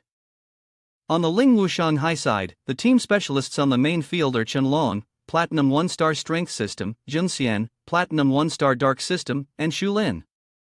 Gold 9-star Beast Transformation System, Zhang San Silver 3-star Healing System. At this point, she paused for a moment and asked again.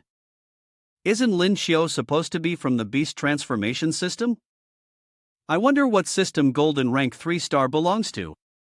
Lin Xiao, helpless, thought to himself, not sure what system this mysterious one is, because didn't he cause confusion by using the space and lightning systems earlier? Jiang Hu stepped forward, smiling mockingly. Even Silver is stepping onto the field. Ling Wu Shanghai, none of you are a match. I suggest you accept defeat gracefully. Zhang San, feeling somewhat awkward under Jiang Hu's imposing manner, looked on.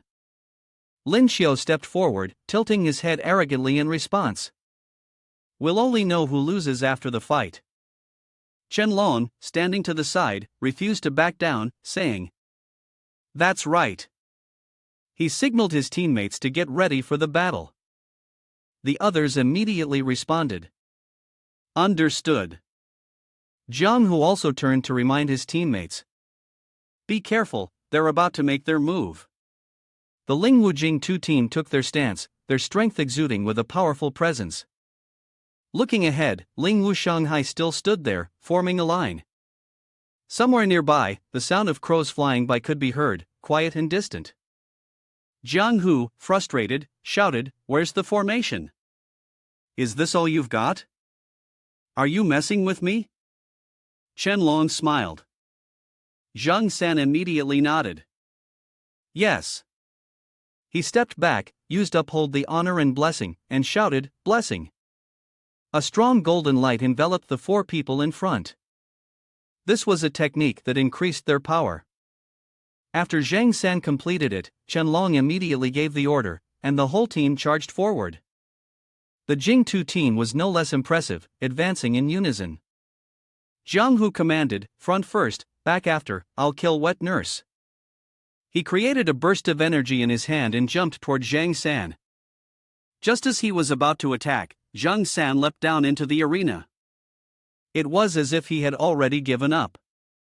Jiang Hu immediately pulled back. Zhang San Wuqi smiled and waved at him, mission complete, bye-bye now.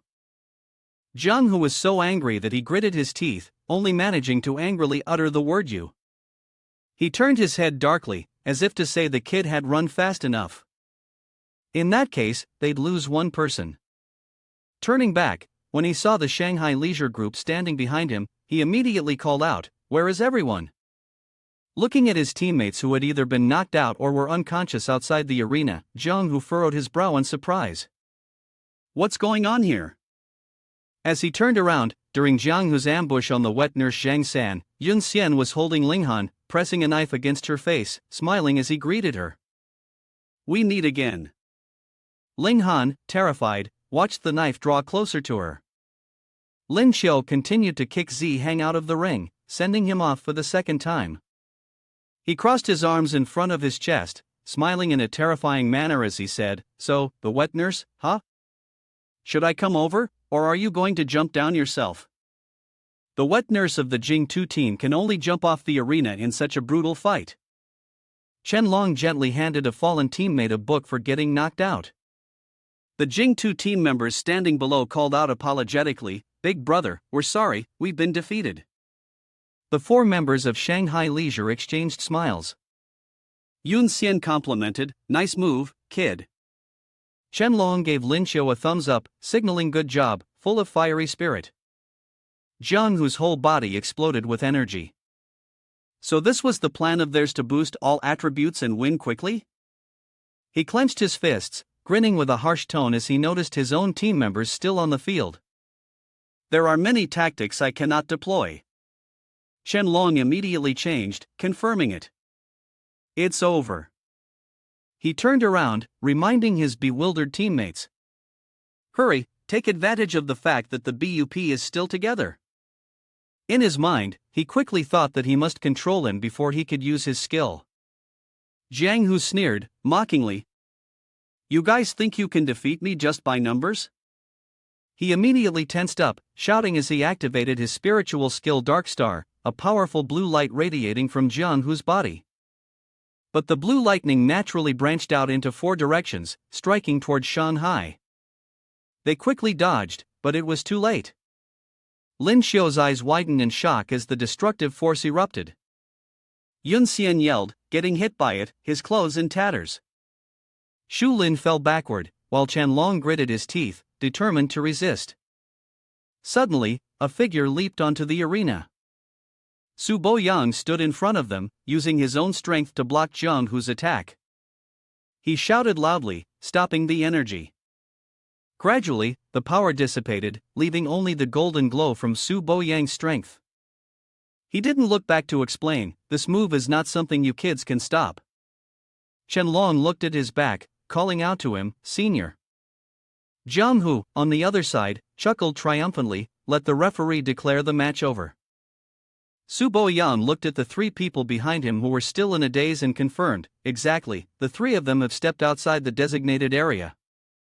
Just as Jiang Hu was feeling extremely smug, a bolt of lightning suddenly shot toward him. The lightning struck directly at him. Jiang Hu shut his eyes in defense and shouted angrily, What? Who is it? From the thick smoke on the arena, a figure emerged. Lin Qiu, with the power of lightning still emanating from his hand, darkened his face and spoke, Grandson, I haven't fallen off the thunder stage yet. He smiled and stood before him, his body completely unharmed. The announcer immediately declared, "The match continues." Jiang Hu stared in confusion at Bo Yang and asked the referee, "Is what this kid said true?" He nodded. Lin Xiu is not wrong. While you were using your skill, Lin Xiu had already teleported and was standing above, observing. Bo Yang explained, he used a mid-air teleportation, so he hasn't fallen to the ground yet. According to the rules, it doesn't count as being eliminated. Chen Long, feeling self-blame, muttered, "Damn it, things started off so well, but Jiang Hu managed to turn it around. Why can't I be a little stronger?" Yun Xian whispered from the side. Luckily, Lin Xiu is still holding on. Bo Yang made a decisive statement, "The match continues." Jiang Hu, with a darkened face, thought to himself, teleportation. I almost forgot about that kid's ability. He then taunted, "You think that with just that mediocre skill, you can defeat me?" Lin Xiu crossed his arms over his chest and said indifferently, "How would you know if you don't try?" But in his mind, he was seriously considering, even so, my only advantage right now is my relatively strong mobility, but my level is too suppressed. If I end up draining my energy fighting Jiang Hu, I'll definitely run out of spiritual power first. Looking at the sunlight streaming through the window, Lin Xiu felt a bit disappointed. It's a shame it's daytime now. If it were the full moon state, using Moon Master, I might still have a chance. Jiang Hu exerted his strength, watching Lin Xiu calmly, secretly thinking, "Is this kid trying to challenge me in hand-to-hand combat?" From the last fight, his boxing skills didn't seem bad. But after a while, Lin Xiu remained still, staring at him. Their eyes locked, for eyes meeting. Lin Xiu, now with rabbit ears, also became serious and thought to himself, no matter what, whether I win or lose, I have to risk it. He clenched his fist tightly, activating Moon Master. His strength suddenly surged, and a bolt of lightning surrounded him. Meng and I, captivated by this transformation, had heart-shaped eyes. Yun Xian widened her eyes in surprise. Meanwhile, Jiang Hu, facing Lin Xiu, exclaimed in astonishment, "What, two beast transformations?" Meng and I sat down on the ground, stunned, thinking to herself, "Is this a skill from Bunny Bunny? How did he come up with that immense power from behind me, while I was being suppressed?" She moaned in her imagination, "Don't." Meng and I sat there, sighing in excitement. What a wild sense such a powerful, predatory aura wrapping all around. Facing Lin Xiu's transformation, Jiang Hu muttered to himself, "Wait, stay calm." He pointed at him with disdain. "No matter how you change, kid, aren't you still just a rabbit?" Lin Xiu retorted without backing down, "Big nephew, today your uncle master will train with you." In his mind, he called out to 9527, "Run the calculations for me given my current state. If I go all out, how long can I last?" System 9527 immediately responded, calculating. At present, the host is golden rank 3-star. The full moon form can be maintained for 2 minutes. It continued, in the current new moon state, it can last for a maximum of 10 minutes. Hearing the result, Lin Xiu curled his lips. 10 minutes is enough. He leapt up, unleashing the spiritual skill, Prime Slash. Lin Xiu conjured a massive blue cyclone and hurled it toward Jiang Hu. Jiang Hu, assuming a defensive stance, spoke dismissively, "Such minor damage isn't enough. Before that attack lands, I should have already." He suddenly froze. "It's gone, disappeared?" Sensing the surge of power shifting behind him, he quickly turned his head. Abruptly, a blast of energy struck his left arm. Jiang Hu dodged aside, clutching his wounded arm and gritting his teeth in irritation. "To think that could actually hurt me." The current attack power of this kid has already reached the platinum level with just a little effort. What's even more terrifying is that he's also channeling his entire body's strength to supplement it. His full set of skills truly makes it difficult for others to defend, and it can't continue like this anymore. Gaining momentum, he stomped hard on the ground, cracking the arena's surface under his feet. He decided to take the initiative and strike. He swung a punch filled with energy toward the front. Lin Xiu also gathered an energy sphere in his hand, a spatial shield. He silently thought to himself that it would be a good opportunity to test the Moonmaster form, to see how much his physical attributes had improved. The two forces collided head-on with overwhelming power. Jiang secretly marveled in his heart. This kid's strength was actually on par with Qianlong's. He gritted his teeth, adding more power to his arm, and shouted, "You still have a long way to go if you want to compete with me using the destructive enhancement." Lin Xiao was suppressed by Jiang energy, letting out a painful groan from his throat. Jiang spoke. "You're unaware of my destruction system, aren't you?" A massive surge of energy erupted violently from him, sending Lin Xiao flying backward. Lin Xiao braced himself against the arena floor, coughing heavily, his mind filled with astonishment. Indeed, the destruction system was incredibly monstrous, capable of destroying his spatial shield from the inside. He cast a sharp gaze forward. With a swipe of his hand, he wiped the blood from the corner of his mouth, silently thinking to himself that if he had waited even 1 second longer for the destructive spiritual force to enter his body, he would have definitely lost. Yun Xian sprang to his feet, covering his mouth from the stands, choking on tears as he cried out, "Lin Xiao, Qianlong, stop her, don't let her get agitated." Yun Xian glanced at Jun Ning, still calm beside him, and asked, "Master, it seems like Lin Xiao isn't doing well, should we?" Jun Ning cut him off, turning her gaze toward Yun Xian before speaking, "Since when did our Lin, the beauty, start caring so much about Junior?" Yun Xian awkwardly replied, "It's not like that." Jun Ning smirked slightly, showing full confidence in Lin Xiao, and reassured Yun Xian, "Don't worry, we should trust Xiao Junior's strength. This is her stage." Jiang stood in front of Lin Xiao, speaking, "I advise you to admit defeat now." Lin Xiao slowly rose from the arena floor and laughed loudly. She then lowered her voice, flexing her wrist, and replied, "Telling me to admit defeat?" In the next instant, only an afterimage remained where she had stood. Jiang, stunned, cried out, "Where did she go?" Lin Xiao appeared from the strange red space behind Jiang, saying, "Attack? You must be dreaming." Jiang, shocked, quickly turned around. Behind him, he gathered energy in his hand to confront Lin Xiao, shouting, "You brat, take a punch from me." But just as his fist swung toward her, he swung at the empty space, but Lin Xiao suddenly disappeared. He was confused and muttered, "Where did he go?" It's happened multiple times like this, and the red space Lin Xiao created is about to surround Jiang. Lin Xiao peeked his head out from another space and waved at him cheerfully. Surprised? Jiang growled in frustration, "This guy's like a loach, can't catch him, let alone hit him." He thought irritably, now he was constantly under threat of being attacked, with no way to dodge. Another space formed behind him, and Lin Xiao suddenly jumped out, calling out to him, "What are you standing there for?"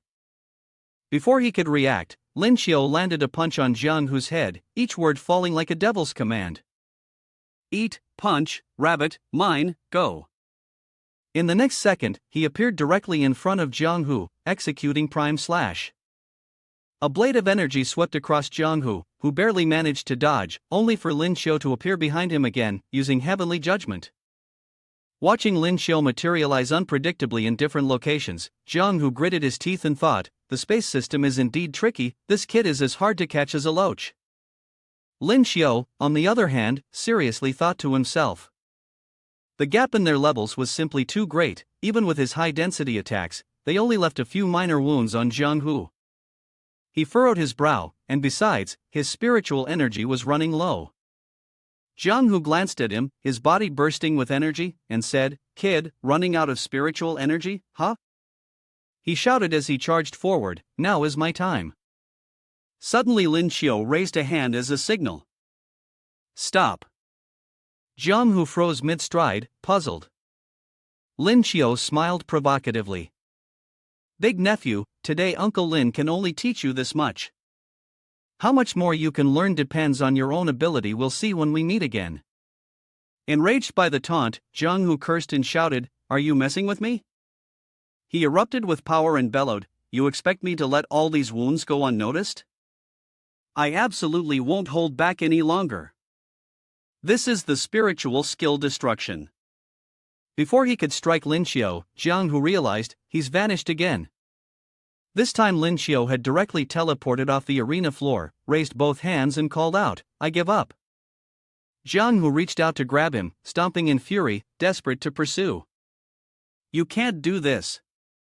Come back here, let me hit you a little more." Lin Xiao pulled a sour face at him. "You're killing me." Furious, Jiang Hu let out a loud roar. With a single punch, the arena floor collapsed and a pit appeared. Jiang Hu gritted his teeth and spat, "Damn it." Lin Xiao folded his hands behind his back and remarked casually, "Young people these days are far too hot-headed." Jiang Hu pointed at Lin Xiao's retreating back and threatened, "Lin Xiao, you brat, just you wait. I'll take my revenge in the final match."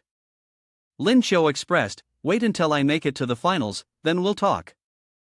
Be careful, you might get defeated by Ling Wu Gusu in the semifinals again." He stomped his foot angrily on the arena floor. Lin Xiao walked over to the group, and Meng Er's voice rang out. In this match, Ling Wu Jingtu defeated Ling Wu Shanghai with a total score of 7-4. Jun Ning smiled and complimented, "Lin Xiao did a great job." Chen Long spoke to comfort him, "This is just the points round, we won't lose next time."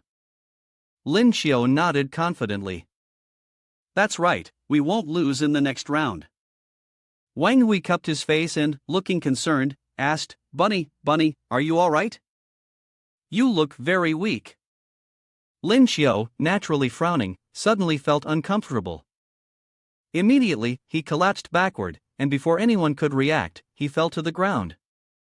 Wang Hui let out a cry, and after a moment, Lin Xiao slowly opened his eyes, his gaze landing on Wang Hui in her chest, which was right in front of him. Lin Xiao immediately blushed, nose bleeding, thinking, "What is happening?" Seeing him in that state, Wang Hui became flustered and confused. "Why is your nose bleeding?" Don't worry, Zhang San and I are treating you." Yun Xian, standing beside them, also gave him a worried look. With Wang Hui and Lin Yun Xian supporting him, and Zhang San behind them, both of them were using healing techniques. Yun Xian helped him sit up and said, "Lin Xiao, you've finally woken up." He blushed and looked over, asking, "Did I pass out?" Jun Ning, who had come up behind Yun Xian, looked down and explained, "During your spiritual energy test earlier, you exhausted all your energy. You hadn't even finished speaking before you passed out." Lin Yun Xian's eyes welled up with tears as he nodded. "That's right." He quickly sat up, scratching his head in embarrassment. "I see now." Suddenly, a soft voice interrupted, "I'm so sorry." Everyone turned their heads at once. Yi Meng was shyly brushing a lock of hair behind her ear. "Lin Xiao leads Team Han. Can we have a private word?" Outside the competition hall, the sunlight had turned a golden orange. Jun Ning still followed them. Lin Xiao stood facing Yi Meng. She spoke softly, "Please, I need your help with something." She clasped her hands together in front of her chest, her expression pleading, and said, "Next, when Ling Wu Shanghai and Ling Wu Gusu face off one-on-one, could you let Lin Xiao concede?" The two others, hearing this, looked at her in confusion. "Concede?" She explained, flustered, "Lin Xiao's skills completely counter mine. Besides, you have two platinum-tier competitors, so the outcome is already predictable." She looked directly at him, "But I'm the team captain, and I don't want Ling Wu Gusu to lose in such a humiliating way." Lin Xiao scratched his head, looking troubled. "This?" Jun Ning smiled and spoke softly, "I understand, I will arrange it when the time comes." Yi Meng shyly said, "I have a small request." She held up her phone and moved closer to him. "Actually, I'm a little fan of yours. Could I take a picture with your transformed self?" Lin Xiao felt embarrassed from the close contact and said, "Taking a photo together is fine." He transformed into his bunny-eared form and asked, "Like this?" She happily nodded repeatedly, "Yes." As Yi Meng was taking a photo with Lin Xiao, a girl with starry eyes appeared behind them and called out, "I want one too." On the news channel, the host's voice echoed, "It's worth mentioning that freshman and player Lin Xiao shone brightly in the competition and has been highly welcomed." In the phone screen, Lin Xiao stood out. Zooming in a little on the photo, you could see he was surrounded by several girls, with him at the center. Jinjin looked at the phone screen, pouting slightly and feeling a bit irritated. She muttered, "Lin Xiu." A girl walking by glanced at her in surprise. At the players' dorm, Lin Xiu had just escaped from the group of girls, and they scratched their heads nervously. "Phew, if Jinjin sees this, I'll be turned into an ice block." He called out and looked at the system board. 9527, awaken skill today. It made a sound. Skill is being extracted, please wait. Congratulations, host, you have received SS level sense skill. It explains, it can accurately sense small fluctuations within a 100-meter radius, and will automatically alert if there is any fluctuation in spiritual energy within the range. Lin Xiu smirked, a hint of amusement at the corner of his mouth. This skill is impressive. From now on, no suspicious person will be able to approach me. He immediately activated his new skill, releasing energy throughout his body, radiating it outward. Let me give it a try. What appeared were Chen-Long and Zhang San. Lin Xiu grinned wickedly, sensing it already there was a strong fluctuation in the spiritual energy coming from the captain's room. It seems he had just broken through to Platinum 2-star. Zhang San was talking on the phone with Chang Min. Suddenly, Lin Xiu felt his arm being wrapped around by someone, something soft pressing against him. He froze, thinking he had been discovered. TSK, sorry, I didn't mean to eavesdrop. Xinxing smiled beautifully, looking up at him and asked, "What are you doing, master?" Lin Xiu was surprised. "Disciple Shun?" He gestured with his hand, speaking, "Just about to take a walk with master." He thought to himself, perfect timing to test out my new skill. Xinxing looked at him doubtfully and let out a soft sound. The two walked along the path in the dormitory area. Xinxing spoke, "Master, the Ouyang family has said that someone will be watching you. If there's nothing urgent, you shouldn't wander around." Lin Xiu casually placed his hands behind his head, relaxed. What's there to be afraid of? I've already revealed my strength to lure out the snakes from their holes. Moreover, he continued, if we don't go outside, how can we lure them into action? Xinxing looked at him in confusion. Lure them? He raised a finger to his lips, signaling for silence. Out of the corner of his eye, he noticed two people following them. Indeed, they were still trailing behind. He pulled Xinxing into his chest with one arm, causing her to blush in surprise. Hey! Lin Xiu whispered, signaling, "Shoo, be careful, someone is following us." He slipped his hand into his pocket, glancing back. Behind them, at the 2 o'clock position, were two young women.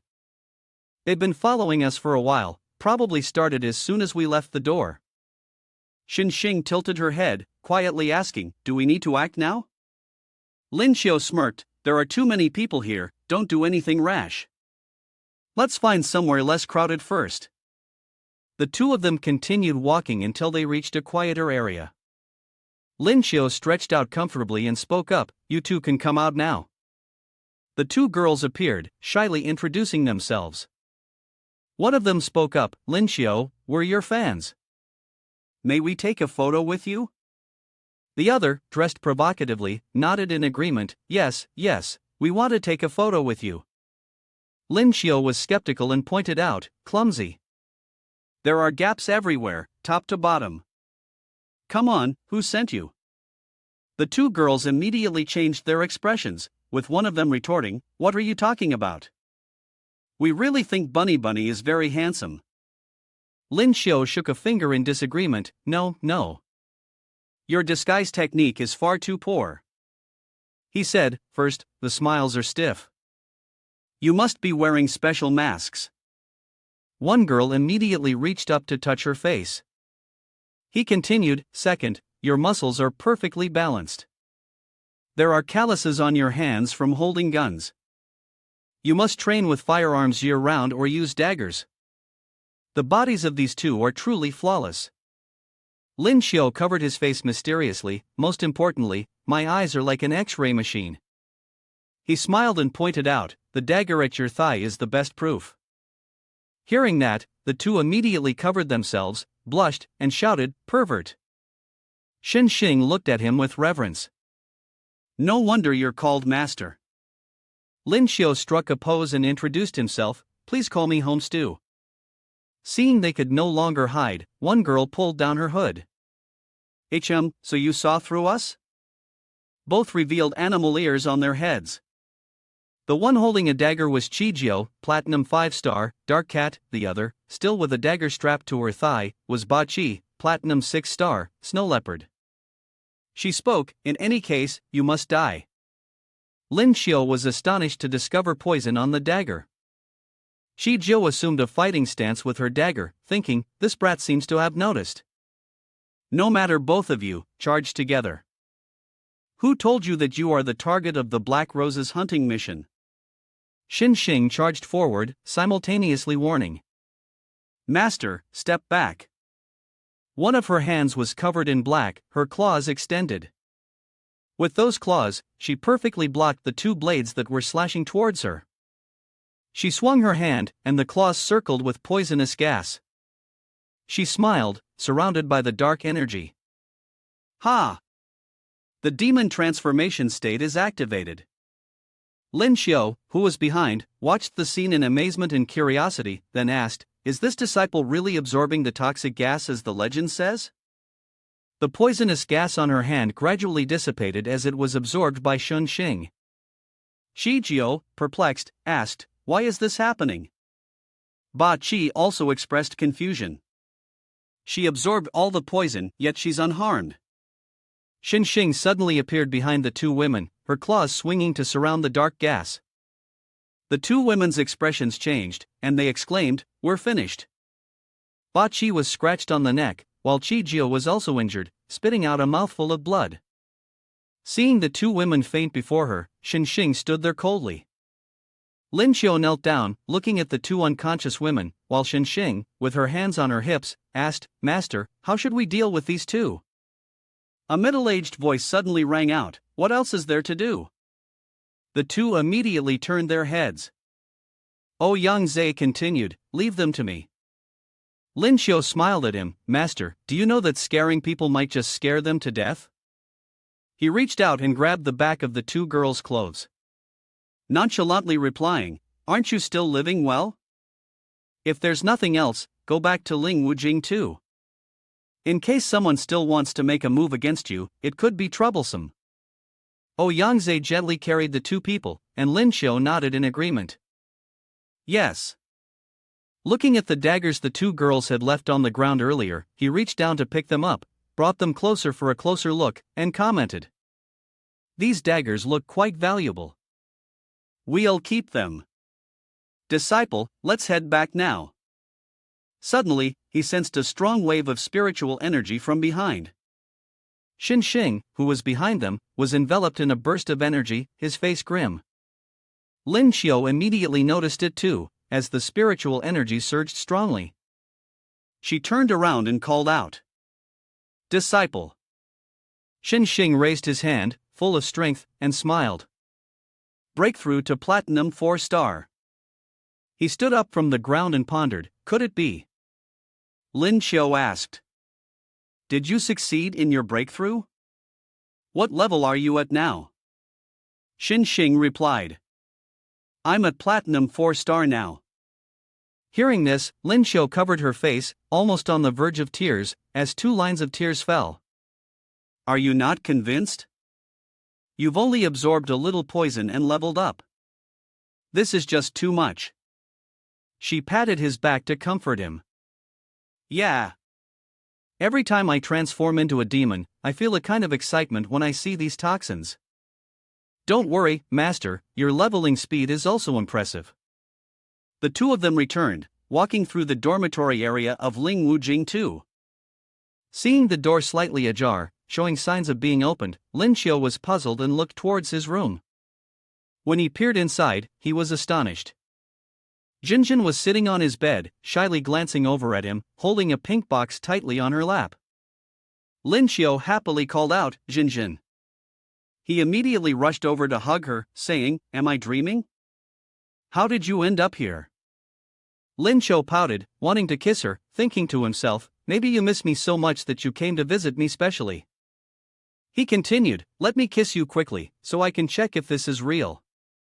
Jinjin, shy, reminded him, stop it, who's missing you?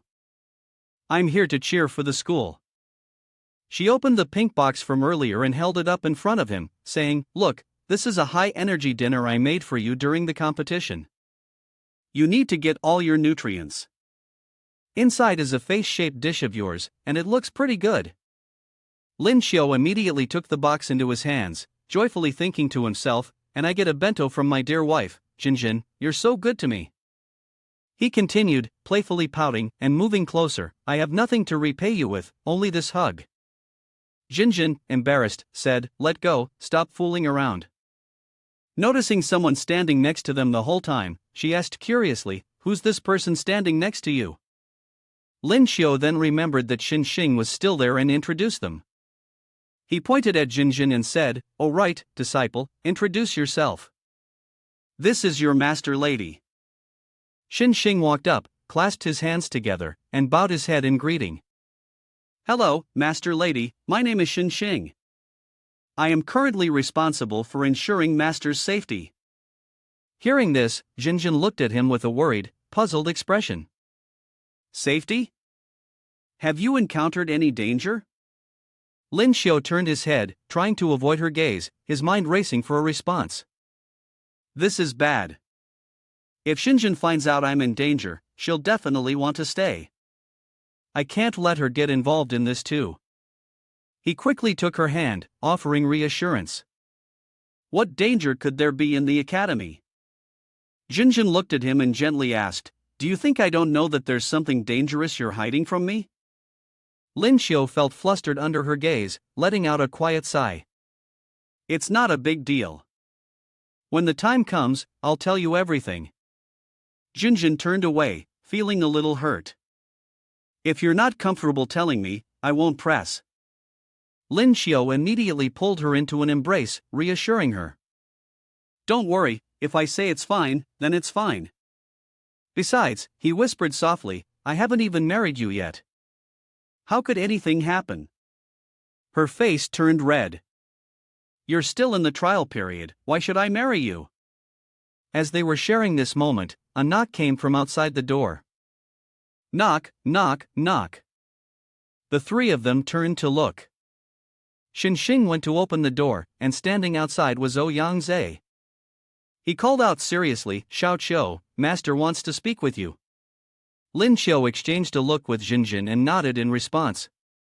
Yes. At that moment, in Lin Xiu's room, he, Ouyang Zhe, and Xin Xing were discussing together. Lin Xiu asked, Master, has the result from Xinwen come in? Upon hearing this, Yang Zhe put on a serious expression, crossing his arms over his chest as he replied. They come from an assassin organization called the Black Rose. The members of Black Rose don't have names, they refer to each other by numbers. All members are female, and this organization has previously assassinated several important officials in our country. Although the two who were captured this time are both platinum level, they have successfully assassinated diamond level experts in the past. At this point, Yang Zhe paused for a moment, then continued. But we haven't gotten much information out of them. They were poisoned to death. Upon hearing this, Lin Xiu appeared incredulous. He said, Poisoned to death? Immediately after, he seemed to realize something and spoke up. Wait, the fact that they could act so arrogantly in Ling Wujing too means that. He grew serious and speculated. There's a mole within our ranks. Upon hearing this, Yang Zhe became more cautious and instructed. Xiao Qiu, Xing'er, the enemy has infiltrated Ling Wujing too. You must be especially careful for your safety. Both of them quickly responded seriously, yes. Afterward, Lin Xiu sternly reminded himself, if the enemy is within our ranks, we must be even more cautious. Suddenly, the sound of a door opening echoed, and someone was walking out of his room. It turned out to be Jinjin. She looked at him affectionately and said, Lin Xiu, why haven't you come in yet? Her words quickly snapped him out of his previous thoughts, and he answered unexpectedly, well. Seeing his expression, she guessed that he was definitely hiding something from her, and she looked at him with obvious displeasure. Jinjin turned around, crossed her arms over her chest, and said in a slightly sulky tone, "Humph, I have to go back and continue my training." He awkwardly responded, "So soon?" Then, Lin Xiu quickly grabbed her hand. He leaned in close to her, looking pitiful, and said, "Don't you want to sit a little longer? We just met for a short while." Lin Xiu blushed and stammered, I didn't mean to, but I really want to talk to you a bit more." Seeing his adorable expression, Jinjin blushed slightly, amused, thinking to herself, he still looks the same as before. However, Jinjin decided to leave, not forgetting to remind him, "Alright, tomorrow is the final match, you need to train well." Knowing that he couldn't keep her there any longer, he reluctantly accepted her departure. He then silently thought to himself, not knowing if the assassins had any other subordinates, wondering if there was any way to protect Jinjin from harm. There seemed to be only one path left. Jinjin was no different from Lin Xiu, silently worrying about him. Although Lin Xiu didn't say anything, she knew that no matter what happened, the only way she could help him was one thing. At this point, both of them shared the same thought, silently uttering to themselves, that was to become stronger. Soon, the next day arrived. In the competition hall, the announcer began speaking in a loud and clear voice. "Dear audience, we have finally reached the day of the Lingwu final competition. The teams vying for the championship title include Lingwu Jingtu, Lingwu Gusu, Lingwu Shanghai, and Lingwu Jinling." Immediately after, she moved on to the main part of the match. "Now, let's welcome the first team of today, Lingwu Jingtu versus Lingwu Gusu." At once, the two representatives of the respective teams appeared on the stage. After the announcer left, they quickly began to attack each other fiercely, all under the watchful eyes of the audience. Below, Lin Xiu observed the match, silently assessing the situation. If this match went like the previous one, where Lingwu Gusu eventually emerged victorious, then the hope for their team to win the championship would increase. Plus, having drawn the S-level skill yesterday that could enhance spiritual energy, it allowed her to break through to the golden 4-star rank. At this moment, the match was intensifying, and the audience began to discuss loudly. "Oh my god, is Jiang Hu preparing to welcome Yi Meng's light judge?" On the grandstands, Yi Meng soared into the air, using her ultimate move, the spiritual skill. Light judge attacked Jiang Hu. Seeing this, he remained unshaken, directing a murderous gaze toward his opponent and countering with his own spiritual skill, Dark Star. Soon after, the two spiritual skills collided with each other, creating a powerful shockwave. Witnessing the duel, Qianlong spoke up in admiration, "Jiang Hu, this Jiahua, has grown stronger." At that moment, in the stands, Yi Meng was taken aback as she couldn't see Jiang Hu anywhere. Immediately, she panicked, realizing that he had appeared behind her without her noticing. But it was too late. He punched her, sending her flying far away before she could even react. After taking that devastating blow from Jiang Hu, Yi Meng crashed to the ground with a thunderous impact, causing a massive tremor, dust flying everywhere. At this point, the result was clear. The announcer quickly appeared, proclaiming, "What an exciting match! Let's give a big round of applause to Lingwu Jingtu for securing the first ticket to the finals." Upon hearing this, Ju Ning, with a serious expression, said, "Looks like we'll be facing Lingwu Jingtu in the finals tonight." With that, she turned around and looked toward her teammates, offering reassurance, "Everyone, don't feel too pressured. It's a battle for first and second. Just give it your all." Hearing this, Yun Xian couldn't help but feel concerned inside, speaking up. "Who doesn't want to win, right? But that guy Jiang Hu is way too twisted." Meanwhile, Qianlong stood aside, his face darkened, saying nothing. Over here, Lin Xiu appeared to be deep in thought. "Based on the current situation, we truly aren't a match for Lingwu Jingtu." But suddenly, an idea crossed his mind, and he quickly raised his hand and asked, "Master Han, what's the lunar date today?" Upon hearing this, she seemed a bit confused and replied, "The 15th, why?" Getting the answer he wanted, Lin Xiu smiled with satisfaction and said, "Nothing, the 15th is fine." The moon is pretty full on the 15th. In the stands, the announcer eagerly announced, Lingwu Gusu continues to defeat Lingwu Jinling, securing third place. Next up is the highly anticipated final match of the Lingwu competition. Soon after, the two competitors appeared on the stage. The announcer declared that it would be a one-on-one match between the team captains, Jiang Hu and Qianlong. At this moment, Qianlong exuded a red aura, cautiously speaking, "Let's go." On the other side, Jiang Hu isn't any less impressive, his whole body radiates blue energy. In response, Jiang Hu said, "We're about to graduate, let's make this fight exciting." Immediately after, Qianlong used his spiritual skill to launch a violent attack at Jiang Hu. Seeing this, Jiang Hu smirked and said, "What's this? You should know that if we're talking about strength." After finishing his words, both sides immediately launched their first attacks. A moment later, both were pushed back by the opposing force. At that moment, the battle became more intense than ever. Jiang Hu, with a confident expression, assessed the situation, thinking that it wasn't bad after just a few short days. Qianlong had already made a breakthrough.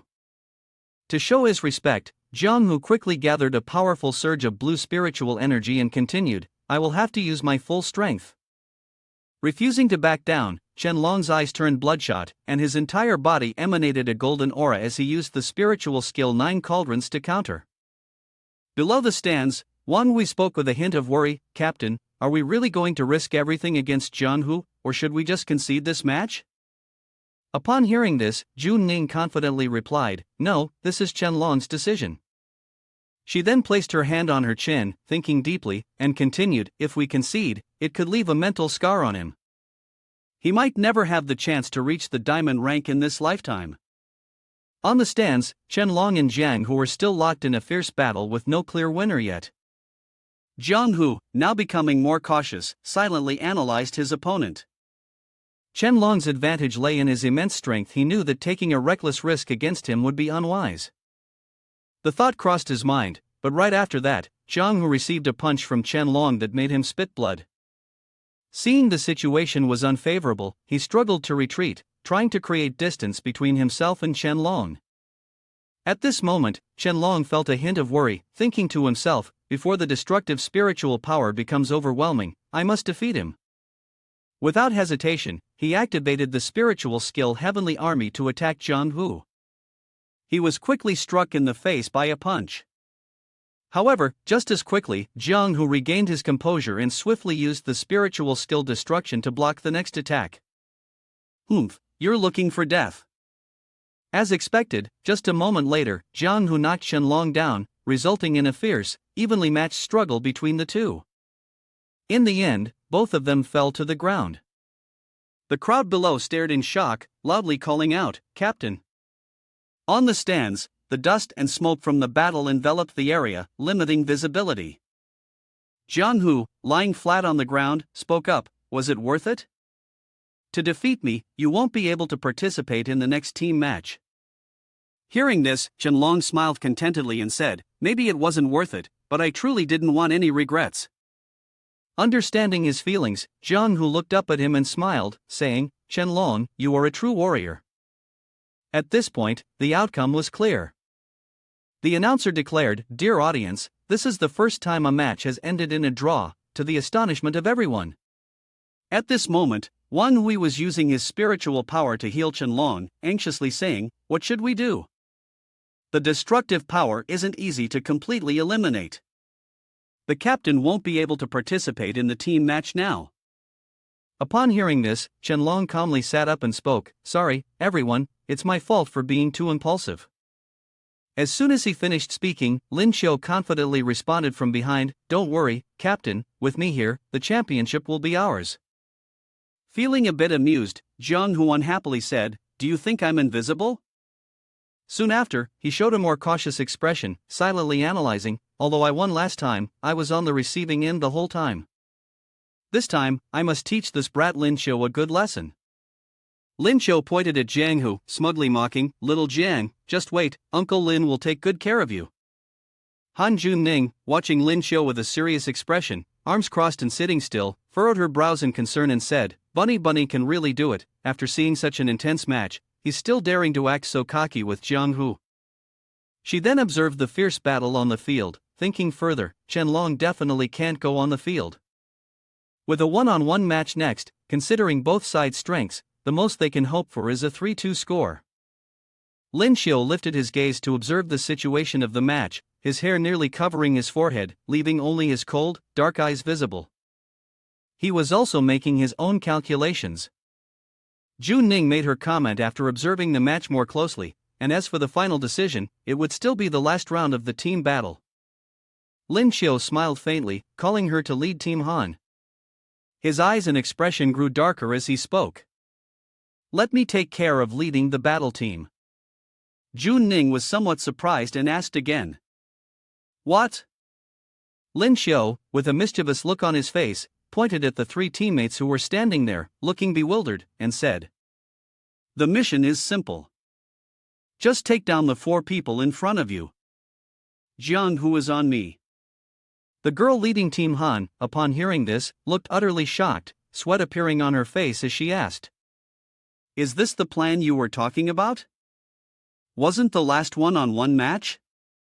Suddenly, the 4 members of the opposing team appeared on the stage, and a faint mist rose from the ground, creating an atmosphere thick with tension.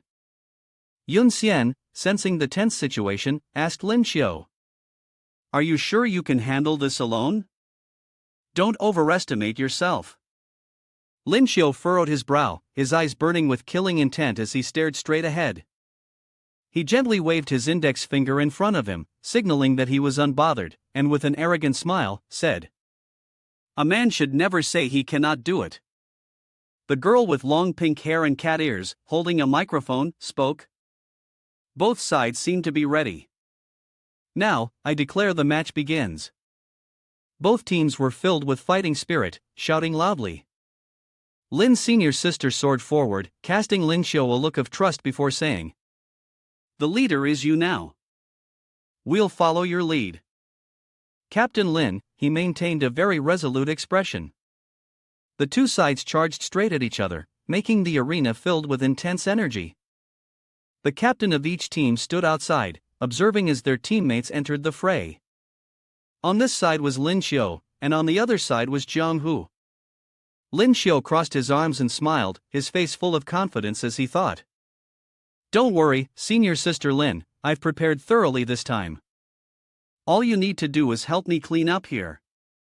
Based on the current situation, his team was clearly in the lead. One of Lin Xiu's teammates delivered a punch straight to the big guy on the opposing team, making him scream out. Bro, is this kind of reckless fighting style your way of going down together? On this side, Zhang San was relentlessly attacking the guy in the brown shirt with a spiked whip, causing him to grumble, you could take a break already. He responded with full vigor, cut the chatter, you go down first. On senior sister Lin's side, things were progressing smoothly as the girl dressed in purple, who had been completely subdued by her, begrudgingly and awkwardly called out in surrender before senior sister Lin's triumphant expression. Help! I surrender, stop scratching me. Now, the arena was filled with rising smoke, with only 3 members of Lin Xiu's team left standing, the others having been knocked out. Jiang-hu gritted his teeth, thinking darkly, once again, my team members are being forced out of the arena. He pointed at Lin Xiu and the guy with glasses, shouting loudly, hey, do you think the 2 of you alone can deal with me?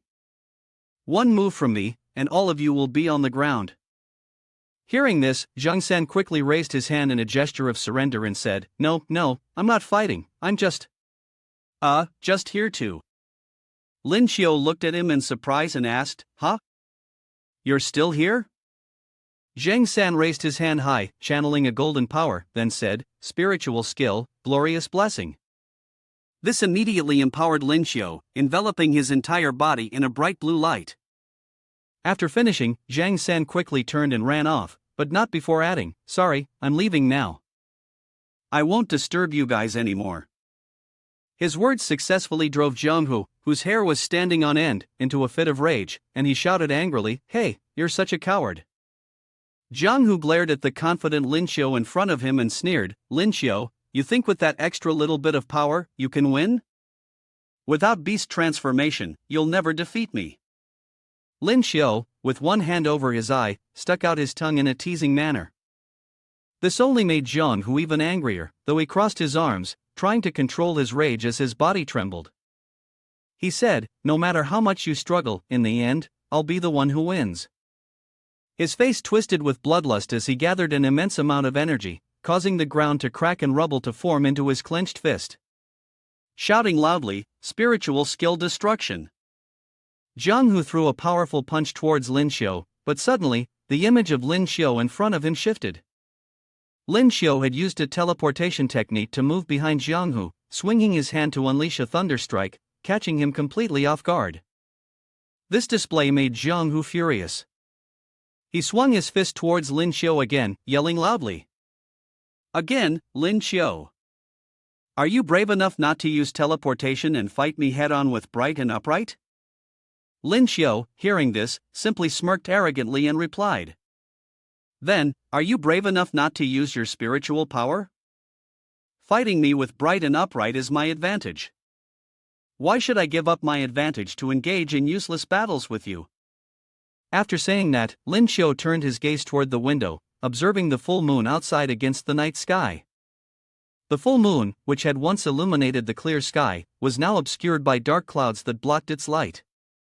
Lin Xiu's head began to transform. The energy around him caused his hair to stand on end, just like Jiang Hu's. He clenched his fists, and dark blue lightning crackled around them. Moon Master, full moon form. Lin Xiu had transformed into his beast form, with long rabbit ears sprouting from his head, and bolts of lightning crackling around him. He tightly shut his eyes, mentally calculating, with all of his attributes increased by 500% and the blessing of San Er's honor. He wondered just how powerful he had become. Lin Xiu, with an abundance of power and a provocative expression, waved his hand teasingly and said, "Nephew Jiang, weren't you hoping for a match with Bright and Upright? I'm giving you that opportunity now, I hope you won't regret it." Jiang Hu sneered contemptuously, his gaze locked straight ahead, thinking to himself, "Just a bit more muscle and you're willing to risk it all with me? You've brought this upon yourself." Immediately, Jiang Hu, with a gaze full of killing intent, charged at Lin Xiu, but once again, he used instant teleportation. Jiang Hu, on high alert, thought, "He's gone." At that moment, Lin Xiu's figure reappeared behind him. He delivered a powerful kick aimed at Jiang Hu, but he quickly raised his hand to block it, gritting his teeth and letting out a grunt, "Humph." Jiang Hu, clearly displeased, questioned Lin Xiu, "Didn't you say you wouldn't use instant teleportation?" Lin Xiu innocently touched his nose and replied, "I didn't use instant teleportation." But as soon as he finished speaking, Lin Xiu exuded a dangerous aura, his arm raised in a chopping motion, strength still radiating around him. His eyes locked ahead, and he continued the unfinished words from earlier. "You're just too slow. With the enhancement from my muscles, you simply can't keep up with my speed." Lin Xiu swung his arm with great force, and a gust of power shot through the air, following his next words. "Now, get ready to receive some lessons from Uncle Lin." Jiang Hu stretched out one hand, while the other supported the outstretched arm, channeling his energy to form a shield in an attempt to block Lin Xiu's strike. The destructive force was overwhelming, and the shield could not withstand even a bit of damage. Lin Xiu's attack pressed against Jiang Hu's shield, each strike flashing fiercely. Shattered his defensive shield, striking him hard, causing him to cough up blood and spit out a mouthful of bright red blood, his face still showing shock. "Coach." Jiang Hu coughed violently, the slash had left a deep wound on his back that continued to bleed profusely. Outside, C2A commented, "He actually made Jiang Hu cough up blood. This doesn't make sense." Su Bo Yang, sitting under the stands, also remarked, "Lin Xiu's current speed is incredibly fast. His strength must have reached platinum level, 7-star to 8-star. Was he hiding it before?" Jinjin Ju Ning and Zhang San both gawked, silently admiring, "So Lin Xiu is really that strong?" After taking the blow, Jiang Hu sank to one knee, thinking to himself how much stronger Lin Xiu had become in just a few short days. Lin Xiu's foot stopped in front of him. "You may call me your elder nephew." Rubbing his wrist, Lin Xiu's expression was full of murderous intent as he asked, "Do you still want to continue?" Uncle Lin, your opponent has already held back, Jiang Hu said angrily, gathering power in his fist. Spiritual skill. Lin Xiu glanced at him with a look of disdain. He appeared to say, no matter what move he makes now, he won't be able to defeat me. That confident aura made him incredibly handsome. Before he could launch his attack, Lin Xiu, lightning fast, swung his fist directly into his face and shouted, "Admit defeat." He had no time to resist, and Lin Xiu's punch sent him flying backward. Jiang Hu couldn't believe it, spitting blood and thinking to himself, what just happened? Before he could recover, Lin Xiu soared into the air, preparing to deliver the next punch, leaving Jiang Hu dumbfounded. Lin Xiu sneered contemptuously and mocked, "Did you feel the love from Uncle Lin?" With Jiang Hu's terrified gaze fixed on him, Lin Xiu's hand appeared, poised to flick his forehead with lethal force. Lin Xiu flicked lightly, but the force unleashed was so powerful that it sent Jiang Hu flying. He said, "Goodbye." The immense force emanating from Lin Xiu sent Jiang Hu flying far away, completely powerless. His body slammed onto the arena floor with a deafening crash.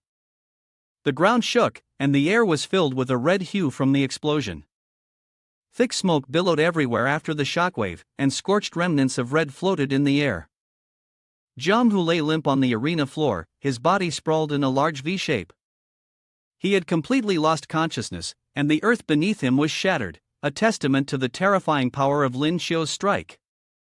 Lin Xiu descended from above and landed beside Jiang Hu, his face shadowed by his hair, lips tightly pressed together in silence, further intensifying the killing atmosphere around them.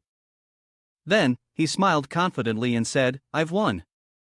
The female host quickly announced the result, astonished that it was truly hard to believe that the victory had gone to this side.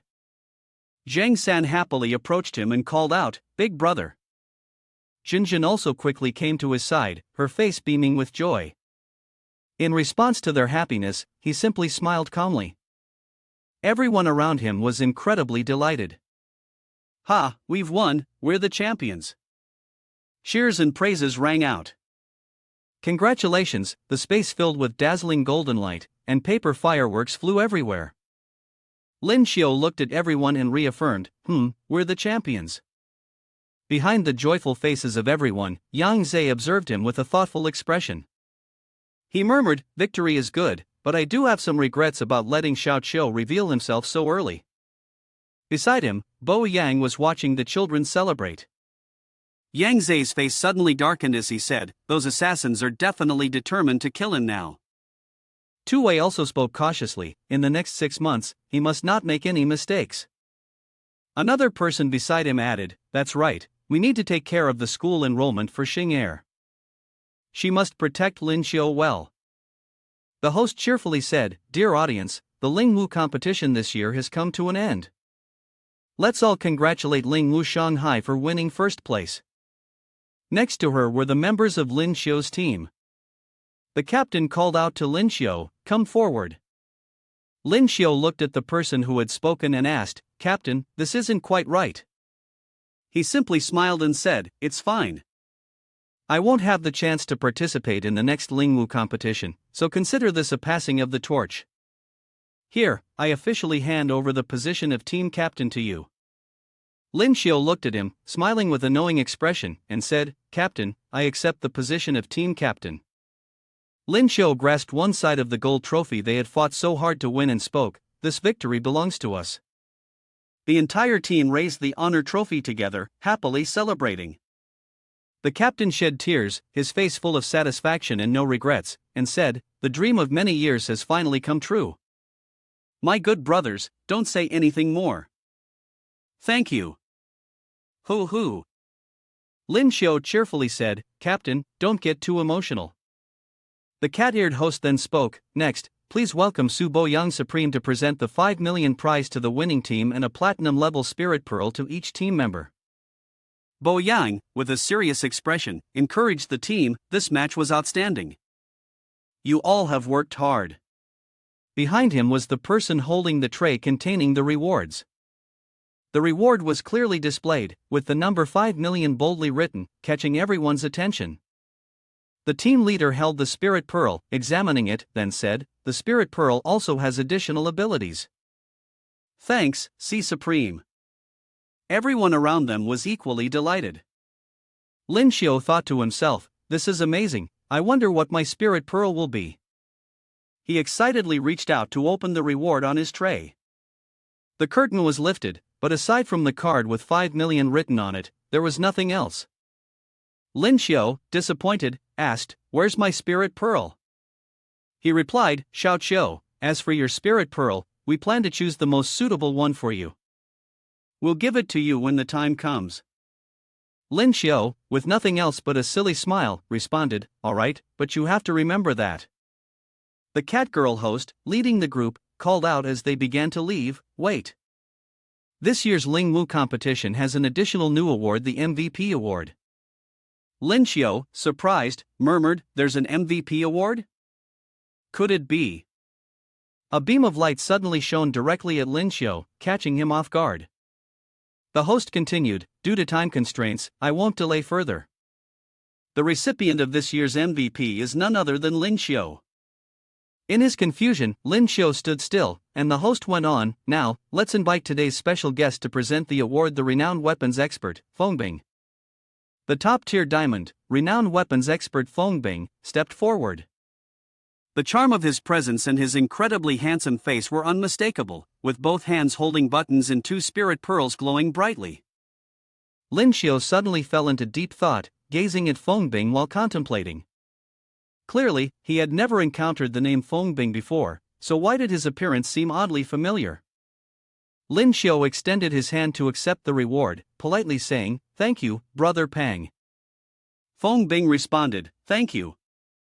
The voice reminded Lin Xiu of a conversation from the past, when someone had told him, I vaguely heard the other person say I love you, but the voice was very strange. Lin Xiu gritted his teeth in anger, furrowed his brows, and thought to himself, so this voice is. Could it be him? Noticing the unusual expression on Lin Xiu's face, Fengbing asked, what's wrong? Is there something off? Lin Xiu gave a wry smile and replied, it's nothing, just too excited after getting the MVP, didn't know what to say for a moment. Fengbing turned and walked away, encouraging him, keep it up, young man. Lin Xiu smiled in response, yes, Brother Feng, take care.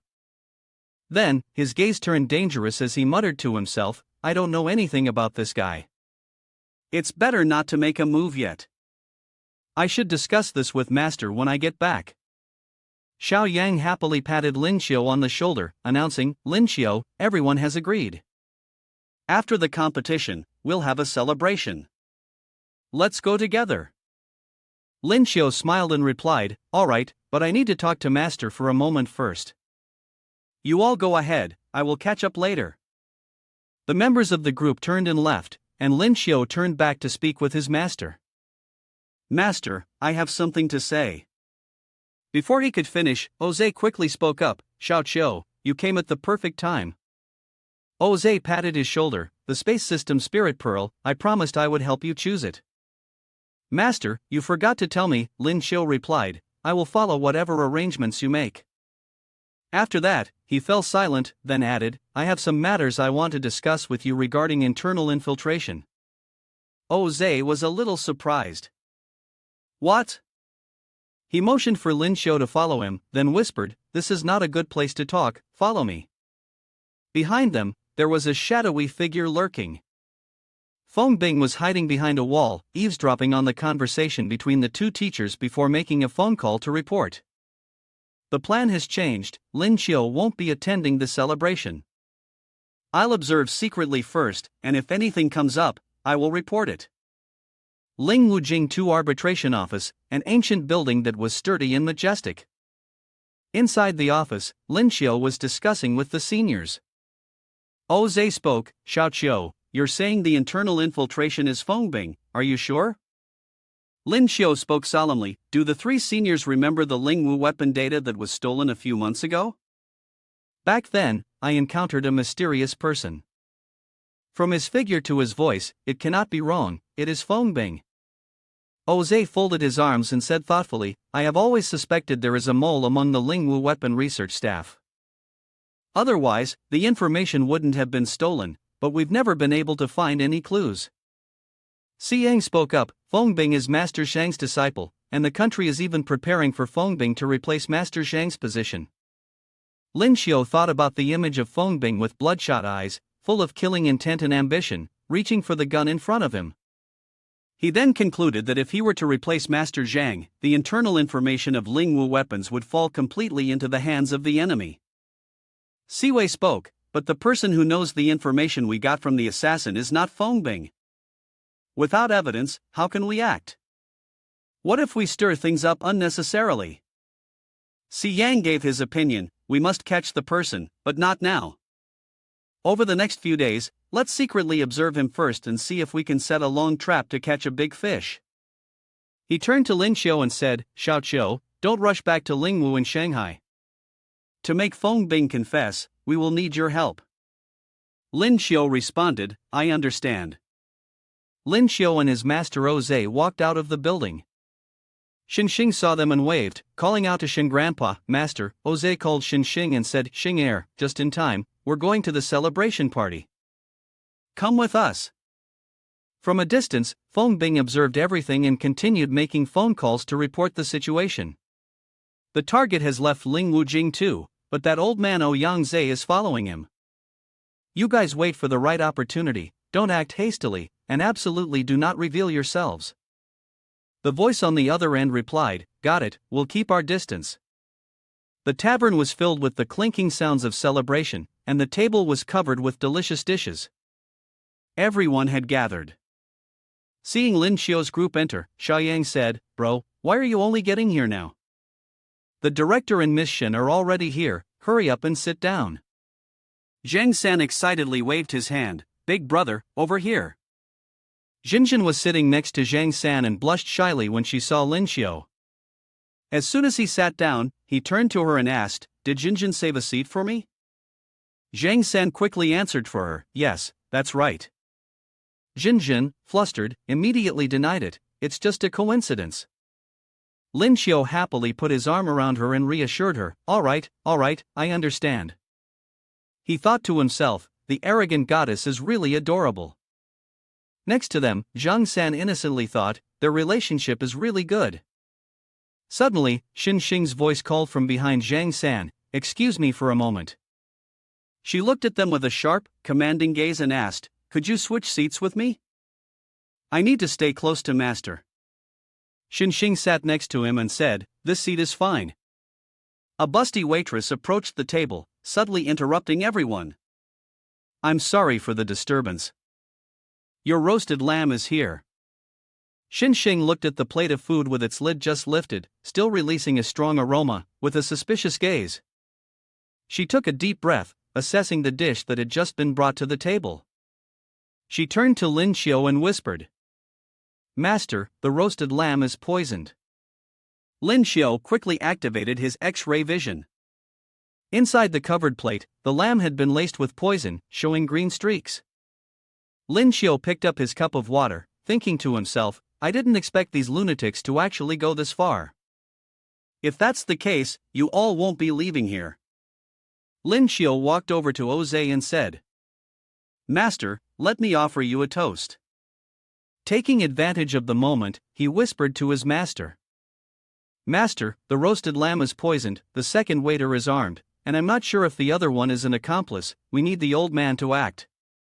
Oze focused his energy, activating his ability. He cursed inwardly, Damn, this little poison is nothing in my eyes, but these assassins dare to use it. This poison could kill others. He waved his hand, unleashing a golden yellow force called Spatial Boundary. At the group of waiters, he shouted, With me here, and you still dare to strike? Are you not putting me in your eyes? The waiters were frozen by the force. One of them, trembling, said, Why? Why can't I move? Both master and disciple, Lin Xiu and Xinxing, stared intently at the person who had spoken. Lin Xiu spoke up, exposing them. I'm saying this, Black Rose members, do you all like hiding weapons on your thighs? She feigned incomprehension. What are you talking about? I don't understand. I have a weapon on me, but it's only for self-defense. Lin Xiu lifted the lid off the platter of meat and said, "Then may I offer you some roast lamb? It's very special." The woman's expression suddenly changed, her eyes went wide and her mouth fell open. She ground her teeth, blood trickling from the corner of her mouth. Ah! Shen Xing reacted quickly, shouting, "She's trying to kill herself." Lin Xiu calmly stopped her. Wait! The woman had collapsed, to the astonishment of the remaining waitress. Her eyes were shut and blood again seeped from the corner of her mouth. Lin Xiu turned to her master and said, "Master, the assassin is dead. Send the specialists to deal with this." Ozai waved his hand to withdraw the dispelling power. He told the remaining waitress, "You frightened her. People will come to handle it soon, you should go." The frightened waitress ran off, stammering, "Yes, yes." The other servants quickly dispersed. Lin Xiu turned to Ozai. "Master, let's follow her, we'll definitely gain something." He agreed. "All right, Xing Er, you protect everyone. I'll take Xiao Chou outside for a bit." The earlier waitress, nimble as ever, leapt straight down from the roof of a high-rise building. She made a phone call to report, "I am Erwu, the mission has failed. Sanjiu has committed suicide. To prevent the matter from being exposed, I request to withdraw." A voice came from the other end of the line, responding, "Withdraw quickly. I will report to Mountain Sitting Bird." She leapt down, responding to the person on the other end. The cityscape filled with tall buildings and warm orange lights greeted her as she agilely made her way to a secluded house on the street. On top of the building, a pair of familiar feet stood there. Lin Xiu and her master, Ozai, had witnessed the entire event. Lin Xiu turned to Ozai and asked, "Master, should we inform Uncle C and the others to come here? Should we eliminate them completely?" Ozai calmly responded, "No need, I am enough here alone." He spoke confidently, almost boastfully, "Xiao Qiu, today I will show you the terror of the spatial system." Lin Xiu happily replied, "Disciple is fortunate to witness this." Ozai then returned to a serious demeanor and leapt down, "Wait until Master has dealt with them all before you enter." Lin Xiu replied from above, "Understood, Master." In the blink of an eye, he used a teleportation skill, disappearing, leaving only a shadow of white in the dark night. Lin Xiu admired the speed of the teleportation, unable to help but feel proud of her master, his skill so smooth and effortless. Suddenly, he stopped, and horrifying screams echoed ahead, AAA. Inside, two stunning women, completely naked, were trying to cover their bodies with their hands. They screamed, "Pervert, where did this old lecher come from?"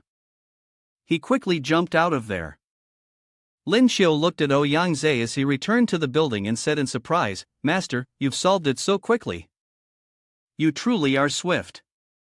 Faced with his praise, the man, with a big bump on his forehead, awkwardly scratched his head and said, "That was a slip-up. I didn't expect it to be 4:00 a.m. already, and they still had so many people bathing." Lin Xiu, after hearing this, perversely imagined the scene of many beautiful women awkwardly bathing naked. His face turned red involuntarily as he said, "Master Zhe, quickly come up with a plan, ahem, once they're dressed, we can take action." "It should be fine now." He then went downstairs again, "I'll go and come back." The two girls tightly gripped their weapons and shouted, "That lecher is back, sisters, open fire, kill this pervert." Ozai gently waved his hand, activating his skill, the time freeze. The space around them was enveloped by this power, becoming completely still and silent. Lin Xiu, seeing this from above, couldn't help but praise, "Master is amazing, such a big warehouse, yet it's completely surrounded by the spatial seal." Suddenly, a large spatial gate appeared in front of him, with a distinctive golden chi mark. Lin Xiu looked at it with a confident and excited expression, stepping inside. Suddenly, his face changed. He looked at Ozai with a helpless expression and said, "Damn." The female assassins seemed frozen, their helpless demeanor trapped by his power. Seeing this, Lin Xiu said, "A wax statue."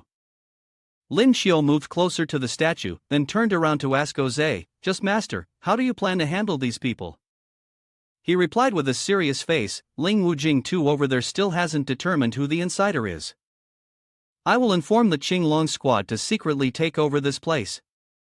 Then he assigned a task to Lin Xiu. This could be said to be the most rewarding Black Rose case in recent years. Xiao Qiu, before the Qinglong team arrives, be careful and investigate this place thoroughly. Lin Xiu eagerly accepted the order. No problem, master. I promise to complete the mission. He cast a glance toward the inside, secretly thinking, with such a large stronghold, there must be plenty of juicy things. Lin Xiu revealed a cunning smile. He approached Oze, fawning, Master, don't worry. In the future, I will be very filial to you. Oze, looking pleased, replied, He quickly activated his eye ability, and his gaze emitted an electric spark. Looking at the wall, Lin Xiu spotted the first clue. Nice, there really is something else. He reached out and turned the latch, revealing a hidden passage underneath. It was dark. Lin Xiu stood above, observing the area below, silently thinking, there are no fluctuations in spiritual energy, so there should be no problem. He then turned on his flashlight and, walking carefully, continued to observe. After a while, Lin Xiu reached the end of the tunnel. Instinctively, he lifted the flashlight and pointed it ahead. The scene before him made Lin Xiu unable to believe his own eyes. Ahead of him was a treasure trove filled with gold, silver, and jewels, radiating a captivating golden glow. Lin Xiu surveyed the surroundings and commented, gold, weapons, diamond-level spirit pearls, this definitely isn't a normal outpost. His expression became sharp and focused as he quickly rubbed his hands together and said, never mind, I'll just take what I can first. With that, he swiftly began to collect the treasures. Suddenly, he noticed something unusual on the curtain. He reached out to lift the curtain, revealing a vast empty space behind it. As the curtain was fully drawn, the space inside came into full view. He muttered to himself, a secret door. He quickly activated his abilities to assess the situation. There were many breaths, but none were particularly strong. Yangze descended and asked him, Xiao Qiu, did you find anything? Lin Xiu pointed to the suspicious spot from earlier and said, Master, I sense at least 100 people behind there. Yangze quickly gathered his strength and told him, Xiao Qiu, step back. A massive explosion occurred, and Yangze's energy shattered the wall in front of them. The smoke gradually dissipated, and the vision of the two of them slowly became clearer. Both of them suddenly became panic-stricken. The man seemed unable to believe his own eyes, stuttering. These are cages. Solid cages, and inside them are poor little girls, looking at us with innocent eyes.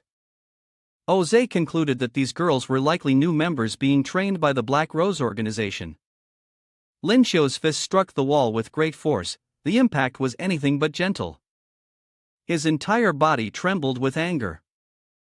Through gritted teeth, he said, how dare they harm children? These people are completely inhuman. Lin Xiu knelt down, reached out to open the cage, and said to the girl inside, come out, it's safe now. But the children didn't believe him. They huddled together in fear and said, another trick, just like last time. You still want to deceive us? Last time, Xiaoman believed you and was cruelly killed by you. Do you think we'll trust you? Lin Xiu felt a little anxious, scratching his head. It seemed the children no longer trusted anyone. What should I do? A lollipop appeared in his hand as he spoke. Wait, I've got it. I'll try to communicate with them. Here, this is for you. His voice continued. Don't worry, I'm here to save you. A blonde girl reached out her hand towards the lollipop. Another small hand immediately blocked the way, causing the candy to fall. The red-haired girl tightly hugged her blonde friend and said, 7,587, don't be fooled, he's tricking us. She remembered the time she was hung up and whipped, continuing. Wait a moment, they'll torture us. Aren't you afraid of those brutal lashings? Upon hearing this, he furrowed his brows tightly, his anger rising as he thought, damn it, those scum. Oze tapped his shoulder, reminding him to control his emotions. Then, he bent down and drew a magical vortex beneath the children's feet, speaking. "Let me handle this." The two frightened girls hugged each other tightly, and everyone was immediately transported outside. It was where the female assassins, who had been defeated, were lying scattered on the ground. The red-haired girl was so happy she almost cried, saying, "They really were defeated." Lin Xiu also smiled, saying, "So, Big Brother has taken care of all the bad guys, you really are saved now." He asked the children, "How did you end up in the hands of these bad people? Where are your parents?" The little girl turned her eyes away, pursing her lips and saying nothing. Lin Xiu sighed helplessly, thinking, "They still don't trust me, huh?" The little one lowered her head, looking down in defeat, and said, "Ran Ran has no family. We all grew up in the orphanage." She recalled the memory of being handed over to the bad people by the orphanage director years ago.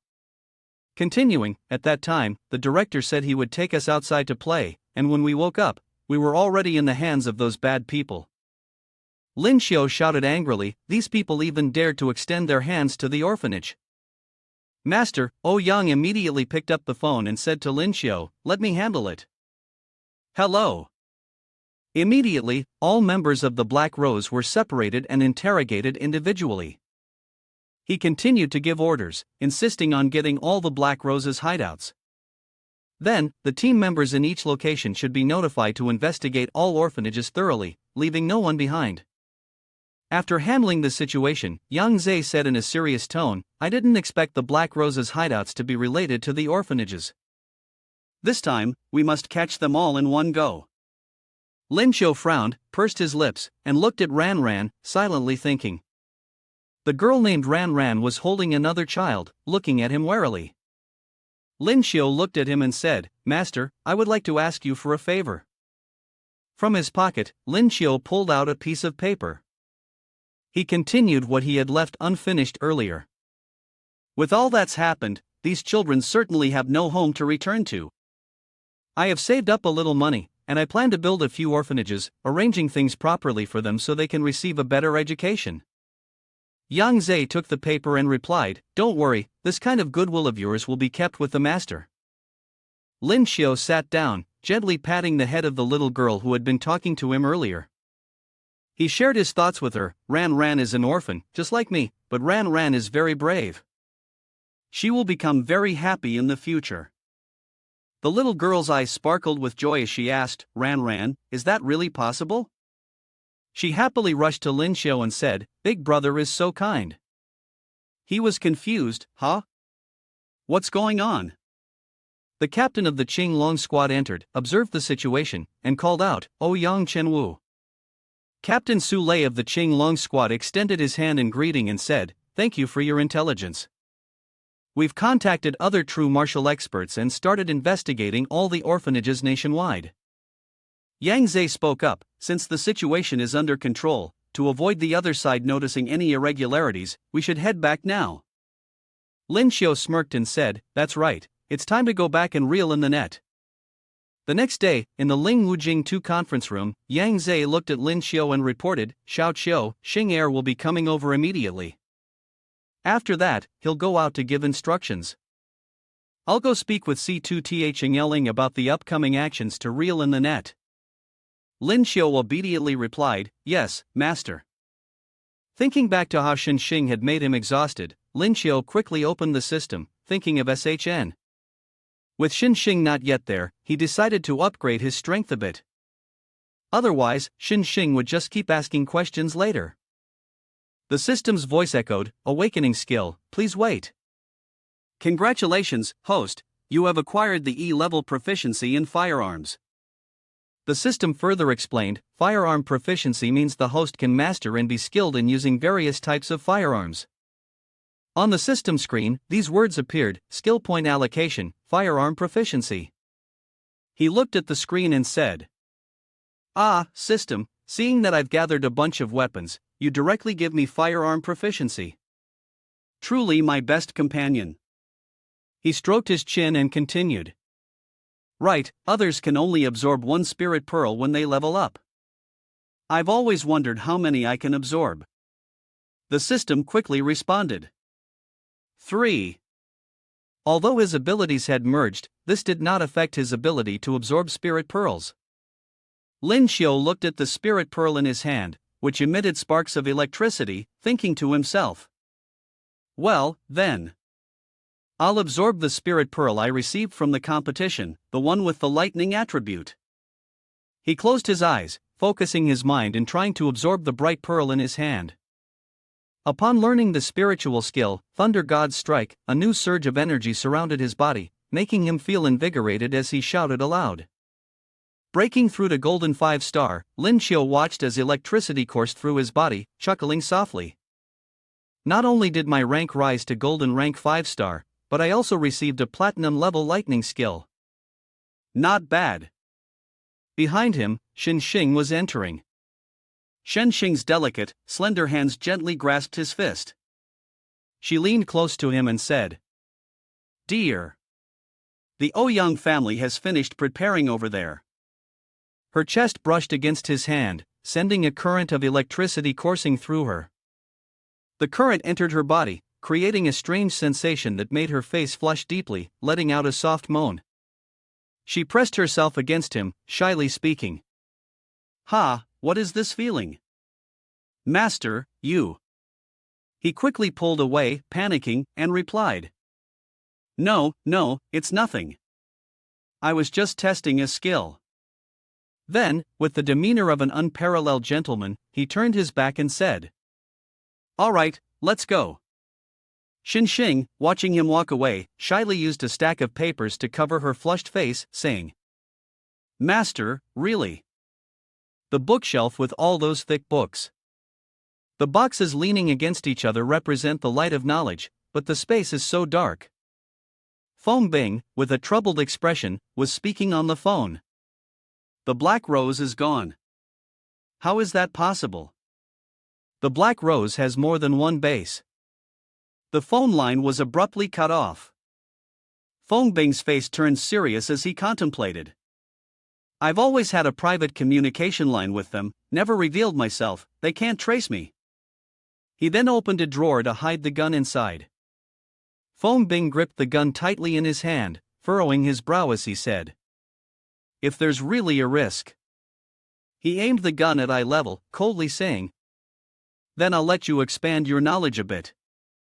The newly developed spiritual energy weapon from the old man Zhang Hong. Feng Bing, with a face full of murderous intent, stared towards the door where the sound of knocking had just come from. He hid the gun behind his back and stepped outside to open the door. There, 3 people Ouyang Zhe, Shen Xing, and Lin Xiu stood waiting. Ouyang Zhe spoke first, Xiao Feng, tomorrow we must leave. As a thank you for your efforts in helping Ling Wujing too, let's go out for a meal together. Feng Bing feigned politeness, Senior Ouyang, there's no need for that. It's all part of my duty. However, he gritted his teeth, with a look of disgust in his eyes, silently thinking, why are these people here at this moment? Yang Zhe stepped closer and threw his arm around Feng Bing's shoulder. Why the reluctance? Don't you want to do me a favor? At this point, Feng Bing could only bite his teeth, put on a compliant expression, and said, How could that be? I'll go, alright? The sunlight filtered through the gaps in the leaves, illuminating the entire forest. The white car, speeding along, suddenly slammed on the brakes and stopped where the most sunlight hit. The car door opened, and a pair of polished shoes stepped out. Everyone got out of the car. Feng Bing, wary, asked, Senior, is there even a place to eat here? Si Tu Wei coldly sneered, a traitor to the country, and you're still shameless enough to eat. Feng Bing stubbornly refused to admit any guilt, putting on a deep expression, and turned to ask, What do you mean by that, Senior? Lin Xiu and Ouyang Zhe stared at Feng Bing, their intentions clear. Lin Xiu mimicked him. Just say this to him, I don't need the 70 million anymore, just send 100 million directly. Feng Bing's expression changed, and the words were forced through clenched teeth. It's you. Lin Xiu, with a triumphant look, said. You can't deny this voice anymore, can you? Feng Bing gritted his teeth and said, No wonder the Tiger mercenary group disappeared without a trace afterward. It turns out it was you, that damn kid, from the very beginning. He wrapped his arm around his waist and pulled out a gun. Feng Bing raised the gun, aiming, and angrily said, Since the truth is exposed, even if I die, I'll take someone down with me. Yang Zhe quickly created a blue barrier, a spatial shield, covering everything behind him.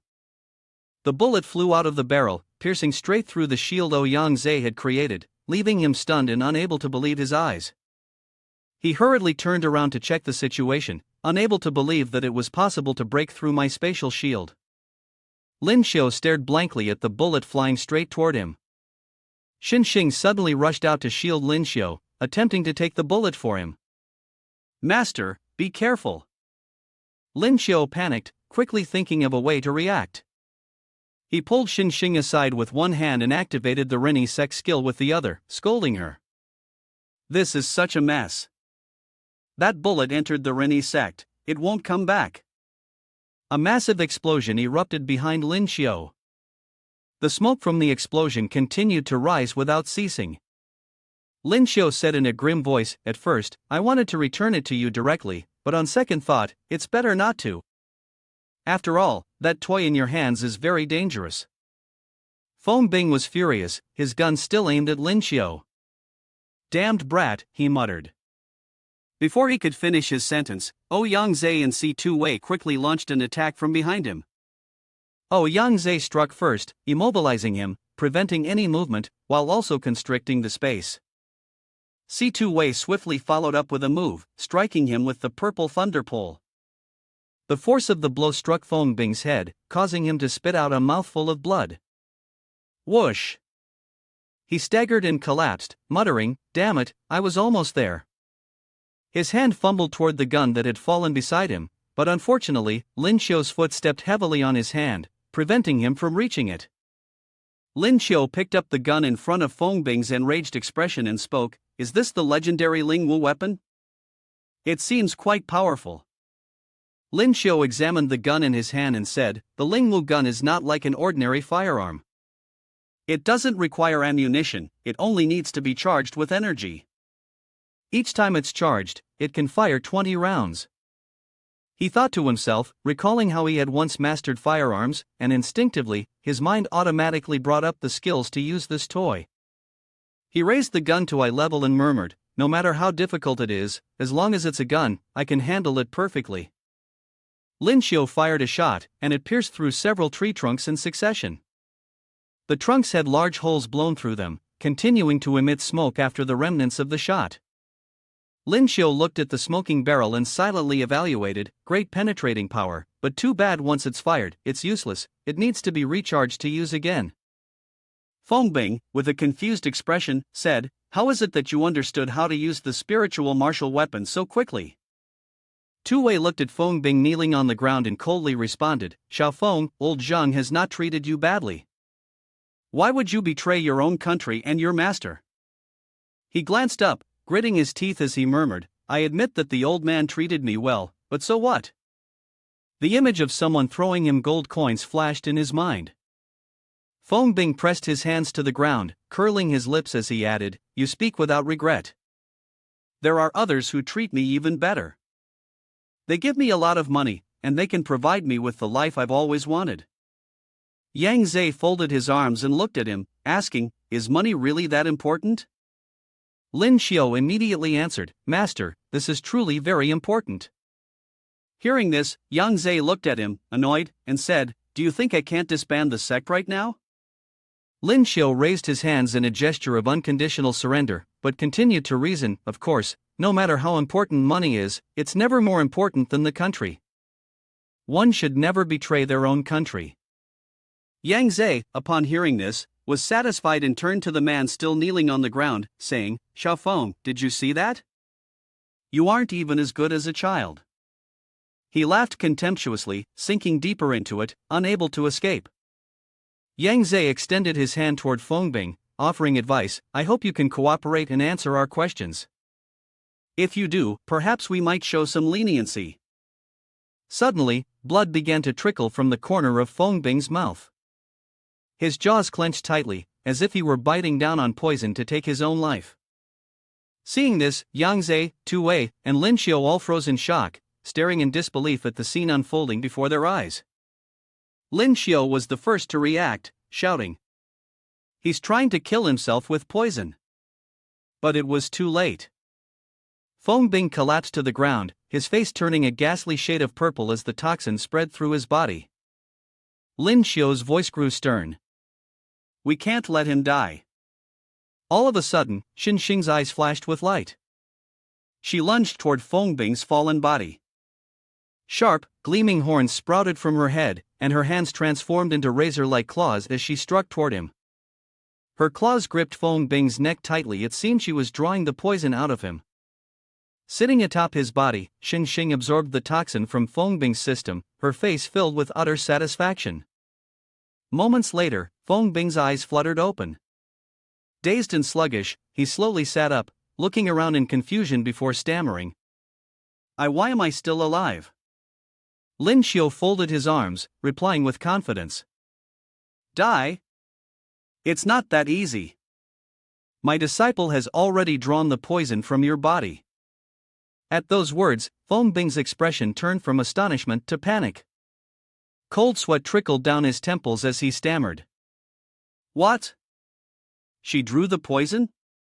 Xin Xing struck a seductive pose, her voice dripping with allure as she said, "No matter how many times it takes, I can always do it again. Want to try?" Lin Xiu shot Feng Bing a sharp glance and said curtly, "You'd better continue answering our questions." After a moment of hesitation, Feng Bing finally spoke. "I'll tell you everything I know, but I hope that, when I'm done, you'll let me die. If I don't die, my wife and children will be in danger." Yang Zhe immediately agreed to his request. "We agree with you," he said. He recalled the moment when he strangled the two female assassins and forced them to swallow poison, then continued, "At that time, someone informed me that those two assassins had fallen into your hands and told me to secretly poison them." Yang Zhe quickly grasped the key point. "Who was that person? Do you have any other accomplices?" He recalled the words of the other person, "You don't need to know my information." Afterward, he closed his eyes and answered, "The enemy has hidden too deeply. I don't know who they are, and I certainly don't know if they have accomplices." Yang Zhe looked at him seriously and continued his questioning. The second question, why did the enemy want to steal the data of the spiritual martial weapons? Feng Bing looked at all three of them and answered, "At this point, there's nothing more to hide. Nation A controls the Tianqingling mine, and this material is crucial for making spiritual martial weapons." Lin Xiu looked at the gun in his hand and made a guess. They don't allow other countries to manufacture such super powerful weapons, do they? Feng Bing put both hands in his pockets, confirming his guess. "That's right. I've said all that needs to be said. I hope you can fulfill your promise and not cause trouble for my family." Then, he placed the pill he had taken from his pocket into his mouth. Feng Bing bit the pill, blood oozing from the corners of his mouth, and his face showed clear pain. Xin Xing hurriedly tried to rush forward, but she spoke, the smell of poison filling the air. Lin Xiu quickly stopped her, saying, "Don't go any further, let others leave calmly." Yang Zhe glanced at his expression and said, "Feng Bing's body can't be brought back, let me handle it." Suddenly, Xin Xing's body was surrounded by a hazy mist. Seeing this, Lin Xiu asked worriedly, "Hey, what's wrong with you?" Her whole body burst out with an enormous force, breaking through Platinum 6 star. Tu Wei, seeing this, was amazed and exclaimed, "These two are monsters, leveling up so fast." Yang Zhe also agreed, "Yeah." The next day, at the airport, the plane was ready for takeoff under a clear sky. Yang Zhe looked toward the city and said, "Everything here is settled, it's time for us to return to Lingwu Shanghai." Lin Xiu thought happily to herself, "We're almost home. I wonder if Shenzhen misses me, it hasn't been long since we met." On the plane, Lin Xiu glanced toward the row of seats behind her. Two passengers had just gotten up suspiciously from their seats. A moment later, they suddenly pulled out guns and shouted, "Everyone stay still, hand over all valuable items." Lin Xiu felt bored upon witnessing this and thought to herself, no way, a tired old plot like this, and I'm the one who has to experience it. At that moment, the system suddenly appeared with a warning, host detected in a dangerous area, forcibly awakening today's skill. The host received the E-level bomb disposal skill. The image of an explosion occurring abruptly left Lin Xiu in disbelief, cursing angrily to herself. Damn it, there's a bomb on the plane too? X-ray vision. Lin Xiu activated his ability to observe his surroundings, but couldn't calculate it in his mind. There were too many innocent people on the plane, he had to quickly locate the bomb. He glanced at the blonde man holding a gun, threatening everyone. I found it. He then turned to Yang Zhe and said, Master, there's a bomb on the plane. We need to deal with the two hijackers quickly. Hearing this, Yang Zhe responded in surprise, what? He swiftly jumped out of his seat and said, leave these two to me. Yang Zhe immediately shifted behind the two hijackers, catching them off guard. Without hesitation, he used a rope to bind them. They hadn't even processed what was happening, still wondering aloud, how could this old man be so fast? Lin Xiu, meanwhile, leapt to address the bomb issue. He entered the bathroom and immediately spotted the bomb under the sink. The countdown timer on the bomb only had 5 seconds remaining. Lin Xiu froze in shock, thinking to himself, damn, with so little time, how am I going to defuse this? Lin Xiu hugged the bomb to his chest and rushed outside, shouting, Master, spatial boundary. Yang Zhe instantly understood and waved his hand, creating a barrier. Got it. Lin Xiu quickly threw the bomb far away, slipped his hand into his pocket, and pulled out an egg, saying, it's all thanks to you. He threw the egg into the space along with the bomb, letting them talk to each other. As time passed, the bomb's red alert went off. Only 1 second remained. The bomb exploded with a loud bang, creating a burst of bright red smoke. The black smoke gradually dissipated. Inside the space, the blue egg had absorbed all the aftershocks from the explosion. He looked at it for a moment and sighed in relief. Everything was fine now. After finishing the task, he turned to seriously look at the two thieves from earlier. His face was full of murderous intent as he asked them. Tell me, who made you do this? If you don't tell the truth, I'll make sure you regret it. The two immediately knelt down, their heads touching the ground as they sincerely confessed. It was Second Pup from the village, he told us to do it. One of them said this was an opportunity for wealth.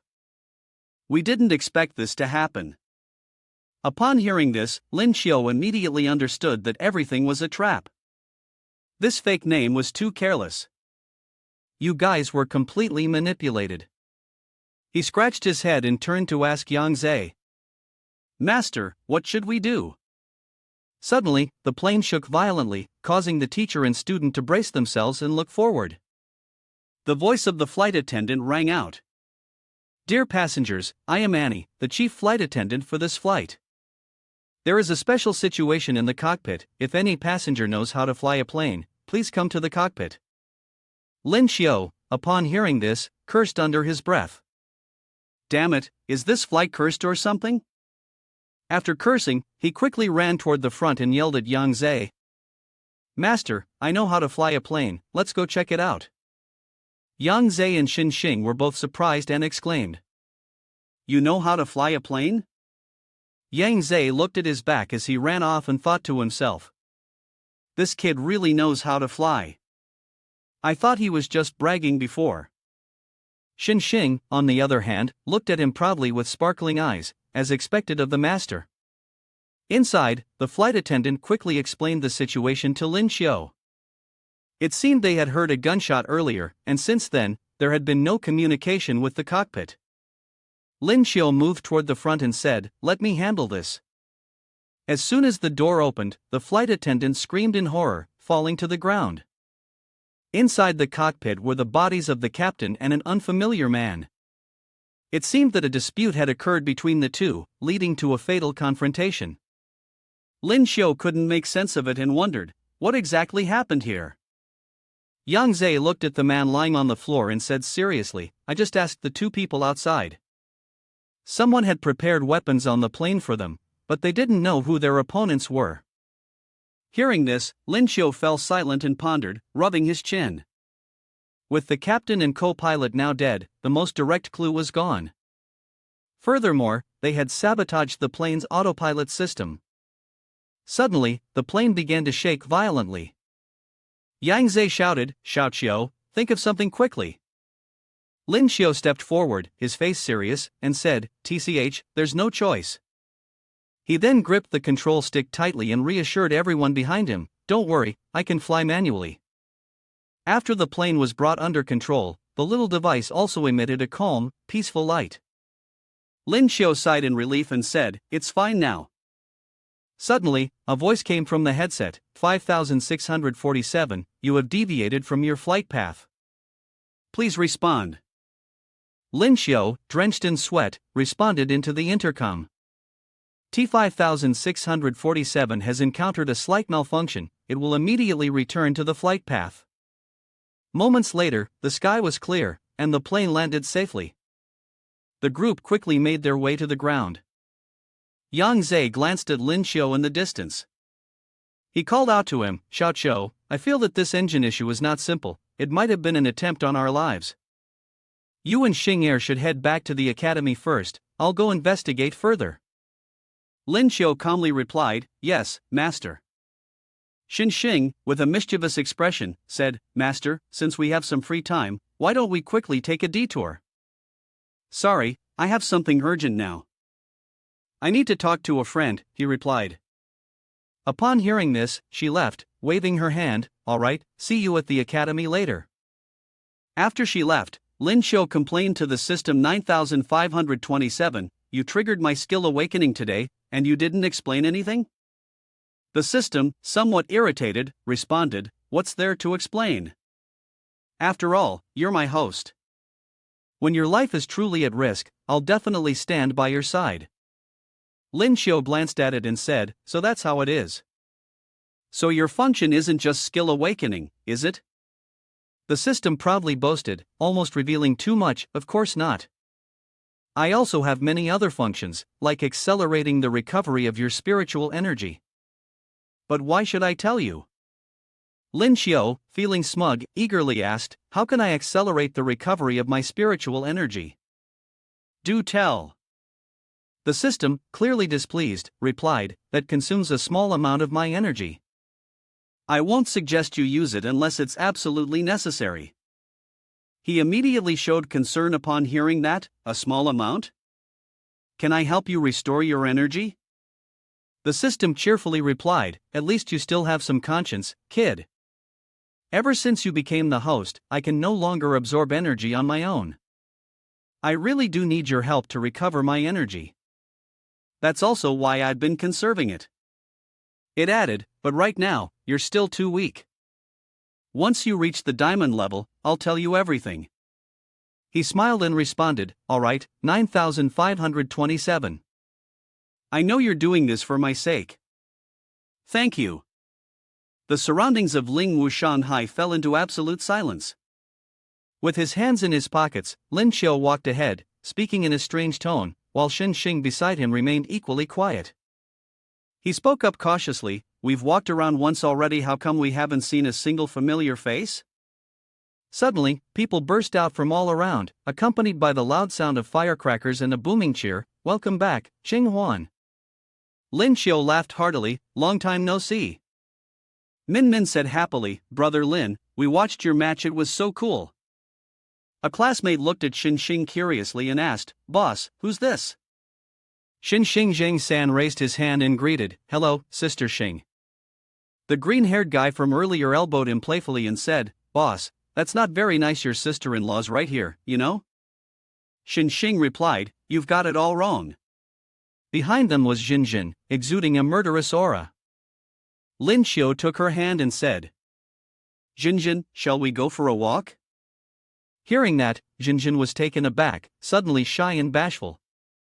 Zhang San pursed his lips and said to his friend, "The boss already likes sister-in-law Qin, so don't talk nonsense."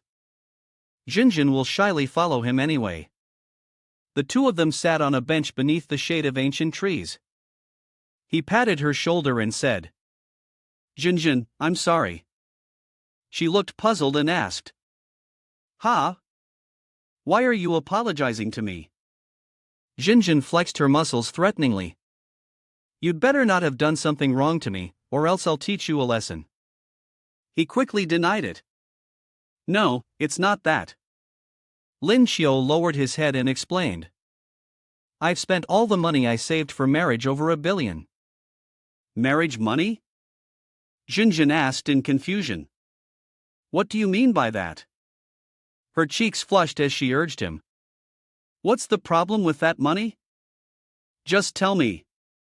He began to explain. "It all started after I entered the competition." He recounted the entire story about how he dealt with the Black Rose. Jinjin, moved, said softly, "To think something like that could happen." Lin Xiu straightened his chest and asked, "Aren't you angry?" "I used up all that money." She gently patted his head and said, "You gave your all to help those poor children." "That's the Lin Xiu I know." Lin Xiu gazed at her with deep affection. "Jinjin." He pulled her into his arms and whispered, "Don't worry, Jinjin. I'll work hard to make money. I'll never let you and our child suffer again." Jinjin blushed and said, "Stop talking nonsense, who would have a child with you?" He looked into her eyes and said, "Jinjin, it's only been a few days since we last met, and you're about to break through to golden already?" She pushed him away, awkwardly twirling her hand, and said, "Isn't it because someone's progress is too fast? How could I not hurry up and cultivate to become stronger?" Lin Xiu grinned along, "Strong, way too strong. My husband got hurt so badly, Jinjin, you need to comfort me." A few days later, at the dormitory, Lin Xiu sat in meditation, as if trying to cultivate something.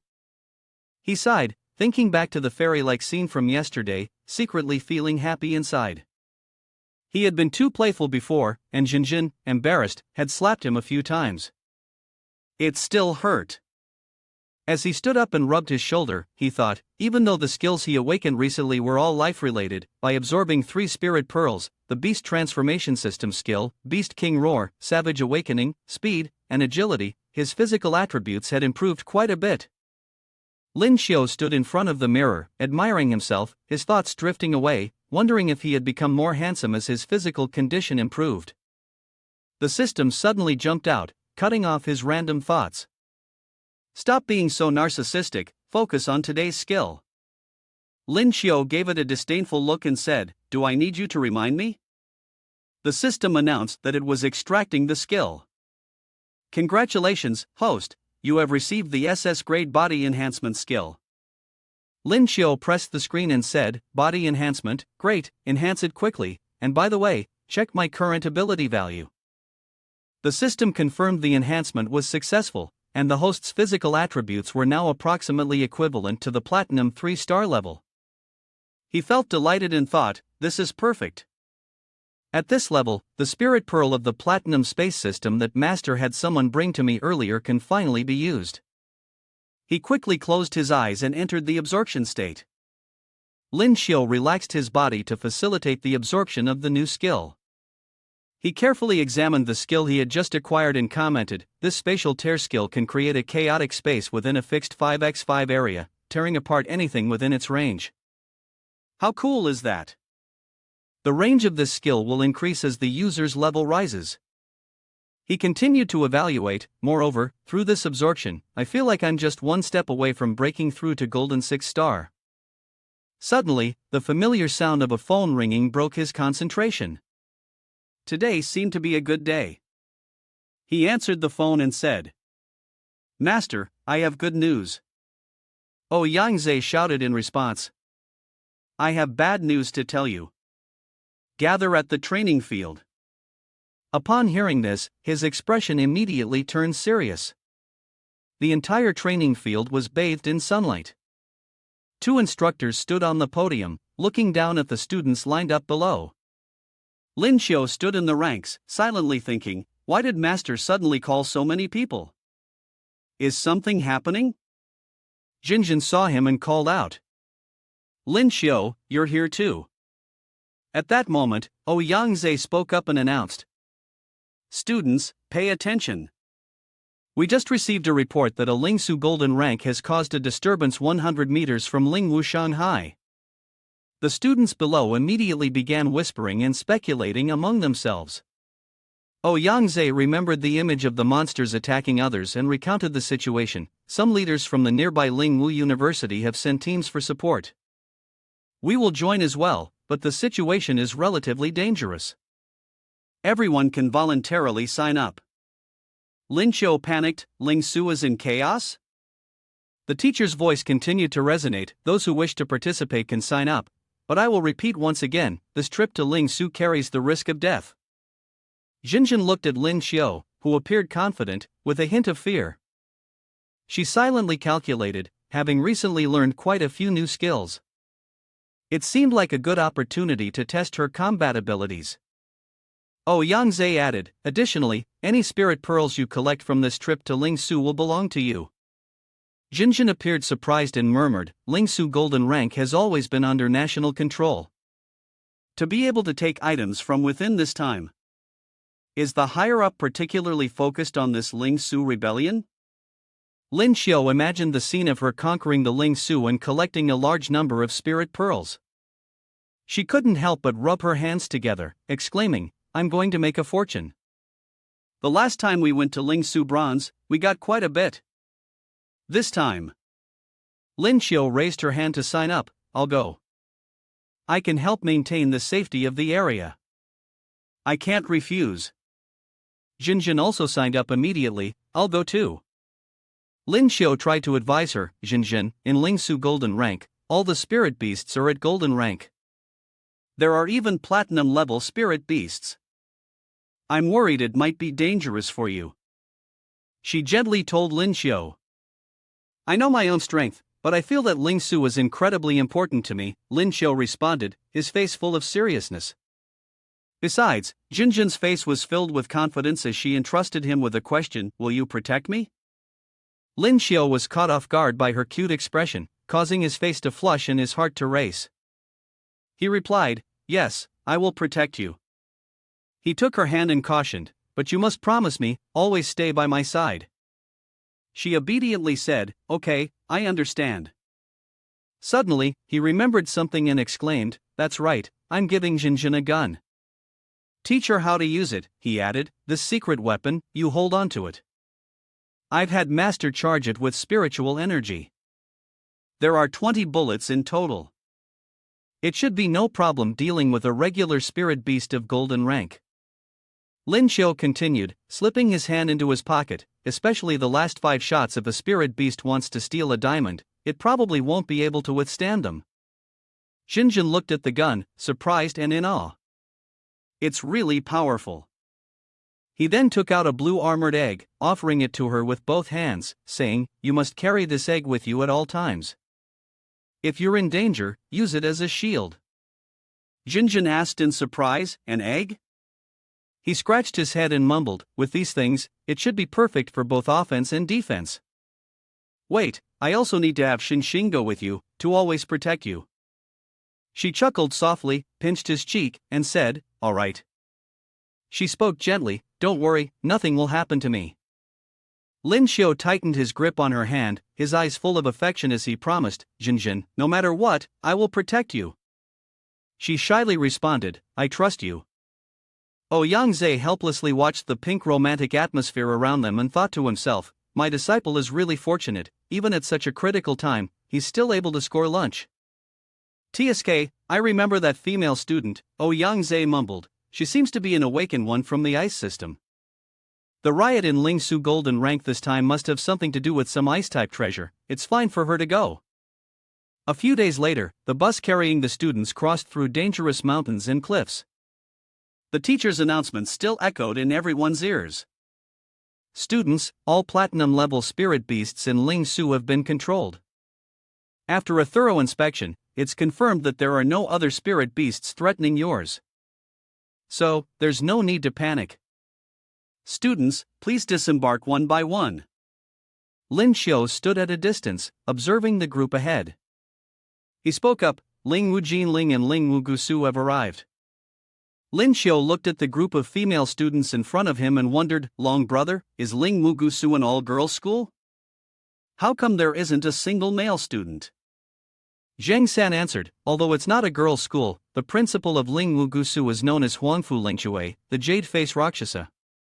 She specializes in screening male students, so that's why there are no male students here now. After listening, he clicked his tongue and said, TSK, isn't Huangfu Lingchui the extermination matriarch? How much resentment must she have towards men to be so extreme?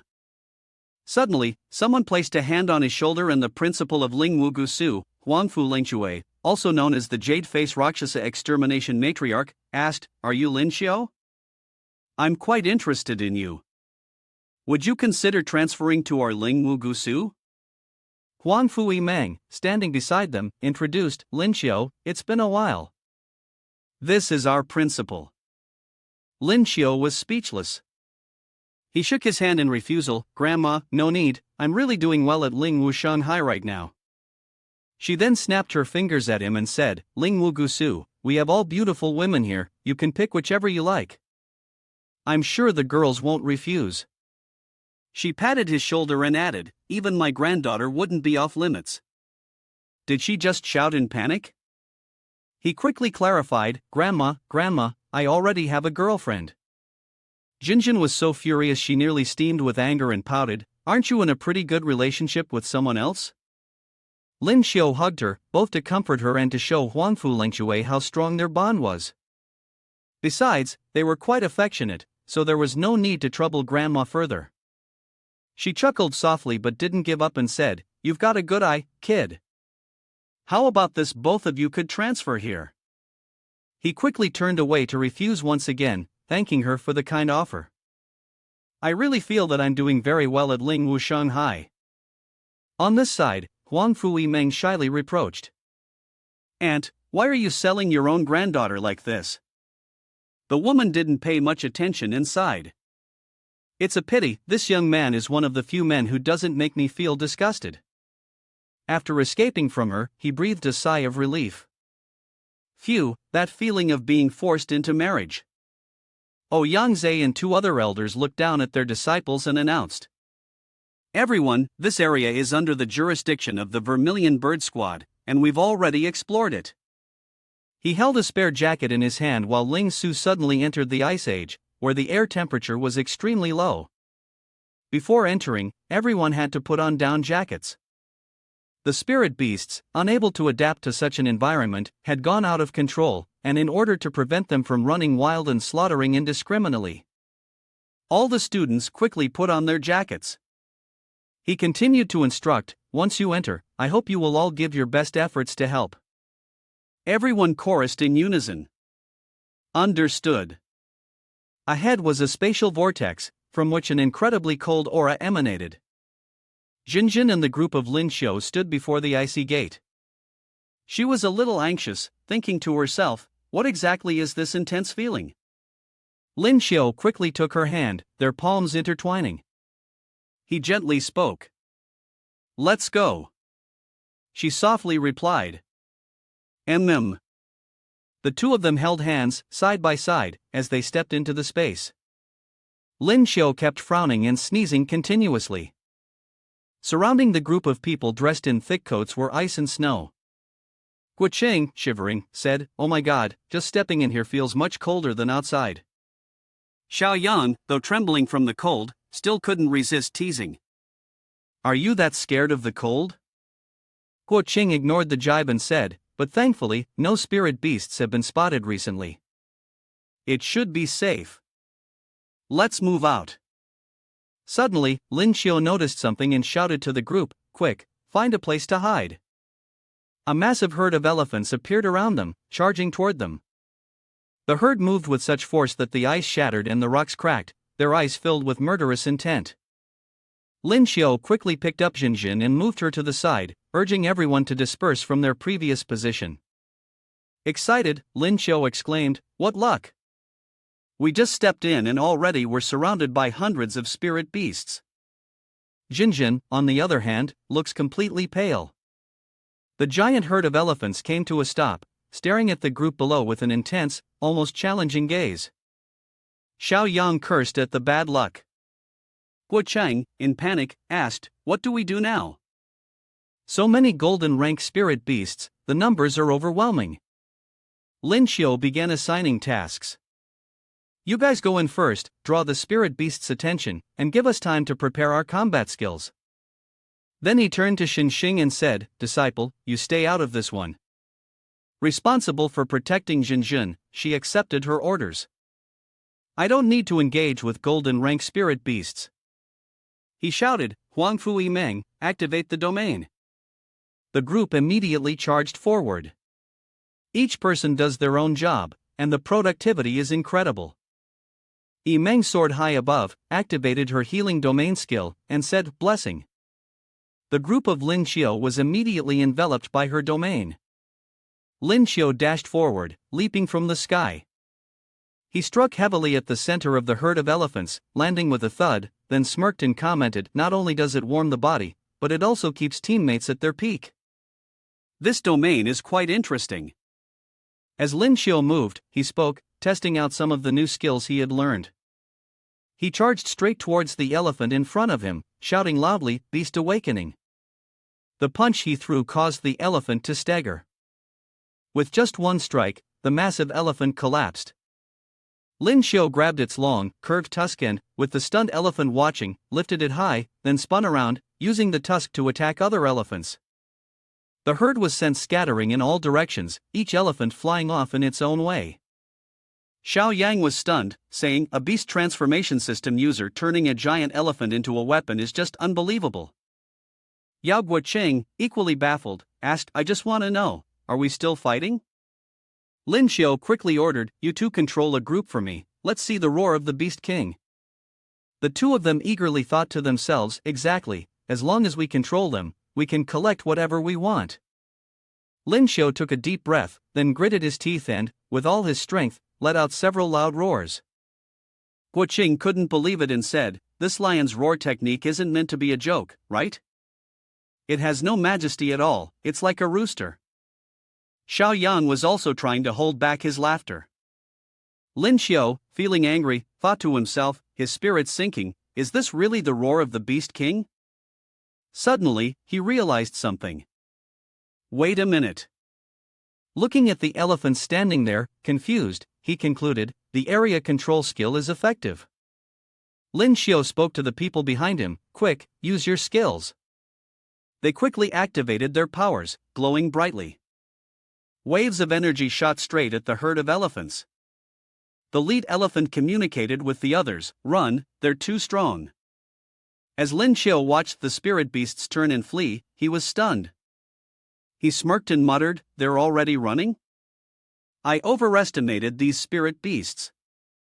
The others looked at the spirit beasts sprawled on the ground and said, It's you who underestimated your own strength. Guo Chang drew everyone's attention. Look over there. Following the direction he pointed, the bodies of several spirit beasts were glowing. The bodies of the elephants had disappeared, leaving behind a few spirit pearls that shone brightly on the icy surface. Lin Xiu suddenly exclaimed, They're all spirit pearls. Snapping back to reality, he was the first to speak, reminding everyone, What are you waiting for? Go collect the spirit pearls. Yimeng scratched his head and said, We don't deserve them. This victory is mostly your doing. Lin Xiu handed her a spirit pearl. I feel so embarrassed, she said. Anyway, everyone is contributing in some way, so just take it. Yimeng thanks you. Lin Xiu, you're really kind. He then turned to give his girlfriend a Jinjin. This ice element spirit pearl is for you. Jinjin looked a bit awkward and called his name. Lin Xiu, she bent slightly, looking uncomfortable. I'm not sure if it's just my imagination, but it feels like I'm about to break through. Lin Xiu, while supporting her, commented, The spiritual energy in this Ling Su is inherently higher than outside. This time, you're definitely 9 out of 10 likely to succeed.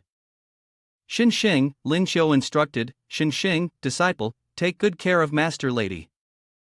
I'm going to collect the remaining spirit pearls. She answered, Yes. Meng interrupted them. Hey, she said as she handed the bag of spirit pearls to him, it's thanks to you acting quickly that we were able to drive the spirit beasts away. These spirit pearls should belong to you. Lin Xiao looked at them in surprise. So many spirit pearls. Don't you need them? Xiao Yang answered his question, we do. But we want to earn them through our own strength. Meng suggested, next, we should split up and act separately. Lin Xiao asked in surprise, split up? The green-haired girl scratched her head and said with a sigh, after all, everyone here has experience with you. It's hard for us to train properly if we stick together. Lin Xiao stopped her, He crossed his arms over his chest, holding a large bag containing sparkling round gemstones. It was fine, Long silently regretted, it was his first time taking action, and he hadn't controlled his strength properly, scaring everyone in the process. He took out a small set of blue sea-colored fireworks from his coat pocket. These are signal flares. If you encounter danger, use them to send a distress signal, and I will come immediately. Min Min took them and replied, got it. Lin Xiao raised his hand to bid farewell to Min Min and the others, who were turning to leave. All right, you all must pay attention to your safety. He lowered his gaze and continued calculating in his mind. Next, Lin Xiao took the large sea blue egg, about half his size, and carefully placed it into the large bag, which was meant for his little companion. The spirit pearl was quite precious, and he had already stored it away. From a distance, he stood with his arms crossed, watching the egg surrounded by sea blue scales, small horns growing around it. The rest is up to you. Eat your fill. Xinxing stood with his arms crossed in front of Jinjin, who was sitting cross-legged, radiating a soft pink glow. Lin Xiao looked at the two of them and thought that he and Xinxing would wait for Jinjin to break through before setting off. Lin Xiao focused on the faint pink spiritual energy gathering on the small block of ice, swirling like a tornado to form a perfect circle. Lin Xiao smiled, his eyes shining brightly, and said, finally, I have time to observe this Ling Su golden rank closely. Compared to the Ling Su bronze from last time when we explored with Jinjin, this Ling Su is much larger. He watched as the green egg emitted increasingly dense sea blue spiritual energy, making a faint sound. He thought, initially assuming that half of the spirit beasts here were golden rank, which wasn't too bad, but he didn't expect to harvest so many golden spirit pearls as soon as he entered. It seemed that most of the spirit beasts were golden rank. Lin Xiao suddenly felt an itch in his nose and let out a loud sneeze. The system displayed an information screen with a commentary, giant elephant, normally inhabits grasslands or forests with moderate temperatures. Below was an image of a mother elephant with a dark gray body, accompanied by her two silver-gray calves. Lin Xiao rubbed his nose and frowned. It's so cold. This kind of frozen, snow-covered environment is clearly not suitable for most spirit beasts to live in. No wonder they suddenly lost control. Wait a minute. He suddenly turned to look at Jinjin, who was meditating, and had an epiphany.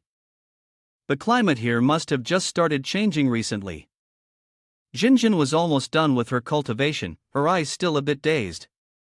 She suddenly rose into the air, surrounded by swirling pink spiritual energy like a vortex. The unexpected surge of power caused her to lose balance. She had made a golden breakthrough. Seeing her stand up, Lin Xiao immediately asked, Jinjin, did you break through smoothly? Jinjin happily hugged her chest and replied, yeah, I've made it to golden. At that moment, she looked around, confused, and asked, where is everyone? Why are there only the three of us left? Lin Xiao took out a handkerchief to wipe his tears and said, Jinjin, I've been abandoned. Jinjin blinked in confusion. He rushed over and pretended to want to hug her. It's because I'm too strong, they couldn't stand me, so they left me behind. My heart is truly hurt, Jinjin despises me and pushes my face away. Stop it, you don't look hurt at all. Xinxing stood between the two of them, awkwardly asking. Master lady, where should we go now? Lin Xiao casually replied. Anywhere, it's all the same, kill monsters, level up, and collect loot. Jinjin didn't respond but silently agreed with him. She blankly stared, then turned her head towards the dense forest. A breeze gently blew through, rustling the leaves. She pointed towards a direction. Can we go there? I feel like something is calling me from that way. Lin Xiu agreed easily. That way? No problem. He looked toward the forest, narrowing his eyes in caution. Wait, that. It was a clear and sunny day in the dense green forest. A large, shaggy elephant was laboriously using its long trunk about the length of an arm to gather straw. Lin Xiu hid behind the thick foliage, breathing a sigh of relief. He peeked out from the dense green leaves, happily saying, "Truly fate." The elephant widened its eyes in surprise upon seeing him. It seemed to ask, "Why is it a person?" The elephant cried, struggling to turn around, and hurriedly ran away. Lin Xiu jumped out from behind the bushes, shouting loudly, "Want to run?" He grabbed the elephant's tail and said, "Since you've met me, from now on, you'll be my mount." At the same time, Jinzhen and Shen Xing both gathered their strength and jumped up after him. The two of them lightly landed on the back of the panicked elephant, which was crying and trying to flee. Lin Xiu gently stroked its large tusk, reassuring, "Don't worry, just be obedient, I won't kill you." He stamped his foot firmly on the ground and then used the momentum to leap up, his legs hanging in mid-air. Settling comfortably on the elephant's back, he said with satisfaction, "Everything's ready, let's go." Shen Xing sat up straight, slightly leaning forward, one hand shielding her head from the sun as she squinted into the distance. The full curve of her chest, hidden beneath her pink coat, was gently pressed against Jinjin's head. Jinjin awkwardly lowered her gaze, and the elephant's movements caused her chest to brush against Lin Xiu's back. Lin Xiu, flushed with pleasure, turned to glance at the two girls, silently thinking, "This soft feeling. Could it be?" Lin Jing, her face serious, looked into the distance and shouted, "Master." She steadied herself with both feet on the elephant's back, alerting everyone to the abnormality. Ahead, dark clouds were gathering thickly, suggesting an impending storm. Lin Xiu was surprised. What? Indeed, above them, the dark clouds were thickening, covering the sky. The elephant's steps became more cautious than usual, to the point where Lin Jing found it strange. "What's wrong with it?" It seemed uneasy. Lin Xiu remained silent, raising his hand to his eyes and concentrating to activate his clairvoyant eye. This ability allowed him to see further and clearer than normal, multiple times over. He relayed his findings to the team: Black-winged locust spirit beast, silver rank. This spirit beast can never break through to the golden rank, but its reproductive capabilities are extremely strong. A swarm of black-winged locusts flapped their wings densely in the distance. He frowned, speaking unhappily. "This is bad, we're up against too many of them. They're flying this way." Hearing that, Jinjin couldn't help but worry. "What should we do?" He struck the elephant's back forcefully, shouting a command. "Why are you standing there like an idiot? Run!" The elephant, startled by the blow, raised its front legs. The swarm of black-winged locusts quickly arrived, attacking them with the speed of light, their hungry eyes and sharp teeth ready to tear them apart. Lin Jing frowned, turned his head to look at the swarm of locusts, and asked, "Master, black-winged locusts are very weak. Why do we have to run?" Lin Xiu disagreed, explaining, "A good tiger can't stop a pack of wolves. With so many locusts, even a diamond-level powerhouses might not be able to hold their ground." Jinjin hugged her body tightly, casting a quick glance behind, frowning as she asked, "With such a massive swarm of black-winged locusts, doesn't the principal know about it?" Lin Xiu gritted his teeth and replied, "It's likely that the changing weather has caused the black-winged locusts to multiply uncontrollably. Also, judging by their direction." He stood before the large pink gate, decisively concluding, "They're clearly heading toward the entrance of Ling Su." In his mind, he envisioned the massive swarm of black locusts simultaneously attacking humans. He worriedly thought, if they let them into the human world, it would be a disaster. He stood up, turned, and kicked off the elephant's back, launching himself into the air. "No!" Jinjin, seeing him jump down so suddenly, couldn't help but call out in worry. Lin Xiu did not pay attention to directly confronting the swarm of black-winged locusts. A vortex of sea blue spiritual energy surrounded him. Hearing the call, he didn't bother turning around but merely said, "You two go ahead, I'll hold them off from behind."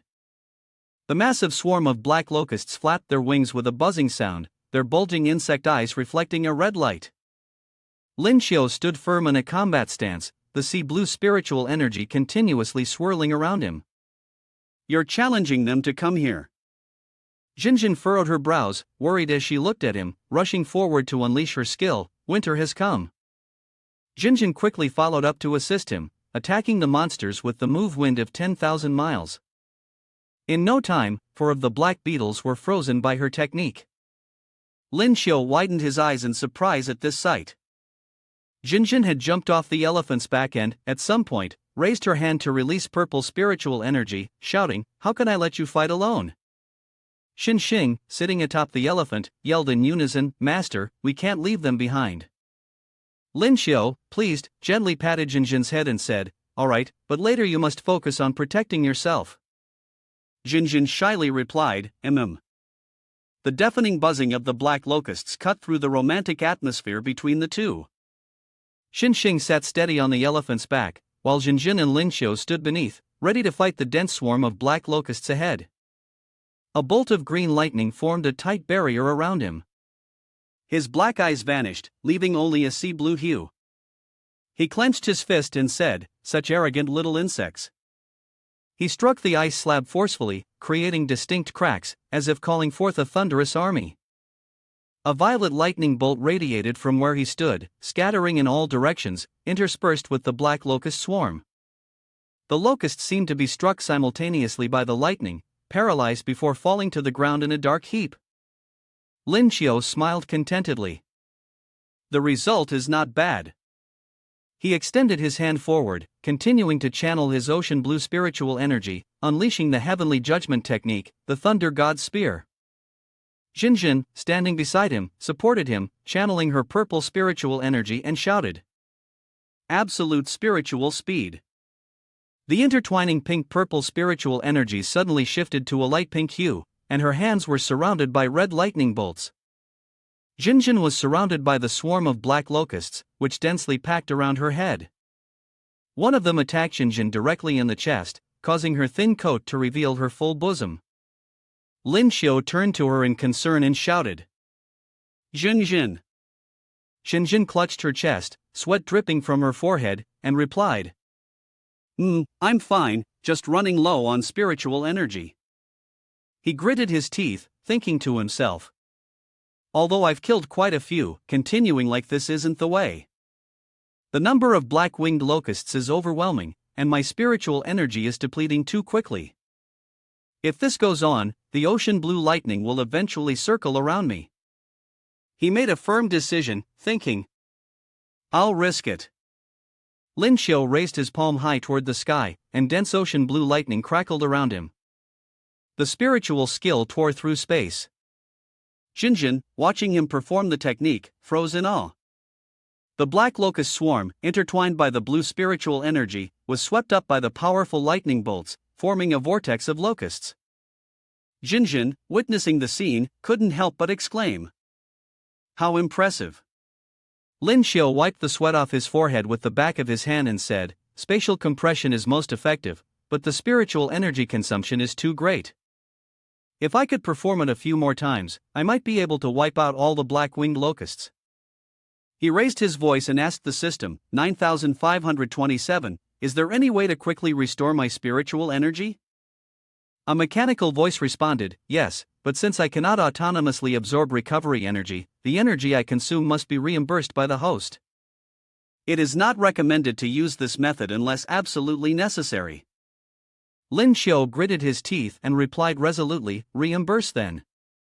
This is a life and death moment, there's no need to hold back." The system immediately replied, "Understood." Following his command, the system activated the vitality supplement. "This time, I will fully cooperate with you." A powerful surge of spiritual energy poured into Lin Xiu, lifting him off the ground and filling him with renewed vigor. His bangs were blown upward by the raging current of energy. Frowning in focus, he channeled his power and turned his head to instruct, "You two, protect yourselves while I'm about to begin the show." Jinjin and Xinxing, hearing his command, widened their eyes in astonishment. Lin Xiu opened a small orange-red portal amidst the icy expanse of the frozen realm. On the other side lay the vast universe. Facing the swarm of black locusts, their strength already diminished by the cold and snow, he stood firm. As the black locusts attempted to charge at him, they swarmed together and darted forward but were immediately blocked by the sea blue shield he had conjured. Lin Xiu continued to channel his spiritual power into the shield, casually eliminating the monsters while secretly worrying. His spiritual energy would surely be depleted after just one more move.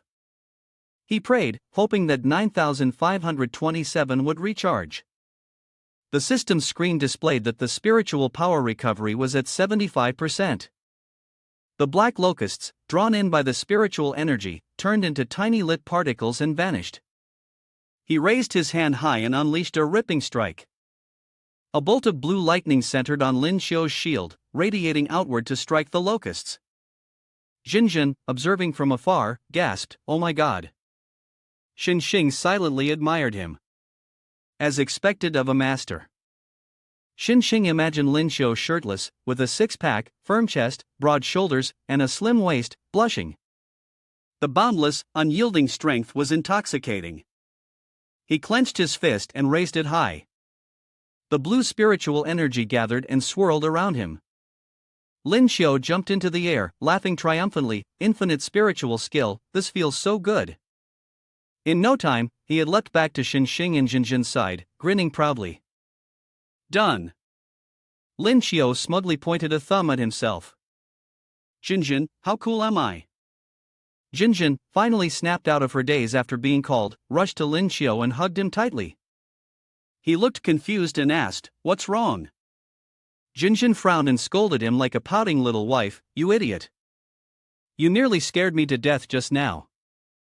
Lin Xiu gently pulled Jinjin into his arms. "Silly, I've told you many times. I won't die before I marry you." Xinxing stood between them, enjoying the scene like a third wheel, and sighed, "Oh my god." "Master," both Lin Xiu and Jinjin were embarrassed, their faces flushed, and they didn't say anything. Xinxing pointed towards the cloud of black dust rising up. "Master's spiritual power is so strong, those are millions of black-winged grasshoppers." Lin Xiu, upon hearing this, showed no fear. On the contrary, his eyes gleamed with excitement. "Millions?" Lin Xiu jumped off the elephant's back and urged Jinjin, "Look at all those grasshoppers, we're going to get rich." Jinjin was still a little hesitant. "You." Lin Xiu's eyes shone brightly, his face beaming as he continued, "More than hundreds of them. Spirit pearls, so many spirit pearls." He searched for a while, then stopped, staring down at his dirty hands in disbelief. He gaped. Nothing, still nothing. This can't be true? He clutched his head and cried out loudly, his voice echoing, "Not even one spirit pearl above the silver grade." Lin Xiu sat sadly in a corner, hugging the egg and crying in despair. "Forget it, even though the quality of these spirit pearls isn't high, at least we have quantity. These low-grade spirit pearls are still a great deal for you." The sea blue egg began to absorb energy, continuously taking in the violet blue light. He lovingly rubbed his cheek against the egg and thought, "It's fine, I'll give it more today, and less next time." Without even looking, he could guess that the egg was resisting his words. "No way." The three of them sat firmly on the elephant's back as it carried them. Lin Xiu focused intently on the system announcement that mechanically read aloud, "Awakening skill. Please wait." Losing his patience, he thought, "I know already, it's not like I really need your help to restore my spiritual power, but might as well awaken the skill today." Soon, the system's notification sounded, "Congratulations, host has acquired the B rank skill, Spirit Beast Language Proficiency. Host can now communicate normally with spirit beasts."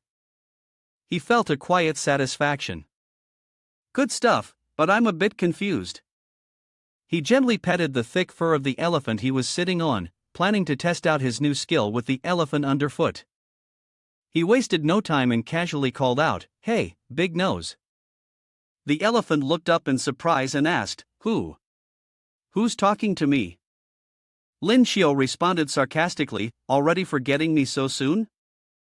The elephant, still astonished, asked, "How do you know the language of our kind? Could you possibly be an omnipotent being from our species?" Lin Xiao ignored its question and got straight to the point. "What nonsense are you thinking? Tell me, what exactly happened to Ling Su?" The elephant began recounting. One night, a month ago, a beam of bluish-white light suddenly appeared in the center of Ling Su. It illuminated the entire area like it was daytime.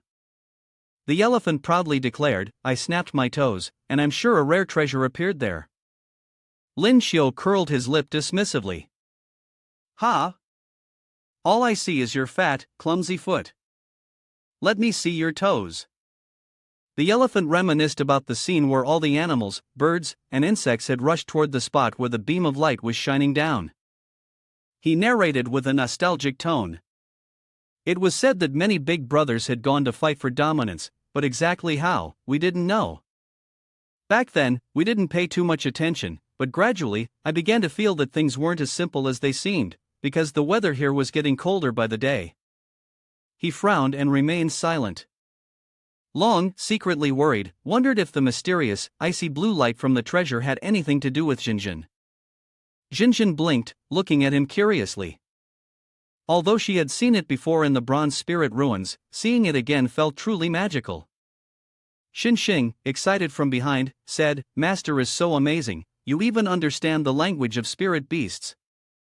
The three of them sat atop the elephant, traveling for a long time until they reached the central area of Spirit Void. There, the trees were bare, only the branches remained. The cold wind and swirling snow made it freezing and unbearable. Jinjin was surprised when he shared his deduction. He said that what was calling her was the main reason behind the changes in Ling Su.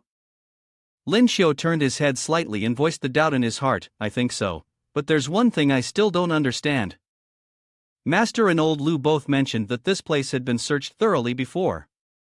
Why is that treasure still here in Ling Su?" Upon hearing this, Jinjin's face lit up as if she had just had a revelation. She said, "So the treasure was actually taken away, and what's calling me is something else."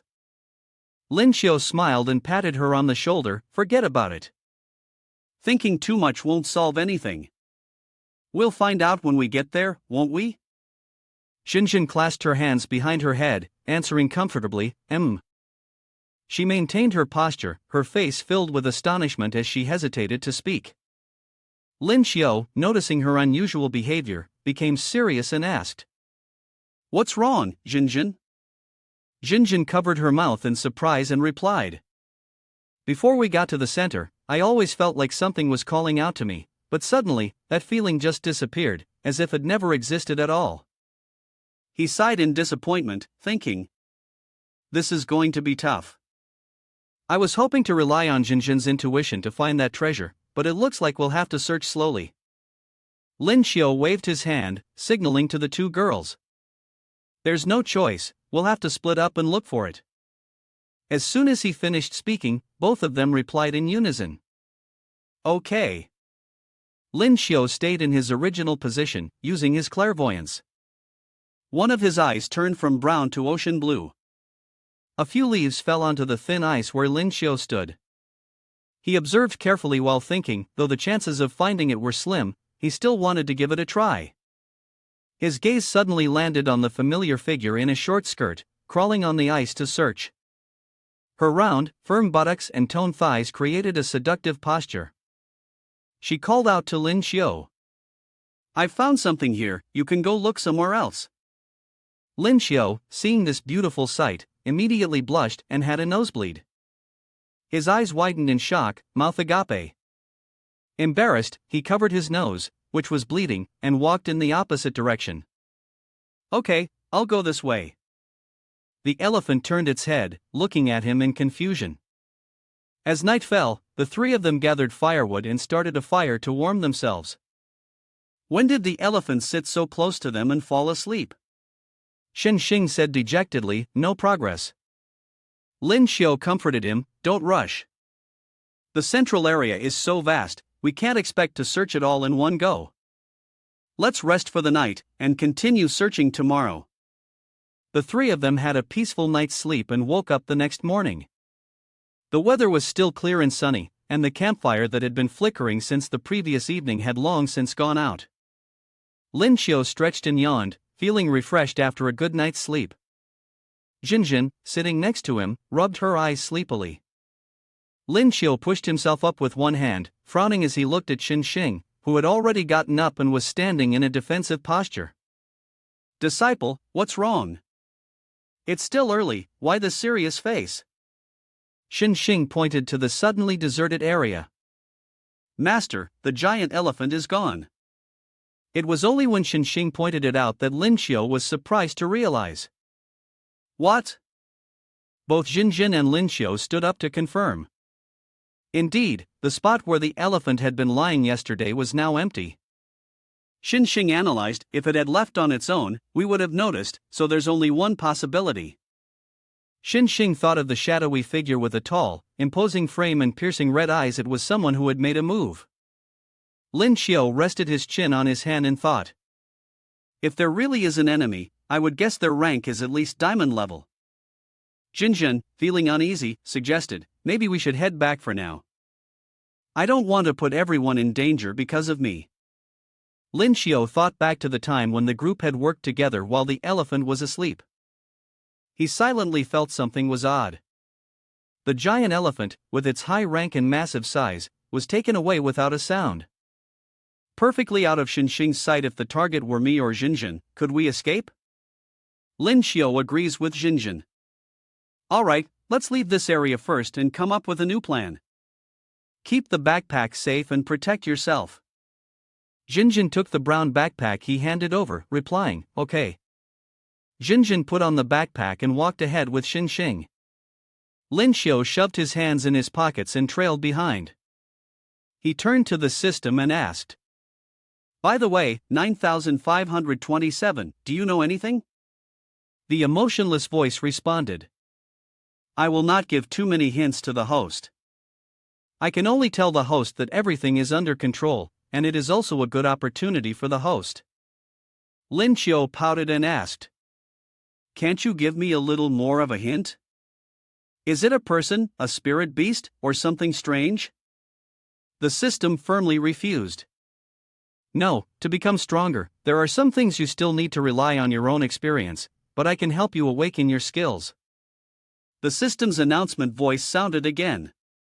Congratulations, host, you have received the A-rank skill Win Listening Ear. Using this skill can enhance your hearing ability by 100 times for a short period. With your current strength, it can be maintained for half an hour and can be used anytime. Lin Xiu cheerfully praised. This skill might actually be useful. 9527, I know you love me. Thanks. The system hesitated and responded. The host was truly old-fashioned. He gazed into the distance, where the snow covered the path leading into the forest. In contrast, the trees there remained lush and green, untouched by any snow. He began to piece together the events in his mind. 9527 said, everything is under control. This proves that the opponent's strength is not so overwhelming that we can't resist. It's possible to quietly take the spirit beast away, which gives us an opportunity. Suddenly, he widened his eyes, a realization dawning on him. So that's it. He called out to the two girls ahead of him, I know who the enemy is now. Jinjin and Shen Xing were both astonished upon hearing this. The two girls turned around in unison, urging, hurry and tell us. Lin Xiu placed his middle and index fingers on the bridge of his nose, squinting his eyes in satisfaction as he said, in the vast Ling Su, it's possible to move the large elephant beneath the eyelids of the three of us without a sound. With one hand in his coat pocket, Lin Xiu waved his index finger back and forth. There is only one truth. The culprit is a space-type spirit beast. Call me the detective. The two girls looked at him with evaluative eyes. Upon hearing his explanation, Jinjin quickly understood the situation. So that's clear now. Only a space-type spirit beast would have the ability to move the elephant while we were resting. Shen Xing showed a cautious expression. Space-type spirit beasts aren't easy to deal with. Lin Xiu put his index finger to his lips in a quieting gesture. He focused and used the Chu technique, listening carefully to the surroundings. The sound of wind rustling through the lush forest filled the air. Amidst the tranquil scenery, a sudden rustling broke the silence. The silhouette of a green-skinned goblin with pointed ears and blood-red, feral eyes flickered behind the thick foliage. Lin Xiu gazed at the creature with cold, detached eyes, as if looking at a corpse, then turned to remind his two companions. It's 500 meters ahead. We'll kill it before it even realizes what's happening. Lin Xiu raised his hand, summoning a pitch-black rift rimmed with glowing crimson Rini sect. One after another, the three leapt into the Rini sect's portal, until only a sneaker-clad foot remained outside the gate. Shen Xing jumped out first, followed by Lin Xiu and Jinjin. The green goblin was startled and let out a furious roar. Shen Xing instantly threw a punch straight into its face, making it spit out a mouthful of blood. Instead of fear, the monster grew even more frenzied, grinning wickedly. In a flash, the creature moved with terrifying speed, its figure blurring into a shadow before vanishing without a trace. Shen Xing shouted angrily. Where did it run off to? Lin Xiu quickly intervened, warning. Don't chase it. That spirit beast is called a space wanderer. Its mobility is exceptional. Recklessly pursuing it could lead to trouble. Jinjin turned to him in surprise and asked. Lin Xiu, you know that spirit beast? Lin Xiu explained solemnly. The space wanderer is a diamond-ranked spirit beast. It's extremely violent by nature, cunning, and holds grudges like a demon. Since Shen Xing hit it once, it will definitely come looking for him. Shen Xing wrapped his arms around himself, licking his lips with excitement. Don't worry, I'm not afraid it'll come. I'm only afraid it might run away. Shen Xing grinned mischievously, raising both hands with an expectant gesture. I'm so excited. Jinjin and Lin Xiu, from a distance, both agreed on their evaluation of Shen Xing. The real demon in our team is actually him. He crossed his arms, his face serious as he continued to raise questions. Why would a Lingsu golden rank appear with a diamond-level spirit beast? According to the words of the one with the big nose, that precious item glows by itself and could be on a space wanderer, but I haven't sensed any aura of such an item. Where on earth is it being hidden? The creature in the dense foliage had already started observing them. When did it start? Lin Xiu, sensing danger, cautiously used his Shun Feng air, wind listening ear, to listen carefully. He quickly realized it was still there. He signaled with his eyes to the other two girls in the group. Jinjin and Shen Xing straightened their backs as soon as they noticed his attitude and focused, trying to guess his intent. Lin Xiu sat down on the fake tree stump, speaking, "It won't approach in the short term. We should rest here for a bit." Jinjin and Shen Xing understood the hint and agreed, "All right." Jinjin placed her backpack on the ground. She and Lin Xiu smiled, pretending to close their eyes and lean their heads together to rest, waiting for the wandering rogue to take the bait. The wandering rogue, thinking the group had completely relaxed their guard, slowly appeared as dark gray streaks flashes of bright red amidst the green leaves. He closed his eyes, furrowing his brow in discomfort, and clicked his tongue. My patience had completely run out. 2 hours had already passed, my hands were numb, and this space wanderer still had no intention of making a move. Could it be that it realizes we're trying to lure it in? No, I absolutely must capture this Jiahua, take its spirit pearl and treasures to settle the debt. Jinjin had unknowingly fallen asleep, resting her head on his shoulder. Slowly, she began to stir and open her eyes. Shen Xing was still leaning on him, deeply asleep. Jinjin gently took his hand with both of hers and began to massage it. She softly asked, "Is your hand numb? Let me massage it for you." Lin Xiu couldn't help but feel happy inside at her concern. Jinjin was his girlfriend, and she was really so kind. He continued to channel his spiritual energy, using his listening to the wind technique, carefully listening for any movement around them. Lin Xiu put a finger to his lips, signaling for her to be silent. Jinjin bit her lip nervously, following the direction his gaze was fixed on. Lin Xiu subtly realized it had arrived. The wandering rogue silently moved closer, light on its feet, its tall, muscular form closing in on their group. Lin Xiu's expression darkened as he pushed Xin Xing's shoulder. Xin Xing frowned in annoyance but woke up, joining the others. The wandering rogue bared its sharp teeth and let out a sinister laugh. The smile held a sense of arrogance, clearly belonging to him. Its bright red eyes did not attempt to hide the fierce killing intent radiating from them. It extended its claws and leapt to attack, its sinister laugh echoing in the air. Lin Xiu shouted loudly, reminding his teammates. At that moment, Xin Xing responded. Chunks of stone and dirt flew up with the powerful leap of the wandering rogue. It raised its sharp claws, aiming to strike at Xin Xing. She wasn't afraid to turn her back on the wandering rogue and said, "You're right on time." One of Xin Xing's hands was engulfed in faint red spiritual energy with a sharp red lightning streak running through it. She shouted loudly, "I just so happen to want to borrow some of your energy." She put all her strength into the punch, but it was easily blocked by the wandering rogue. The wandering rogue used spatial power to neutralize the faint red spiritual energy that had been swirling around her punch. Xin Xing stood frozen, her face pale in shock as her faint red energy turned into a deep ocean blue. The wandering rogue sneered maliciously. The source of the ocean blue energy is growing thicker and thicker. It was as if Xin Xing was being controlled by something. Her arms were forced behind her back, and her entire body was suspended. Panicked, she asked, "What is this?" The wandering rogue let out a cruel laugh. Its eyes glowed a bright red. It bared its sharp teeth, grinning, and said, "It means you're all dead."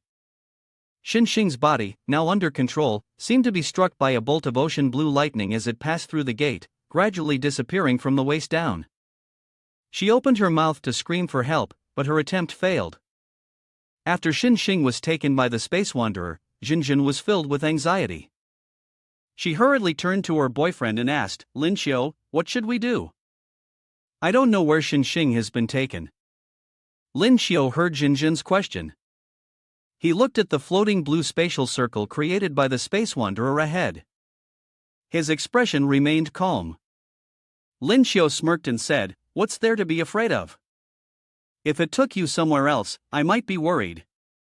But since it took that demon Xin Xing, it's better to worry about it for itself." Hearing Lin Xiu, Jinjin looked at him in confusion. "Huh?" The spatial gate created by the wandering rogue disappeared in the forest within the space. Just as Lin Xiu had said, Xin Xing was kicking the monster in the stomach, and the spatial traveler was being beaten badly. Xin Xing then threw a few punches to the monster's face, leaving it no time to retaliate. She was enjoying the fight. While punching, Xin Xing arrogantly asked, "Is that all you've got? What level are you to dare challenge me one-on-one?" Lin Xiu used his spiritual power to observe the situation inside the space. After seeing Xin Xing beating the monster mercilessly, he turned to ask, "Did I say it correctly?" Jinjin watched the scene of violence and was left speechless by Xin Xing's brutality. On the other side, Xin Xing's punches grew stronger and stronger, and she landed another punch on the monster's cheek. The blow was so painful that the creature began to shed tears, spitting out a mouthful of fresh blood. Xin Xing excitedly declared, "This time, you won't escape." Lin Xiu observed the situation and called out to Xin Xing inside. "This time, you must capture it. If it escapes, it'll be even harder to catch next time." Upon hearing her master's words, Xin Xing turned her head back and obediently replied, "Understood." Before her disciple could finish speaking, the spatial monster seized the opportunity to open a spatial gate and attempt to flee, letting out a cry. Lin Xiu, observing the situation outside, quickly shouted, "Be careful! It's trying to escape." The monster quickly retreated deep into the space, leaving only its half face with a smug smile, its mouth emitting a sound, roughly translating to "the game has just begun." Both Xin Xing and Lin Xiu were stunned, watching as the monster swiftly disappeared into the space. Shortly afterward, it reappeared behind Jinjin. Lin Xiu immediately guessed the monster's intention. He hurriedly glanced back and called out, "Jinjin, don't you notice anything unusual behind you?" As soon as he finished speaking, she panic-stricken realized the wandering rogue above her. It wore a smug smile, preparing to capture her. The space slowly enveloped the lower half of Jinjin's body. In an instant, the space had devoured more than half of her. In a state of panic, she reached out, crying out to Lin Xiu for help. "Lin Xiu!" He reached out to try and pull her back, but it was too late. He too missed his grab into the void. At that moment, the scene of the space gate gradually closed. The space wanderer was extremely cunning, more intelligent than other spirit beasts. They were originally a platinum-level spirit beast. In the Lingsu rare treasure emerges, when other platinum spirit beasts fought each other over the core treasure, it merely watched from the sidelines. It hid in a corner, not participating in the battle with the other spirit beasts, and eventually easily dealt with the final victor, taking the treasure and teleporting away. Later, when the martial experts cleaned up Lingsu, it skillfully concealed itself and successfully survived. Lin Xiu ground his teeth in fury. Unable to contain his rage, he exploded with power, lightning crackled around him. Losing his temper, he roared, "Damned space wanderer, how dare you harm her? I'll wipe out your entire clan." He ran forward like a madman while contacting the system as he ran.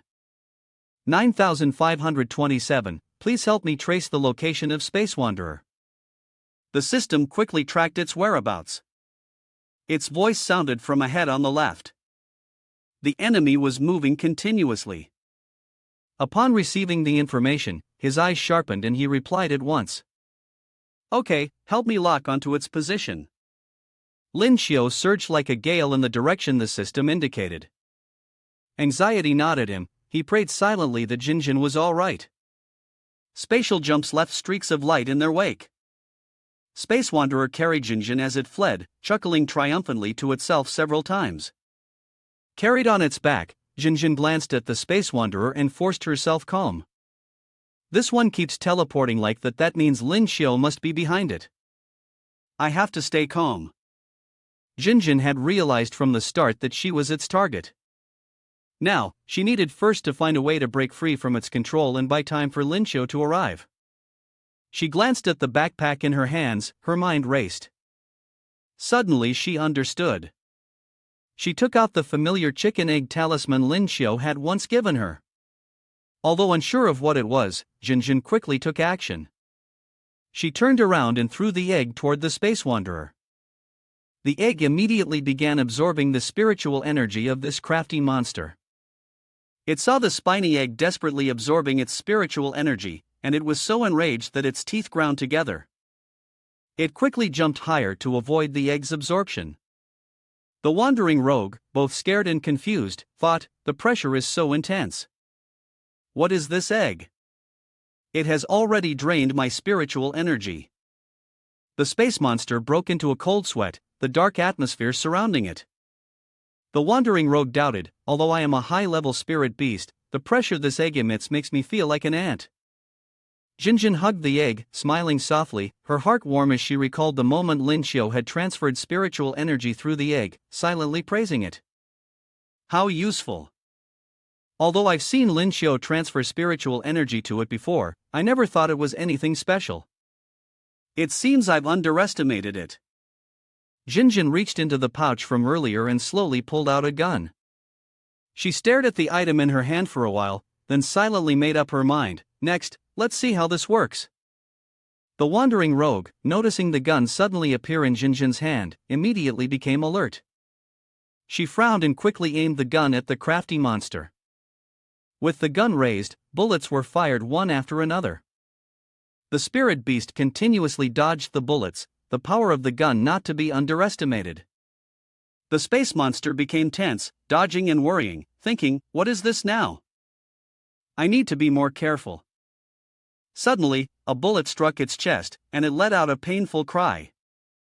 After a series of shots, one finally hit its mark. Jinjin, overjoyed, shouted, "I hit it, but that bullet is nothing to it." The space monster arrogantly sneered, "Is this all the damage you can do?" Jinjin was stunned as she looked at the wandering rogue. Its calm demeanor made her realize with some surprise that the bullet hadn't harmed it. The monster opened its mouth wide, revealing sharp fangs, and lunged at Jinjin. It growled twice. The monster immediately leapt into the air, its sharp claws exposed, charging toward Jinjin to attack.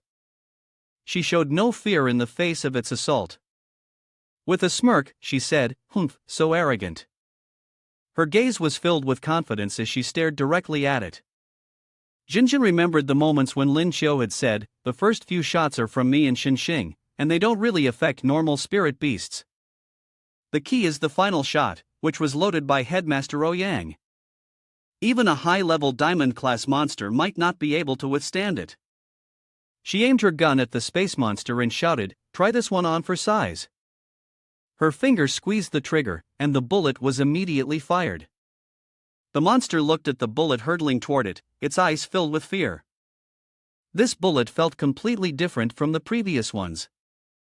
The space monster thought to itself, "I used a treasure to upgrade to diamond rank, but before I could react, the bullet pierced through its mouth and through its head." Blood immediately sprayed out, splattering everywhere. After that gunshot came the sight of Space Wanderer collapsing helplessly to its knees before her. A blue liquid seeped from the back of its head. Jinjin was safe now, but Lin Xiu still felt deeply uneasy. The master and disciple, Xinxing, were hurrying toward the spot where the space mandu creature had appeared. Not far ahead of Lin Xiu, several streaks of spiritual energy flared, drawing his attention. Staring in that direction, Xinxing beside him urged anxiously, "It's the light from Ling Wu's gun there over there." Lin Xiu quickly moved forward, cautiously parting the bushes and surveying the surroundings. He sensed something unusual in the area. To his astonishment, he spotted Jinjin and immediately shouted her name. Hearing that familiar voice, she turned her head at once. Lin Xiu and Xinxing ran over, and Jinjin explained what had happened there. Lin Xiu told her that he had already taken care of it. She raised two fingers and smiled radiantly in human form, as if proudly showing off her impressive feat. Lin Xiu rushed forward and pulled her into a tight embrace. Jinjin froze in surprise as he said worriedly, "You scared me half to death." Being suddenly held so tightly by Lin Xiu made her blush shyly. She stammered, calling his name. "Lin Xiu." After a brief moment, they separated, and she spoke softly to comfort him. "Don't be afraid. I'm fine now." Once the wave of worry had passed, Lin Xiu couldn't help but ask Jinjin in puzzlement, "How did you manage to do that?" Jinjin immediately recounted the spectacular process of dealing with the wandering rogue. She held the egg in her hands, answering his questions. "Good thing you gave me your egg and Ling Wu's gun." After listening to Jinjin, Lin Xiu had a thought. It seems she remembered the bullet from Master. She held the egg close to her chest, gently gazing at it, her voice softening as she spoke, "And it's with me." Lin Xiu pointed at the egg, laughing loudly, praising it. "Little one, you did great this time. I'll make sure you greet the world soon." The egg, hearing Lin Xiu's promise, immediately became cheerful, swaying back and forth. Suddenly, Xinxing exclaimed in surprise, "Master, there's something." At the sound of this, both Lin Xiu and Jinjin turned to look at the body of the wandering rogue lying on the ground. At this moment, the body emitted a faint blue light, slowly rising into the air. The corpse gradually began to fade. When the creature's body completely dissipated, two glowing blue spirit pearls appeared. Lin Xiu picked up the two spirit pearls, while Jinjin and Xinxing, unable to withstand the blinding light from them, raised their hands to shield their eyes. Xinxing exaggeratedly sighed. "Ah, it's so bright." He observed them for a moment before joyfully commenting. Upon closer inspection, he noticed that the second spirit pearl was somewhat unusual. Lin Xiao silently contacted System 9527. Do you know what this is? The system immediately responded. The system quickly explained, initially, its spiritual energy was too violent and unsuitable for direct absorption, but it has been purified by the dead one. Now, it's just right for your girlfriend to absorb. Upon hearing this, he smiled in satisfaction. Lin Xiao felt overjoyed inside. Really?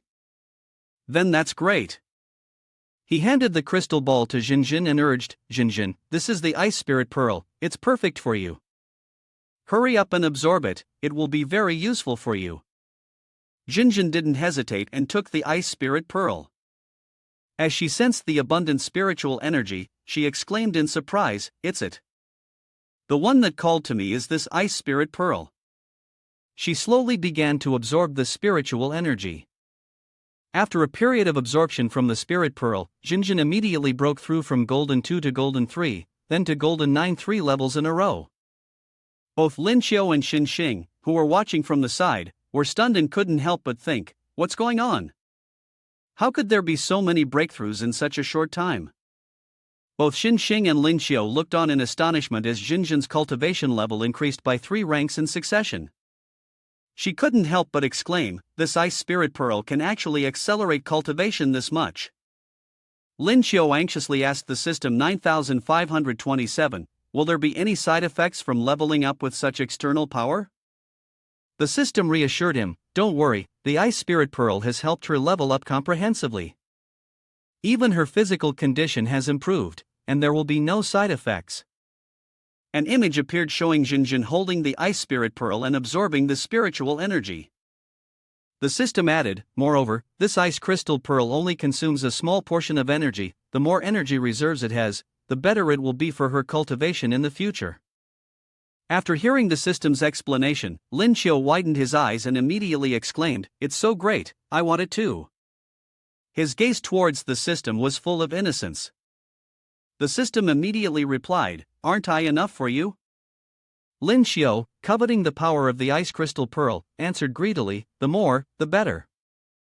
Shen Xing looked around and suddenly noticed something unusual. She turned to Lin Xiao and said, Master, look, the blizzard has disappeared. Upon hearing this, Lin Xiao quickly scanned his surroundings and saw the figure of Jinjin absorbing the ice crystal pearl. Lin Xiao responded, after absorbing the ice crystal pearl, Ling Su also began to return to normal. The two master and disciple, Xin Xing and Lin Xiao, silently observed the surroundings. As Jinjin absorbed the ice crystal pearl, the blizzard gradually faded away. Lin Xiao turned his gaze toward Jinjin, his expression pensive. Lin Xiao speculated that it seemed the ice crystal pearl was the source of the environmental change in Ling Su. After a long period of absorbing the ice crystal pearl, Jinjin slowly opened her eyes. He immediately asked her, Jinjin, how do you feel? She smiled brightly and replied, I feel great. After reaching platinum level, she felt a power within herself that she had never experienced before. After speaking, Jinjin extended her hand horizontally and used her spiritual energy to form a circle. She happily said, not only that, I've also awakened a spiritual skill. Very quickly, Jinjin's ice attribute skills were unleashed.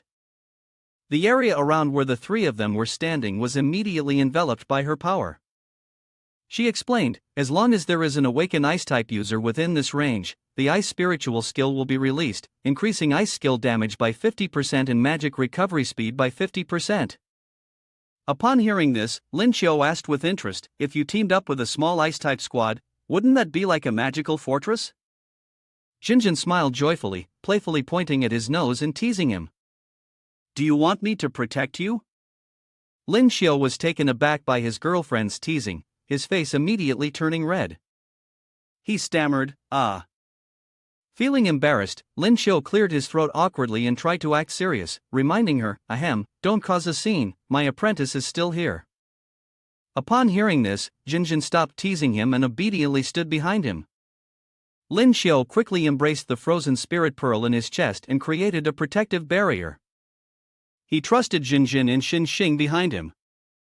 If Xinjin had successfully broken through, then these two would protect him while he prepared to level up. Soon, a large beam of white light appeared in the forest, emanating from Lin Xiu. He was about to level up. The light shifted to golden as he sat focused, advancing his cultivation. Xin Xing and Jinjin behind him watched with great concern. Lin Xiu did not disappoint their expectations, quickly breaking through to Golden 7. Xin Xing cupped her face in admiration. Master has advanced 2 levels in a row, reaching Golden 7 star already. Jinjin, behind her, covered her mouth and smiled with amazement. Such a large number of high-level spirit enhancers, even the disciples of some major families probably don't receive this kind of treatment. Lin Xiu, after breaking through, stood up and said, "But it's not just a simple level up, I also absorbed a spirit pearl of skills." Lin Xiu suddenly paused while speaking. He raised his hand and asked Jinjin, "Jinjin, do you want to travel anywhere?" He took her hand, and the two of them walked hand in hand, with an atmosphere filled with the fragrance of love. Jinjin blushed as she looked at Lin Xiu holding her, shyly asking him, "Travel?" Lin Xiu looked at her tenderly, smiling as he said, "You don't need to blink, you're shy but you still wanted to confirm, so you asked." "You? What exactly are you?" Jinjin was about to finish speaking when she suddenly screamed as Lin Xiu used teleportation right in front of Xinxing. After the teleportation was successful, Jinjin seemed uncomfortable as she wasn't used to returning to the real world, and she let out a displeased sound. Ugh! Once she had stabilized, Jinjin looked at him in shock and asked, "Did you just break through the specialty of a space wanderer?" Upon hearing her question, he puffed out his chest in pride and answered, "That's right. As long as I make contact with the opponent, I can bring them to any place I choose." Jinjin curiously asked, "Can it reach that far?" Lin Xiu confidently replied, affirming his current abilities. For now, the maximum range is within 1,000 meters. Xinxing, standing beside them, gazed at him with admiration and said, "Master, you're amazing." Lin Xiu pointed forward and suggested, "If the Lingsu rebellion issue has been resolved, then we should head back now." Jinjin, who had been behind, agreed, responding with a simple, At that moment, near the entrance of Lingsu, just outside the cave, Zhuemo appeared flustered. He stammered, Li, is that you? How could we be so unlucky? We've run into a giant elephant." Both of them looked toward the giant elephant charging towards them. Shenlong, seeing the elephant, helplessly said, "Damn, it's getting closer. We'll have to fight." As it charged wildly towards them, the elephant raised its trunk and let out a loud trumpeting sound. Upon a closer look, both men saw some words written on the elephant's trunk, their eyes widening in surprise. Shuemo wondered aloud, "What are those words on its trunk?" When they saw it clearly, they realized the writing was the symbol of Lin Xiu. Shenlong, confused, said, "Could Lin Xiu be?" Just as the tension grew, Lin Xiu's voice suddenly rang out, "Zhuemo, what are you doing here? You didn't run into us being attacked, did you?" Zhuemo turned around in a panic, following the voice. He saw the 3 familiar figures of Lin Xiu, Jinjin, and Xinxing, all approaching the group. When Lin Xiu saw the elephant, his expression immediately changed. He ran to the elephant, hugged its trunk, and joyfully said, "The big nose is here too." The big nose is happy to meet its master again.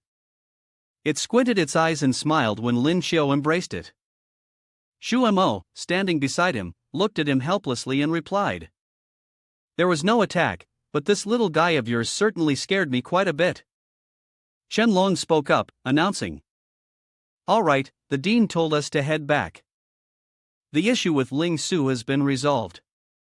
Everyone, get ready to gather and return to the academy." Lin Xiu was also on his way back. Upon hearing this, he immediately responded. After teleporting out of Ling Su, when he saw his students appear, Yang Zhe welcomed them back and said, "You've all worked hard, and finally, you're back." Yang Zhe was taken aback when he noticed the changes in his students. He looked at Lin Xiu and Jinjin standing at the entrance and couldn't help but marvel. In just a few short days, Jinjin has broken through from silver to platinum. Curious, Ouyang Zhe walked over to Lin Xiu and whispered.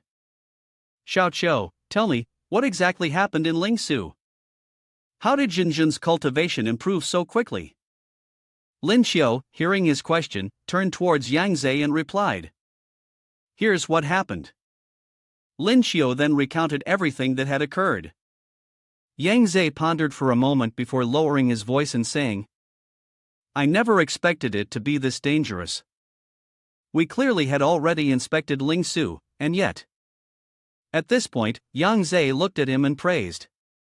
Luckily, Xiao Qiu, you and your team handled it well. Truly, you've made a great contribution. Suddenly, he became serious and asked. That's right, Xiao Qiu, Jinjin's strength has reached platinum level. With such power, what do you think about the upcoming world competition? Lin Xiu immediately disagreed, his face darkening as he shouted loudly. It's impossible. Lin Xiu looked at him seriously and continued. Master, I hope you won't tell Jinjin about this. I'll do my best to win first place in the world competition, but I don't want Jinjin to get involved in such a dangerous contest. Ouyang Zhe understood Lin Xiu's intentions and said. Master supports you, but participating in the competition also requires the athlete's consent. If she decides to join. Lin Xiu immediately interrupted him. Let's talk about it when the time comes. At that, he turned to look at Jinjin, thinking for a moment. He silently made up his mind that he would not let her face any danger. The phone rang, and Yang Zhe quickly picked it up. He answered. What is it, sixth brother? Lu Jin on the other end immediately reported the situation. Countries M, C, and J have each sent a team to Lingwu Shanghai for academic exchanges. But after 3 days in the arena, many of our students have already been injured. Hearing this, Yang Zhe was shocked. He quickly replied. What? We'll return immediately. At the Lingwu Shanghai training grounds, a fireball was launched, swiftly hitting a man and knocking him to the ground, causing him to spit out a mouthful of blood. Jun Ning, seeing this, anxiously shouted. Dai Xiao. At the training ground, countless people were standing around watching the match. The young man who had just lost consciousness was lying on the ground, and the blond man walked over to where Dai Xiao was lying motionless. He coldly looked at him before stepping on him. A flame appeared on the blond man's left hand. He was a fire-based ability user, a top-tier golden level from Country M. He smirked mockingly. Lingwu Shanghai, you guys are really too weak. It's been 3 days and you still haven't won a single match. How embarrassing. Jun Ning looked at the student beside her, worried, and called out, Zheng San, hurry up and help him with treatment. A hand was placed on Jun Ning's back, and another young man with blonde hair leaned in, arrogantly blocking her way. No. He was the team leader from Country M, a true martial rank with an unclear ability system. With an unserious tone mixed with a touch of coldness, he said, the kids are fighting, injuries are unavoidable. As elders, we should just stay out of it. Jun Ning's anger flared up immediately, and she confronted him, it's just an academic exchange, why does it have to come to killing? Meanwhile, the man on the other side, pleased with himself, was holding a phone as if calling someone. He pointed at Jun Ning, who was fuming, and mockingly asked, isn't that guy from Country Z a mythical nine-tailed fox? Not bad, huh? He pointed at himself, imagining the scene of burning Jun Ning with fire. Luca sneered and said, once I deal with these useless students, I'll set up a date with her. He pressed his foot down on Dai Xiao's body. The pain was so intense that Dai Xiao gritted his teeth, trying to suppress any sound of pain. Luca arrogantly pointed downward and asked, before we deal with the losers beneath us, how should we handle them? The people from Country M took out their phones and recorded, one of them mocking, I heard Lingwu Shanghai is their university champion. With this level of skill, it's honestly laughable. Someone on the other end of the phone retorted, you shameless lot, taking advantage of the fact that our main force isn't here, bullying the lower-ranked ones. Is that fun? The smug group was immediately taken aback. On this side, Luca threatened with spiritual energy, kid, I'll give you a chance to admit defeat. Otherwise, your little life might be hard to keep. Dai Xiao, though heavily injured, refused to yield under Luca's pressure. Gritting his teeth, he responded, I'd rather die than surrender. Before he could finish, Luca launched a fiery spiritual energy attack toward Dai Xiao. His face twisted with murderous intent as Luca shouted, just showing off, huh? Prepare to die. Dai Xiao grimaced, closing his eyes to endure the attack. Suddenly, a spiritual skill, Fire Resistance Sphere, was unleashed, and a burst of light appeared, neutralizing Luca's move. The sudden brilliance forced him to shield his eyes with his hand. Luca ground his teeth and glared at the one who had intervened. It was none other than Yang Zhe and his students. Yang Zhe's face darkened as he said, Who dares to cause trouble in my school? Jun Ning, overjoyed at seeing Yang Zhe, immediately reported, Principal, they've finally come back. Yang Zhe interrupted, I can see that. He glanced at Xing behind him and gave a stern command. Xing, teach them a little lesson, but remember to keep your tone in check. Xing obediently replied, yes. Upon hearing this, Luca noticed Xing approaching and immediately grew cautious, though he still tried to appear tough on the outside. As soon as the words left his mouth, they were cut short by Xing's frown and a punch to his face. Luca, who had been arrogant, was suddenly knocked back by the punch. When he hit the ground, he coughed violently, blood immediately spilling from his mouth. Having received such a heavy blow to the chest, and coughing up blood, his anger flared. Luca demanded, How dare you hit me so hard? Xing was surprised that Luca, after taking such a punch, was still conscious. The man unleashed his spiritual energy, preparing to charge at her. She widened her eyes in confusion at the scene before her. It was Yang Zhe who had appeared. He neutralized Luca's attack. Yang Zhe coldly asked, What's this? Want to fight? What kind of skill is it to bully a child?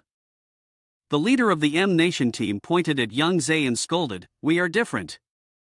Lin Xiu mocked, Oh, is this how people from the M Nation behave nowadays? Shameless? He pointed at him and, logically and reasonably, questioned, You don't care that you've injured so many of our people, but when your own are hurt, you can't take it? The leader, directly criticized by Lin Xiu, immediately blushed in embarrassment. Luca, supported by his teammates, was helped up, while Fei Qi angrily rebutted, Luca is the weakest among us. You've lost for 3 consecutive days. While Fei Qi was speaking, suddenly a girl interrupted and suggested, Let me go up, Fei Qi. The speaker was Qi, the leader of Team C, a true martial expert. She appeared charming and suggested, Principal Ouyang, it was just the kids warming up before the match. If your main players have returned, I think we could proceed with a professional academic exchange. Yang Zhe replied coldly. Warming up for 3 days. I, too, am ready to warm up. Do you want to compete? Lin Xiu, standing behind, clapped and praised. Master is mighty. Qi thought for a moment upon hearing this. The Space Awakening system was indeed hard to deal with, especially since Yang Zhe, a Supreme, had once slain another Supreme. She immediately changed her attitude, pointing with her finger in a conciliatory manner and saying, Principal Ouyang was just joking. We're mainly here to observe these young ones. Yang Zhe saw through their intentions. He sneered inwardly.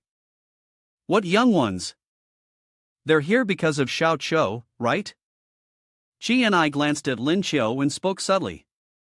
It was said that this Lin Xiu was from the space system, and had even won the MVP in the competition. If the intelligence was correct, she thought, a first-year student with such strength would be a great threat to the world competition in the future. This time, they just happened to take advantage of the academy competition to test the truth of the matter. Yang Zhe coldly asked, Speak, how do you plan to compete in this academic exchange? Qi raised 5 fingers and, with a smile, made a very simple suggestion. Our 3 countries will take turns fighting against Lingwu Shanghai, with each of us battling you 5 times in one-on-one duels. How about that? Yang Zhe objected. That's too troublesome. Here's what we'll do, we'll pick 5 people to directly fight your 14. You'll be allowed to rotate in and out. And Kai and I thought she heard wrong. She hurriedly asked, what? She and I looked at Yang Zhe with a complicated expression. She hesitated for a moment before saying, do you secretly think your brain's malfunctioning? Behind them, Fei Qi whispered urgently, agree to it. The advantage is clearly on our side. Yang Zhe pointed at Qi and I and said, the rules aren't that you're coming to make a bet, right? If we lose, we'll give you the Ling Wu weapon data. If you lose, you just need to hand us a few dozen tons of spirit or celestial blue. She and I hesitated, responding, this. Yang Zhe applied pressure, if you don't agree, then there's no need for this academic exchange to continue. She and I spoke softly, this condition is a serious matter, we need to discuss it for a bit. Yang Zhe agreed, fine, I'll give you 5 minutes. If you can't reach an agreement, then we'll go with my proposal. Fei Qi and I turned and left. Fei Qi didn't forget to glance back, grumbling irritably, this old man is too arrogant. On this side, Lin Xiu looked at Yang Zhe, confused. Master, isn't that a bit too much? No, if we really lose, do we have to give them the Ling Wu weapon data? Yang Zhe slyly replied, I was just giving them the information, I never said when I would give it to them. Lin Xiu raised a finger in praise, as expected of the master, the older the ginger, the spicier it gets. The group of Yang Zhe silently waited as Qi and I and Fei Qi discussed. Over here, Fei Qi was on the phone with someone.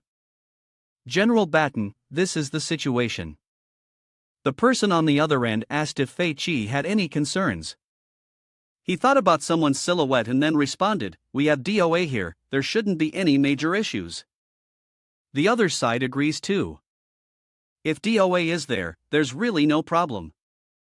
If we can get the Ling Wu weapon data this time, I'll credit the achievement to you. Hearing this, Fei Qi immediately smiled in satisfaction. He respectfully said, then I must thank the general.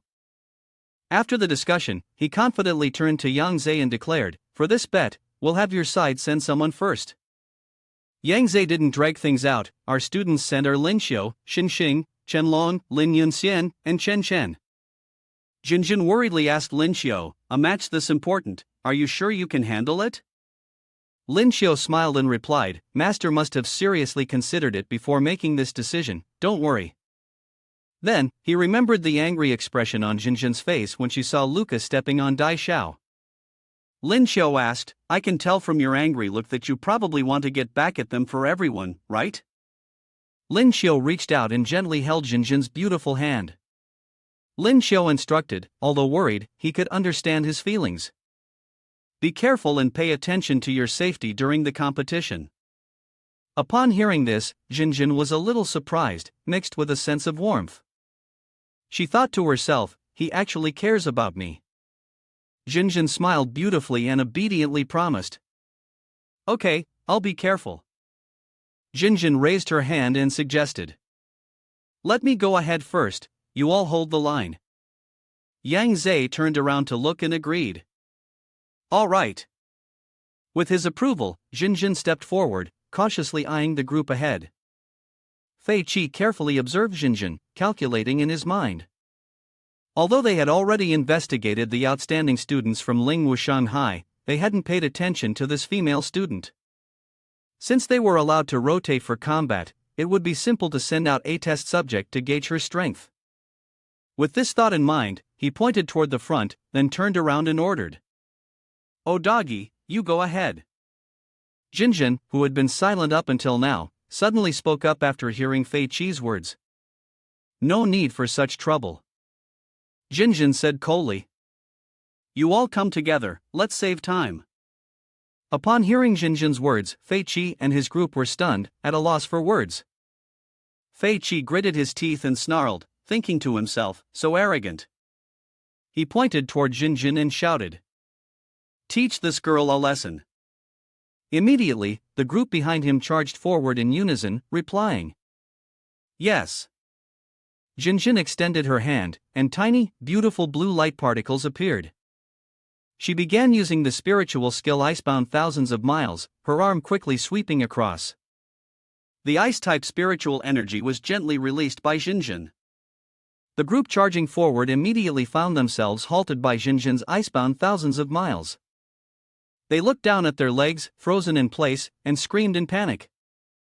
Jinjin could no longer move. With her other hand raised, a blue light was drawn on her palm. Jinjin reminded them, "Watch closely." Suddenly, a bow appeared in Jinjin's hand. She aimed an arrow directly ahead. Jinjin shouted, "Ice arrow." As she spoke, the arrow in her hand was launched. The ice arrows sped toward the group. Those struck by the ice arrow were immediately frozen and unable to move, their wounds rapidly oozing bright red blood. Fei Qi stared in shock at the arrow that had flown between his legs and the scene before him. A little panicked, he thought, who is this girl? How can she take on 6 opponents in such a short time? Behind her, Lin Xiao shouted in praise, "Nice shot." Upon hearing her boyfriend's voice, Jinjin glanced back and smiled gently. Chen Long complimented, "You went to Ling Su and came back with such great progress. With you two here, I can rest easy and graduate." Upon hearing Chen Long's words, Jinjin's face turned red. She shyly repeated the words, "husband and wife." Lin Xiao put his arm around Jinjin's shoulder and teased, "Great. Don't forget to come celebrate with us once we're married." Jinjin brushed Lin Xiao's hand off her shoulder with a flick of her own. Lin Xiao sulkily hugged her hand that had been hit, staring at Jinjin. She blushed and lightly scolded, "Don't make a scene." After scolding Lin Xiao, Jinjin's gaze softened. She thought to herself, "But I can discuss things with Lin Xiao, fight together, it feels like I'm getting closer to him with each step." As she thought this, she glanced at Lin Xiao, who was blushing and holding his hand. Chen Long and Yun Xian raised their hands, cheering for Jinjin's victory. Fei Qi, watching the group cheering in front of him, gritted his teeth and muttered, "Damn it, I can't lose again in the next match." A surge of spiritual energy appeared from nowhere, advancing toward Jinjin's ice arrow. It shattered the ice tip that was stuck in the ground. After the collision, shards of the tip scattered everywhere. Along with this, a voice rang out, "Why not send me into the battle sooner? Why send those useless trash first?" Hearing that voice and seeing the flame, Fei Qi, puzzled, called out, "Linda?" The one who arrived was a beautiful girl with smooth, glossy pink hair. Her name was Linda, a Platinum 5-star cultivator, the only one in the M-Water team who ranked just below DOA. She arrogantly said, "Leave this little chick to me." Linda approached Jinjin, arrogantly calling out, "Hey, heard the sound behind you? Jinjin, pay attention." Jinjin turned her head and saw a flame burning on Linda's hand as she smugly taunted. "Need to recover your spiritual energy? I can wait for you." Jinjin replied, "No need. Fighting them won't drain much of my energy." Linda raised her hand, and her flames surged. She smiled faintly in admiration and introduced herself. "Is that so? Not a bad opponent. I'm Linda, of the Platinum 5-star fire system." The flames, following the movement of her hand, fell down. When they touched the grass beneath her, a ring of fire quickly ignited around Jinjin. Linda and Jinjin stood within the circle. With a triumphant look, Linda spoke. "Please, enlighten me." Outside, both Lin Xiao and Fei Qi were startled by Linda's blazing flames. After hearing Linda's introduction, Lin Xiao felt a twinge of worry. The Platinum 5-star was already gone, and these two had opposing attributes that countered each other. He was uneasy as he watched Jinjin, tense and facing Linda, while Linda's expression was full of triumph. He worried, thinking that Jinjin had just recently broken through to Platinum.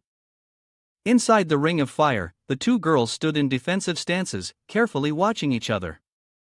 Linda struck first, controlling the flames in her hand, causing them to burn intensely. Linda's voice rang out as she reminded Jinjin to observe her skill. Jinjin quickly summoned an ice shield, a sheet of ice appearing to block Linda's attack. During the fight, Jinjin silently assessed that the destructive power of Linda's flames was not as strong as the others she had faced before. Linda launched another fiery assault toward Jinjin, the flames growing larger, forcing Jinjin to leap into the air. Up high, Jinjin began to activate her skill, the arrival of frigid winter. After calling out the skill's name, her arms swiftly formed the necessary gestures. The ice spikes were launched simultaneously, and Linda, upon seeing them, looked down upon them with disdain, thinking, "Is that all?"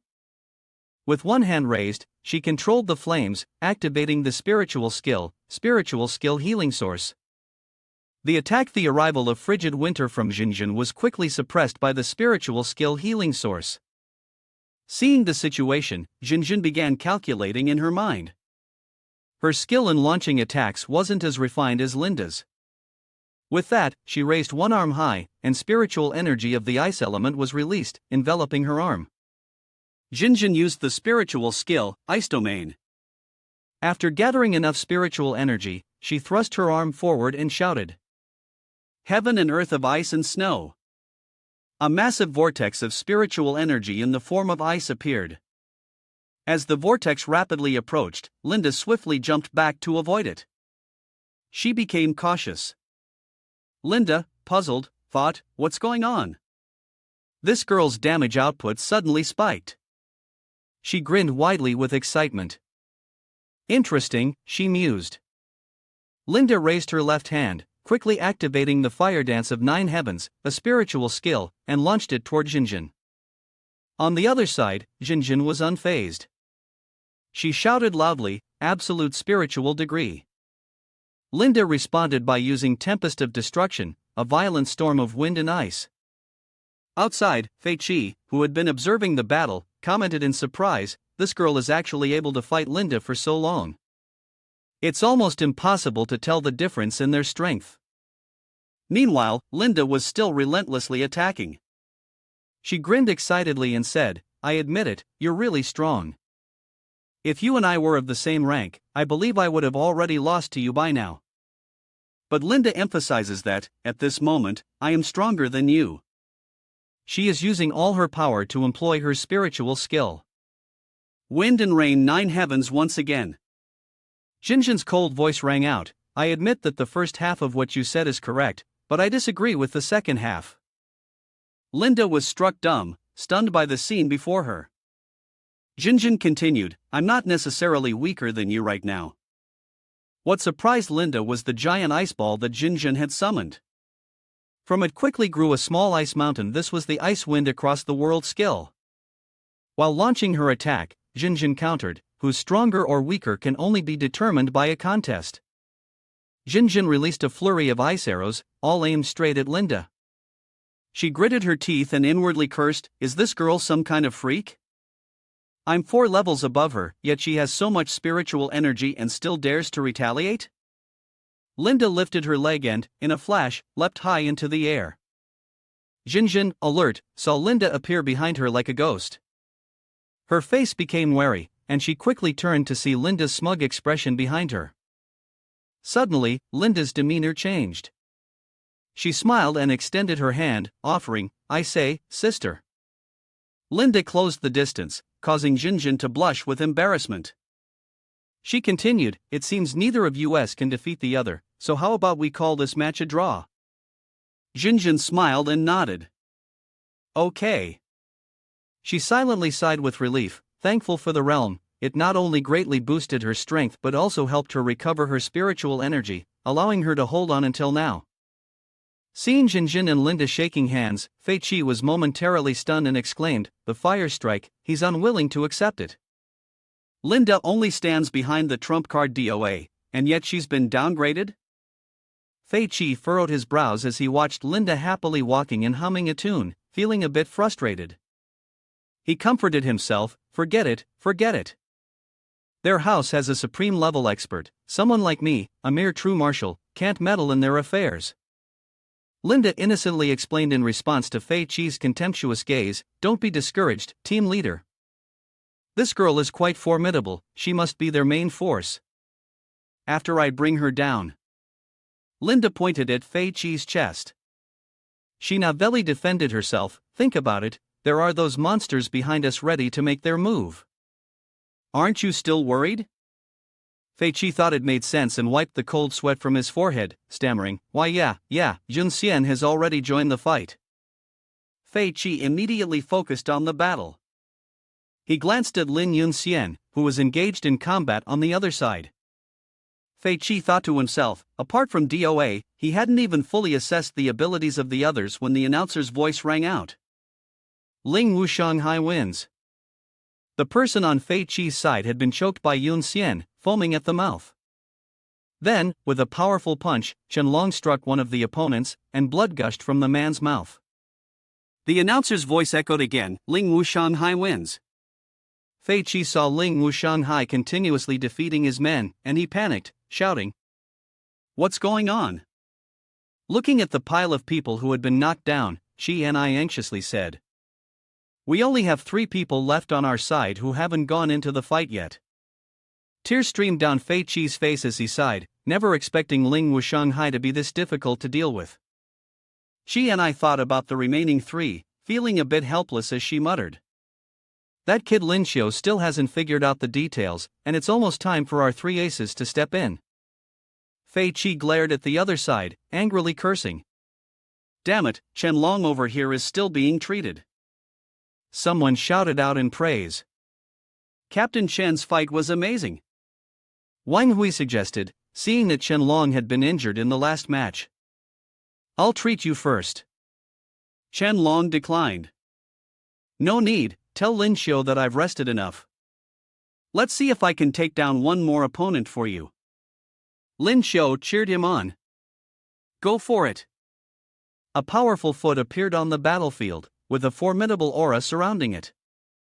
The owner of that foot was Dick, a gravity-based psychic from Country C.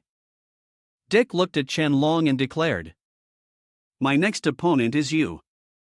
Flames blazed around Dick as he taunted Qianlong.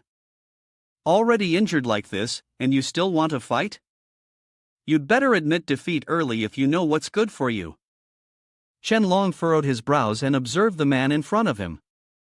He silently assessed. This guy is no ordinary opponent. Not only is his spiritual energy impressive, but he's also aware of his own injuries. Qianlong suddenly called out to the person standing behind him, "Lin Xiu." Qianlong turned his head to look at Lin Xiu and asked, "If you were in this situation, would you give up?"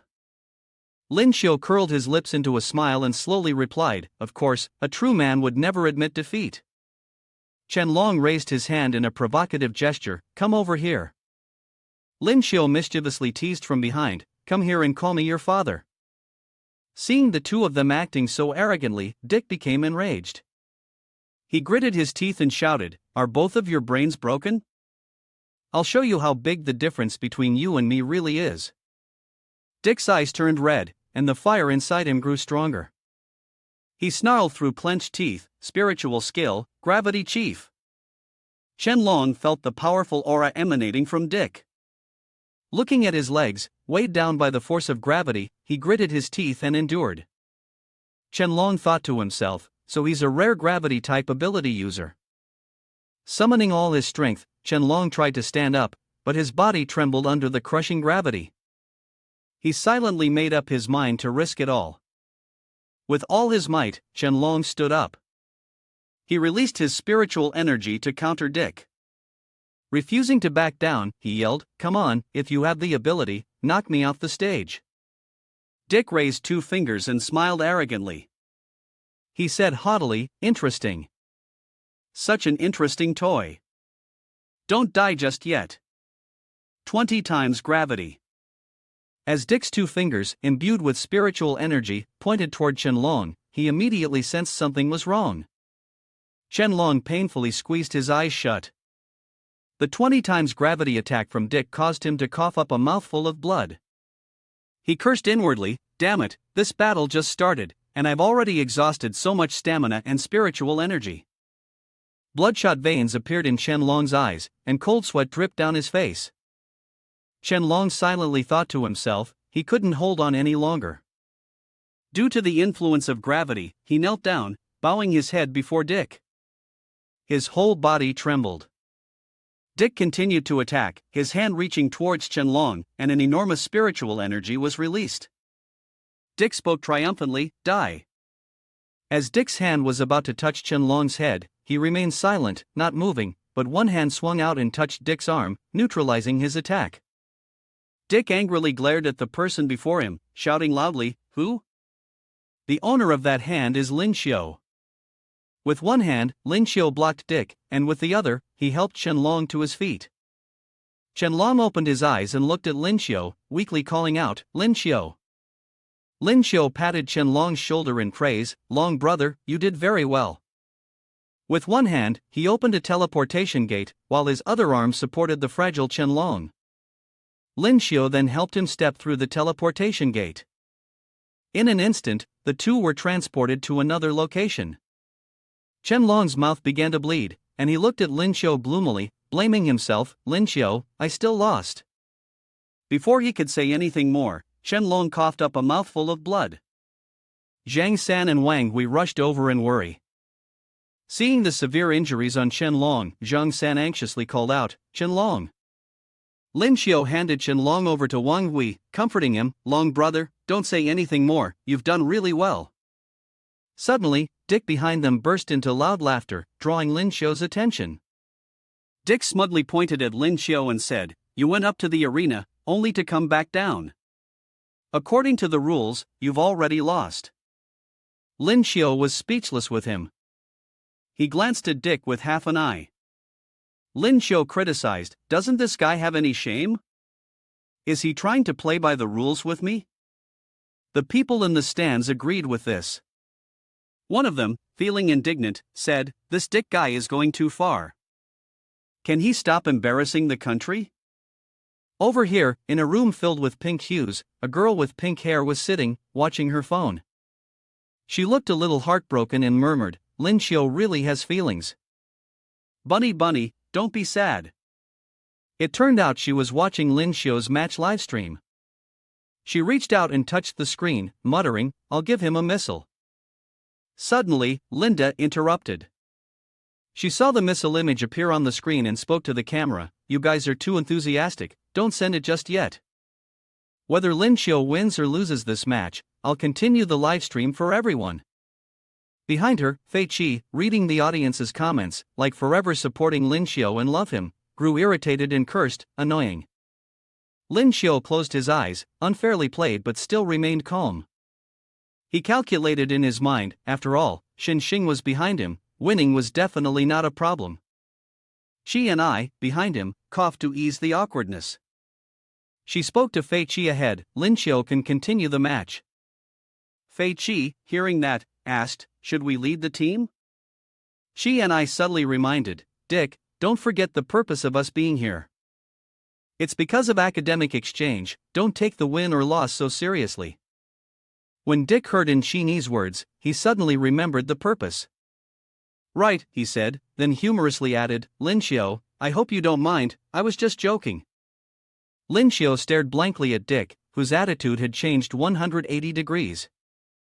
Curious, he asked, "Huh? What's going on with you?" Dick extended his hand with a friendly gesture, introducing himself. "My name is Dick, what do you think?" Lin Xiu didn't bother to shake his hand. Instead, he raised his middle finger, not forgetting to provoke him. Seeing Lin Xiu's attitude, Dick immediately became enraged. He darkened his face and muttered under his breath, "I just want to get rid of him already." Provoked, Dick acted first, releasing his spiritual skill. The gravitational air around him condensed, his fist imbued with a powerful gravitational force and energy. Gritting his teeth, Dick shouted, "If you're going to be unreasonable like this, then let's see whose strength is real." In no time, Dick had gathered his spiritual energy and charged toward Bunny Lin Xiu. However, his punch didn't land. Lin Xiu had managed to dodge Dick's attack. Dick's fist missed, and with the momentum, it slammed into the ground. Seizing the opportunity, Lin Xiu jumped up, his hand slicing through the air as he released his spiritual energy. Lin Xiu shouted, "Prime Slash!" Dick is no slouch either. Dick quickly evaded Lin Xiu's strike. On this side, while fighting, Lin Xiu was also observing Dick's actions, understanding in his mind, it seemed like this guy had done his homework on him. Understanding his own abilities, Lin Xiu curled his lips in a smug smile and thought to himself. But you're still too naive. You can't even catch a person, yet you try to dominate the whole field. Lin Xiu's hand gathered spiritual energy, and thunder and lightning rumbled loudly as the spiritual skill thunderstorm of 10,000 troops was unleashed. Dick, witnessing the power of thunderstorm of 10,000 troops, stood there dumbfounded, muttering to himself. This damage can only be withstood by relying on the spiritual energy within the body. His hand, now enveloped in spiritual energy, clenched tightly. Dick gritted his teeth and activated his spiritual skill piercing kill to counter Lin Xiu's thunderstorm of 10,000 troops. As Dick tensed, bracing for the attack from Lin Xiu, he was taken aback, realizing, it's not that painful. Immediately, he became even more pleased with himself and reassured his own thoughts. This kid is only at golden rank, but I'm already a platinum 4-star. What am I afraid of? With that thought, Dick quickly regained his focus. He gathered spiritual energy with both hands, simultaneously muttering, "You think you're the only one with area of effect skills? Watch my gravity chief." Having been on the rooftop, Dick's gravity chief skill had caused him to fall, but he quickly released his spiritual energy and shouted, 50 times gravity. On this side, Lin Xiu faltered. The force of Dick's gravity field spiritual skill suppressed his movements. Meanwhile, Dick, feeling triumphant, boasted, "You little brat, I've been training in a gravity field all year long. Under such heavy pressure, I can still move freely." As he unleashed his spiritual energy to attack Lin Xiu, Dick slowly moved closer to him. The greater the force, the greater the pressure. Dick arrogantly said, "You definitely can't handle it, just wait and die." Lin Xiu cautiously watched as Dick approached. Though he was still restrained by the gravity from Dick, Lin Xiu still had enough spiritual energy to fight. He smiled and responded to Dick, "Death isn't certain yet." Lin Xiu raised his right hand, and lightning erupted. Lin Xiu spoke, "The gravity here is indeed heavy, but that doesn't mean I can't use my skills." Quickly, the spiritual skill Thunder God Strike was unleashed once again.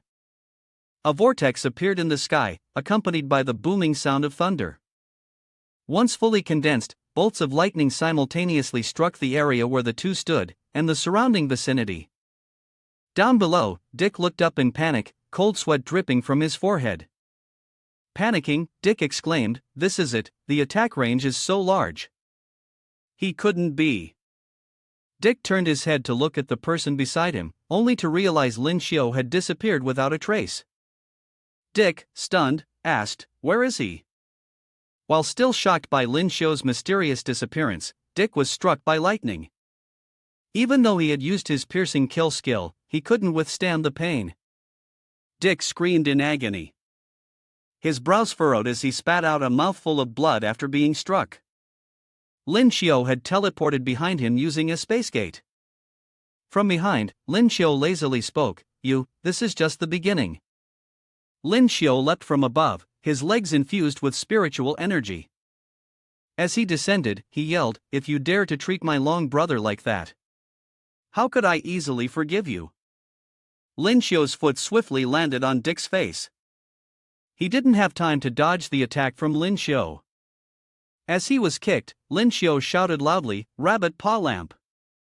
After being kicked, Dick defensively watched Lin Xiu standing opposite him. He clenched his teeth, a sense of fear stirring within him. Dick inwardly sighed, "This kid is truly terrifying." Lin Xiu calmly said, "Right now, I could easily take you down with one move, but I won't do that." With that, Lin Xiu used his spiritual skill to activate the Beast Claw technique and attack Dick. As he got closer, Lin Xiu coldly asked, "You like bullying others, don't you?" The spiritual energy continued to shoot out, forcing Dick to shut his eyes and dodge. Lin Xiu kept questioning, "You like playing dirty, don't you?"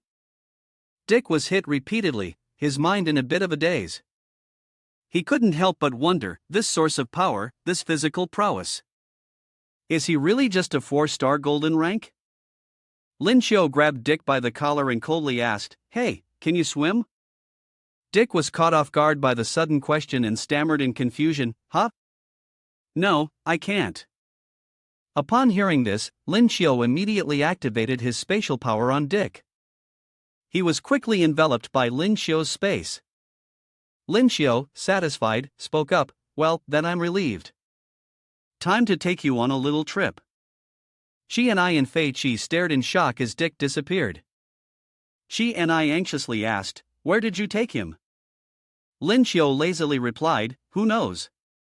Maybe to a resort on the beach." He was just scaring them. In reality, Lin Xiu had thrown him into the shallow pond near the school, treating it as a lesson. Hearing Lin Xiu's casual response, she and I stared at him in disbelief.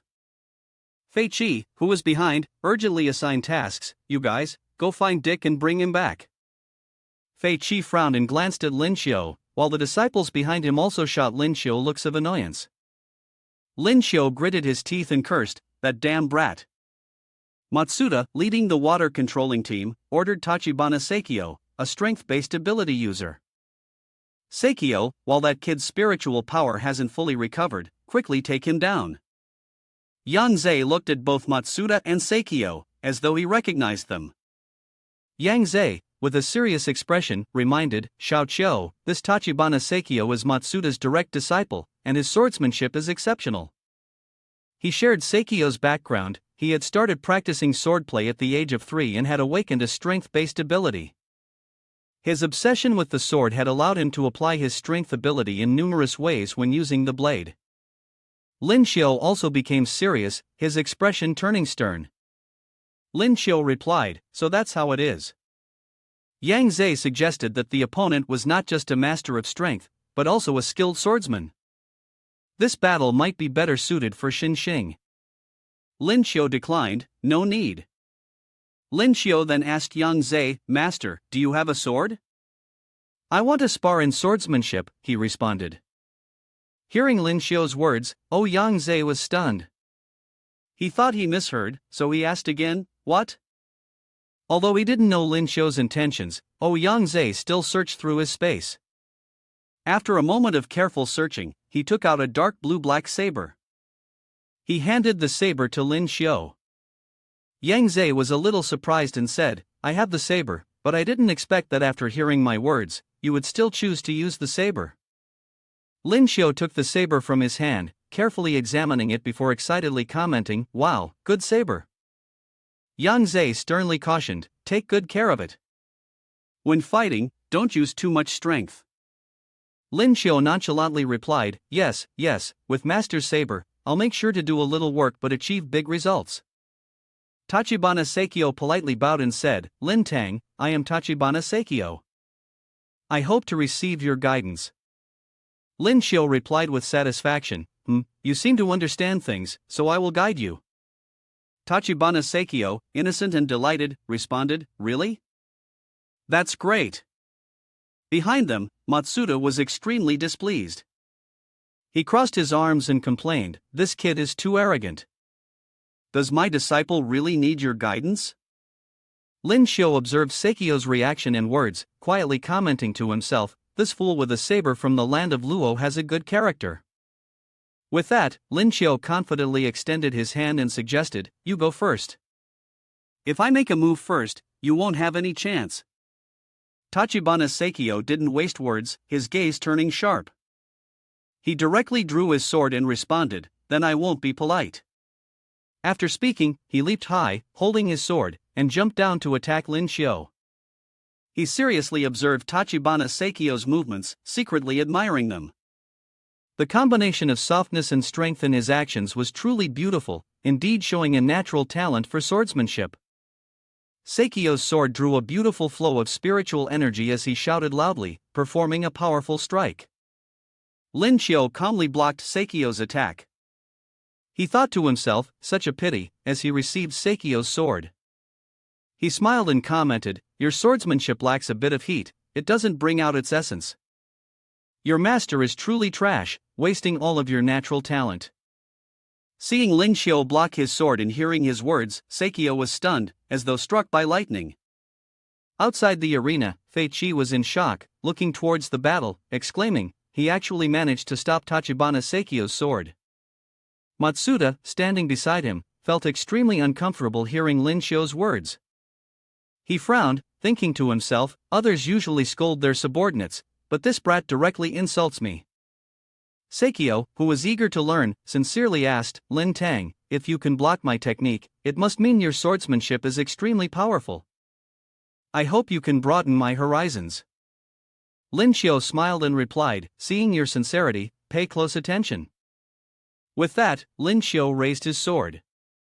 He jumped forward and continued, the technique of your swordsmanship actually originates from the method of attacking the waist in our dual sword style. The key focus is a single strike to kill. And the essence of our swordsmanship. Tachibana Sakio watched the speed at which Lin Xiao moved, gritting his teeth and muttering, too fast. Even so, Sakio was fortunate enough to parry Lin Xiao's sword technique in time. Lin Xiao smiled at him with a gentle gaze and softly asked, can you see clearly now? Sakio was taken aback by Lin Xiao's calm demeanor, stunned for a moment, then he replied in confusion, not clearly yet. I hope you won't leave me behind. Before Sakio could finish his sentence, Lin Xiao interrupted, if you still can't see clearly, there's nothing I can do. Sakio clenched his teeth in frustration, thinking to himself that he could barely understand how Lin Xiao wielded his sword, or how he exerted his force. It seemed his abilities might even surpass that of a master. Realizing this, he immediately knelt down, clasped his hands together, and bowed his head respectfully, saying, Lin Tang, I admit defeat, but please teach me your swordsmanship and take me as your disciple. Lin Xiao was stunned by Sakio's sudden action. Ha! He was surprised by Sakio's behavior, thinking to himself that he never expected him to be such a fool. Lin Xiao awkwardly smiled, I definitely can't accept you right now. Tachibana Sakio stood up, and Lin Xiao smiled again, then continued, but if you're interested in joining my country's citizenship, I might consider it. Upon hearing Lin Xiao's words, Fei Qi immediately became furious and shouted, Lin Xiao, you're going too far. Now you want to incite my team member to rebel? Matsuda countered, Sakio is a treasure to us.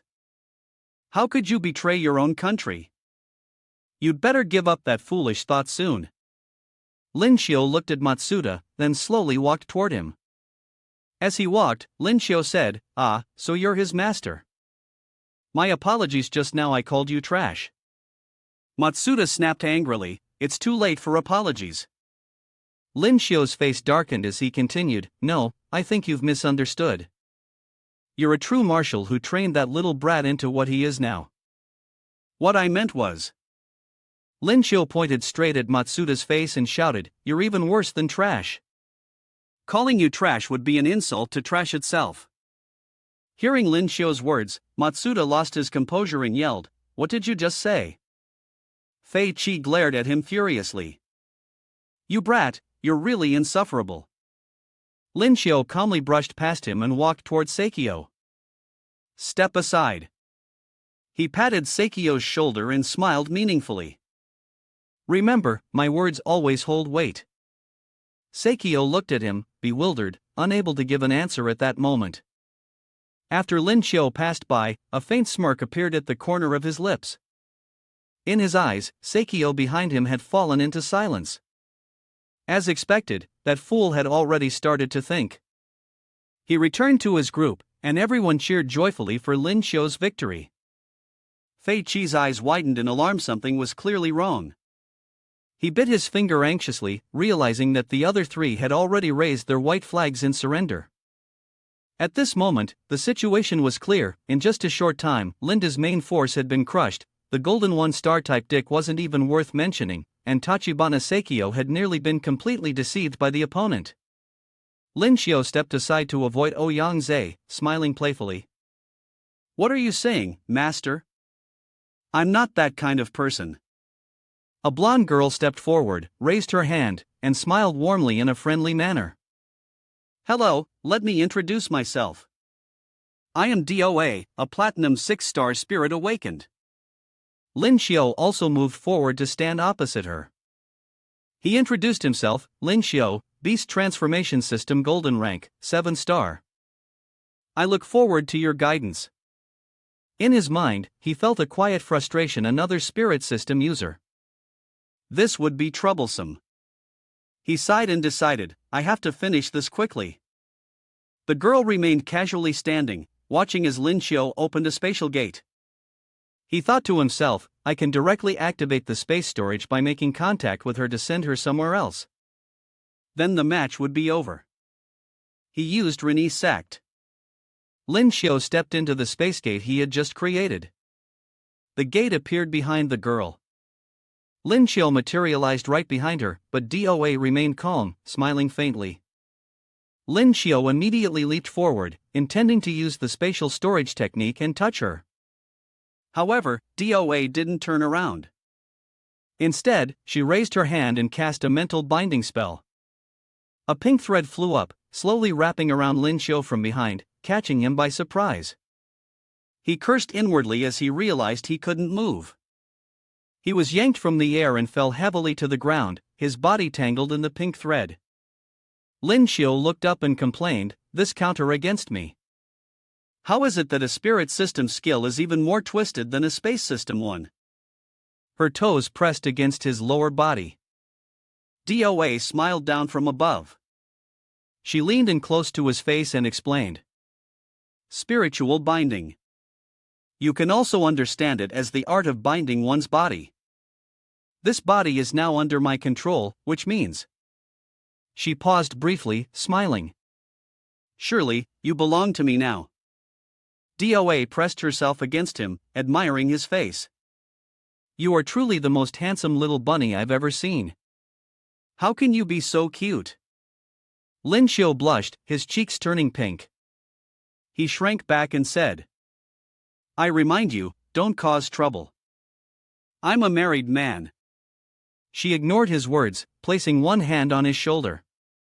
She kneeled, sitting down below him, her face showing a sly, suggestive expression. If you're a bunny, does that mean you stop for a bit? Lin Xiao, embarrassed, blushed and refused. No. Suddenly, she grabbed his bunny tail. If he were a real bunny, it might have been like being picked up by the tail. DOA squeezed the fluffy tail at the back of his body, enjoying the sensation.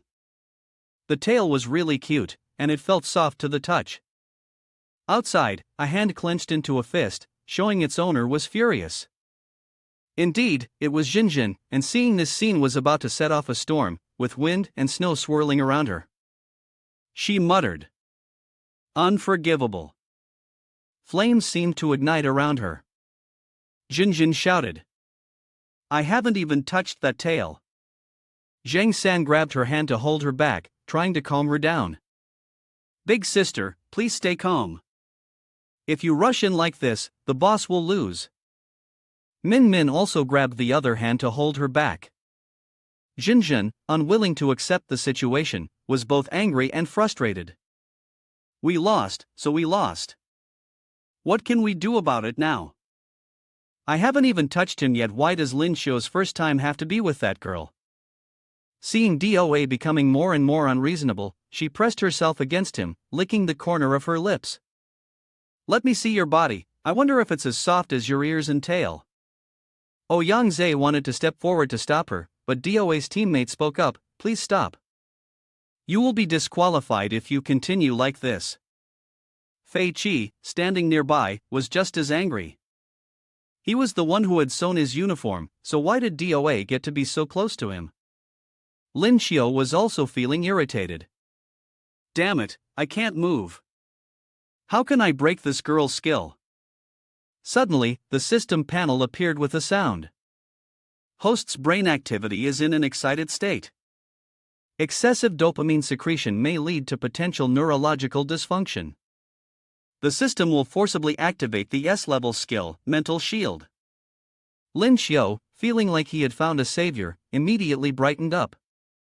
9527, you came at the right time. The system asked, would you like to use it immediately? Without hesitation, he agreed. Yes. He suddenly stood up, leaving DOA staring at him in confusion. As the mental shield was activated, a powerful force surged, breaking the mental binding that had been restraining her. DOA looked at him, bewildered and confused, wondering, what's happening? The psychic bond seems to have been severed. While Lin Xiao caught her off guard, unable to react in time, he rushed forward with incredible speed, touching DOA's shoulder and using the spatial repulsion technique.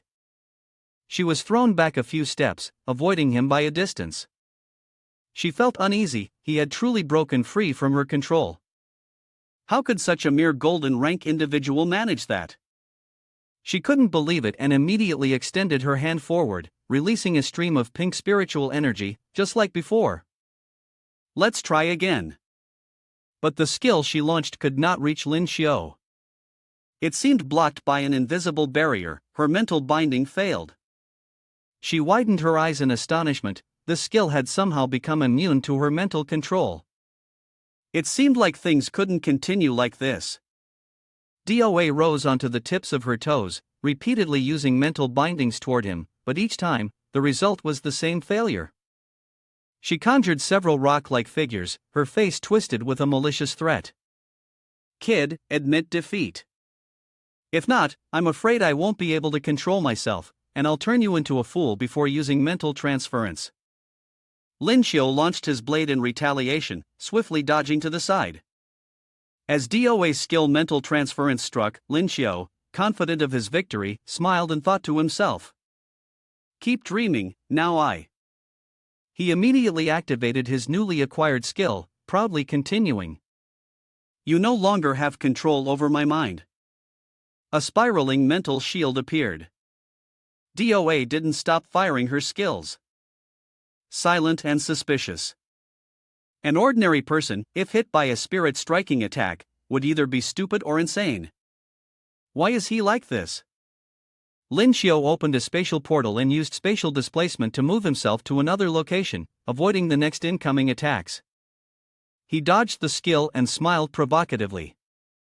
Is this all you've got? No new tricks? He opened another spatial portal, jumped through it, and suddenly appeared behind DOA. Now it's my turn. At this point, she began to feel some fear. The confidence she had at the beginning was slowly fading. He raised his hand, and she frowned in terror. Finished, it's over. I'm about to be thrown away. I won't end up like Dick, thrown into the river by him, will I? Her buttocks were suddenly slapped, the sound echoing loudly. DOA blushed and quickly covered her behind, stammering in protest. Why you? What are you doing? Lin Xiao didn't let up, continuing to slap and speak. The grudge of tail strokes is irreconcilable. He kept slapping DOA's backside. Each slap is a crime. Who told you to touch my ears? Who told you to pat my tail? Don't you know that you can't touch a rabbit's tail? DOA opened her mouth wide, groaning as she begged. Ha, stop, please. Lin Xiao smirked, clearly enjoying himself. She actually wanted to take off my clothes in front of everyone. What an undisciplined girl. She blushed and shouted loudly. Ugh, I can't take it anymore. Jinjin, who was below, was furious. She snorted coldly. Lin Xiao and the others, still looking on, blushed in embarrassment. Zhang San couldn't help but exclaim, even having a nosebleed. This is too stimulating. Jinjin blushed, thinking about the time she had also fought with Lin Xiao, secretly feeling envious. Back then, he had used a mop to hit her on the bottom, and now he was using his hand directly. She shouted at him, "Stop it right now." Lin Xiao only then realized, oh no, he had forgotten Jinjin was still watching from below. He quickly tried to think of a way to explain himself to her, but hadn't he done anything outrageous? He was just restoring her dignity. DOA immediately stood up, holding her bottom, distancing herself from him, and condemned him. Lin Xiao, how dare you do that to me? Lin Xiao calmly replied, what do you mean? Are you the only one allowed to hit me, while I'm not allowed to fight back? DOA refused to back down, immediately unleashing her spiritual power, activating the blinding spiritual field. Furious, she said, "There's no such logic, I'm going to fight you." Lin Xiu's rabbit ears suddenly disappeared. He widened his eyes in shock and thought, what's going on here? This field not only forced him out of his beast transformation state, but when he clenched his fists to try and sense it, he couldn't even feel the presence of spiritual energy. If she were to use spiritual energy to attack him under these circumstances, Doa's body was surrounded by swirling spiritual energy, rushing toward him. It would be the end for him. Realizing this, Lin Xiu immediately extended his hand to block her attack. As the spiritual force collided with his, Lin Xiu was still pushed back a bit, leaving an imprint on the ground. He furrowed his brow and thought to himself, it seems that when she opened this domain, she herself couldn't use spiritual skills. His hand gathered spiritual energy, directly facing Doa's approaching attack. Lin Xiu seriously drew a conclusion, if that's the case, I still have a chance to win. She was equally astonished by the force of his power, her heart shaken as well. Her face showed disbelief as she thought, I can't believe it. My physical strength should definitely be a bit stronger than this kid's. But inside, she was filled with doubt. How could he possibly have the strength to neutralize my attack? Lin Xiu closed his eyes, sensing the relentless barrage of Doa's fists and kicks. The next moment, he opened his eyes and seized the opportunity. An emblem of yin and yang appeared behind him, and Lin Xiu threw a punch straight at her. Doa took the hit, gritting her teeth as she staggered back, warily watching Lin Xiu approach. She felt as though she had been struck by a thunderclap, filled with deep confusion. Why, under these circumstances, was he still not defeated? Wasn't it pointless for me to reveal my domain, the fatal skill? Lin Xiu spoke calmly, your physical abilities are indeed not bad, but your cultivation technique is clearly inferior to mine. He shook his legs and arms, preparing himself, and gathered spiritual energy confidently as he continued, let me show you what true strength looks like. Taking his stance, it seemed as though a large white tiger was roaring behind him, but the name of the technique was a bit strange. The first move was called Fierce Rabbit Descends the Mountain. Lin Xiu advanced, moving at a speed that the naked eye couldn't track. She stood frozen in place. His eyes widened in astonishment, but before he could react, he was struck by a punch. He chose a single blow. After just one move, seeing Doa's clothes already slightly torn, Lin Xiu casually commented with a slight smile on his lips. Not bad, second round. He swung a leg, delivering a forceful kick, and then immediately followed up with another punch aimed at her. Doa had no choice but to raise her hands to defend. She struggled to block the attack, thinking to herself, his martial arts are unpredictable, and if this continues, everyone watching from outside will be just as shocked. Yangze thought to himself, how could one master such fluid punches and kicks without practicing for decades? But this kid is only 18, how is he able to do this? Fei Qi, who was on the phone nearby, reported. The situation right now, people on the other side look furious, but they won't let him finish his sentence and have already cut him off. I can see everything clearly, I'm watching it live. I must say, your performance this time has really disappointed me. After the match ends, try to block the people from Nation H over there, we'll figure something out on our side. Fei Qi covered his mouth and responded in a low voice. Understood. He sighed, I'll have to take responsibility for this one. From the looks of it, it seems like Doa won't last much longer. Lin Xiu leaped into the air, forming a hand seal with his fingers for the final strike. Suddenly, he placed both hands in front of him, signaling to stop. Hearing this, Lin Xiu also halted. Facing her, he questioned in confusion. What's going on? We haven't finished our match yet. She spoke up, I've lost this match. Before that, Doa hesitated, feeling embarrassed. I want to ask you something. Lin Xiu covered his face, and a second later transformed into a film emperor. Don't ask, I've never liked you. She looked at him, striking a pose, then angrily and suspiciously asked, Are you sick? Why are you suddenly acting like this? Lin Xiu ran his fingers through his hair, tilting his head. The lines just now sounded familiar, so I acted a little. It's fine, you can keep going. She placed one hand on him, poking his chest, and in a low voice demanded, "What I want to ask is, when we first met, did you really fall under my spiritual binding?" Lin Xiu propped his chin thoughtfully. "Whether you believe it or not, I really did fall under your spiritual binding back then." DOA, hearing this, asked in confusion, "Then why did it stop working afterward?" Lin Xiu happily made a guess, "Maybe it's because I'm too handsome, really a crime." DOA didn't want to listen to his nonsense, so she moved to stand next to Ouyang Zhe. "Enough, I admit defeat." Ouyang Zhe looked at her and said, "Thank you for bringing us such an excellent match. I now declare it over." He glanced at him, thinking, that brat shouldn't be so careless with his secrets, even I can't see through him. He then announced loudly for everyone to hear, "I declare Ling Wushonghai the winner. Everyone, let's celebrate with fireworks. Long live. It's great." Ouyang Zhe patted his shoulder in praise. "Xiao Qiu, well done." Lin Xiu scratched his head and smiled awkwardly. Just at that moment, a voice called out. Principal Ouyang Fei Qi stepped forward and, with hands clasped in a respectful gesture, bowed his head. "We lost the exchange competition this time, and as promised, we will deliver the items. Can we leave now?" The two were stunned upon hearing this. Ouyang Zhe secretly sneered, having never seen someone so shameless.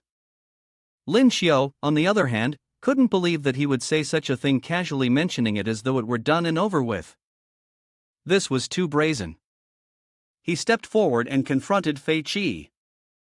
"I say, Bo Qi, do you think this place is some kind of place where you can come and go as you please?"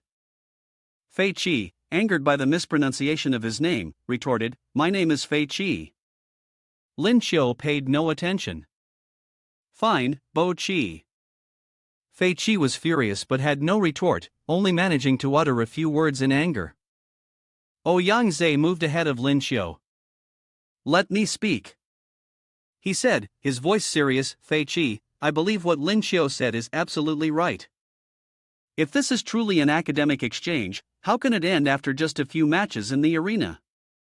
We still have plenty of knowledge to exchange."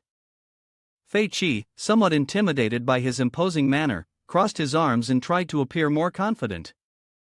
"What, are you trying to force us to stay?" Ouyang Zhe pointed directly at his face. "I won't show you any courtesy." "So what if I force you to stay? Today, I declare here that until I see the 50 tons of spirit or celestial blue, don't even think about leaving." The people standing behind Fei Qi bolstered his resolve even further. "Principal Ouyang, you are interfering with our personal freedom. Do not force me to resort to violence. I admit I am no match for you, but you should also think about your students." He lowered his voice and asked again, "Are you threatening me?" Turning, Ouyang Zhe erupted with a surge of force, unsure whether these words represented the man himself or the stance of Nation M. If they spoke for him personally, then he'd beat him to death on the spot. If he spoke for Nation M, then he'd beat every one of them to death. Fei Qi, startled and involuntarily, took a step back. He tried to answer, "Don't think I wouldn't dare, there are 3 true martial on our side." And Qi and I gripped his hand and frowned. "Hey, are you serious?" she whispered, remembering his earlier fight. Although Ouyang Zhe was a true martial, he had once slaughtered a supreme-level powerhouse, his strength was not to be taken lightly. Fei Qi wanted to speak again, but his body suddenly froze, his hand trembled and fear showed in his eyes. A great flame rose from somewhere, cutting off his stammer. The red fire flared fiercely, forming a barrier in front of Ouyang Zhe, and Fei Qi assumed a defensive stance. From behind the flames a figure gradually emerged as the fire waned. It was one of the 3 honored elders, Shen Taixiong, Shen Xing's grandfather. He sneered, "How brazen. You've grown feathers and wings, everyone dares to come to Nation H and make trouble now." Shen Xing saw him and, surprised and delighted, called out loudly, "Grandfather, why are you here?" Fei Qi also knew the identity of the visitor, and a sense of panic gripped his heart. This was troublesome, even the Supreme of Nation H had been alerted. Shen Tai Sung gently looked down at Shen Xing, who had just been scolded. This girl spent all day researching random things and didn't even think to visit her grandfather. Shin Xing happily shook his hand and coquettishly said, "Grandfather is so busy." Xing Er wanted to visit him, but I didn't know where to find him. He nodded, then glanced over in the other direction. That's true, it seems everyone has encountered some trouble now, right? Shin Tai-sung turned and looked at him with a look of admiration. Your name is Lin Xiu, right? I've watched the match. Your performance wasn't bad. Come here, let's talk. Lin Xiu, hearing this, was stunned. He was caught off guard, but the old man waved his hand, signaling for him to come over. Help me translate a bit. I don't understand their language very well.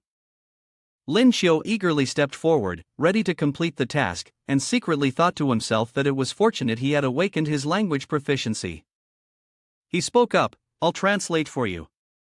Fei Qi, upon hearing this, remembered what Shin Baba had just said. He frowned in annoyance. Lin Xiu, barely holding back a smile, thought to himself, but the attitude of Nation M just now was too bad. He pointed at Fei Qi and said loudly, "Fei Qi, I'm replacing all the cursing with beeps. What gives you the right to come to our nation H and cause trouble?" Fei Qi was stunned by his words, then immediately retorted, "You know the key points, don't you? You're just translating insults, aren't you?" He waved his hand dismissively. I don't need you to translate. I can understand perfectly well.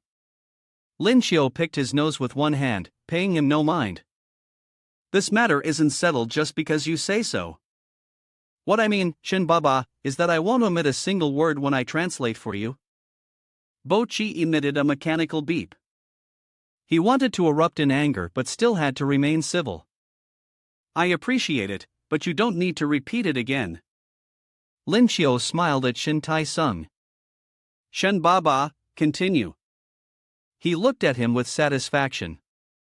The child was very sensible, but this farce should be brought to an end quickly. Shin Tai-sung spoke seriously and called his superior. I have something to say to him. Fei Qi was intimidated by his presence. He grimaced and produced his mobile phone in front of the two of them. All right. As soon as the call connected, the phone was handed to Lin Xiu. He put the handset to his ear, the speakerphone was on, and an angry voice came through. Didn't I already tell you? Try to buy time, we'll figure something out on our side. Lin Xiu passed the phone to Shin Tai-sung. Shin Baba, the other side's plan is to stall for time. It looks like Country M really intends to renege on the debt. He refused to accept it. Standing with his arms folded, he raised his voice, "What? Tell him this, if we don't see the spirit or celestial blue within a week, we'll execute the hostage." Hearing that, he complied and spoke into the phone. I am Lin Xiu, now speaking on behalf of Shin Tai-sung. Shin Supreme is speaking to you. If we do not see the spirit or celestial blue, your students will be in danger. The person on the other side is the general of Country M. He replied, we need time to prepare. Release the students, and once we are ready, we will send them over. Lin Xiu was not backing down, immediately responding, we will only release them once we see the celestial blue spirit or. He angrily shouted, you are clearly threatening us, and then trying to ease the tension. All right, I understand. At most, within a week, I will send 50 tons of celestial blue spirit ore over. He casually tilted his head, smiling as he made his condition. 1 week, then. In that case, send 57 tons. The costs for food and accommodation for so many people need to be accounted for. Batten gritted his teeth and negotiated, at most, 3 days. No, in 2 days, I will send people with the ore. Have your people get ready to receive it? He responded indifferently, got it. We'll contact you by phone when the time comes. The phone call ended. Batten turned to give instructions to the person behind him. Capella, tell the staff to prepare 52 tons of celestial blue spirit or to send a country R. Capella wanted to object, General, are you really just giving it to them like that? Batten thought about the girls involved and asked, what else can we do? The students are already under their control. Linda and Du are both in there, they are the key players for the world competition. He pointed, considering the stakes of the world competition, the small amount of celestial blue spirit ore is nothing. If we don't tolerate the little things, we'll ruin the big picture. Go quickly. Capella immediately opened the door and ran outside. Yes. After hanging up, the phone was thrown by Lin Xiu, and Fei Qi quickly reached out to catch it. He smiled and gave a thumbs up to Shintai Xiong, signaling that everything was done. It's done. He smiled and complimented him. Well done. Fei Qi held his phone, feeling troubled. He wanted to shed a couple of tears, this time, he was really done for. Shintai Xiong turned around. The matter was mostly settled, and everyone began to disperse. Lin Xiu bowed his head to him, and Shen Baba walked away leisurely. A cold voice came from behind. Lin Xiu, how does DOAS feel? Lin Xiu smiled and fought back, sincerely offering his opinion. The feeling can't be described. Of course, he didn't know who had asked, otherwise, he wouldn't have dared to answer like that. Jinjin was angry and said, "Still taking the time to feel it, huh? I have a few issues I want to discuss with you." Lin Xiu turned around and was startled to see her. It's Jinjin. Jinjin grabbed his hand and pulled him away. Lin Xiu, cry out in pain, "Ah, it hurts, hurts, hurts." Jinjin, listen to my explanation. Several people in the group turned their heads away, blushing. Over there, Lin Xiu spoke with a slightly embarrassed voice. Don't touch that. Zhang San and Shenlong looked at him with admiring, deep thoughts. Lin Xiu is really happy. 2 days later, at the VIP lounge in Lingwu, Shanghai, Fei Qi sat on a chair, gripping his phone tightly and praying. Big Brother called. Everyone in his team was doing their own thing, but they were all waiting to return to the country. Matsuda looked at Fei Qi's deep, anxious eyes and asked, "Do you need to take a break for a while?" He cast a resentful glance, "I just want to go back home as soon as possible." The phone in his hand suddenly rang. Ring, ring, ring. Fei Qi immediately answered. Yes, the spirit or celestial blue has been transferred to the cold country. All right, I'll go inform them. He happily stood up quickly. That's great, I need to notify Ouyangze. This time, I can finally go home. Outside in the hallway, seeing the dense spiritual energy swirling and floating in the air, he was both surprised and puzzled. This dense spiritual energy? Fei Qi followed the trail of the spiritual energy, thinking to himself, it seems like the spiritual power within 100 miles is converging here. What on earth has happened? He reached out to push open a door where the spiritual energy was flowing out the most. Fei Qi peeked out, observing without stepping inside. Inside, a group of people were sitting cross-legged on the ground, and the spiritual energy was pouring through the entire room. Shintai Sung stood to one side, his arms crossed, speaking up, "Everyone, focus and cultivate. This session of cultivation may be more beneficial than meditating for a month." Lin Xiu absorbed the spiritual energy into his body, thinking to himself, this dense spiritual energy feels like it's about to help me break through. A moment later, Lin Xiu indeed made a breakthrough. He reached Golden Breakthrough 8, Jinjin and a girl beside him reached Golden Breakthrough 1. Lin Xiu stood up, sensing that the spiritual energy had helped him break through once again. Jinjin was also delighted, this is amazing. Fei Qi stood outside the door, and upon seeing the situation, frowned. Quite a few students from Lingwu Shanghai had relied on the spiritual energy cultivation just now, directly breaking through the obstacle. He looked up at Ouyangze, who was still sitting cross-legged above, with a wave of orange-yellow spiritual energy surrounding him. He immediately determined that the source of all this must be him, Ouyangze. Suddenly, Ouyangze shouted loudly. Lin Xiu was surprised as he sensed the surroundings, this was the aura of a supreme. Shintai Sung smiled and stepped forward to hand a towel to Ouyangze, complimenting, "Old friend, you're not an easy one." Ouyangze was sweating profusely. Lin Xiu stepped forward, smiling, and said, "Congratulations, Master, for breaking through to Supreme. You seem a little younger now." He took the towel from Shintai Sung and wiped his sweat, softly cursing, "You little brat, always flattering me." Shintai Sung sighed, adding, "Another Supreme position isn't simple. The space system Supreme has special significance." At this moment, Fei Qi also entered and spoke, "Congratulations, Principal Ouyang, on your successful breakthrough to Supreme. The spirit or celestial blue has arrived. Please accept it. And there's more." Hearing the voice, Ouyang Zhe, who had been in a good mood, immediately darkened his face. He looked at the group in front of him and said, "Do you think we can leave now?" Lin Xiu smiled calmly and said, "Oh, this is America. Did you send a gift to congratulate Master on his breakthrough? Truly, double happiness at the gate." Ouyang Zhe stood with his arms crossed, smiling. Fei Qi was sweating, feeling awkward, and thought to himself, "I didn't want this either. Breaking through at this time isn't to feel like I'm being given congratulatory gifts, right?" He spoke up, "Call your people here and tell me where the spirit or celestial blue is. I'll take you there." Fei Qi immediately complied.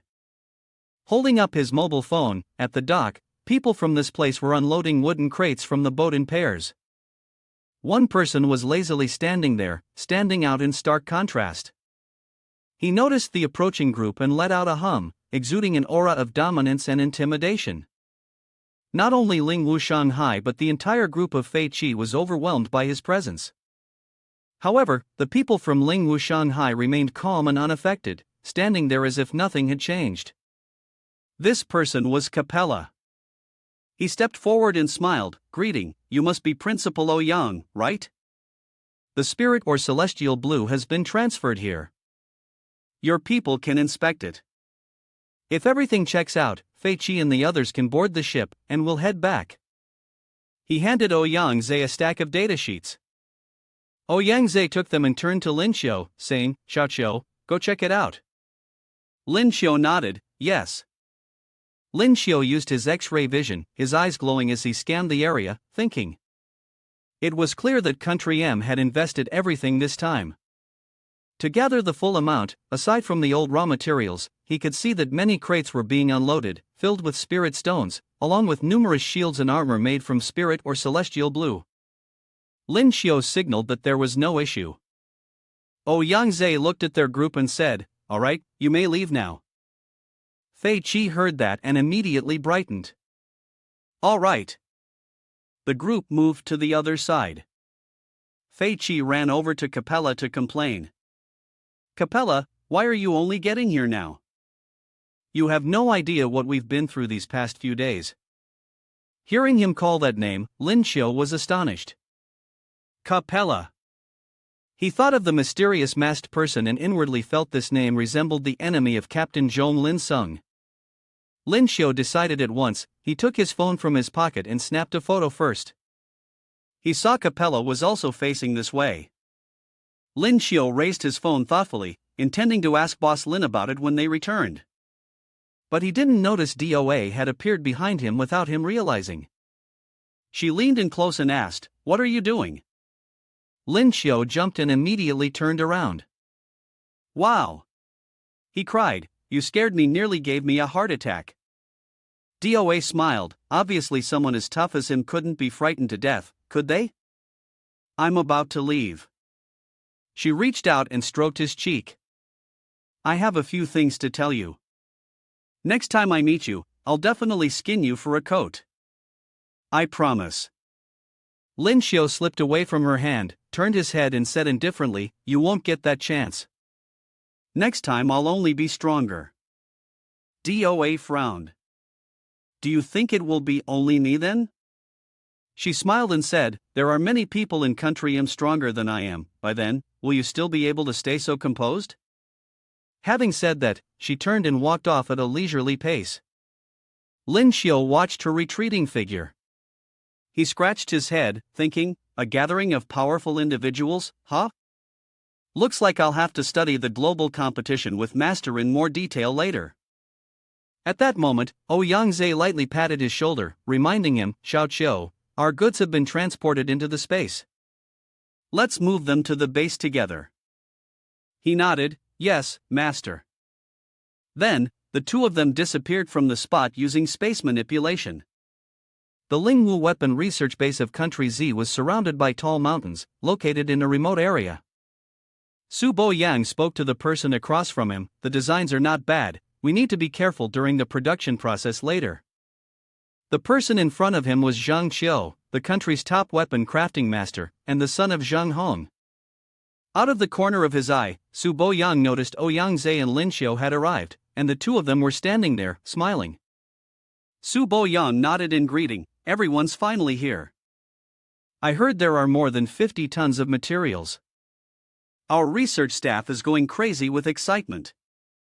Zhang Qiu smiled and nodded, hello, Yang Senior. Su Bo Yang introduced the two, this is the son of brother Zhang, Zhang Qiu. The Lingwu I gave you earlier was crafted by him. Lin Xiu was surprised upon hearing this. He took out a gun from his bag and handed it over to Zhang Qiu. Zhang boss, this weapon should really be returned to you. He smiled and accepted it. Ha, I'll take this weapon back. After all, it's considered my father's legacy, and it really holds a special meaning for me. After that Zhang Qiu promised, but I won't accept it for free. Now that the materials are ready, I'll make you a handy piece in a little while. Lin Xiu smiled. Then I must thank you, elder brother. Yang Zhe asked, Lin Xiu, after the delivery later, do you want to come with me? Lin Xiu thought quickly, then pointed toward Zhang Qiu.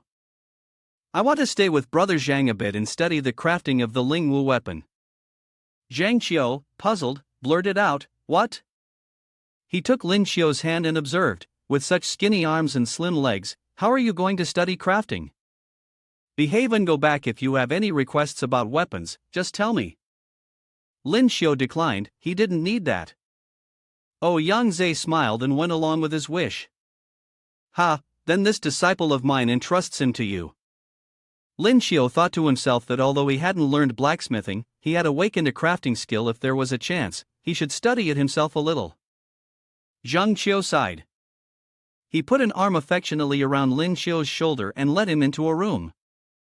Little brother, come with me, and be careful not to make a mess, the forge room has many dangerous tools. Lin Xiu readily agreed.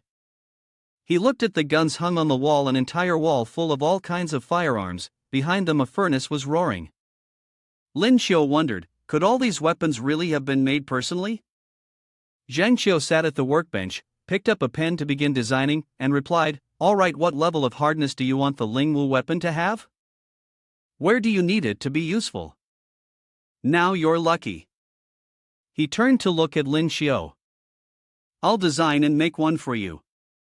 What kind of weapon do you like? Lin Xiu stroked his chin, thinking. Although I know many weapons, my favorite is the spear. Zhang Qiu began sketching on paper. Ha, I'll make one for you. AK, M4 Ione, or an assault rifle? Lin Xiu rebutted, no.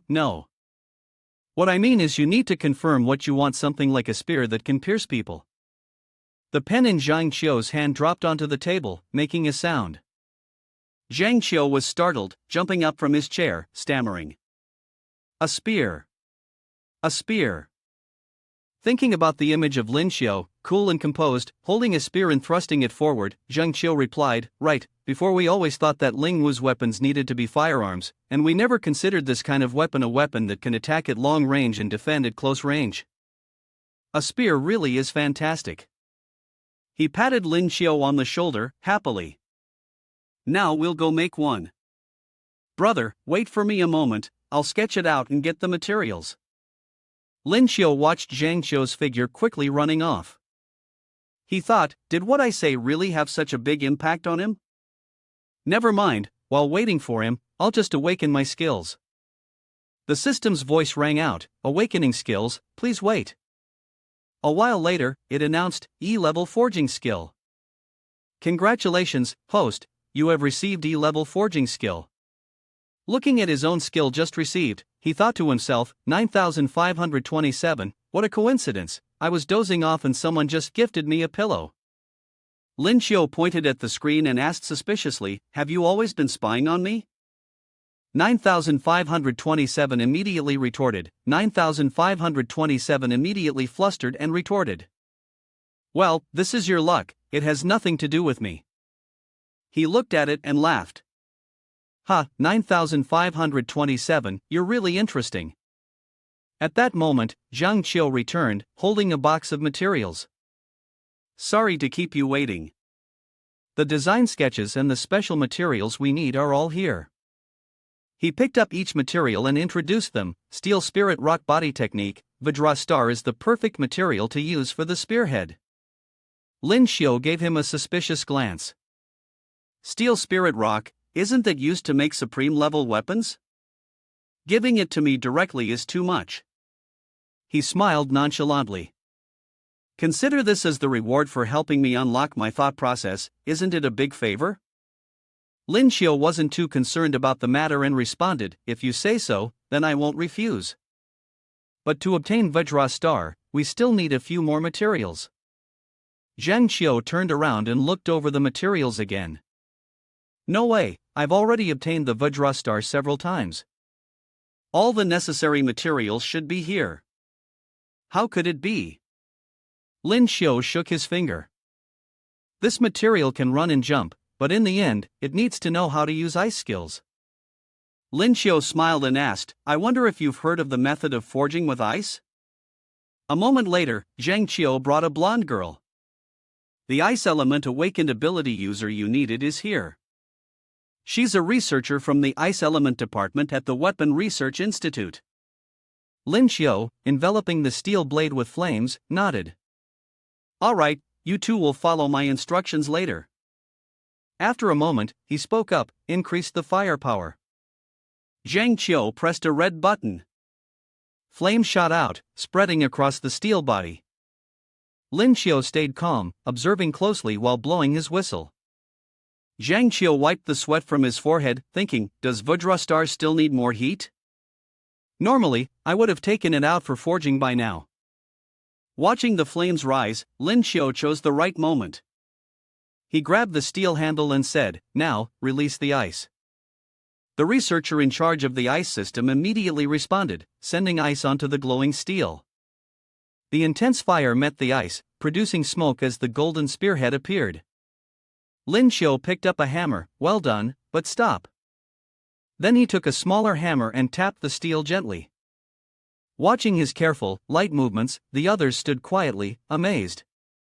Zhang Qiu wondered, could this really work? Thanks to the ice forging method, Vajra Star became even stronger. The blonde girl held her face, thinking, this young man seems gentle, but his hammering strength rivals team leader Zhang's. She felt a thrill watching him, the focused intensity was truly captivating. A soft flush spread across her cheeks. After a moment, Lin Xiu lifted the golden spearhead, it's a success. Zhang Qiu, curious, stepped closer, let me take a look. Lin Xiu handed it to him, but unexpectedly slipped and the spearhead fell to the ground. The spearhead immediately sliced through the table effortlessly. Witnessing this scene, Zhang Qiu stood dazed, astonished and unable to react in time. Zhang Qiu expressed his deep admiration, younger brother, your skill is incredible, the spearhead you crafted is truly amazing. His gaze sparkled with praise for Lin Xiu, please, tell me the secret behind it. If possible, I would love to learn it. Before Zhang Qiu could finish his sentence, Lin Xiu caught a familiar scent, damn, this look in his eyes is exactly the same as when Xin Xing wanted to become a disciple. So, he firmly rejected him beforehand. Becoming a disciple is out of the question, but I can unconditionally teach you about weapon forging. Zhang Qiu, overjoyed, thanked Lin Xiu and then called out to others, this is great. You, go take notes on junior brother Lin's forging techniques, I'll continue making the long spear. Another student approached Lin Xiu, Master Lin, I have some questions about weapon forging, may I trouble you? Lin Xiu's dark circles deepened, already having to teach again. Soon enough, Zhang Qiu returned with results, the Ling Wu long spear is finished. He demonstrated a few moves in front of Lin Xiu. I've tested it a bit, its effectiveness has increased by about 20%. The part that looks like a cartridge on the spear is a spiritual energy transmitter and can be recharged. Lin Xiu picked it up and examined it, it even boosts the power. If a supreme level person charges this supreme grade weapon, wouldn't the effect be even more explosive? He tested the sharpness of the spear by poking his finger at its tip, and immediately, blood started to flow. Lin Xiu winced in pain.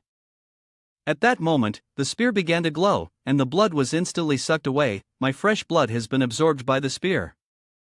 Zhang Xiu, seeing this for the first time, was puzzled. How can something like this happen? He was curious and wanted to ask Lin Xiu, so, do you feel anything special? Lin Xiu stared at it for a moment and unconsciously said, I feel like I like this spear even more now. He decided to call the spear his treasure. Forget it, no need to overthink. If it can absorb blood, then let's just call it bloodthirsty. Zhang Xiu suddenly had something he wanted to express. Junior brother Lin, after seeing your technique, I have an unreasonable request. Could you demonstrate some of your exquisite forging techniques so that the researchers and I can learn from you? Lin Xiu readily agreed, of course, no problem.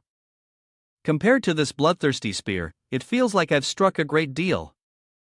Teaching is easy. Zhang Xiu, sincere, replied, that's great. I don't want you to teach for nothing. If you need any equipment, just let me know.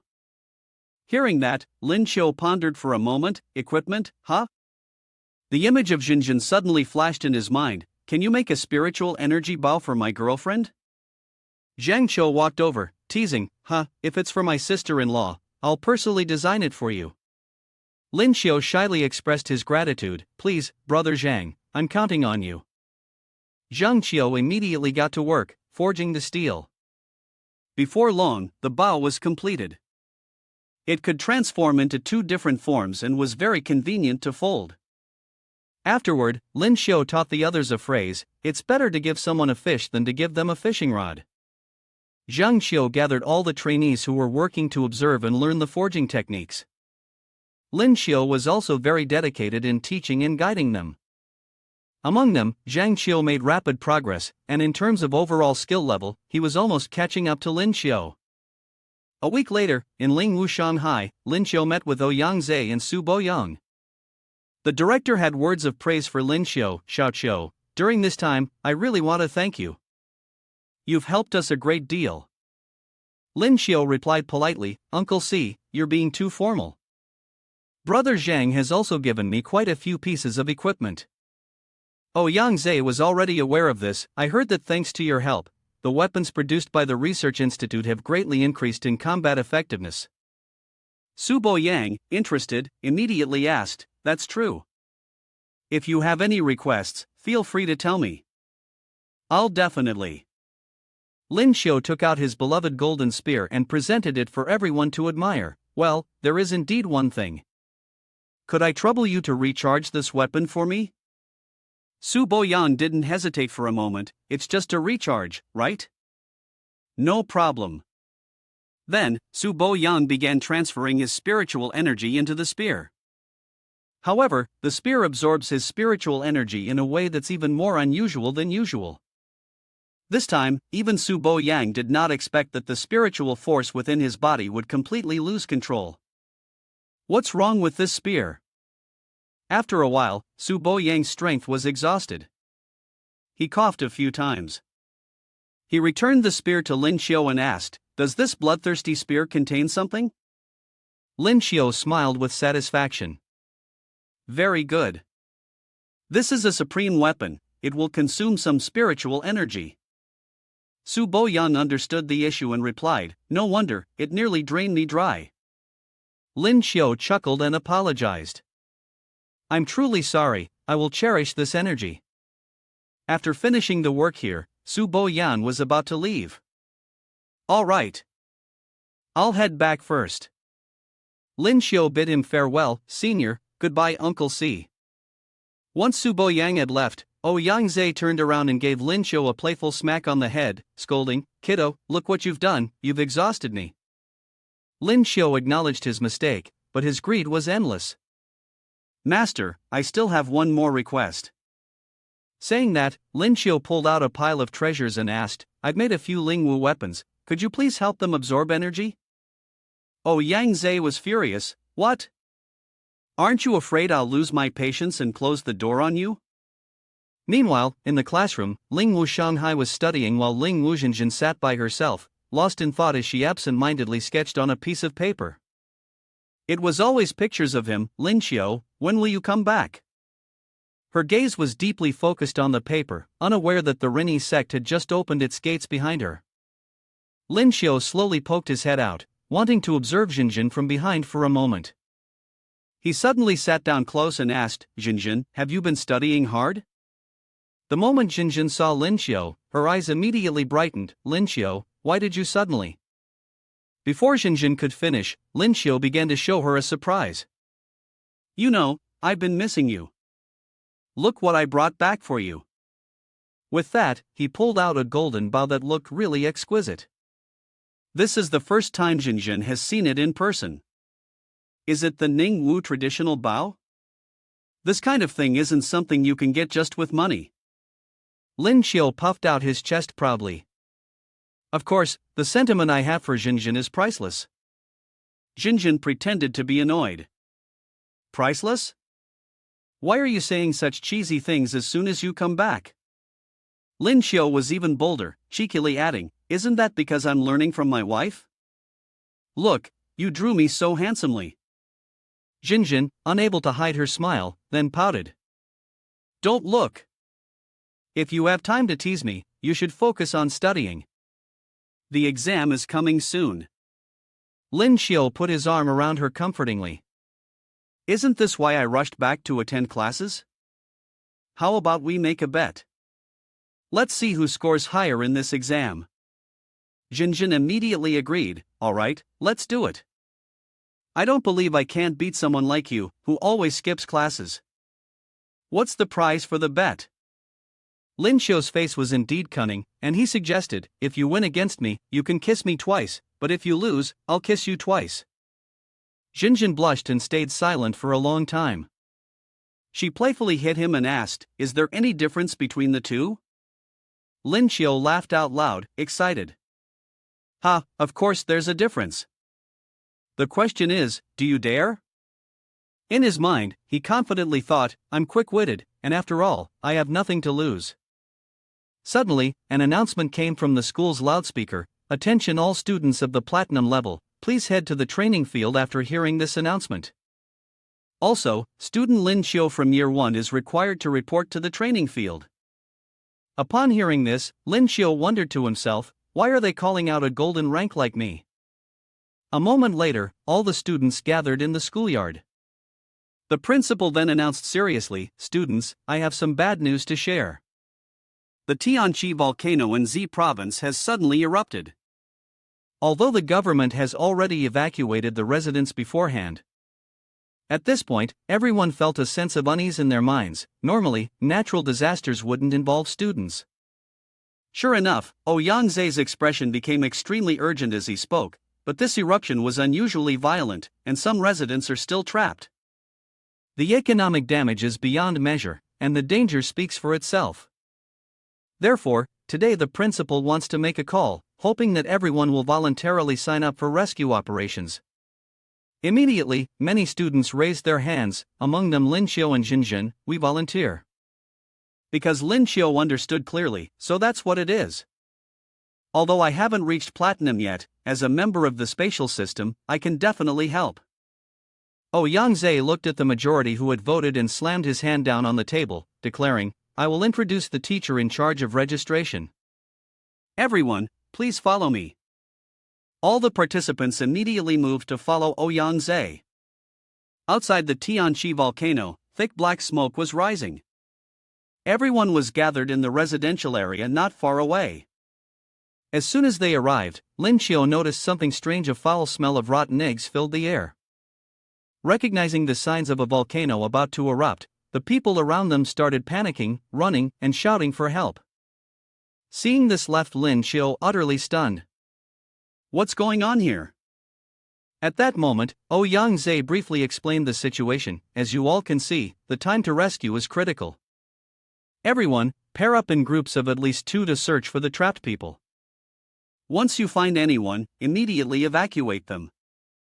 Everyone, please be careful and prioritize safety. Lin Xiao, concerned for the dean, asked, Master, what about you? Yang Zhe reassured his student, this operation, all of us Supreme have tasks to handle. It turns out that near Tianqi, there is a Ling Su level true martial. That's why I didn't bring many people. If this chaos affects the spirit beasts in the Ling Su level true martial area.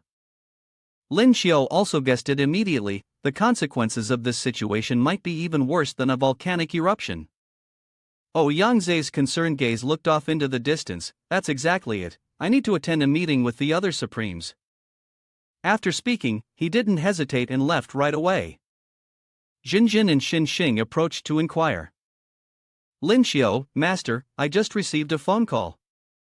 It turns out that 4 small teams have already been stationed around the area. Xin Xing pointed in a direction. Shall we go to the Vermilion Bird Squad to discuss the rescue plan? They've set up a temporary command post on the roof over there. Lin Xiao agreed with the suggestion. Okay. He led the 2 of them, gripping his hands tightly, and they immediately moved according to plan. They reached the location where the Vermilion Bird Squad was conducting their rescue. Upon seeing Lin Xiao arrive, the team was both surprised and relieved. The commander, overjoyed to see the help, said, Junior brother Lin, you've come, just in time. I really needed your assistance. Understanding the urgency, Lin Xiao got straight to the point. Brother Kai, just tell me what I can do to help. Zhao Kai immediately transformed into an eagle, saying while in flight, it's an emergency, brother Lin. Hold on tight. As Zhao Kai turned into an eagle, he grabbed Lin Xiao's coat and flew off. For the first time at such a high altitude, Lin Xiao felt disoriented. I say, did you misunderstand what sitting still means? You're clearly just carrying me. 6 people stood on a rock, surrounded by searing hot lava. Lin Xiao was lifted into the air by Zhao Kai. He pointed to where the crowd was standing and said, there are people over there. Zhao Kai replied, and they're right in the center of the lava. This situation is too dangerous. Below, the people were desperately shouting for help. Lin Xiao thought to himself, the thing we're riding on in the air can't be used here. We have to avoid rocks that could fall at any moment, and we're also afraid that the wind from the flapping wings could disrupt the balance of the stone plate. Zhao Kai looked down and said, as of now, a rock has already fallen from the cliff above. Lin Xiao panicked and said, it's over, there's a falling rock. Outside the lava zone, there were people in vehicles. Lin Xiao pointed at them and said, Brother Kai, go communicate with the rescue team over there and get ready. Zhao Kai immediately lowered him down. Lin Xiao said, I'll take care of relocating the victims. Everyone was ready to ascend, and he fell into a spatial pit. From above, he took a spear and dove down, causing those below to look up in surprise. He pressed the spear down with force, shattering the stone surface. The people were sent flying upwards. He pointed upwards and said, Reni sect. Immediately, everyone was pushed through the portal he had opened. Through the portal, they safely landed. Someone said, this is great, they've been transferred here. Meanwhile, Zhao Kai approached Lin Xiao, who was clinging to a piece of rock, and said, Lin Xiao, they are safe. Zhao Kai looked down and said, your leg. The molten lava flowed in a bright red stream. Lin Xiao dipped his foot into the lava, sweating as he said, it's fine, I'm a platinum physique, I'm not a newbie. Zhao Kai hurriedly picked him up and said, what are you joking about? Quickly get treated.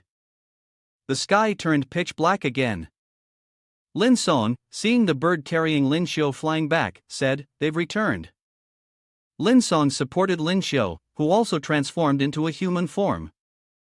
Lin Xiao was gently laid down on the ground, and everyone quickly gathered around. Jinjin, worried, asked, Lin Xiao, how did you get so seriously injured? Lin Xiao nonchalantly replied, just some skin injuries, nothing serious inside, no need to worry. Zhao Kai gave a thumbs up and praised, Lin Xiao, you're really strong. Emily hurried over to treat him, saying, "Don't worry, Bunny, I'll heal you." With Emily's treatment, Lin Xiu's foot quickly healed, and in the end, there was no trace of any injury. Lin Xiu happily said, "Amazing, fully recovered now, thanks, Emily."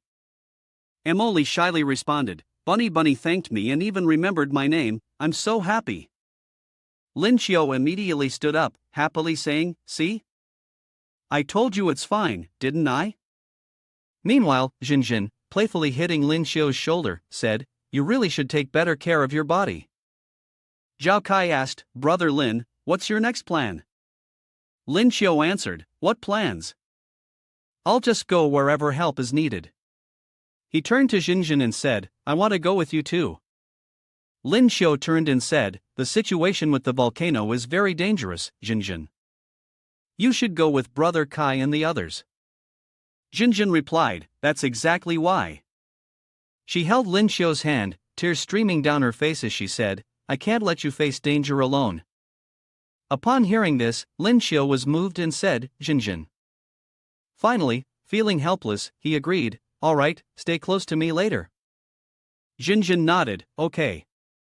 Zhao Kai tossed a communication device to Lin Xiu and said, "Lin Xiu, you must stay in contact at all times. We will contact you if we need help." Lin Xiu replied, "Understood." Watching the two of them leave, Zhao Kai reminded them, "Be careful." Lin Xiu activated the Reni sect and said, "We're heading out now." His feet stepped forward, and the Reni sect pressed down on the ground. Before Lin Xiu and Jinjin lay a heap of wreckage and ruin. Jinjin exclaimed, "Oh my god, it's a sea of flames everywhere." Lin Xiu thought, using clairvoyant eye and the favorable wind principle to check, the temperature here really is too high. Feeling a cold breeze, he glanced to the side, where Jinjin was covering her mouth, smiling, and said, I have quite a few ice-based skills, I can lower the temperature." Lin Xiu sighed, "It's really wise to act with my wife." She blushed, "You're not allowed to call me that." Suddenly, his eyes darkened, and he looked toward the other side, where cries for help echoed, "Hobu, someone, please save us." Lin Xiu listened carefully and said, "There's crying." Jinjin asked, "What is it, where?" He grabbed her hand and said, "Hold on to me." Then, he pulled her and jumped into Reni's sect. After teleporting to another location, it was the same a pile of ruins, no better at all. Beneath the rubble, a little girl was crying while hugging her cat, "Hohu, help me." Lin Xiu reacted quickly, turning to say, "Over there, Jinjin, she's surrounded by fire." A wooden beam above them cracked and collapsed, falling toward the girl below. Lin Xiu screamed in panic, "It's over, it's dangerous." Lin Xiu and Jinjin quickly coordinated their moves. A block of ice sliced through Reni's sect and stopped the wooden beam from falling onto the girl. Lin Xiu rushed over, lifted the beam, and asked the girl, "Are you okay?" Lin Xiu held the girl in his arms, standing alongside Jinjin and a group of people behind them. "Jinjin and I, the two of us, are like a rescue team." Jinjin continued her work tirelessly. As the survivors were rescued one by one, the volcanic eruption's impact lessened, and the desolate scenery began to improve. Time passed quickly until it was evening. On a tree branch in the forest, Lin Xiu and Jinjin were having dinner. Lin Xiu said, "The rescue work around the volcano has finally ended." Jinjin replied, "Let's eat something." He agreed, "All right." He thought to himself, "Today's mission is completed. 9,527 awakened skills today. System notification, awakening skills, please wait. System notification, the body language relies on observing the movements of the environment when others speak to decode their words. Lin Xiu helplessly thought, after all the hard work today, this is what they show me. Lin Xiu ate the bread and said, "Forget it, filling my stomach is the most important thing." The group below gathered and called up to Lin Xiu on the tree, Hey, they are the ability transformers, Chenji, the wood type ability, Zhuwei." Chenji asked, "Are the two friends up there all right?" Chenji reached out to Lin Xiu and Jinjin and asked, "We are volunteers who came here on our own. Did you two stop here because you're injured?" Looking at Chenji, Lin Xiu thought, "They're volunteers, the whole group looks so clean, how could they be here to rescue us?" He replied to Chenji, neither of us is injured, we're just resting right now. He jumped down from the tree. Chenji continued to ask, little brother, you're here to help, right? How should I address you? He approached the two of them and said, my name is Lin Xiu, may I ask how to address you, sir?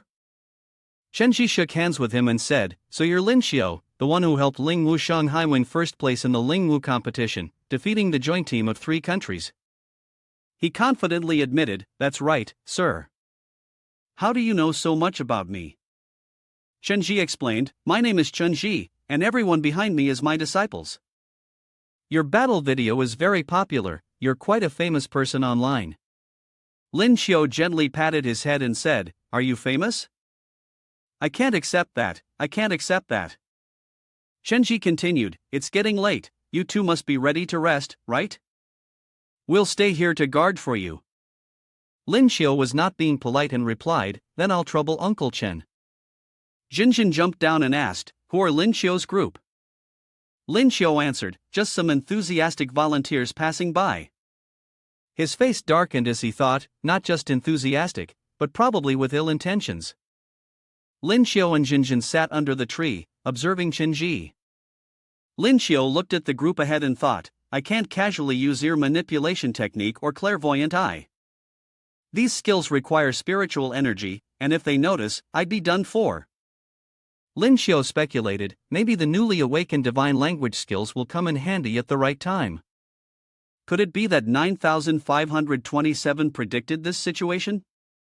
System 9527 immediately retorted, this is really just a coincidence, kid. Stop making trouble.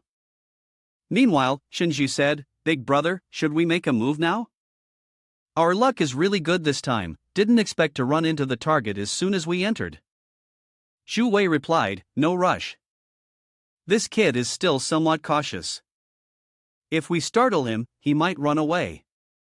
Chenji continued, there are 2 of us as true martial, plus a dozen or so diamond-level experts. Do you really think this kid can escape? Zhu Yu added, don't forget, that kid is from the space system. Although he's only golden rank, intelligence reports say his combat strength is comparable to diamond. On this side, Lin Xiu thought, they really do have a plan. As he reached out, he thought, they must know that all 4 Supreme are held up by Ling Su, that's why they dare to come looking for me. When he touched Jinjin's hand, she was surprised and thought, why did Lin Xiu suddenly grab my hand? It's so embarrassing with so many people watching. Looking at their hands, she realized, he's writing something on my hand. Jinjin sensed something was off. The words Lin Xiu wrote on her hand were, it's dangerous here, leave now. Jinjin was shocked and thought, those 8 people are all bad guys, with so many of them. Lin Xiu looked at Jinjin and thought, Jinjin probably doesn't want to leave me alone. He wrote on her hand, it's easy for me to escape alone. You staying here will only distract me. Lin Xiu smiled at her. Jinjin anxiously said, but. Lin Xiu cheerfully smiled to reassure her, then hugged her and said, even so, it's not possible. Go now. Jinjin felt shy, her face flushed. She wrote on his chest, you buy time, I'll go find reinforcements. As Jinjin turned and left, Lin Xiu thought, if that's the case, I can act without worry. As he watched her step out of the ruins, Chenji, very sharp, noticed something unusual. He turned back and said, Brother Lin, where is she going, or should I send someone? Lin Xiu stood up straight and said, it's so refreshing, I need to use the restroom for a bit. Please don't follow me. Chenji and his subordinates, feeling awkward, scratched their heads and said, oh, I see. We won't bother you then. Lin Xiu handed them a few bags of snacks and said, you guys have been on night duty, so you must be tired. Have something to eat. Chenji replied in a pretend formal tone, Brother Lin, you're too polite. Watching as they began eating the food he had given them, Lin Xiu smiled to himself, thinking that they still didn't know how well he could see through their thoughts. He chuckled inwardly, glad that they could eat the food he gave them so easily. Lin Xiu glanced at Chenji and asked, Brother Chen, aren't you going to eat? Chenji turned back and asked, I'm not hungry yet. Would you like to sit together? In the deserted forest, the two sat side by side. Lin Xiu said, "What a shame, the taste isn't bad." Chenji held something in his hand and said, "Well then, I suppose I should try it too, right, brother Lin?" He then pulled out a piece of paper and a pen, handing them to Lin Xiu and said, "My daughter is a huge fan of yours. I wonder if you could sign something for her." Lin Xiu asked in surprise, "Oh, really?" But inside, he was screaming, "A fan of mine, and yet you're trying to deal with me like this? Don't you feel guilty towards your daughter?" Lin Xiu took the photo and said, "Signing is no problem. I can sign on the photo too." Chenji replied happily, "That's great." He lifted his photos and said, "If any of my relatives want me, there are plenty more here." In his heart, Chenji thought, "What kind of move is this? Carrying around autographs, this kid is really self-obsessed." Lin Xiu handed Chenji a photo and said, "This little girl would probably like this one." The photo showed Lin Xiu flipping the bird, with a bag of food and drinks scattered on the ground. Chenji noticed Lin Xiu was fiddling with his phone. He sensed something was off. The girl he said had gone to the bathroom had been gone for 15 minutes now. Something wasn't right. He signaled his men while thinking. Additionally, the attitude of this kid clearly suggested he had noticed something. Chenji's men surrounded Lin Xiu. Chenji said, "We can't delay any longer." Lin Xiu looked at the people surrounding him and said, "Hey elder brother, no more pretending? Do you think surrounding me will make a difference?" Chenji asked, "So, you figured it out?" He looked at his men and said, "I suspected something. Why did you still eat the food I gave you?" Chenji was surprised. "You actually used poison?" Lin Xiu retorted, "Why do you think the poison hasn't worked yet, after such a long time?" Chenji then remembered and said, "Right." Seeing Zhu Wei shaking his head, Chenji added, "Zhu Wei is a wood element ability user on the team. If there was poison, he would have detected it already." He dangerously raised his finger and said, "I never said I used poison. I only added a little digestive stimulant. It's actually quite beneficial for your bodies."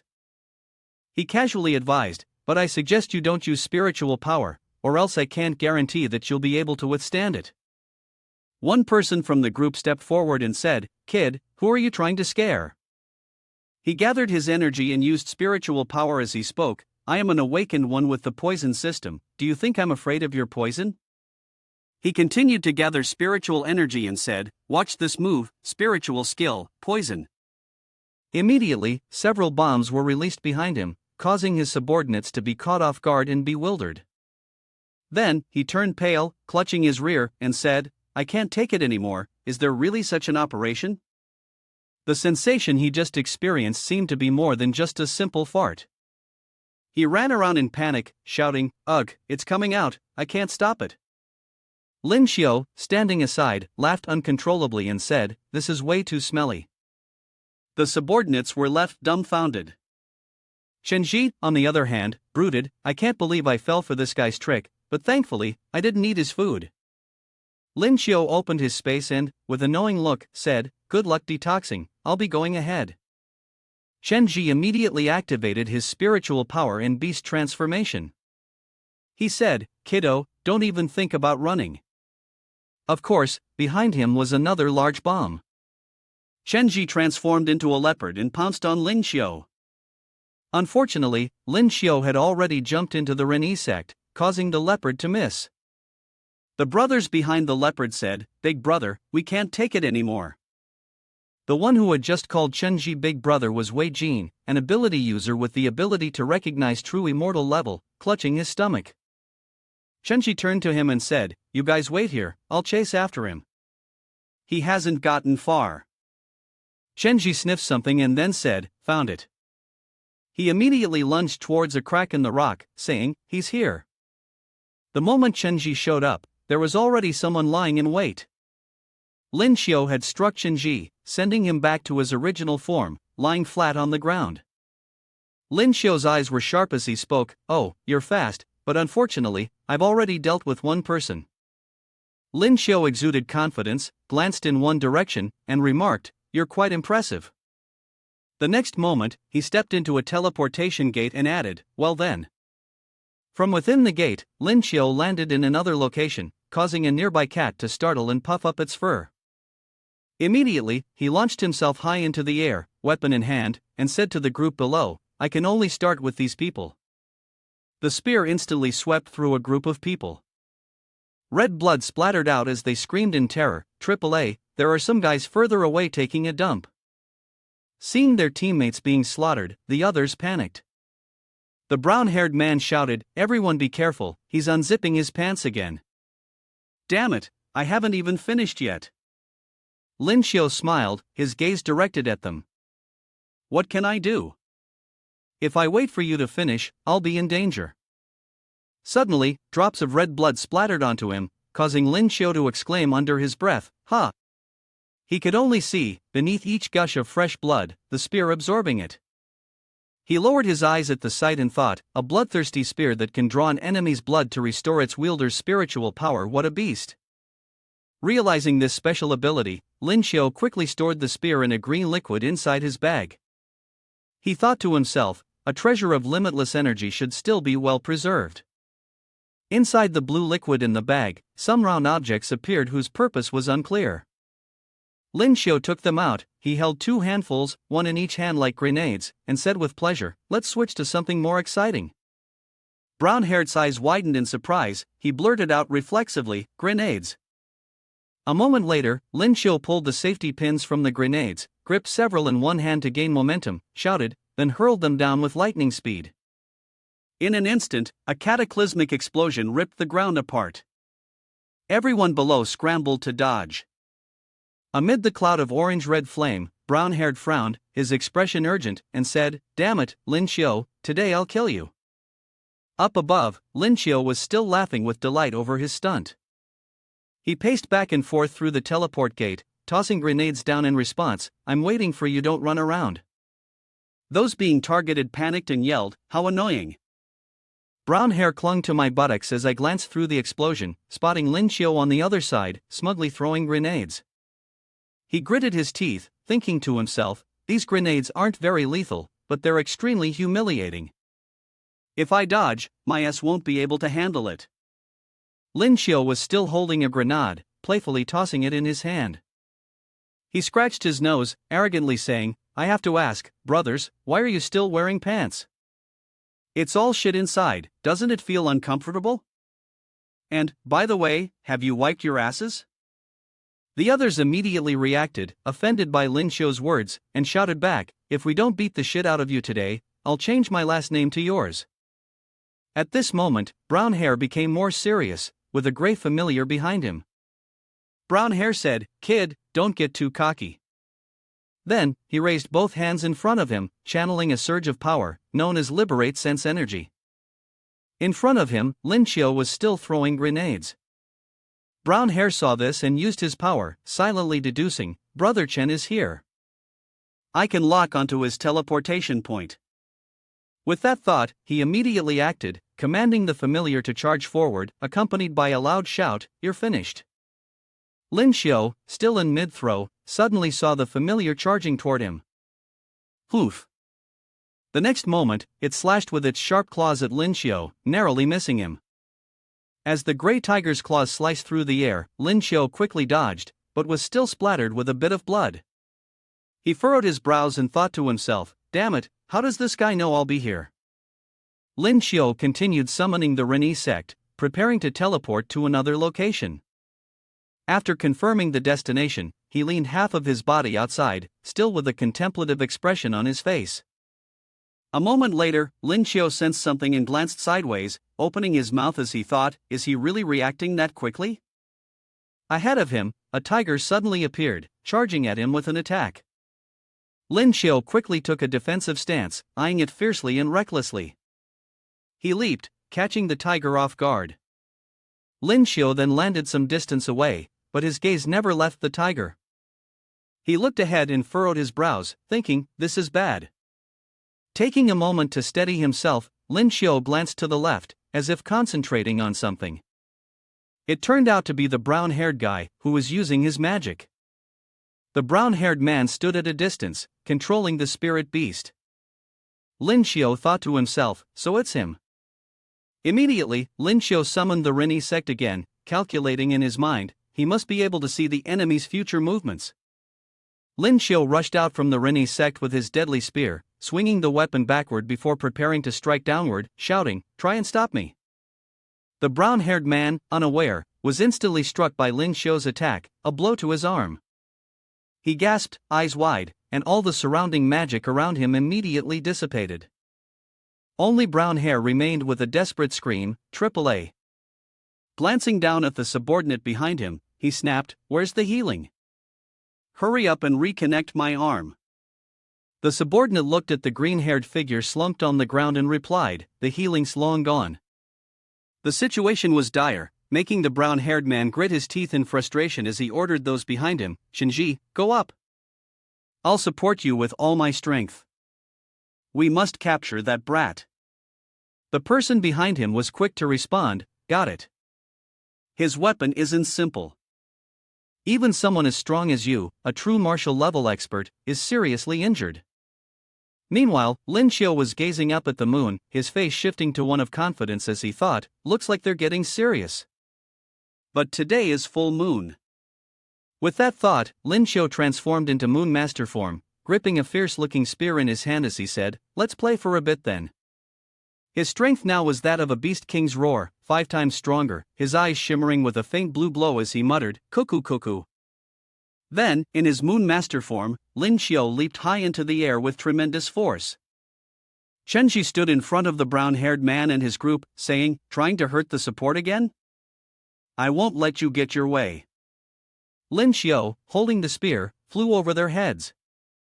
Chenji, with lightning speed, looked over his shoulder and seemed caught off guard. He suddenly shouted, "Humph!" What Lin Xiao had aimed for wasn't them at all, but the group behind him. He swung his weapon down, leaving them powerless to defend themselves. Everyone spat blood and cried out loudly, "AAA!" Chenji watched his comrade beside him get beaten to the ground, astonished and horrified. "What?" He trembled, pointing a shaking arm at the fallen figure and said, "These people are all my trusted men. Each of them before they could even prove themselves are gone." A golden power suddenly rose around Chenji. With an angry expression he said, "Unforgivable." Perhaps some fuse inside Chenji had been lit. He grit his teeth, pointed forward and said, "Old way, plan change today, we must kill this brat." The way behind him was no less eager, answering, "Exactly my thought." Then, suddenly, a green power enveloped Lin Xiao in the form of the Moon Master, complete with 2 rabbit ears. He spread his arms, leapt into the air and said, "What a coincidence, eliminate him." "I was thinking the same." Chenji and Old Wei scowled, eyes narrowed as they focused on the hand pointing toward Lin Xiao and shouted, 20 meters ahead on the right." Lin Xiao lunged forward, his face radiating murderous intent, swinging his blade at them. Chenji froze for a moment, then exclaimed, "Kid, your aura is heavy."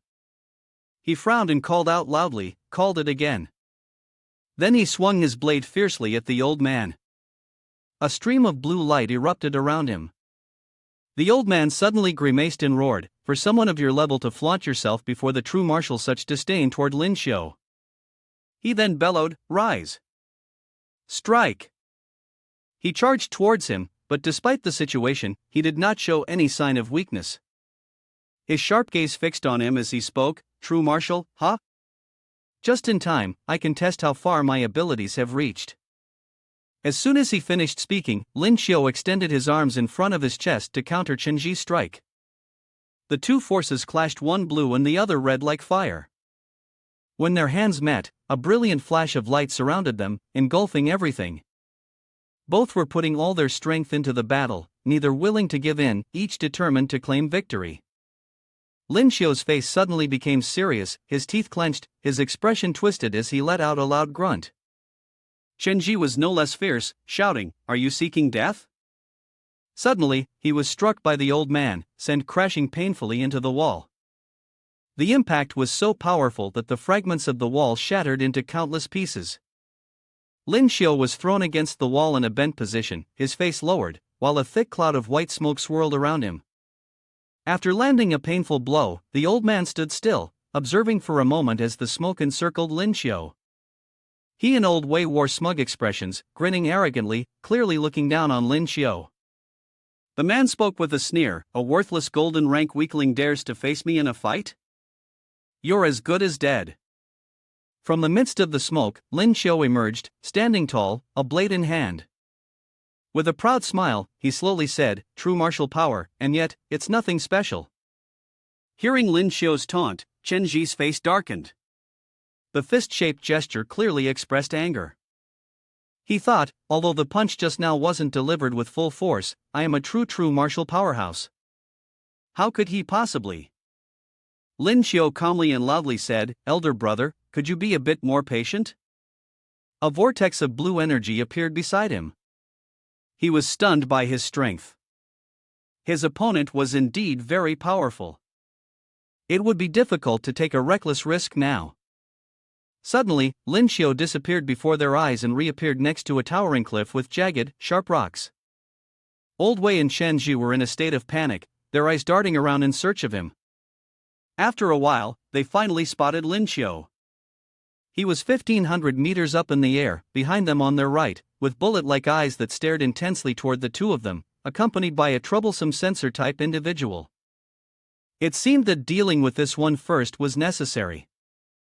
Lin Xiu then dashed forward with incredible speed, using a move from the Rinyi sect aimed at Old Wei. When Old Wei saw Lin Xiu charging towards him, he panicked, his face showing clear signs of worry. He yelled, "He's above me!" It was as though Old Wei was being controlled by some unseen force, binding him, making him unable to move. A ring of fire surrounded him, and his face stiffened as he gritted his teeth. This is the aura of true martial. It's preventing me from moving. From the sky above, Lin Xiu, wielding the Lingwu weapon also known as the bloodthirsty spear, struck down toward Old Wei with a sharp, piercing gaze. Then he shouted loudly, 10,000 Saints Dragon King break, strike directly down at him. Lin Xiu landed on the ground, and a vortex of blue energy appeared around him, mixed with small bursts of fiery, colorful energy. He smirked and said, "This move is so powerful, huh? If I'd known, I would have used it on Chen Ji earlier." What a mistake. Chen Ji, after seeing Lin Xiu take down Old Wei, was utterly stunned, unable to believe his own eyes. His expression shifted to confusion as he frowned, his voice trembling as he shouted, Are you supreme?" Lin Xiu, with an indifferent expression, his eyes tightly shut, hands on his hips, slowly replied, "Oh, you figured it out, huh?" "Actually, I've always been hiding my true strength, not for any particular reason, just for fun." Chen Ji was furious, yelling and pointing directly at Lin Xiu's face, saying, "Your words are too ridiculous." Lin Xiu spoke in a tone full of challenge, "If you don't believe me, try it and see."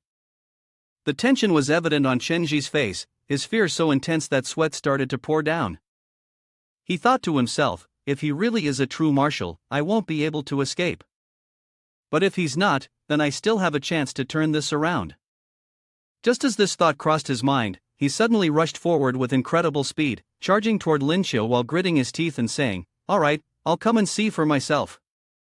This caught Lin Xiu by surprise.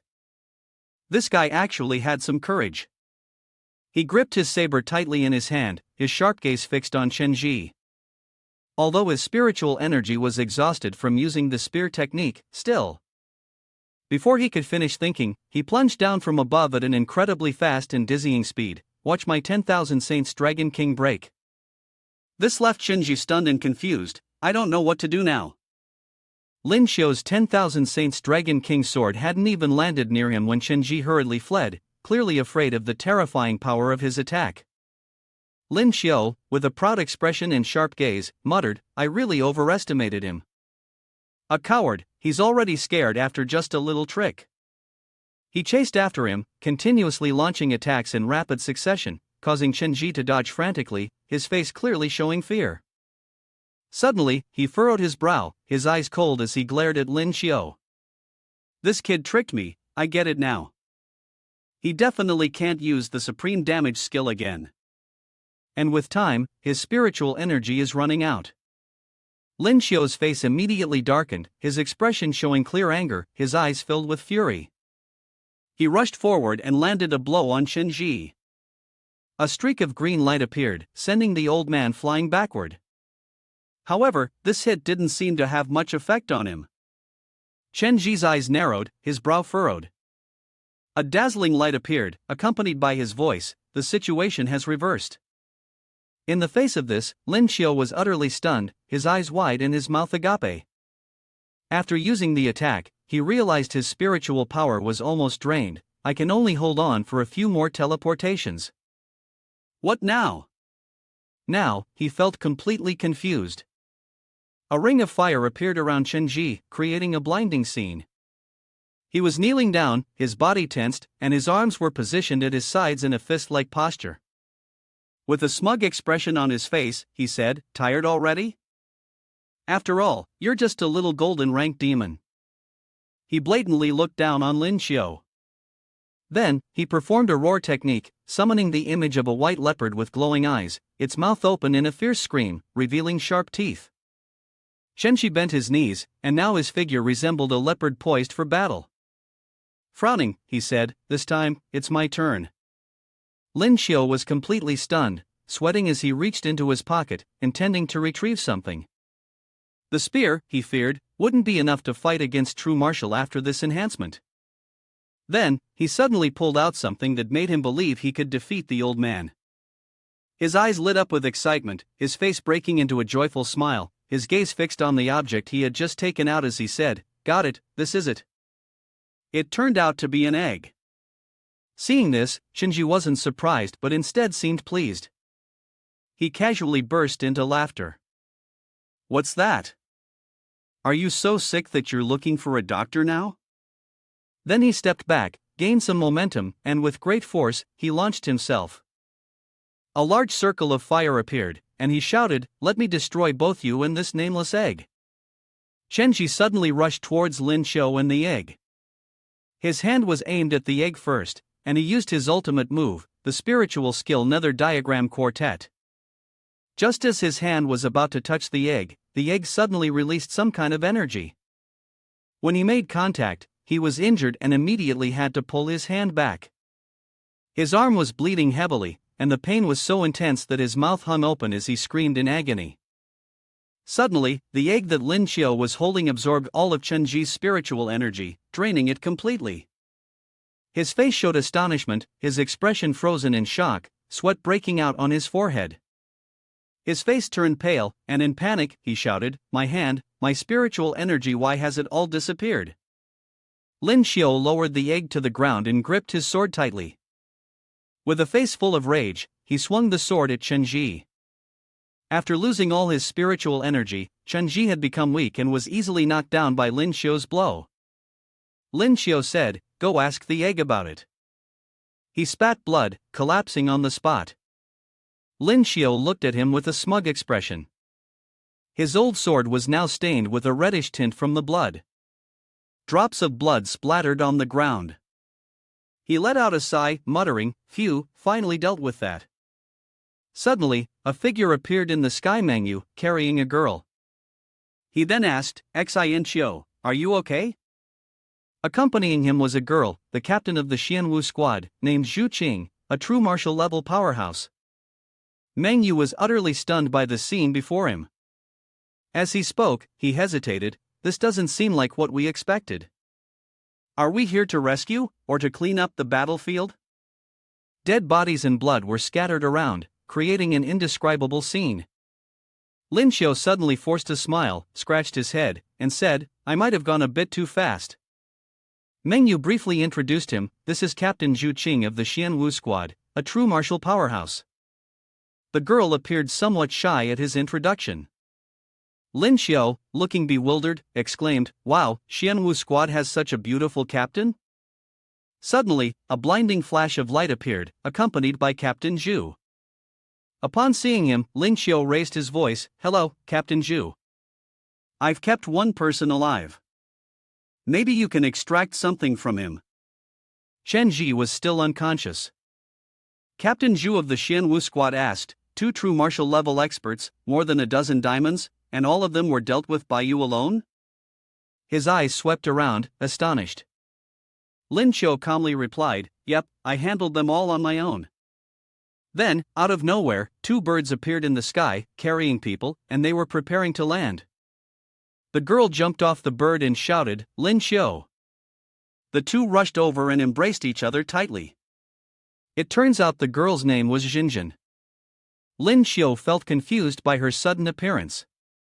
After she hugged him, she hurriedly said, "I was really worried about you." With a sparkling gaze, Jinjin gently asked, "What did they do to you? Are you hurt? Let me check." Seeing her genuine concern for him, Lin Xiu remained silent for a moment. Then, he suddenly lifted his shirt to let her inspect, revealing his muscular physique, and slowly said, "If it's your order, Jinjin, then I'll take my shirt off so you can check." This made her feel extremely embarrassed, and her face turned bright red. Lin Xiu grinned smugly. "Come on, don't be shy."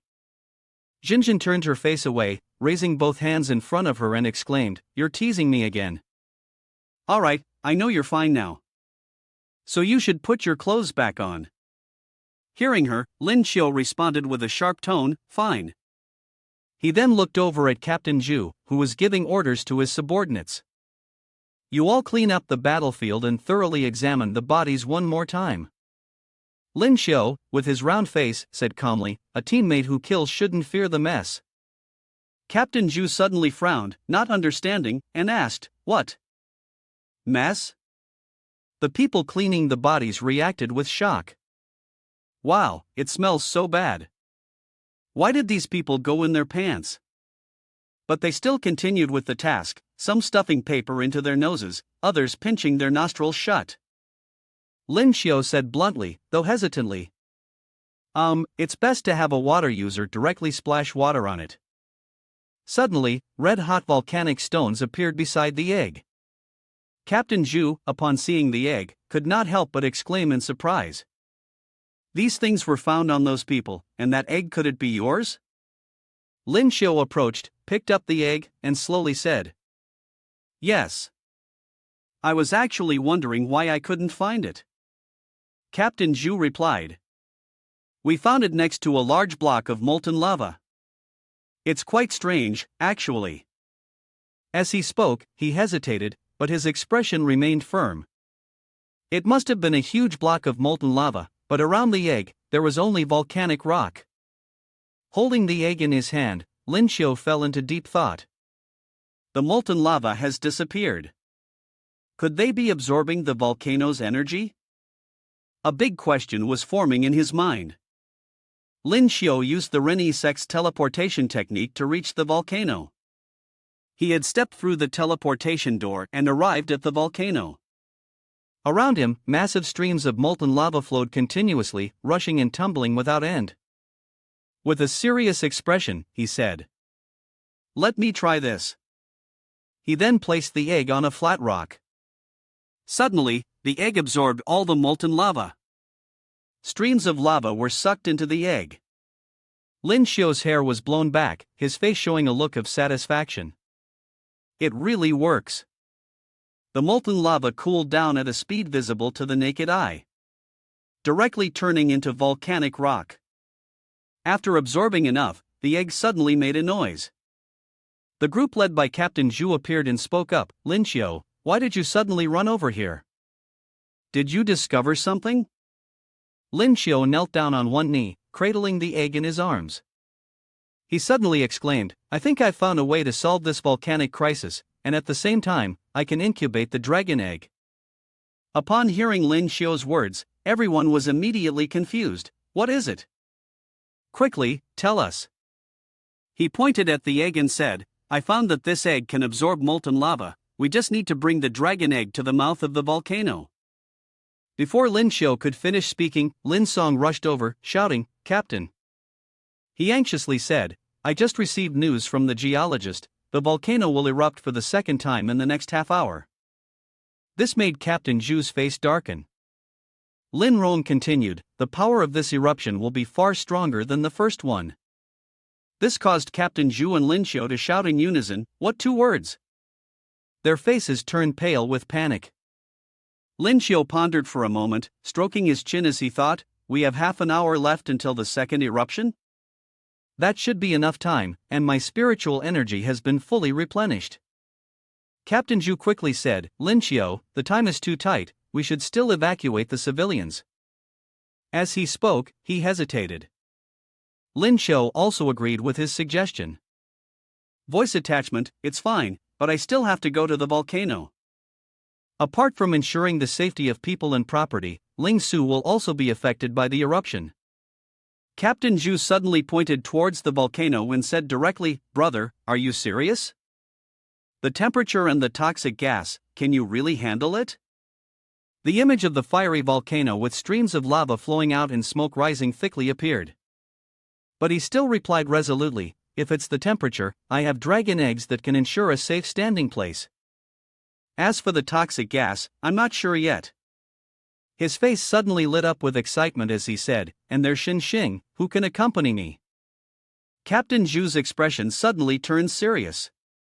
Indeed, the hydrosulfuric gas in the command center has been cleaned by Xing, but even without the toxins, the gas coming out of the volcano's mouth is still very dangerous. Lin Xiu answered firmly, don't worry, nothing will happen. I won't joke with my life. Lin Xiu turned his eyes towards Xing and gently said, what's your answer? This mission is very dangerous. You need to think it through carefully. Xing pondered for a moment, unsure of how to respond to his question. After thinking for a long while, she finally made her decision. She said, I'll go with Master. Captain Zhu respected their decision and called out, you two must pay attention to safety. If the situation turns unfavorable, don't overestimate yourselves. Lin Xiu and Xing both turned their eyes toward him, raising their hands to their foreheads as if saluting, clearly displaying their determination, and in unison, they said, yes. He held the egg and walked ahead, while she followed closely behind, her voice low and firm, then let's begin. Lin Xiu took a deep breath and threw the egg into the volcano. A quick and decisive action, the dragon egg was thrown directly into the volcano, and it began to absorb. The streams of lava were gradually being sucked in. After throwing the egg in, Lin Xiu turned to Xing and said, hold my hand tightly. Once we reach the spot, immediately transform into a demon and absorb the toxic gases around us. She spoke firmly, and they started moving deeper into the volcano. Lava flows surrounded them, hot and intense, with thick smoke rising. Xinji softly said, this egg really turns molten lava into volcanic rock. Lin Xiu coughed a few times, the toxic gas filling the air. She pinched her nose tightly and looked at Xing with wide eyes. Seeing this, she responded, right. She suddenly looked up, a red glow emerging around her. Then, she transformed into a demon, horns sprouting from her head, sharp fangs visible. Xing was using her technique to absorb all the toxic gas. Lin Xiu, with a proud expression, held the egg in her hand, intending to move it to another spot, and said, for now, the plan seems fine. Let's keep going. After tossing the egg to another location, Lin Xiu gritted his teeth and said, all right. The position ahead was marked by the dragon egg cooling down. He immediately took Xing's hand, and she was sweating from the heat of the flowing lava. Lin Xiu gently said, let's go. She replied, all right. Hand in hand, they stepped through the teleportation gate. Around them were streams of molten lava, smoke rising in thick plumes, and the occasional dragon egg being thrown along the path. After that, the teleportation allowed them to quickly reach the mountainside. A narrow path began to emerge, formed by the egg absorbing the lava, but as the volcanic crater drew nearer, the surrounding temperature increased exponentially. Xing continued to absorb the toxic air into her body. While doing so, Lin Xiu tossed her a water bottle. Take it, hydrate.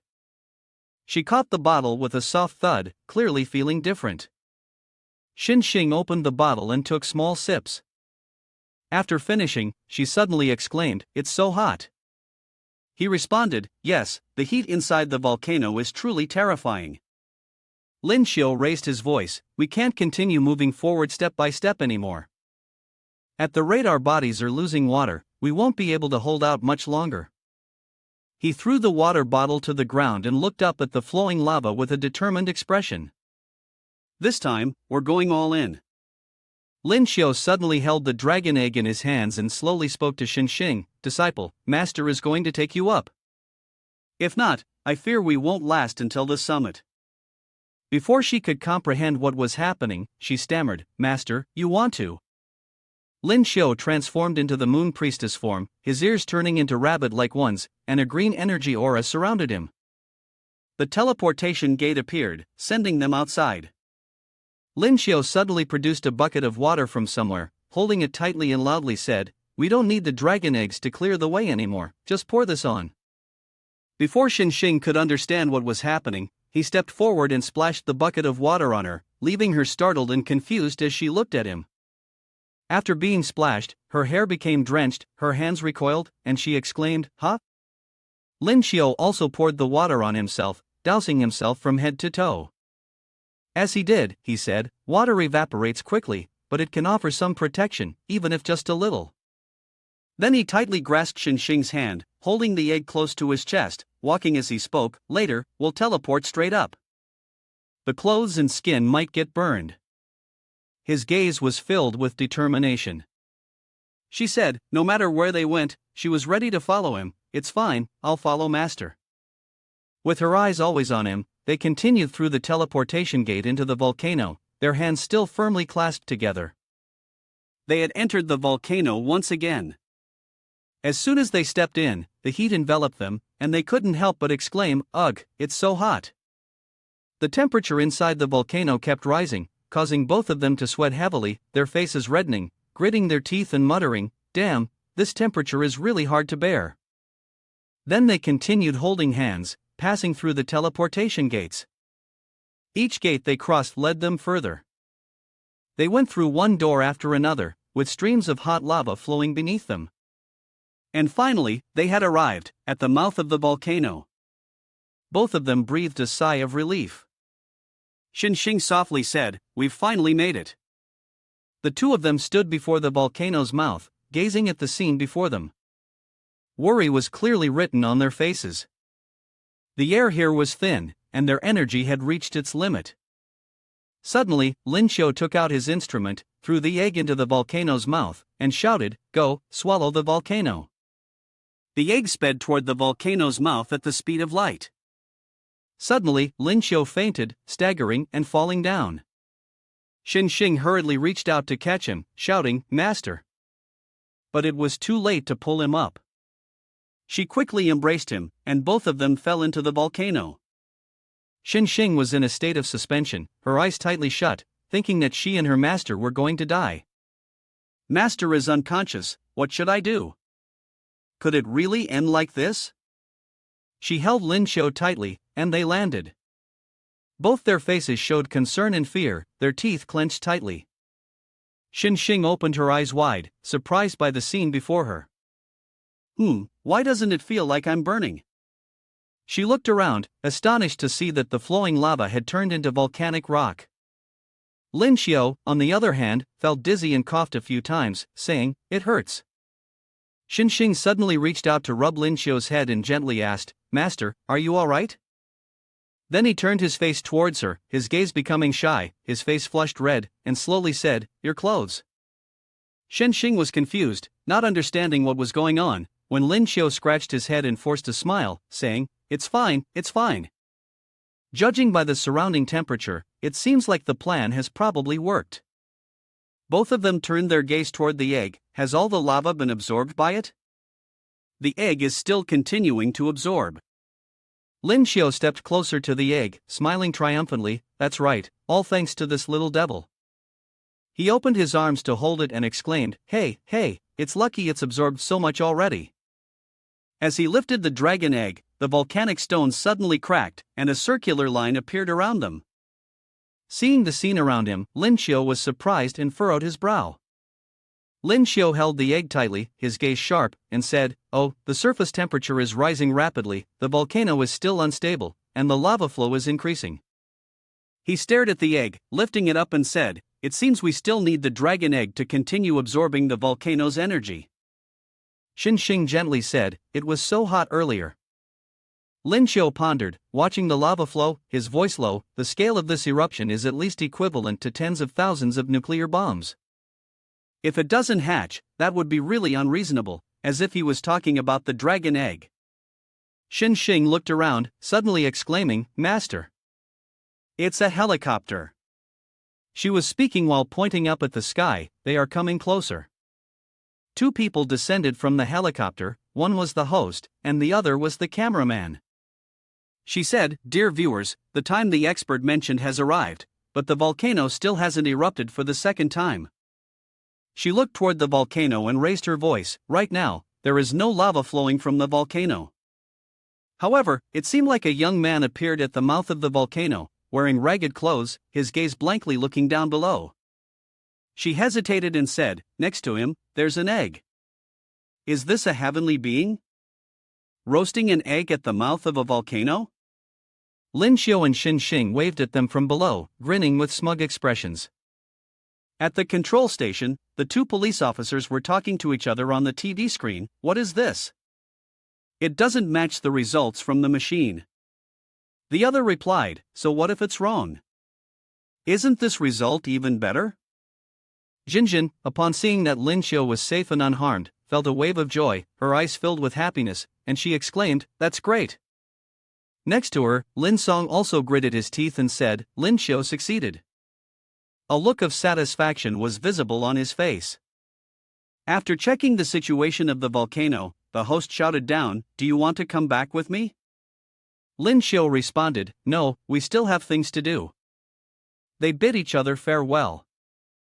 The helicopter flew off, and Lin Xiu slowly turned his gaze towards it, saying, "I still need to stay here and incubate the egg." He and Xin Xing sat down on the ground, probably because they were too tired. He turned to her and said, "I don't know how much longer this will take. Disciple, you should rest first." "Okay," she replied. Time slowly passed, and the molten lava continued to flow around them, smoke rising in thick clouds. Lin Xiu sat down, his eyes never leaving the egg. Perhaps he had been waiting for the egg to hatch for so long that he had dozed off without realizing, falling asleep while sitting. Suddenly, the dragon egg made a cracking sound, crack, crack, as if it was about to hatch. Upon hearing the noise from the egg, Lin Xiu woke up, stretched his eyes and stared intently at the egg, calling out loudly, "Huh?" Then, the egg gradually began to crack open. Inside, a little dragon appeared, looking quite adorable as it stared at Lin Xiu. He pointed at it and called out loudly to Xin Xing, "Disciple, the dragon egg has cracked." The little dragon kept jumping up and down excitedly. It leapt up and clung to Lin Xiu's hand, roaring as it called him father, laughing joyfully. After it clung to his hand, it suddenly became startled, its mouth wide open, flailing its arms, causing the little dragon to fall off. He yelled, "Damn it, don't come over here, I'm most afraid of snakes." Lin Xiu mistakenly thought it was a snake. The little dragon fell to the ground and cried out loudly, wailing, "Father, don't you want me?" He gasped, his mouth hanging open, "Don't call me father, or Jinjin will misunderstand and think I'm messing around. And also, don't come over here, let me calm down first." The little dragon was approaching him. Suddenly, it let out a loud roar, roar, roar. "Yes, I won't call father anymore." Then it turned and walked toward Xin Xing, staring at her. The little dragon turned to Lin Xiu and asked, "Roar, roar, roar, roar. Is she mother? I was born from father and mother hatching me from the fire, right?" Upon hearing the little dragon's question, Lin Xiu didn't know what else to say. He hesitated, hatched in the fire. Then he moved closer to it, ruffled its head, and said, "I've told you enough already. If you keep talking nonsense, be careful, I'll hit you," he frowned and said. Then Lin Xiu picked up the little dragon in his hands, stared at it, and said, "Don't dragons have 2 horns? Why do you have 3? Holding it in his hands, the little dragon felt immense joy. Lin Xiu brought it closer to himself to observe it more clearly. The little dragon, eye to eye with him, said, "The one in the middle isn't a horn. When I broke out of the egg, I bumped into it. And isn't it because father didn't help me break out of the egg?" It spoke in a slightly pouting tone. Hearing this, Lin Xiu hesitated and said, "Well, you need to learn to grow gradually. I'm afraid that if I help you too much, your talents won't shine as brightly anymore." He suddenly looked surprised, his eyes narrowed, and he slowly said, "Wait, you." Lin Xiu gently stroked its cheek with his hand, smiled lightly, and said, "You can speak human language?" Hearing his question, the little dragon casually replied, "Is this hard to learn? I only took 30 seconds to learn it." It excitedly answered Lin Xiu's question. Then, suddenly, he closed his eyes tightly, raised a finger, and wore a smug expression. "Saying it like this is fine, so let me give you a name.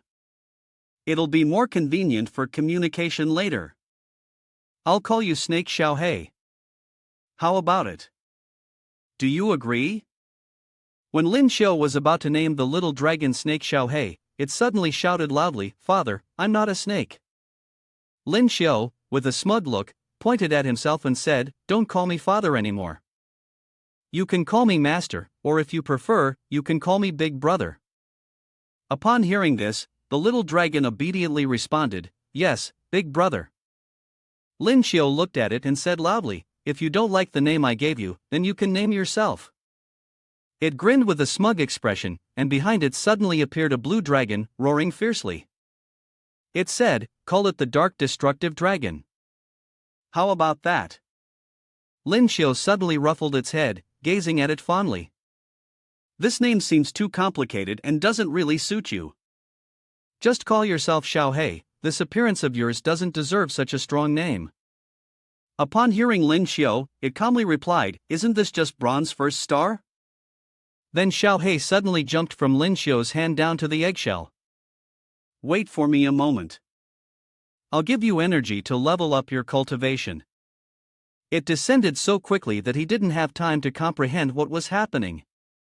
Seeing this, Lin Xiu immediately asked, "After eating, what level of cultivation would you say you've reached?" Xiaohei was still engrossed in eating, taking one bite at a time. Suddenly, it licked its lips, glanced at Lin Xiu, and said loudly, "Based on how humans describe it, I'd say platinum." Out of nowhere, Lin Xiu pulled out a picture showing a knight riding a dragon, pointed at it, and said, "Why are you still so small even though you've reached platinum?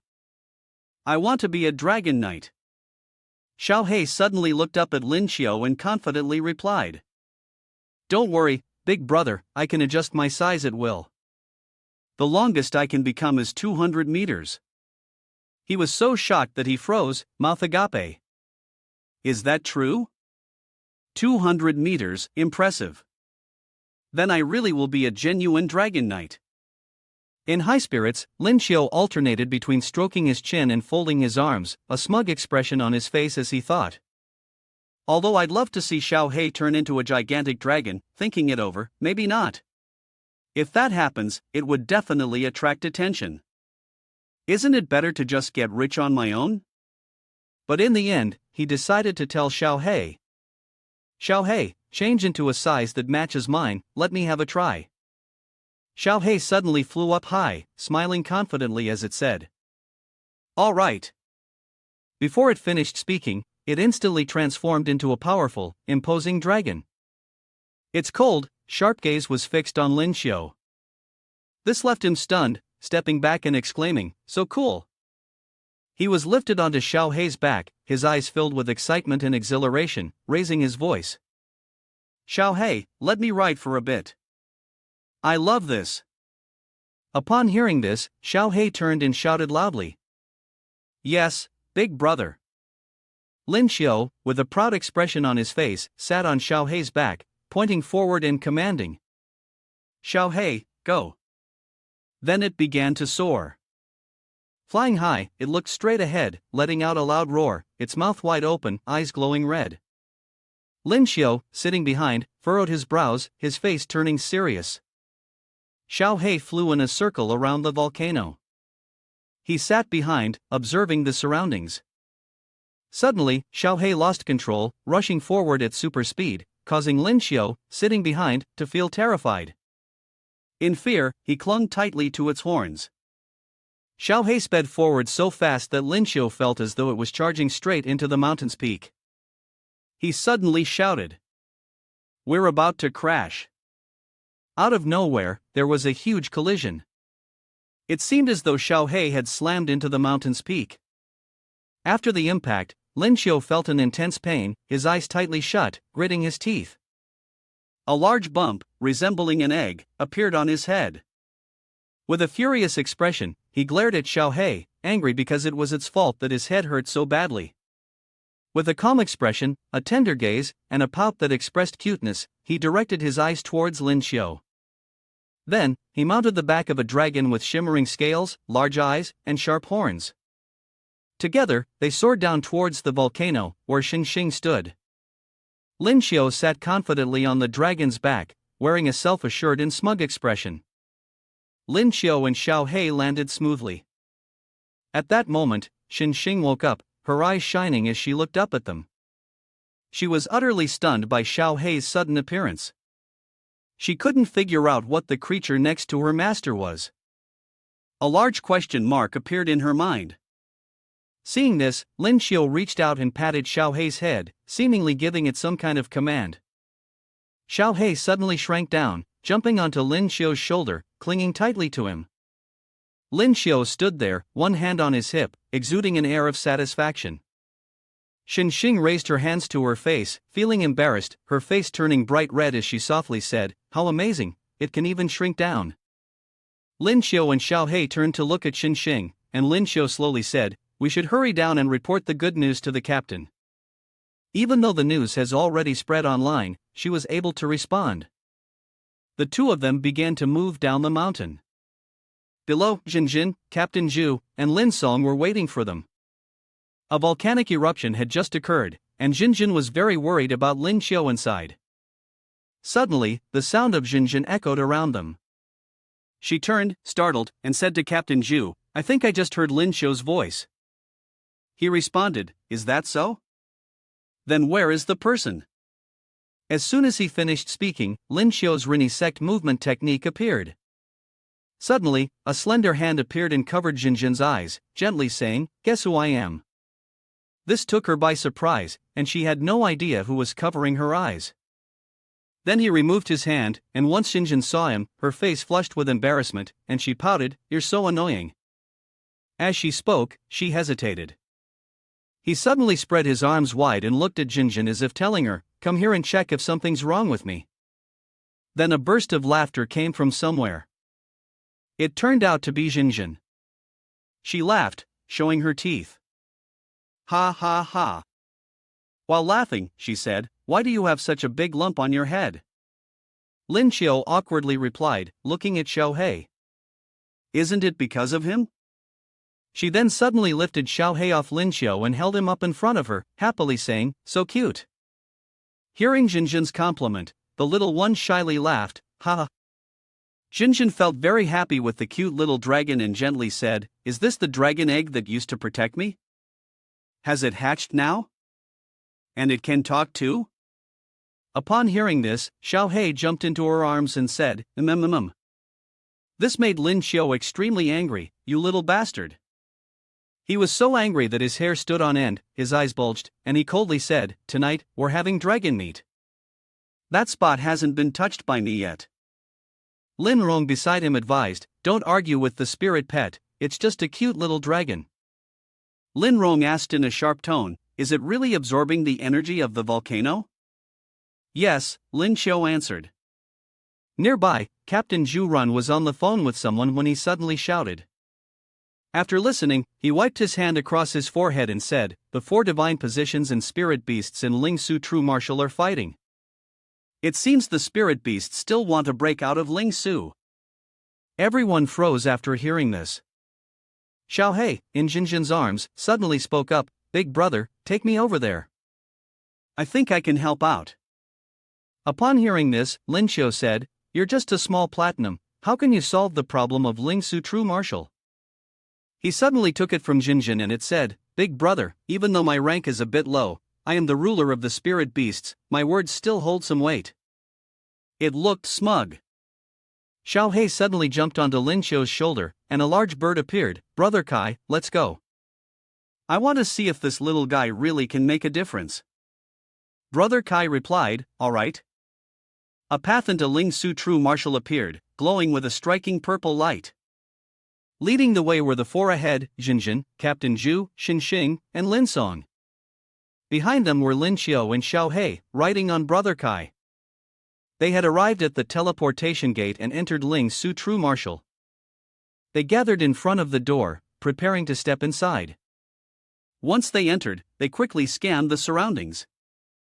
Captain Zhu suddenly spoke up. "Respected seniors, the positions for stabilizing the spirit beast within Ling Su are available on our side." Zhao Huang mentioned that they were still inside, and they continued walking. Captain Zhu snapped sharply. "Let's go." Lin Xiao, his face full of murderous intent, looked ahead as the light from the Ling Su true martial gate appeared.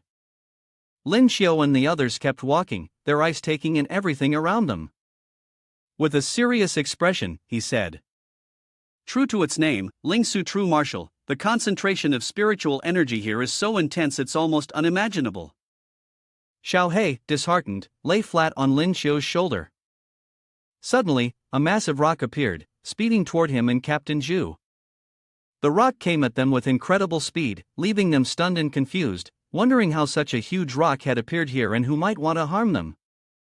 Fortunately, Ouyang Zhe appeared just in time to stop the giant rock from hitting Lin Xiao. He turned to him and asked, "Xiao Qiu, what are you doing here? This place is very dangerous." Lin Xiao quickly explained, "Master, I came to help everyone resolve the issue with Ling Su." However, Ouyang Zhe scolded him. "What are you causing a fuss about? This is not a level you should be involved in." Of course, Lin Xiao wouldn't listen. He kept asking until he finally got an answer about the current situation. It seemed that everyone was still fighting against the crazed spirit beasts. The whole scene had fallen into chaos, and the energy was gradually draining. Lin Xiao was confused. "Master, the volcano issue has been resolved. Why are they still fighting?"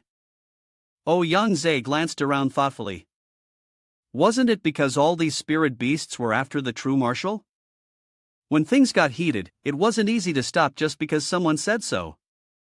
Seeing this, Lin Xiao decided to try and help. He turned to give Xiao He an order. "Didn't you say you could solve this problem? Please, start your performance." Ouyang Zhe looked at Xiao He, puzzled. "Is this the spirit beast that hatched from the dragon egg?" Xiao He shot forward like a rocket, letting out a deafening roar. In no time, it transformed into a celestial dragon, exuding an overwhelming aura in all directions. Everyone below had to look up in awe. Huang Fui Meng wondered, is this the reinforcements from the spirit beasts? Shen Tai blinked, looking unsure. Xiao He used its dragon majesty suppression to demand an explanation from the spirit beasts about what had happened. "Sit down, why can't we talk?" The spirit beasts immediately stopped. One of them spoke up. "But they've killed many of our brothers." That's right, that's right." Xiao He attempted to negotiate, "It's too noisy. Among you, who is the big brother? Bring him out to talk to me." Sure enough, a purple Qilin spirit beast stepped forward. He muttered indignantly, "Senior, I can't swallow this anger.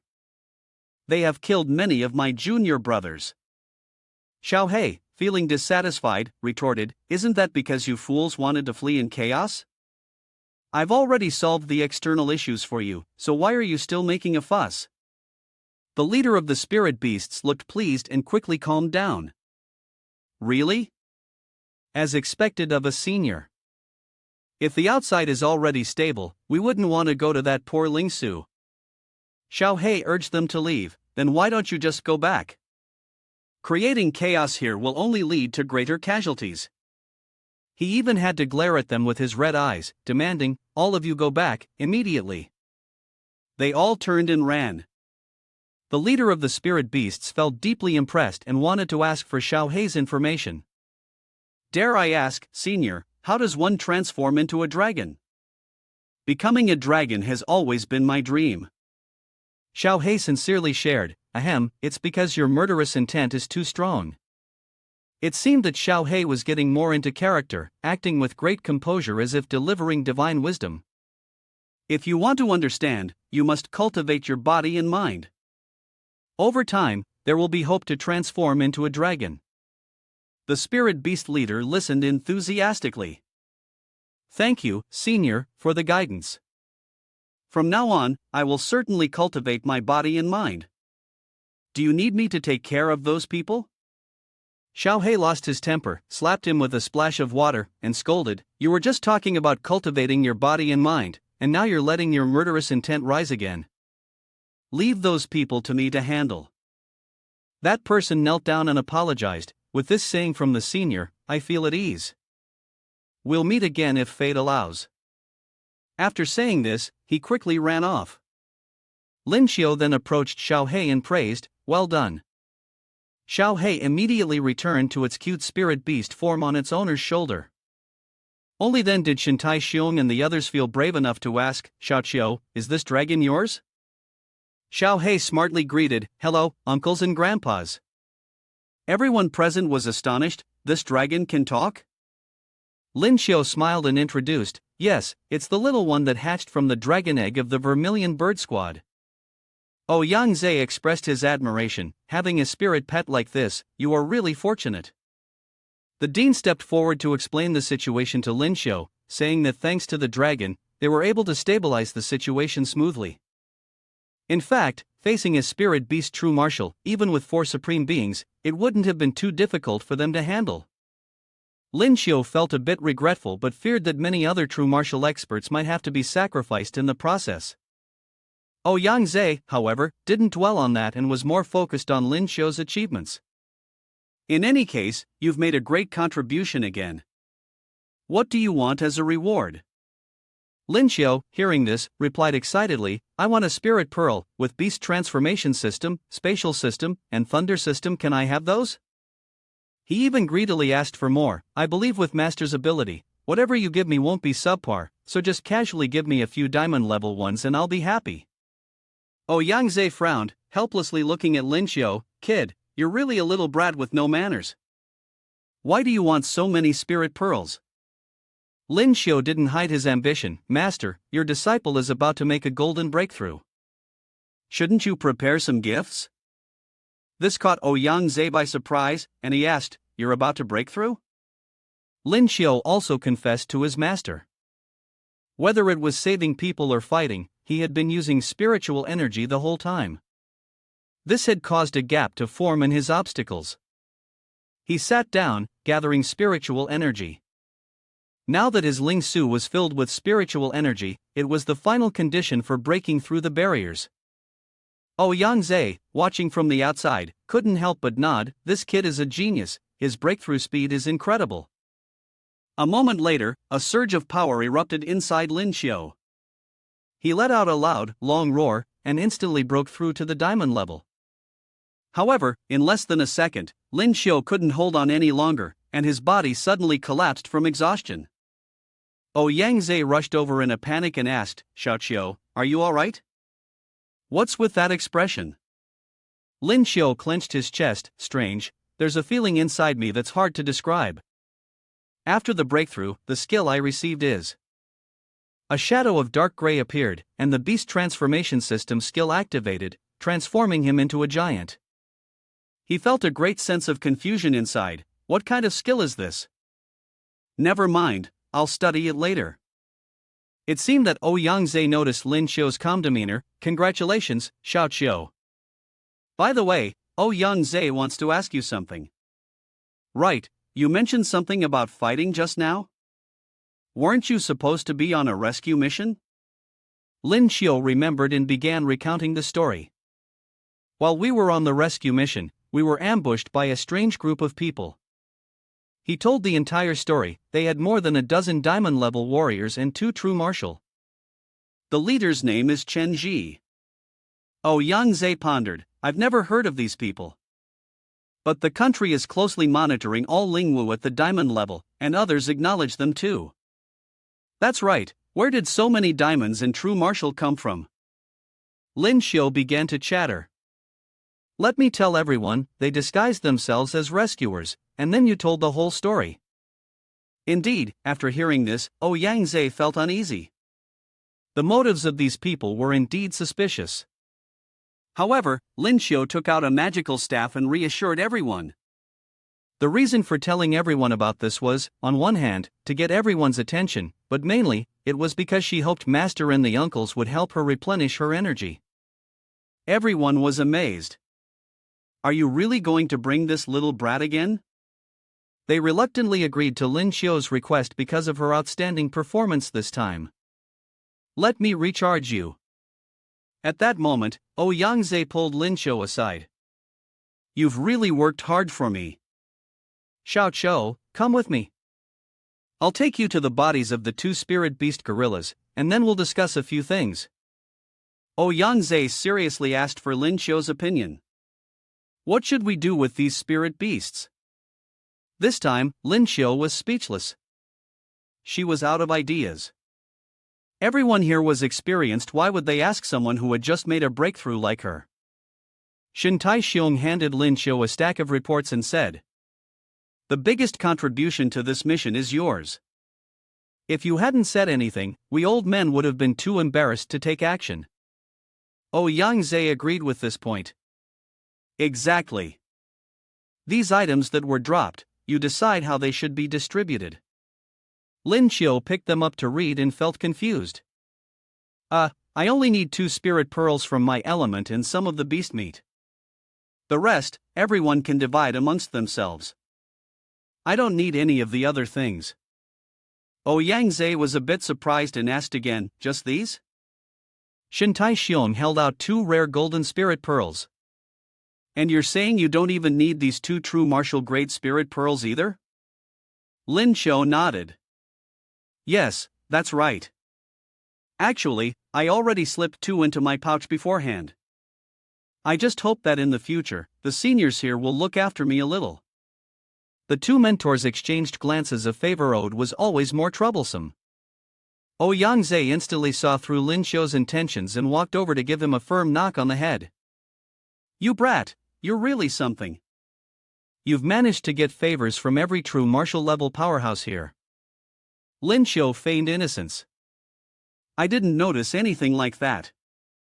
Yang Zhe then brought the conversation back to the main issue. Since the matter with Ling Su has been settled, let's go meet Chen Ji, the one who attacked you. Lin Xiu obeyed immediately. Yes, sir. Everyone returned to the academy, but after a long interrogation, they got nowhere. The man was tight-lipped, answering every question with I don't know. Lin Xiu felt exhausted. The problem is, none of us even remember seeing him before. It seems there's a hidden force within the country we're unaware of. Lin Rong made a judgment. After all, we're not professional interrogators. Next, we'll send him to headquarters and see if they can get anything out of him. Yang Zhe, running out of patience, could only agree. That's all we can do. Lin Rong took out his phone. I'll make the call. Seeing that, Lin Xiu suddenly thought of something.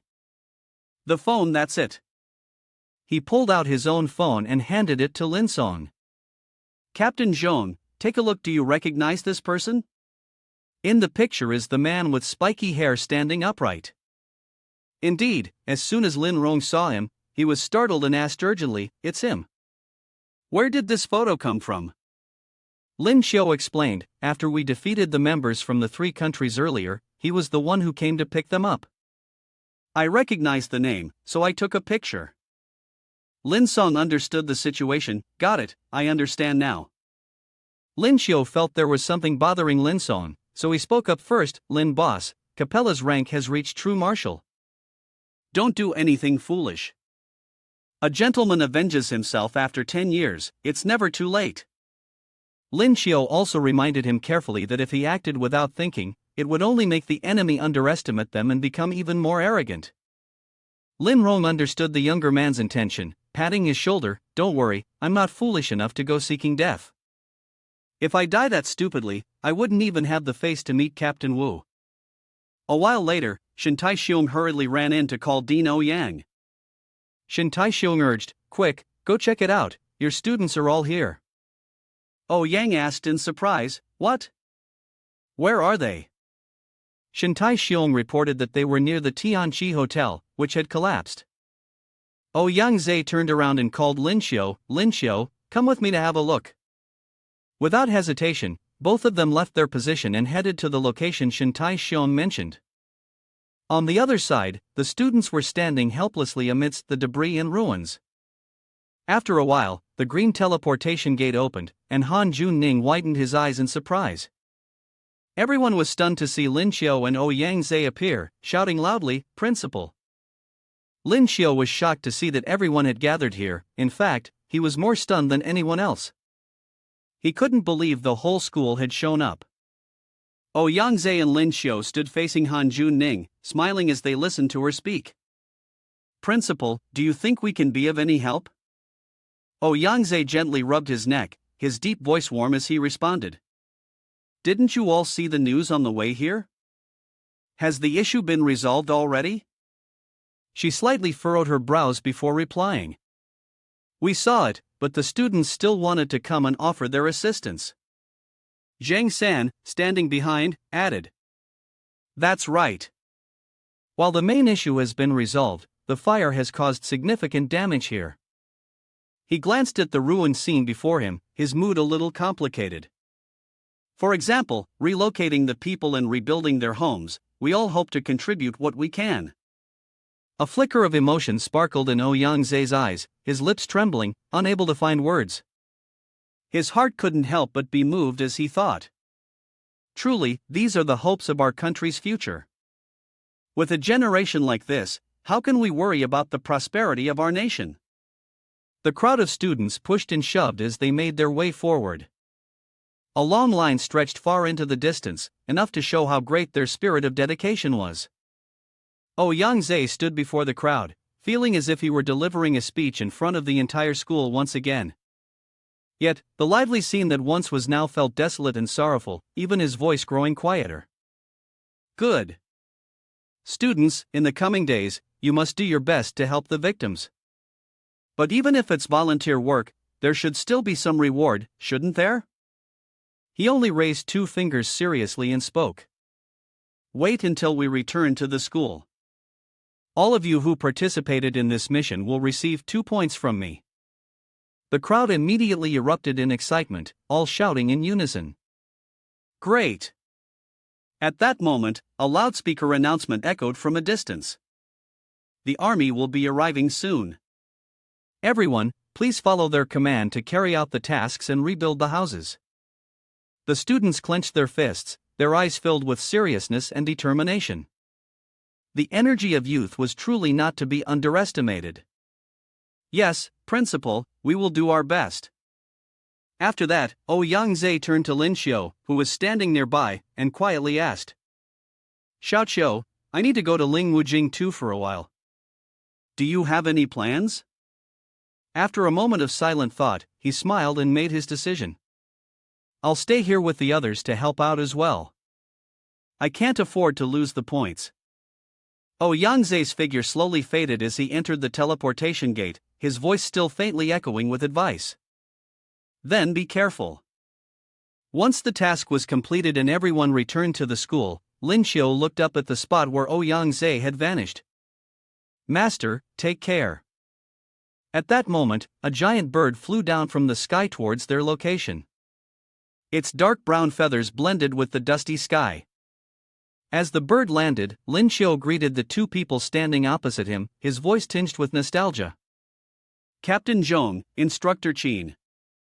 Lin Rong sat silently behind, not saying a word, while only Qin Ming gave a helpless smile. Lin Xiu, don't call me instructor anymore. Now, you are like a god to me, and I can't accept that. He slowly slid his feet to the ground, his hand gently stroking the feathers on the neck of the giant bird beside him. Perhaps I am relatively familiar with Ling Wu Shanghai, which is why I was sent to assist with the teacher's work. Lin Xiu seemed to understand and whispered, so that's how it is. Before leaving, Qin Ming turned back and called out to Lin Xiu in front of him, leave the rest to you all. He smiled and replied, all right. Lin Rong supported Lin Xiao as they mounted the bird's back. His deep, warm voice rang out slowly. I'll take you to the resettlement point. That's probably the place that needs help the most. Lin Xiao gripped the other person's arm and couldn't help but ask, just me alone? Lin Rong bent forward slightly, blocking the wind, and ordered the creature below. That's right. Resettlement point, let's go. The scene shifted to the temporary resettlement point, which was now a hub of noise. Looking at the huts that had been set up in an organized manner, it seemed that order had been somewhat restored. Huan Fui Meng stood silently beside, watching as the group from Jianghu took turns transporting people one by one from the huts to the outside. Lin Xiao leaned against the bird's back, somewhat surprised. There were quite a few familiar faces. Huan Fui Meng raised his hand high and shouted loudly, "Healing field." A rush of cool air swept through. The blue light enveloped the surrounding space, causing the minds of the people to relax a little. Healing energy continuously surrounded those lying on the stretchers. The painful groans slowly faded away. The wounds were slowly healing at a pace visible to the naked eye. This made Lin Xiao unable to help but exclaim, "Impressive, with her help, a number of injured people will be healed." Lin Song looked at the scene ahead and nodded without a second thought. That's right. At this moment, the sound of something shattering came from one of the nearby huts, catching Lin Xiao's attention. He lifted the curtain in front of him and quietly asked, "What happened?" He saw Jinjin sitting on the ground, wincing in pain. She gently closed her eyes as transparent, cool drops of water continuously trickled down her white thighs. The water got spilled. The sight made Lin Xiao's cheeks flush. His eyes widened in shock as his breath quickened. Jinjin. Lin Xiao stepped forward, supporting her hand. His face flushed with a light red hue as he softly asked, "Jinjin, are you all right?" Perhaps Jinjin also realized how awkward the situation was now. Her voice dropped to a soft murmur, almost like a whimper. "I'm fine, I accidentally spilled the water earlier, luckily I didn't get burned." Lin Xiao squinted slightly, his golden eyes filled with relief as he exhaled a deep sigh. "Phew. I'm glad you're okay." Jinjin, flustered, covered her mouth with her hand. She bent down to brush away the remaining water stains on her apron, unintentionally revealing her full chest and smooth, flawless skin, as soft as a baby's. This made Lin Xiao's eyes turn red. I didn't notice earlier, but Jinjin looks so cute in that apron." She clenched her fists, feeling the sticky sensation that made her body uncomfortable, her gaze unfocused and uncertain. "Being wet like this is really annoying, I need to take it off." Immediately, images that were not suitable for those under 18 flashed in Lin Xiao's mind, and in his excitement, blood started pouring from his nose, splashing out from both nostrils like two small but strong fountains. "Taking it off like that? Wouldn't that mean?" He smiled and raised his hand, not giving Jinjin a chance to respond. "Let me help you," he said. At that moment, a serious voice sounded from behind the curtain, breaking the ambiguous atmosphere inside. "Lin Xiao, the chief of staff wants you in the meeting." This made Lin Xiao lower his eyes in disappointment. He pouted and turned his head back, thinking to himself, why does it always have to be at a time like this? Lin Xiao shoved his hands into his pockets and stood facing the group of people. The atmosphere was somewhat tense and hard to describe. They all raised their hands in a military salute, their voices serious and respectful. "Greetings, Commander." This surprised him, and he widened his eyes, pointing to himself, a bit taken aback as he asked, "What is this commander business?" The first to speak was Zhao Kai. He stepped forward slowly, smiling with a calm voice.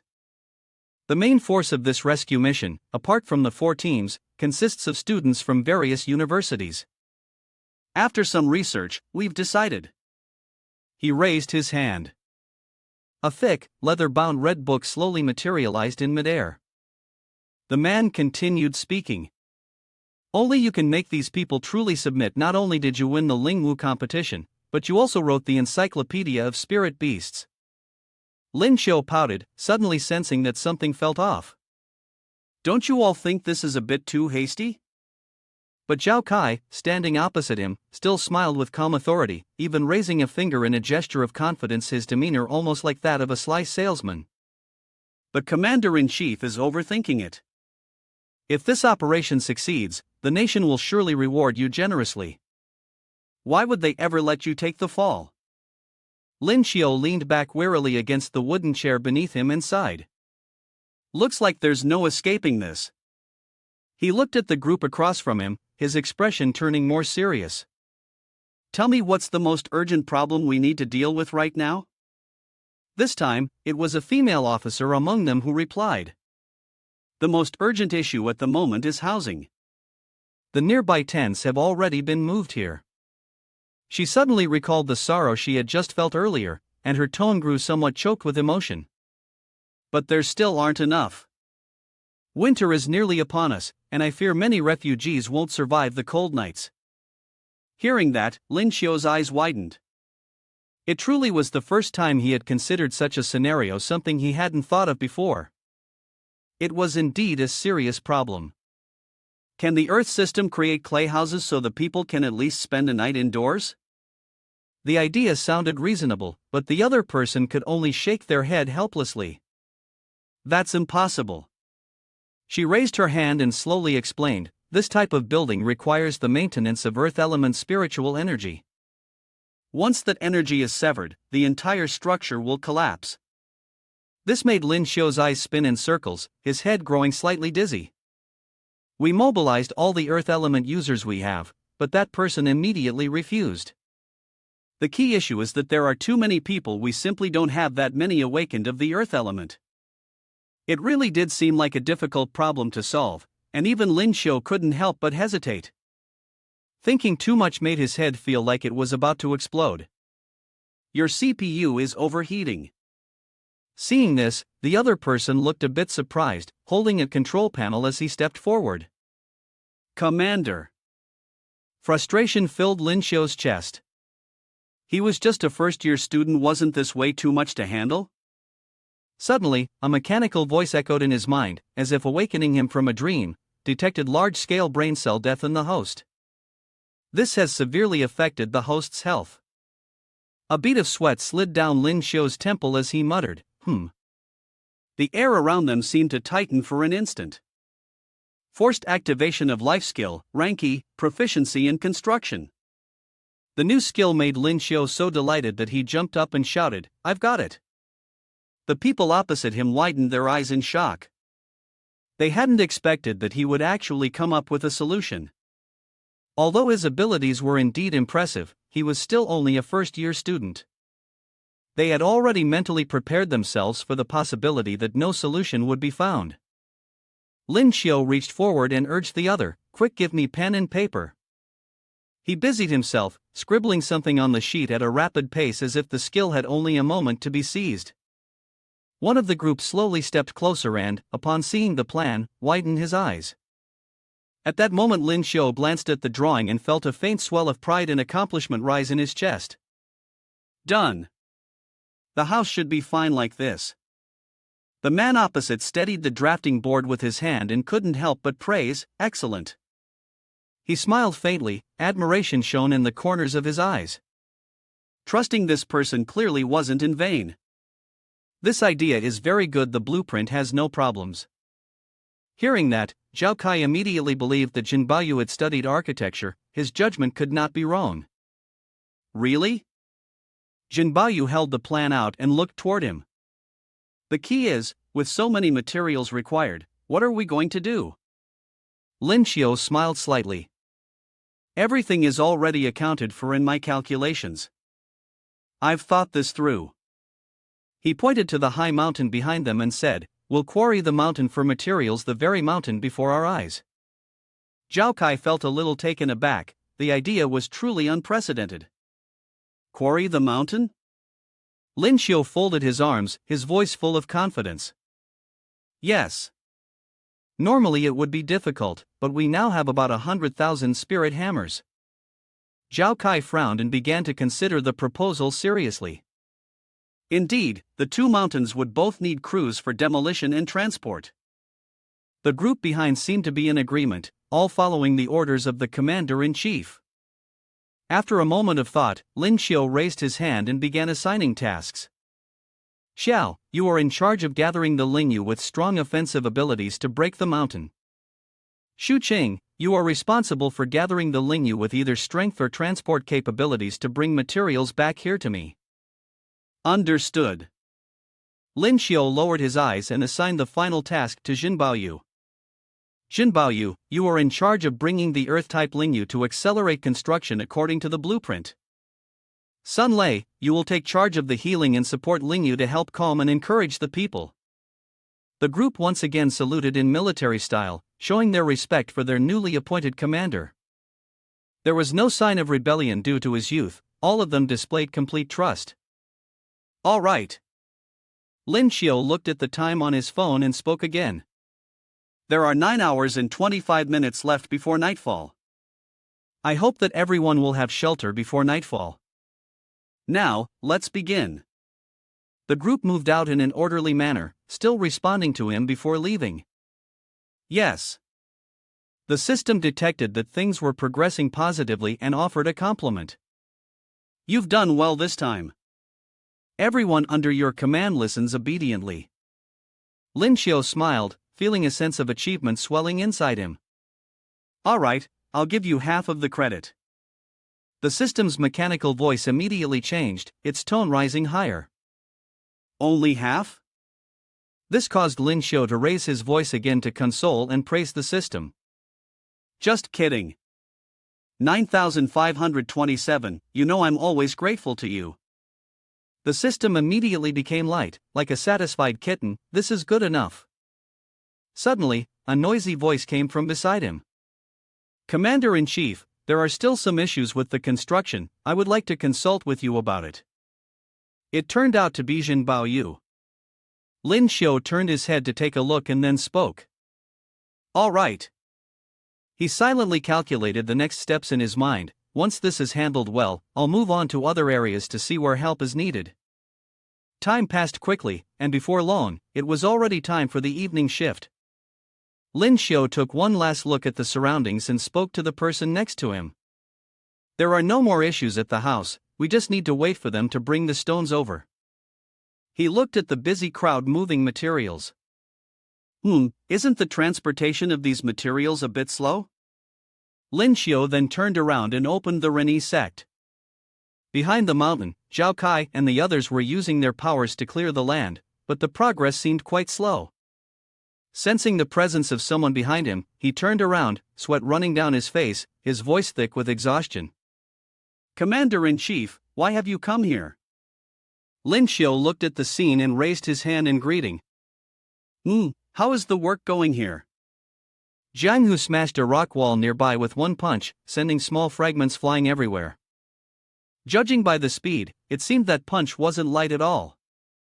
He raised his fist and smiled slightly. It's nothing. Once again, he raised his hand towards the rock below, but this time, Lin Xiu seemed to notice something strange. He gently tapped the top of his head with his hand. Complaining, Jiang, are you stupid or what? Lin Xiu was so angry he nearly turned into a dog, pointing at the broken stones below and shouting loudly. Stupid? What I need are blocks of stone, not rubble. Jiang Hu was scolded to the point of losing his composure, quietly apologizing. Lin Xiu, I'm sorry. I'll definitely be more careful next time. Zhao Kai patted his shoulder, calmly stopping the other's anger. You can't completely blame him. Lin Xiu pouted, staring at the rubble below, thinking to himself. This nephew of his seemed to be getting more thoughtful, but the punch he had given wasn't really useful for making blocks. He looked around at the bustling scene, with people carrying stones everywhere, even using riding animals to their maximum capacity. A large stone was indeed too heavy, and with not many people from the strength system around, even adding spirit pets wouldn't speed up the process much. Lin Xiu rubbed his head. I really hadn't thought about this, I didn't consider this at first, but it's fine. He slowly walked toward the two students who were laboriously moving stones, confidently speaking. "Hey, you two, leave this rock to me." The people nearby looked surprised, only one of them was going to move it. The other asked, "Can you do it?" Lin Xiu waved his hand, closed his eyes slightly, and looked mysterious. "How many times do I have to say it?" He used his hand to take the large stone from the two others, teasing them with a smile. A man should never ask if he can do something. The clear words made the two people beside him widen their eyes in surprise. Using his subconscious, Lin Xiu took the spatial bag out and let out a sigh before starting to move the stone down. A rock that required the combined effort of two men, yet within just a few seconds, half of it had already disappeared. One of them opened his eyes wide. "A spatial system? Could it be that you're the student Lin Xiu who defeated those 3 countries?" The other responded, suddenly realizing Lin Xiu's current identity, and whispered, "We should call him Commander now." After moving the large stone, Lin Xiu turned to look at the row of people behind him. "Leave the relatively large stones to me. After all, the long-distance transport has already exhausted a lot of everyone's strength. Even young men like you can still get tired." "Yes, Commander." The man from earlier secretly wiped a bead of sweat from his brow and smiled ingratiatingly. "Commander, I failed to notice the obvious earlier, please don't hold it against me." Lin Xiu could only smile awkwardly. After all, being called that was just too strange. It's fine. But deep down, he couldn't help but inwardly complain. Being called Commander by classmates just felt so odd. Lin Xiu grabbed another large stone, noticing the crowd behind him seemed quite curious about his presence. He turned around and said, "Don't just stand there watching, get back to work." Leading the way is Jiang Hu, he's the most spirited. "Yes, Commander." Lin Xiu turned back down to the spatial bag below, gauging its contents with his hand. "This bag is almost full." He turned his head to look at the crowd behind him, who were busy carrying stones, and called out, "Everyone has their stones now. Follow me and let's move them back." They all tightly held the stones in their arms and responded in unison, "Yes." Lin Xiu watched as everyone had to carry the stones over such a long distance, feeling a bit regretful. He suddenly thought of how majestic his master had been. Unfortunately, his own spiritual power wasn't as strong as his master's, otherwise, he could have teleported them back. For now, the only option was to speed up and make several trips. He confidently led the way. The path wasn't smooth, and clearing the road was even harder, which made the people behind him complain. The group, exhausted, suddenly heard his humming, which lifted their spirits a little. The commander was even singing, which made them feel more motivated. The song "The Foolish Old Man Moves the Mountain" was so fitting for the situation. Just like that, everyone's morale was higher than ever. One by one, the stones were moved into place. Jin Baoyu and the other supernatural beings had been waiting for a while. It didn't take long before the stone houses began to appear at the resettlement site. Though basic, they were enough to shield from the rain and wind, mostly due to the collective effort of everyone. But the main reason was still Lin Xiu. With his involvement, many labor forces had been freed up, and progress had accelerated significantly. As time passed, everyone moved into their stone houses that had been distributed. Before the sunset, everyone had a stone house to temporarily take shelter in. The sun gradually descended behind the mountain peak, casting shadows over the huts below, and the scene took on an unusually tranquil and rare beauty. Jinjin handed the meticulously decorated lunchbox towards Lin Xiu. Lin Xiu was so moved that tears welled up in his eyes, praising his lover's cooking skills while chewing his food.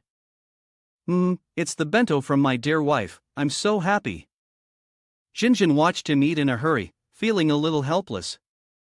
"It's the bento of love, after a long day of hard work, and you're still rambling on," she whispered, lowering her gaze, which made Lin Xiu immediately stop chewing. Jinjin had actually noticed. He looked at the bento of love in his hands, and an unfamiliar feeling stirred in his heart. That's right, with greater responsibility and power, it also means less freedom. He smiled faintly, no trace of the carefree demeanor he usually had. But seeing how the lives of the refugees have improved because of our efforts, I feel like it's all worth it. A trace of sympathy appeared in Jinjin's eyes. She thought to herself, he's still the kind-hearted boy I've always known. She pointed toward the distant mountain range, her light green hair fluttering in the air, like a cat's tail brushing against Lin Xiu's heart. Lin Xiu, do you know? From our position, we can't actually see the sunset. But her words caught him off guard. Why was it that the mountain range, which Lin Xiu and the others had just mined earlier, was now empty, and yet it gave him a strange feeling of something being missing? She leaned her head on Lin Xiu's shoulder, sweetly. Because I was bored with it before, but now it's no longer the case. We have created a miracle. The two of them stood against the light, their figures appearing as intimate as two migrating birds. We have created a miracle. This sunset is so beautiful. Finally, Lin Xiu let go of the strange feeling in her heart and spoke softly. Mm. Lin Xiu looked up at the giant eagle above and felt a bit of unease in her heart. It turned out that the eagle had stretched its wings and then jumped down onto the ground in panic. Commander, something's wrong. Lin Xiu looked at him and asked. What happened? Having flown quite a distance, Zhao Kai's breath was a little erratic, and he spoke tiredly. The volcano has caused the bridge on the transport route to be damaged. Recalling the situation just now, they were out of options, which was why they had to break the emotional atmosphere of the commander. The supply trucks are stopped by the bridge, and they can't cross. If it's not repaired in time, we won't have enough for tonight's dinner. His gaze was full of seriousness. The experts have confirmed that the fastest repair will take at least 2 days. Lin Xiu responded with a serious face. Then what should we do? Today, the students have worked so hard, and the refugees are exhausted. If they don't eat today, they won't be able to endure it. At this moment, Jinjin suddenly spoke up. Maybe I can try something. Lin Xiu turned around in surprise, her voice soft. Jinjin, do you have a solution? She raised her hand to explain, freezing seal, if it's possible to mobilize all the ice elements within the team, this idea is like a small bell ringing in his mind, and it certainly isn't a bad one. Lin Xiu jumped down to the ground and, before leaving, instructed Zhao Kai, tell all the ice and plant type awakened to gather by the bridge for me. Zhao Kai stood on the tree, watching Lin Feng's figure leave, full of trust. Got it, he replied. The scene along the road now is so quiet that it's almost unsettling. Lin Xiu turned around and looked at the crowd behind her, speaking out, all ice type awakened, come here. The river in front of us is blocking our path, freeze it for me. One of them frowned, then looked at Lin Feng and scolded him, I'm saying, Commander, are you overthinking this? Her voice grew louder and louder, until she was completely enraged. She clenched her fist as if she were about to punch Lin Xiu in the head. A river this wide, do you think we're supreme beings? The noisy sounds made him suffer as he tried to cover his ears, nearly screaming in frustration. He immediately raised his hand in surrender, attempting to calm the situation with a softer tone. What if I could increase the power of everyone's spiritual skills by 50%? The other person widened her eyes, not expecting things to escalate this way. You're just boasting. Lin Xiu turned to Jinjin behind her. Jinjin opened the field. Whoosh! Immediately, everyone fell silent as a faint stream of energy slowly enveloped Jinjin's body. Jinjin raised her hand high, and beams of green light shot out from the palm of her hand. She bent slightly forward, and the delicate contours of her body slowly came into view. After a moment of confusion, the crowd realized that her body was gradually being surrounded by a thin layer of ice. Everyone felt excited as they noticed the power in this field was increasing rapidly. Lin Xiu proudly crossed his arms. Captain Zhu, now freeze the river in front of us. Do you have any issues with that? The other person laughed loudly, their excitement clearly visible in their eyes. Don't even mention this little stream, I feel like I could freeze the Pacific Ocean if I wanted to. Lin Xiu clenched his fists, feeling pleased with their momentum. Their enthusiasm was a good thing. He turned toward the crowd facing them, pointed at the scene ahead, and spoke again. But remember, don't freeze to the bottom of the river. If the water flow is stopped or stagnant, that will only cause more trouble. This made her pause in surprise. This kid was so young, yet he thought things through so thoroughly. Lin Xiu pointed ahead again. Everyone, go ahead. Soon after, everyone swiftly followed suit, leaping forward. All right. Green light poured out from their palms, like powerful water serpents slithering ahead.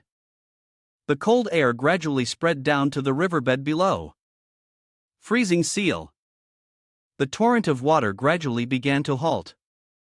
Lin Xiu pointed forward again, then turned his head to address the plant-based ability users behind them. The plant users deployed vines along the surface of the ice bridge, increasing the friction for the wheels, while Zhang San buffed everyone. Everyone responded in unison with a yes. Then, one by one, they unleashed their abilities, with greenish energy radiating around them. It moved swiftly, heading towards the river's center, and then intertwined, gradually forming a small rope. The wheel was slowly lifted higher and supported by the energy as a cushion. The fake abilities moved, forming two rows, standing opposite each other.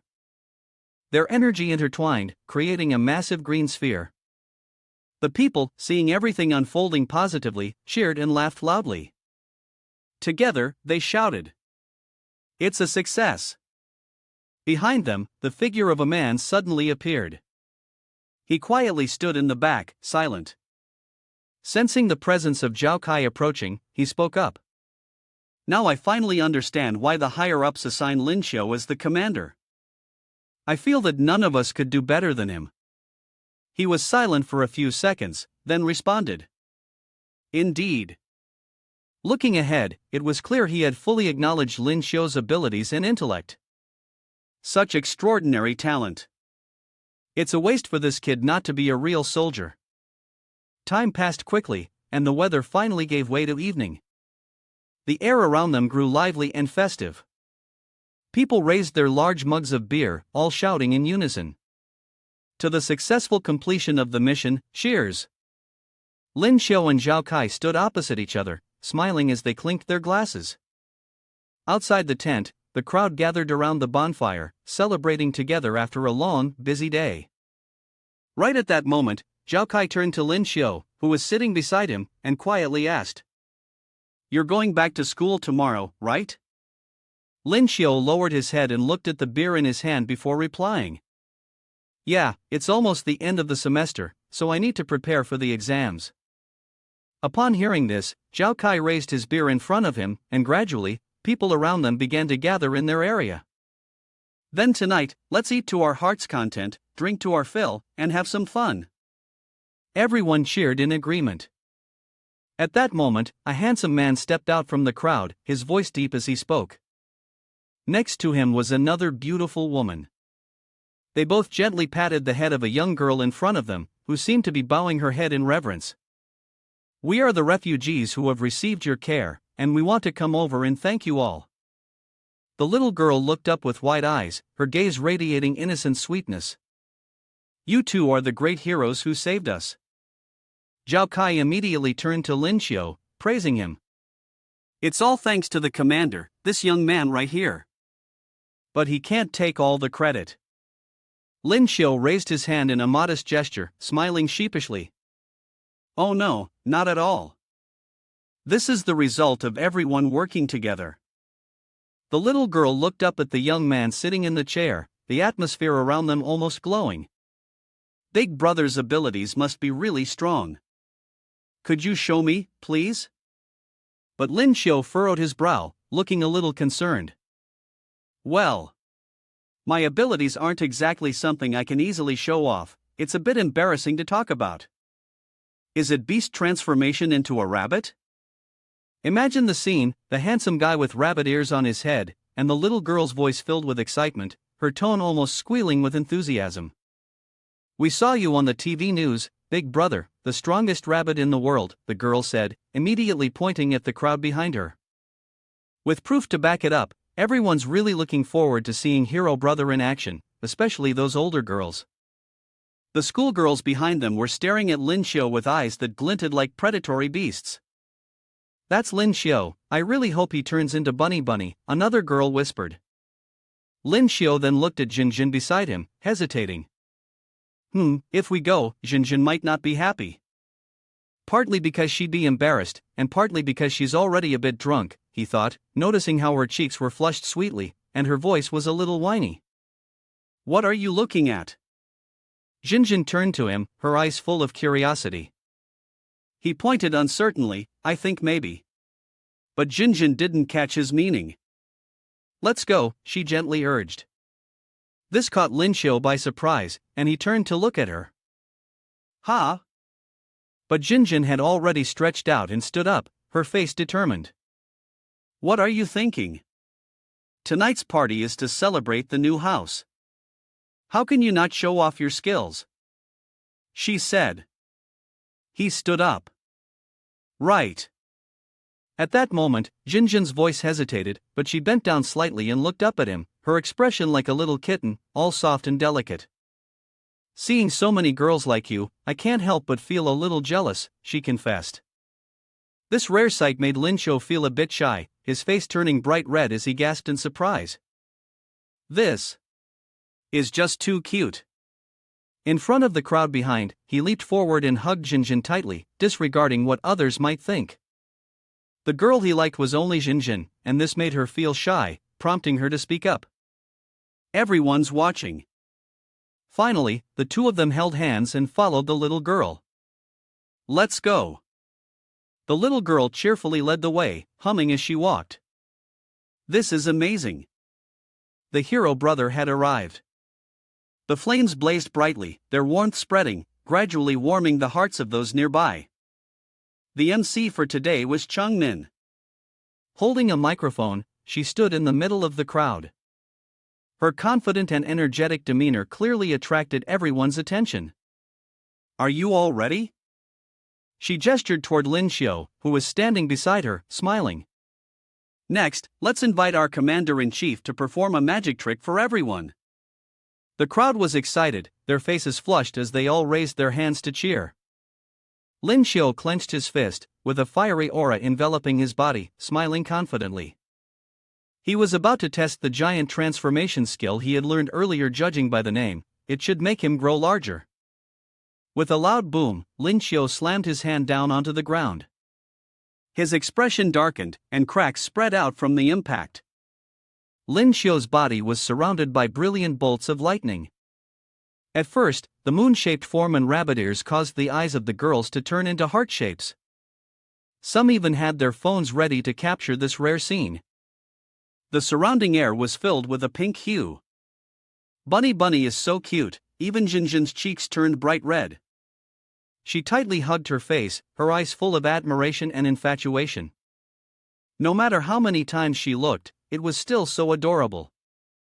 But the event wasn't over yet. Lin Xiu smiled faintly and looked upwards, pondering. Then, he suddenly grew to an enormous size. He let out a shout, and waves of blue lightning began to envelop his body, causing the ground beneath him to crack open, with debris flying in all directions. Lin Xiu transformed into a giant, his muscular body exposed before everyone.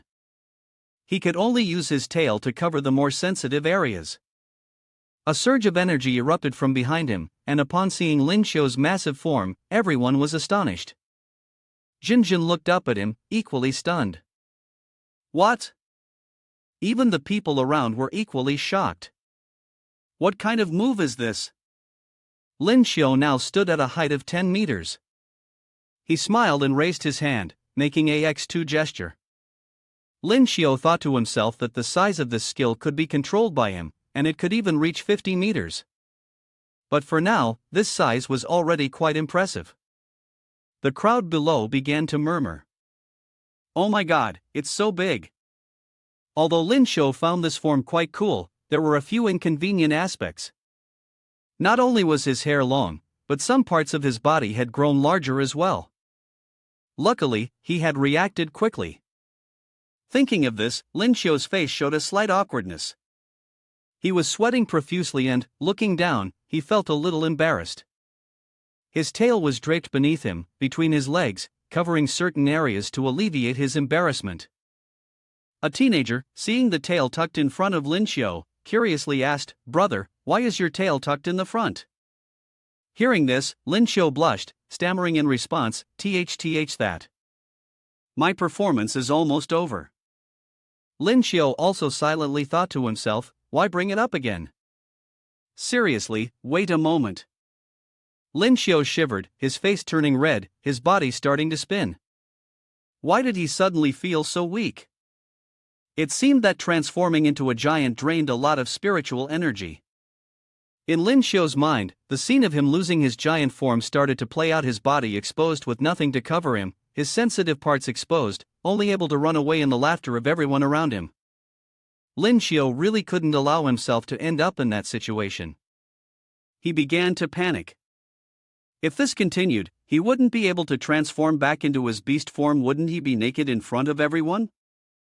Lin Xiu quickly opened a teleportation portal to escape to another place.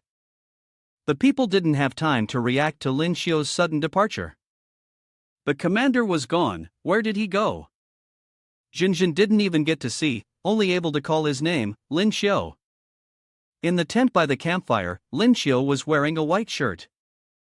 He was mumbling to himself, nervously teleporting to change clothes. Suddenly, the tent flap was lifted by someone's hand. Jinjin walked in, and indeed, he was here. Seeing that Lin Xiu still hadn't put on his clothes, with his backside still exposed, Jinjin couldn't finish his sentence. Seeing her enter, Lin Xiu was also left speechless, his face turning bright red. Jinjin screamed, "Ah, why aren't you wearing any clothes?" Lin Xiu, still stunned by the sudden intrusion, could only scream out in shock. Jinjin's face turned red, and she hurriedly ran out, still holding the skewers of grilled meat that she had brought for Lin Xiu. It wasn't until she reached a corner that Jinjin waved her hand in front of her flushed face, trying to calm herself down and lessen her embarrassment. Really saw everything. Lin Xiu, lifting the tent flap, called out to Jinjin. "Jinjin, you saw everything." Startled by Lin Xiu calling her name, Jinjin jumped. Lin Xiu walked out, his shirt unbuttoned. He walked over to Jinjin, and as she looked at his abs, her face turned red again. Jinjin stammered, I came to bring you food, I didn't see anything." With that, she handed the skewers of grilled meat to Lin Xiu. He reached out with a smile and took them. After handing over the skewers, Jinjin tried to act indifferent, turning her face to leave. "I have to go now." Lin Xiu pouted. "Jinjin, you can't be like this. You've eaten everything and now you're going to run off without paying." He started to act again, his face taking on a pitiful expression like a little puppy abandoned by its owner, his eyes sparkling with tears. In a whiny voice, he asked, "Are you going to take responsibility for me?" Hearing the words "take responsibility," Jinjin froze in shock. Jinjin was provoked by Lin Xiu and became angry. She quickly turned around, chasing after him with the intention of giving him a good beating. "You're making it sound like that will cause misunderstandings," he said. "I just saw you, but that's all." Lin Xiu felt that he had achieved his goal and quickly turned his head, running and laughing. "My innocence is lost now." When teacher Lin Xiu kept teasing her, Jinjin got even more annoyed. She yelled, "Don't talk nonsense." The next day was a beautiful day, with a clear sky and a few white clouds drifting gently with the breeze. Zhao Kai's group was seeing off Lin Xiu's group. Seeing that Zhao Kai's group still wanted to continue sending them off, Lin Xiu had no choice but to speak up. "Please don't see us off anymore. There will surely be more chances to meet in the future." Zhao Kai also agreed to stop. Lin Xiu heard the address and gave a forced smile. "Brother, please don't call me Commander-in-Chief anymore. I'm just holding that title." Zhao Kai walked up to Lin Xiu and put his hand on his shoulder. "You're the Commander-in-Chief, and we respect you. I hope we'll still have the chance to fight side by side in the future." At this point, Zhao Kai's tone changed, and his eyes became serious. Everyone present stood still. Then he stood at attention and raised his hand in a formal military salute.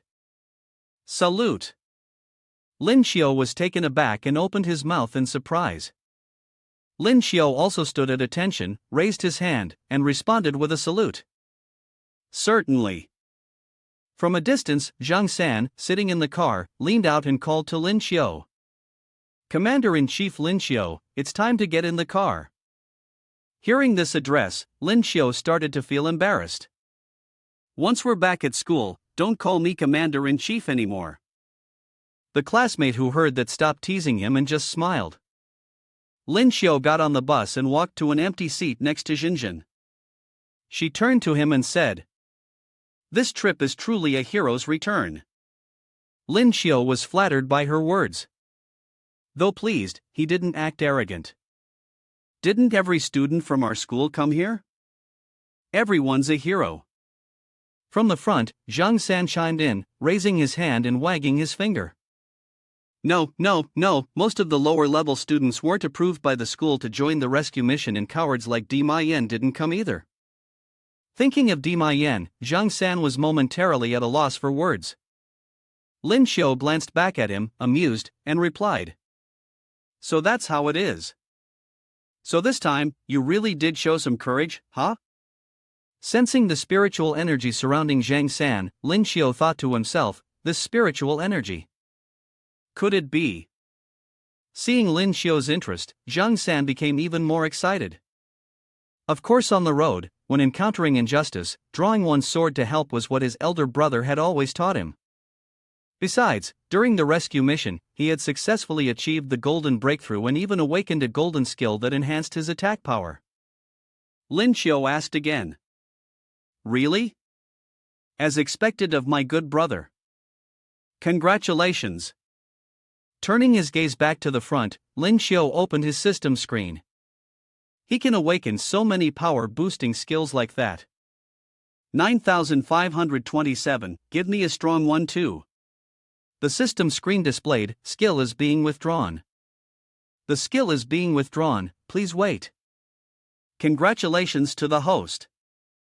You have received the E-level skill, Mastery of Calligraphy. Lin Xiao felt a bit disappointed. It's not even strong. 9527, are you criticizing my handwriting for being too ugly? The system showed no mercy to Lin Xiao. It seemed that he could still be saved, at least he had some self-awareness. Seeing the system mock him, Lin Xiao became angry. What did you say? Jinjin, who was standing beside Lin Xiao, watching him punch and yell into thin air, curiously asked, Lin Xiao, what are you flailing your arms around for? At that moment, he remembered there was someone next to him and muttered to himself, great. Lin Xiao gave an awkward smile, and couldn't find an excuse. He could only keep denying, no, there's nothing. Jinjin couldn't see the system, and she didn't believe Lin Xiao's words. She leaned closer to him, her eyes wide with curiosity, full of suspicion, is there something there? Suddenly, the car hit a bumpy patch of road, causing the vehicle to jolt. Jinjin, who was leaning close to Lin Xiao, lost her balance as the car bounced, and fell straight into his lap.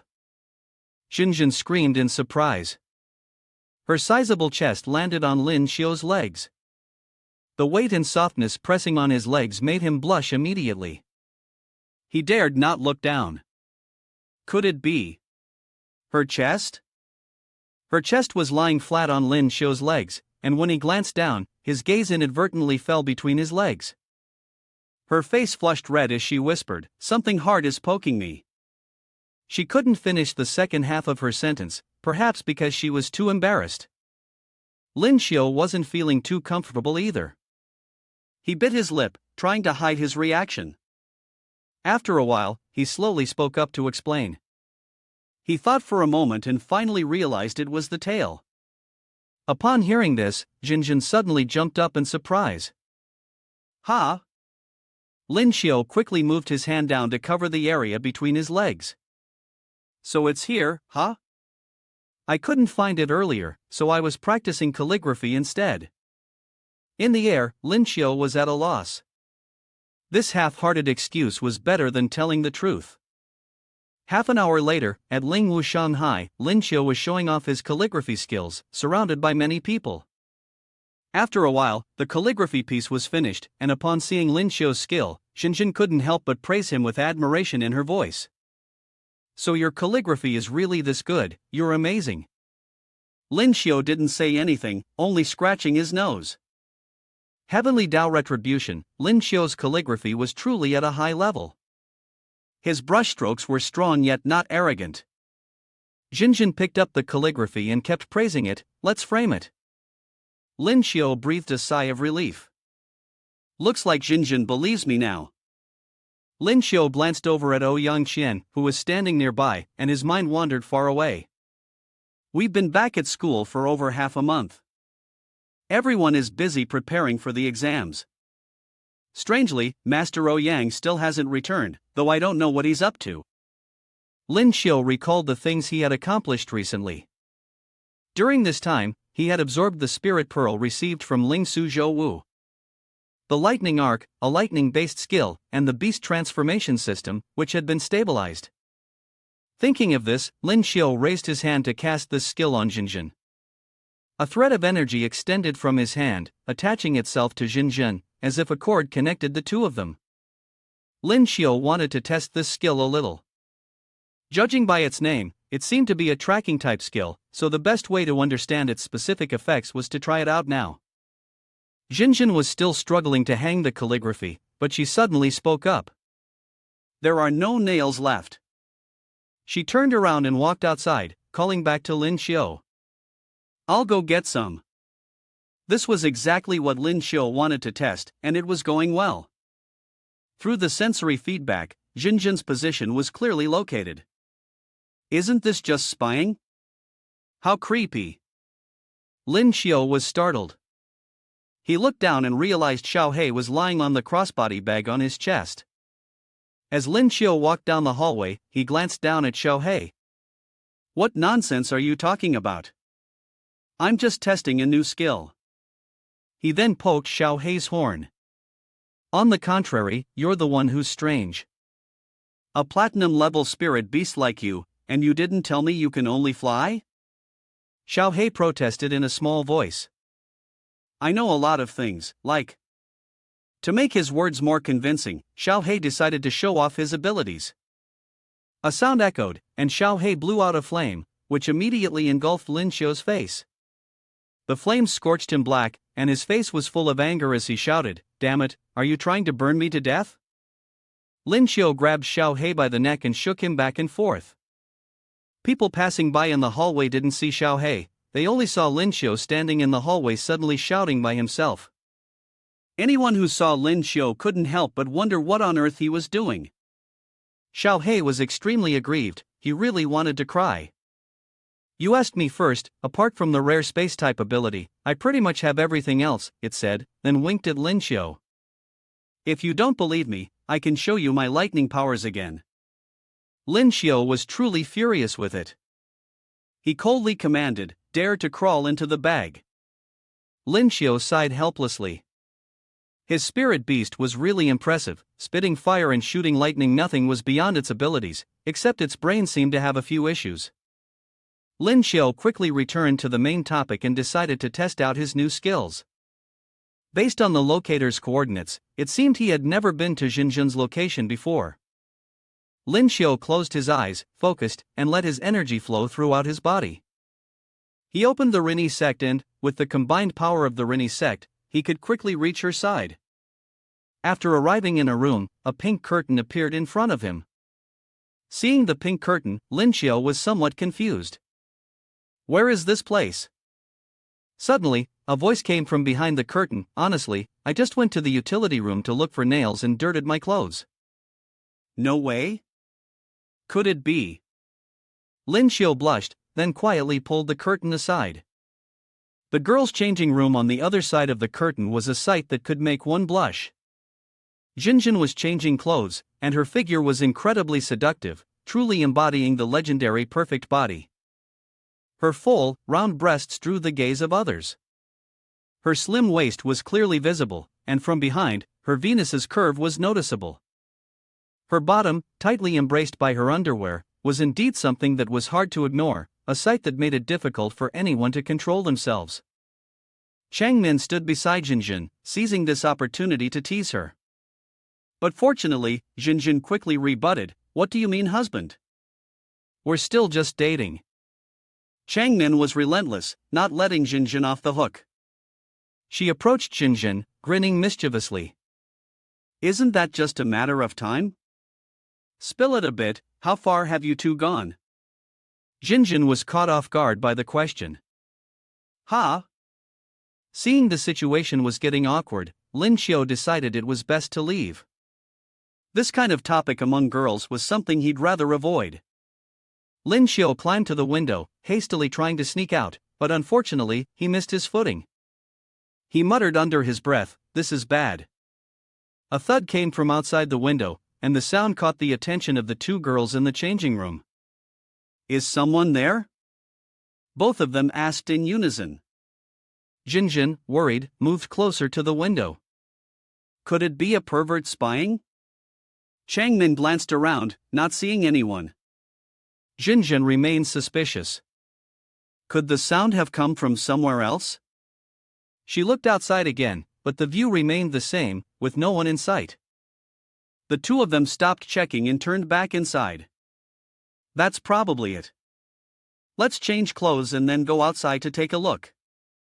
Behind a tree in the distance, Zhang San was covering Lin Xiu's mouth, and the two of them were hiding behind the tree's shadow. Once they saw Jinjin and Changmin had gone back inside, Zhang San finally removed his hand from Lin Xiu's mouth. Lin Xiu let out a sigh of relief. Lin Xiu turned to thank Zhang San. You scared the life out of me. I'm lucky you were here to save me. If it weren't for you, big brother. Zhang San glanced at Lin Feng and said, I didn't expect you to do something like this. His expression was filled with disdain. Seeing the disdain on Zhang San's face, Lin Xiu seemed to collapse. This kid definitely thinks that's what happened. This is a huge misunderstanding. Lin Xiu shouted angrily, there's a limit to nonsense. He then raised his hand and slapped Zhang San on the head. Zhang San could only stand there and take it. After Lin Xiu finished, he was still fuming. I was just testing out a new skill, and I nearly slipped, it wasn't on purpose.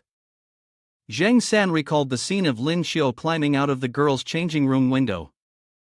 Zhang San was also shocked. After taking the hit, Zhang San cried without stopping. So that's what happened. Now I can rest easy. When searching for Big Brother, he saw him with a red face, jumping out of the girls' changing room. Lin Xiu was speechless. That's exactly what happened. I already said it wasn't on purpose. Why did you come looking for me? Zhang San smiled and looked at him. Principal Ouyang Zhe is back. He said you should go to the principal's office to find him. Hearing that Ouyang Zhe had returned, Lin Xiu was surprised to find himself in Ouyang Zhe's office. Lin Xiu was now sitting obediently on the chair. Master, why did you take so long to return? Ouyang Zhe sat across from him. He rested his hands on the table, looking at him seriously, as if preparing to discuss something extremely important. His voice was low as he replied. Lin Xiu, get ready for the world competition. The reason I called you here is to inform you that after this break, you will have to train with the other team members. After all, the world competition is only a few days away. Lin Xiu was surprised upon hearing this. So soon? Master, what exactly is this world competition like? At this point, Ouyang Zhe became angry, the veins on his forehead bulging. He clenched his fists and slammed them onto the table. Ouyang Zhe shouted. Xiao Qiu, do you know why so many people want to cause trouble for you ever since they found out you're from the space system? Lin Xiu truly couldn't figure out the reason, so he could only answer briefly. I don't know. Ouyang Zhe withdrew his hands, placing one on his forehead, revealing his exhaustion. Because the location of the world competition is Ling Su, a diamond-level Ling Su. This Ling Su is from the space system. Ouyang Zhe stared directly at him, and his expression made it clear how serious the situation was. The spirit beasts inside are all from the space system. That means having a fake space system in there holds a huge advantage, and the benefits behind the world competition are tied to gaining global recognition and the sharing of the benefits of the one and only supreme level Ling Su. Lin Xiu wondered, is there really a supreme level Ling Su in this world? Lin Xiu stood up, walked towards Ouyang Zhe, placed both hands on the table, and looked directly at him with a serious expression. Isn't it written in the textbooks that the highest level of Ling Su is Ling Su True Martial? Ouyang Zhe explained, of course there is. Textbooks can convey knowledge, but they are also tricks to blind the strong. Do you think our country really only has 4 supreme positions?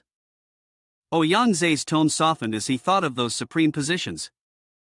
Not just in our country, the majority of supremes in the world are in Ling Su, either cultivating or hunting. After hearing this, Lin Xiu began to gradually understand. So that's how it is. Then, where is the location of this world competition? When Ouyang Zhe heard his question, he replied, I don't know. The miraculous thing about the Ling Su space system is that it doesn't appear until the right time comes. It opens once every 4 years. Your task is to do your best to collect spirit pearls in the space system. So, Master, you mean victory depends on the number of spirit pearls from the space system? Lin Xiu asked. Ouyang Zhe denied it. Not the number, but the value. In his mind, Lin Xiu imagined the scene of a glowing spirit pearl winning first place, while other types of spirit pearls, though more numerous, could not compete with that glowing bright pearl. Suddenly, he spoke, I understand now, Ouyang Zhe. What you're saying is that just gathering a bunch of spirit pearls from the space system doesn't guarantee victory. Even obtaining just one true martial grade spirit pearl could still win. Ouyang Zhe turned his chair to face the other way, gazing into the distance. That's exactly the point, but you're not thinking about a true martial level space type spirit pearl, are you? That would be pure suicide. This competition isn't like the previous one, the powerful nations will be performing sacrificial rites. Participants must all be under 22. Lin Xiu smiled as well, breaking the heavy atmosphere. Master, I was just saying that casually. By the way, who will be participating this time? Ouyang Zhe stood up, clasped his hands behind his back, and turned away from Lin Xiu. We'll have 10 people on our side, the roster is basically set, he began listing. Captain Jushin, an ice type at diamond rank. Vice Captain Gu Xiayuan, a special type at platinum rank. Then there's Zhongli of the earth type, Lin Zhou of the fire type, and Holy Chao with a unique support type. The rest you already know: Jianghu, Shenlong, Huangfui, Meng, and Qin Jinjin. Ouyang Zhe turned his head slightly toward Lin Xiu, noticing his reaction at hearing his girlfriend's name. Lin Xiu was taken aback. Jinjin? Lin Xiu was sprinting across the school grounds. It was still early, and the campus was bustling with people. He deftly weaved through the crowd. Jinjin must be nearby. I have to convince her to withdraw from the competition as soon as possible. Back in the principal's office, after hearing Jinjin's name, Lin Xiu couldn't believe his ears. He immediately questioned Ouyang Zhe. Why Jinjin? Aren't there plenty of other students who've already broken through to the platinum level? Seeing Lin Xiu's bewildered expression, Ouyang Zhe didn't blame him for his earlier impolite outburst. He sympathized with Lin Xiu's worry about her lover and slowly explained. Because our team's field only has a diamond-level ice system, with Jinjin's enhancement, the team's combat power will increase significantly. Hearing Ouyang Zhe's explanation only made Lin Xiu more anxious. Even so, she couldn't let Jinjin take such a risk. After running around the campus for a while, Lin Xiu finally spotted the person she had been looking for. Found her. Jinjin was talking to Chang Min under a tree, still discussing something that had happened in the changing room, unaware of any suspicious individuals nearby. It seems like we're being suspicious now. Lin Xiu rushed to Jinjin's side and took her hand. Jinjin, come here for a moment, I want to talk to you. Jinjin turned to Chang Min. Min, I'm going to talk to Lin Xiu for a bit. Chang Min had no intention of being a roadblock between the two. She waved her hand at them. Okay. Lin Xiao hurriedly asked Jinjin. Why do you want to participate in the World Championship? Do you know how dangerous it is? Why didn't you tell me? Jinjin hesitated but thought to herself, wasn't it the same? Didn't you also keep things from me? Jinjin looked at Lin Xiao with a slightly sulky expression. Jinjin turned away, placing her hand on her chest and clenching it tight. I'll ask you this: if I told you not to participate, would you have agreed? If you don't back out, I won't either. Her face held a trace of sadness, yet there was also something stubborn about it. Jinjin adjusted her mood, turned back around, and smiled at Lin Xiao. I'm really happy that I get to participate in this World Championship. At least being with you makes me feel more at ease. A gentle breeze brushed past, making her hair sway lightly, the scene looking truly picturesque. After that, Jinjin blushed again. Instead of worrying or being afraid for herself, she thought it would be better to share the burden with him. Lin Xiao hesitated, unsure whether he should continue advising her. He could only call her name. Lin Xiao closed his eyes and shook his head. No, he couldn't soften his heart. The world competition was fiercely competitive and there were life-threatening dangers. Hearing Lin Xiao's words, Jinjin simply smiled. With you here, I believe I won't be in danger. You will protect me, right? Jinjin said this without hesitation, as if just having Lin Xiao by her side would make everything fine. She completely trusted him. Seeing Jinjin's determined look, Lin Xiao knew he couldn't change her mind. In the end, he relented. It seemed impossible to alter his own thoughts. In that case, Lin Xiao stepped forward and embraced Jinjin. I will protect you. Anyone who wants to hurt you must step over my dead body first. Lin Xiao gently kissed Jinjin's forehead, as if he were kissing something incredibly precious to him. Jinjin shyly looked at Lin Xiao. Lin Xiao, you idiot. We will both be fine. Lin Xiao hugged Jinjin tightly. Yes, we will definitely be fine. I swear it. His eyes shone with determination. A few days later, Zhang San was on the phone with Zhang and I. Second brother, do you remember when Brother Lin asked you to buy the spirit pearl for him? How's that going? He needs it urgently now. Zhang Er curiously asked again. Why the rush? Isn't he like a salted fish, just lying there without any effort? Not wrong, but recently, I don't know what happened. Zhang San spoke while glancing at Lin Xiao. Brother Lin seems to have been stimulated by something. Suddenly, he's been working hard to practice every day. It looks like after his conversation with Jinjin, Lin Xiao has been doing his best to keep his promise. Lin Xiao was sitting on the training platform, practicing diligently. The energy around him was growing stronger, but it was very orderly, not chaotic. Zhang San, standing beside him, couldn't help but admire his high-intensity training. Brother Lin said, as long as I have the platinum spirit pearl, truly, right now, all that's on Lin Xiao's mind is training. The competition is coming soon, there's no more time left. I need to become stronger. A surge of energy ran through Lin Xiao's body, and he shouted, so, I've broken through to Platinum 4-star. Zhang San stepped forward and advised, Big brother, take a break for a bit. Even if you're pushing yourself, there should be limits. Lin Xiao was so exhausted that he couldn't speak. He slumped down, breathing heavily. After a while, he finally responded to Zhang San. Thanks, I know my limits. Even if I kept talking, you probably wouldn't listen. Zhang San could only approach and hand Lin Xiao a towel and water. Lin Xiao took the water from Zhang San, drinking it all in one go. The notification window popped up. She scolded Lin Xiao without any mercy. Don't say I didn't warn you. If your physical condition can't keep up and you blindly strengthen yourself, it will leave lasting consequences later. Lin Xiao wasn't unaware of this, but he had no other choice. The thought of Jinjin possibly being in danger in the upcoming world competition made his heart burn with anxiety, his eyes cold. I know that.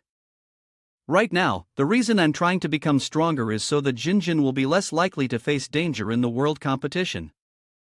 The system didn't stop him from practicing, it only reminded him to know his limits. The maximum level of spiritual energy his body could withstand right now was Platinum 6 star. Just make sure everything is arranged properly, I understand. Lin Xiu picked up his phone and opened the conversation with Ouyang. Master, I need a spirit pearl, one lightning type and one space type. Ouyang immediately responded, I'll do my best to help you find them. Right now, I have a space type spirit pearl, but its level is too low. The next day, Lin Xiu received the spirit pearl from Zhang Er. A few days later, he directly broke through to Platinum 6 star. In the training room, everyone gathered around to watch Lin Xiu. They whispered among themselves, he's broken through again. Training was becoming increasingly difficult compared to before, and Lin Xiu couldn't afford to slack off for even a moment. In the final exam, because both Xinjin and I were at the platinum level, we were directly exempted from the exam and passed the Lingwu study. Before the exam room, the two of them appeared very relaxed, completely different from the other students. For other subjects, I would finish my exam in 10 minutes, then run off to the forge to continue forging weapons. The other teachers, though a little displeased, didn't do anything to Lin Xiu. After the exam ended, everyone relaxed, and the campus became noisy and lively as usual. Lin Xiu led Jinjin to Zhang San's place. Both Jinjin and I had something to do, so we would not return to City P for the time being. Zhang San just gave a simple farewell and left with Changmin. Bro, see you next semester. He responded, bye-bye. Lin Xiu turned to tease Jinjin. Well, Jinjin, you must have failed this exam, why don't you go ahead and settle our bet? Jinjin, not satisfied, rebutted, who's to say who lost and who won? You always finish your exams in 10 minutes, you definitely haven't checked your work properly. Lin Xiu spoke up, but what difference does it make? Jinjin disagreed, of course there's a difference. Can being active and being passive be the same? Jinjin's eyes were filled with anger. Lin Xiu, however, imagined, if it were Jinjin being active, my imagination would run wild. Jinjin wore a short white dress that barely covered her bottom. She pulled it down with one hand to cover her embarrassment, while the other hand extended invitingly, her chest pushed up by both hands, making it appear even larger. Jinjin stuck out her tongue, and Lin Xiu became enchanted by the hot image of Jinjin in his imagination. Lin Xiu's nose started bleeding. He quickly covered it with his hand and, struggling, said, it seems like it really is different. Jinjin panicked, what's wrong with you? While the two of them were still engrossed in their conversation, a shadowy figure approached. It was Ouyang. Are you two ready? I'll take you to the closed training session. They both answered in unison, we're ready. Ouyang extended his hand to open the gate and led them to the training room. Good, let's head out then. With that, the three of them disappeared from the field. At the Ling Wushang High Special Training Base, the three of them materialized in an open area. A few people were already waiting there. One of them, seeing their arrival, spoke up. Oh Yang family members, you've arrived. Xiaoshun, let me introduce you. Ouyang gestured toward Lin Xiu and Jinjin, who were standing behind him. This is Lin Xiu and Jinjin. I believe you've already gone through their profiles. Feel free to talk first, I'll go meet the others. After saying that, he vanished once more. Lin Xiu obediently responded, yes.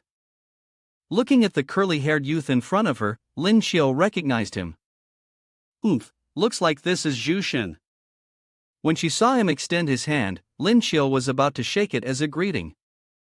You must be Captain Zhu, right? I've heard a lot about you. Before Lin Xiu could finish her sentence, he brushed her hand away. Lin Xiu was stunned. Annoyed, Zhu Shen, the first-level Ice Diamond ability user and team captain, walked past Lin Xiu and smiled warmly at Jinjin. You must be Qin Jinjin, right? I'm Zhu Shen, your captain. I wonder if this beautiful lady has a boyfriend. Jinjin didn't expect him to hit on her, she was left speechless. Seeing that Jinjin didn't respond, Zhu Shen, wasn't discouraged. He extended his hand and said, "If you don't have anyone, you can consider me." Your ice domain and my ice abilities were truly a perfect match. Lin Xiao was furious. Was he trying to poach his corner right in front of him?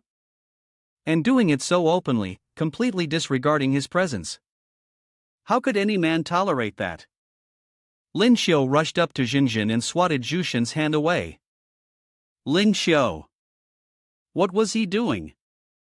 Jinjin watched his series of actions, unsure of his intentions. Lin Xiao had a cold expression as he smiled at Zhu Shen, but the smile was full of hostility. How could you speak like that to my aunt? Don't you know your place? Zhu Shen flicked his hand dismissively and frowned. Kid, don't think that just because you performed well in the Lingwu competition, you can look down on everyone else. He then tilted his head toward the people standing behind him. Any one of us here could crush you. Don't overestimate yourself. And who do you think you're calling your niece? The people standing behind Zhu Shen were no ordinary figures. They included Holichao, Platinum 8-star Special Auxiliary System, Linjiao, a top-tier Platinum Awaken Fire ability user, Zhongli, a top-tier Platinum Awaken Earth ability user, Guxia Yuan, a vice-captain with peak Platinum special abilities, and several others. The captain was truly pissed off. It was Holichao who spoke up first. Lin Xiao was also kind enough to spare some time to explain. You call my master Ouyang grandfather, so doesn't that make me your uncle? After saying that, he moved closer and placed his hand on Zhu Shen's shoulder, giving it a pat. What do you think? Am I right? After hearing his explanation, Zhu Shen found it somewhat reasonable. Well, that does seem to make sense. There doesn't seem to be a problem with that, but he became angry, rolling up his sleeves. Kid, don't get too arrogant. Lin Xiao stared straight at Zhu Shen. Neither of them was afraid of the other, and the atmosphere between them was extremely tense. What are you two doing? Ouyang spoke up. No one knew when he had appeared between them. His gaze moved back and forth between the two. He cleared his throat. Behind Ouyang, there were 2 men and 1 woman, including Chen-Long, Jiang Hu, and Huang Fui Meng. Seeing Ouyang had returned, Zhu Shen quickly crossed his arms and turned away. His voice stammered, "And no, nothing." Seeing him back down, Lin Xiao couldn't help but silently chuckle.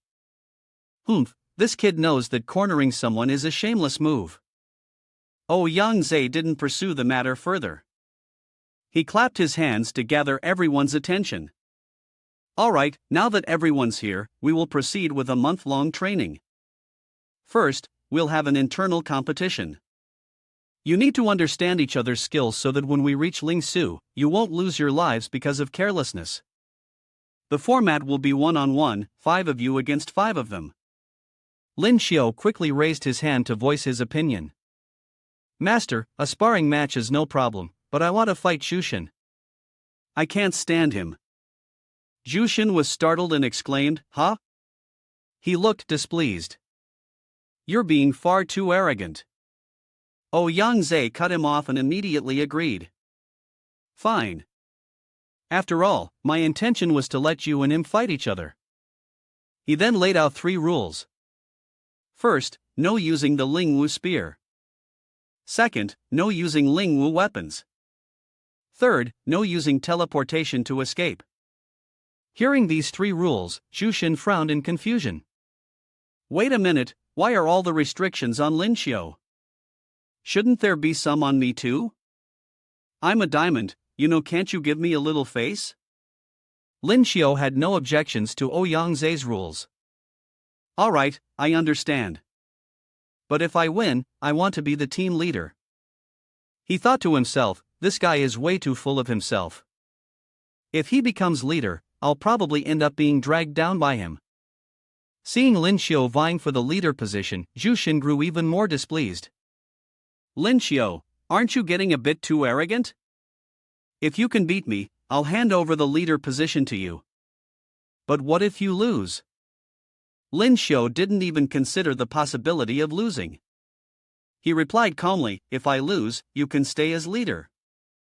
What more do you want? Xu Shen stroked his chin and smirked slyly.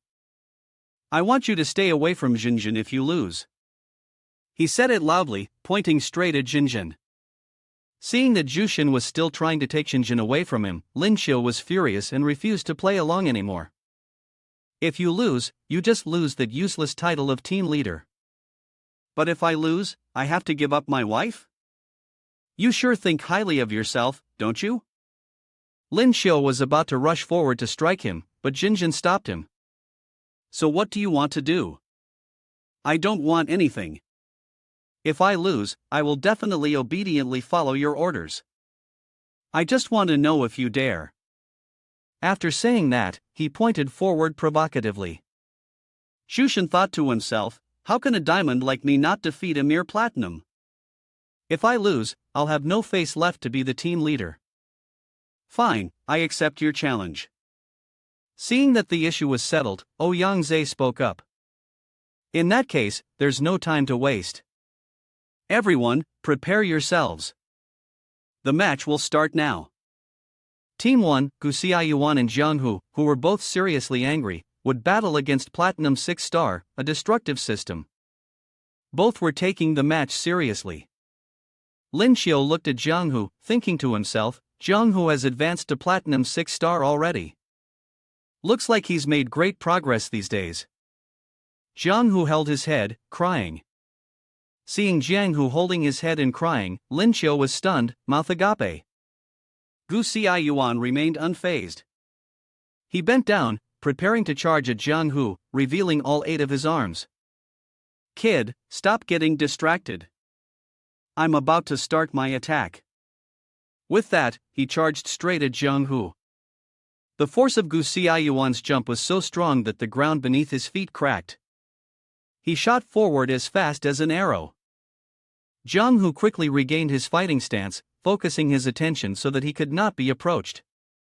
He raised his hand and activated his spiritual skill to destroy. Jiang Hu shouted loudly, simultaneously releasing several beams of power from his hand, resembling massive tiger claw marks. Each streak contained immense energy. Gu Xiaoyuan gently dodged to the left, avoiding Jiang Hu's attack. It was a perfect opportunity. Seeing Gu Xiaoyuan airborne without any support, Jiang Hu used his other hand to condense his power into a sphere. He threw the sphere forcefully toward Gu Xiaoyuan. As Gu Xiaoyuan regained his balance and saw the sphere flying toward him, he knew he wouldn't be able to dodge it in time. He decided to face it head-on. The closer the sphere got, the larger it became, resembling a small version of a black hole in space. This move was the spiritual skill Dark Star. The sphere struck Gu Xiaoyuan directly and then burrowed into his body. Seeing that Gu Xiaoyuan had been hit, Jiang Hu did not dare to relax. Is it over? That was merely a surface wound. The real threat was the destructive power of his ability, which had already infiltrated Gu Xiaoyuan's body. Gu Xiaoyuan's clothes were completely torn after Jiang Hu's attack. He immediately discarded his torn shirt, revealing his well-toned body. His abdominal muscles stood out, clearly visible to anyone looking. Not bad for an attack, Gu Xiaoyuan complimented him. Then, he reached behind his waistband and grabbed the handle of something. Gu Xiaoyuan grinned with excitement. It's been a long time since I've felt this thrilled. Jiang Hu fell into dead silence. The opening act had ended, now it was my turn. He spread his arms wide, activating his supernatural power, and a pillar of fire burst forth behind him. In his hand gleamed a knife, flashing with deadly light. The moment everyone caught sight of it, they all cried out in astonishment, a cleaver. Gu Xiaoyuan twirled the knife a few times, and to everyone's surprise, it split into 8 identical blades. 8 arms each wielding a cleaver made him look like a master chef preparing a dish with his entire soul poured into it. Now then, how should I cook you? Jiang Hu began to lose his composure and flung his arm forward. Spiritual skill Dark Star. Gu Xiaoyuan charged straight into the attack's path.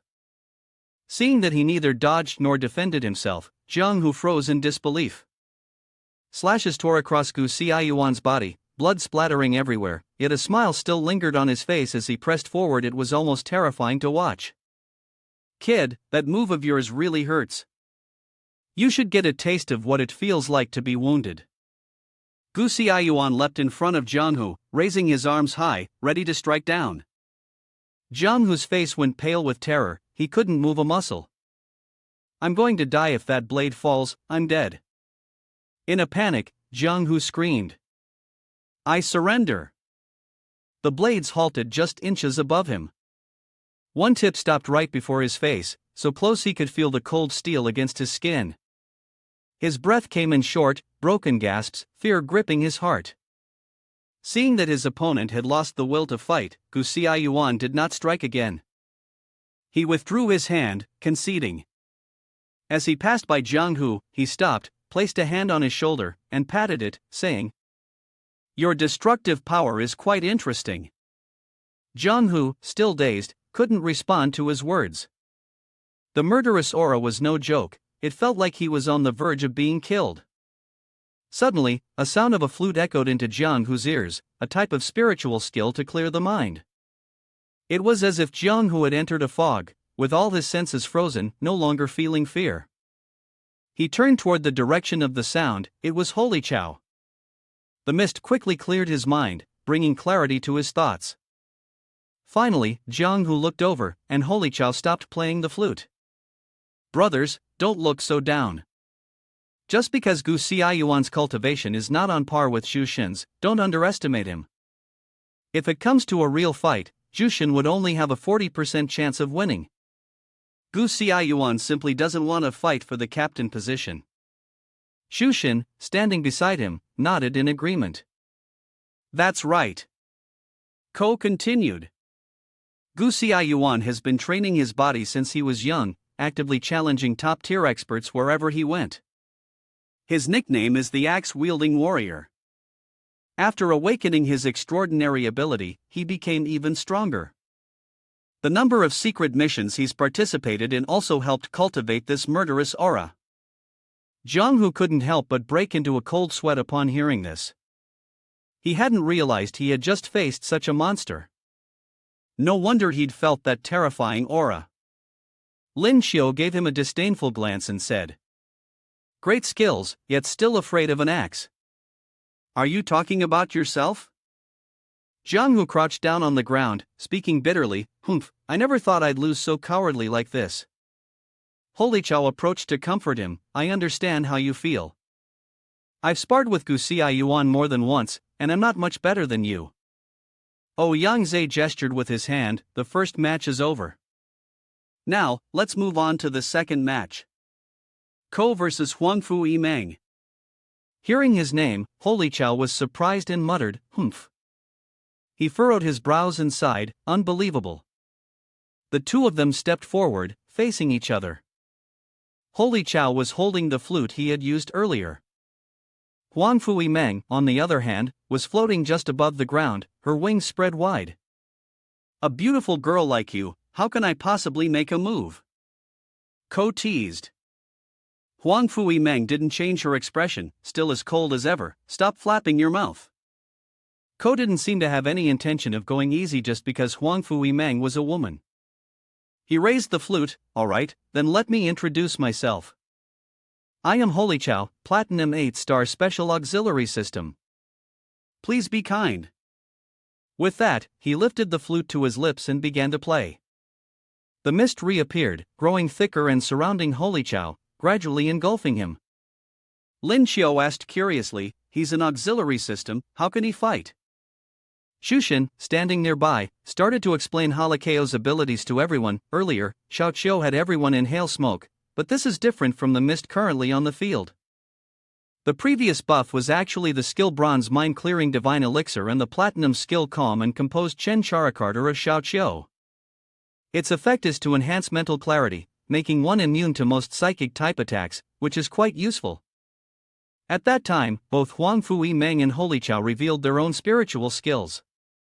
This was also the secret weapon prepared for DOA from Nation A, which would undoubtedly deliver a big surprise to Nation A when the time came. Imagining a battle between DOA and Holy Chow, Zhu Xin smiled confidently, believing that his side would win. After saying that, he looked up at the battlefield. It was now completely shrouded in mist, making it difficult to see what was happening inside. The misty surroundings made it uncomfortable for those facing Holy Chow. Achoo, this smoke is different from before, it really stings the nose. Huang Fui Meng struggled to open her eyes and observed her surroundings. She decided to spread her wings and fly straight into the sky, escaping the suffocating, thick smoke. Seeing Huang Fui Meng flying up, Holy Chow furrowed his brows, having forgotten that this girl could also fly. He had originally planned to use the fog and by Sei Yen Quan to defeat her, but it seemed that he had been too simplistic in his thinking. At this moment, Huang Fui Meng was in the sky holding a golden sword. She raised the sword high and swung it down with all her might, then used the momentum to dive down, aiming to strike Holy Chow with a fatal blow. Holy Chow, in panic, shouted, "Don't come over here! You're forcing me to use my ultimate move." Holy Chow tilted to one side, evading Huang Fui Meng's strike, his blade sank deep into the ground. Failing to pierce Holy Chow did not discourage Huang Fui Meng, and she struck back at him. "Bring it on," Holy Chow decided to get serious. "Fine, you forced me." The smoke thickened, obscuring Huang Fui Meng's sight. "He's trying to run away," she thought. "No, that's not right." Her breathing grew heavy. Huang Fui Meng watched warily, and suddenly a large shadow materialized before her. Platinum rank spiritual skill inhaling smoke is harmful to health. It was a Holy Chow formed from smoke. "What is this?" she wondered. He spoke in a calm voice, "Huang Fui Meng, give up. I don't want to hurt you." Huang Fui Meng lunged forward, intending to cleave the smoke Holy Chow with bone. "I will not yield." She gripped her sword with both hands, raised it high behind her head, and swung with all her might toward the bony Holy Chow. A burst of smoke dispersed, and the skeletal Holy Chow vanished, but the smoke quickly coalesced, and the bony Holy Chow reappeared unscathed. Standing before Huang Fui Meng, he said, "Right now your attacks are ineffective against me. If you persist, I will strike back." The bony Holy Chow lifted one hand, and everyone waited for his next move. A stream of energy wrapped around his hand. "You cannot withstand this skill. Even leaping into the air will be useless." The energy wave was fired and flew in one direction. Where the energy beam hit, it caused a massive and terrifying explosion. Dust and smoke filled the air. Everywhere was covered in dust, making it impossible for Jinjin and Lin Xiu to open their eyes. They coughed harshly from inhaling too much dust. "The noise is too loud." When the smoke cleared, everyone could see that the spot where the energy beam had hit had created a huge crater, proving the immense power of the previous attack. Lin Xiu was so shocked that he couldn't close his mouth. "Damn, has the support skill always been this powerful?" Huang Fui Meng looked at the crater created by the explosion with some fear. He wasn't wrong. At this point, even using Light Judge wouldn't have much effect. In the end, Holy Chow had appeared behind Huang Fui Meng. "You've lost." Huang Fui Meng lowered his head and didn't speak, his feet continuing to move forward. The power surrounding Halikeo's body slowly dissipated, causing him to cough continuously. "This is so annoying." After using the skill, there were continuous puffs of smoke coming from his ears, nose, and mouth. He complained. The skill was powerful, but the side effects were unbearable. Huang Fui Meng also noticed her and turned around. She extended her hand and used a healing spell on Holy Chow. He was surprised. In an instant, he felt much better. Once he returned to normal, Holy Chow blushed and tried to start a conversation with Huang Fui Meng. Huang Fu, do you have a boyfriend?" "A person who is both beautiful and kind-hearted like her should have the ability to compliment me." Huang Fui Meng coldly interrupted, not allowing him to finish his sentence. "Not yet, but you won't get the chance." Holy Chow, rejected before he even finished confessing, felt a little heartbroken, his heart seemingly breaking apart. He still wanted to salvage something. He reached out and called Huang Fui Meng. "Huang Fu miss." She thought for a moment about the third round between Chen-Long and Zhongli, and his words were interrupted again by Ouyang Zhe. Both of them, called by name, stepped onto the battlefield. They greeted each other. Shenlong introduced himself. "I am Platinum 5-star, Strength System." Zhongli coldly replied. "Zhongli. Peak Platinum, Earth System ability user." Linjiu, standing outside, also chimed in. "I am Linjiu, Peak Platinum, Fire System." Zhongli turned and looked back, puzzled. "Why are you here?" Linjiu stepped forward, slightly bowing, her deep-necked shirt revealing the beauty of a young girl coming of age. "Because I want to fight alongside you." She smiled mischievously, and Zhongli scolded her for being impudent. Linjiu didn't give up. "The purpose of the competition is to familiarize ourselves with each other's skills. 2 versus 2, it doesn't matter." Zhongli glanced at Shenlong, who replied, "I have no objection."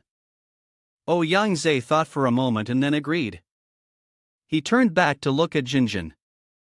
"Alright, Jinjin, you and Shenlong will team up." Jinjin replied. "Yes." She stepped forward and introduced herself. "Jinjin, Platinum 3-star, Ice System." Lin Xiu cheered. "Jinjin, go for it."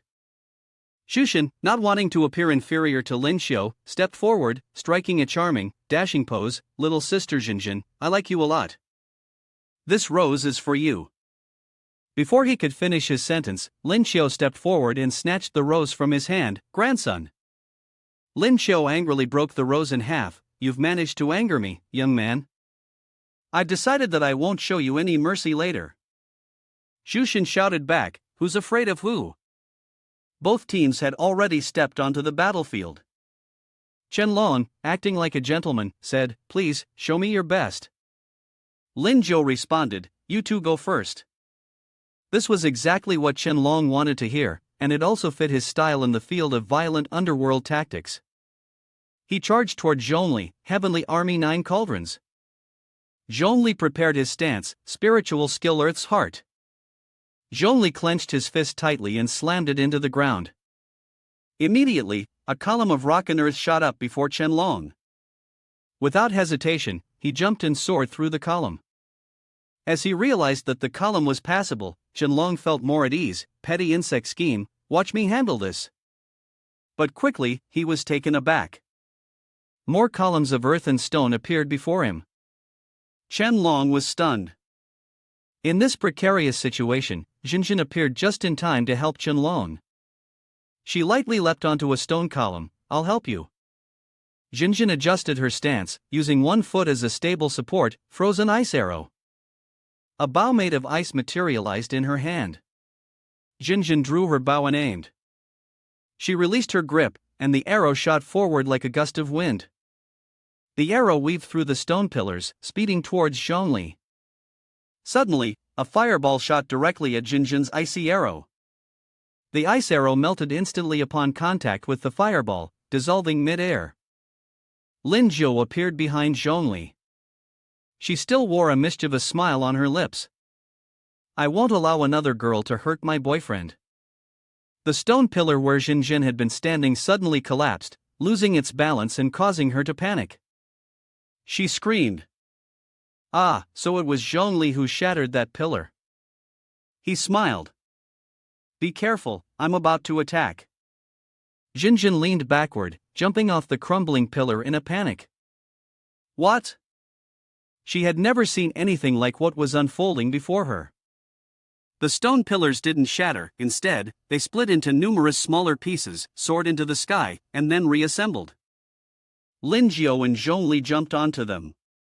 From their fluid, practiced movements, it was clear they had fought alongside each other many times before.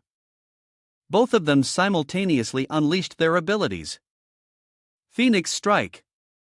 Spiritual Skill Earth Core. Their attacks merged. Lin Jiao's flames surrounded the large stone Zhongli had created, heating it to an extreme. It was a stunning sight, huge and burning, much like the love they shared for one another. The stone hurtled toward Jinjin and Shenlong.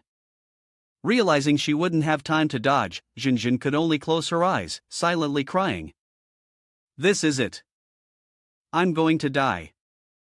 The attack collided with the ground, causing a massive explosion. A large amount of earth and rocks were blasted into the sky. Xinjun slowly opened her eyes. She was safe, completely unharmed. It was only then that she realized she was leaning against Lin Xiu's chest. He was holding her. Xinjun. He called her name softly. Xinjun was surprised. Lin Xiu, why did you? She slid down from his chest and looked toward the site of the explosion. The blast had left a deep crater, indicating the immense power of the move just now. Lin Xiu slowly explained, I saw that the situation was urgent, so I quickly teleported here to save you all. Xinjun asked again, but this match isn't. Ouyang, who had been standing at the back watching the match, finally spoke up. The outcome of the match is clear, and both sides' skills are pretty much understood by now. He continued, by the way, even if Lin Xiu hadn't come to save you, you wouldn't have been in any danger.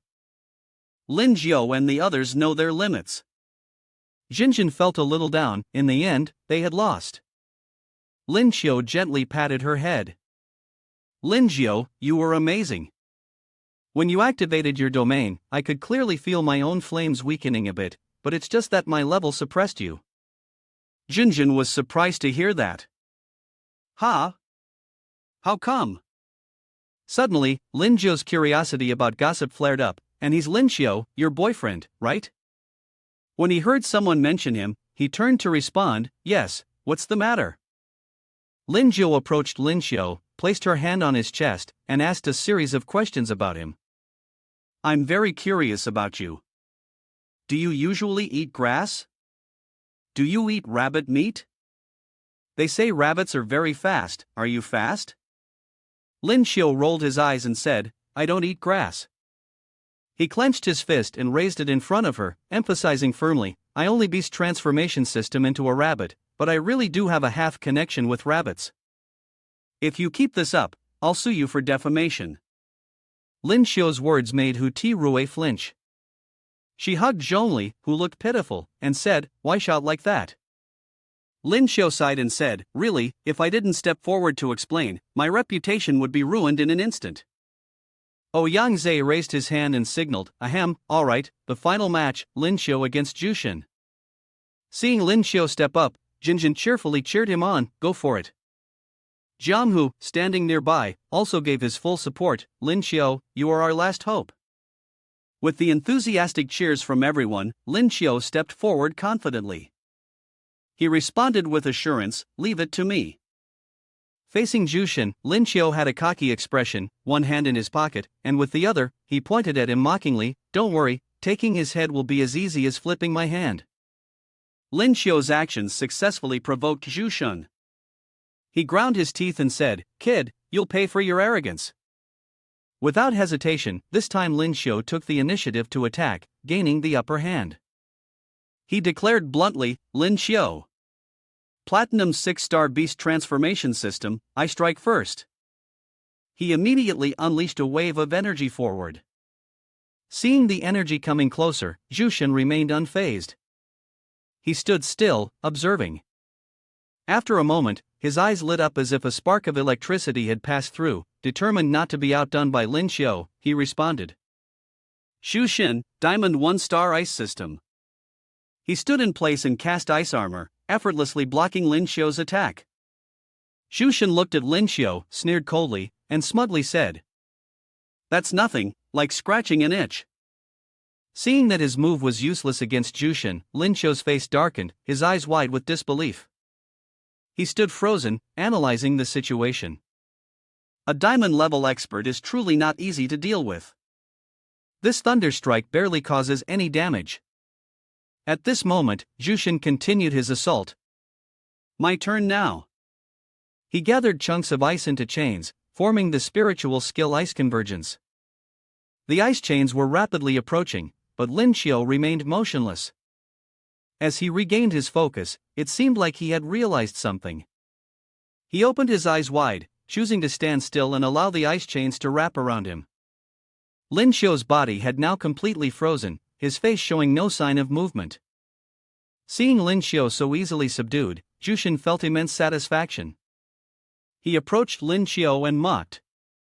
I see you're just good with words, but I never expected you couldn't even handle one of my moves. Jinjin, watching Lin Xiao frozen, felt extremely anxious. She tried calling out to him. Lin Xiao Jianghu, observing something unusual nearby, spoke to Jinjin. Don't rush. After reassuring her, he then whispered and pointed things out to her. Seriously, look at the expression on that kid's face. Jinjin, upon hearing this, looked somewhat confused. But upon closer inspection, she realized that the corner of Lin Xiao's mouth seemed to be smiling, which didn't really fit with someone who had just been frozen. Jushin used his spiritual power to form sharp ice shards, then spoke with disdain. Lin Xiao, while you're still unhurt, you should admit defeat. Otherwise, you won't be able to withstand my next strike. He moved closer to the frozen Lin Xiao, mocking. I forgot you were frozen. Guess you can't speak now, huh? Lin Xiao smirked and asked. Oh, is that so? Actually, I'd like to expand my knowledge a bit. Jushin, confused, shouted. What? The moment he finished speaking, he immediately jumped backward, putting distance between himself and Lin Xiao, who was supposedly frozen. Jushin asked in surprise. Weren't you frozen? How is this possible? Lin Xiao smirked arrogantly, slowly stepping out from the large block of ice, and calmly spoke. Don't be so foolish. Are you the only one who has a shield? Actually, I had plenty of ways to avoid your attack just now. He recalled the moment when he had been struck by Jushin's attack earlier and continued slowly. I wanted to see what kind of special abilities you had, so I placed a spatial shield on myself. The ice only surrounded the spatial shield. Having said that, Lin Xiao immediately began to use the power of the Rini sect, and a ring of fire instantly appeared behind him. In just a moment, he appeared right behind Jushin, leaving him stunned. Lin Xiao swung his hand, and immediately a powerful, swirling blast of icy energy emerged. Jushin quickly took out his shield to block the ice shield spell, which was rapidly heading toward him with great force. He thought to himself, that's the prime slash of that brat. Jushin squinted, silently calculating. Although he had the ice shield and ice armor to resist, the situation was too passive. After a moment's thought, he swung his hand to break the shield and then spoke in a challenging tone. Aren't you from the space system? Let's see you run when I use an attack with a wide radius. With that, Jushin gathered his strength to form the ice and snow heaven and earth formation. Sharp ice needles began to take shape. Lin Xiao wasn't far behind. He immediately gathered his spiritual power to cast the spell of 1,000-mile wind. Ice-piercing huge chunks of ice were quickly summoned around him. Unexpectedly, a blast of frigid spiritual energy grazed his arm. Lin Xiao, seeing this, silently muttered to himself, the 1,000-mile ice wind spell is slowing me down. He looked at the wound bleeding on his arm, gritting his teeth and thinking, damn it. Jushin flashed a sinister smile. While casting his spell, he mocked. Hey, brat, weren't you pretty tough just now? What's wrong now? Lin Xiao stood firm on the ice, giving a faint, knowing smile. He smiled enigmatically and then reached into his space bag, rummaging for something. Jushin broke into a cold sweat upon seeing this, and with a confused expression, he asked, What are you laughing at? What do you want? Didn't we agree that you're not allowed to use Lingwu weapons? At that moment, Lin Xiao took out a large hammer wrapped in powerful lightning bolts and calmly replied. That's right, but if I use this forged hammer, it shouldn't be a problem, right? Jushin pointed at Lin Xiao's face and laughed loudly, mocking him with a sneering tone. You think you can defeat me with that? You're underestimating me. Ha ha. Lin Xiao recalled the time when Zhang Qiu had given him this large hammer, smiling as he said. This is for you. It was the hammer forged from mystic yellow stone. Lin Xiao silently told himself that this was no ordinary hammer, it was the one Zhang Qiu had used his qi to forge into a supreme-grade weapon. With that thought, he focused all his strength into the hammer and began to cast the TANH lightning arc spell. Lin Xiao confidently said. Are you ready? Get ready to face the challenge of violent storm. With that, he surged forward, a cold aura trailing behind him, rushing toward Jushin. Angrily, Jushin clenched his fists and snarled. You think that can break my shield?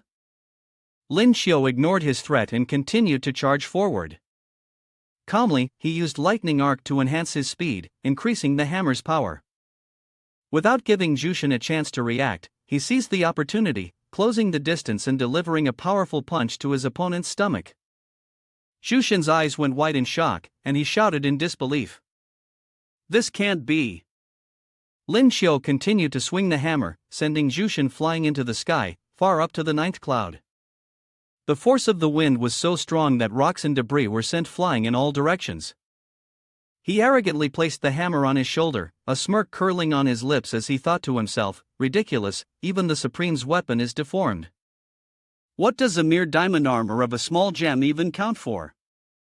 Jinjin, witnessing the scene, felt an immense sense of pride and said, Lin Xiu, congratulations. Jiang Hu also praised him, saying, that's impressive. I didn't expect the situation to change so quickly. Just a moment ago, Jushin clearly had the upper hand. Lin Xiu, who had been standing behind, suddenly spoke up, did you guys notice that? She asked in confusion. Lin Xiu won without beast transformation. Are you a monster?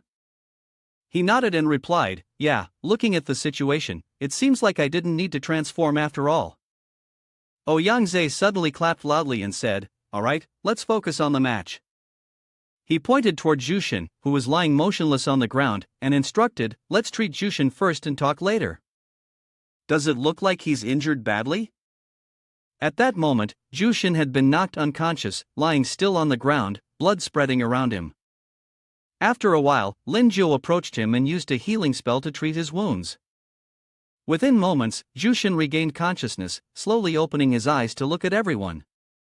Ouyang, seeing this, happily exclaimed, you're awake. Lin Xiu smiled, handing him a towel, and calmly said, glad to see you're alright. I was worried I might have used too much force. Jushin glared at Lin Xiu's outstretched hand, silently thinking to himself, so Lin Xiu is this strong? Without saying a word, he irritably snatched the towel from his hand. He stared intently at Lin Xiu and muttered to himself, I'm really not reconciled. But after a moment of thought, Jushin immediately knelt down, lowered his head, and spoke clearly. I've lost. From now on, you are the team leader. Lin Xiu and everyone behind him were stunned upon hearing his words, their faces showing astonishment. Jushin hesitated for a moment before quietly adding, there's one more thing. He shoved Jinjin toward Lin Xiu, calmly speaking. I've seen your strength. You deserve Jinjin. Jushin frowned and continued. I'm at ease handing Jinjin over to you now. Lin Xiu was very surprised upon hearing this and thought to himself, it seems Jushin isn't as bad as I thought. He had imagined Jushin would yell at him angrily, thinking, I thought his personality was terrible, and he'd say harsh words to me, maybe even challenge me to a fight or something. Lin Xiu slowly spoke. Your words count as a promise, but... He changed his tone and asked seriously. What do you mean by at ease handing Jinjin over to me? Jinjin and you have no relationship, don't put gold on your face. Lin Xiu stepped forward, shook Jushin's hand, and smiled. From now on, I look forward to your guidance. Ouyang, watching this, thought to himself, at first, I was worried Jushin and Lin Xiu wouldn't get along, but it seems I overthought it.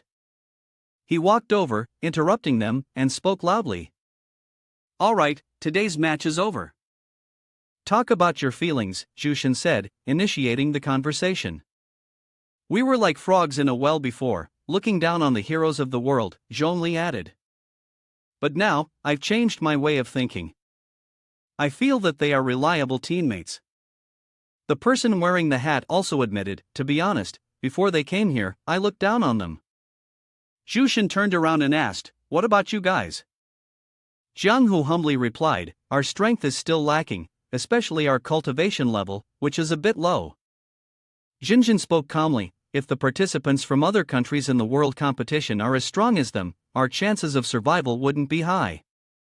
After hearing everyone's thoughts, Yang Zhe proudly said, "Very good, not only have you all gotten to know each other, but you also understand your own shortcomings." Then, he looked toward Lin Xiao and thought for a moment, except for Lin Xiao, this match doesn't hold much significance for her. Among these students, Lin Xiao is considered exceptionally talented, there's nothing more to discuss. Yang Zhe clapped his hands, signaling clearly, "Next, I will design a professional training program for you all based on your current situation." He quickly gave instructions, "Zhenlong, Zhanghu, Zhenzhen, Huangfu, Yimeng, I'll arrange for someone to take you to Lingsu, a diamond-level training ground. Unless you face a life or death situation, your security personnel won't intervene." Zhenzhen politely responded, "Yes." Lin Xiao, confused, asked, "Master? Did you forget to call my name?" Yang Zhe said softly, "I don't need to go. I have other arrangements." He watched the figures of the others and silently thought to himself.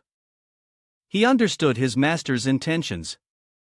Even now, with Ling Su at the diamond level still having someone to protect it, it would be good to let them experience a little of the terror of a diamond level Ling Su. Jiang Hu excitedly shouted, "This is great! I want to go there right now." Lin Xiao recalled the scene of the fierce battle between humans and beasts, the countless casualties, and began to worry. The arena of the World Tournament was the most terrifying Ling Su spatial system. Moreover, the enemies weren't just the simple spirit beasts, but also Ling Wu from all over the world, making the danger level many times higher than that of an ordinary Ling Su. He furrowed his brows and thought to himself, "But what exactly should I do?" Meanwhile, Lin Jiao, puzzled, asked, "Yang family, what about us? How should we train?" Yang Zhe stroked his chin, thought for a moment, then said, "Your training is actually quite simple, just stay at the base." She was frustrated and responded, "What's fun about staying at the base? It's so boring with just these few people. Besides, if we do that, how can we improve our skills?" He pointed toward Lin Xiao and explained, "What I'm talking about is training with Lin Xiao. You'll spar with him every day. Each of you will have at least 10 matches per day." Upon hearing this, she was shocked and yelled, "What?" Lin Xiao, dissatisfied, retorted, "Master, are you joking? My training is to be their instructor?" Yang Zhe spoke indifferently, "Everything is for the world competition." Xu Xin, puzzled, asked, "Isn't this a reverse search? We've all witnessed Lin Xiao's strength with our own eyes." As for the warlike person beside him, he said with interest, "My man is hungry now." Yang Zhe's tone grew serious as he continued, "The 5 of you can take turns battling with Lin Xiao. Don't give him any time to rest. How much progress you can make depends on you."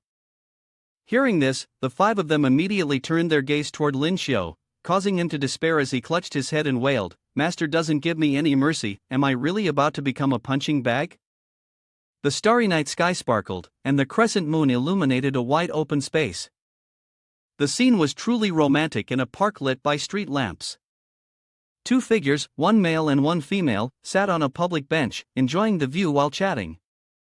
Lin Xiao's voice rang out, "That's Ling Su, a diamond level, very dangerous."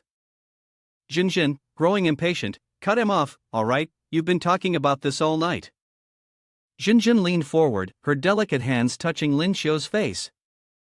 He stiffened in surprise from her intimate gesture, but she didn't mind and smiled, saying, "Don't worry about me, this is an opportunity for training." He instinctively touched where she had just touched, shyly saying, "I know, but Zhenzhen, I still." Zhenzhen glanced at Lin Xiao, her shy expression looking very adorable. She shyly said, "Do you know why I want to become stronger like this?" Lin Xiao curiously asked. "Why?" Zhenzhen immediately thought of the image of Lin Xiao holding the winning trophy, the glow radiating around him, his confidence making him shine brightly, while Zhenzhen could only stand behind, silently watching him shine. A trace of sadness appeared in Zhenzhen's eyes, and her voice no longer held the joy it had before. "I don't want to always stand behind and watch you. I want to fight alongside you, so..." But in an instant, her mood brightened again. Thinking about the present, Zhenzhen blushed shyly. She hesitantly expressed her feelings. I'm really happy that I can participate in the competition with you this time. Her words struck Lin Xiu like an arrow to the heart, leaving him surprised. He instinctively blushed along with her. His heart had already been moved, and he called her name softly. Jinjin. Jinjin glanced at Lin Xiu briefly, and quietly said, "Does that mean you understand?" Before she could finish, Lin Xiu suddenly leaned in, interrupting her words with a kiss that caught her off guard. Her beautiful eyes widened as she looked at him, still focused on the man kissing her. Her slender arm lifted to rest on Lin Xiu's shoulder, as if responding to his kiss. Her heart fluttered uncontrollably, silently calling his name, Lin Xiu. When they finally parted, their breaths were still intertwined. Jinjin's face was still flushed, her breathing slightly hurried, while Lin Xiu responded to her words. "I understand." He wrapped his arms around Jinjin, pulling her close. He gently lowered his head, his gaze focused on her flushed, shy face. His voice was incredibly soft. "It's precisely because I understand that I worry more, that it pains me more for you. Becoming stronger isn't an easy thing." Lin Xiu released Jinjin and, as he reached into the pocket on his chest, he spoke. "I'm bringing it with me so I can feel a little more at ease." This piqued Jinjin's curiosity. "Ha!" Suddenly, a sound came from inside, one that conveyed a sense of panic, like being caught in the middle of something bad. "I didn't see anything. Don't pull me." On Lin Xiu's hand appeared a creature with blue fur, its body covered in sharp spines. Jinjin recognized the spirit beast in his hand and softly said, "Just a greeting. Is that Xiao He?" Lin Xiu looked at it and replied, "Even if we encounter some stronger spirit beasts, Xiao He can communicate with them. If I don't want to intervene directly, having it as a translator isn't a bad idea." Lin Xiu sat down, leaned close to Xiao He, and gave it instructions. "Xiao He, protect Jinjin well. If I find out you've wronged me." "Humph, humph." Xiao He, looking innocent, retorted.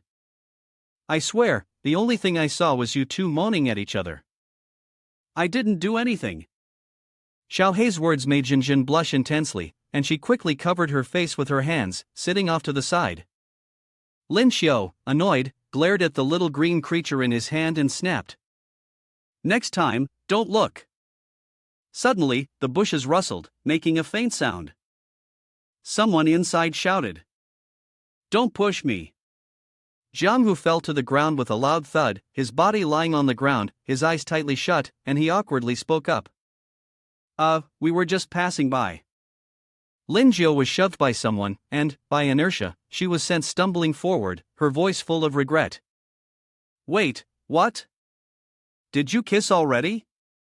Yi Meng, embarrassed, stepped out. Her beautiful face was slightly awkward, and her eyes lifted toward the sky, avoiding any direct gaze. Her words came out more clumsily because of this. "The moon is really beautiful tonight." Lin Xiu coldly turned toward Jiang Hu.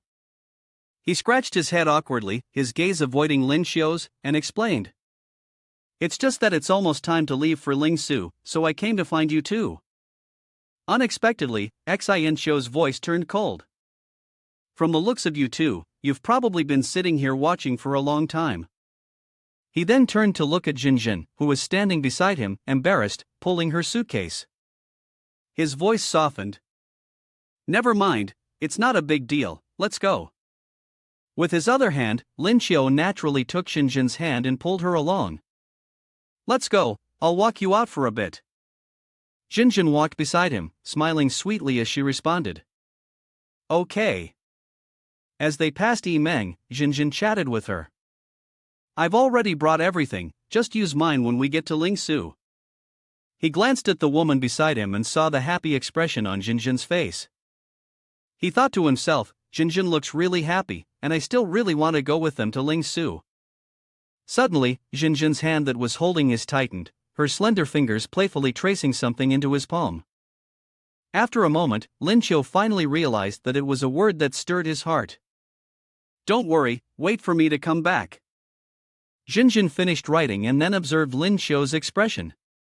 Sensing the words she had written, he quietly looked at his hands, which were playing with the palms of his hands. Lin Xiao once again became embarrassed, his face suddenly turning hot. Jinjin withdrew her hand, moved forward, her face full of smiles, and gently said to the dazed Lin Xiao behind her, "This is how it is." She joined the Jianghu group, then turned around, smiled brightly, and waved goodbye to Lin Xiao. "Don't worry about me, I'm leaving now." The leader, standing among the crowd, glanced around and spoke reassuringly. "These are all true martial level experts assigned to protect you, so we can set off now." Lin Xiao's expression finally relaxed. He smiled lightly and waved goodbye to everyone.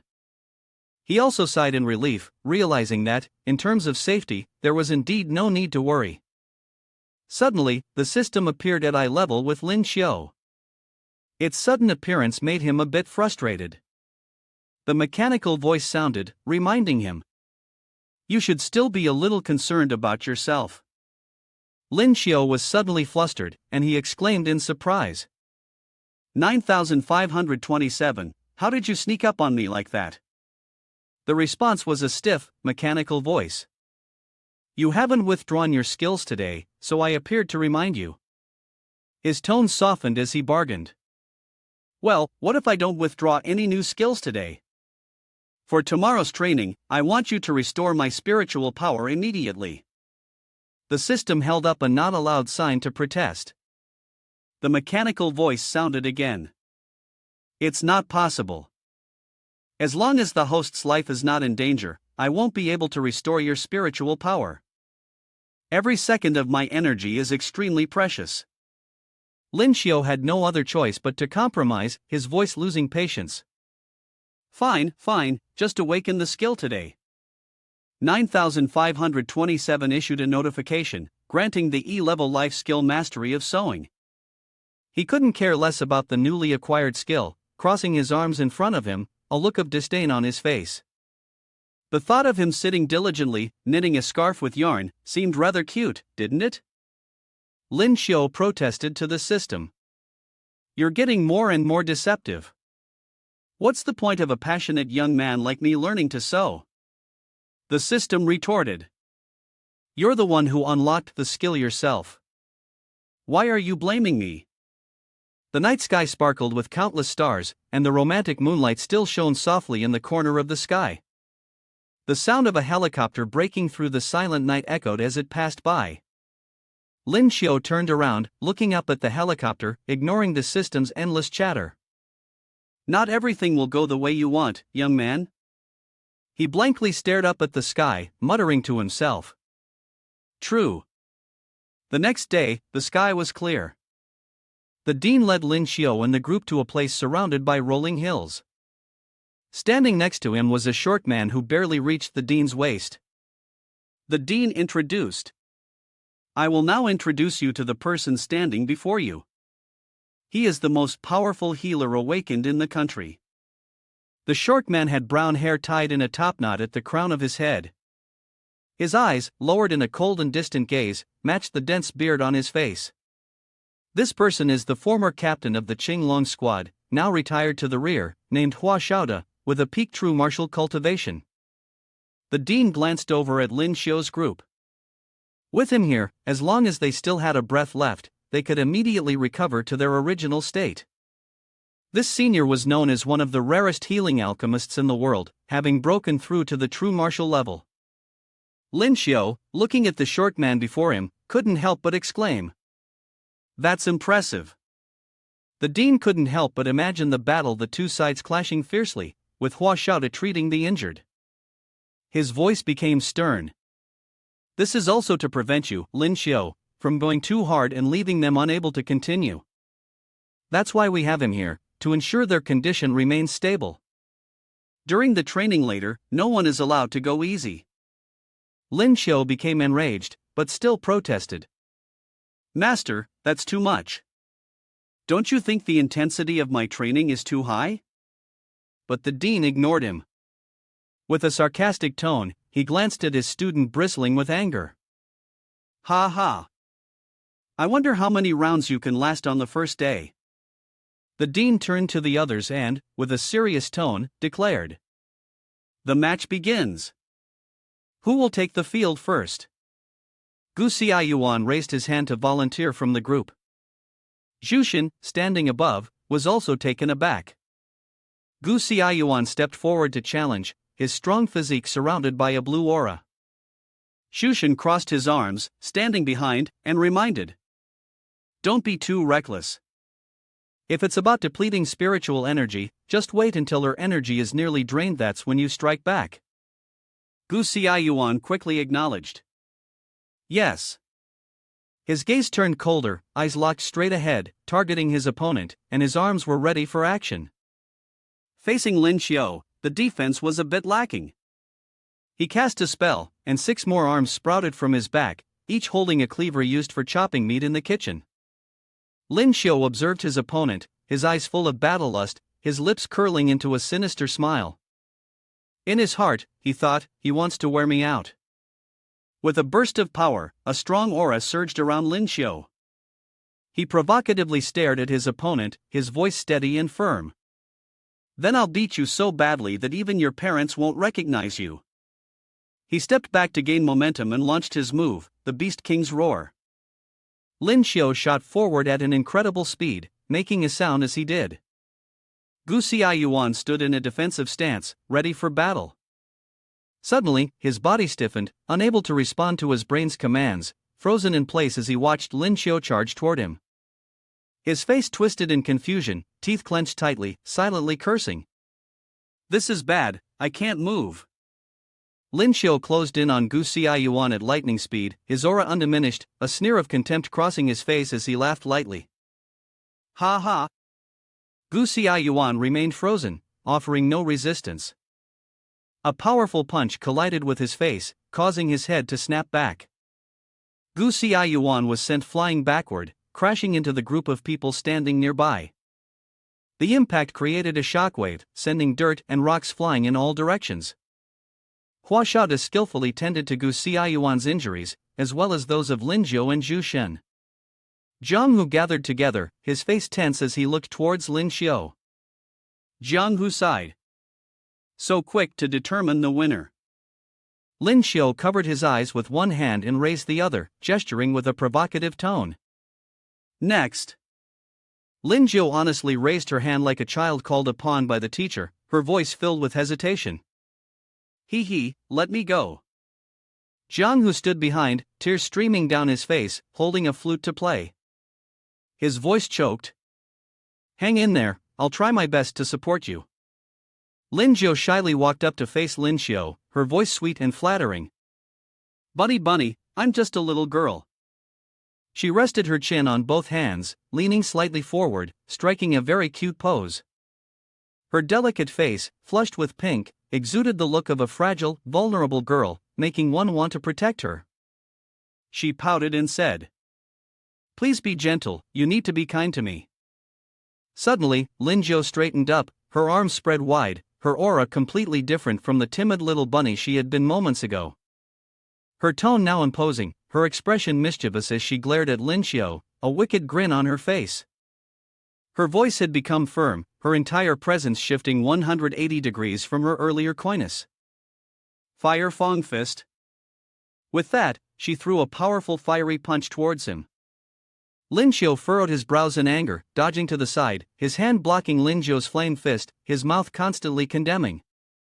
"Is this how girls speak so deceitfully? This contrast is truly terrifying."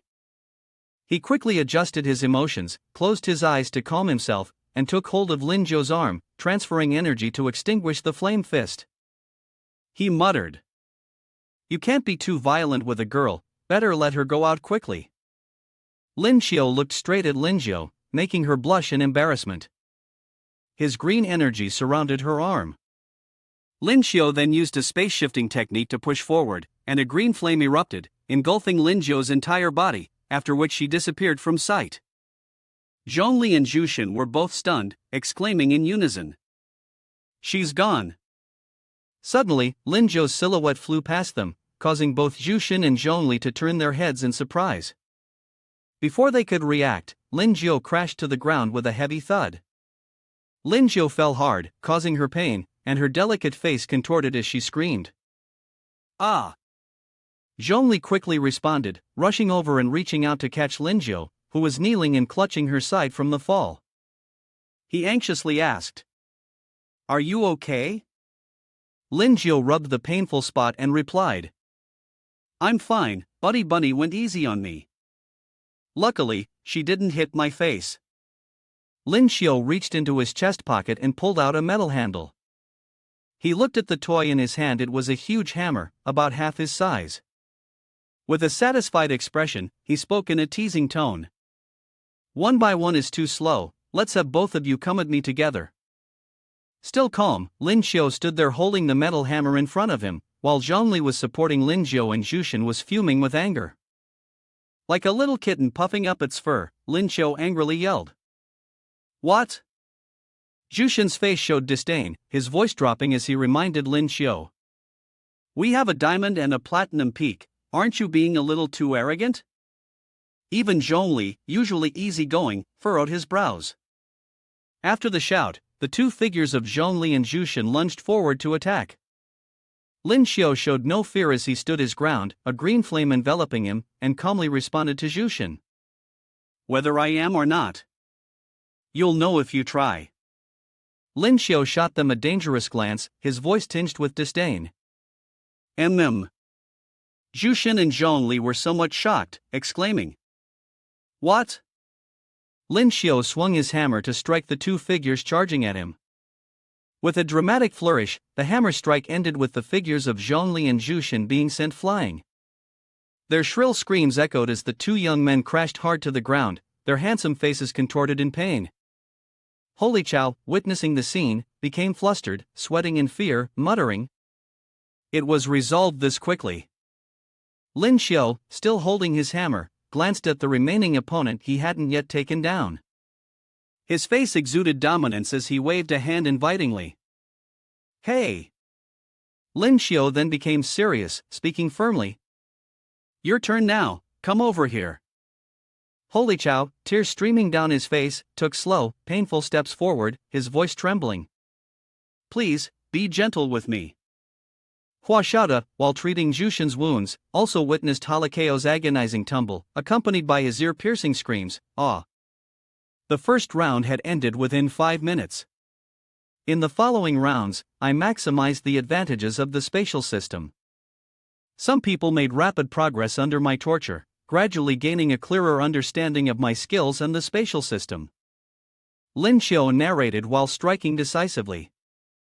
Lin Xiu and Zhongli were also taken aback, but quickly turned away, attempting to evade the mighty attacks from Lin Xiu. Furthermore, as my spiritual energy rapidly drained, it was becoming increasingly difficult to continue attacking them. Lin Xiu launched an attack on Zhongli. The principal stood by, observing the battle from start to finish. He stroked his bearded chin, looking somewhat contemplative. He had initially thought that Lin Xiu would only manage to last through 5 rounds on the first day, but now, to his surprise, Lin Xiu had lasted through 7 rounds. Lin Xiu's face darkened, his eyes blurry and unclear, causing him to rub them with his hand. He silently thought to himself that his spiritual energy was almost exhausted, and he probably wouldn't be able to last through the 8th round. Gu Xiaoyuan, with 8 arms holding knives, his body enveloped in red flames, stood facing Lin Xiu. He reminded him, "I won't give you any time to rest and replenish your spiritual energy." Lin Xiu tried to raise his guard, focusing on his opponent, and replied with a firm voice, "No need, come at me." With a knife drawn from the spatial system, he quickly devised a plan. His spiritual energy was insufficient, but his swordsmanship could still break through. Gu Xiaoyuan's 8 arms swung, attacking from above. Lin Xiu, in a defensive stance, held his sword and prepared to meet Yu Jun's descending blow. The blade was raised in front of him to intercept the strike. Lin Xiu's demeanor became even colder. Gu Xiaoyuan launched a relentless attack, his arms swinging with all his might, his eyes sharp like a blade as he glared at his opponent. A dangerous smile played on his lips, and his voice carried a note of admiration. "I didn't expect your swordplay to be this magnificent." Energy was running low. Lin Xiu gritted his teeth and desperately tried to block Yu Jun's strikes with his sword, but he couldn't keep up. Several wounds had appeared on his body, and blood sprayed out with each clash of Gu Xiayuan's swordplay. He felt tense, his mind racing. Even so, his swordplay is truly extraordinary, and I can only use all my strength to avoid the lethal points. Lin Xiu, watching from the sidelines, had bright eyes, holding his face in admiration as he said, Gu Xiayuan actually managed to hurt Bunny Bunny. Jushin, supported by Hua Xiaoda, looked utterly astonished. It seems Lin Xiu really has reached his limit. Over here, Lin Xiu was struggling to dodge his opponent's blows. If it continued like this, he wouldn't last much longer. With one hand, he blocked an attack, and with the other, he executed a move that caught Gu Xiayuan's attention. Lin Xiu's voice rang out, Thunder God Strike. Gu Xiayuan was stunned, his face filled with disbelief. He shouted, What? You still have enough energy left to perform the Thunder God Strike? Lin Xiu's eyes flashed with a spark of determination as he silently thought, This is my chance. Without hesitation, he swung his sword and unleashed his move Heavenly Maiden Flower Scattering Blade Technique. At that moment, the Heavenly Maiden appeared, and Lin Xiu's attack sent Yu Jun's swordplay flying. It also caused him quite a bit of injury. Gu Xiayuan was even more astonished, looking up as 6 bolts of lightning descended. He anxiously shouted, Careless, I'm about to be struck by lightning. Standing before a barrage of lightning strikes, Gu Xiayuan thought desperately. Lin Xiu is like this, and I still can't defeat him? He helplessly endured the lightning strikes, silently thinking. This is truly a failure. This feeling? Gu Xiayuan looked down at his body in confusion and asked. What's going on? It doesn't hurt or itch, this is the weakest thunder strike damage. Suddenly, the blade was pointed at his neck, jolting him back to his senses. Lin Xiu's voice rang out. Then what? I'm this weak now, how could I still use the Thunder God Strike? Facing him, Gu Xiayuan glanced at the blade resting on his neck. Lin Xiu stood casually, smiling faintly. You've lost. Gu Xiayuan raised one hand, his voice hesitant and somewhat embarrassed. I admit defeat, heart and soul. A pair of footsteps interrupted Gu Xiayuan's surrender, causing Lin Xiu to look over in curiosity. A voice spoke. Now it's my turn. Jushin grinned wickedly, his hands brimming with abundant spiritual energy. He looked at Lin Xiu as if he were a defeated soldier. Lin Xiu, you probably don't have much spiritual energy left, do you? Well then, let me finish you off. Ha ha. Both of them assumed their fighting stances. Jushin, angered, spoke. Although we've set aside our past grudges, seeing you act so exaggeratedly like this still bothers me. Lin Xiu's gaze turned cold, and his demeanor became serious. The space gate appeared, slowly engulfing Lin Xiu. His voice also grew serious. As long as I have a breath left, I will take you down. Suddenly, the space gate opened behind Jushin. Lin Xiu shot out from the gate, holding a blade in his hand, striking immediately at the unsuspecting Jushin, who was caught off guard and unable to react in time. Jushin took the full brunt of Lin Xiu's strike, his face contorted in pain. He screamed in agony. Jushin's face was one of disbelief as he turned to look at the person who had just struck him, shouting. My waist is injured. Does your little brat have a thing for my waist? Lin Xiu's expression was not much better, the corner of his mouth twitching. It was an accident. Jushin, furious, tried to rush forward to demand justice, but was stopped by Hua Xiaoda, who continued to curse. Despicable little man. My waist. Hua Xiaoda tried to mediate. Calm down, let me heal you. Lin Xiu stood there, calmly sheathing his blade into the space. His hands clenched tightly, and compared to the great sword, he preferred the long spear more. With a firm will, Lin Xiu's face brightened. If he couldn't use the Lingwu weapon, he would use the one Zhang San gave him. Zhongli crossed his arms, walked forward arrogantly.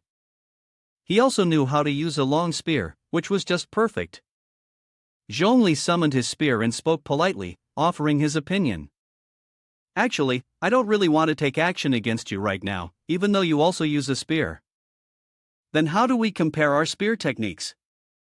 At the same time, Lin Xiao also took out his spear, accepting the challenge. I have the same intention. The two sides eyed each other warily, the atmosphere growing tense. Lin Xiao assessed his opponent, silently thinking, right now I have no spiritual energy left. If he uses spiritual energy, I will probably lose in an instant. But if I use regular spear techniques, determination began to take over Lin Xiao, and he decided to bet on himself, thinking that he might be able to last a little longer. Zhongli attacked while saying, I have been learning spear techniques since I was young, and I am deeply passionate about them. It's rare to meet someone with the same ideals. Lin Xiao blocked the attack with his spear and replied, not bad, this is the first time I've seen a master using a spear like that. But in his heart, Lin Xiao thought, but compared to someone like me, who is proficient in spear techniques. With swift movements, Lin Xiao swung his spear, knocking Zhongli's spear away. He realized that just thinking out loud didn't come close to his actual ability.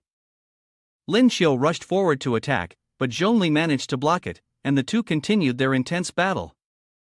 Amid the fierce fight, the two spectators, Lin Xiao and Zhu Shen, standing outside, became somewhat anxious. Lin Xiao worriedly said, Bunny's movements seem very strong, but there's a certain way of thinking. Zhu Shen replied, it looks like his stamina might not hold out for much longer. The two spears clashed, creating a violent energy collision. After several hundred exchanges, Lin Xiao's face showed signs of exhaustion, and holding the spear in his hand became increasingly difficult. Suddenly, the spear was released from the hand, and there was no strength left to speak. Lin Xiao, tiredly fell to the ground, his face covered in sweat, panting, his voice full of exhaustion as he struggled to call out, I'm done, this is really too tiring. Zhongli planted his spear and knelt down on one knee in front of Lin Xiao, his voice full of admiration. Your spear technique is truly impressive, at least much better than mine. Lin Xiao, still exhausted, opened one eye and, with difficulty, managed to take a breath and say, Haha, want to learn? I'll teach you. The headmaster walked over and spoke up. Alright, Lin Xiao has lost his fighting ability, so today's training is considered finished. What do you all think? Lin Xiao remained lying on the ground, too tired to say anything. Zhongli stood up, turned around, and responded with a light smile. The spatial system is really terrifying. Zhu Shen scratched his head as he walked over. We have 1 diamond, 4 platinum 8 stars and above, and 1 platinum 6 stars with 7.5 reverse rotations. Lin Xiao, following behind, also expressed a bit of fear. If this were really on the battlefield, we'd have died countless times by now. Lin Xiao looked seriously down at Lin Xiao lying below. So, Bunny, huh? Lin Xiao sat down, his aura becoming much gentler, and with a smile, he said, in the time ahead, you have to train us properly. As the day passed, in the following days, I accepted the challenges and continued to teach Zhongli spear techniques. Zhongli performed his spear play to the praise of Lin Xiao. Originally thinking that after the first day I'd get used to it, and sooner or later I'd be able to surpass the 10 rounds of combat, everyone had made significant progress after the rough training. Lin Xiao stood still, waiting for the attacks from the group of Lin Xiao. Especially after they became familiar with my skills, each one had their own way of responding. Thanks to their persistence, I also made rapid progress. On the day I consumed and recovered spiritual energy, my level increased from platinum 6 star to platinum 7 stars, and my physical constitution also rose to platinum 5 star. Along with the narration, the image of Lin Xiao, utterly exhausted, lying on the ground and gasping for breath appeared. Hua Xiaoda, with his hands clasped behind his back, stepped forward. You've broken through again. The sunset shone through the window, directly into the room. The dean said seriously. Today's training is over.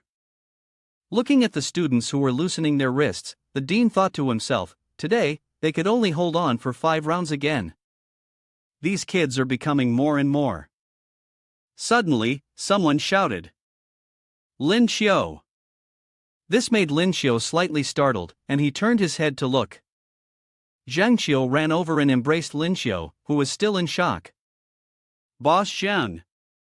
Lin Xiu, a bit embarrassed, rubbed his head. Why are you here? Zhang Qiu, slightly surprised, asked. Huh? Didn't Senior Ouyang tell you? The dean looked embarrassed. I really forgot. Go ahead and explain. Zhang Qiu stroked his chin, pretending to be mysterious, and said. I'm here, of course, for Holy Chow. He picked up the gigantic metal hammer, similar to the one Lin Xiu had used earlier, with a dangerous look on his face, and said. I've upgraded you all pretty well, young ones. Step into creation at the speed of light. Lin Xiu was dumbfounded. What's going on? Lin Xiu extended his hand. I don't need it. Next to him, Jushin crossed his arms with a dismissive look. Suspicious. Seeing this, Zhang Qiu reached out. Don't say it like that. Zhang Qiu sat down, placing his hand on the chest. He opened it and spoke to the group. Currently, the Lingwu weapons are something our country has successfully developed. If we don't make use of them in this world competition, it would truly be a waste. Inside the chest were suits of armor and various types of equipped weapons. Zhang Qiu picked up a suit of armor. Excitedly, he said, weapons are fine, but what's more important is that I've crafted a set of armor for each of you. Lin Xiu asked suspiciously, armor? Zhang Qiu replied, that's right. In Ling Su's attack missions, that's secondary. What's most important is protecting your own life.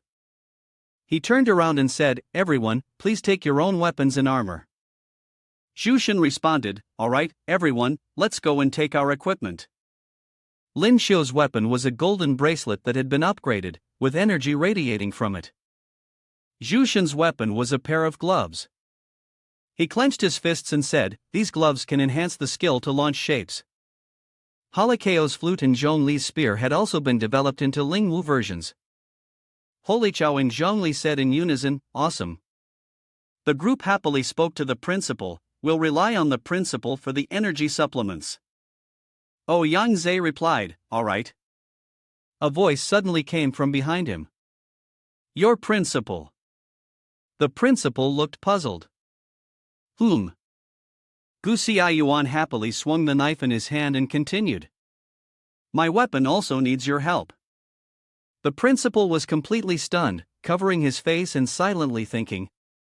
Replenishing energy for this brat, 80% of the time, it will leave me exhausted. He sighed, lowered his eyes, and said. Take your time replenishing energy at home then. Lin Xiu crossed his arms and glanced at him. He rested his chin on his hand, deep in thought, silently reflecting. The most terrifying thing in the Ling Su space system is the sudden ambush by spirit beasts. With the Lingwu armor, as long as the spirit beast isn't too powerful, it essentially gives you an extra life. That's good. Ouyang closed the bed and then turned to the group. There are two things I want to discuss with you all. First, tomorrow, the 4 people who went to Lingwu for training will return. After they get back, you'll have a week off to go home and spend time with your families. He put his hand into his inner pocket and pulled out several dark red envelopes. Happy New Year to you and your families. Ouyang handed out the red envelopes to everyone. Gu Xiaoyuan, Happy New Year from the principal. Lin Xiu happily took the envelope and exclaimed. A red envelope. Lin Xiu looked at the red envelope in his hand and said. It's been a long time since I've received a red envelope. The principal then added. I don't want to say anything sad, but everyone, do spend more time with your families. The principal lifted the bed, a faint glow surrounding him. In the blink of an eye, his figure vanished before everyone. Lin Xiu glanced at the others. He silently thought to himself, this world competition was extremely dangerous, and it was possible that some people might not even make it back. Everyone was just students, how worried would they be? Suddenly, he turned around and slapped Jushin on the head. Jushin jerked back in surprise, rubbing his head as he said. It hurts, Lin Xiu, you. Before he could finish, Lin Xiu interrupted. Why take things so seriously? He turned and walked toward the door, his face filled with confidence. Turning back to address everyone, he said, as long as I, Lin Xiu, am here, no matter how you leave, that's exactly how you'll return. Upon hearing this, everyone became excited. Shushan crossed his arms and called out, Lin Xiu. Holy Chow agreed. Yes, however many of us leave, that's how many of us will come back. Lin Xiu, holding his face, exclaimed. So cool, it really gives me a sense of security. Watching Lin Xiu's back as he left, everyone yelled. Happy New Year, Lin Xiu. Lin Xiu silently thought. New Year. He sighed. It's time for everyone to go home, but how should I spend my own New Year? Suddenly, the images of Miss Li and Zhang San flashed in his mind. He thought about returning to City P to visit Miss Li and Zhang San. They might be a good choice, but everyone had their own families. Just then, a hand reached up and covered Lin Xiu's eyes, followed by a familiar voice. What are you doing here? He was surprised and said. Ha? Lin Xiu turned around in astonishment. Jinjin, I didn't expect to see you here with the principal. Jinjin covered her mouth and chuckled, looking at him as if she were frightened. He stepped forward, took her hand, and asked with concern. In just over 10 short days, you've made it to Platinum 5-star. Are you all right? No injuries? Jinjin replied, I'm fine. I have it with me. Jinjin lifted Xiao Hei in her hands. Xiao Hei had played a significant role in Ling Su. Xiao Hei giggled happily. It jumped over to Lin Xiu, who caught it. Xiao Hei, in the future, Big Brother will compensate you properly. He tucked Xiao Hei into his chest and then turned to ask Ouyang Zhe. But didn't the master say that you guys were supposed to return tomorrow? Ouyang Zhe explained, if we had taken the car, it would have been tomorrow before we arrived. But just now, when I got home, I received a call from Jinjin. She said that after hearing that you all had broken up and gone home, she insisted on coming to find you, so I went to pick her up. Lin Xiu was deeply moved. He looked at Jinjin with affection. Jinjin, did you come to see me? Jinjin blushed and shyly denied, you idiot, that's not it. She hesitated, feeling really embarrassed. How should she put it? The principal suddenly pushed the two of them together. She wants to take you home so you can celebrate the new year together. Jinjin stammered shyly, that. I won't force you, if you don't want to. Lin Xiu quickly responded, I'm not being forced. I'm more than happy to go. He scratched his head, but I feel like I'm not really prepared. Wouldn't it be a bit too rushed to go like this? The principal stroked his chin thoughtfully, feeling that the situation was quite fitting. It was the first time Lin Xiu had heard the director address him like that, which surprised him. The man naturally responded. Once a teacher, always a father. I've approved of this marriage. Lin Xiu felt a surge of emotion in his heart upon hearing this. Having always been an orphan, this unexpected familial bond moved him deeply. Jinjin, embarrassed, lowered her head. This. We haven't even talked about marriage yet. Once everything was settled, the principal decisively spoke to the two of them. All right, I'll take you both there. Are you ready? Jinjin gave Lin Xiu a gentle glance. I'm ready. Lin Xiu said. Jinjin. He smiled excitedly, taking her hand in agreement. Me too.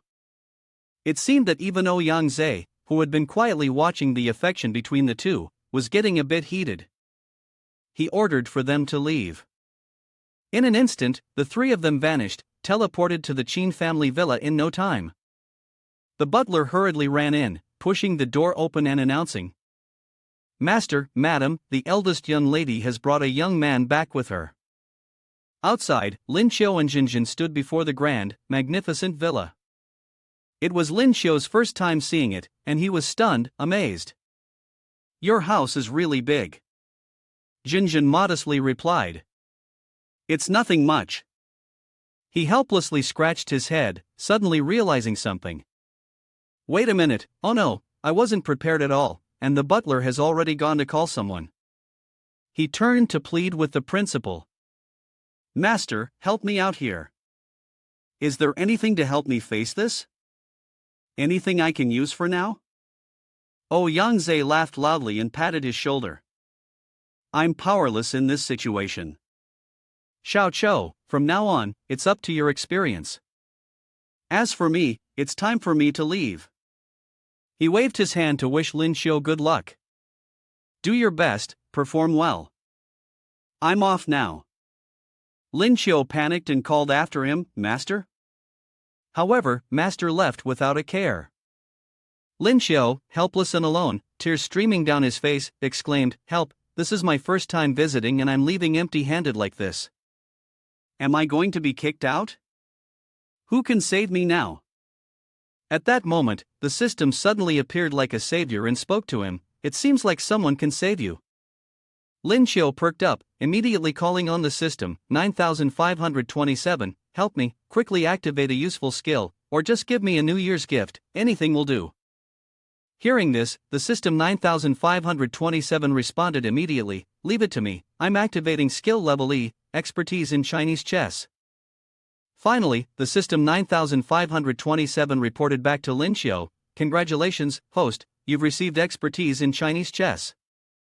Lin Xiu was utterly disappointed, crying, "It's over, my last hope is shattered." At this moment, his father-in-law unexpectedly appeared. Just then, Yunshi Han, Jinjin's mother, walked into the room to look for him. The butler said, "So, the young man is Xiao Qiu." She smiled and invited Lin Xiu inside. "Come in, Jinjin's father is waiting for you in the living room."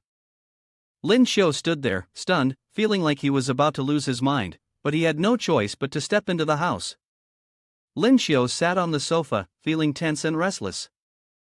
The middle-aged man, with a stern demeanor, was none other than his future father-in-law, Qin Zhang. To make matters worse, Jinjin and her mother hadn't stayed behind to offer any help.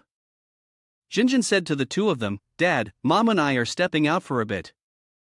You and Lin Xiu can chat." After saying this, she gave him an encouraging gesture. Lin Xiu's face darkened as he sought help. "Jinjin, save me." His mind felt as though it was stretched taut like a bowstring, and he stammered, "Well.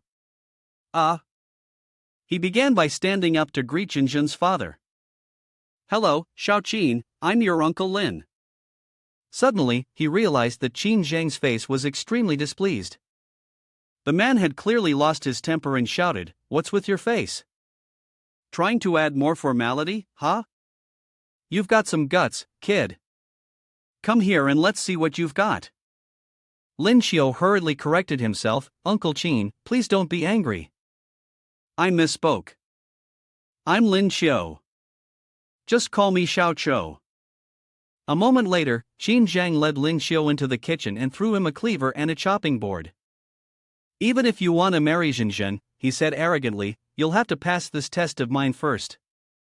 Suddenly, Lin Xiu felt a sense of relief. So it was a culinary competition. The way he had acted earlier had nearly scared him to death. Qin Zhang picked up two sharp knives and boldly declared, "Jinjin's culinary skills are just like her mother's, basically inedible. If you want to marry Jinjin, first you'll have to beat me in a cooking challenge." Lin Xiu reached into his apron and pulled out something. It turned out he had brought along a chunk of fresh meat. "Uncle Qin, this time I came without bringing any gifts. Let's cook with the meat of the spirit beast true martial."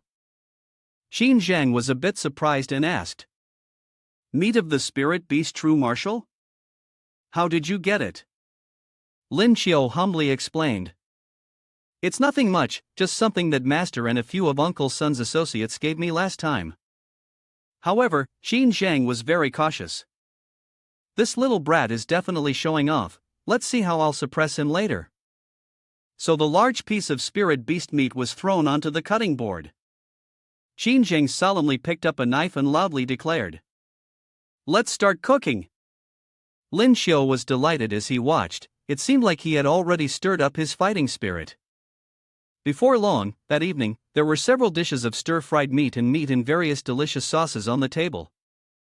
Yun Shirhan and Jinjin took their first bite, and in the blink of an eye, the two dishes Lin Xiu made were gone, while Qin Zhang's dishes were still left untouched. Qin Zhang furrowed his brows and tried to force down a bite. But as soon as it entered his mouth, he was moved to tears by the heavenly taste. How could this brat cook so well? No, this isn't acceptable. Qin Zhang slammed his chopsticks onto the table, then turned and ordered his wife. Cooking rice and drinking wine, what kind of skill is that? Go get the chessboard, I'm going to challenge this brat to a game. Yun Shirhan was puzzled by her husband's strange behavior. Old man, what's wrong with you? A Chinese chessboard was quickly set up.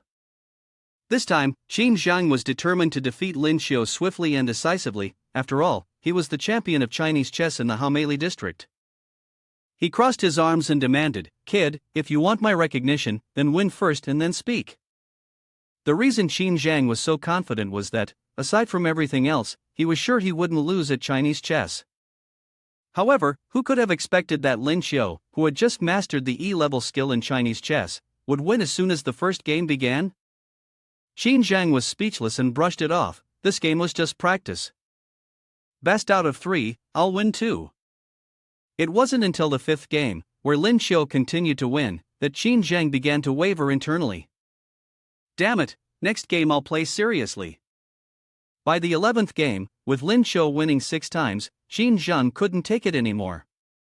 In frustration, he knocked the chessboard away. You little brat, can't you just let me win one? Lin Xiu, startled and anxious, replied, "If you wanted me to let you win, you should have said so earlier." Yun Shirhan stepped forward and patted her husband, saying, "All right, old man, fair play is fair play." But Qin Zhang stubbornly refused to listen. "Don't interfere, I still want to continue." Meanwhile, Lin Xiu, wanting to avoid a bigger problem, attempted to back out. "Well, father-in-law, don't forget our agreement." After the event was over that day, Lin Xiu went to the park and sat on the swing with Jinjin. He casually asked, "Jinjin, how did I do today?" Jinjin smiled. "It was okay, barely met the standard." Now, Lin Xiu started to press her. "Speaking of meeting standards, we still have that bet. You aren't going to renege on it, right?" Jinjin froze for a moment, then blushed. Father is father, who's afraid of whom? She immediately opened her phone to check. As she glanced over, Lin Xiu saw that his score was higher. Lin Xiu raised his head and laughed loudly. "My score is higher." Even Jinjin didn't expect this. She had no choice but to keep her promise to him, fair play. The two of them leaned their faces closer to each other when suddenly, a tall dark figure appeared. A coughing sound broke the romantic atmosphere. Jinjin was startled and turned to ask, "Dad, what are you doing?" Qin Zhang turned his back, not bothering with the children, "Just taking a walk after dinner, I hope I'm not disturbing you." "I'll head back now." Lin Xiu awkwardly turned to Jinjin and asked, "Should we continue?" The question left her stammering, unable to speak. "This? Mm. Lin Xiu took the initiative to lift her chin, making Jinjin feel embarrassed. He gently closed his eyes, letting himself be carried away by the emotions. Truly, she was too cute. Once again, the interruption came. Qin Zhang brought out the lawnmower to trim the grass in the garden, causing the two of them to separate. He shot a side eye at Lin Xiu and forced a smile. "The grass hasn't been trimmed in a while, it's just the right time to do it." Lin Xiu, feeling disheartened, gave up. This sour feeling was about to reach the heavens. It seemed like there would be no chance today. Before long, it was New Year's Eve. The front gate of the Qin family's house was decorated with many red couplets for good luck. It turned out that Lin Xiu had taken care of all of them himself. He proudly showed his father-in-law, "Uncle Qin, what do you think of the calligraphy I wrote?" Qin Zhang gave a serious evaluation. "It's okay, but a little bit worse than mine." However, in his heart, he was quite surprised. This level of calligraphy couldn't have been achieved by just a few years of practice. Why does this kid know everything? Afterward, he called Lin Xiu inside. Let's go into the house. Xin Zhang Dick personally went to get his precious bottle of wine, then turned to invite him to drink together. Come on, have a drink. Let's talk, father and son. Lin Xiu noticed that Xin Zhang's words had changed. Father and son? Uncle has finally accepted me. Xin Zhang's voice suddenly became much more somber as he confided, Xiao, do you know? When I found out that Jinjin would participate in the world competition, I was terrified. He silently stood and looked at his daughter. As a father, I don't want my daughter to take part in such a dangerous competition. I just want to watch the moment when families are peacefully together like this. However, deep down, Xin Zhang knew that, as a former soldier, I understand the dangers and the heavy responsibilities you all bear. I've truly been so worried I couldn't sleep. These past few days, we've been trying to avoid this topic. But I'm really afraid that this farewell might be. Lin Xiu interrupted Xin Zhang. Uncle, don't worry. His gaze was clear, with a stronger sense of responsibility than ever before. I will use my life to protect Jinjin. Upon hearing this, Xin Zhang smiled slightly. This child. He slammed his wine glass onto the table and praised loudly, good. For the first time, Xin Zhang gave Lin Xiu a tight hug and placed his hopes on him. Although he was reluctant in his heart, after living with his nephew for a few days, he knew that the child was a good one. Lin Xiu listened, a little surprised. What exactly did uncle mean? Sure enough, Xin Zhang patted Lin Xiu on the shoulder and promised, as long as you both return safely, I will agree to this marriage. Lin Xiu felt a surge of joy, his heart soaring. Father-in-law, don't worry. Just wait to hold your grandson. At this, Xin Zhang had to think carefully. Hey, although I've agreed, what's all this talk about a grandson? You both should at least wait until after graduation before even thinking about it. He pulled at his collar and looked Lin Xiu straight in the eye, giving him a stern warning. You little rascal, if Xinjin suffers in any way, our Qin family doesn't do divorces, we only do dissolutions. Lin Xiu quickly raised his hand in a vow. Father-in-law, I will definitely love and protect Xinjin forever. Yun Han came out to call them. Old man, what are you doing? Hurry up and come eat with Xiao Qiu. Xin Zhang turned around 180 degrees, slinging his arm around Lin Xiu's shoulder as they walked inside. Seeing them so close made Jinjin feel even more joyful. She felt a warmth spread through her heart. She had overheard the conversation between her father and Lin Xiu, and it moved her so much that she couldn't hold back her tears. Thank you both. That evening, Lin Xiu and Jinjin went up to the rooftop to watch the fireworks together, ringing in the new year. Lin Xiu thanked her. Lin Xiu was puzzled. Ha? You're thanking me? Jinjin gently confirmed. Yes, thank you for always taking such good care of me. Lin Xiu chuckled and teased her. Silly girl, I'm your boyfriend. This is only natural. In fact, I should be the one thanking you. He looked up at the distant sky and said, this new year is particularly different, it makes me feel like family. Jinjin understood how profound his feelings were. She promised, from now on, every new year, I will spend it with you. He hugged her tightly in the sound of fireworks welcoming the new year. Definitely. Suddenly, at this moment, 9527 appeared urgently. I don't want to disturb you, but I still haven't awakened my skill today. Seeing the system, he suddenly remembered. 9527, to still be able to meet you on New Year's. It feels really good. The system replied, I dare not accept that. I wasn't supposed to appear to celebrate the new year with you. I'm withdrawing skills. After a while, 9527 announced, SS level skill stealth. The host can enter stealth mode at maximum, lasting up to 5 minutes. Cooldown time, 2 hours. Congratulations to the host for receiving the stealth skill. Lin Xiu was lost in thoughts of not-so-innocent fantasies. This was a divine skill that every man would want to possess. From now on, I could. This new year is just too perfect. After completing the task, 9,527 withdrew, leaving space for the two of them. Happy New Year.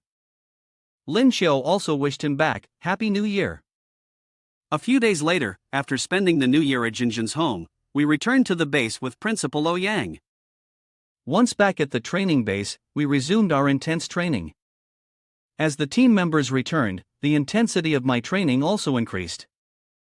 The content of the morning training session was that the 9 of them fought against me to quickly adapt to the spatial system ability.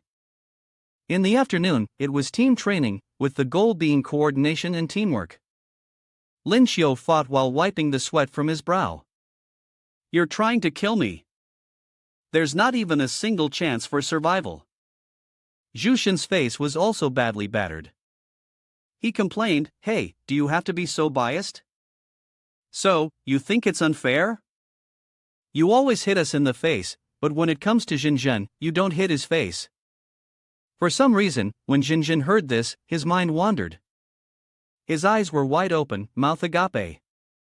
Lin Xiu coughed a few times, embarrassed, and denied, Stop saying nonsense.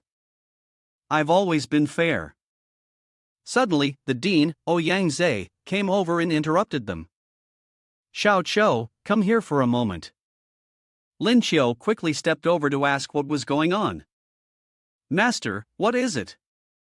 Ouyang Zhe pulled something out. Master has a New Year's gift for you. He took from his pocket a jade orb, which glowed with striking blue streaks inside. Lin Xiu was immediately impressed. Is this a diamond-level thunder-type spirit pearl? This is amazing, thank you, Master.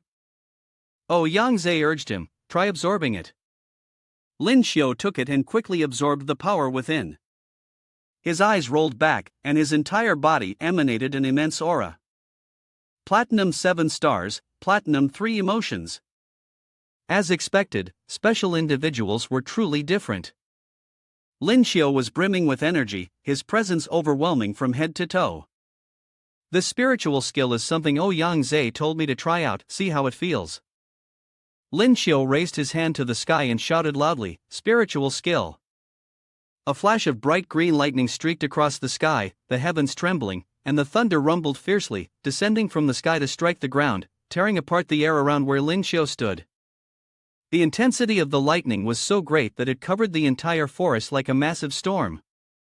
Ouyang Zhe looked at his phone, timing the countdown second by second, 1, 2.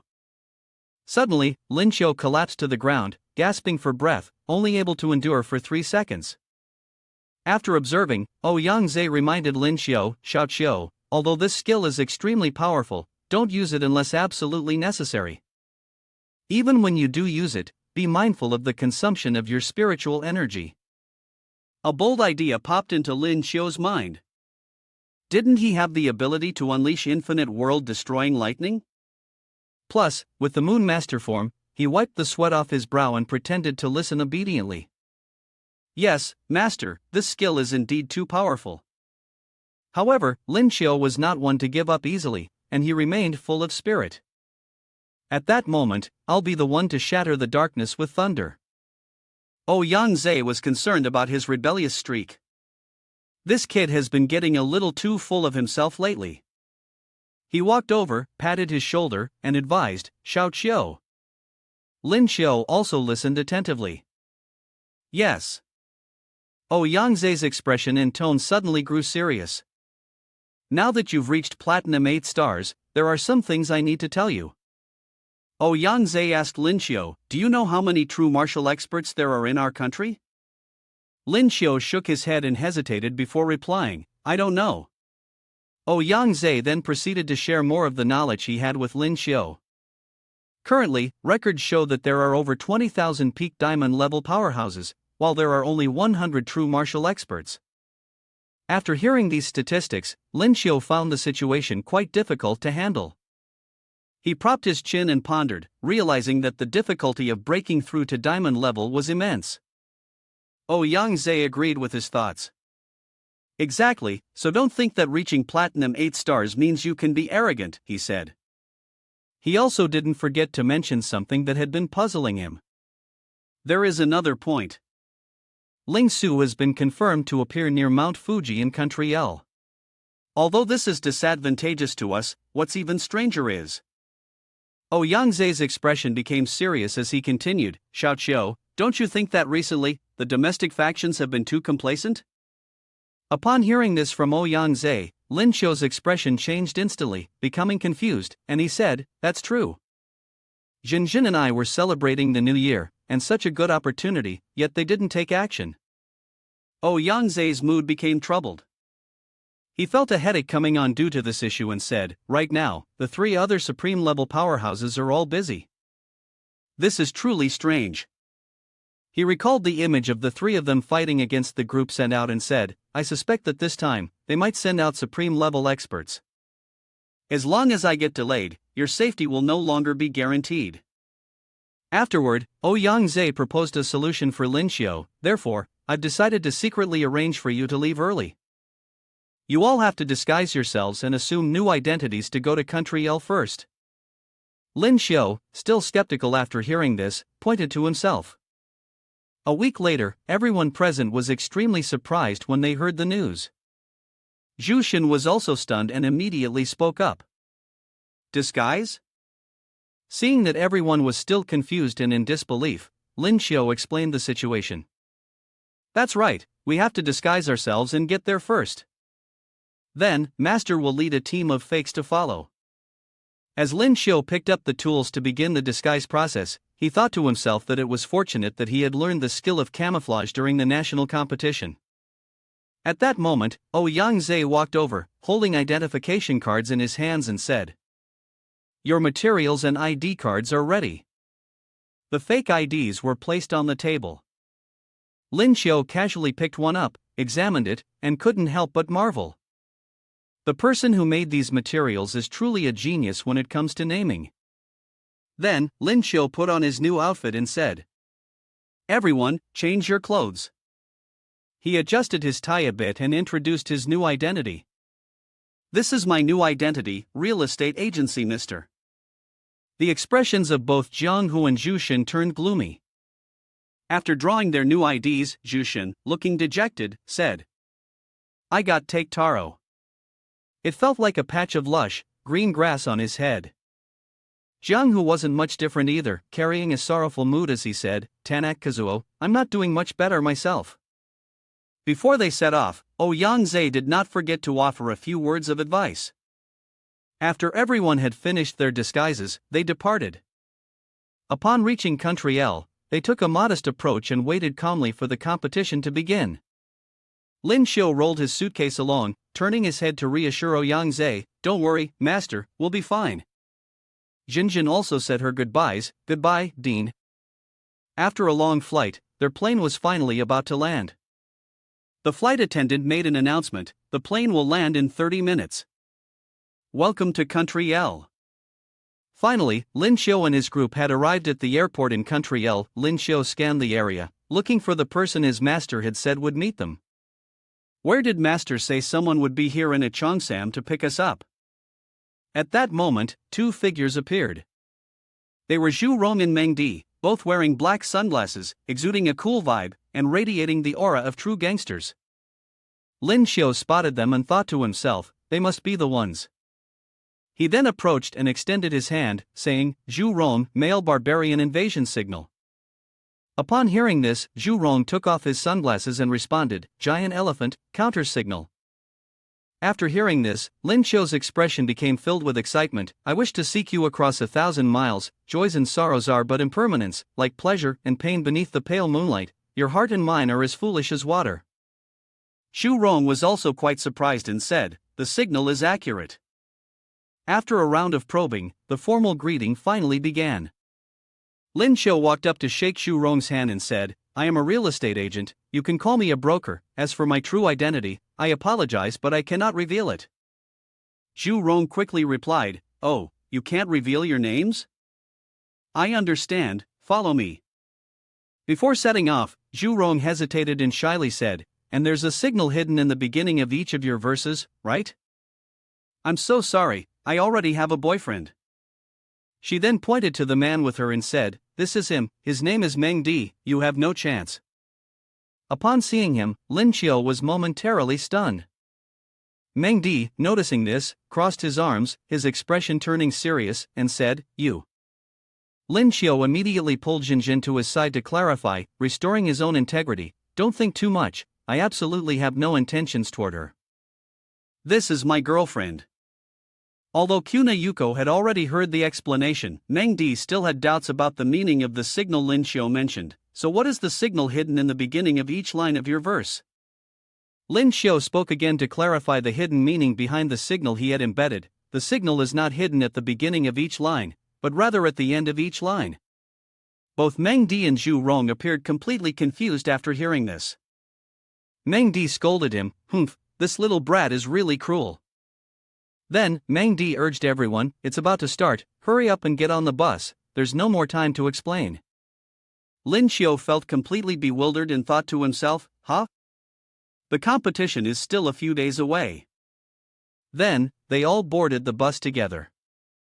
The bus sped ahead quickly. On the bus, Meng Di announced the information to everyone, "The auction will be held soon, it's about to start." Lin Xiu curiously asked, "An auction?" Shu Rong, holding a stack of documents, replied, "The Miyamoto family from Country L will be auctioning off illegally obtained cultural relics from our country. Our task is to retrieve those relics." She then handed the documents to Lin Xiu and revealed what he was trying to hide. "You all are disguising yourselves as people from Country L, planning to use this to retrieve the relics, right? This is the auction's information." With his secret exposed, along with Zhu Rong's strange remarks, Lin Xiu was left speechless and couldn't even respond, no. Reluctantly, he had to look through the documents, only to discover a shocking truth. How could this be? The people from Country L weren't planning to sell, they actually wanted to. At this moment, in a desolate place, Lin Song was supporting the short-haired purple-haired girl as they walked side by side. She was clutching her stomach, groaning in obvious pain, clearly still unaccustomed to eating raw food. Both of them were on a mission, but now they found themselves standing in the middle of this mountain wilderness. Lin Song still had a major question on her mind: where exactly are we supposed to pick up the person? Meanwhile, in the auction hall, Lin Xiu, with a tense expression, was reporting the situation over the phone. "That's right, Country L is doing this to show off to the father of Country M." Lin Xiu sat in the auction hall and continued, "No matter how much we bid, they won't sell." From behind, a group of people were approaching. As soon as Lin Xiu finished the call, she turned and saw the group, recognizing several of them, Joa, Linda, and Fei Qi. They had arrived in Country L earlier. The unfamiliar person walking alongside them, a guy with orange hair at the end of the line whom Lin Xiu didn't recognize, was Anthony, whose abilities were still unknown. Lin Xiu watched his retreating figure and suddenly sensed something unusual. She frowned and thought seriously. This person is not simple. A strong energy radiated from Anthony. Lin Xiu continued to assess the current situation, but before the competition takes place, it's better to wait and see. Clearly, we've been mistaken for people sent on a mission. He scratched his head, looking completely confused. Driven by patriotism, I still decided to come and see for myself, but if Master finds out.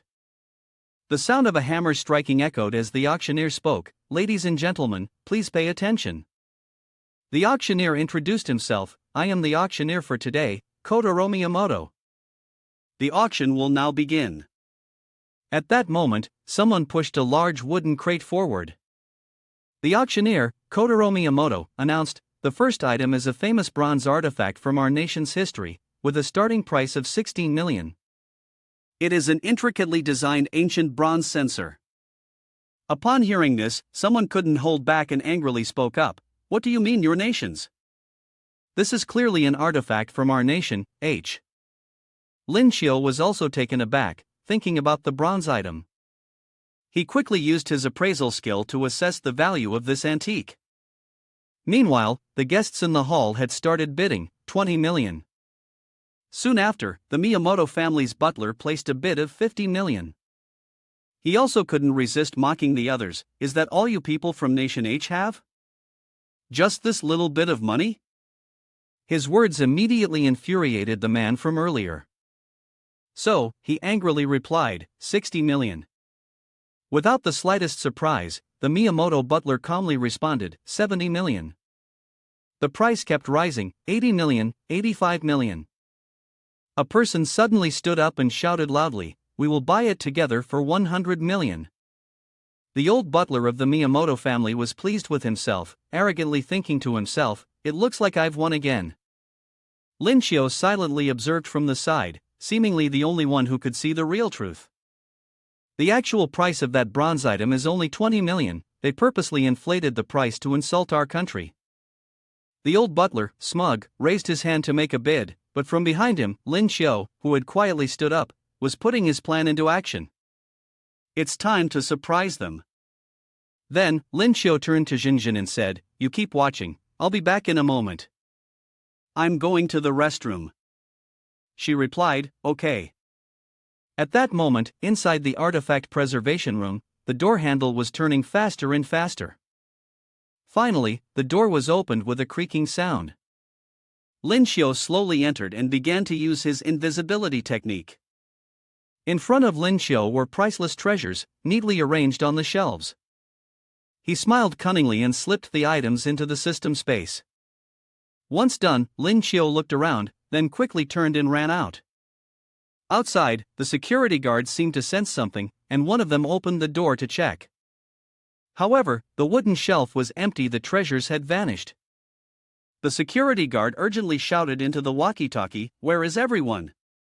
In an emergency, he didn't pay attention to Lin Xiao, who was peeking out right behind him.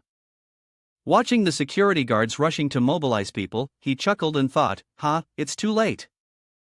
A moment later, Lin Xiao returned to her seat. Jinjin turned to her and said, you're back. Just then, someone contacted him through the earpiece. Hello, we've passed, why hasn't the broker responded to the message for half a day? Lin Xiao crossed her legs and sat down in her seat, replying calmly, don't rush, you two are about to see a good show. Tizo stood on the podium, smiling as she spoke, this auction event has concluded successfully. Next, I invite everyone to come up to the stage to receive the items they've won. Behind her, the security guard, looking pale, rushed over. He whispered in Tizo's ear, young master, something's wrong. The auction items. Before he could finish his sentence, the winning bidders stepped forward. One person raised their card and said, swipe the card. Tizo turned and slapped the security guard right in front of everyone. A loud slap echoed through the room. Furious, he pointed at the guard and shouted, you fool, with so many security guards, you're telling me that all the cultural relics have been stolen? The winning bidders were in an uproar. Stolen? Then what about our stuff? Where's the vase I picked out? Damn it, refund. Tizo furrowed her brow as she made the phone call, General, there's an emergency situation. I understand. The voice on the other end responded, unfazed by the angry crowd behind her. He continued speaking to the person on the other side. Is this a scheme from Country R? The image of the old man who had provoked her flashed in Tizo's mind. He knows how to use teleportation, doesn't he? He wondered. For example, Yang Zhe from Country Z can use teleportation to take artifacts without making a sound. The voice on the other side immediately replied. It's not him. Yang Zhe is broadcasting live, he hasn't left. Tizo, shocked and unable to believe it, said. How could this be? Besides him, who else could take so many auction items without leaving a trace? Suddenly, a voice rang out, drawing everyone's attention. Everyone, quiet down. Lin Xiao raised a stack of documents and loudly addressed the crowd. According to the contract, failure to deliver the auction items will result in a 30% penalty of their auction value. Does the Miyamoto family intend to default? The crowd, furious, immediately yelled in response, refund. Refund. Refund. Refund. The group of people rushed toward Tizo, who was still standing there in shock. A few people gathered around, physically pushing her. This feels so good. I've always disliked this brat. If I'd known earlier, I would have raised my bid even higher. The compensation is also higher, and everyone just hit and left. I said one sentence, and you said another, leaving only Tizo alone, being beaten terribly.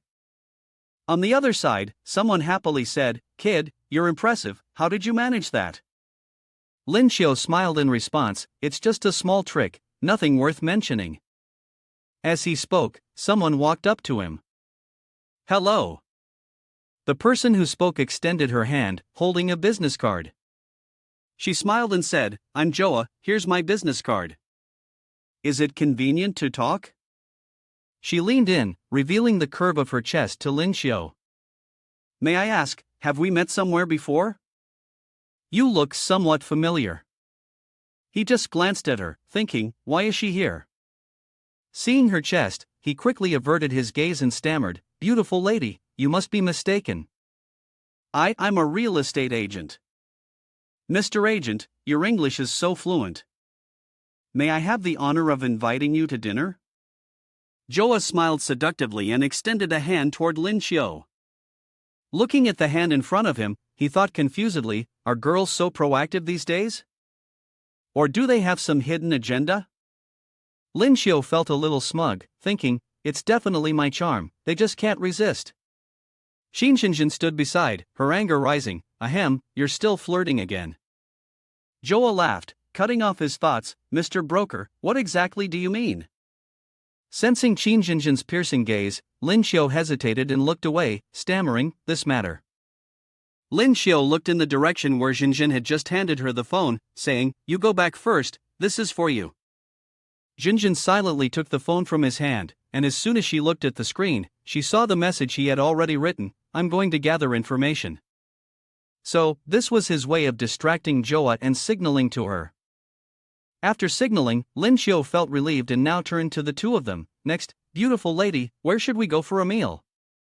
The girl with orange hair eagerly suggested, "I know a decent restaurant, how about we?"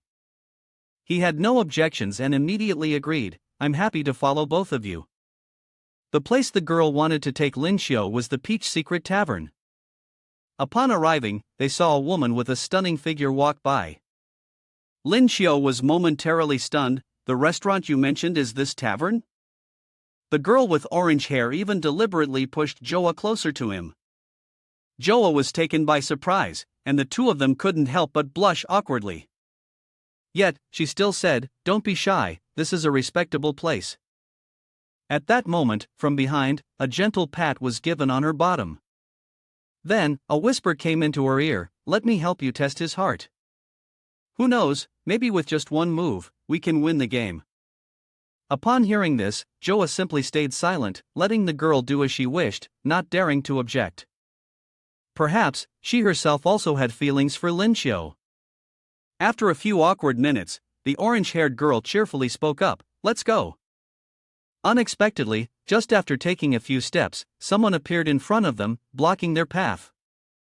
At first, they thought it was a stranger, but it turned out to be Anthony. He looked at them with displeasure and said, "You are not allowed to enter." Lin Xiu, seeing him for the first time, turned to the orange-haired girl and asked, "Who is this?" The orange-haired girl replied, "His name is Anthony, the pride of our country M. Although he's only 21, he's already a diamond 5-star. Lin Xiu's first impression of him was, he seems like someone who's after Joa. I have a good eye, I guessed it right even on the first meeting. Too bad it's unrequited love. The orange-haired girl proudly introduced him. His love life hasn't been smooth, but his abilities are extraordinary. He has awakened a mysterious psychic ability, and no one has ever seen him use his full power. Upon hearing this, Lin Xiu couldn't help but think to himself, Diamond 5-star, psychic ability. Looks like I need to find a chance to probe a little deeper. So he quickly turned towards Joa, wrapping his arms around her waist in a very affectionate manner, even saying a few sweet words. It's not very appropriate for us to stand here by the door. Perhaps my actions have quickly driven Anthony crazy. You're quite bold, you little rascal, but this, on the other hand, is exactly what Lin Xiu wants. Getting him so angry is enough. Having achieved his goal, he left immediately, but not before saying a few more intimate words to Joa. Let's end this pleasant meeting here. Next time we meet, I hope I can have a private dinner with Miss Joa by candlelight. His initiative caught her by surprise. Humph. Now, he could leisurely leave, content and happy. As for Joa, after being personally invited by him, she felt extremely happy that evening, and couldn't help but admire Lin Xiu. He's so gentlemanly, I really like him. Anthony didn't need to be told, he could tell that he was probably about to spit blood from anger. This little brat dares to steal Joa's attention. When Lin Xiu reached a construction site, he finally spoke up, exposing the person who had been secretly following him. No need to hide anymore, Mr. Anthony, shouldn't you be chasing after those two young ladies? Anthony, caught, didn't try to hide anymore and directly confronted him. What I do is none of your business. As soon as he finished speaking, he was teased. So what do you want by following me?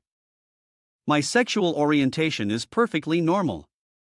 The words that drove him mad were, my sexual orientation is perfectly normal, I just want to spar with you a little.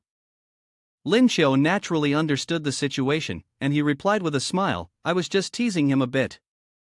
A powerful diamond 5-star like you, shamelessly trying to spar with someone like me, a platinum 8-star.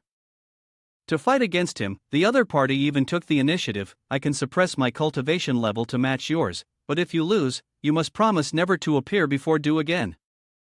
Since he had said that, Lin Xiu decided to take action. Lin Xiu struck first. Real estate agent, please guide me. He unleashed the thunder escape heavenly judgment towards Anthony.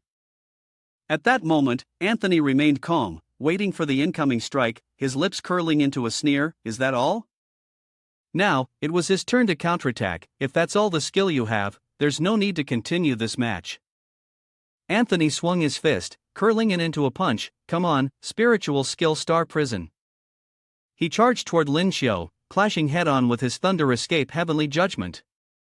The only emotion Lin Xiu felt facing his move was, this is really troublesome. Then, he used thunder arc strike to dodge his opponent's attack with ease. He lunged forward. In that instant, he was like a beast charging directly at Anthony. His arrogance had led him to pay the price. The next moment, Lin Xiu's fist was right in front of his face. What? The final outcome was that Anthony had to take that punch and fell backward. The punch caused his body to stick to the ground immediately after. After a veil of smoke, a dark figure gradually appeared, possibly that of a young man. Anthony emerged, his face full of displeasure as he said, cough, cough, cough, this kid has some real strength.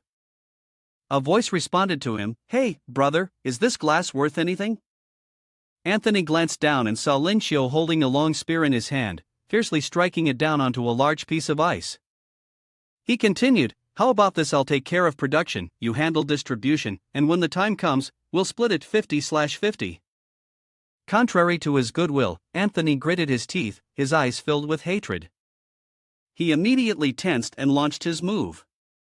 A purple dragon appeared behind him, surrounded by dozens of purple lightning bolts.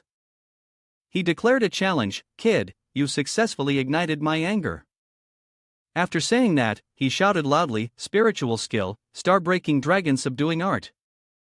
As soon as the words left his mouth, 3 monster-like creatures flew toward Lin Xiu, roaring as if they wanted to tear him apart. He hadn't expected this situation at all and, surprised, he exclaimed, what kind of monstrous skill is that? He could only defend himself, skillfully leaping to avoid the attacks from the monsters. Suddenly, Lin Xiu spotted something unusual, a small green dragon. He was puzzled and asked, Xiaohei, why are you out here? The little dragon replied, Big brother, do you need my help? Lin Xiu immediately interrupted, silence. These glass lizards don't need your intervention. Meanwhile, the monsters continued their assault, and one of them was preparing a surprise attack. It inhaled deeply and spat countless sharp glass shards toward him. Fortunately, Lin Xiu managed to dodge the deadly attack in time. Realizing the situation was dire, he decided, the reconnaissance is enough. It's time to think of a way to retreat. Standing before the horde of monsters waiting to tear him apart, Lin Xiu couldn't help but feel uneasy, thinking, what should I do? In a corner, Joa was observing everything with a tense expression. Seeing this, the blonde girl beside her kept asking, are you really concerned about that kid? Always following him. Joa didn't hide her feelings, she clearly displayed her anxiety. What should we do? It seems the broker isn't a match for Anthony. Joa shouted in declaration, no, I have to stop them.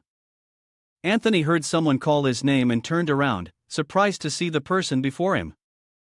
Joa stepped forward, grabbing his arm in an attempt to stop the fight. Stop, the outcome has already been decided. Seeing that, Anthony scowled and replied, you're worried about that little brat again. Ignoring the warnings, he summoned a surge of purple energy, shouting, no mercy, 3-Dragon Slayer. Upon receiving the command, the monsters furiously charged towards Lin Xiu. At a disadvantage, he could only use his small body to escape, weaving through the chaos. TCH, the firepower's gotten stronger. Lin Xiu ran toward a dilapidated building. Thanks to the system's analysis, terrain, optimal impact force points, construction materials, and building structure. He listened to the data being relayed and thought to himself, using my architecture expertise, I can see the weak points of this building. Lin Xiu grinned when he found an escape route. With a smug expression, he said, got it. Without further delay, he leapt into the air, to the astonishment of the monsters. Thunder Arc Strike, Enhanced Jump. The force generated was so immense that the old building immediately collapsed, with large chunks of wall flying toward the monsters, preventing them from pursuing him. Seeing this, Anthony frowned and said, damn it, he's that agile? Joel looked toward the crumbling building, nervously informing him, the building's about to collapse.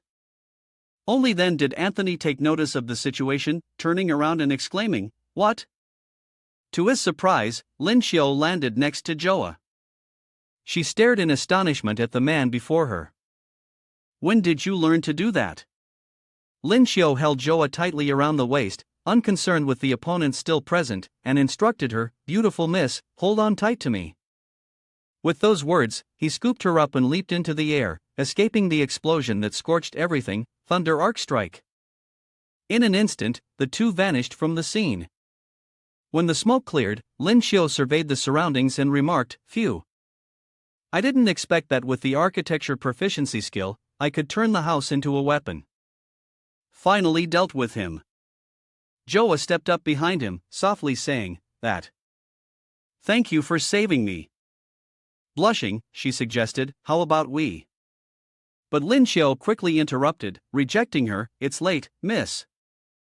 If fate allows, we shall meet again. Cut to the rubble, a weak arm reached up, seeking help. It was Anthony, who surfaced to witness the situation, feeling bitter and thinking, damn it, he was able to win the heart of the goddess. Don't let me meet you again, real estate broker. Meanwhile, Joa was still lost in her thoughts of Lin Xiu. Wow, Mr. Lin is really handsome. The scene shifts to valuable antiques displayed on a wooden table. Lin Xiu stood in the middle, listening to two men discussing, we made a mistake. The one who carried out the mission was actually old brother Lin Song. The man standing beside him nodded in agreement, that's right. Lin Rong turned to speak to Lin Xiu, but fortunately, this little brat took action. Otherwise, I wouldn't have had any way to complete the task as smoothly as this. Lin Xiu responded, Lin boss, you're being too polite, it was just luck. Lin Rong frowned and continued, although this time the country of El suffered a significant loss, I feel that we can't just let it go like this. Lin Xiu thought about the treacherous Miyamoto family and said uncomfortably, the greed and crimes of the Miyamoto family won't disappear just because they've lost a treasure once. Hearing this, Lin Rong asked, oh, young brother, do you have a plan? Lin Xiu grinned, calculating in his mind as he replied, it will still require the help of both of you. I want to give them a grand gift. Scene transition. Lin Xiu smiled, holding up a photo of Jinjin's interrogation. The recent news stated that the Miyamoto family, to compensate for their losses at the auction house, would donate cultural relics to the establishing the Demon Slaying Society the day after tomorrow. He continued to outline the plan. Tomorrow, you two will cause a commotion at the gate, and I will. In his hand, he held a picture of a brown-haired man standing on a podium, speaking. He was supreme of the fire system, General Nobita Miyamoto. Scene transition. Lin Xiu stood on the rooftop of a building, engulfed in flames. Above him, the flag with the characters HN fluttered in the wind. Below Lin Xiu's line of sight, the entire neighborhood was consumed by flames. People shouted and, in a panic, started running. He looked on triumphantly at the result of his actions. In stark contrast to him, the crowd below was in utter chaos and confusion. They frantically mobilized, trying to find a way to put out the fire. The main door is on fire, quickly put out the flames, the enemy is attacking, hurry and send reinforcements. Lin Xiu released a surge of green energy from his hand, seemingly preparing for a breakthrough move. Analyzing the situation, he laughed, the Miyamoto house, the grand ceremony has arrived. He charged forward, the energy in his hand growing stronger by the second. Lin Xiu shouted his skill, spiritual skill, thunder of world annihilation. Suddenly, from amidst the rubble, a figure appeared. He arrogantly yelled, "Damn it, who dares to destroy the establishing the demon slaying society? It's him, Nobita Miyamoto." Facing the person in front of him, he declared, "I will make you pay." Seeing this, Lin Xiu was unfazed and responded calmly, "Oh, so you are General Miyamoto?" Without waiting for him to prepare, the opponent immediately launched his attack. Countless fireballs were summoned from his hands, continuously flying toward Lin Xiu. Spiritual skill, great fireball art, spiritual skill, flame blossom annihilation. However, Lin Xiu was formidable. With a few agile jumps, he easily dodged the incoming attacks. Landing gracefully, he sensed his spiritual energy running low and silently calculated his next move, attack the lightning type group, and with high speed escape. It's too exhausting for my spiritual energy. 9527, request energy recovery. The system's voice immediately rang out to alert the situation. The state is full, no more mana can be increased today. Please, host, handle it appropriately. Satisfied with the request being fulfilled, Lin Xiu smugly said, this is enough. He immediately summoned a green vortex, which devoured all the fireballs from his opponent. Witnessing the immense power, Nobita Miyamoto was bewildered. Who is this person? Could it be a space system? Who exactly is this kid? Lin Xiu proceeded with his next move. Thunder Strike. Nobita Miyamoto sensed something was wrong and quickly turned his head to check. He hastily created fireballs to eliminate his opponent, Die. The collision between the two energy sources created a shockwave, and the surroundings were shrouded in smoke. He scanned the area, a thought creeping into his mind, that kid is gone. Suddenly, a voice came from the rooftop, in a hurry, my breath control technique isn't working anymore. He turned around in surprise, exclaiming, "What?" He realized the situation and, in a fit of rage, yelled, "Damn it!" With that, his figure vanished, leaving only the lingering embers behind. Spiritual skill, devouring heavenly sea of flames. Lin Xiu stood on the rooftop, watching the space now filled with drifting golden sparks. A smug smile spread across his face. Goal achieved, time to withdraw. The plan has officially been executed. From afar, Nobita Miyamoto reappeared. Pointing at the figure trying to escape, he commanded, "Search every area with energy fluctuations, act immediately." Upon receiving the order, the family's subordinates quickly found traces of Lin Xiu and relentlessly pursued him. They shouted as they chased, "Kill him, don't let him escape, inform the family immediately." Being pursued, Lin Xiu became increasingly panicked. Perhaps he hadn't anticipated this. Damn it, 9527, the Miyamoto family is chasing me too relentlessly. I've been teleporting so much that I'm almost out of energy. Hearing the plea for help, the system immediately responded, danger level detected, forcing awakening. SS level stealth skill activated, entering absolute stealth mode, completely suppressing your energy signature. With your current cultivation, you can maintain this state for up to 2 minutes. Lin Xiu was grateful inside. I love you so much, this is just too convenient." With that, he jumped and vanished into the air.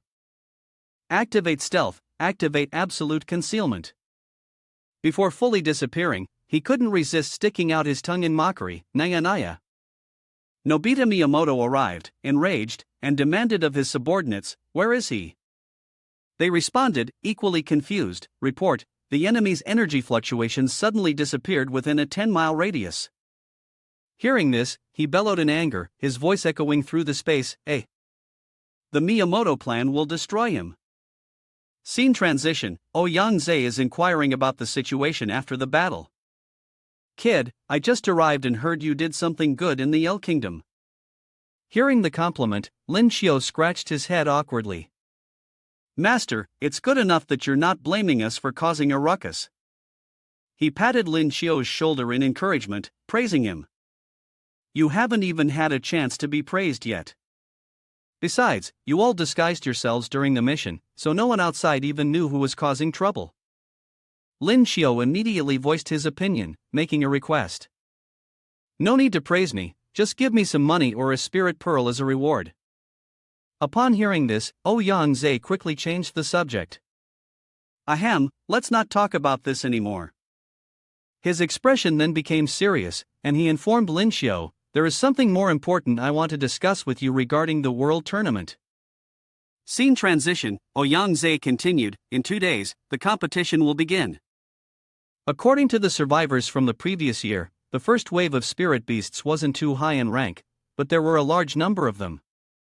The screen showed the scene of fierce and vicious spirit beasts attacking and defeating the players one by one. His expression turned grim as he warned, "The most anyone can hope for to survive this first wave of spirit beasts is 50%. If things get worse, this wave could result in up to 70% casualties." Yang-zae looked at Lin Xiao's worried face and continued, "After the first wave of spirit beasts, you will have a brief respite. The second wave will mostly consist of diamond-rank spirit beasts." He raised 2 fingers to signal, "This is also the period when the probability of obtaining a spirit pearl is the highest, and because Xiaoqiu has a storage space, you can collect some rare ores from within." Suddenly, he became thoughtful. "Next is also the most difficult period. The final phase is the time to hunt spirit beasts and steal Chenwu." Behind him, an image of a massive, ferocious dragon-like spirit beast with huge wings appeared, surrounded by blazing red flames.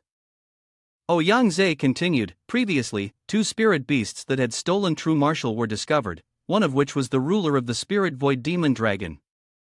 He handed Lin Xiao a paper filled with dense writing, adding, "Therefore, my advice to you is simple, and it's all written here.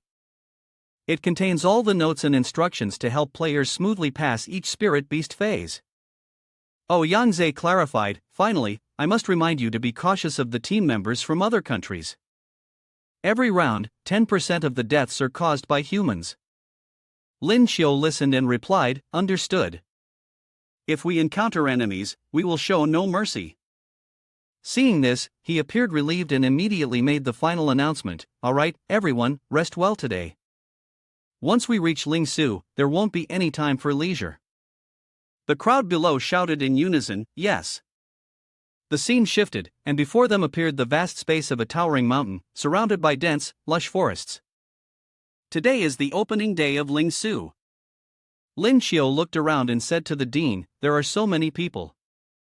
Jinjin agreed, "That's right, and there are quite a few familiar faces too." He followed her gaze, and thoughts about Joa and their group crossed his mind. It seemed they had sensed his presence and turned to give him a cold look. Joa made a gesture that could be interpreted as a declaration of war, saying, "The grudge from before, this time I will definitely get double the revenge." Seeing this, Lin Xiao felt a bit scared and cautious, thinking, "That's terrifying. This girl clearly doesn't have this attitude toward the agent who helped me with Zhuangchang." Suddenly, he bumped into a tall, solid figure. Lin Xiao turned around, immediately scratching his head and saying, "Sorry, I didn't mean to bump into you." The man was not angry at all. On the contrary, he showed a friendly attitude. "It's all right, you're Lin Xiao, right?" The man was none other than the captain of the YT Systems space team. After saying this, the man walked away, giving him an encouraging wave, "Good luck." Suddenly, a beam of green light appeared, creating a spatial portal. Everyone cheered, Ling Su has appeared. Everyone was amazed by this scene. A massive beam of light shot out from the portal. At this point, some people were eager to join the challenge. They whispered to each other, "It's open, it's open. Maybe we should go in first, what's the hold up?" The representative of Country Y spoke up to relieve the tension. "If you don't want to be the first team to step in, then we from Country Y will take the first step." This statement received the approval of the majority. The captain is so impressive. Seeing someone volunteer, the other countries quickly followed suit. "TCH, let's go in too." Upon seeing this, Lin Xiu said, "Half the people have already entered, we should go in too." Oh, Yang Zhe warned, "The first person to enter is the space system from Country Y, their enemy is a formidable one." Lin Xiu asked, "You should immediately calm down, don't worry about others." Oh, Yang Zhe gave his final instructions, "You all must survive and return." His students responded, "We will definitely come back." Lin Xiu spoke up on behalf of the group, "Let's go. Everyone, don't wander too far from me, or I won't be able to look after you all." With that, he stepped into the portal. As soon as they entered, everyone became frantic, shocked by the chaotic scene behind the gate. Some players even screamed, "Ah, in front of us is a group of spirit beasts with fierce and savage expressions. They've just been through an attack, and the ground is littered with corpses. The players who were bitten by them are all dead." The group led by Lin Xiu screamed in terror, "This is. Maybe after this, we'll get to witness a battle between them and the spirit beasts." One of the monsters from the group stepped forward, growling to show off its strength. "Coming to die, huh? We can enjoy a nice meal then." Seeing that, he turned his gaze backward and seriously reminded his teammates, "Everyone, be careful. We've caught the attention of these tigers." Meanwhile, the aggressive tigers were rapidly attacking Lin Xiu's group. Suddenly, one person from Lin Xiu's group confidently replied, "Leave it to us." Immediately, a solid earth wall was raised to block the tigers. But unfortunately, the tigers quickly destroyed it. Seeing this, Jinjin and Wu Jun each took turns dealing with the tigers. Soon after, one of the tigers was struck in the neck by a burst of orange energy, causing it to cough up blood. It turned out that it was Wu Jun's doing. In no time, he had taken down the tiger with a series of swift slashes. As a result, all the tigers were defeated by Wu Jun. In contrast to their fierce appearance earlier, they now looked utterly disheveled. At this point, Shenlong proudly held up the sphere and spoke, "Is that all?" Their space-based skills are nothing compared to Lin Xiu's. This remark made Lin Xiu doubt himself, pointing to himself and replying, "Am I really that frightening?" Suddenly, a voice rang out from somewhere, "If you keep going like this, the casualties will be too many."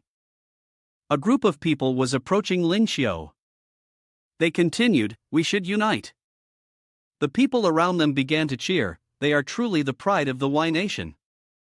Our country and yours will fight together." Hearing that, he immediately said loudly, "Everyone, listen to my command and stand in the right positions."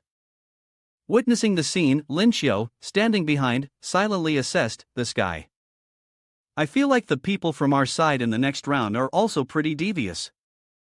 Thinking that, he quickly turned his gaze toward Team E, thinking to himself, "It really is relatively stable to find someone to cooperate with. Our country and Country E are considered good friends, maybe I should team up with them." Over here, the captain of Team E raised his hand high, showing determination, and said, "These trash spirit beasts, prepare to face the challenge of our fighting nation."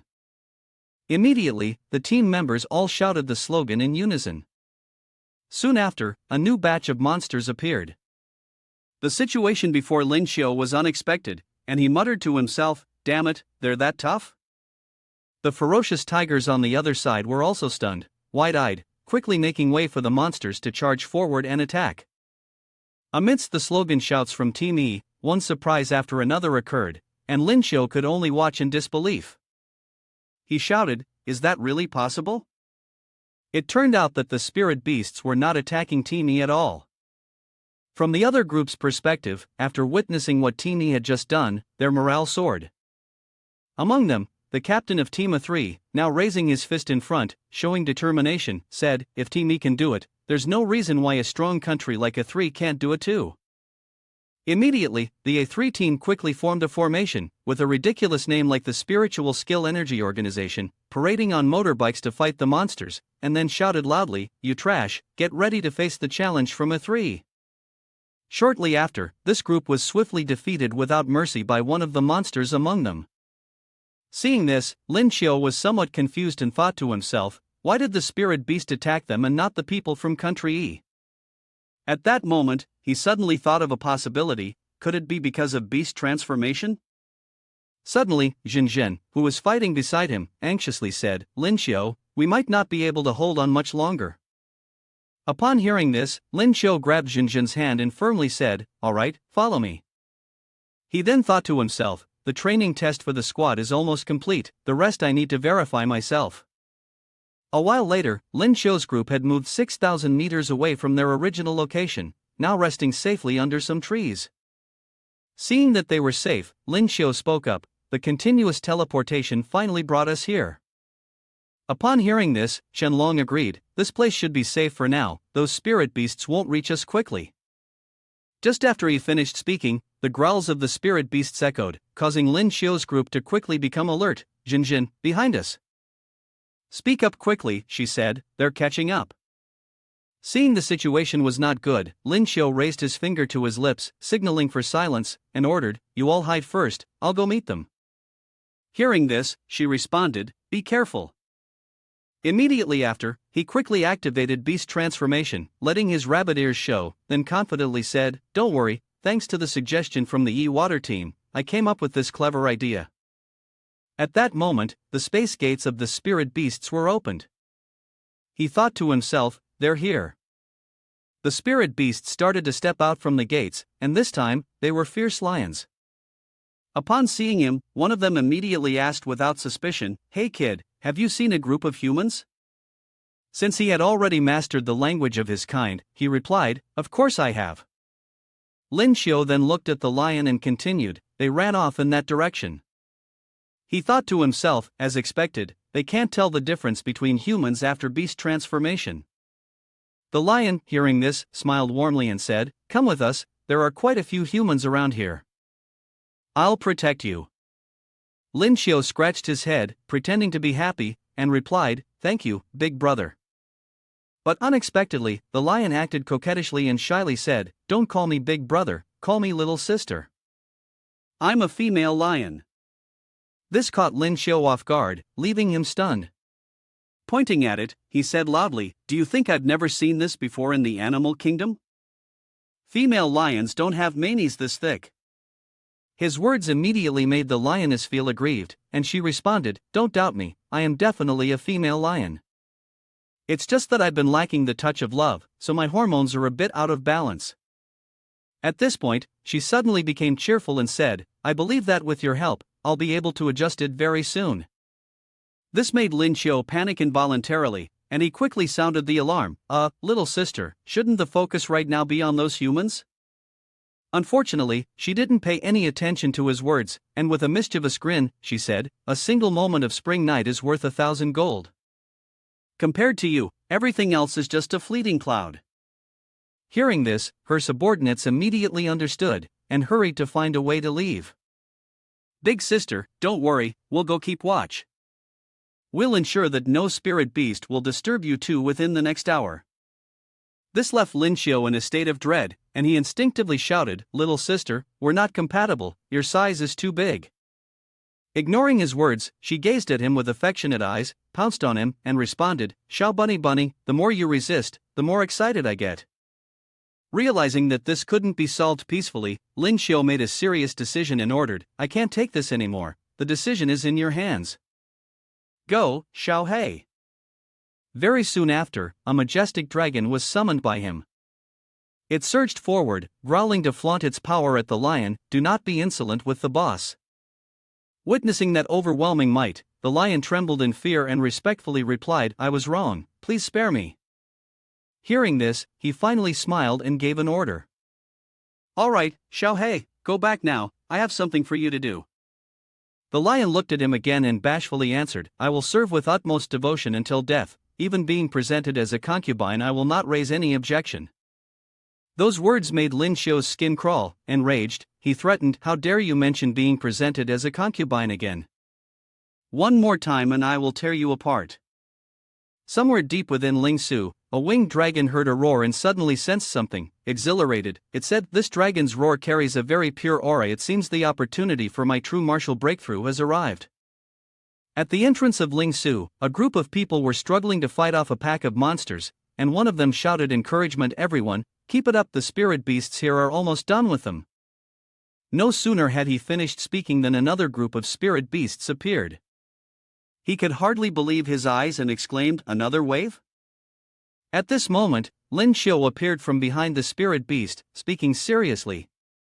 Do whatever you want, I'm going to collect the spirit pearls of the Battle Brothers.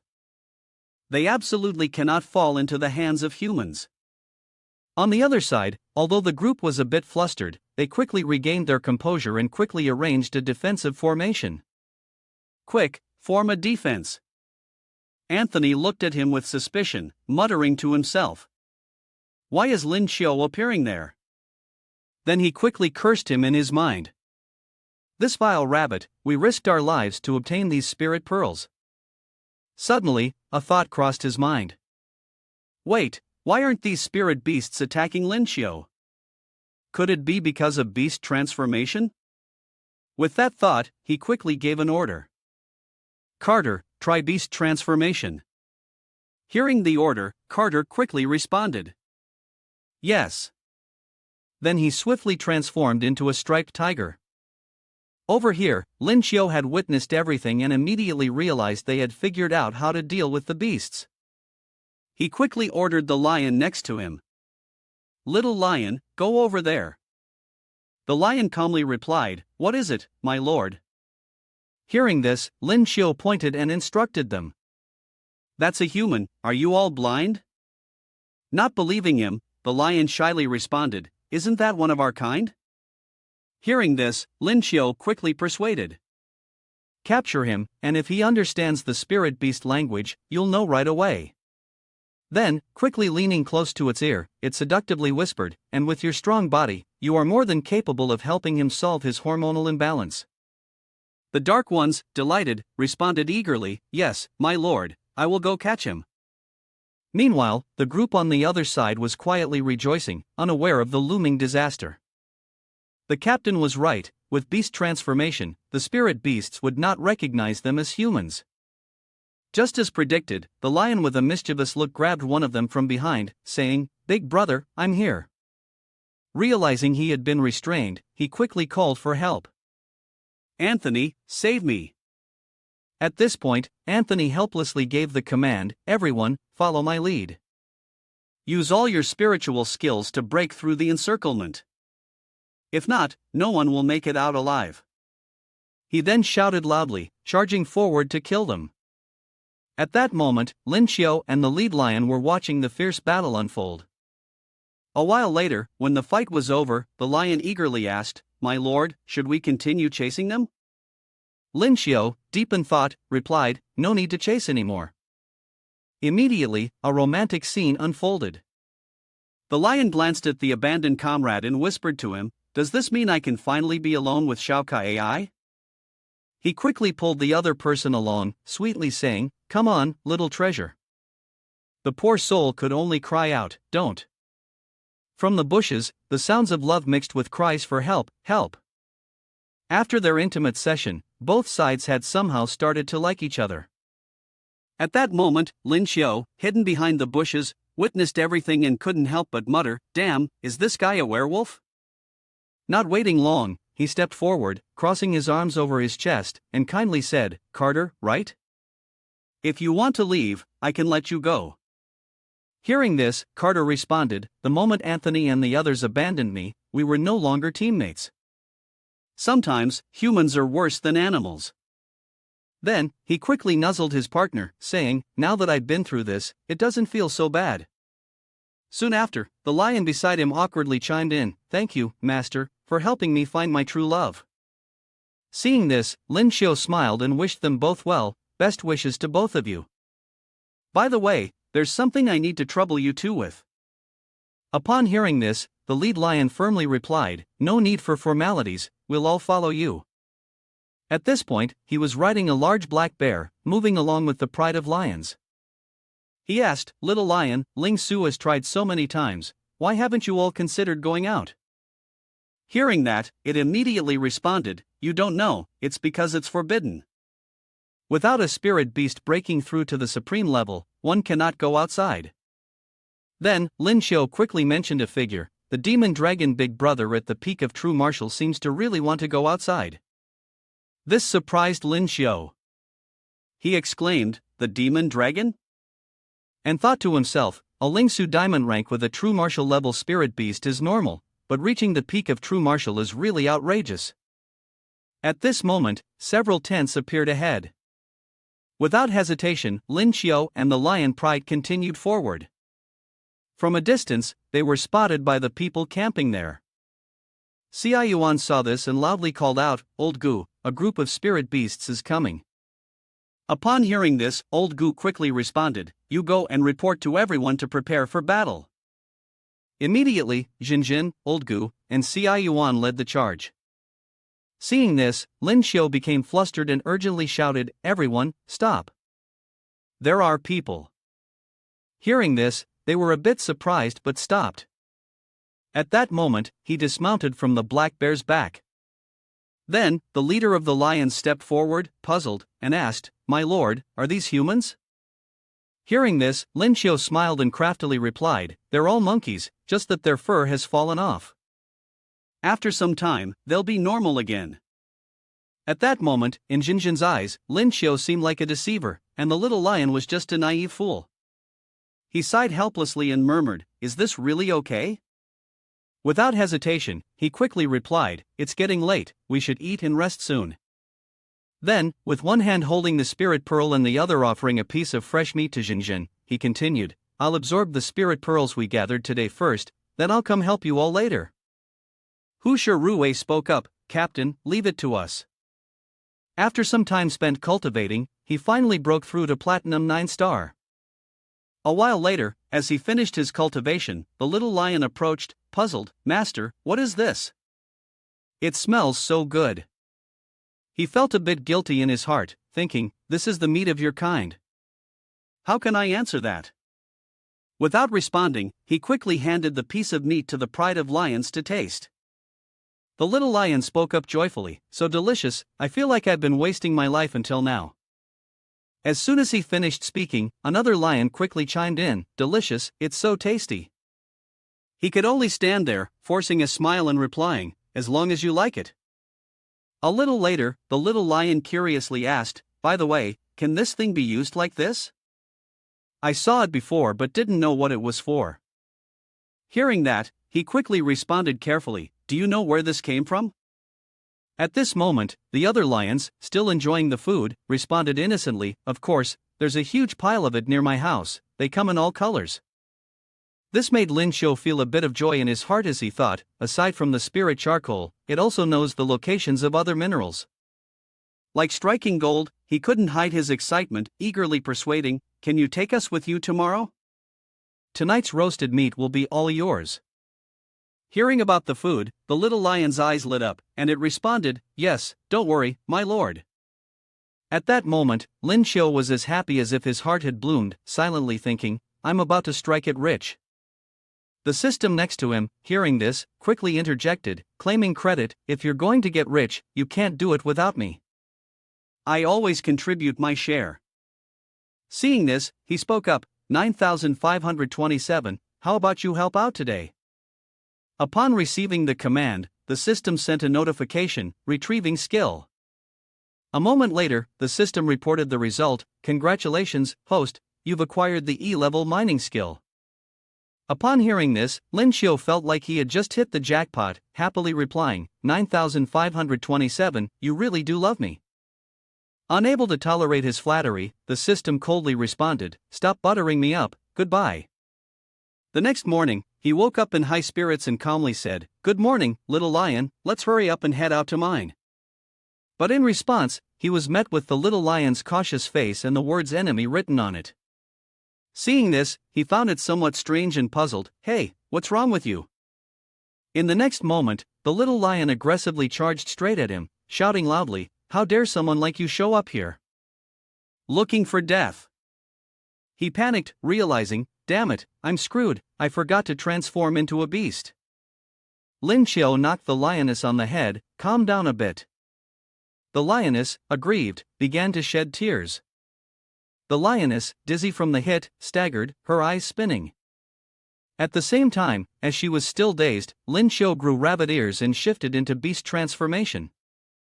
He confidently stroked one of his rabbit ears, lying smoothly without batting an eye. Right now, I've only illusioned myself into a human form. So quickly, you didn't recognize me? The lioness, utterly convinced, exclaimed in admiration, "Wow, it's a rabbit again, and you even know how to illusion yourself into a human." The rabbit ears on his head vanished. He climbed onto the lion's back and seriously instructed, "From now on, when we're not fighting, I'll illusion myself into this form, don't be surprised." The lioness obediently responded, "Understood, my lord." He pointed forward and ordered, "Did you follow my instructions about finding the spirit or yesterday? If there are no problems, we can set off." The lioness immediately agreed, "I'll take you there." Following behind them was a large group of leopards. Otto, hiding behind a bush, peeked out and watched Lin Xiao's figure grow distant. His suspicions only deepened. He's leading a whole pack of spirit beasts, what does he intend to do? Otto turned around and instructed his teammates. Lin Xiao was led by the lion to a spot glimmering with golden rock formations interspersed with large pieces of sea green quartz. He rubbed his chin thoughtfully, gazing at the pile of spirit minerals. The lioness looked up expectantly, her eyes meeting his, and a small light bulb suddenly appeared above her head. He had an idea. He instructed the tigers to dig up all the spirit minerals and place them into the teleportation portal. "All of you, move all the spirit charcoal. Tonight, I'll treat you to a feast of roasted meat." The tigers eagerly responded in unison. "We'll complete the task for roasted meat." Before long, the golden rock formations had returned to their calm state, with no spirit charcoal left protruding. He was satisfied, the area had been completely mined. He eagerly waved his hand and called out, "Brothers, let's head to the next location."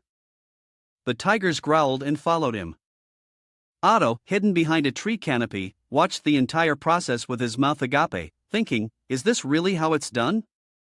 Lin Xiao grinned with delight, holding in his arms a full load of pure ice ore and creamy salt ore, oblivious to the 4 sets of cunning eyes watching him from behind the bushes.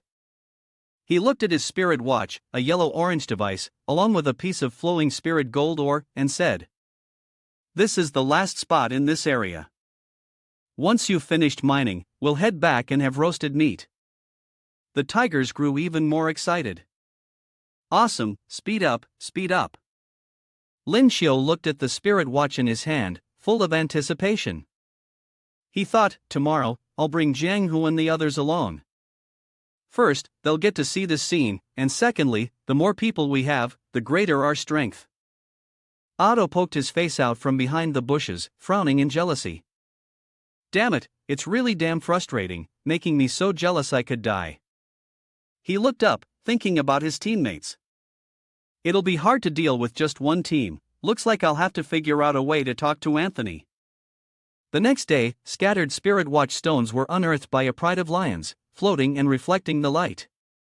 Lin Xiao gaped in disbelief, hesitating before speaking. Could it be? He joyfully raised the spirit watch stone, which reflected dazzling light. "We've struck it rich, could it really be a diamond star?"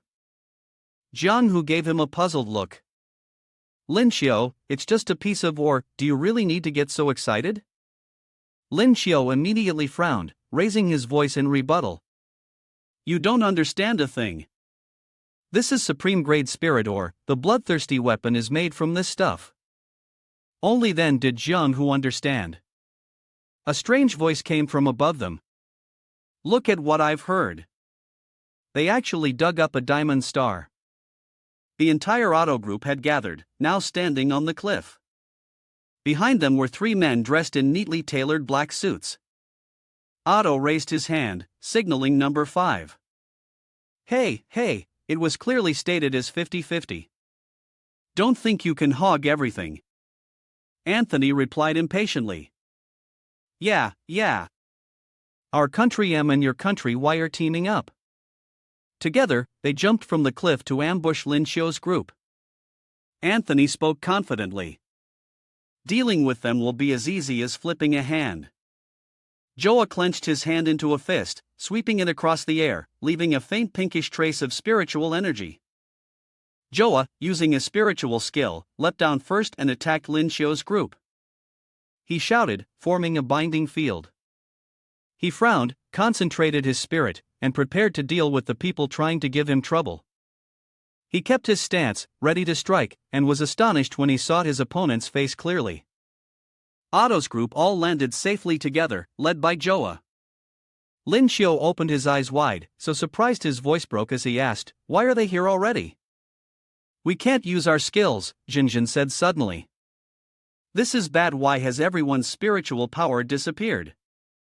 Anthony stepped forward, threatening Lin Xiu. How annoying that these people dared to ambush them. Lin Xiu smiled and looked Anthony squarely in the eye. "Fine. Then tell Joa to close the field," he said. Anthony didn't back down. "Do you think we're fools? It can't be closed." Lin Xiu remained unafraid.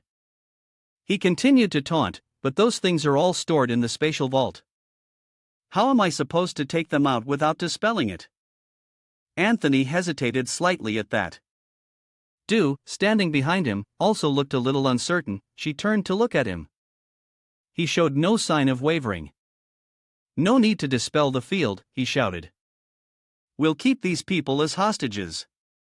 Lin Xiu stepped out of the field alone to retrieve the spirit stones. Hearing that, Lin Xiu's face went cold. He said nothing.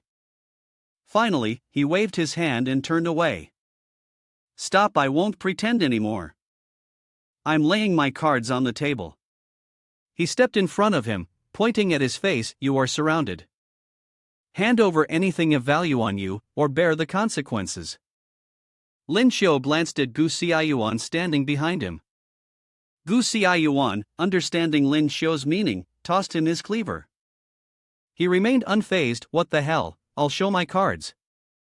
Hand it over now, or I'll make a move." He frowned and glared at him. Raising the knife toward him, he said, "I'll say it again, whoever lays a hand on that person dies. You can take the knife from my hand, there are no bullets." His men burst into loud laughter, not the least bit intimidated. As Lin Xiu spoke, one of them stepped forward to provoke him. "Go ahead and touch him, what can you do?" Seeing they were still unafraid, Lin Xiu tightened his grip on the cleaver. A few streaks of lightning ran down his arm to the blade. The wind picked up, the scene became far tenser, and no one moved. Suddenly he sensed something flying toward him. He opened his mouth in terror. Something sliced through his arm, blood spattering everywhere, and he screamed in pain. Anthony turned in astonishment to look at the man clutching his wounded arm. Too fast. Could this be Ling Wu's weapon? Lin Xiu turned to point at Anthony and asked, "Do you want to try a little?" After witnessing that scene, no one dared to speak up anymore. After a long while, amidst the clutter of weapons and guns scattered on the ground, Lin Xiu stood by the pile of items, looking at him. "The domain is gone, everyone, line up." His men formed a line. He stood opposite them and said, "Take out everything valuable, and if I find anything missing, you know the consequences." Lin Xiu still held a cleaver to his neck. I remember you're from the spatial system. Take out all the treasures from your storage space. Don't even think about running away. You can try to see whether you can teleport faster, or I can take your things faster." He smiled in a friendly manner. Otto was crying incessantly, too afraid to resist. "My treasures." When Lin Xiu saw the items Otto pulled out from the space, he patted his shoulder. As expected of a diamond-rank powerhouse, this space is big enough, and there's so much stuff. Once the items were taken, Lin Xiu didn't make things difficult for them. He turned around and said, "You've worked hard. You've traveled 1,000 miles just to deliver a gift to me. Everyone can leave except for Joa." When Joa heard her name called, she was very surprised. "Huh, me?" She pointed to herself and asked. Anthony, hearing that Lin Xiu wanted to keep Joa behind, froze, then raised his hand as if to use his power to express his objection to Lin Xiu keeping Joa. He shouted, "Why are you keeping Joa? Don't push it." Lin Xiu pointed the cleaver at Anthony again. "Push it? If you don't comply, I won't mind escorting you out." Knowing he couldn't do anything to Lin Xiu, Anthony could only leave reluctantly. "Damn it, let's go." When Joa saw she was being left behind, she couldn't hide her displeasure. "Coward." Linda moved closer to Lin Xiu, pressing her chest against his arm as she whispered, "If you've kept Joa, then keep me as well." Joa was taken aback by Linda's proposal. "Linda, why are you so stupid?" Linda didn't care that Joa had called her stupid. "Joa, don't you think it's safer to stay with Lin Xiu? I understand some of your culture. You definitely want Joa to be the main wife, I could be the secondary one." Lin Xiu was completely confused. "What's going on?" Jinjun, who had been standing behind, saw this scene and her face darkened with anger. "What a blessing, huh, Lin Xiu?" It was then that Lin Xiu remembered Jinjun. He was in trouble now. Seeing that Jinjun wasn't happy, he quickly stepped aside from Linda. "Shut up. How can you have such filthy thoughts? I'm not like that, right, Jinjun?" Lin Xiu anxiously looked at Jinjun, then approached her and called her name, Jinjun. She turned her face away, acting upset. "Don't worry, I'm not jealous. I know why you kept her. But I still." Lin Xiu stepped forward and embraced her. "Don't worry, in this life, I only have you. You don't need to be jealous." Jinjun blushed, stammering, "Who's jealous?" Lin Xiu walked while holding Jinjun, heading back to the camp to have roasted meat and share spirit pearls. The lions followed behind, roaring as if to show their approval. After walking for a long while, they finally reached the camp. Linda was climbing onto the mattress, looking pleased. "This bed, this sofa. You guys aren't really here just for a vacation, are you?" Around them, there were thousands of spirit beasts on guard, ensuring a peaceful rest. Linda looked around with interest. When she saw the piece of meat in Lin Xiu's hand, she immediately threw all the food from her bag aside. "Goodbye, compressed biscuits, roasted meat, I'm coming over."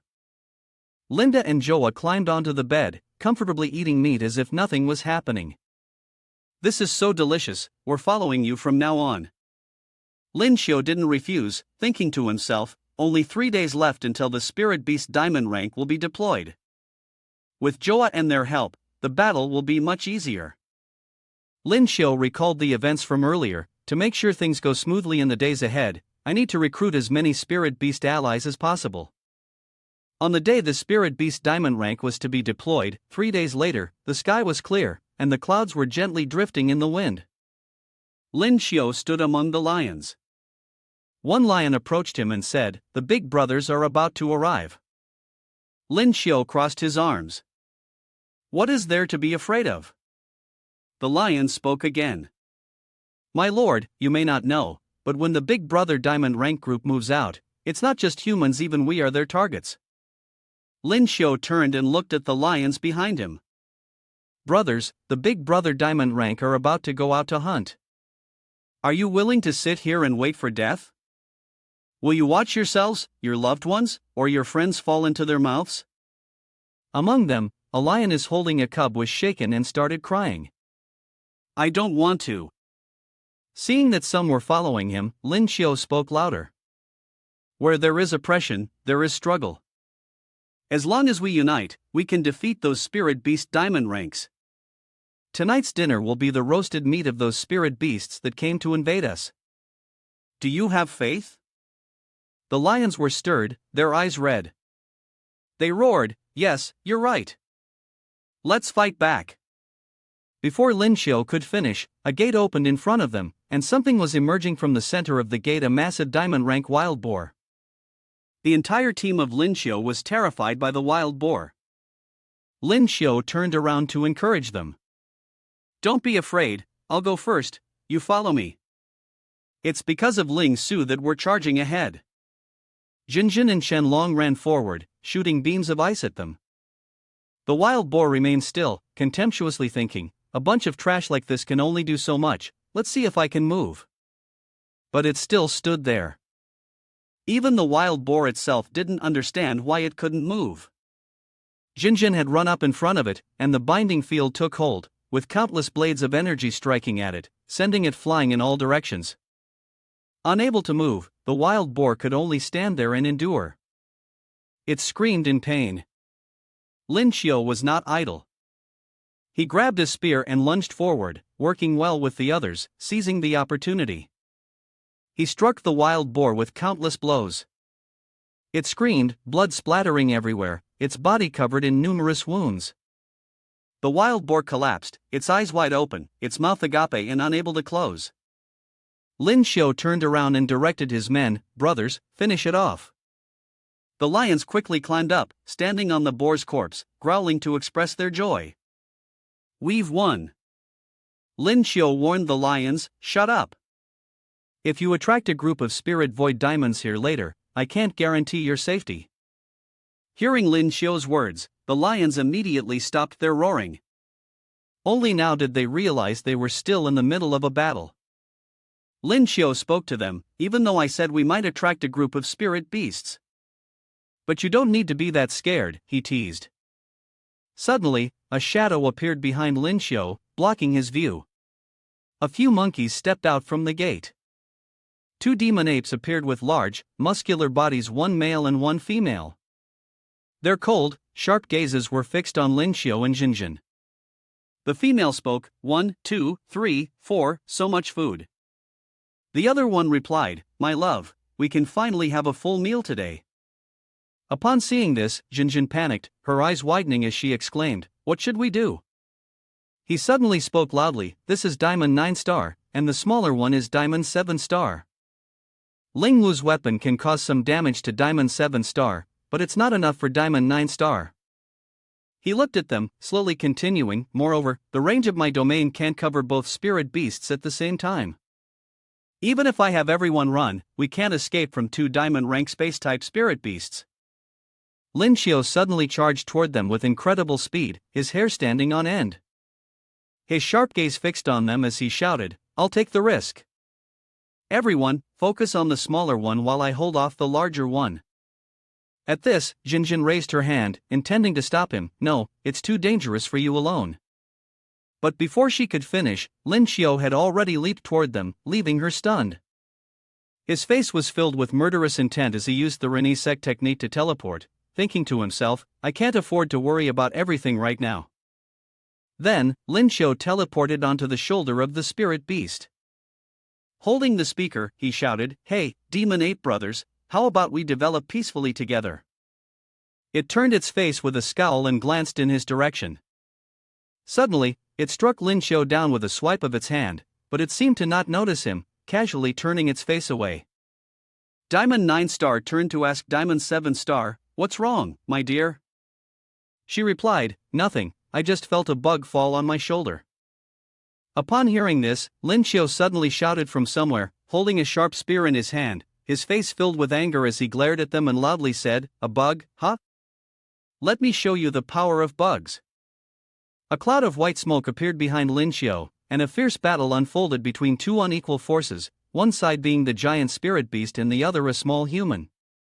Lin Xiu suddenly took a running leap with his dagger, rushing toward the spirit beast at a rapid speed. Through his eyes, one could clearly see his fury. The dagger pierced its body. A stream of green light suddenly appeared on the spirit beast's body. Feeling the pain, it let out a deafening scream, preparing to strike Lin Xiu with its hand. Seeing this, he responded, I'll dodge. He continued charging toward the spirit beast with lightning speed, leaving it no time to counter. It could only turn to look at Lin Xiu. His dagger pierced its body again, causing blood to splatter everywhere. It cried out in agony. The spirit beast, with an enraged expression and a fierce look on its face, shouted, where did this brat come from? I'll beat you to death. Faced with the threat, Lin Xiu was not afraid at all and continued to charge forward, stabbing the sword into its body. With an expression full of pride, he smirked and said, can't hit me, so frustrated, trying to show off without poking the spirit beast. As soon as he finished speaking, he rushed forward, striking it in the face and shouting loudly. The spirit beast let out a sharp cry as the blade struck its face, causing blood to splatter, and its face clearly showed signs of pain. But at that moment, the wound on its face, though torn, suddenly began to heal, recovering quickly. Diamond 7 Star turned to his wife and said, damn it, honey, go eat first. I'll finish off this brat and come join you. His wife seemed to agree. The spirit beast suddenly let out a loud roar, and a flame-like light appeared behind it, clearly showing its anger. It screamed, brat, it seems like you also know the teleportation technique like Lin Xiu. The spirit beast charged rapidly toward Lin Xiu, shouting, die for me. After saying that, it punched Lin Xiu's stomach with immense force, causing him to spit out blood. His face contorted with pain as he gritted his teeth, making a squeaking sound. Then, he suddenly suppressed the pain, used a blocking move, and thrust his sword into its hand, causing it to bleed profusely. In response to Lin Xiu's attack, the spirit beast clenched its fist, ready to squeeze it tightly and said, let's see whose injury is more severe, or whose punch is stronger. Its fist flew towards Lin Xiu, the punch so powerful that it sent him flying a great distance, a blazing red light flashing. Then, the punch seemed to carry an overwhelming force, generating a beam of light with immense energy. Wherever it passed, trees were split in half, and with them, Lin Xiu, who was now nowhere to be seen. Thick smoke billowed, and the scene around was terrifying, with trees scattered and fallen everywhere. After the dense smoke cleared, Lin Xiu appeared, his face showing clear signs of pain, his head bowed, his rabbit ears twitching as he coughed violently. His gaze suddenly turned cold, furrowing his brow as his eyes fixed on the spirit beast. Diamond 9 Star spoke up, humans, your weapon is not bad. Hand it over obediently, and I may spare your life. Despite the threat, Lin Xiu remained defiant. He wiped the blood from his mouth and thought to himself, its recovery speed is too fast. If I get my hands on this, could it allow me to continuously slaughter spirit beasts? Then, Lin Xiu suddenly moved through the green portal. He rushed towards it, taking his blade and stabbing it directly through its head, shouting, here's your weapon. Receiving the strike, the spirit beast neither dodged nor avoided the attack. It allowed the blade to pierce its head. This stunned Lin Xiu, as his attack seemed insignificant against it. Even after the blade was lodged in its head, Diamond 9 Star remained calm. Impermanence, it is using spiritual skill, the void space. Then the spirit beast raised a hand, intending to do something, probably to retaliate against Lin Xiu's attack. It thrust its fist towards him, and a blazing light appeared around it.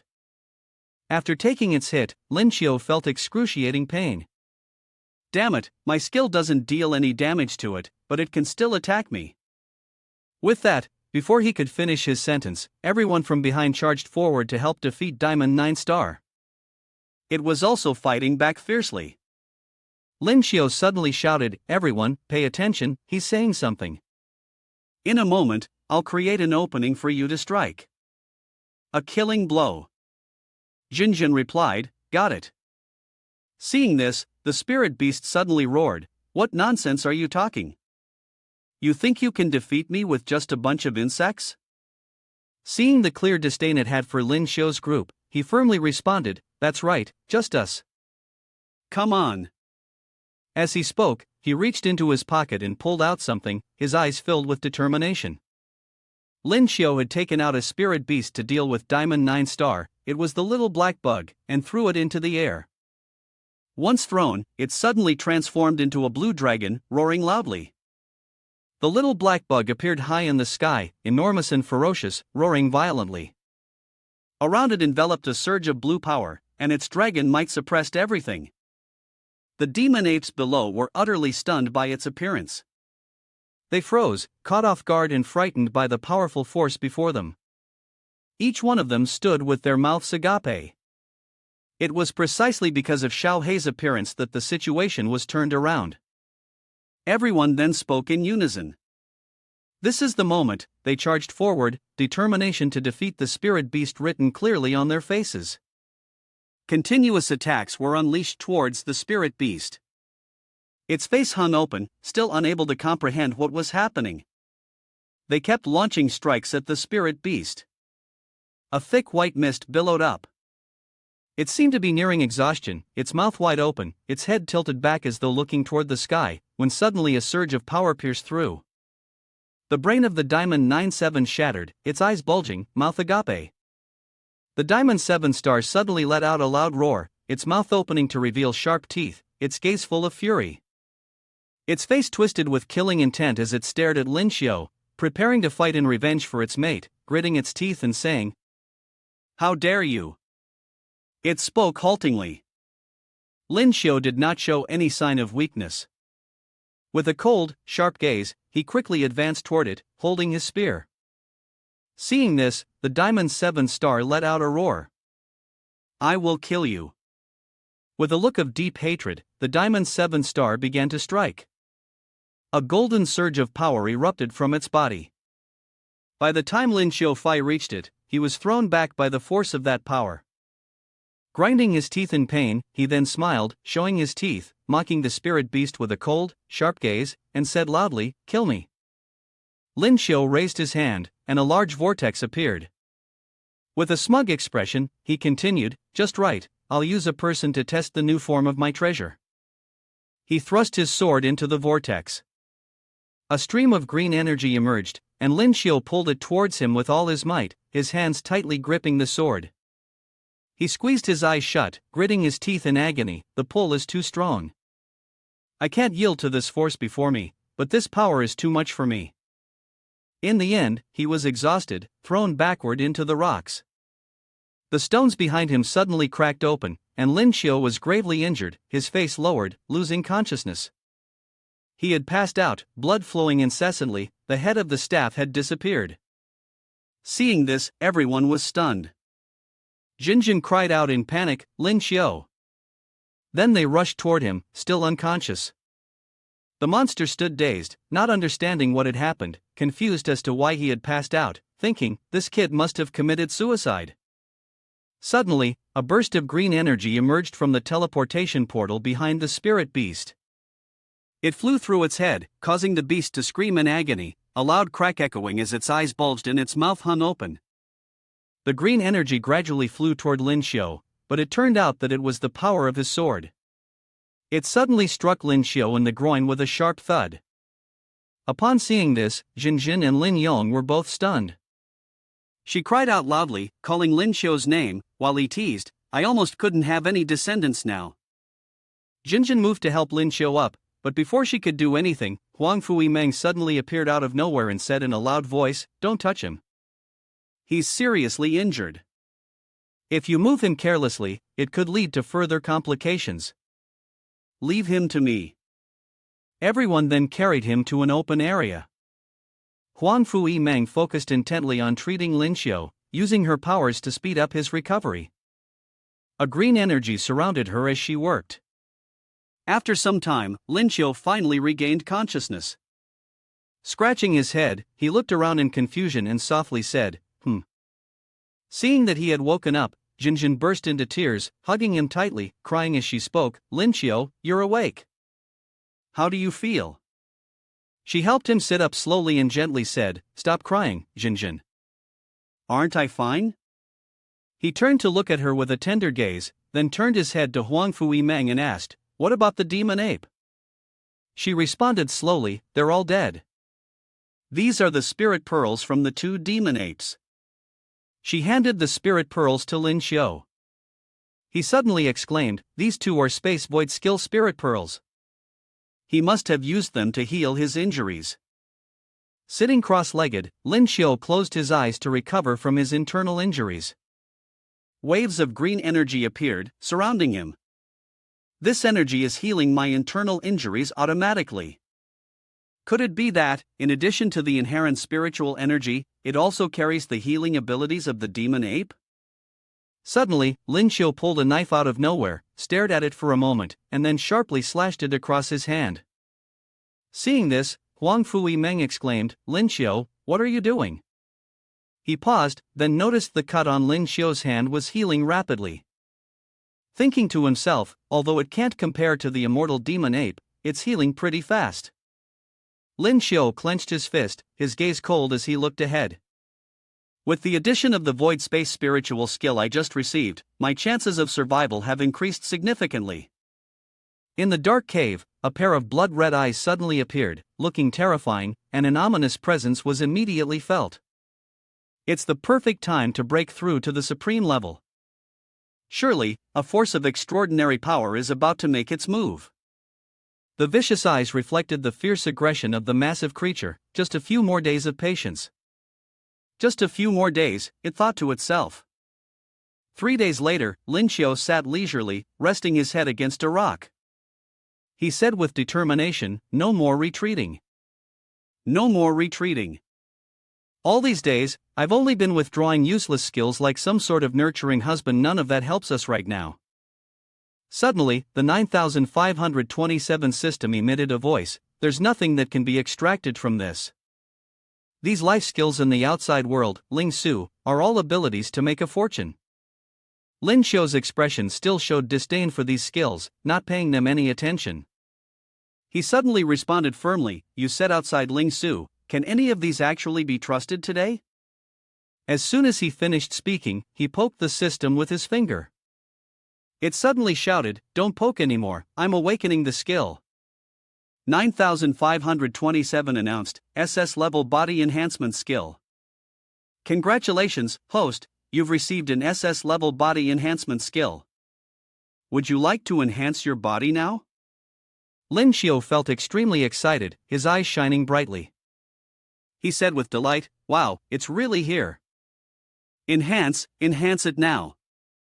The system continued, "Currently, your body's physical qualities are equivalent to Diamond 5-star. Lin Xiu suddenly became even more thrilled, clenching his fist in joy.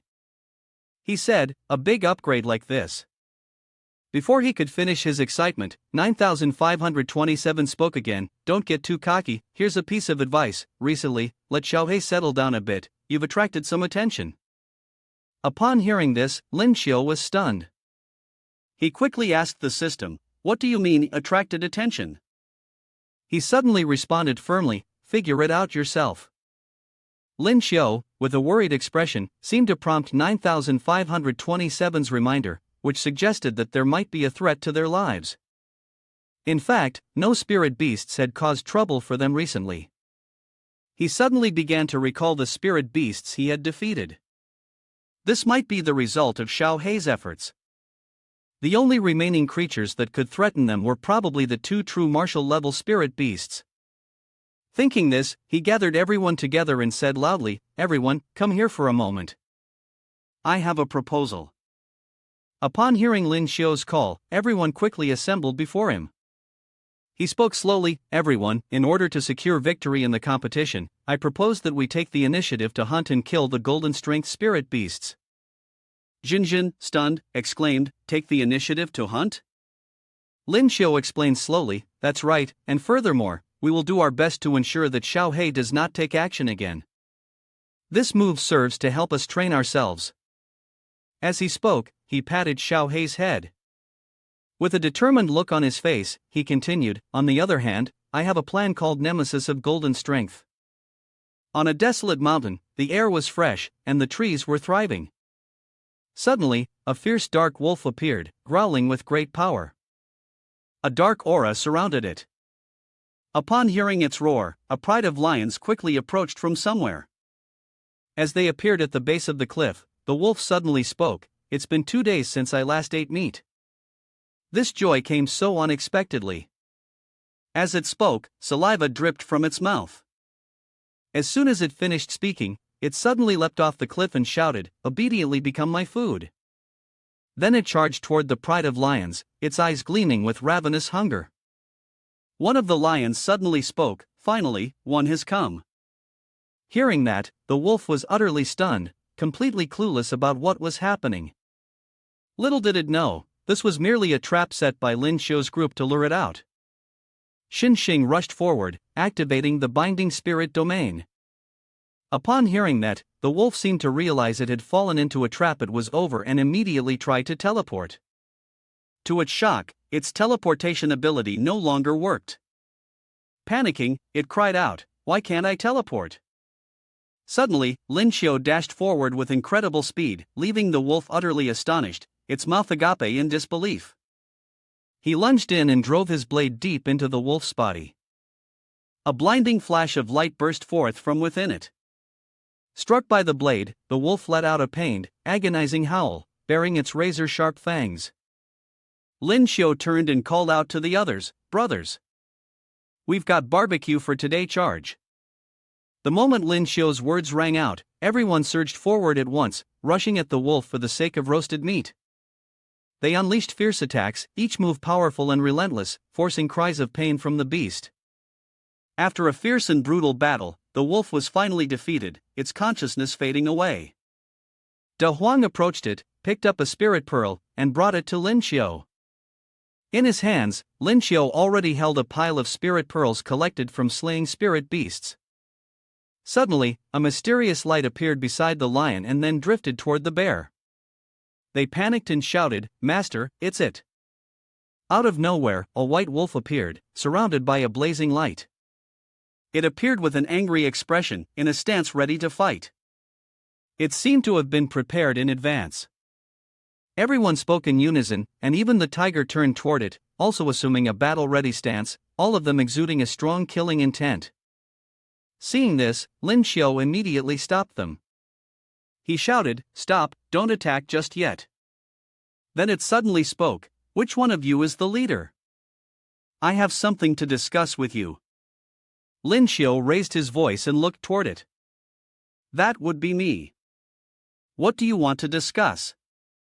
It was stunned for a moment and then exclaimed, You, a human, can become the leader of the spirit beasts and even speak their language? You just said." It hesitated. Lin Xiu suddenly scratched his head in frustration and said, "Why are you asking so many questions? Just get to the point." It then responded softly, "Sorry, I was being abrupt. I represent the diamond-level spirit beasts to negotiate. How can we live together peacefully?" Upon hearing this, Lin Xiu was also quite surprised and said, "What benefits are there in living peacefully?" It replied firmly, "I bring intelligence from the spirit beasts who have stolen the true martial to make a deal.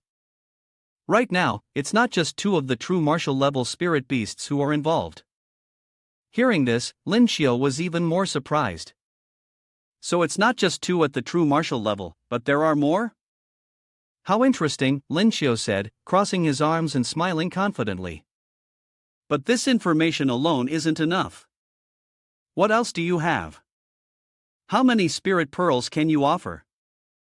Dark Wolf knew that he couldn't control the battle, so he took the initiative to make an offer. "I can take charge, let's settle it with 30 units as the trade." However, Lin Xiu disagreed, complaining, "That's a bit too little." Seeing that he still wasn't willing to compromise, Dark Wolf raised the offer, "The most I can do is 40 units, no more than that." But from the very beginning, Lin Xiu had no intention of negotiating in this manner. He crossed his arms and said, "I think you completely misunderstand." Lin Xiu pointed his spear directly at Dark Wolf's large face and declared, "I can kill 40 of them by myself without any problem. Or you could be the first to go." He frowned, and his voice lost any trace of jest. "As for intelligence, I don't believe that all of you have such tough bones. Or perhaps I should test yours first." Dark Wolf fully understood the situation he was in. He hesitated for a moment, sweat pouring down and soaking a patch of his thick fur. "Well, anyway, anything that can't be solved with money can be solved with a lot of money, it's just that you haven't paid enough yet." Dark Wolf raised the price again, 54 units, "That's all I have, anymore, and it really doesn't exist." Having received the expected price, Lin Xiu immediately retracted his spear and replied, "That's more like it." But that's still not all of Lin Xiu's goal. He called his pride of lions over, gestured underneath to signal them to Dark Wolf, and added, "One more condition, after I leave, you are not to interfere with the spirit beast group, who are my subordinates." Upon hearing this, the lions just wanted to cry. They said nothing, but their hearts were deeply moved, thinking how the Lord could care so much for them. Although they had already realized that he was human, not of their kind, following such a master was, to the male lion, an honor beyond measure. It sat down to let Lin Xiu stroke its head, tears streaming as it declared, "Lord, from now on, whatever command you give, we shall obey without hesitation, no matter the danger." Lin Xiu happily patted the lion's mane and replied, "There's no need for that. From now on, we are brothers." Dark Wolf, who had been thinking silently, accepted without any sign of displeasure. "This condition poses no problem. I never thought a human could truly care for spirit beasts." Standing before the tent, Lin Xiu heard its affirmation and agreed. "Very well, then the pact is sealed." Once the pact was formed, they were now allies. There was no reason for Lin Xiu not to invite a wolf that understood humans into the temporary meeting tent. He lifted the curtain and welcomed them in to discuss intelligence matters in detail. Inside the large tent were two sides: on one side, 3 human legal representatives, on the other, Lin Xiu and Dark Wolf, who had just forged their pact. Lin Xiu began to ask, "Earlier, you said there are now more than 2 supremes." Dark Wolf did not hold back and answered, "At present, in the central domain, there are not only 2 true martial big brothers. Recently, a third has emerged." It drew on the paper a large, jet black rat with 2 sharp fangs growing from its back. Dark Wolf explained that it was a void rat. Because it flatters Big Brother demonic dragon so well, it has been granted special promotion. Lin Xiu did not expect that in the animal world, one could be promoted thanks to saliva. He thought to himself, amazed, a mouse can rely on flattery to become a true martial. He also heard a new character mentioned in Dark Wolf's words. Curious, he asked, "What kind of spirit beast is demonic dragon void?" Dark Wolf replied, "Although everyone calls it demonic dragon, in reality, It paused for a moment, as if recalling, before describing. "It's more like a winged snake." "Just don't say I said that. Big Brother hates it when others call it a snake." Imagining the image of the demonic dragon, Lin Xiu couldn't help but think, this figure resembles a snake. Lin Xiu continued with another question. "Last question, why don't the spirit beasts in Ling Su come out?" The question hit directly on a sensitive topic, so Dark Wolf hesitated for a moment. It vaguely replied, "This issue actually dates back over 50 years. Hearing the hint of an old story, Lin Xiu snapped his fingers, took out a bag of popcorn from the system, and said with a smile, "Oh, take your time to tell me. I've got plenty of popcorn. This look of mine is the look of someone who won't let it go if not told." Dark Wolf was given a packet of popcorn. It picked one up, inspecting the strange, white kernel in its paw before asking, "What is this?" Lin Xiu continued eating normally. Hearing the question, he suggested, "You'll know once you eat it." Dark Wolf, without any hesitation, threw the popcorn into its mouth. After eating, its eyes widened. "I've gotten used to eating meat, but this is something completely new." Dark Wolf was satisfied, his whole body seemed to bloom with admiration. "What kind of divine delicacy is this?" But the popcorn was just a side note. Lin Xiu couldn't let himself be distracted by a wolf praising his favorite brand. He eagerly said, Hey, don't get so lost in this, hurry up and tell the story." Dark Wolf began to reflect deeply before speaking. "All of this I heard from my mother, the fox. More than 50 years ago, spirit beasts could freely come and go from Ling Su, because at that time, spiritual energy was scarce outside, yet many spirit beasts were curious about the world beyond. After all, we're all spatial beings, so when we got bored, we could always return. Many creatures had already gone outside to play, and then, as expected, something inevitable happened. The creatures with spatial powers were discovered by humans." Dark Wolf continued. "My second in command had once left Ling Su, and it seemed that he caused a great disaster outside. He was ambushed and hunted by masters, and not long after returning, he died. And from that day, a human came to Ling Su. That person was probably a rare seal type, one with extraordinary sealing powers. He stood arrogantly in the air in Ling Su, not the least bit afraid of creatures that were 2 or 3 times bigger than him. Dark Wolf recollected. He completely suppressed our spatial abilities, defeating all the spirit beasts deep in Ling Su. At that time, the bodies of those spirit beasts were scattered everywhere, and no one could stand firm. Except for one person, that was the one with the sealing powers. Dark Wolf finished the story and immediately expressed, from that point on, we won't leave Ling Su anymore. The human you're talking about, his name seems to be Zhu Feng. Lin Xiu was also surprised that these spirit beasts knew of someone named Zhu Feng. He asked in astonishment, Zhu Feng, the first supreme ruler of my country, Zhu Feng? But this time, Dark Wolf didn't respond. Instead, it grabbed 2 bags of snacks and began walking, beating the drum of authority as it went. All right, I've given you the intel. I'll go back and fetch the spirit pearl for you. However, Lin Xiu didn't let it leave immediately and called out, "Hey, don't rush off so soon." Lin Xiu smiled and said, I have a deal, one that you'll definitely like. Seeing the calculating look on Lin Xiu's face, Dark Wolf became even more cautious. What are you up to? I'm an honest fox, I don't sell my body, nor do I sell the spirit fox. Lin Xiu quickly rebutted Dark Wolf's remark. What are you thinking? I'm just trying to sell some food. You can buy it with spirit pearls. Dark Wolf initially thought it was something more important, but when it realized it was just food, and since human food was said to be quite delicious, it asked with interest, is the food the crispy, sweet stuff I had earlier?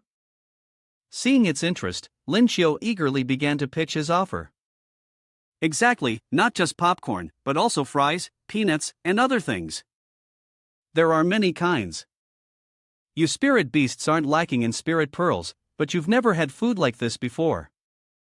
Dark Wolf took out a spirit pearl without hesitation and said, Great, these things are delicious. Lin Xiu had now become a vendor, selling products to a group of beasts who knew nothing about these foods. He set the price. A box of popcorn was worth 1 platinum level spirit pearl or 10 golden rank spirit pearls. How's the price? Does it work for you? The Dark Wolf, who had probably never interacted with humans in its entire life, was like a cow being overcharged by Lin Xiu. It nodded in agreement, thinking the price was completely acceptable. Lin Xiu sweetened the deal for it. I'll give you a special privilege. If any diamond-level spirit beasts buy 10 bags, I'll give you one for free. What do you think? The wolf eagerly asked in return. Really? Lin Xiu continued. Also, if you refer any spirit beast who spends over 100 platinum spirit pearls, I'll throw in a piece of true martial level spirit beast meat for you. The dark wolf wagged its tail excitedly, its stomach growling, letting out a few hungry howls.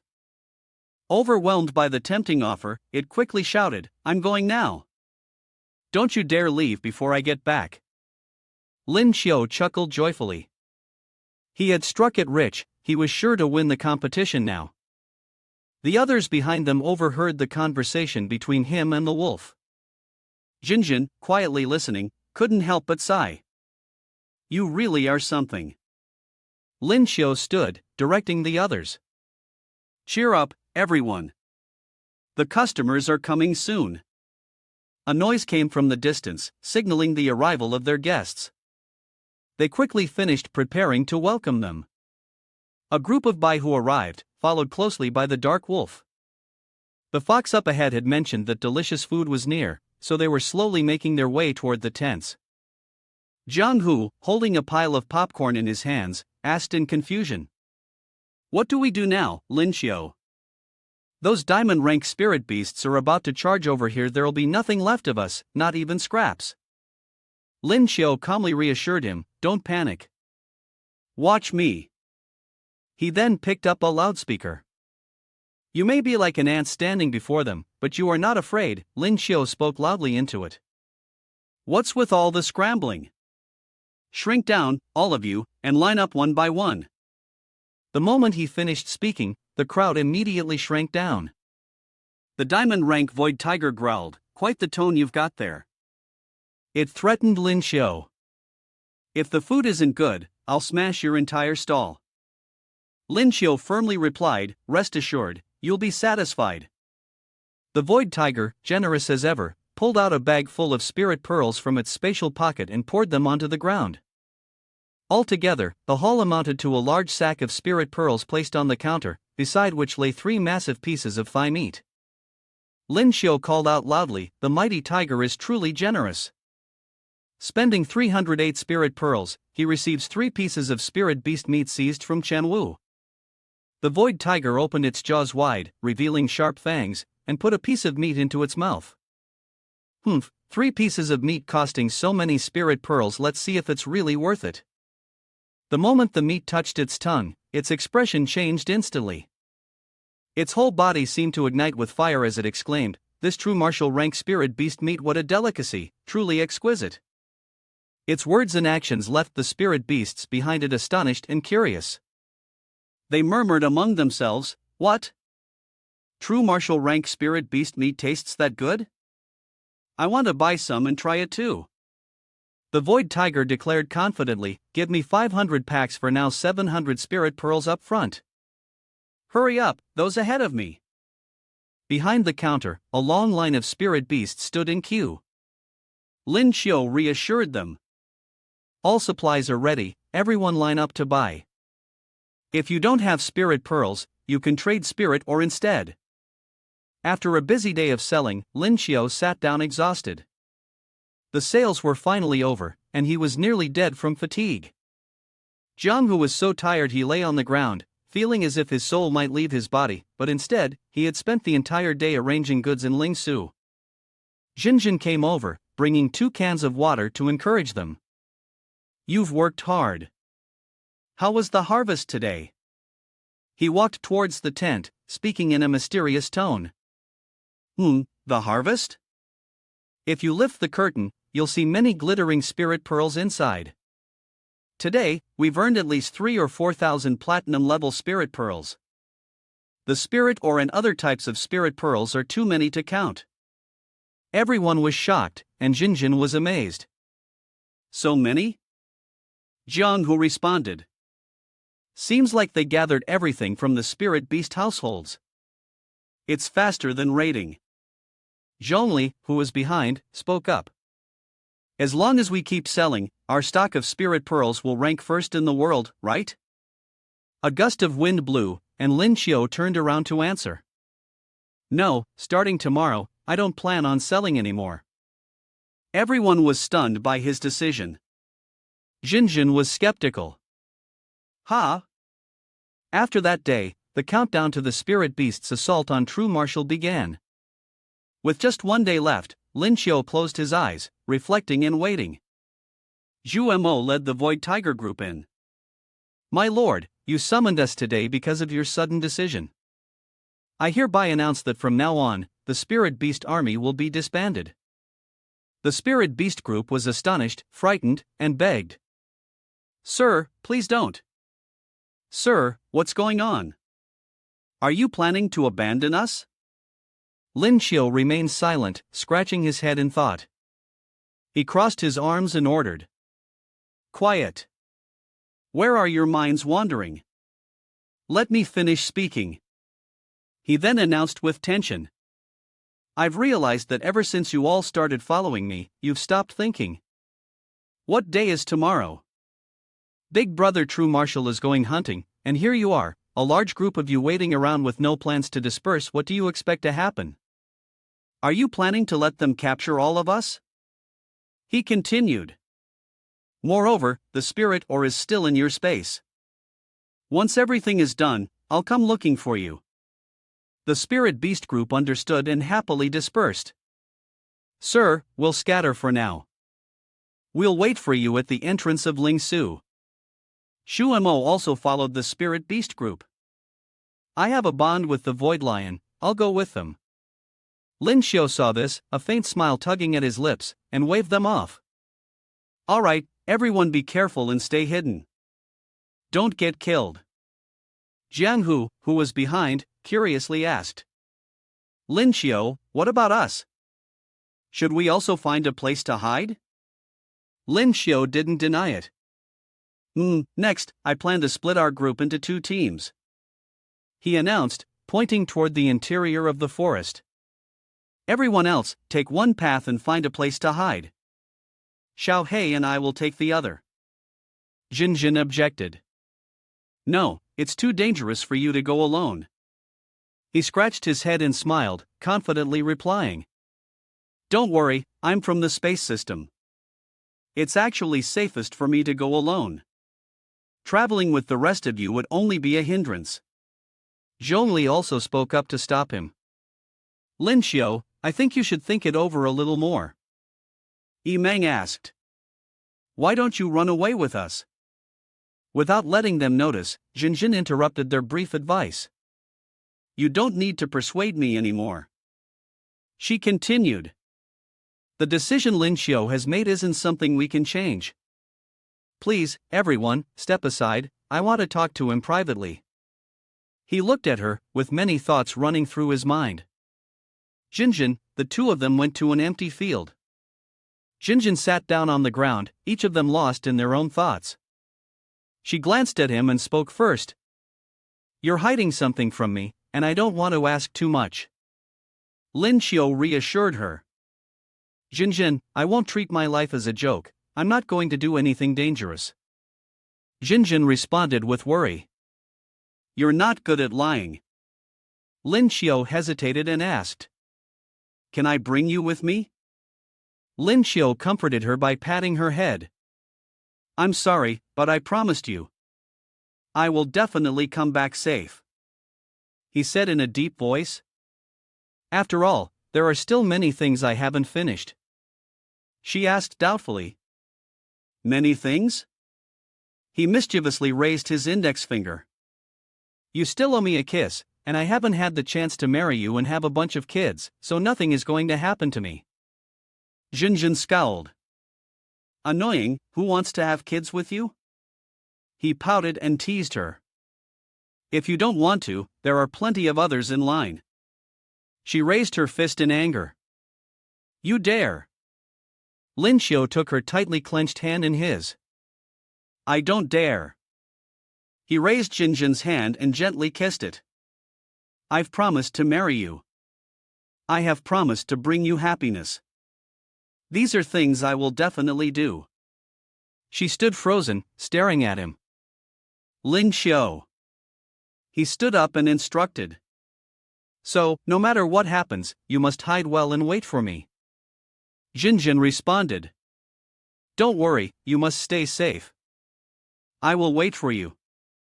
Lin Xiao smirked, full of confidence, speaking to Xiao Hei on his shoulder. Xiao Hei, it's time for the final move, we can't hide it anymore. Let's make a show of it. It immediately agreed. All right. In the blink of an eye, it transformed into a large, long jade-colored dragon.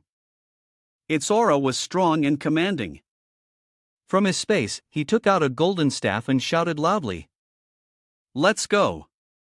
Jinjin waved goodbye from below. Xiao Hei called out several times. Lin Xiao sat atop its head, excited and exhilarated. Xiao Hei sped up.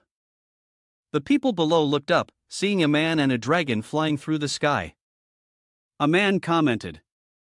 That kid is too arrogant. This world's competition is likely going to be dominated by Z country. We barely managed to find any spirit pearls these past few days. Anthony spoke up. They can't possibly take first place.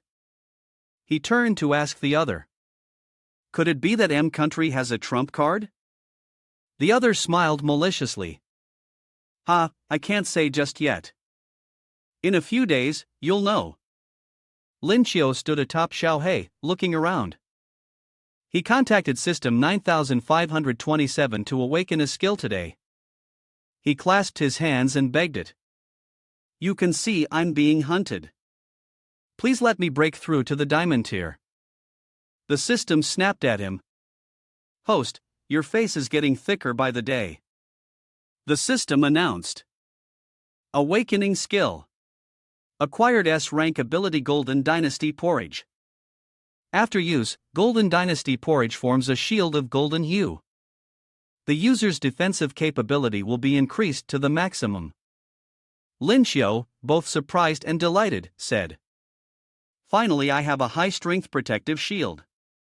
9527, I love you to death." It replied with contempt. "How nauseating. Goodbye." After awakening the skill, he looked at the mountain scenery before him and exclaimed, "Perfect dawn has come. Time to get to work." He took a red cloth from his space, on which was written breakfast. Lin Xiu hung it on two of Xiaohei's branches. He retrieved a few more items from the space, picked up a megaphone, and shouted, "Soy milk, fried dough sticks, boiled eggs cheap. Only one platinum-grade spirit pearl needed." From above he bellowed into the megaphone, "Don't you dare miss this." His call attracted quite a lot of attention from the spirit beasts. The creatures were stunned, one could not help but exclaim, "Ha! They're selling breakfast now? As much as I want to eat, I have to hurry and run away." The brown bear on the shore agreed. "Exactly. Wait until the true martial big brothers get here, then we won't be able to run anymore." Lin Xiu, looking down from Xiaohei's head, saw the spirit beasts not paying attention and running off. He scornfully judged them. "What? A bunch of cowards, trying to make a little pocket change on the side?" He turned his head in surprise and shouted out loud, "Humph, from afar, there's the demonic dragon Void and the phantom walker, poking through the space to fly over." Lin Xiu looked in the direction they were heading, and suddenly realized that the path the three were taking was towards the hiding place of Jinjin and the others. He kneeled on one knee and anxiously said to Xiaohei, "Xiaohei, quickly draw the aggro of those three true martial." It obeyed. "Understood." Xiaohei took a deep breath and shouted loudly, "Hey, you three trash over there, come here." Successfully attracting their attention, they immediately turned to look in the direction of the voice. Demonic Dragon Void suddenly realized, "That's the aura, the breakthrough opportunity is here." As Xiaohei finished speaking, he quickly shrank in size, and Lin Xiu hurriedly said, "Xiaohei, hide in my bag. Once it's done, we'll jump out and run." The others looked in the direction where Lin Xiu and Xiaohei had been in the forest. After landing on the ground, he used his absolute invisibility technique. Lin Xiu took out a loudspeaker from the space, and at the same time, they arrived at his location. Void Rat spoke. "Lord Demonic Dragon, there was a spatial fluctuation here earlier. The one provoking you must be nearby." While Lin Xiu was using his invisibility technique, he used the loudspeaker to shout provocatively, "Demonic Dragon, you idiot, come and catch me." Demonic Dragon focused on the source of the sound. The speaker continued to broadcast, "Only you chase after me, if you can catch me, I'll let you." It pointed towards the speaker as it spoke. "Who told you to do this?" The speaker kept broadcasting, "Demonic Dragon, you big fool, come catch me." It angrily gripped the speaker, unable to understand the language of the spirit beast. "I'm asking you." The speaker continued to broadcast, "Demonic Dragon, you big fool." It became even angrier, immediately biting the speaker. The demonic dragon spat out the speaker that had been bitten to pieces. "What kind of toy is this? It's so hard to swallow. Old rat, do you want to eat it?" The void rat quickly turned towards the chewed-up speaker. It immediately ran over, happily gnawing on the speaker that was soaked with the sweet, divine saliva of Big Brother. The taste was so different, so delicious. Lin Xiu hid behind a tree, observing them. He wondered why they hadn't left yet. His cloaking skill was about to run out. Seeing that they still had no intention of leaving, he had no choice but to transform into a beast. The demonic dragon Void noticed. "Who's there?" Lin Xiu transformed into a rabbit, hopping out to pretend. "Demonic dragon, great and mighty, with your heroic presence, I, the little beast, come to deliver news to you. Lin Xiu pointed towards the forest. Just now, a huge black dragon was carrying a human towards that direction. The demonic dragon looked at him suspiciously. You pointed your claw towards me, and unfortunately, one of your claws grazed my face, making it bleed. Lin Xiu acted pitifully, flattering. The little beast would never dare to deceive the great and heroic demonic dragon like you, so elegant and imposing. It seems that he was quite comfortable with Lin Xiu's compliment. Taking out a diamond spirit pearl, he said, from your praise, I can tell you're very sincere. Good, once I catch them, I'll definitely reward you generously. They immediately flew in the direction he pointed, following this little rabbit. Hurry up and chase them for me. The remaining void rat felt somewhat annoyed and said, Hey, that rabbit, be a little smarter. Only I can flatter the master, and there can't be a next time. He quietly responded, Yes, master. Watching the three of them fly far away, he thought to himself, that was too scary, but I've finally tricked them. Success! He grinned maliciously and used his mind control technique. With the three big brothers gone, it was time to proceed with the second phase of his plan. Steal the house. He. Flying to the location he pointed out, they looked around. The demonic dragon Void, puzzled, said, Something's wrong. We've been searching for so long. Could it be that black dragon is faster than me? It glanced down and inadvertently spotted a spirit beast below. The monkey recognized it as Big Brother True Marshal. They landed where the spirit beast was standing. The monkey, frightened, quickly said, Master, please don't eat me. I have an old mother above and a young child below. Please spare me. The demonic dragon replied, Why so many words? Have you seen the black dragon? The monkey honestly reported, Yesterday, I think I saw a black dragon with a human. The spirit beasts around here all call him Elder Rabbit. After hearing it, demonic dragon suddenly remembered him and realized something was wrong. The rabbit was in trouble, it had caught fire.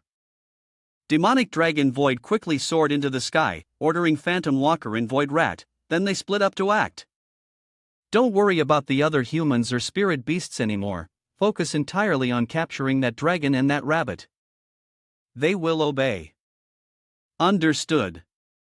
In the forest, Lin Xiu once again used the concealment technique, an absolute concealment, hiding behind a tree to observe.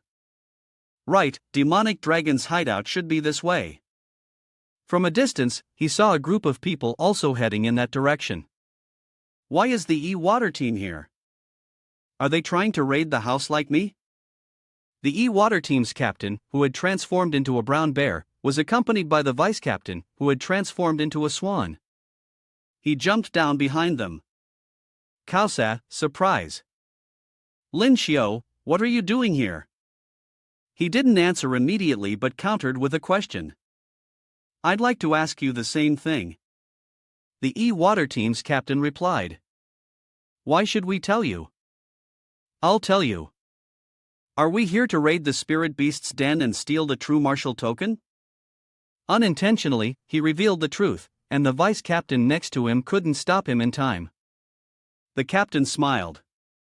What a coincidence, so are we. How about we cooperate? The swan raised her hand to cover his mouth, scolding him. Why can't you keep anything a secret? Kaosa cleared his throat a few times. Well, cooperation is fine, but we need to clarify things first. It'll be a 9-to-1 split based on headcount. Lin Xiu disagreed. Then I might as well do it myself. If you really want to cooperate, then 5. Kaosa disagreed. That's not quite right. After all, we have more people. He rebutted, I have a spatial system, I can store many treasures. The two, one with a swan and the other negotiating. I know you have a spatial system, but I have diamond-level experts, and I have a spatial system as well. In critical moments, I can help you escape. We also have battle formations that can significantly enhance combat power. He still refused to back down. I have a spatial system. Lin Xiu pointed at the captain who had proposed the challenge. How about this? I'll fight him. If I win, it's 5, if he wins, it's 9. The swan was skeptical. With your level, you still want to challenge our captain? The E-country captain, full of confidence, looked down on his opponent's decision. Ha, did I hear that right? With your weak body, I can knock you down without you even getting up. The swan added, Kid, you can't rely on your spatial system to dodge. He doesn't even regard you as a threat. No matter how you try to avoid it, in the end, Lin Xiu seized the opportunity and rushed in. Before the swan finished his sentence, he was suddenly attacked and thrown to the ground. Lin Xiu grabbed his hand, causing the E-country captain intense pain. I'm wrong, it hurts so much, I surrender. Lin Xiu smiled with satisfaction and turned to ask them, how about that? The swan and he shook hands. You won, it's a deal, cooperation happily. The swan, in his mind, looked at Lin Xiu helping the captain up with some surprise. What's the background of this kid? How could he easily defeat our strongest captain? A group of people gathered under the canopy of a forest. Lin Xiu suggested they take a 30-minute rest. Ka Xiaoqie sincerely said, Thank you for sharing your food with us. As he extended the box toward them, he replied graciously, If we're cooperating, then there's no need for distinction. He then asked with concern, By the way, do you all always transform into beasts?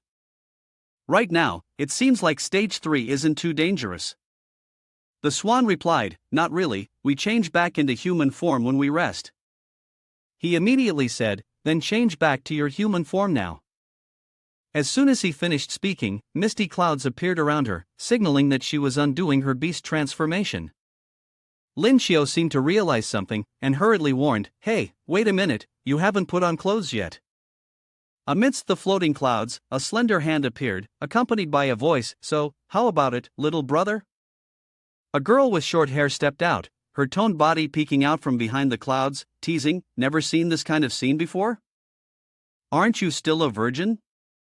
The vibrant, youthful scene before the young man made him nosebleed, and angrily he responded, So what if I'm still a virgin? You guys are way too forward. The bear-like person laughed heartily and said, Little brother, you're really straightforward. The others approached. The blooming spring beauty continued to tease him, Want me to help you become a real man? He threw the long cloth to cover the vast mountains and said, Don't think anymore, I am an existence that you cannot touch, which leaves you speechless. She furrowed her brows, looking at him as he turned his back and exhaled in discomfort, then said, It seems that the heart of the young master already belongs to someone else. The captain stepped forward, slung his arm over her shoulder, and laughed loudly. Ha, it's rare to see Ka Xiaoqie take an interest in you. The short-haired, spunky girl blushed awkwardly for once. Captain, what are you saying? The captain gave a command. Everyone, attention. Rest is over, shake off the fatigue and prepare for the heist. The whole team responded. Yes, sir. 2 days later, time had flown by. They stood before a cave. Lin Xiu sat by the cave entrance, shining a light and saying, If I'm not mistaken, this must be the lair of the void rat. He held the lantern, leading the way, with the rest of the team following behind him into the cave. The captain, excited, laughed and cheered. Ha, spirit pearl, treasure, here we come. Kaosa, feeling uncomfortable, reminded him. Hey, keep it down. Suddenly, the captain's voice faltered. Why is this? The entire group halted, standing still, stunned as they looked inside. The captain, clutching his head, exclaimed. They said the spirit pearl is everywhere, but where's the treasure piled up like a mountain? Kaosa, calmer than the rest, folded his arms and suggested. Do you think it's possible that the spirit beast of the spatial system has hidden all the treasures on its body? Lin Xiu thought for a moment, then replied. It's possible. The captain immediately interrupted loudly, Do you want us to go find them and fight? Lin Xiu smiled, rallying the team's spirits. Alright, stop sulking. There are still 2 houses waiting for us to loot.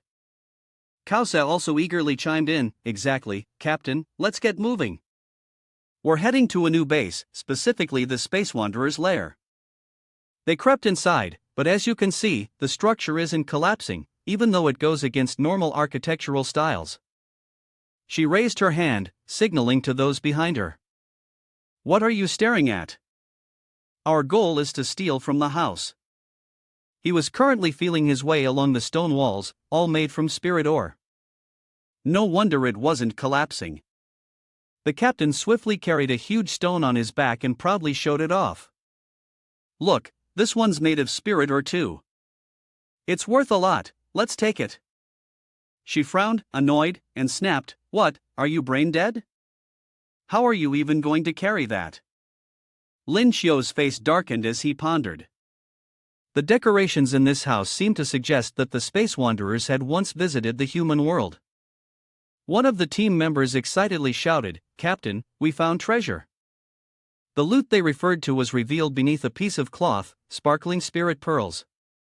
He helplessly watched as the others cheered in delight and said, That's it? Just a few spirit pearls?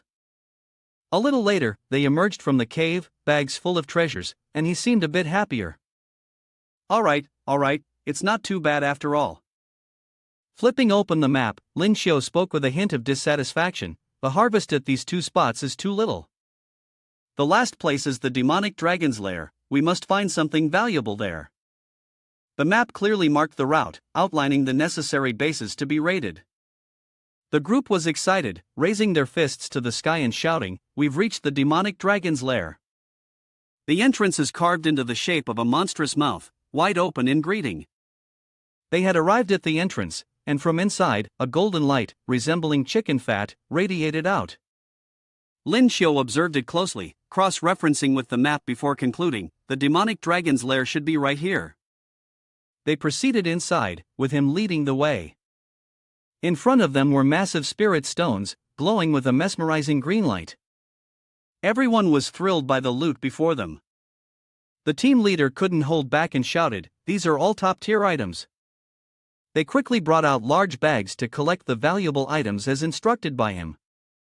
Everyone began their work, each searching for spirit pearls. Anything below the platinum grade was to be ignored, and the team worked at full speed. Ka Xiaoche smiled and responded, Got it.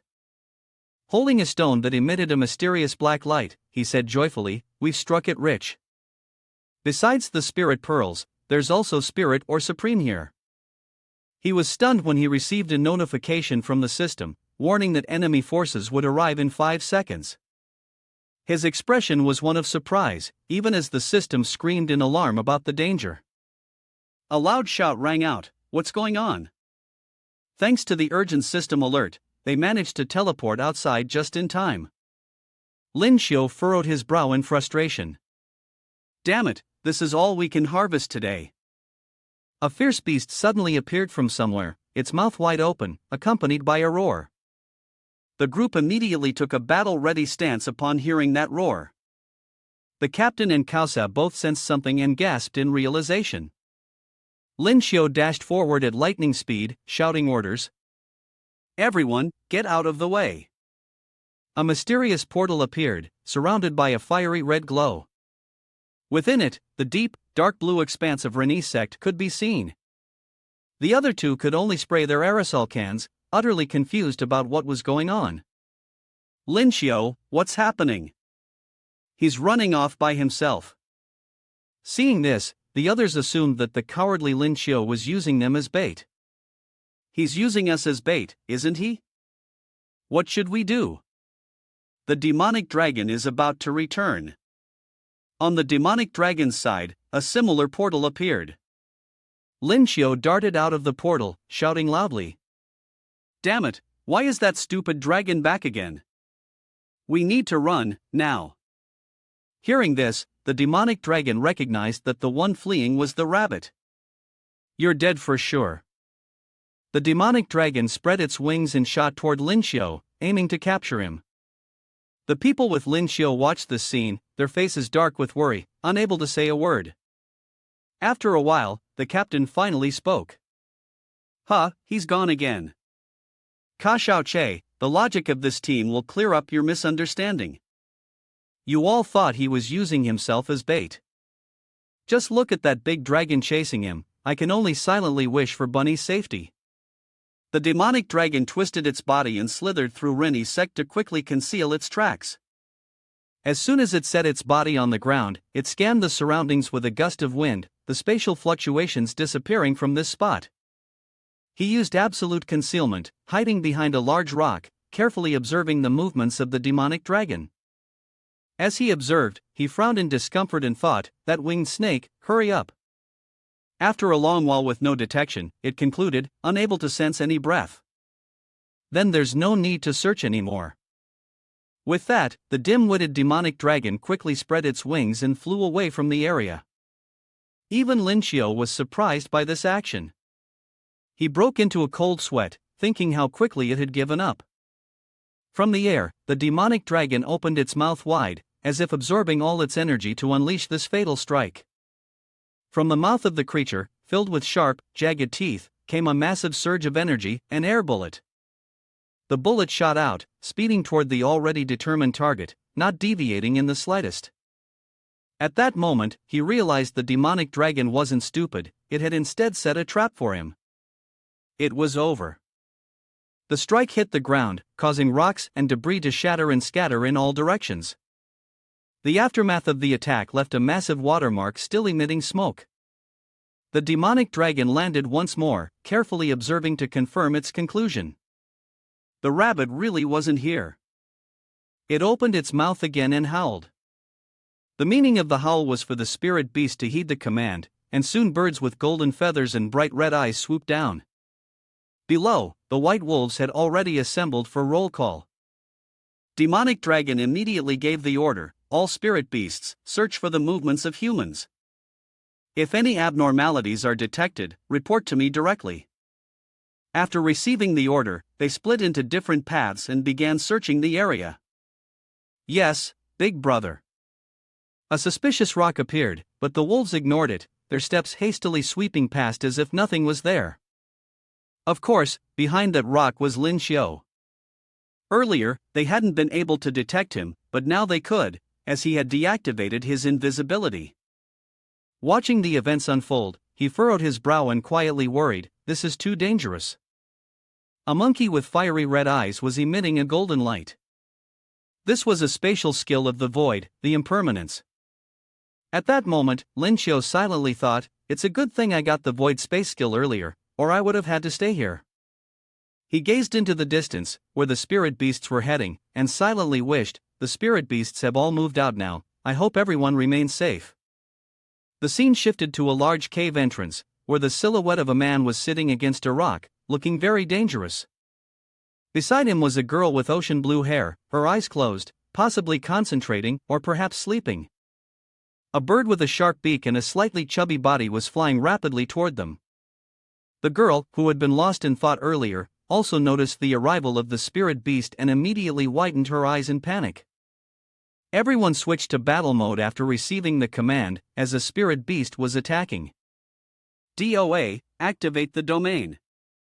DOA complied with the request, then unexpectedly asked, "Ling Su is preparing to start, why are the spirit beasts suddenly going berserk right now?" With varying abilities, they all charged forward to fight. In short, everyone is preparing to fight now. Yu Jun's storm-like attacks continuously claimed the lives of the monstrous beasts. The man with the tightly curled hair furrowed his brow and said, "Everyone, hang in there. We just need to hold on for 2 more hours. Once Ling Su restarts, we can get out of here." The ravens flew in and out through the Reni sect, each of them having their own thoughts. "These guys aren't simple, I need to notify Big Brother." The man with the curly hair frowned as electric sparks shot out from around him. "Alright, just you left." A powerful strike, with blood splattering everywhere, took the life of the unfortunate raven. The raven's corpse fell with a thud from the air, landing right at his feet. They discussed how to deal with the situation. As long as they didn't encounter any beasts that could cripple them, it would be easy to hold on for another 2 hours.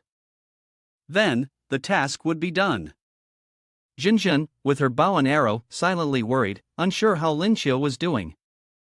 A series of gates from the Renese sect appeared in the central area, and the black, foul-smelling raven warned the demonic dragon and the other powerful spirit beasts, all of which appeared in this place. Master, these guys are formidable. The demonic dragon spoke first. A greeting, huh? You must be companions of that rabbit, right? It was easy for more spirit beasts to appear in this place. The man with the curly hair gritted his teeth, feeling uneasy. Damn it, we've been surrounded by them. The 4 of them were ready to face off against the overwhelming number of spirit beasts in the area. The 6-armed man shouted orders to everyone down. Punches were continuously thrown in a swirling motion, the omnipotent pillar of the immortal realm. Those hands also carried weapons, razor-sharp blades, lethal instruments of assault. Swift, precise slashes left the spirit beasts writhing in agony, sprawled across pools of blood. He halted his strikes, and the spirit beasts fell like straw in hay, blood splattering everywhere. Frowning in silent calculation, he noted over 130 shots fired. Hopefully, that would be enough to suppress them for now. Demonic Dragon, having witnessed the impressive display, formed his own thoughts. Do humans now all possess such weapons? After his henchmen had been completely annihilated, Demonic Dragon gave an order to the 2 higher quality spirit beasts nearby. You 2, go. Yes, sir. The fiery Jinjin, with her sea blue hair, became their next target. A spirit beast with 2 horns turned its blood red, predatory eyes toward her and muttered under its breath, "There's a peculiar aura clinging to this woman, the scent left behind when members of my clan were slain." Inhaling deeply, it immediately recognized the scent. So it's them again, those detestable ones who murdered my kin. The 2-horned beast spoke to the rat beside it. "I don't care about the others, but this little girl is mine." The rat let out a loud, derisive laugh. Your tastes are rather strange, aren't they? Yet both grotesque spirit beasts lunged forward. The rat, its tone filled with grim amusement, added, "Suit yourself. All I need to do is kill." The 2 spirit beasts charged at the speed of light, forcing their opponents instantly into defensive stance. The noble-looking young man raised his hand and shouted, "Spiritual skill, heavenly motion, myriad phenomena." Gradually, 2 monstrous figures took shape, formed from countless fragments of azure quartz piecing together into solid form. 2 horns sneered in scorn, "Is that all?" He grabbed the monster, pleased with himself, and unleashed a move that filled the air with force. He froze, astonished. Why was there no reaction? Could it be that my spiritual power has lost its effect? Seeing this, DOA immediately used a technique, binding the spirit energy onto 2 horns. The monster's punch was hurled back toward 2 horns, forcing him to dodge. An earth-shaking blast occurred. Its destructive power was immense, capable of shattering a mountain. The noble cried with excitement, "It worked, let's finish them off like this." DOA protested, "No, their spiritual power is too strong. I can't hold out much longer." 2 horns, more tenacious, snorted. Then he re-entered the fray with a savage laugh. Using his strong teeth thanks to drinking milk, he bit the enemy monster to pieces. The battle resumed, collisions ringing out. 2 horns seized an opening, leapt in, and delivered a single strike to the noble. "You brat, how dare you hit me?" The rat sneered with contempt. Shit, using that skill as a massage is a bit painful." 2 horns gripped the supple throat of his prey. "And you, stinking girl, I'll kill you first." Demonic Dragon, cutting across 2 horns' pleasure, ordered, "Wait, hand her over to me." Demonic Dragon roared, his energy blazing. "That rabbit, if you ever show yourself again, from now on, every 5 minutes I'll kill someone." Green-haired Jinjin vomited blood wildly from his mouth, yet in his heart he still thought of someone else. "Lin Xiu, these people are too dangerous, do not appear, no matter what." Across the forest, Lin Xiu was walking alongside a lion.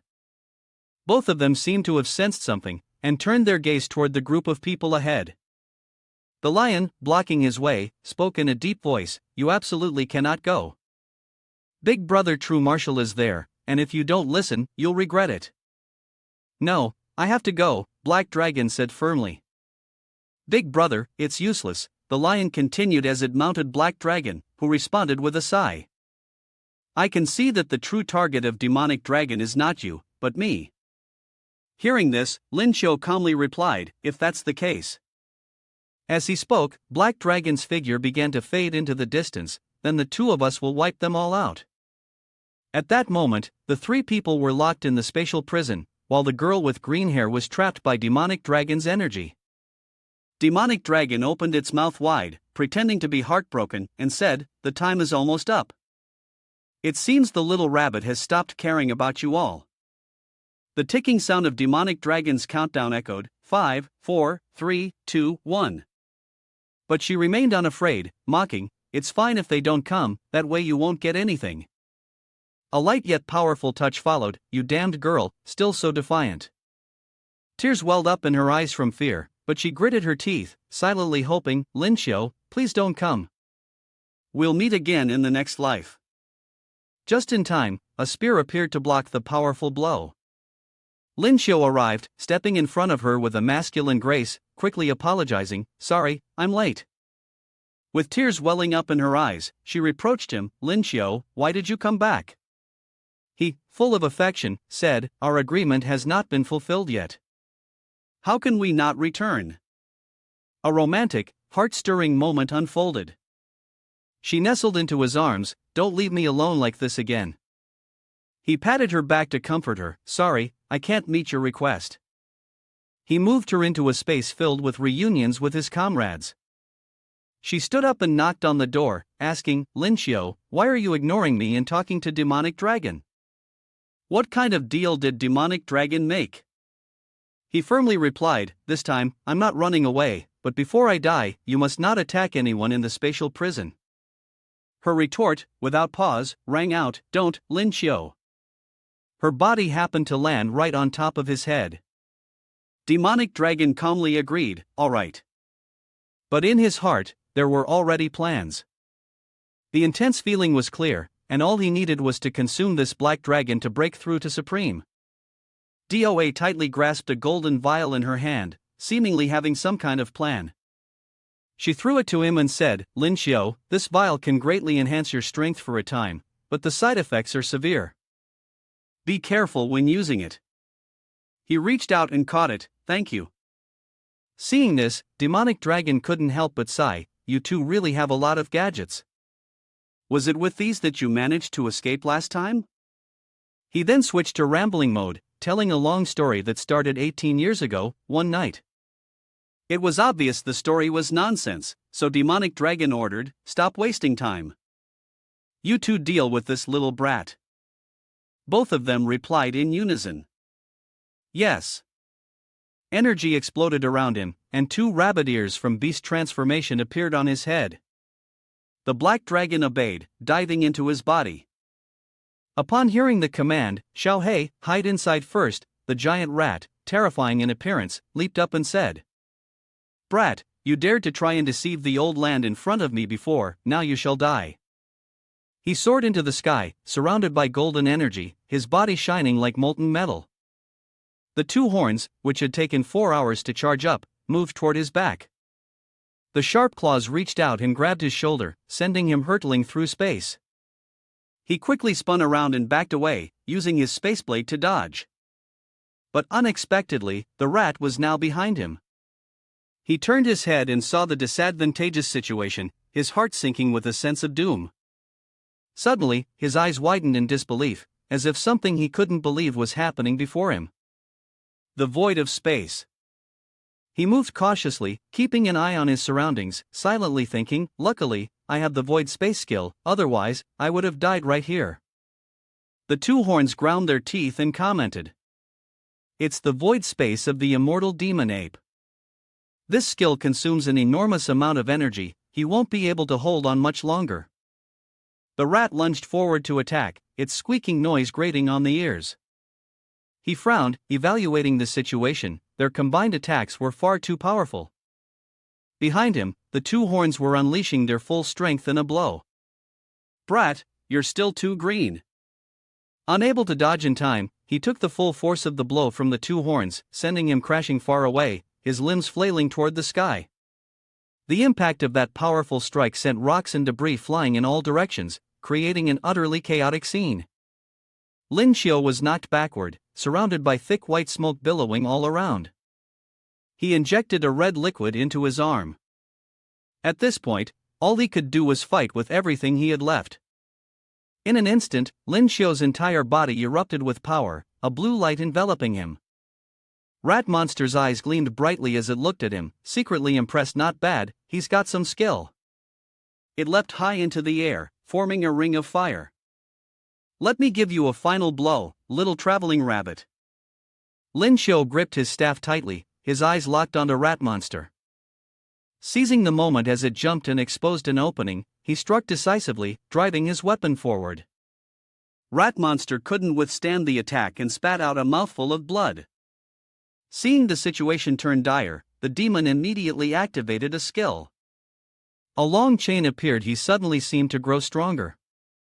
"Old rat, don't fight him up close. Attack from a distance." Under the demon's control, the chain instantly wrapped around Lin Xiu. Rat Monster also unleashed a skill. Its hand conjured a red sphere, accompanied by a series of shrill squeaks. It hurled the orb toward Lin Xiu and burst out laughing. "Let's see how you handle this." But Lin Xiu reacted just as swiftly. He seized the chain and yanked it back hard. The demon, still linked to the chain, froze for a split second, unable to react before being pulled forward and used as a shield. He screamed as he was thrown straight into Rat Monster. Both of them met the same disastrous end. The demonic dragon roared angrily, "You two useless fools. You can't even defeat a platinum level, and now I have to apply pressure myself and take action personally." The power of the demonic dragon made it impossible for him to move.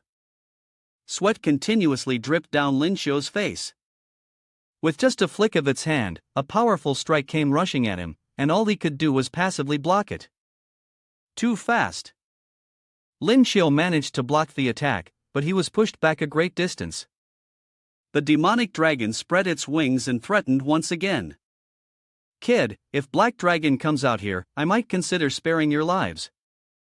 Lin Xiu wiped the sweat from his brow. "Aren't you ashamed to call yourself a dragon? Xiao Hei in my house is the real dragon, you're just a snake." The demonic dragon roared in fury. "What did you say? That demon and the rat monster are so proud. Did that rabbit just say that? He's dead for sure." Purple light began to gather from the demonic dragon's mouth. "After all these years, there are still people calling me a snake?" It opened its mouth wide, its maw like a cave, continuously sucking in the surrounding energy. "That damn rabbit!" The demonic dragon shouted. "Die already!" Lin Xiu also felt the pressure from this force. An explosion occurred, shaking the entire area.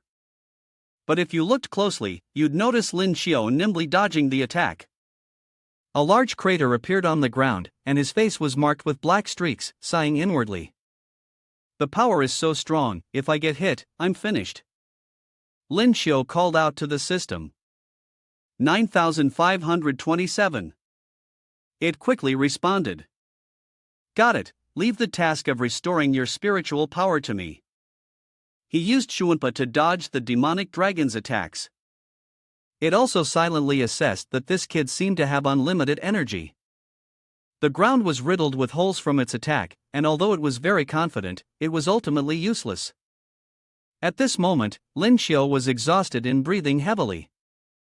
After using the void space over 100 times in countless teleportations, he was barely managing to hold on. Lin Xiu glanced at the demonic dragon soaring in the sky, silently calculating the time. He had to hold on for just 5 more minutes. The Ling Su entrance would soon be activated. The demonic dragon ordered its subordinates, "All of you, attack together and destroy him." Shit! But at that moment, Lin Xiu's body began to show signs of trouble. The side effects of the constriction drug were kicking in, and the protective light around him grew weaker with each passing second. Damn it, the side effects? Of all times. At that moment, Xiaohei ran over and climbed up his arm. Big brother, they're after me. Hand me over. The three monsters, with smug grins, looked at Lin Xiu with cold, sharp gazes. The dark dragon raised its voice and said, "Heaven is helping me. This kid seems to suddenly be failing." It spoke in a mocking tone, but Lin Xiu wasn't someone to back down. He immediately retorted with a smirk. "What are you thinking? The one heaven is helping." Before he could finish his sentence, he pointed his dagger at them and firmly declared, "I will slay you all 10,000 saints. Dragon King break." The dagger emitted a surge of power that enveloped it. Lin Xiu dashed toward the monsters, stabbing the dagger into them, causing them to cry out in pain. With their mouths agape, the dark dragon suddenly let out a roar. "Damned, filthy human!" Its gaze, full of hatred, fixed on Lin Xiu. It struck once, shattering the teleportation door. Everyone shouted out to Lin Xiu at once, their faces full of worry and fear. Seeing this, he was so stunned that he frowned. Could he no longer move? Was he really going to die this time? He hesitated as he spoke. The black dragon suddenly lunged toward Lin Xiu, its mouth wide open, revealing sharp teeth as if intent on devouring him. In response to the dragon's swift attack, a swirl of blue energy appeared out of nowhere. With it came a shroud of chains. Activated the countdown restart Ling Su skill for 3 seconds. It froze in place. Countdown to restart Ling Su. 2 seconds. The dragon still stood motionless. Then the shroud of chains coiled around its body, and the countdown to restart Ling Su reached 1 second. Finally, the countdown to restart Ling Su reached 0 seconds. As the monster moved again, those chains wrapped around and tightened on it, making it howl in pain. Lin Xiu exhaled in relief, staring fixedly at it. It seemed his life had not yet reached its end. Are these chains Zhu Feng's skill? He thought. The black dragon writhed in agony, roaring hatefully. Almost just a little more, its eyes locked onto Lin Xiu. Hearing that, Lin Xiu grinned triumphantly, raised his hand to taunt and provoke it, and said, "You snake rabbit, what are you staring at? Next time I see you, I'll carve you up." They were furious when they heard him say that. Every face wore a sullen, angry scowl. The dark dragon roared, "I must devour you." Suddenly, the blue vortex emitted a golden surge of energy. It pulled Lin Xiu inside and gradually vanished before the bewildered eyes of the monsters. The vortex had transported him to an open clearing. Everyone in Lin Xiu's team rushed over, frantically checking if he was all right and shouting, "Lin Xiu!" Jinjin darted forward, lifting him up in a panic and calling out, "Are you okay? Don't scare me like that." Seeing this, Lin Xiu weakly replied, "I might be about to." But before he could finish, Yu Jun cut in, saying, "Damn it, it's because I'm too weak myself." That lion said, "Are we too late?" With a pained expression, Lin Xiu closed his eyes tightly and hesitated, about to. Jinjin cried out in alarm, and finally, he said, "Starve to death." That startled her into exclaiming, "What?" Suddenly pop. The exit within Ling Su appeared beneath Lin Xiu, who opened his mouth to absorb energy, eating while saying, "Eating true martial level spirit beast meat helps me recover really fast." Jinjin snapped irritably, "You nearly scared us to death. Can you not sound like you're dying next time you talk?" Perhaps the lump swelling on his head was Jinjin's doing. As Lin Xiu continued eating, Jiang Hu suddenly approached, holding out a spirit pearl and asking, "Lin Xiu, is this the spirit pearl of the void rat?"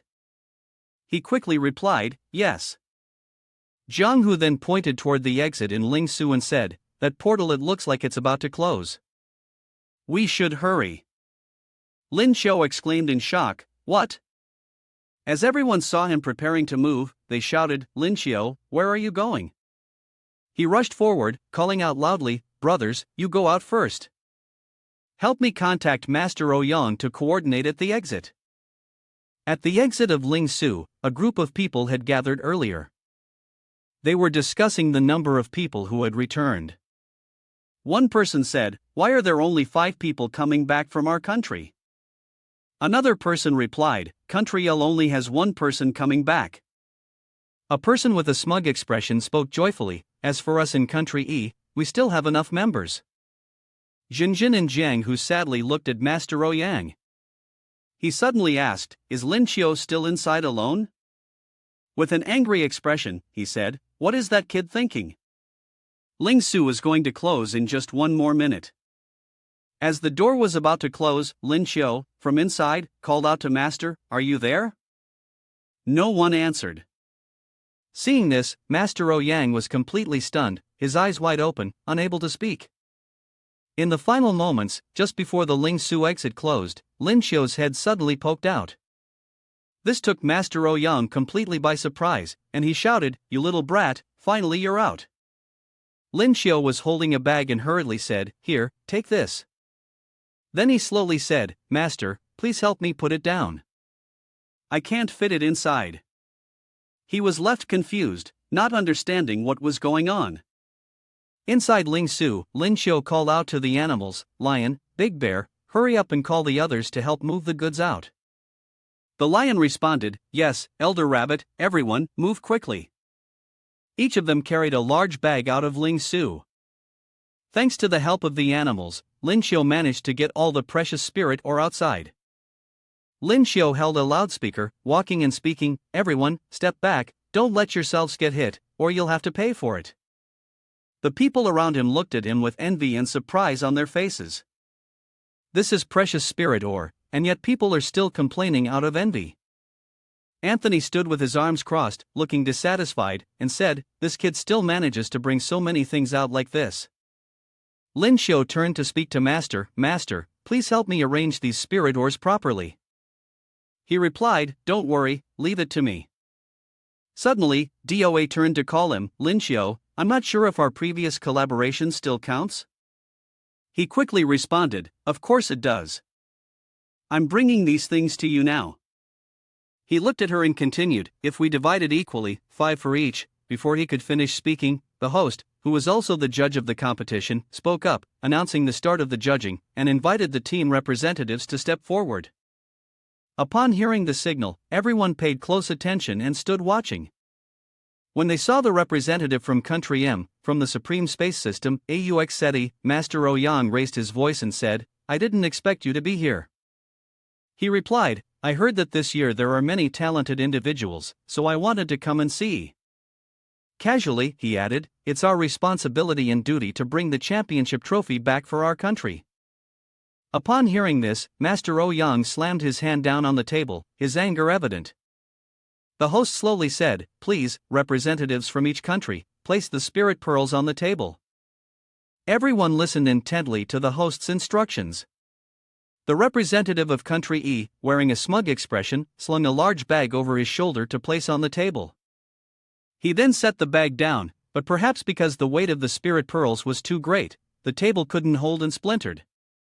He said, "This table of yours is far too weak. Aren't there only a few hundred spirit pearls? It can't even bear that?" His face showed unmistakable arrogance. The spirit pearls for Team E number 285, of which 42 are diamond grade. Anthony looked at Country E's spirit pearls with contempt, then suddenly blurted, "That's it?" Turning sharply to Lin Xiu with a defiant expression, he said, "Kid, you want to bet?" Lin Xiu was not intimidated. He crossed his arms, regarded him, and asked bluntly, "Oh? How do you want to bet?" Facing Lin Xiu, Anthony pointed a finger at him and said loudly, "Bet on who will win first place in the competition. If you lose, hand over everything you obtain in Ling Su to me." Lin Xiu replied with a scornful smile, "Huh, do you have anything worth betting with me?" Seeing this, Anthony hurriedly pulled him back and exclaimed, "Don't compare yourself to him, you can't beat him." He pictured the scene where Lin Xiu hadn't provoked DOA. Why would DOA speak up for him? Could something indescribable have happened while he was detained? Then he suddenly barked, "That lecherous Lin Xiu, I'll make sure to beat you to death." Lin Xiu was bewildered, not understanding why he was being cursed, and hastily retorted, "Are you insane? Why are you suddenly barking like that?" He spoke slowly, "Let's do it this way. Since you gave me a test tube before, and I felt it wasn't bad, I'll bet 10 test tubes. If you agree, I'll go along with it. Then he quickly gave his word. Damn it, as expected, something must have happened between DOA and Lin Xiu, even giving Lin Xiu the confidential test tube. The host suddenly raised his hand and said, "Alright, if both of you have no objections, then the bet is established. Everyone here is a witness. Please take out your spirit pearls." Anthony coldly said, 20 spirit pearl platinum. 21 spirit pearl platinum, I'm adding 22. Lin Xiu also began to count, 21 spirit pearl platinum. I'm adding more, bigger than yours, 23. This caught Anthony off guard, and he was left speechless. The bet continued. He yelled, 30. Lin Xiu calmly replied, add one more, 31. Anthony suddenly shouted, are you playing a card game or what? Then he reached into his coat pocket with a sinister expression and said, Lin Xiu, do you know? There's actually one more rule, which is that as long as there's a spirit pearl of the true martial level. He pulled out a true martial spirit pearl, shocking everyone around him. He continued, no matter how many spirit pearls the other team has, they are useless. The person who owns a true martial spirit pearl is the top player in the world competition. Lin Xiu crossed his arms, standing still, his eyes sharp, and said sarcastically, you think you're the only one with a true martial spirit pearl? Anthony suddenly pointed straight at Lin Xiu and shouted, who are you fooling? Do you really think someone like you can defeat a Chunwu level spirit beast? It was clear to see his arrogance. Lin Xiu reached into his pocket and took out a massive spirit pearl, causing everyone around him to gasp in awe. The representative from Country M kept his eyes fixed on Lin Xiu's spirit pearl. Then he spoke, the entire Lingsu diamond level only has 2 spirit beasts that can steal true martial. Lin Xiu, don't mix gold with rubbish. He picked it up and examined it, suddenly exclaiming, wait, this seems to be real. Lin Xiu slowly recounted the process of killing the spirit beast Void Rat. The spirit beast I killed wasn't one of those 2 that steal true martial, but rather a newly promoted Void Rat. He then mentioned the witnesses who saw him capture it, adding, when we fought the Void Rat, DOA and Linda from Team M were also there. Upon hearing this, Anthony looked at DOA in surprise. The 2 women firmly replied, what Lin Xiu said is the truth. Master Ouyang sternly asked the representative from Team M, Anthony, where did your spirit pearl come from? I'd like an explanation. He quickly responded. My spirit pearl also comes from a newly promoted true martial spirit beast, a Void Rat. I have witnesses who saw it, and many people here can testify. The 2 young men behind him hurriedly replied. That's right, we saw it too. The members of Team E and Team L spoke harshly. Is that so? Why didn't I see it? Are you sure you defeated it yourself? At this moment, a referee stepped forward and cleared his throat a few times. If there are 2 true martial level spirit pearls present, then let's compare the quality of both. This made Master Ouyang so dissatisfied that he exclaimed, this rule. Before he could finish, Lin Xiu patted him on the shoulder and said, Master, don't worry, based on what they said, no one can take the first place from us. Lin Xiu said with a proud expression. I don't know how you assess the rank, but is it based on the price of all the spirit pearls? The man quickly replied. Yes, it's based on the price, we can do it. Anthony and the man exchanged glances, seemingly plotting something. Lin Xiu, stroking his chin proudly, said, as long as the assessment is slightly biased in our favor, we'll win. Although all the spirit pearls were of true martial grade, there was still a slight difference between them. As he finished speaking, he reached into his coat pocket, intending to take something out. Lin Xiu casually said, no need to go through all that trouble. He slowly pulled out one spirit pearl after another, then softly said, aren't you doubting the value of our spirit pearls? Sorry, I have plenty more where these came from. As Lin Xiu placed each spirit pearl on the table, the people around were completely stunned. Anthony exclaimed, What? Lin Xiao continued softly. If you still feel this isn't enough, I have many more, but this table can't hold them all. The pile of spirit pearls was neatly arranged on the table, which caused Anthony to collapse to the ground in despair, muttering, "This is over." He spoke in a cold voice. The judges can make their assessment now. As he spoke, his face darkened. Master Oyan crossed his arms and laughed smugly. Good. He turned to look at the referee and said, "It seems like the outcome is already decided. The other referees probably don't need to count anymore, right?" The referee responded, stammering, "No? No need anymore." The referee stared at the pile of spirit pearls on the table, fear sweating from his forehead. He stuttered, "The champion of this world competition is." Hesitating, his eyes vacant, brow furrowed, mouth agape. "The first place is already decided." He slammed his hand down on the table, speaking loudly, "The champion is Country Z." Below, everyone near Lin Xiao cheered with joy, "We are the champions." Jinjin softly said, "That's great." The helicopter arrived and took everyone back. Master Ouyang suddenly turned and asked everyone, "Has everyone reported safe to their families yet?" Jiang Hu replied, "Yes." Zhu Shen added, "The school has also been notified, they're all waiting for us to return." Jinjin sighed in relief, saying, "Finally, it's over." Jiang Hu turned to Lin Xiao and said, "Lin Xiao, hey, luckily we had uncle, that's why we were able to win first place in the competition smoothly." He grinned and continued, "When I first met uncle, I heard he was a low-level beast transformation rabbit, and I even thought it was just for show." Lin Xiao, with a proud look on his face, his eyes sparkling with excitement, looked at him and said, "That's right. A year ago, I was still a low-level awakener, easy to be bullied.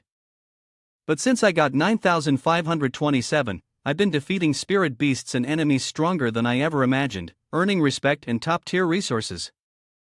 Lin Xiao turned to tightly hold Jinjin's hand and she said, "I feel the same. Lin Xiao, your growth and changes on your journey have given us a lot of motivation." Jinjin looked at Lin Xiao with a tender gaze and gently said, "Although I don't know what challenges the future holds, as long as you're here, I will always feel at ease. I hope you will continue to guide me in the future." Upon hearing this, he quickly called her name, realizing that not only had he grown, but he had also brought strength to those around him. Lin Xiao continued, clearing his throat with a few coughs. "Although I've troubled you, I still have to do this today." The system 9527 appeared and said, "Host, do you want to awaken your skill?" He responded, "Yes, everything is not over yet, I need to become even stronger." Then, he suddenly made his choice and shouted, "Awaken!" The system confirmed. Skill awakening in progress.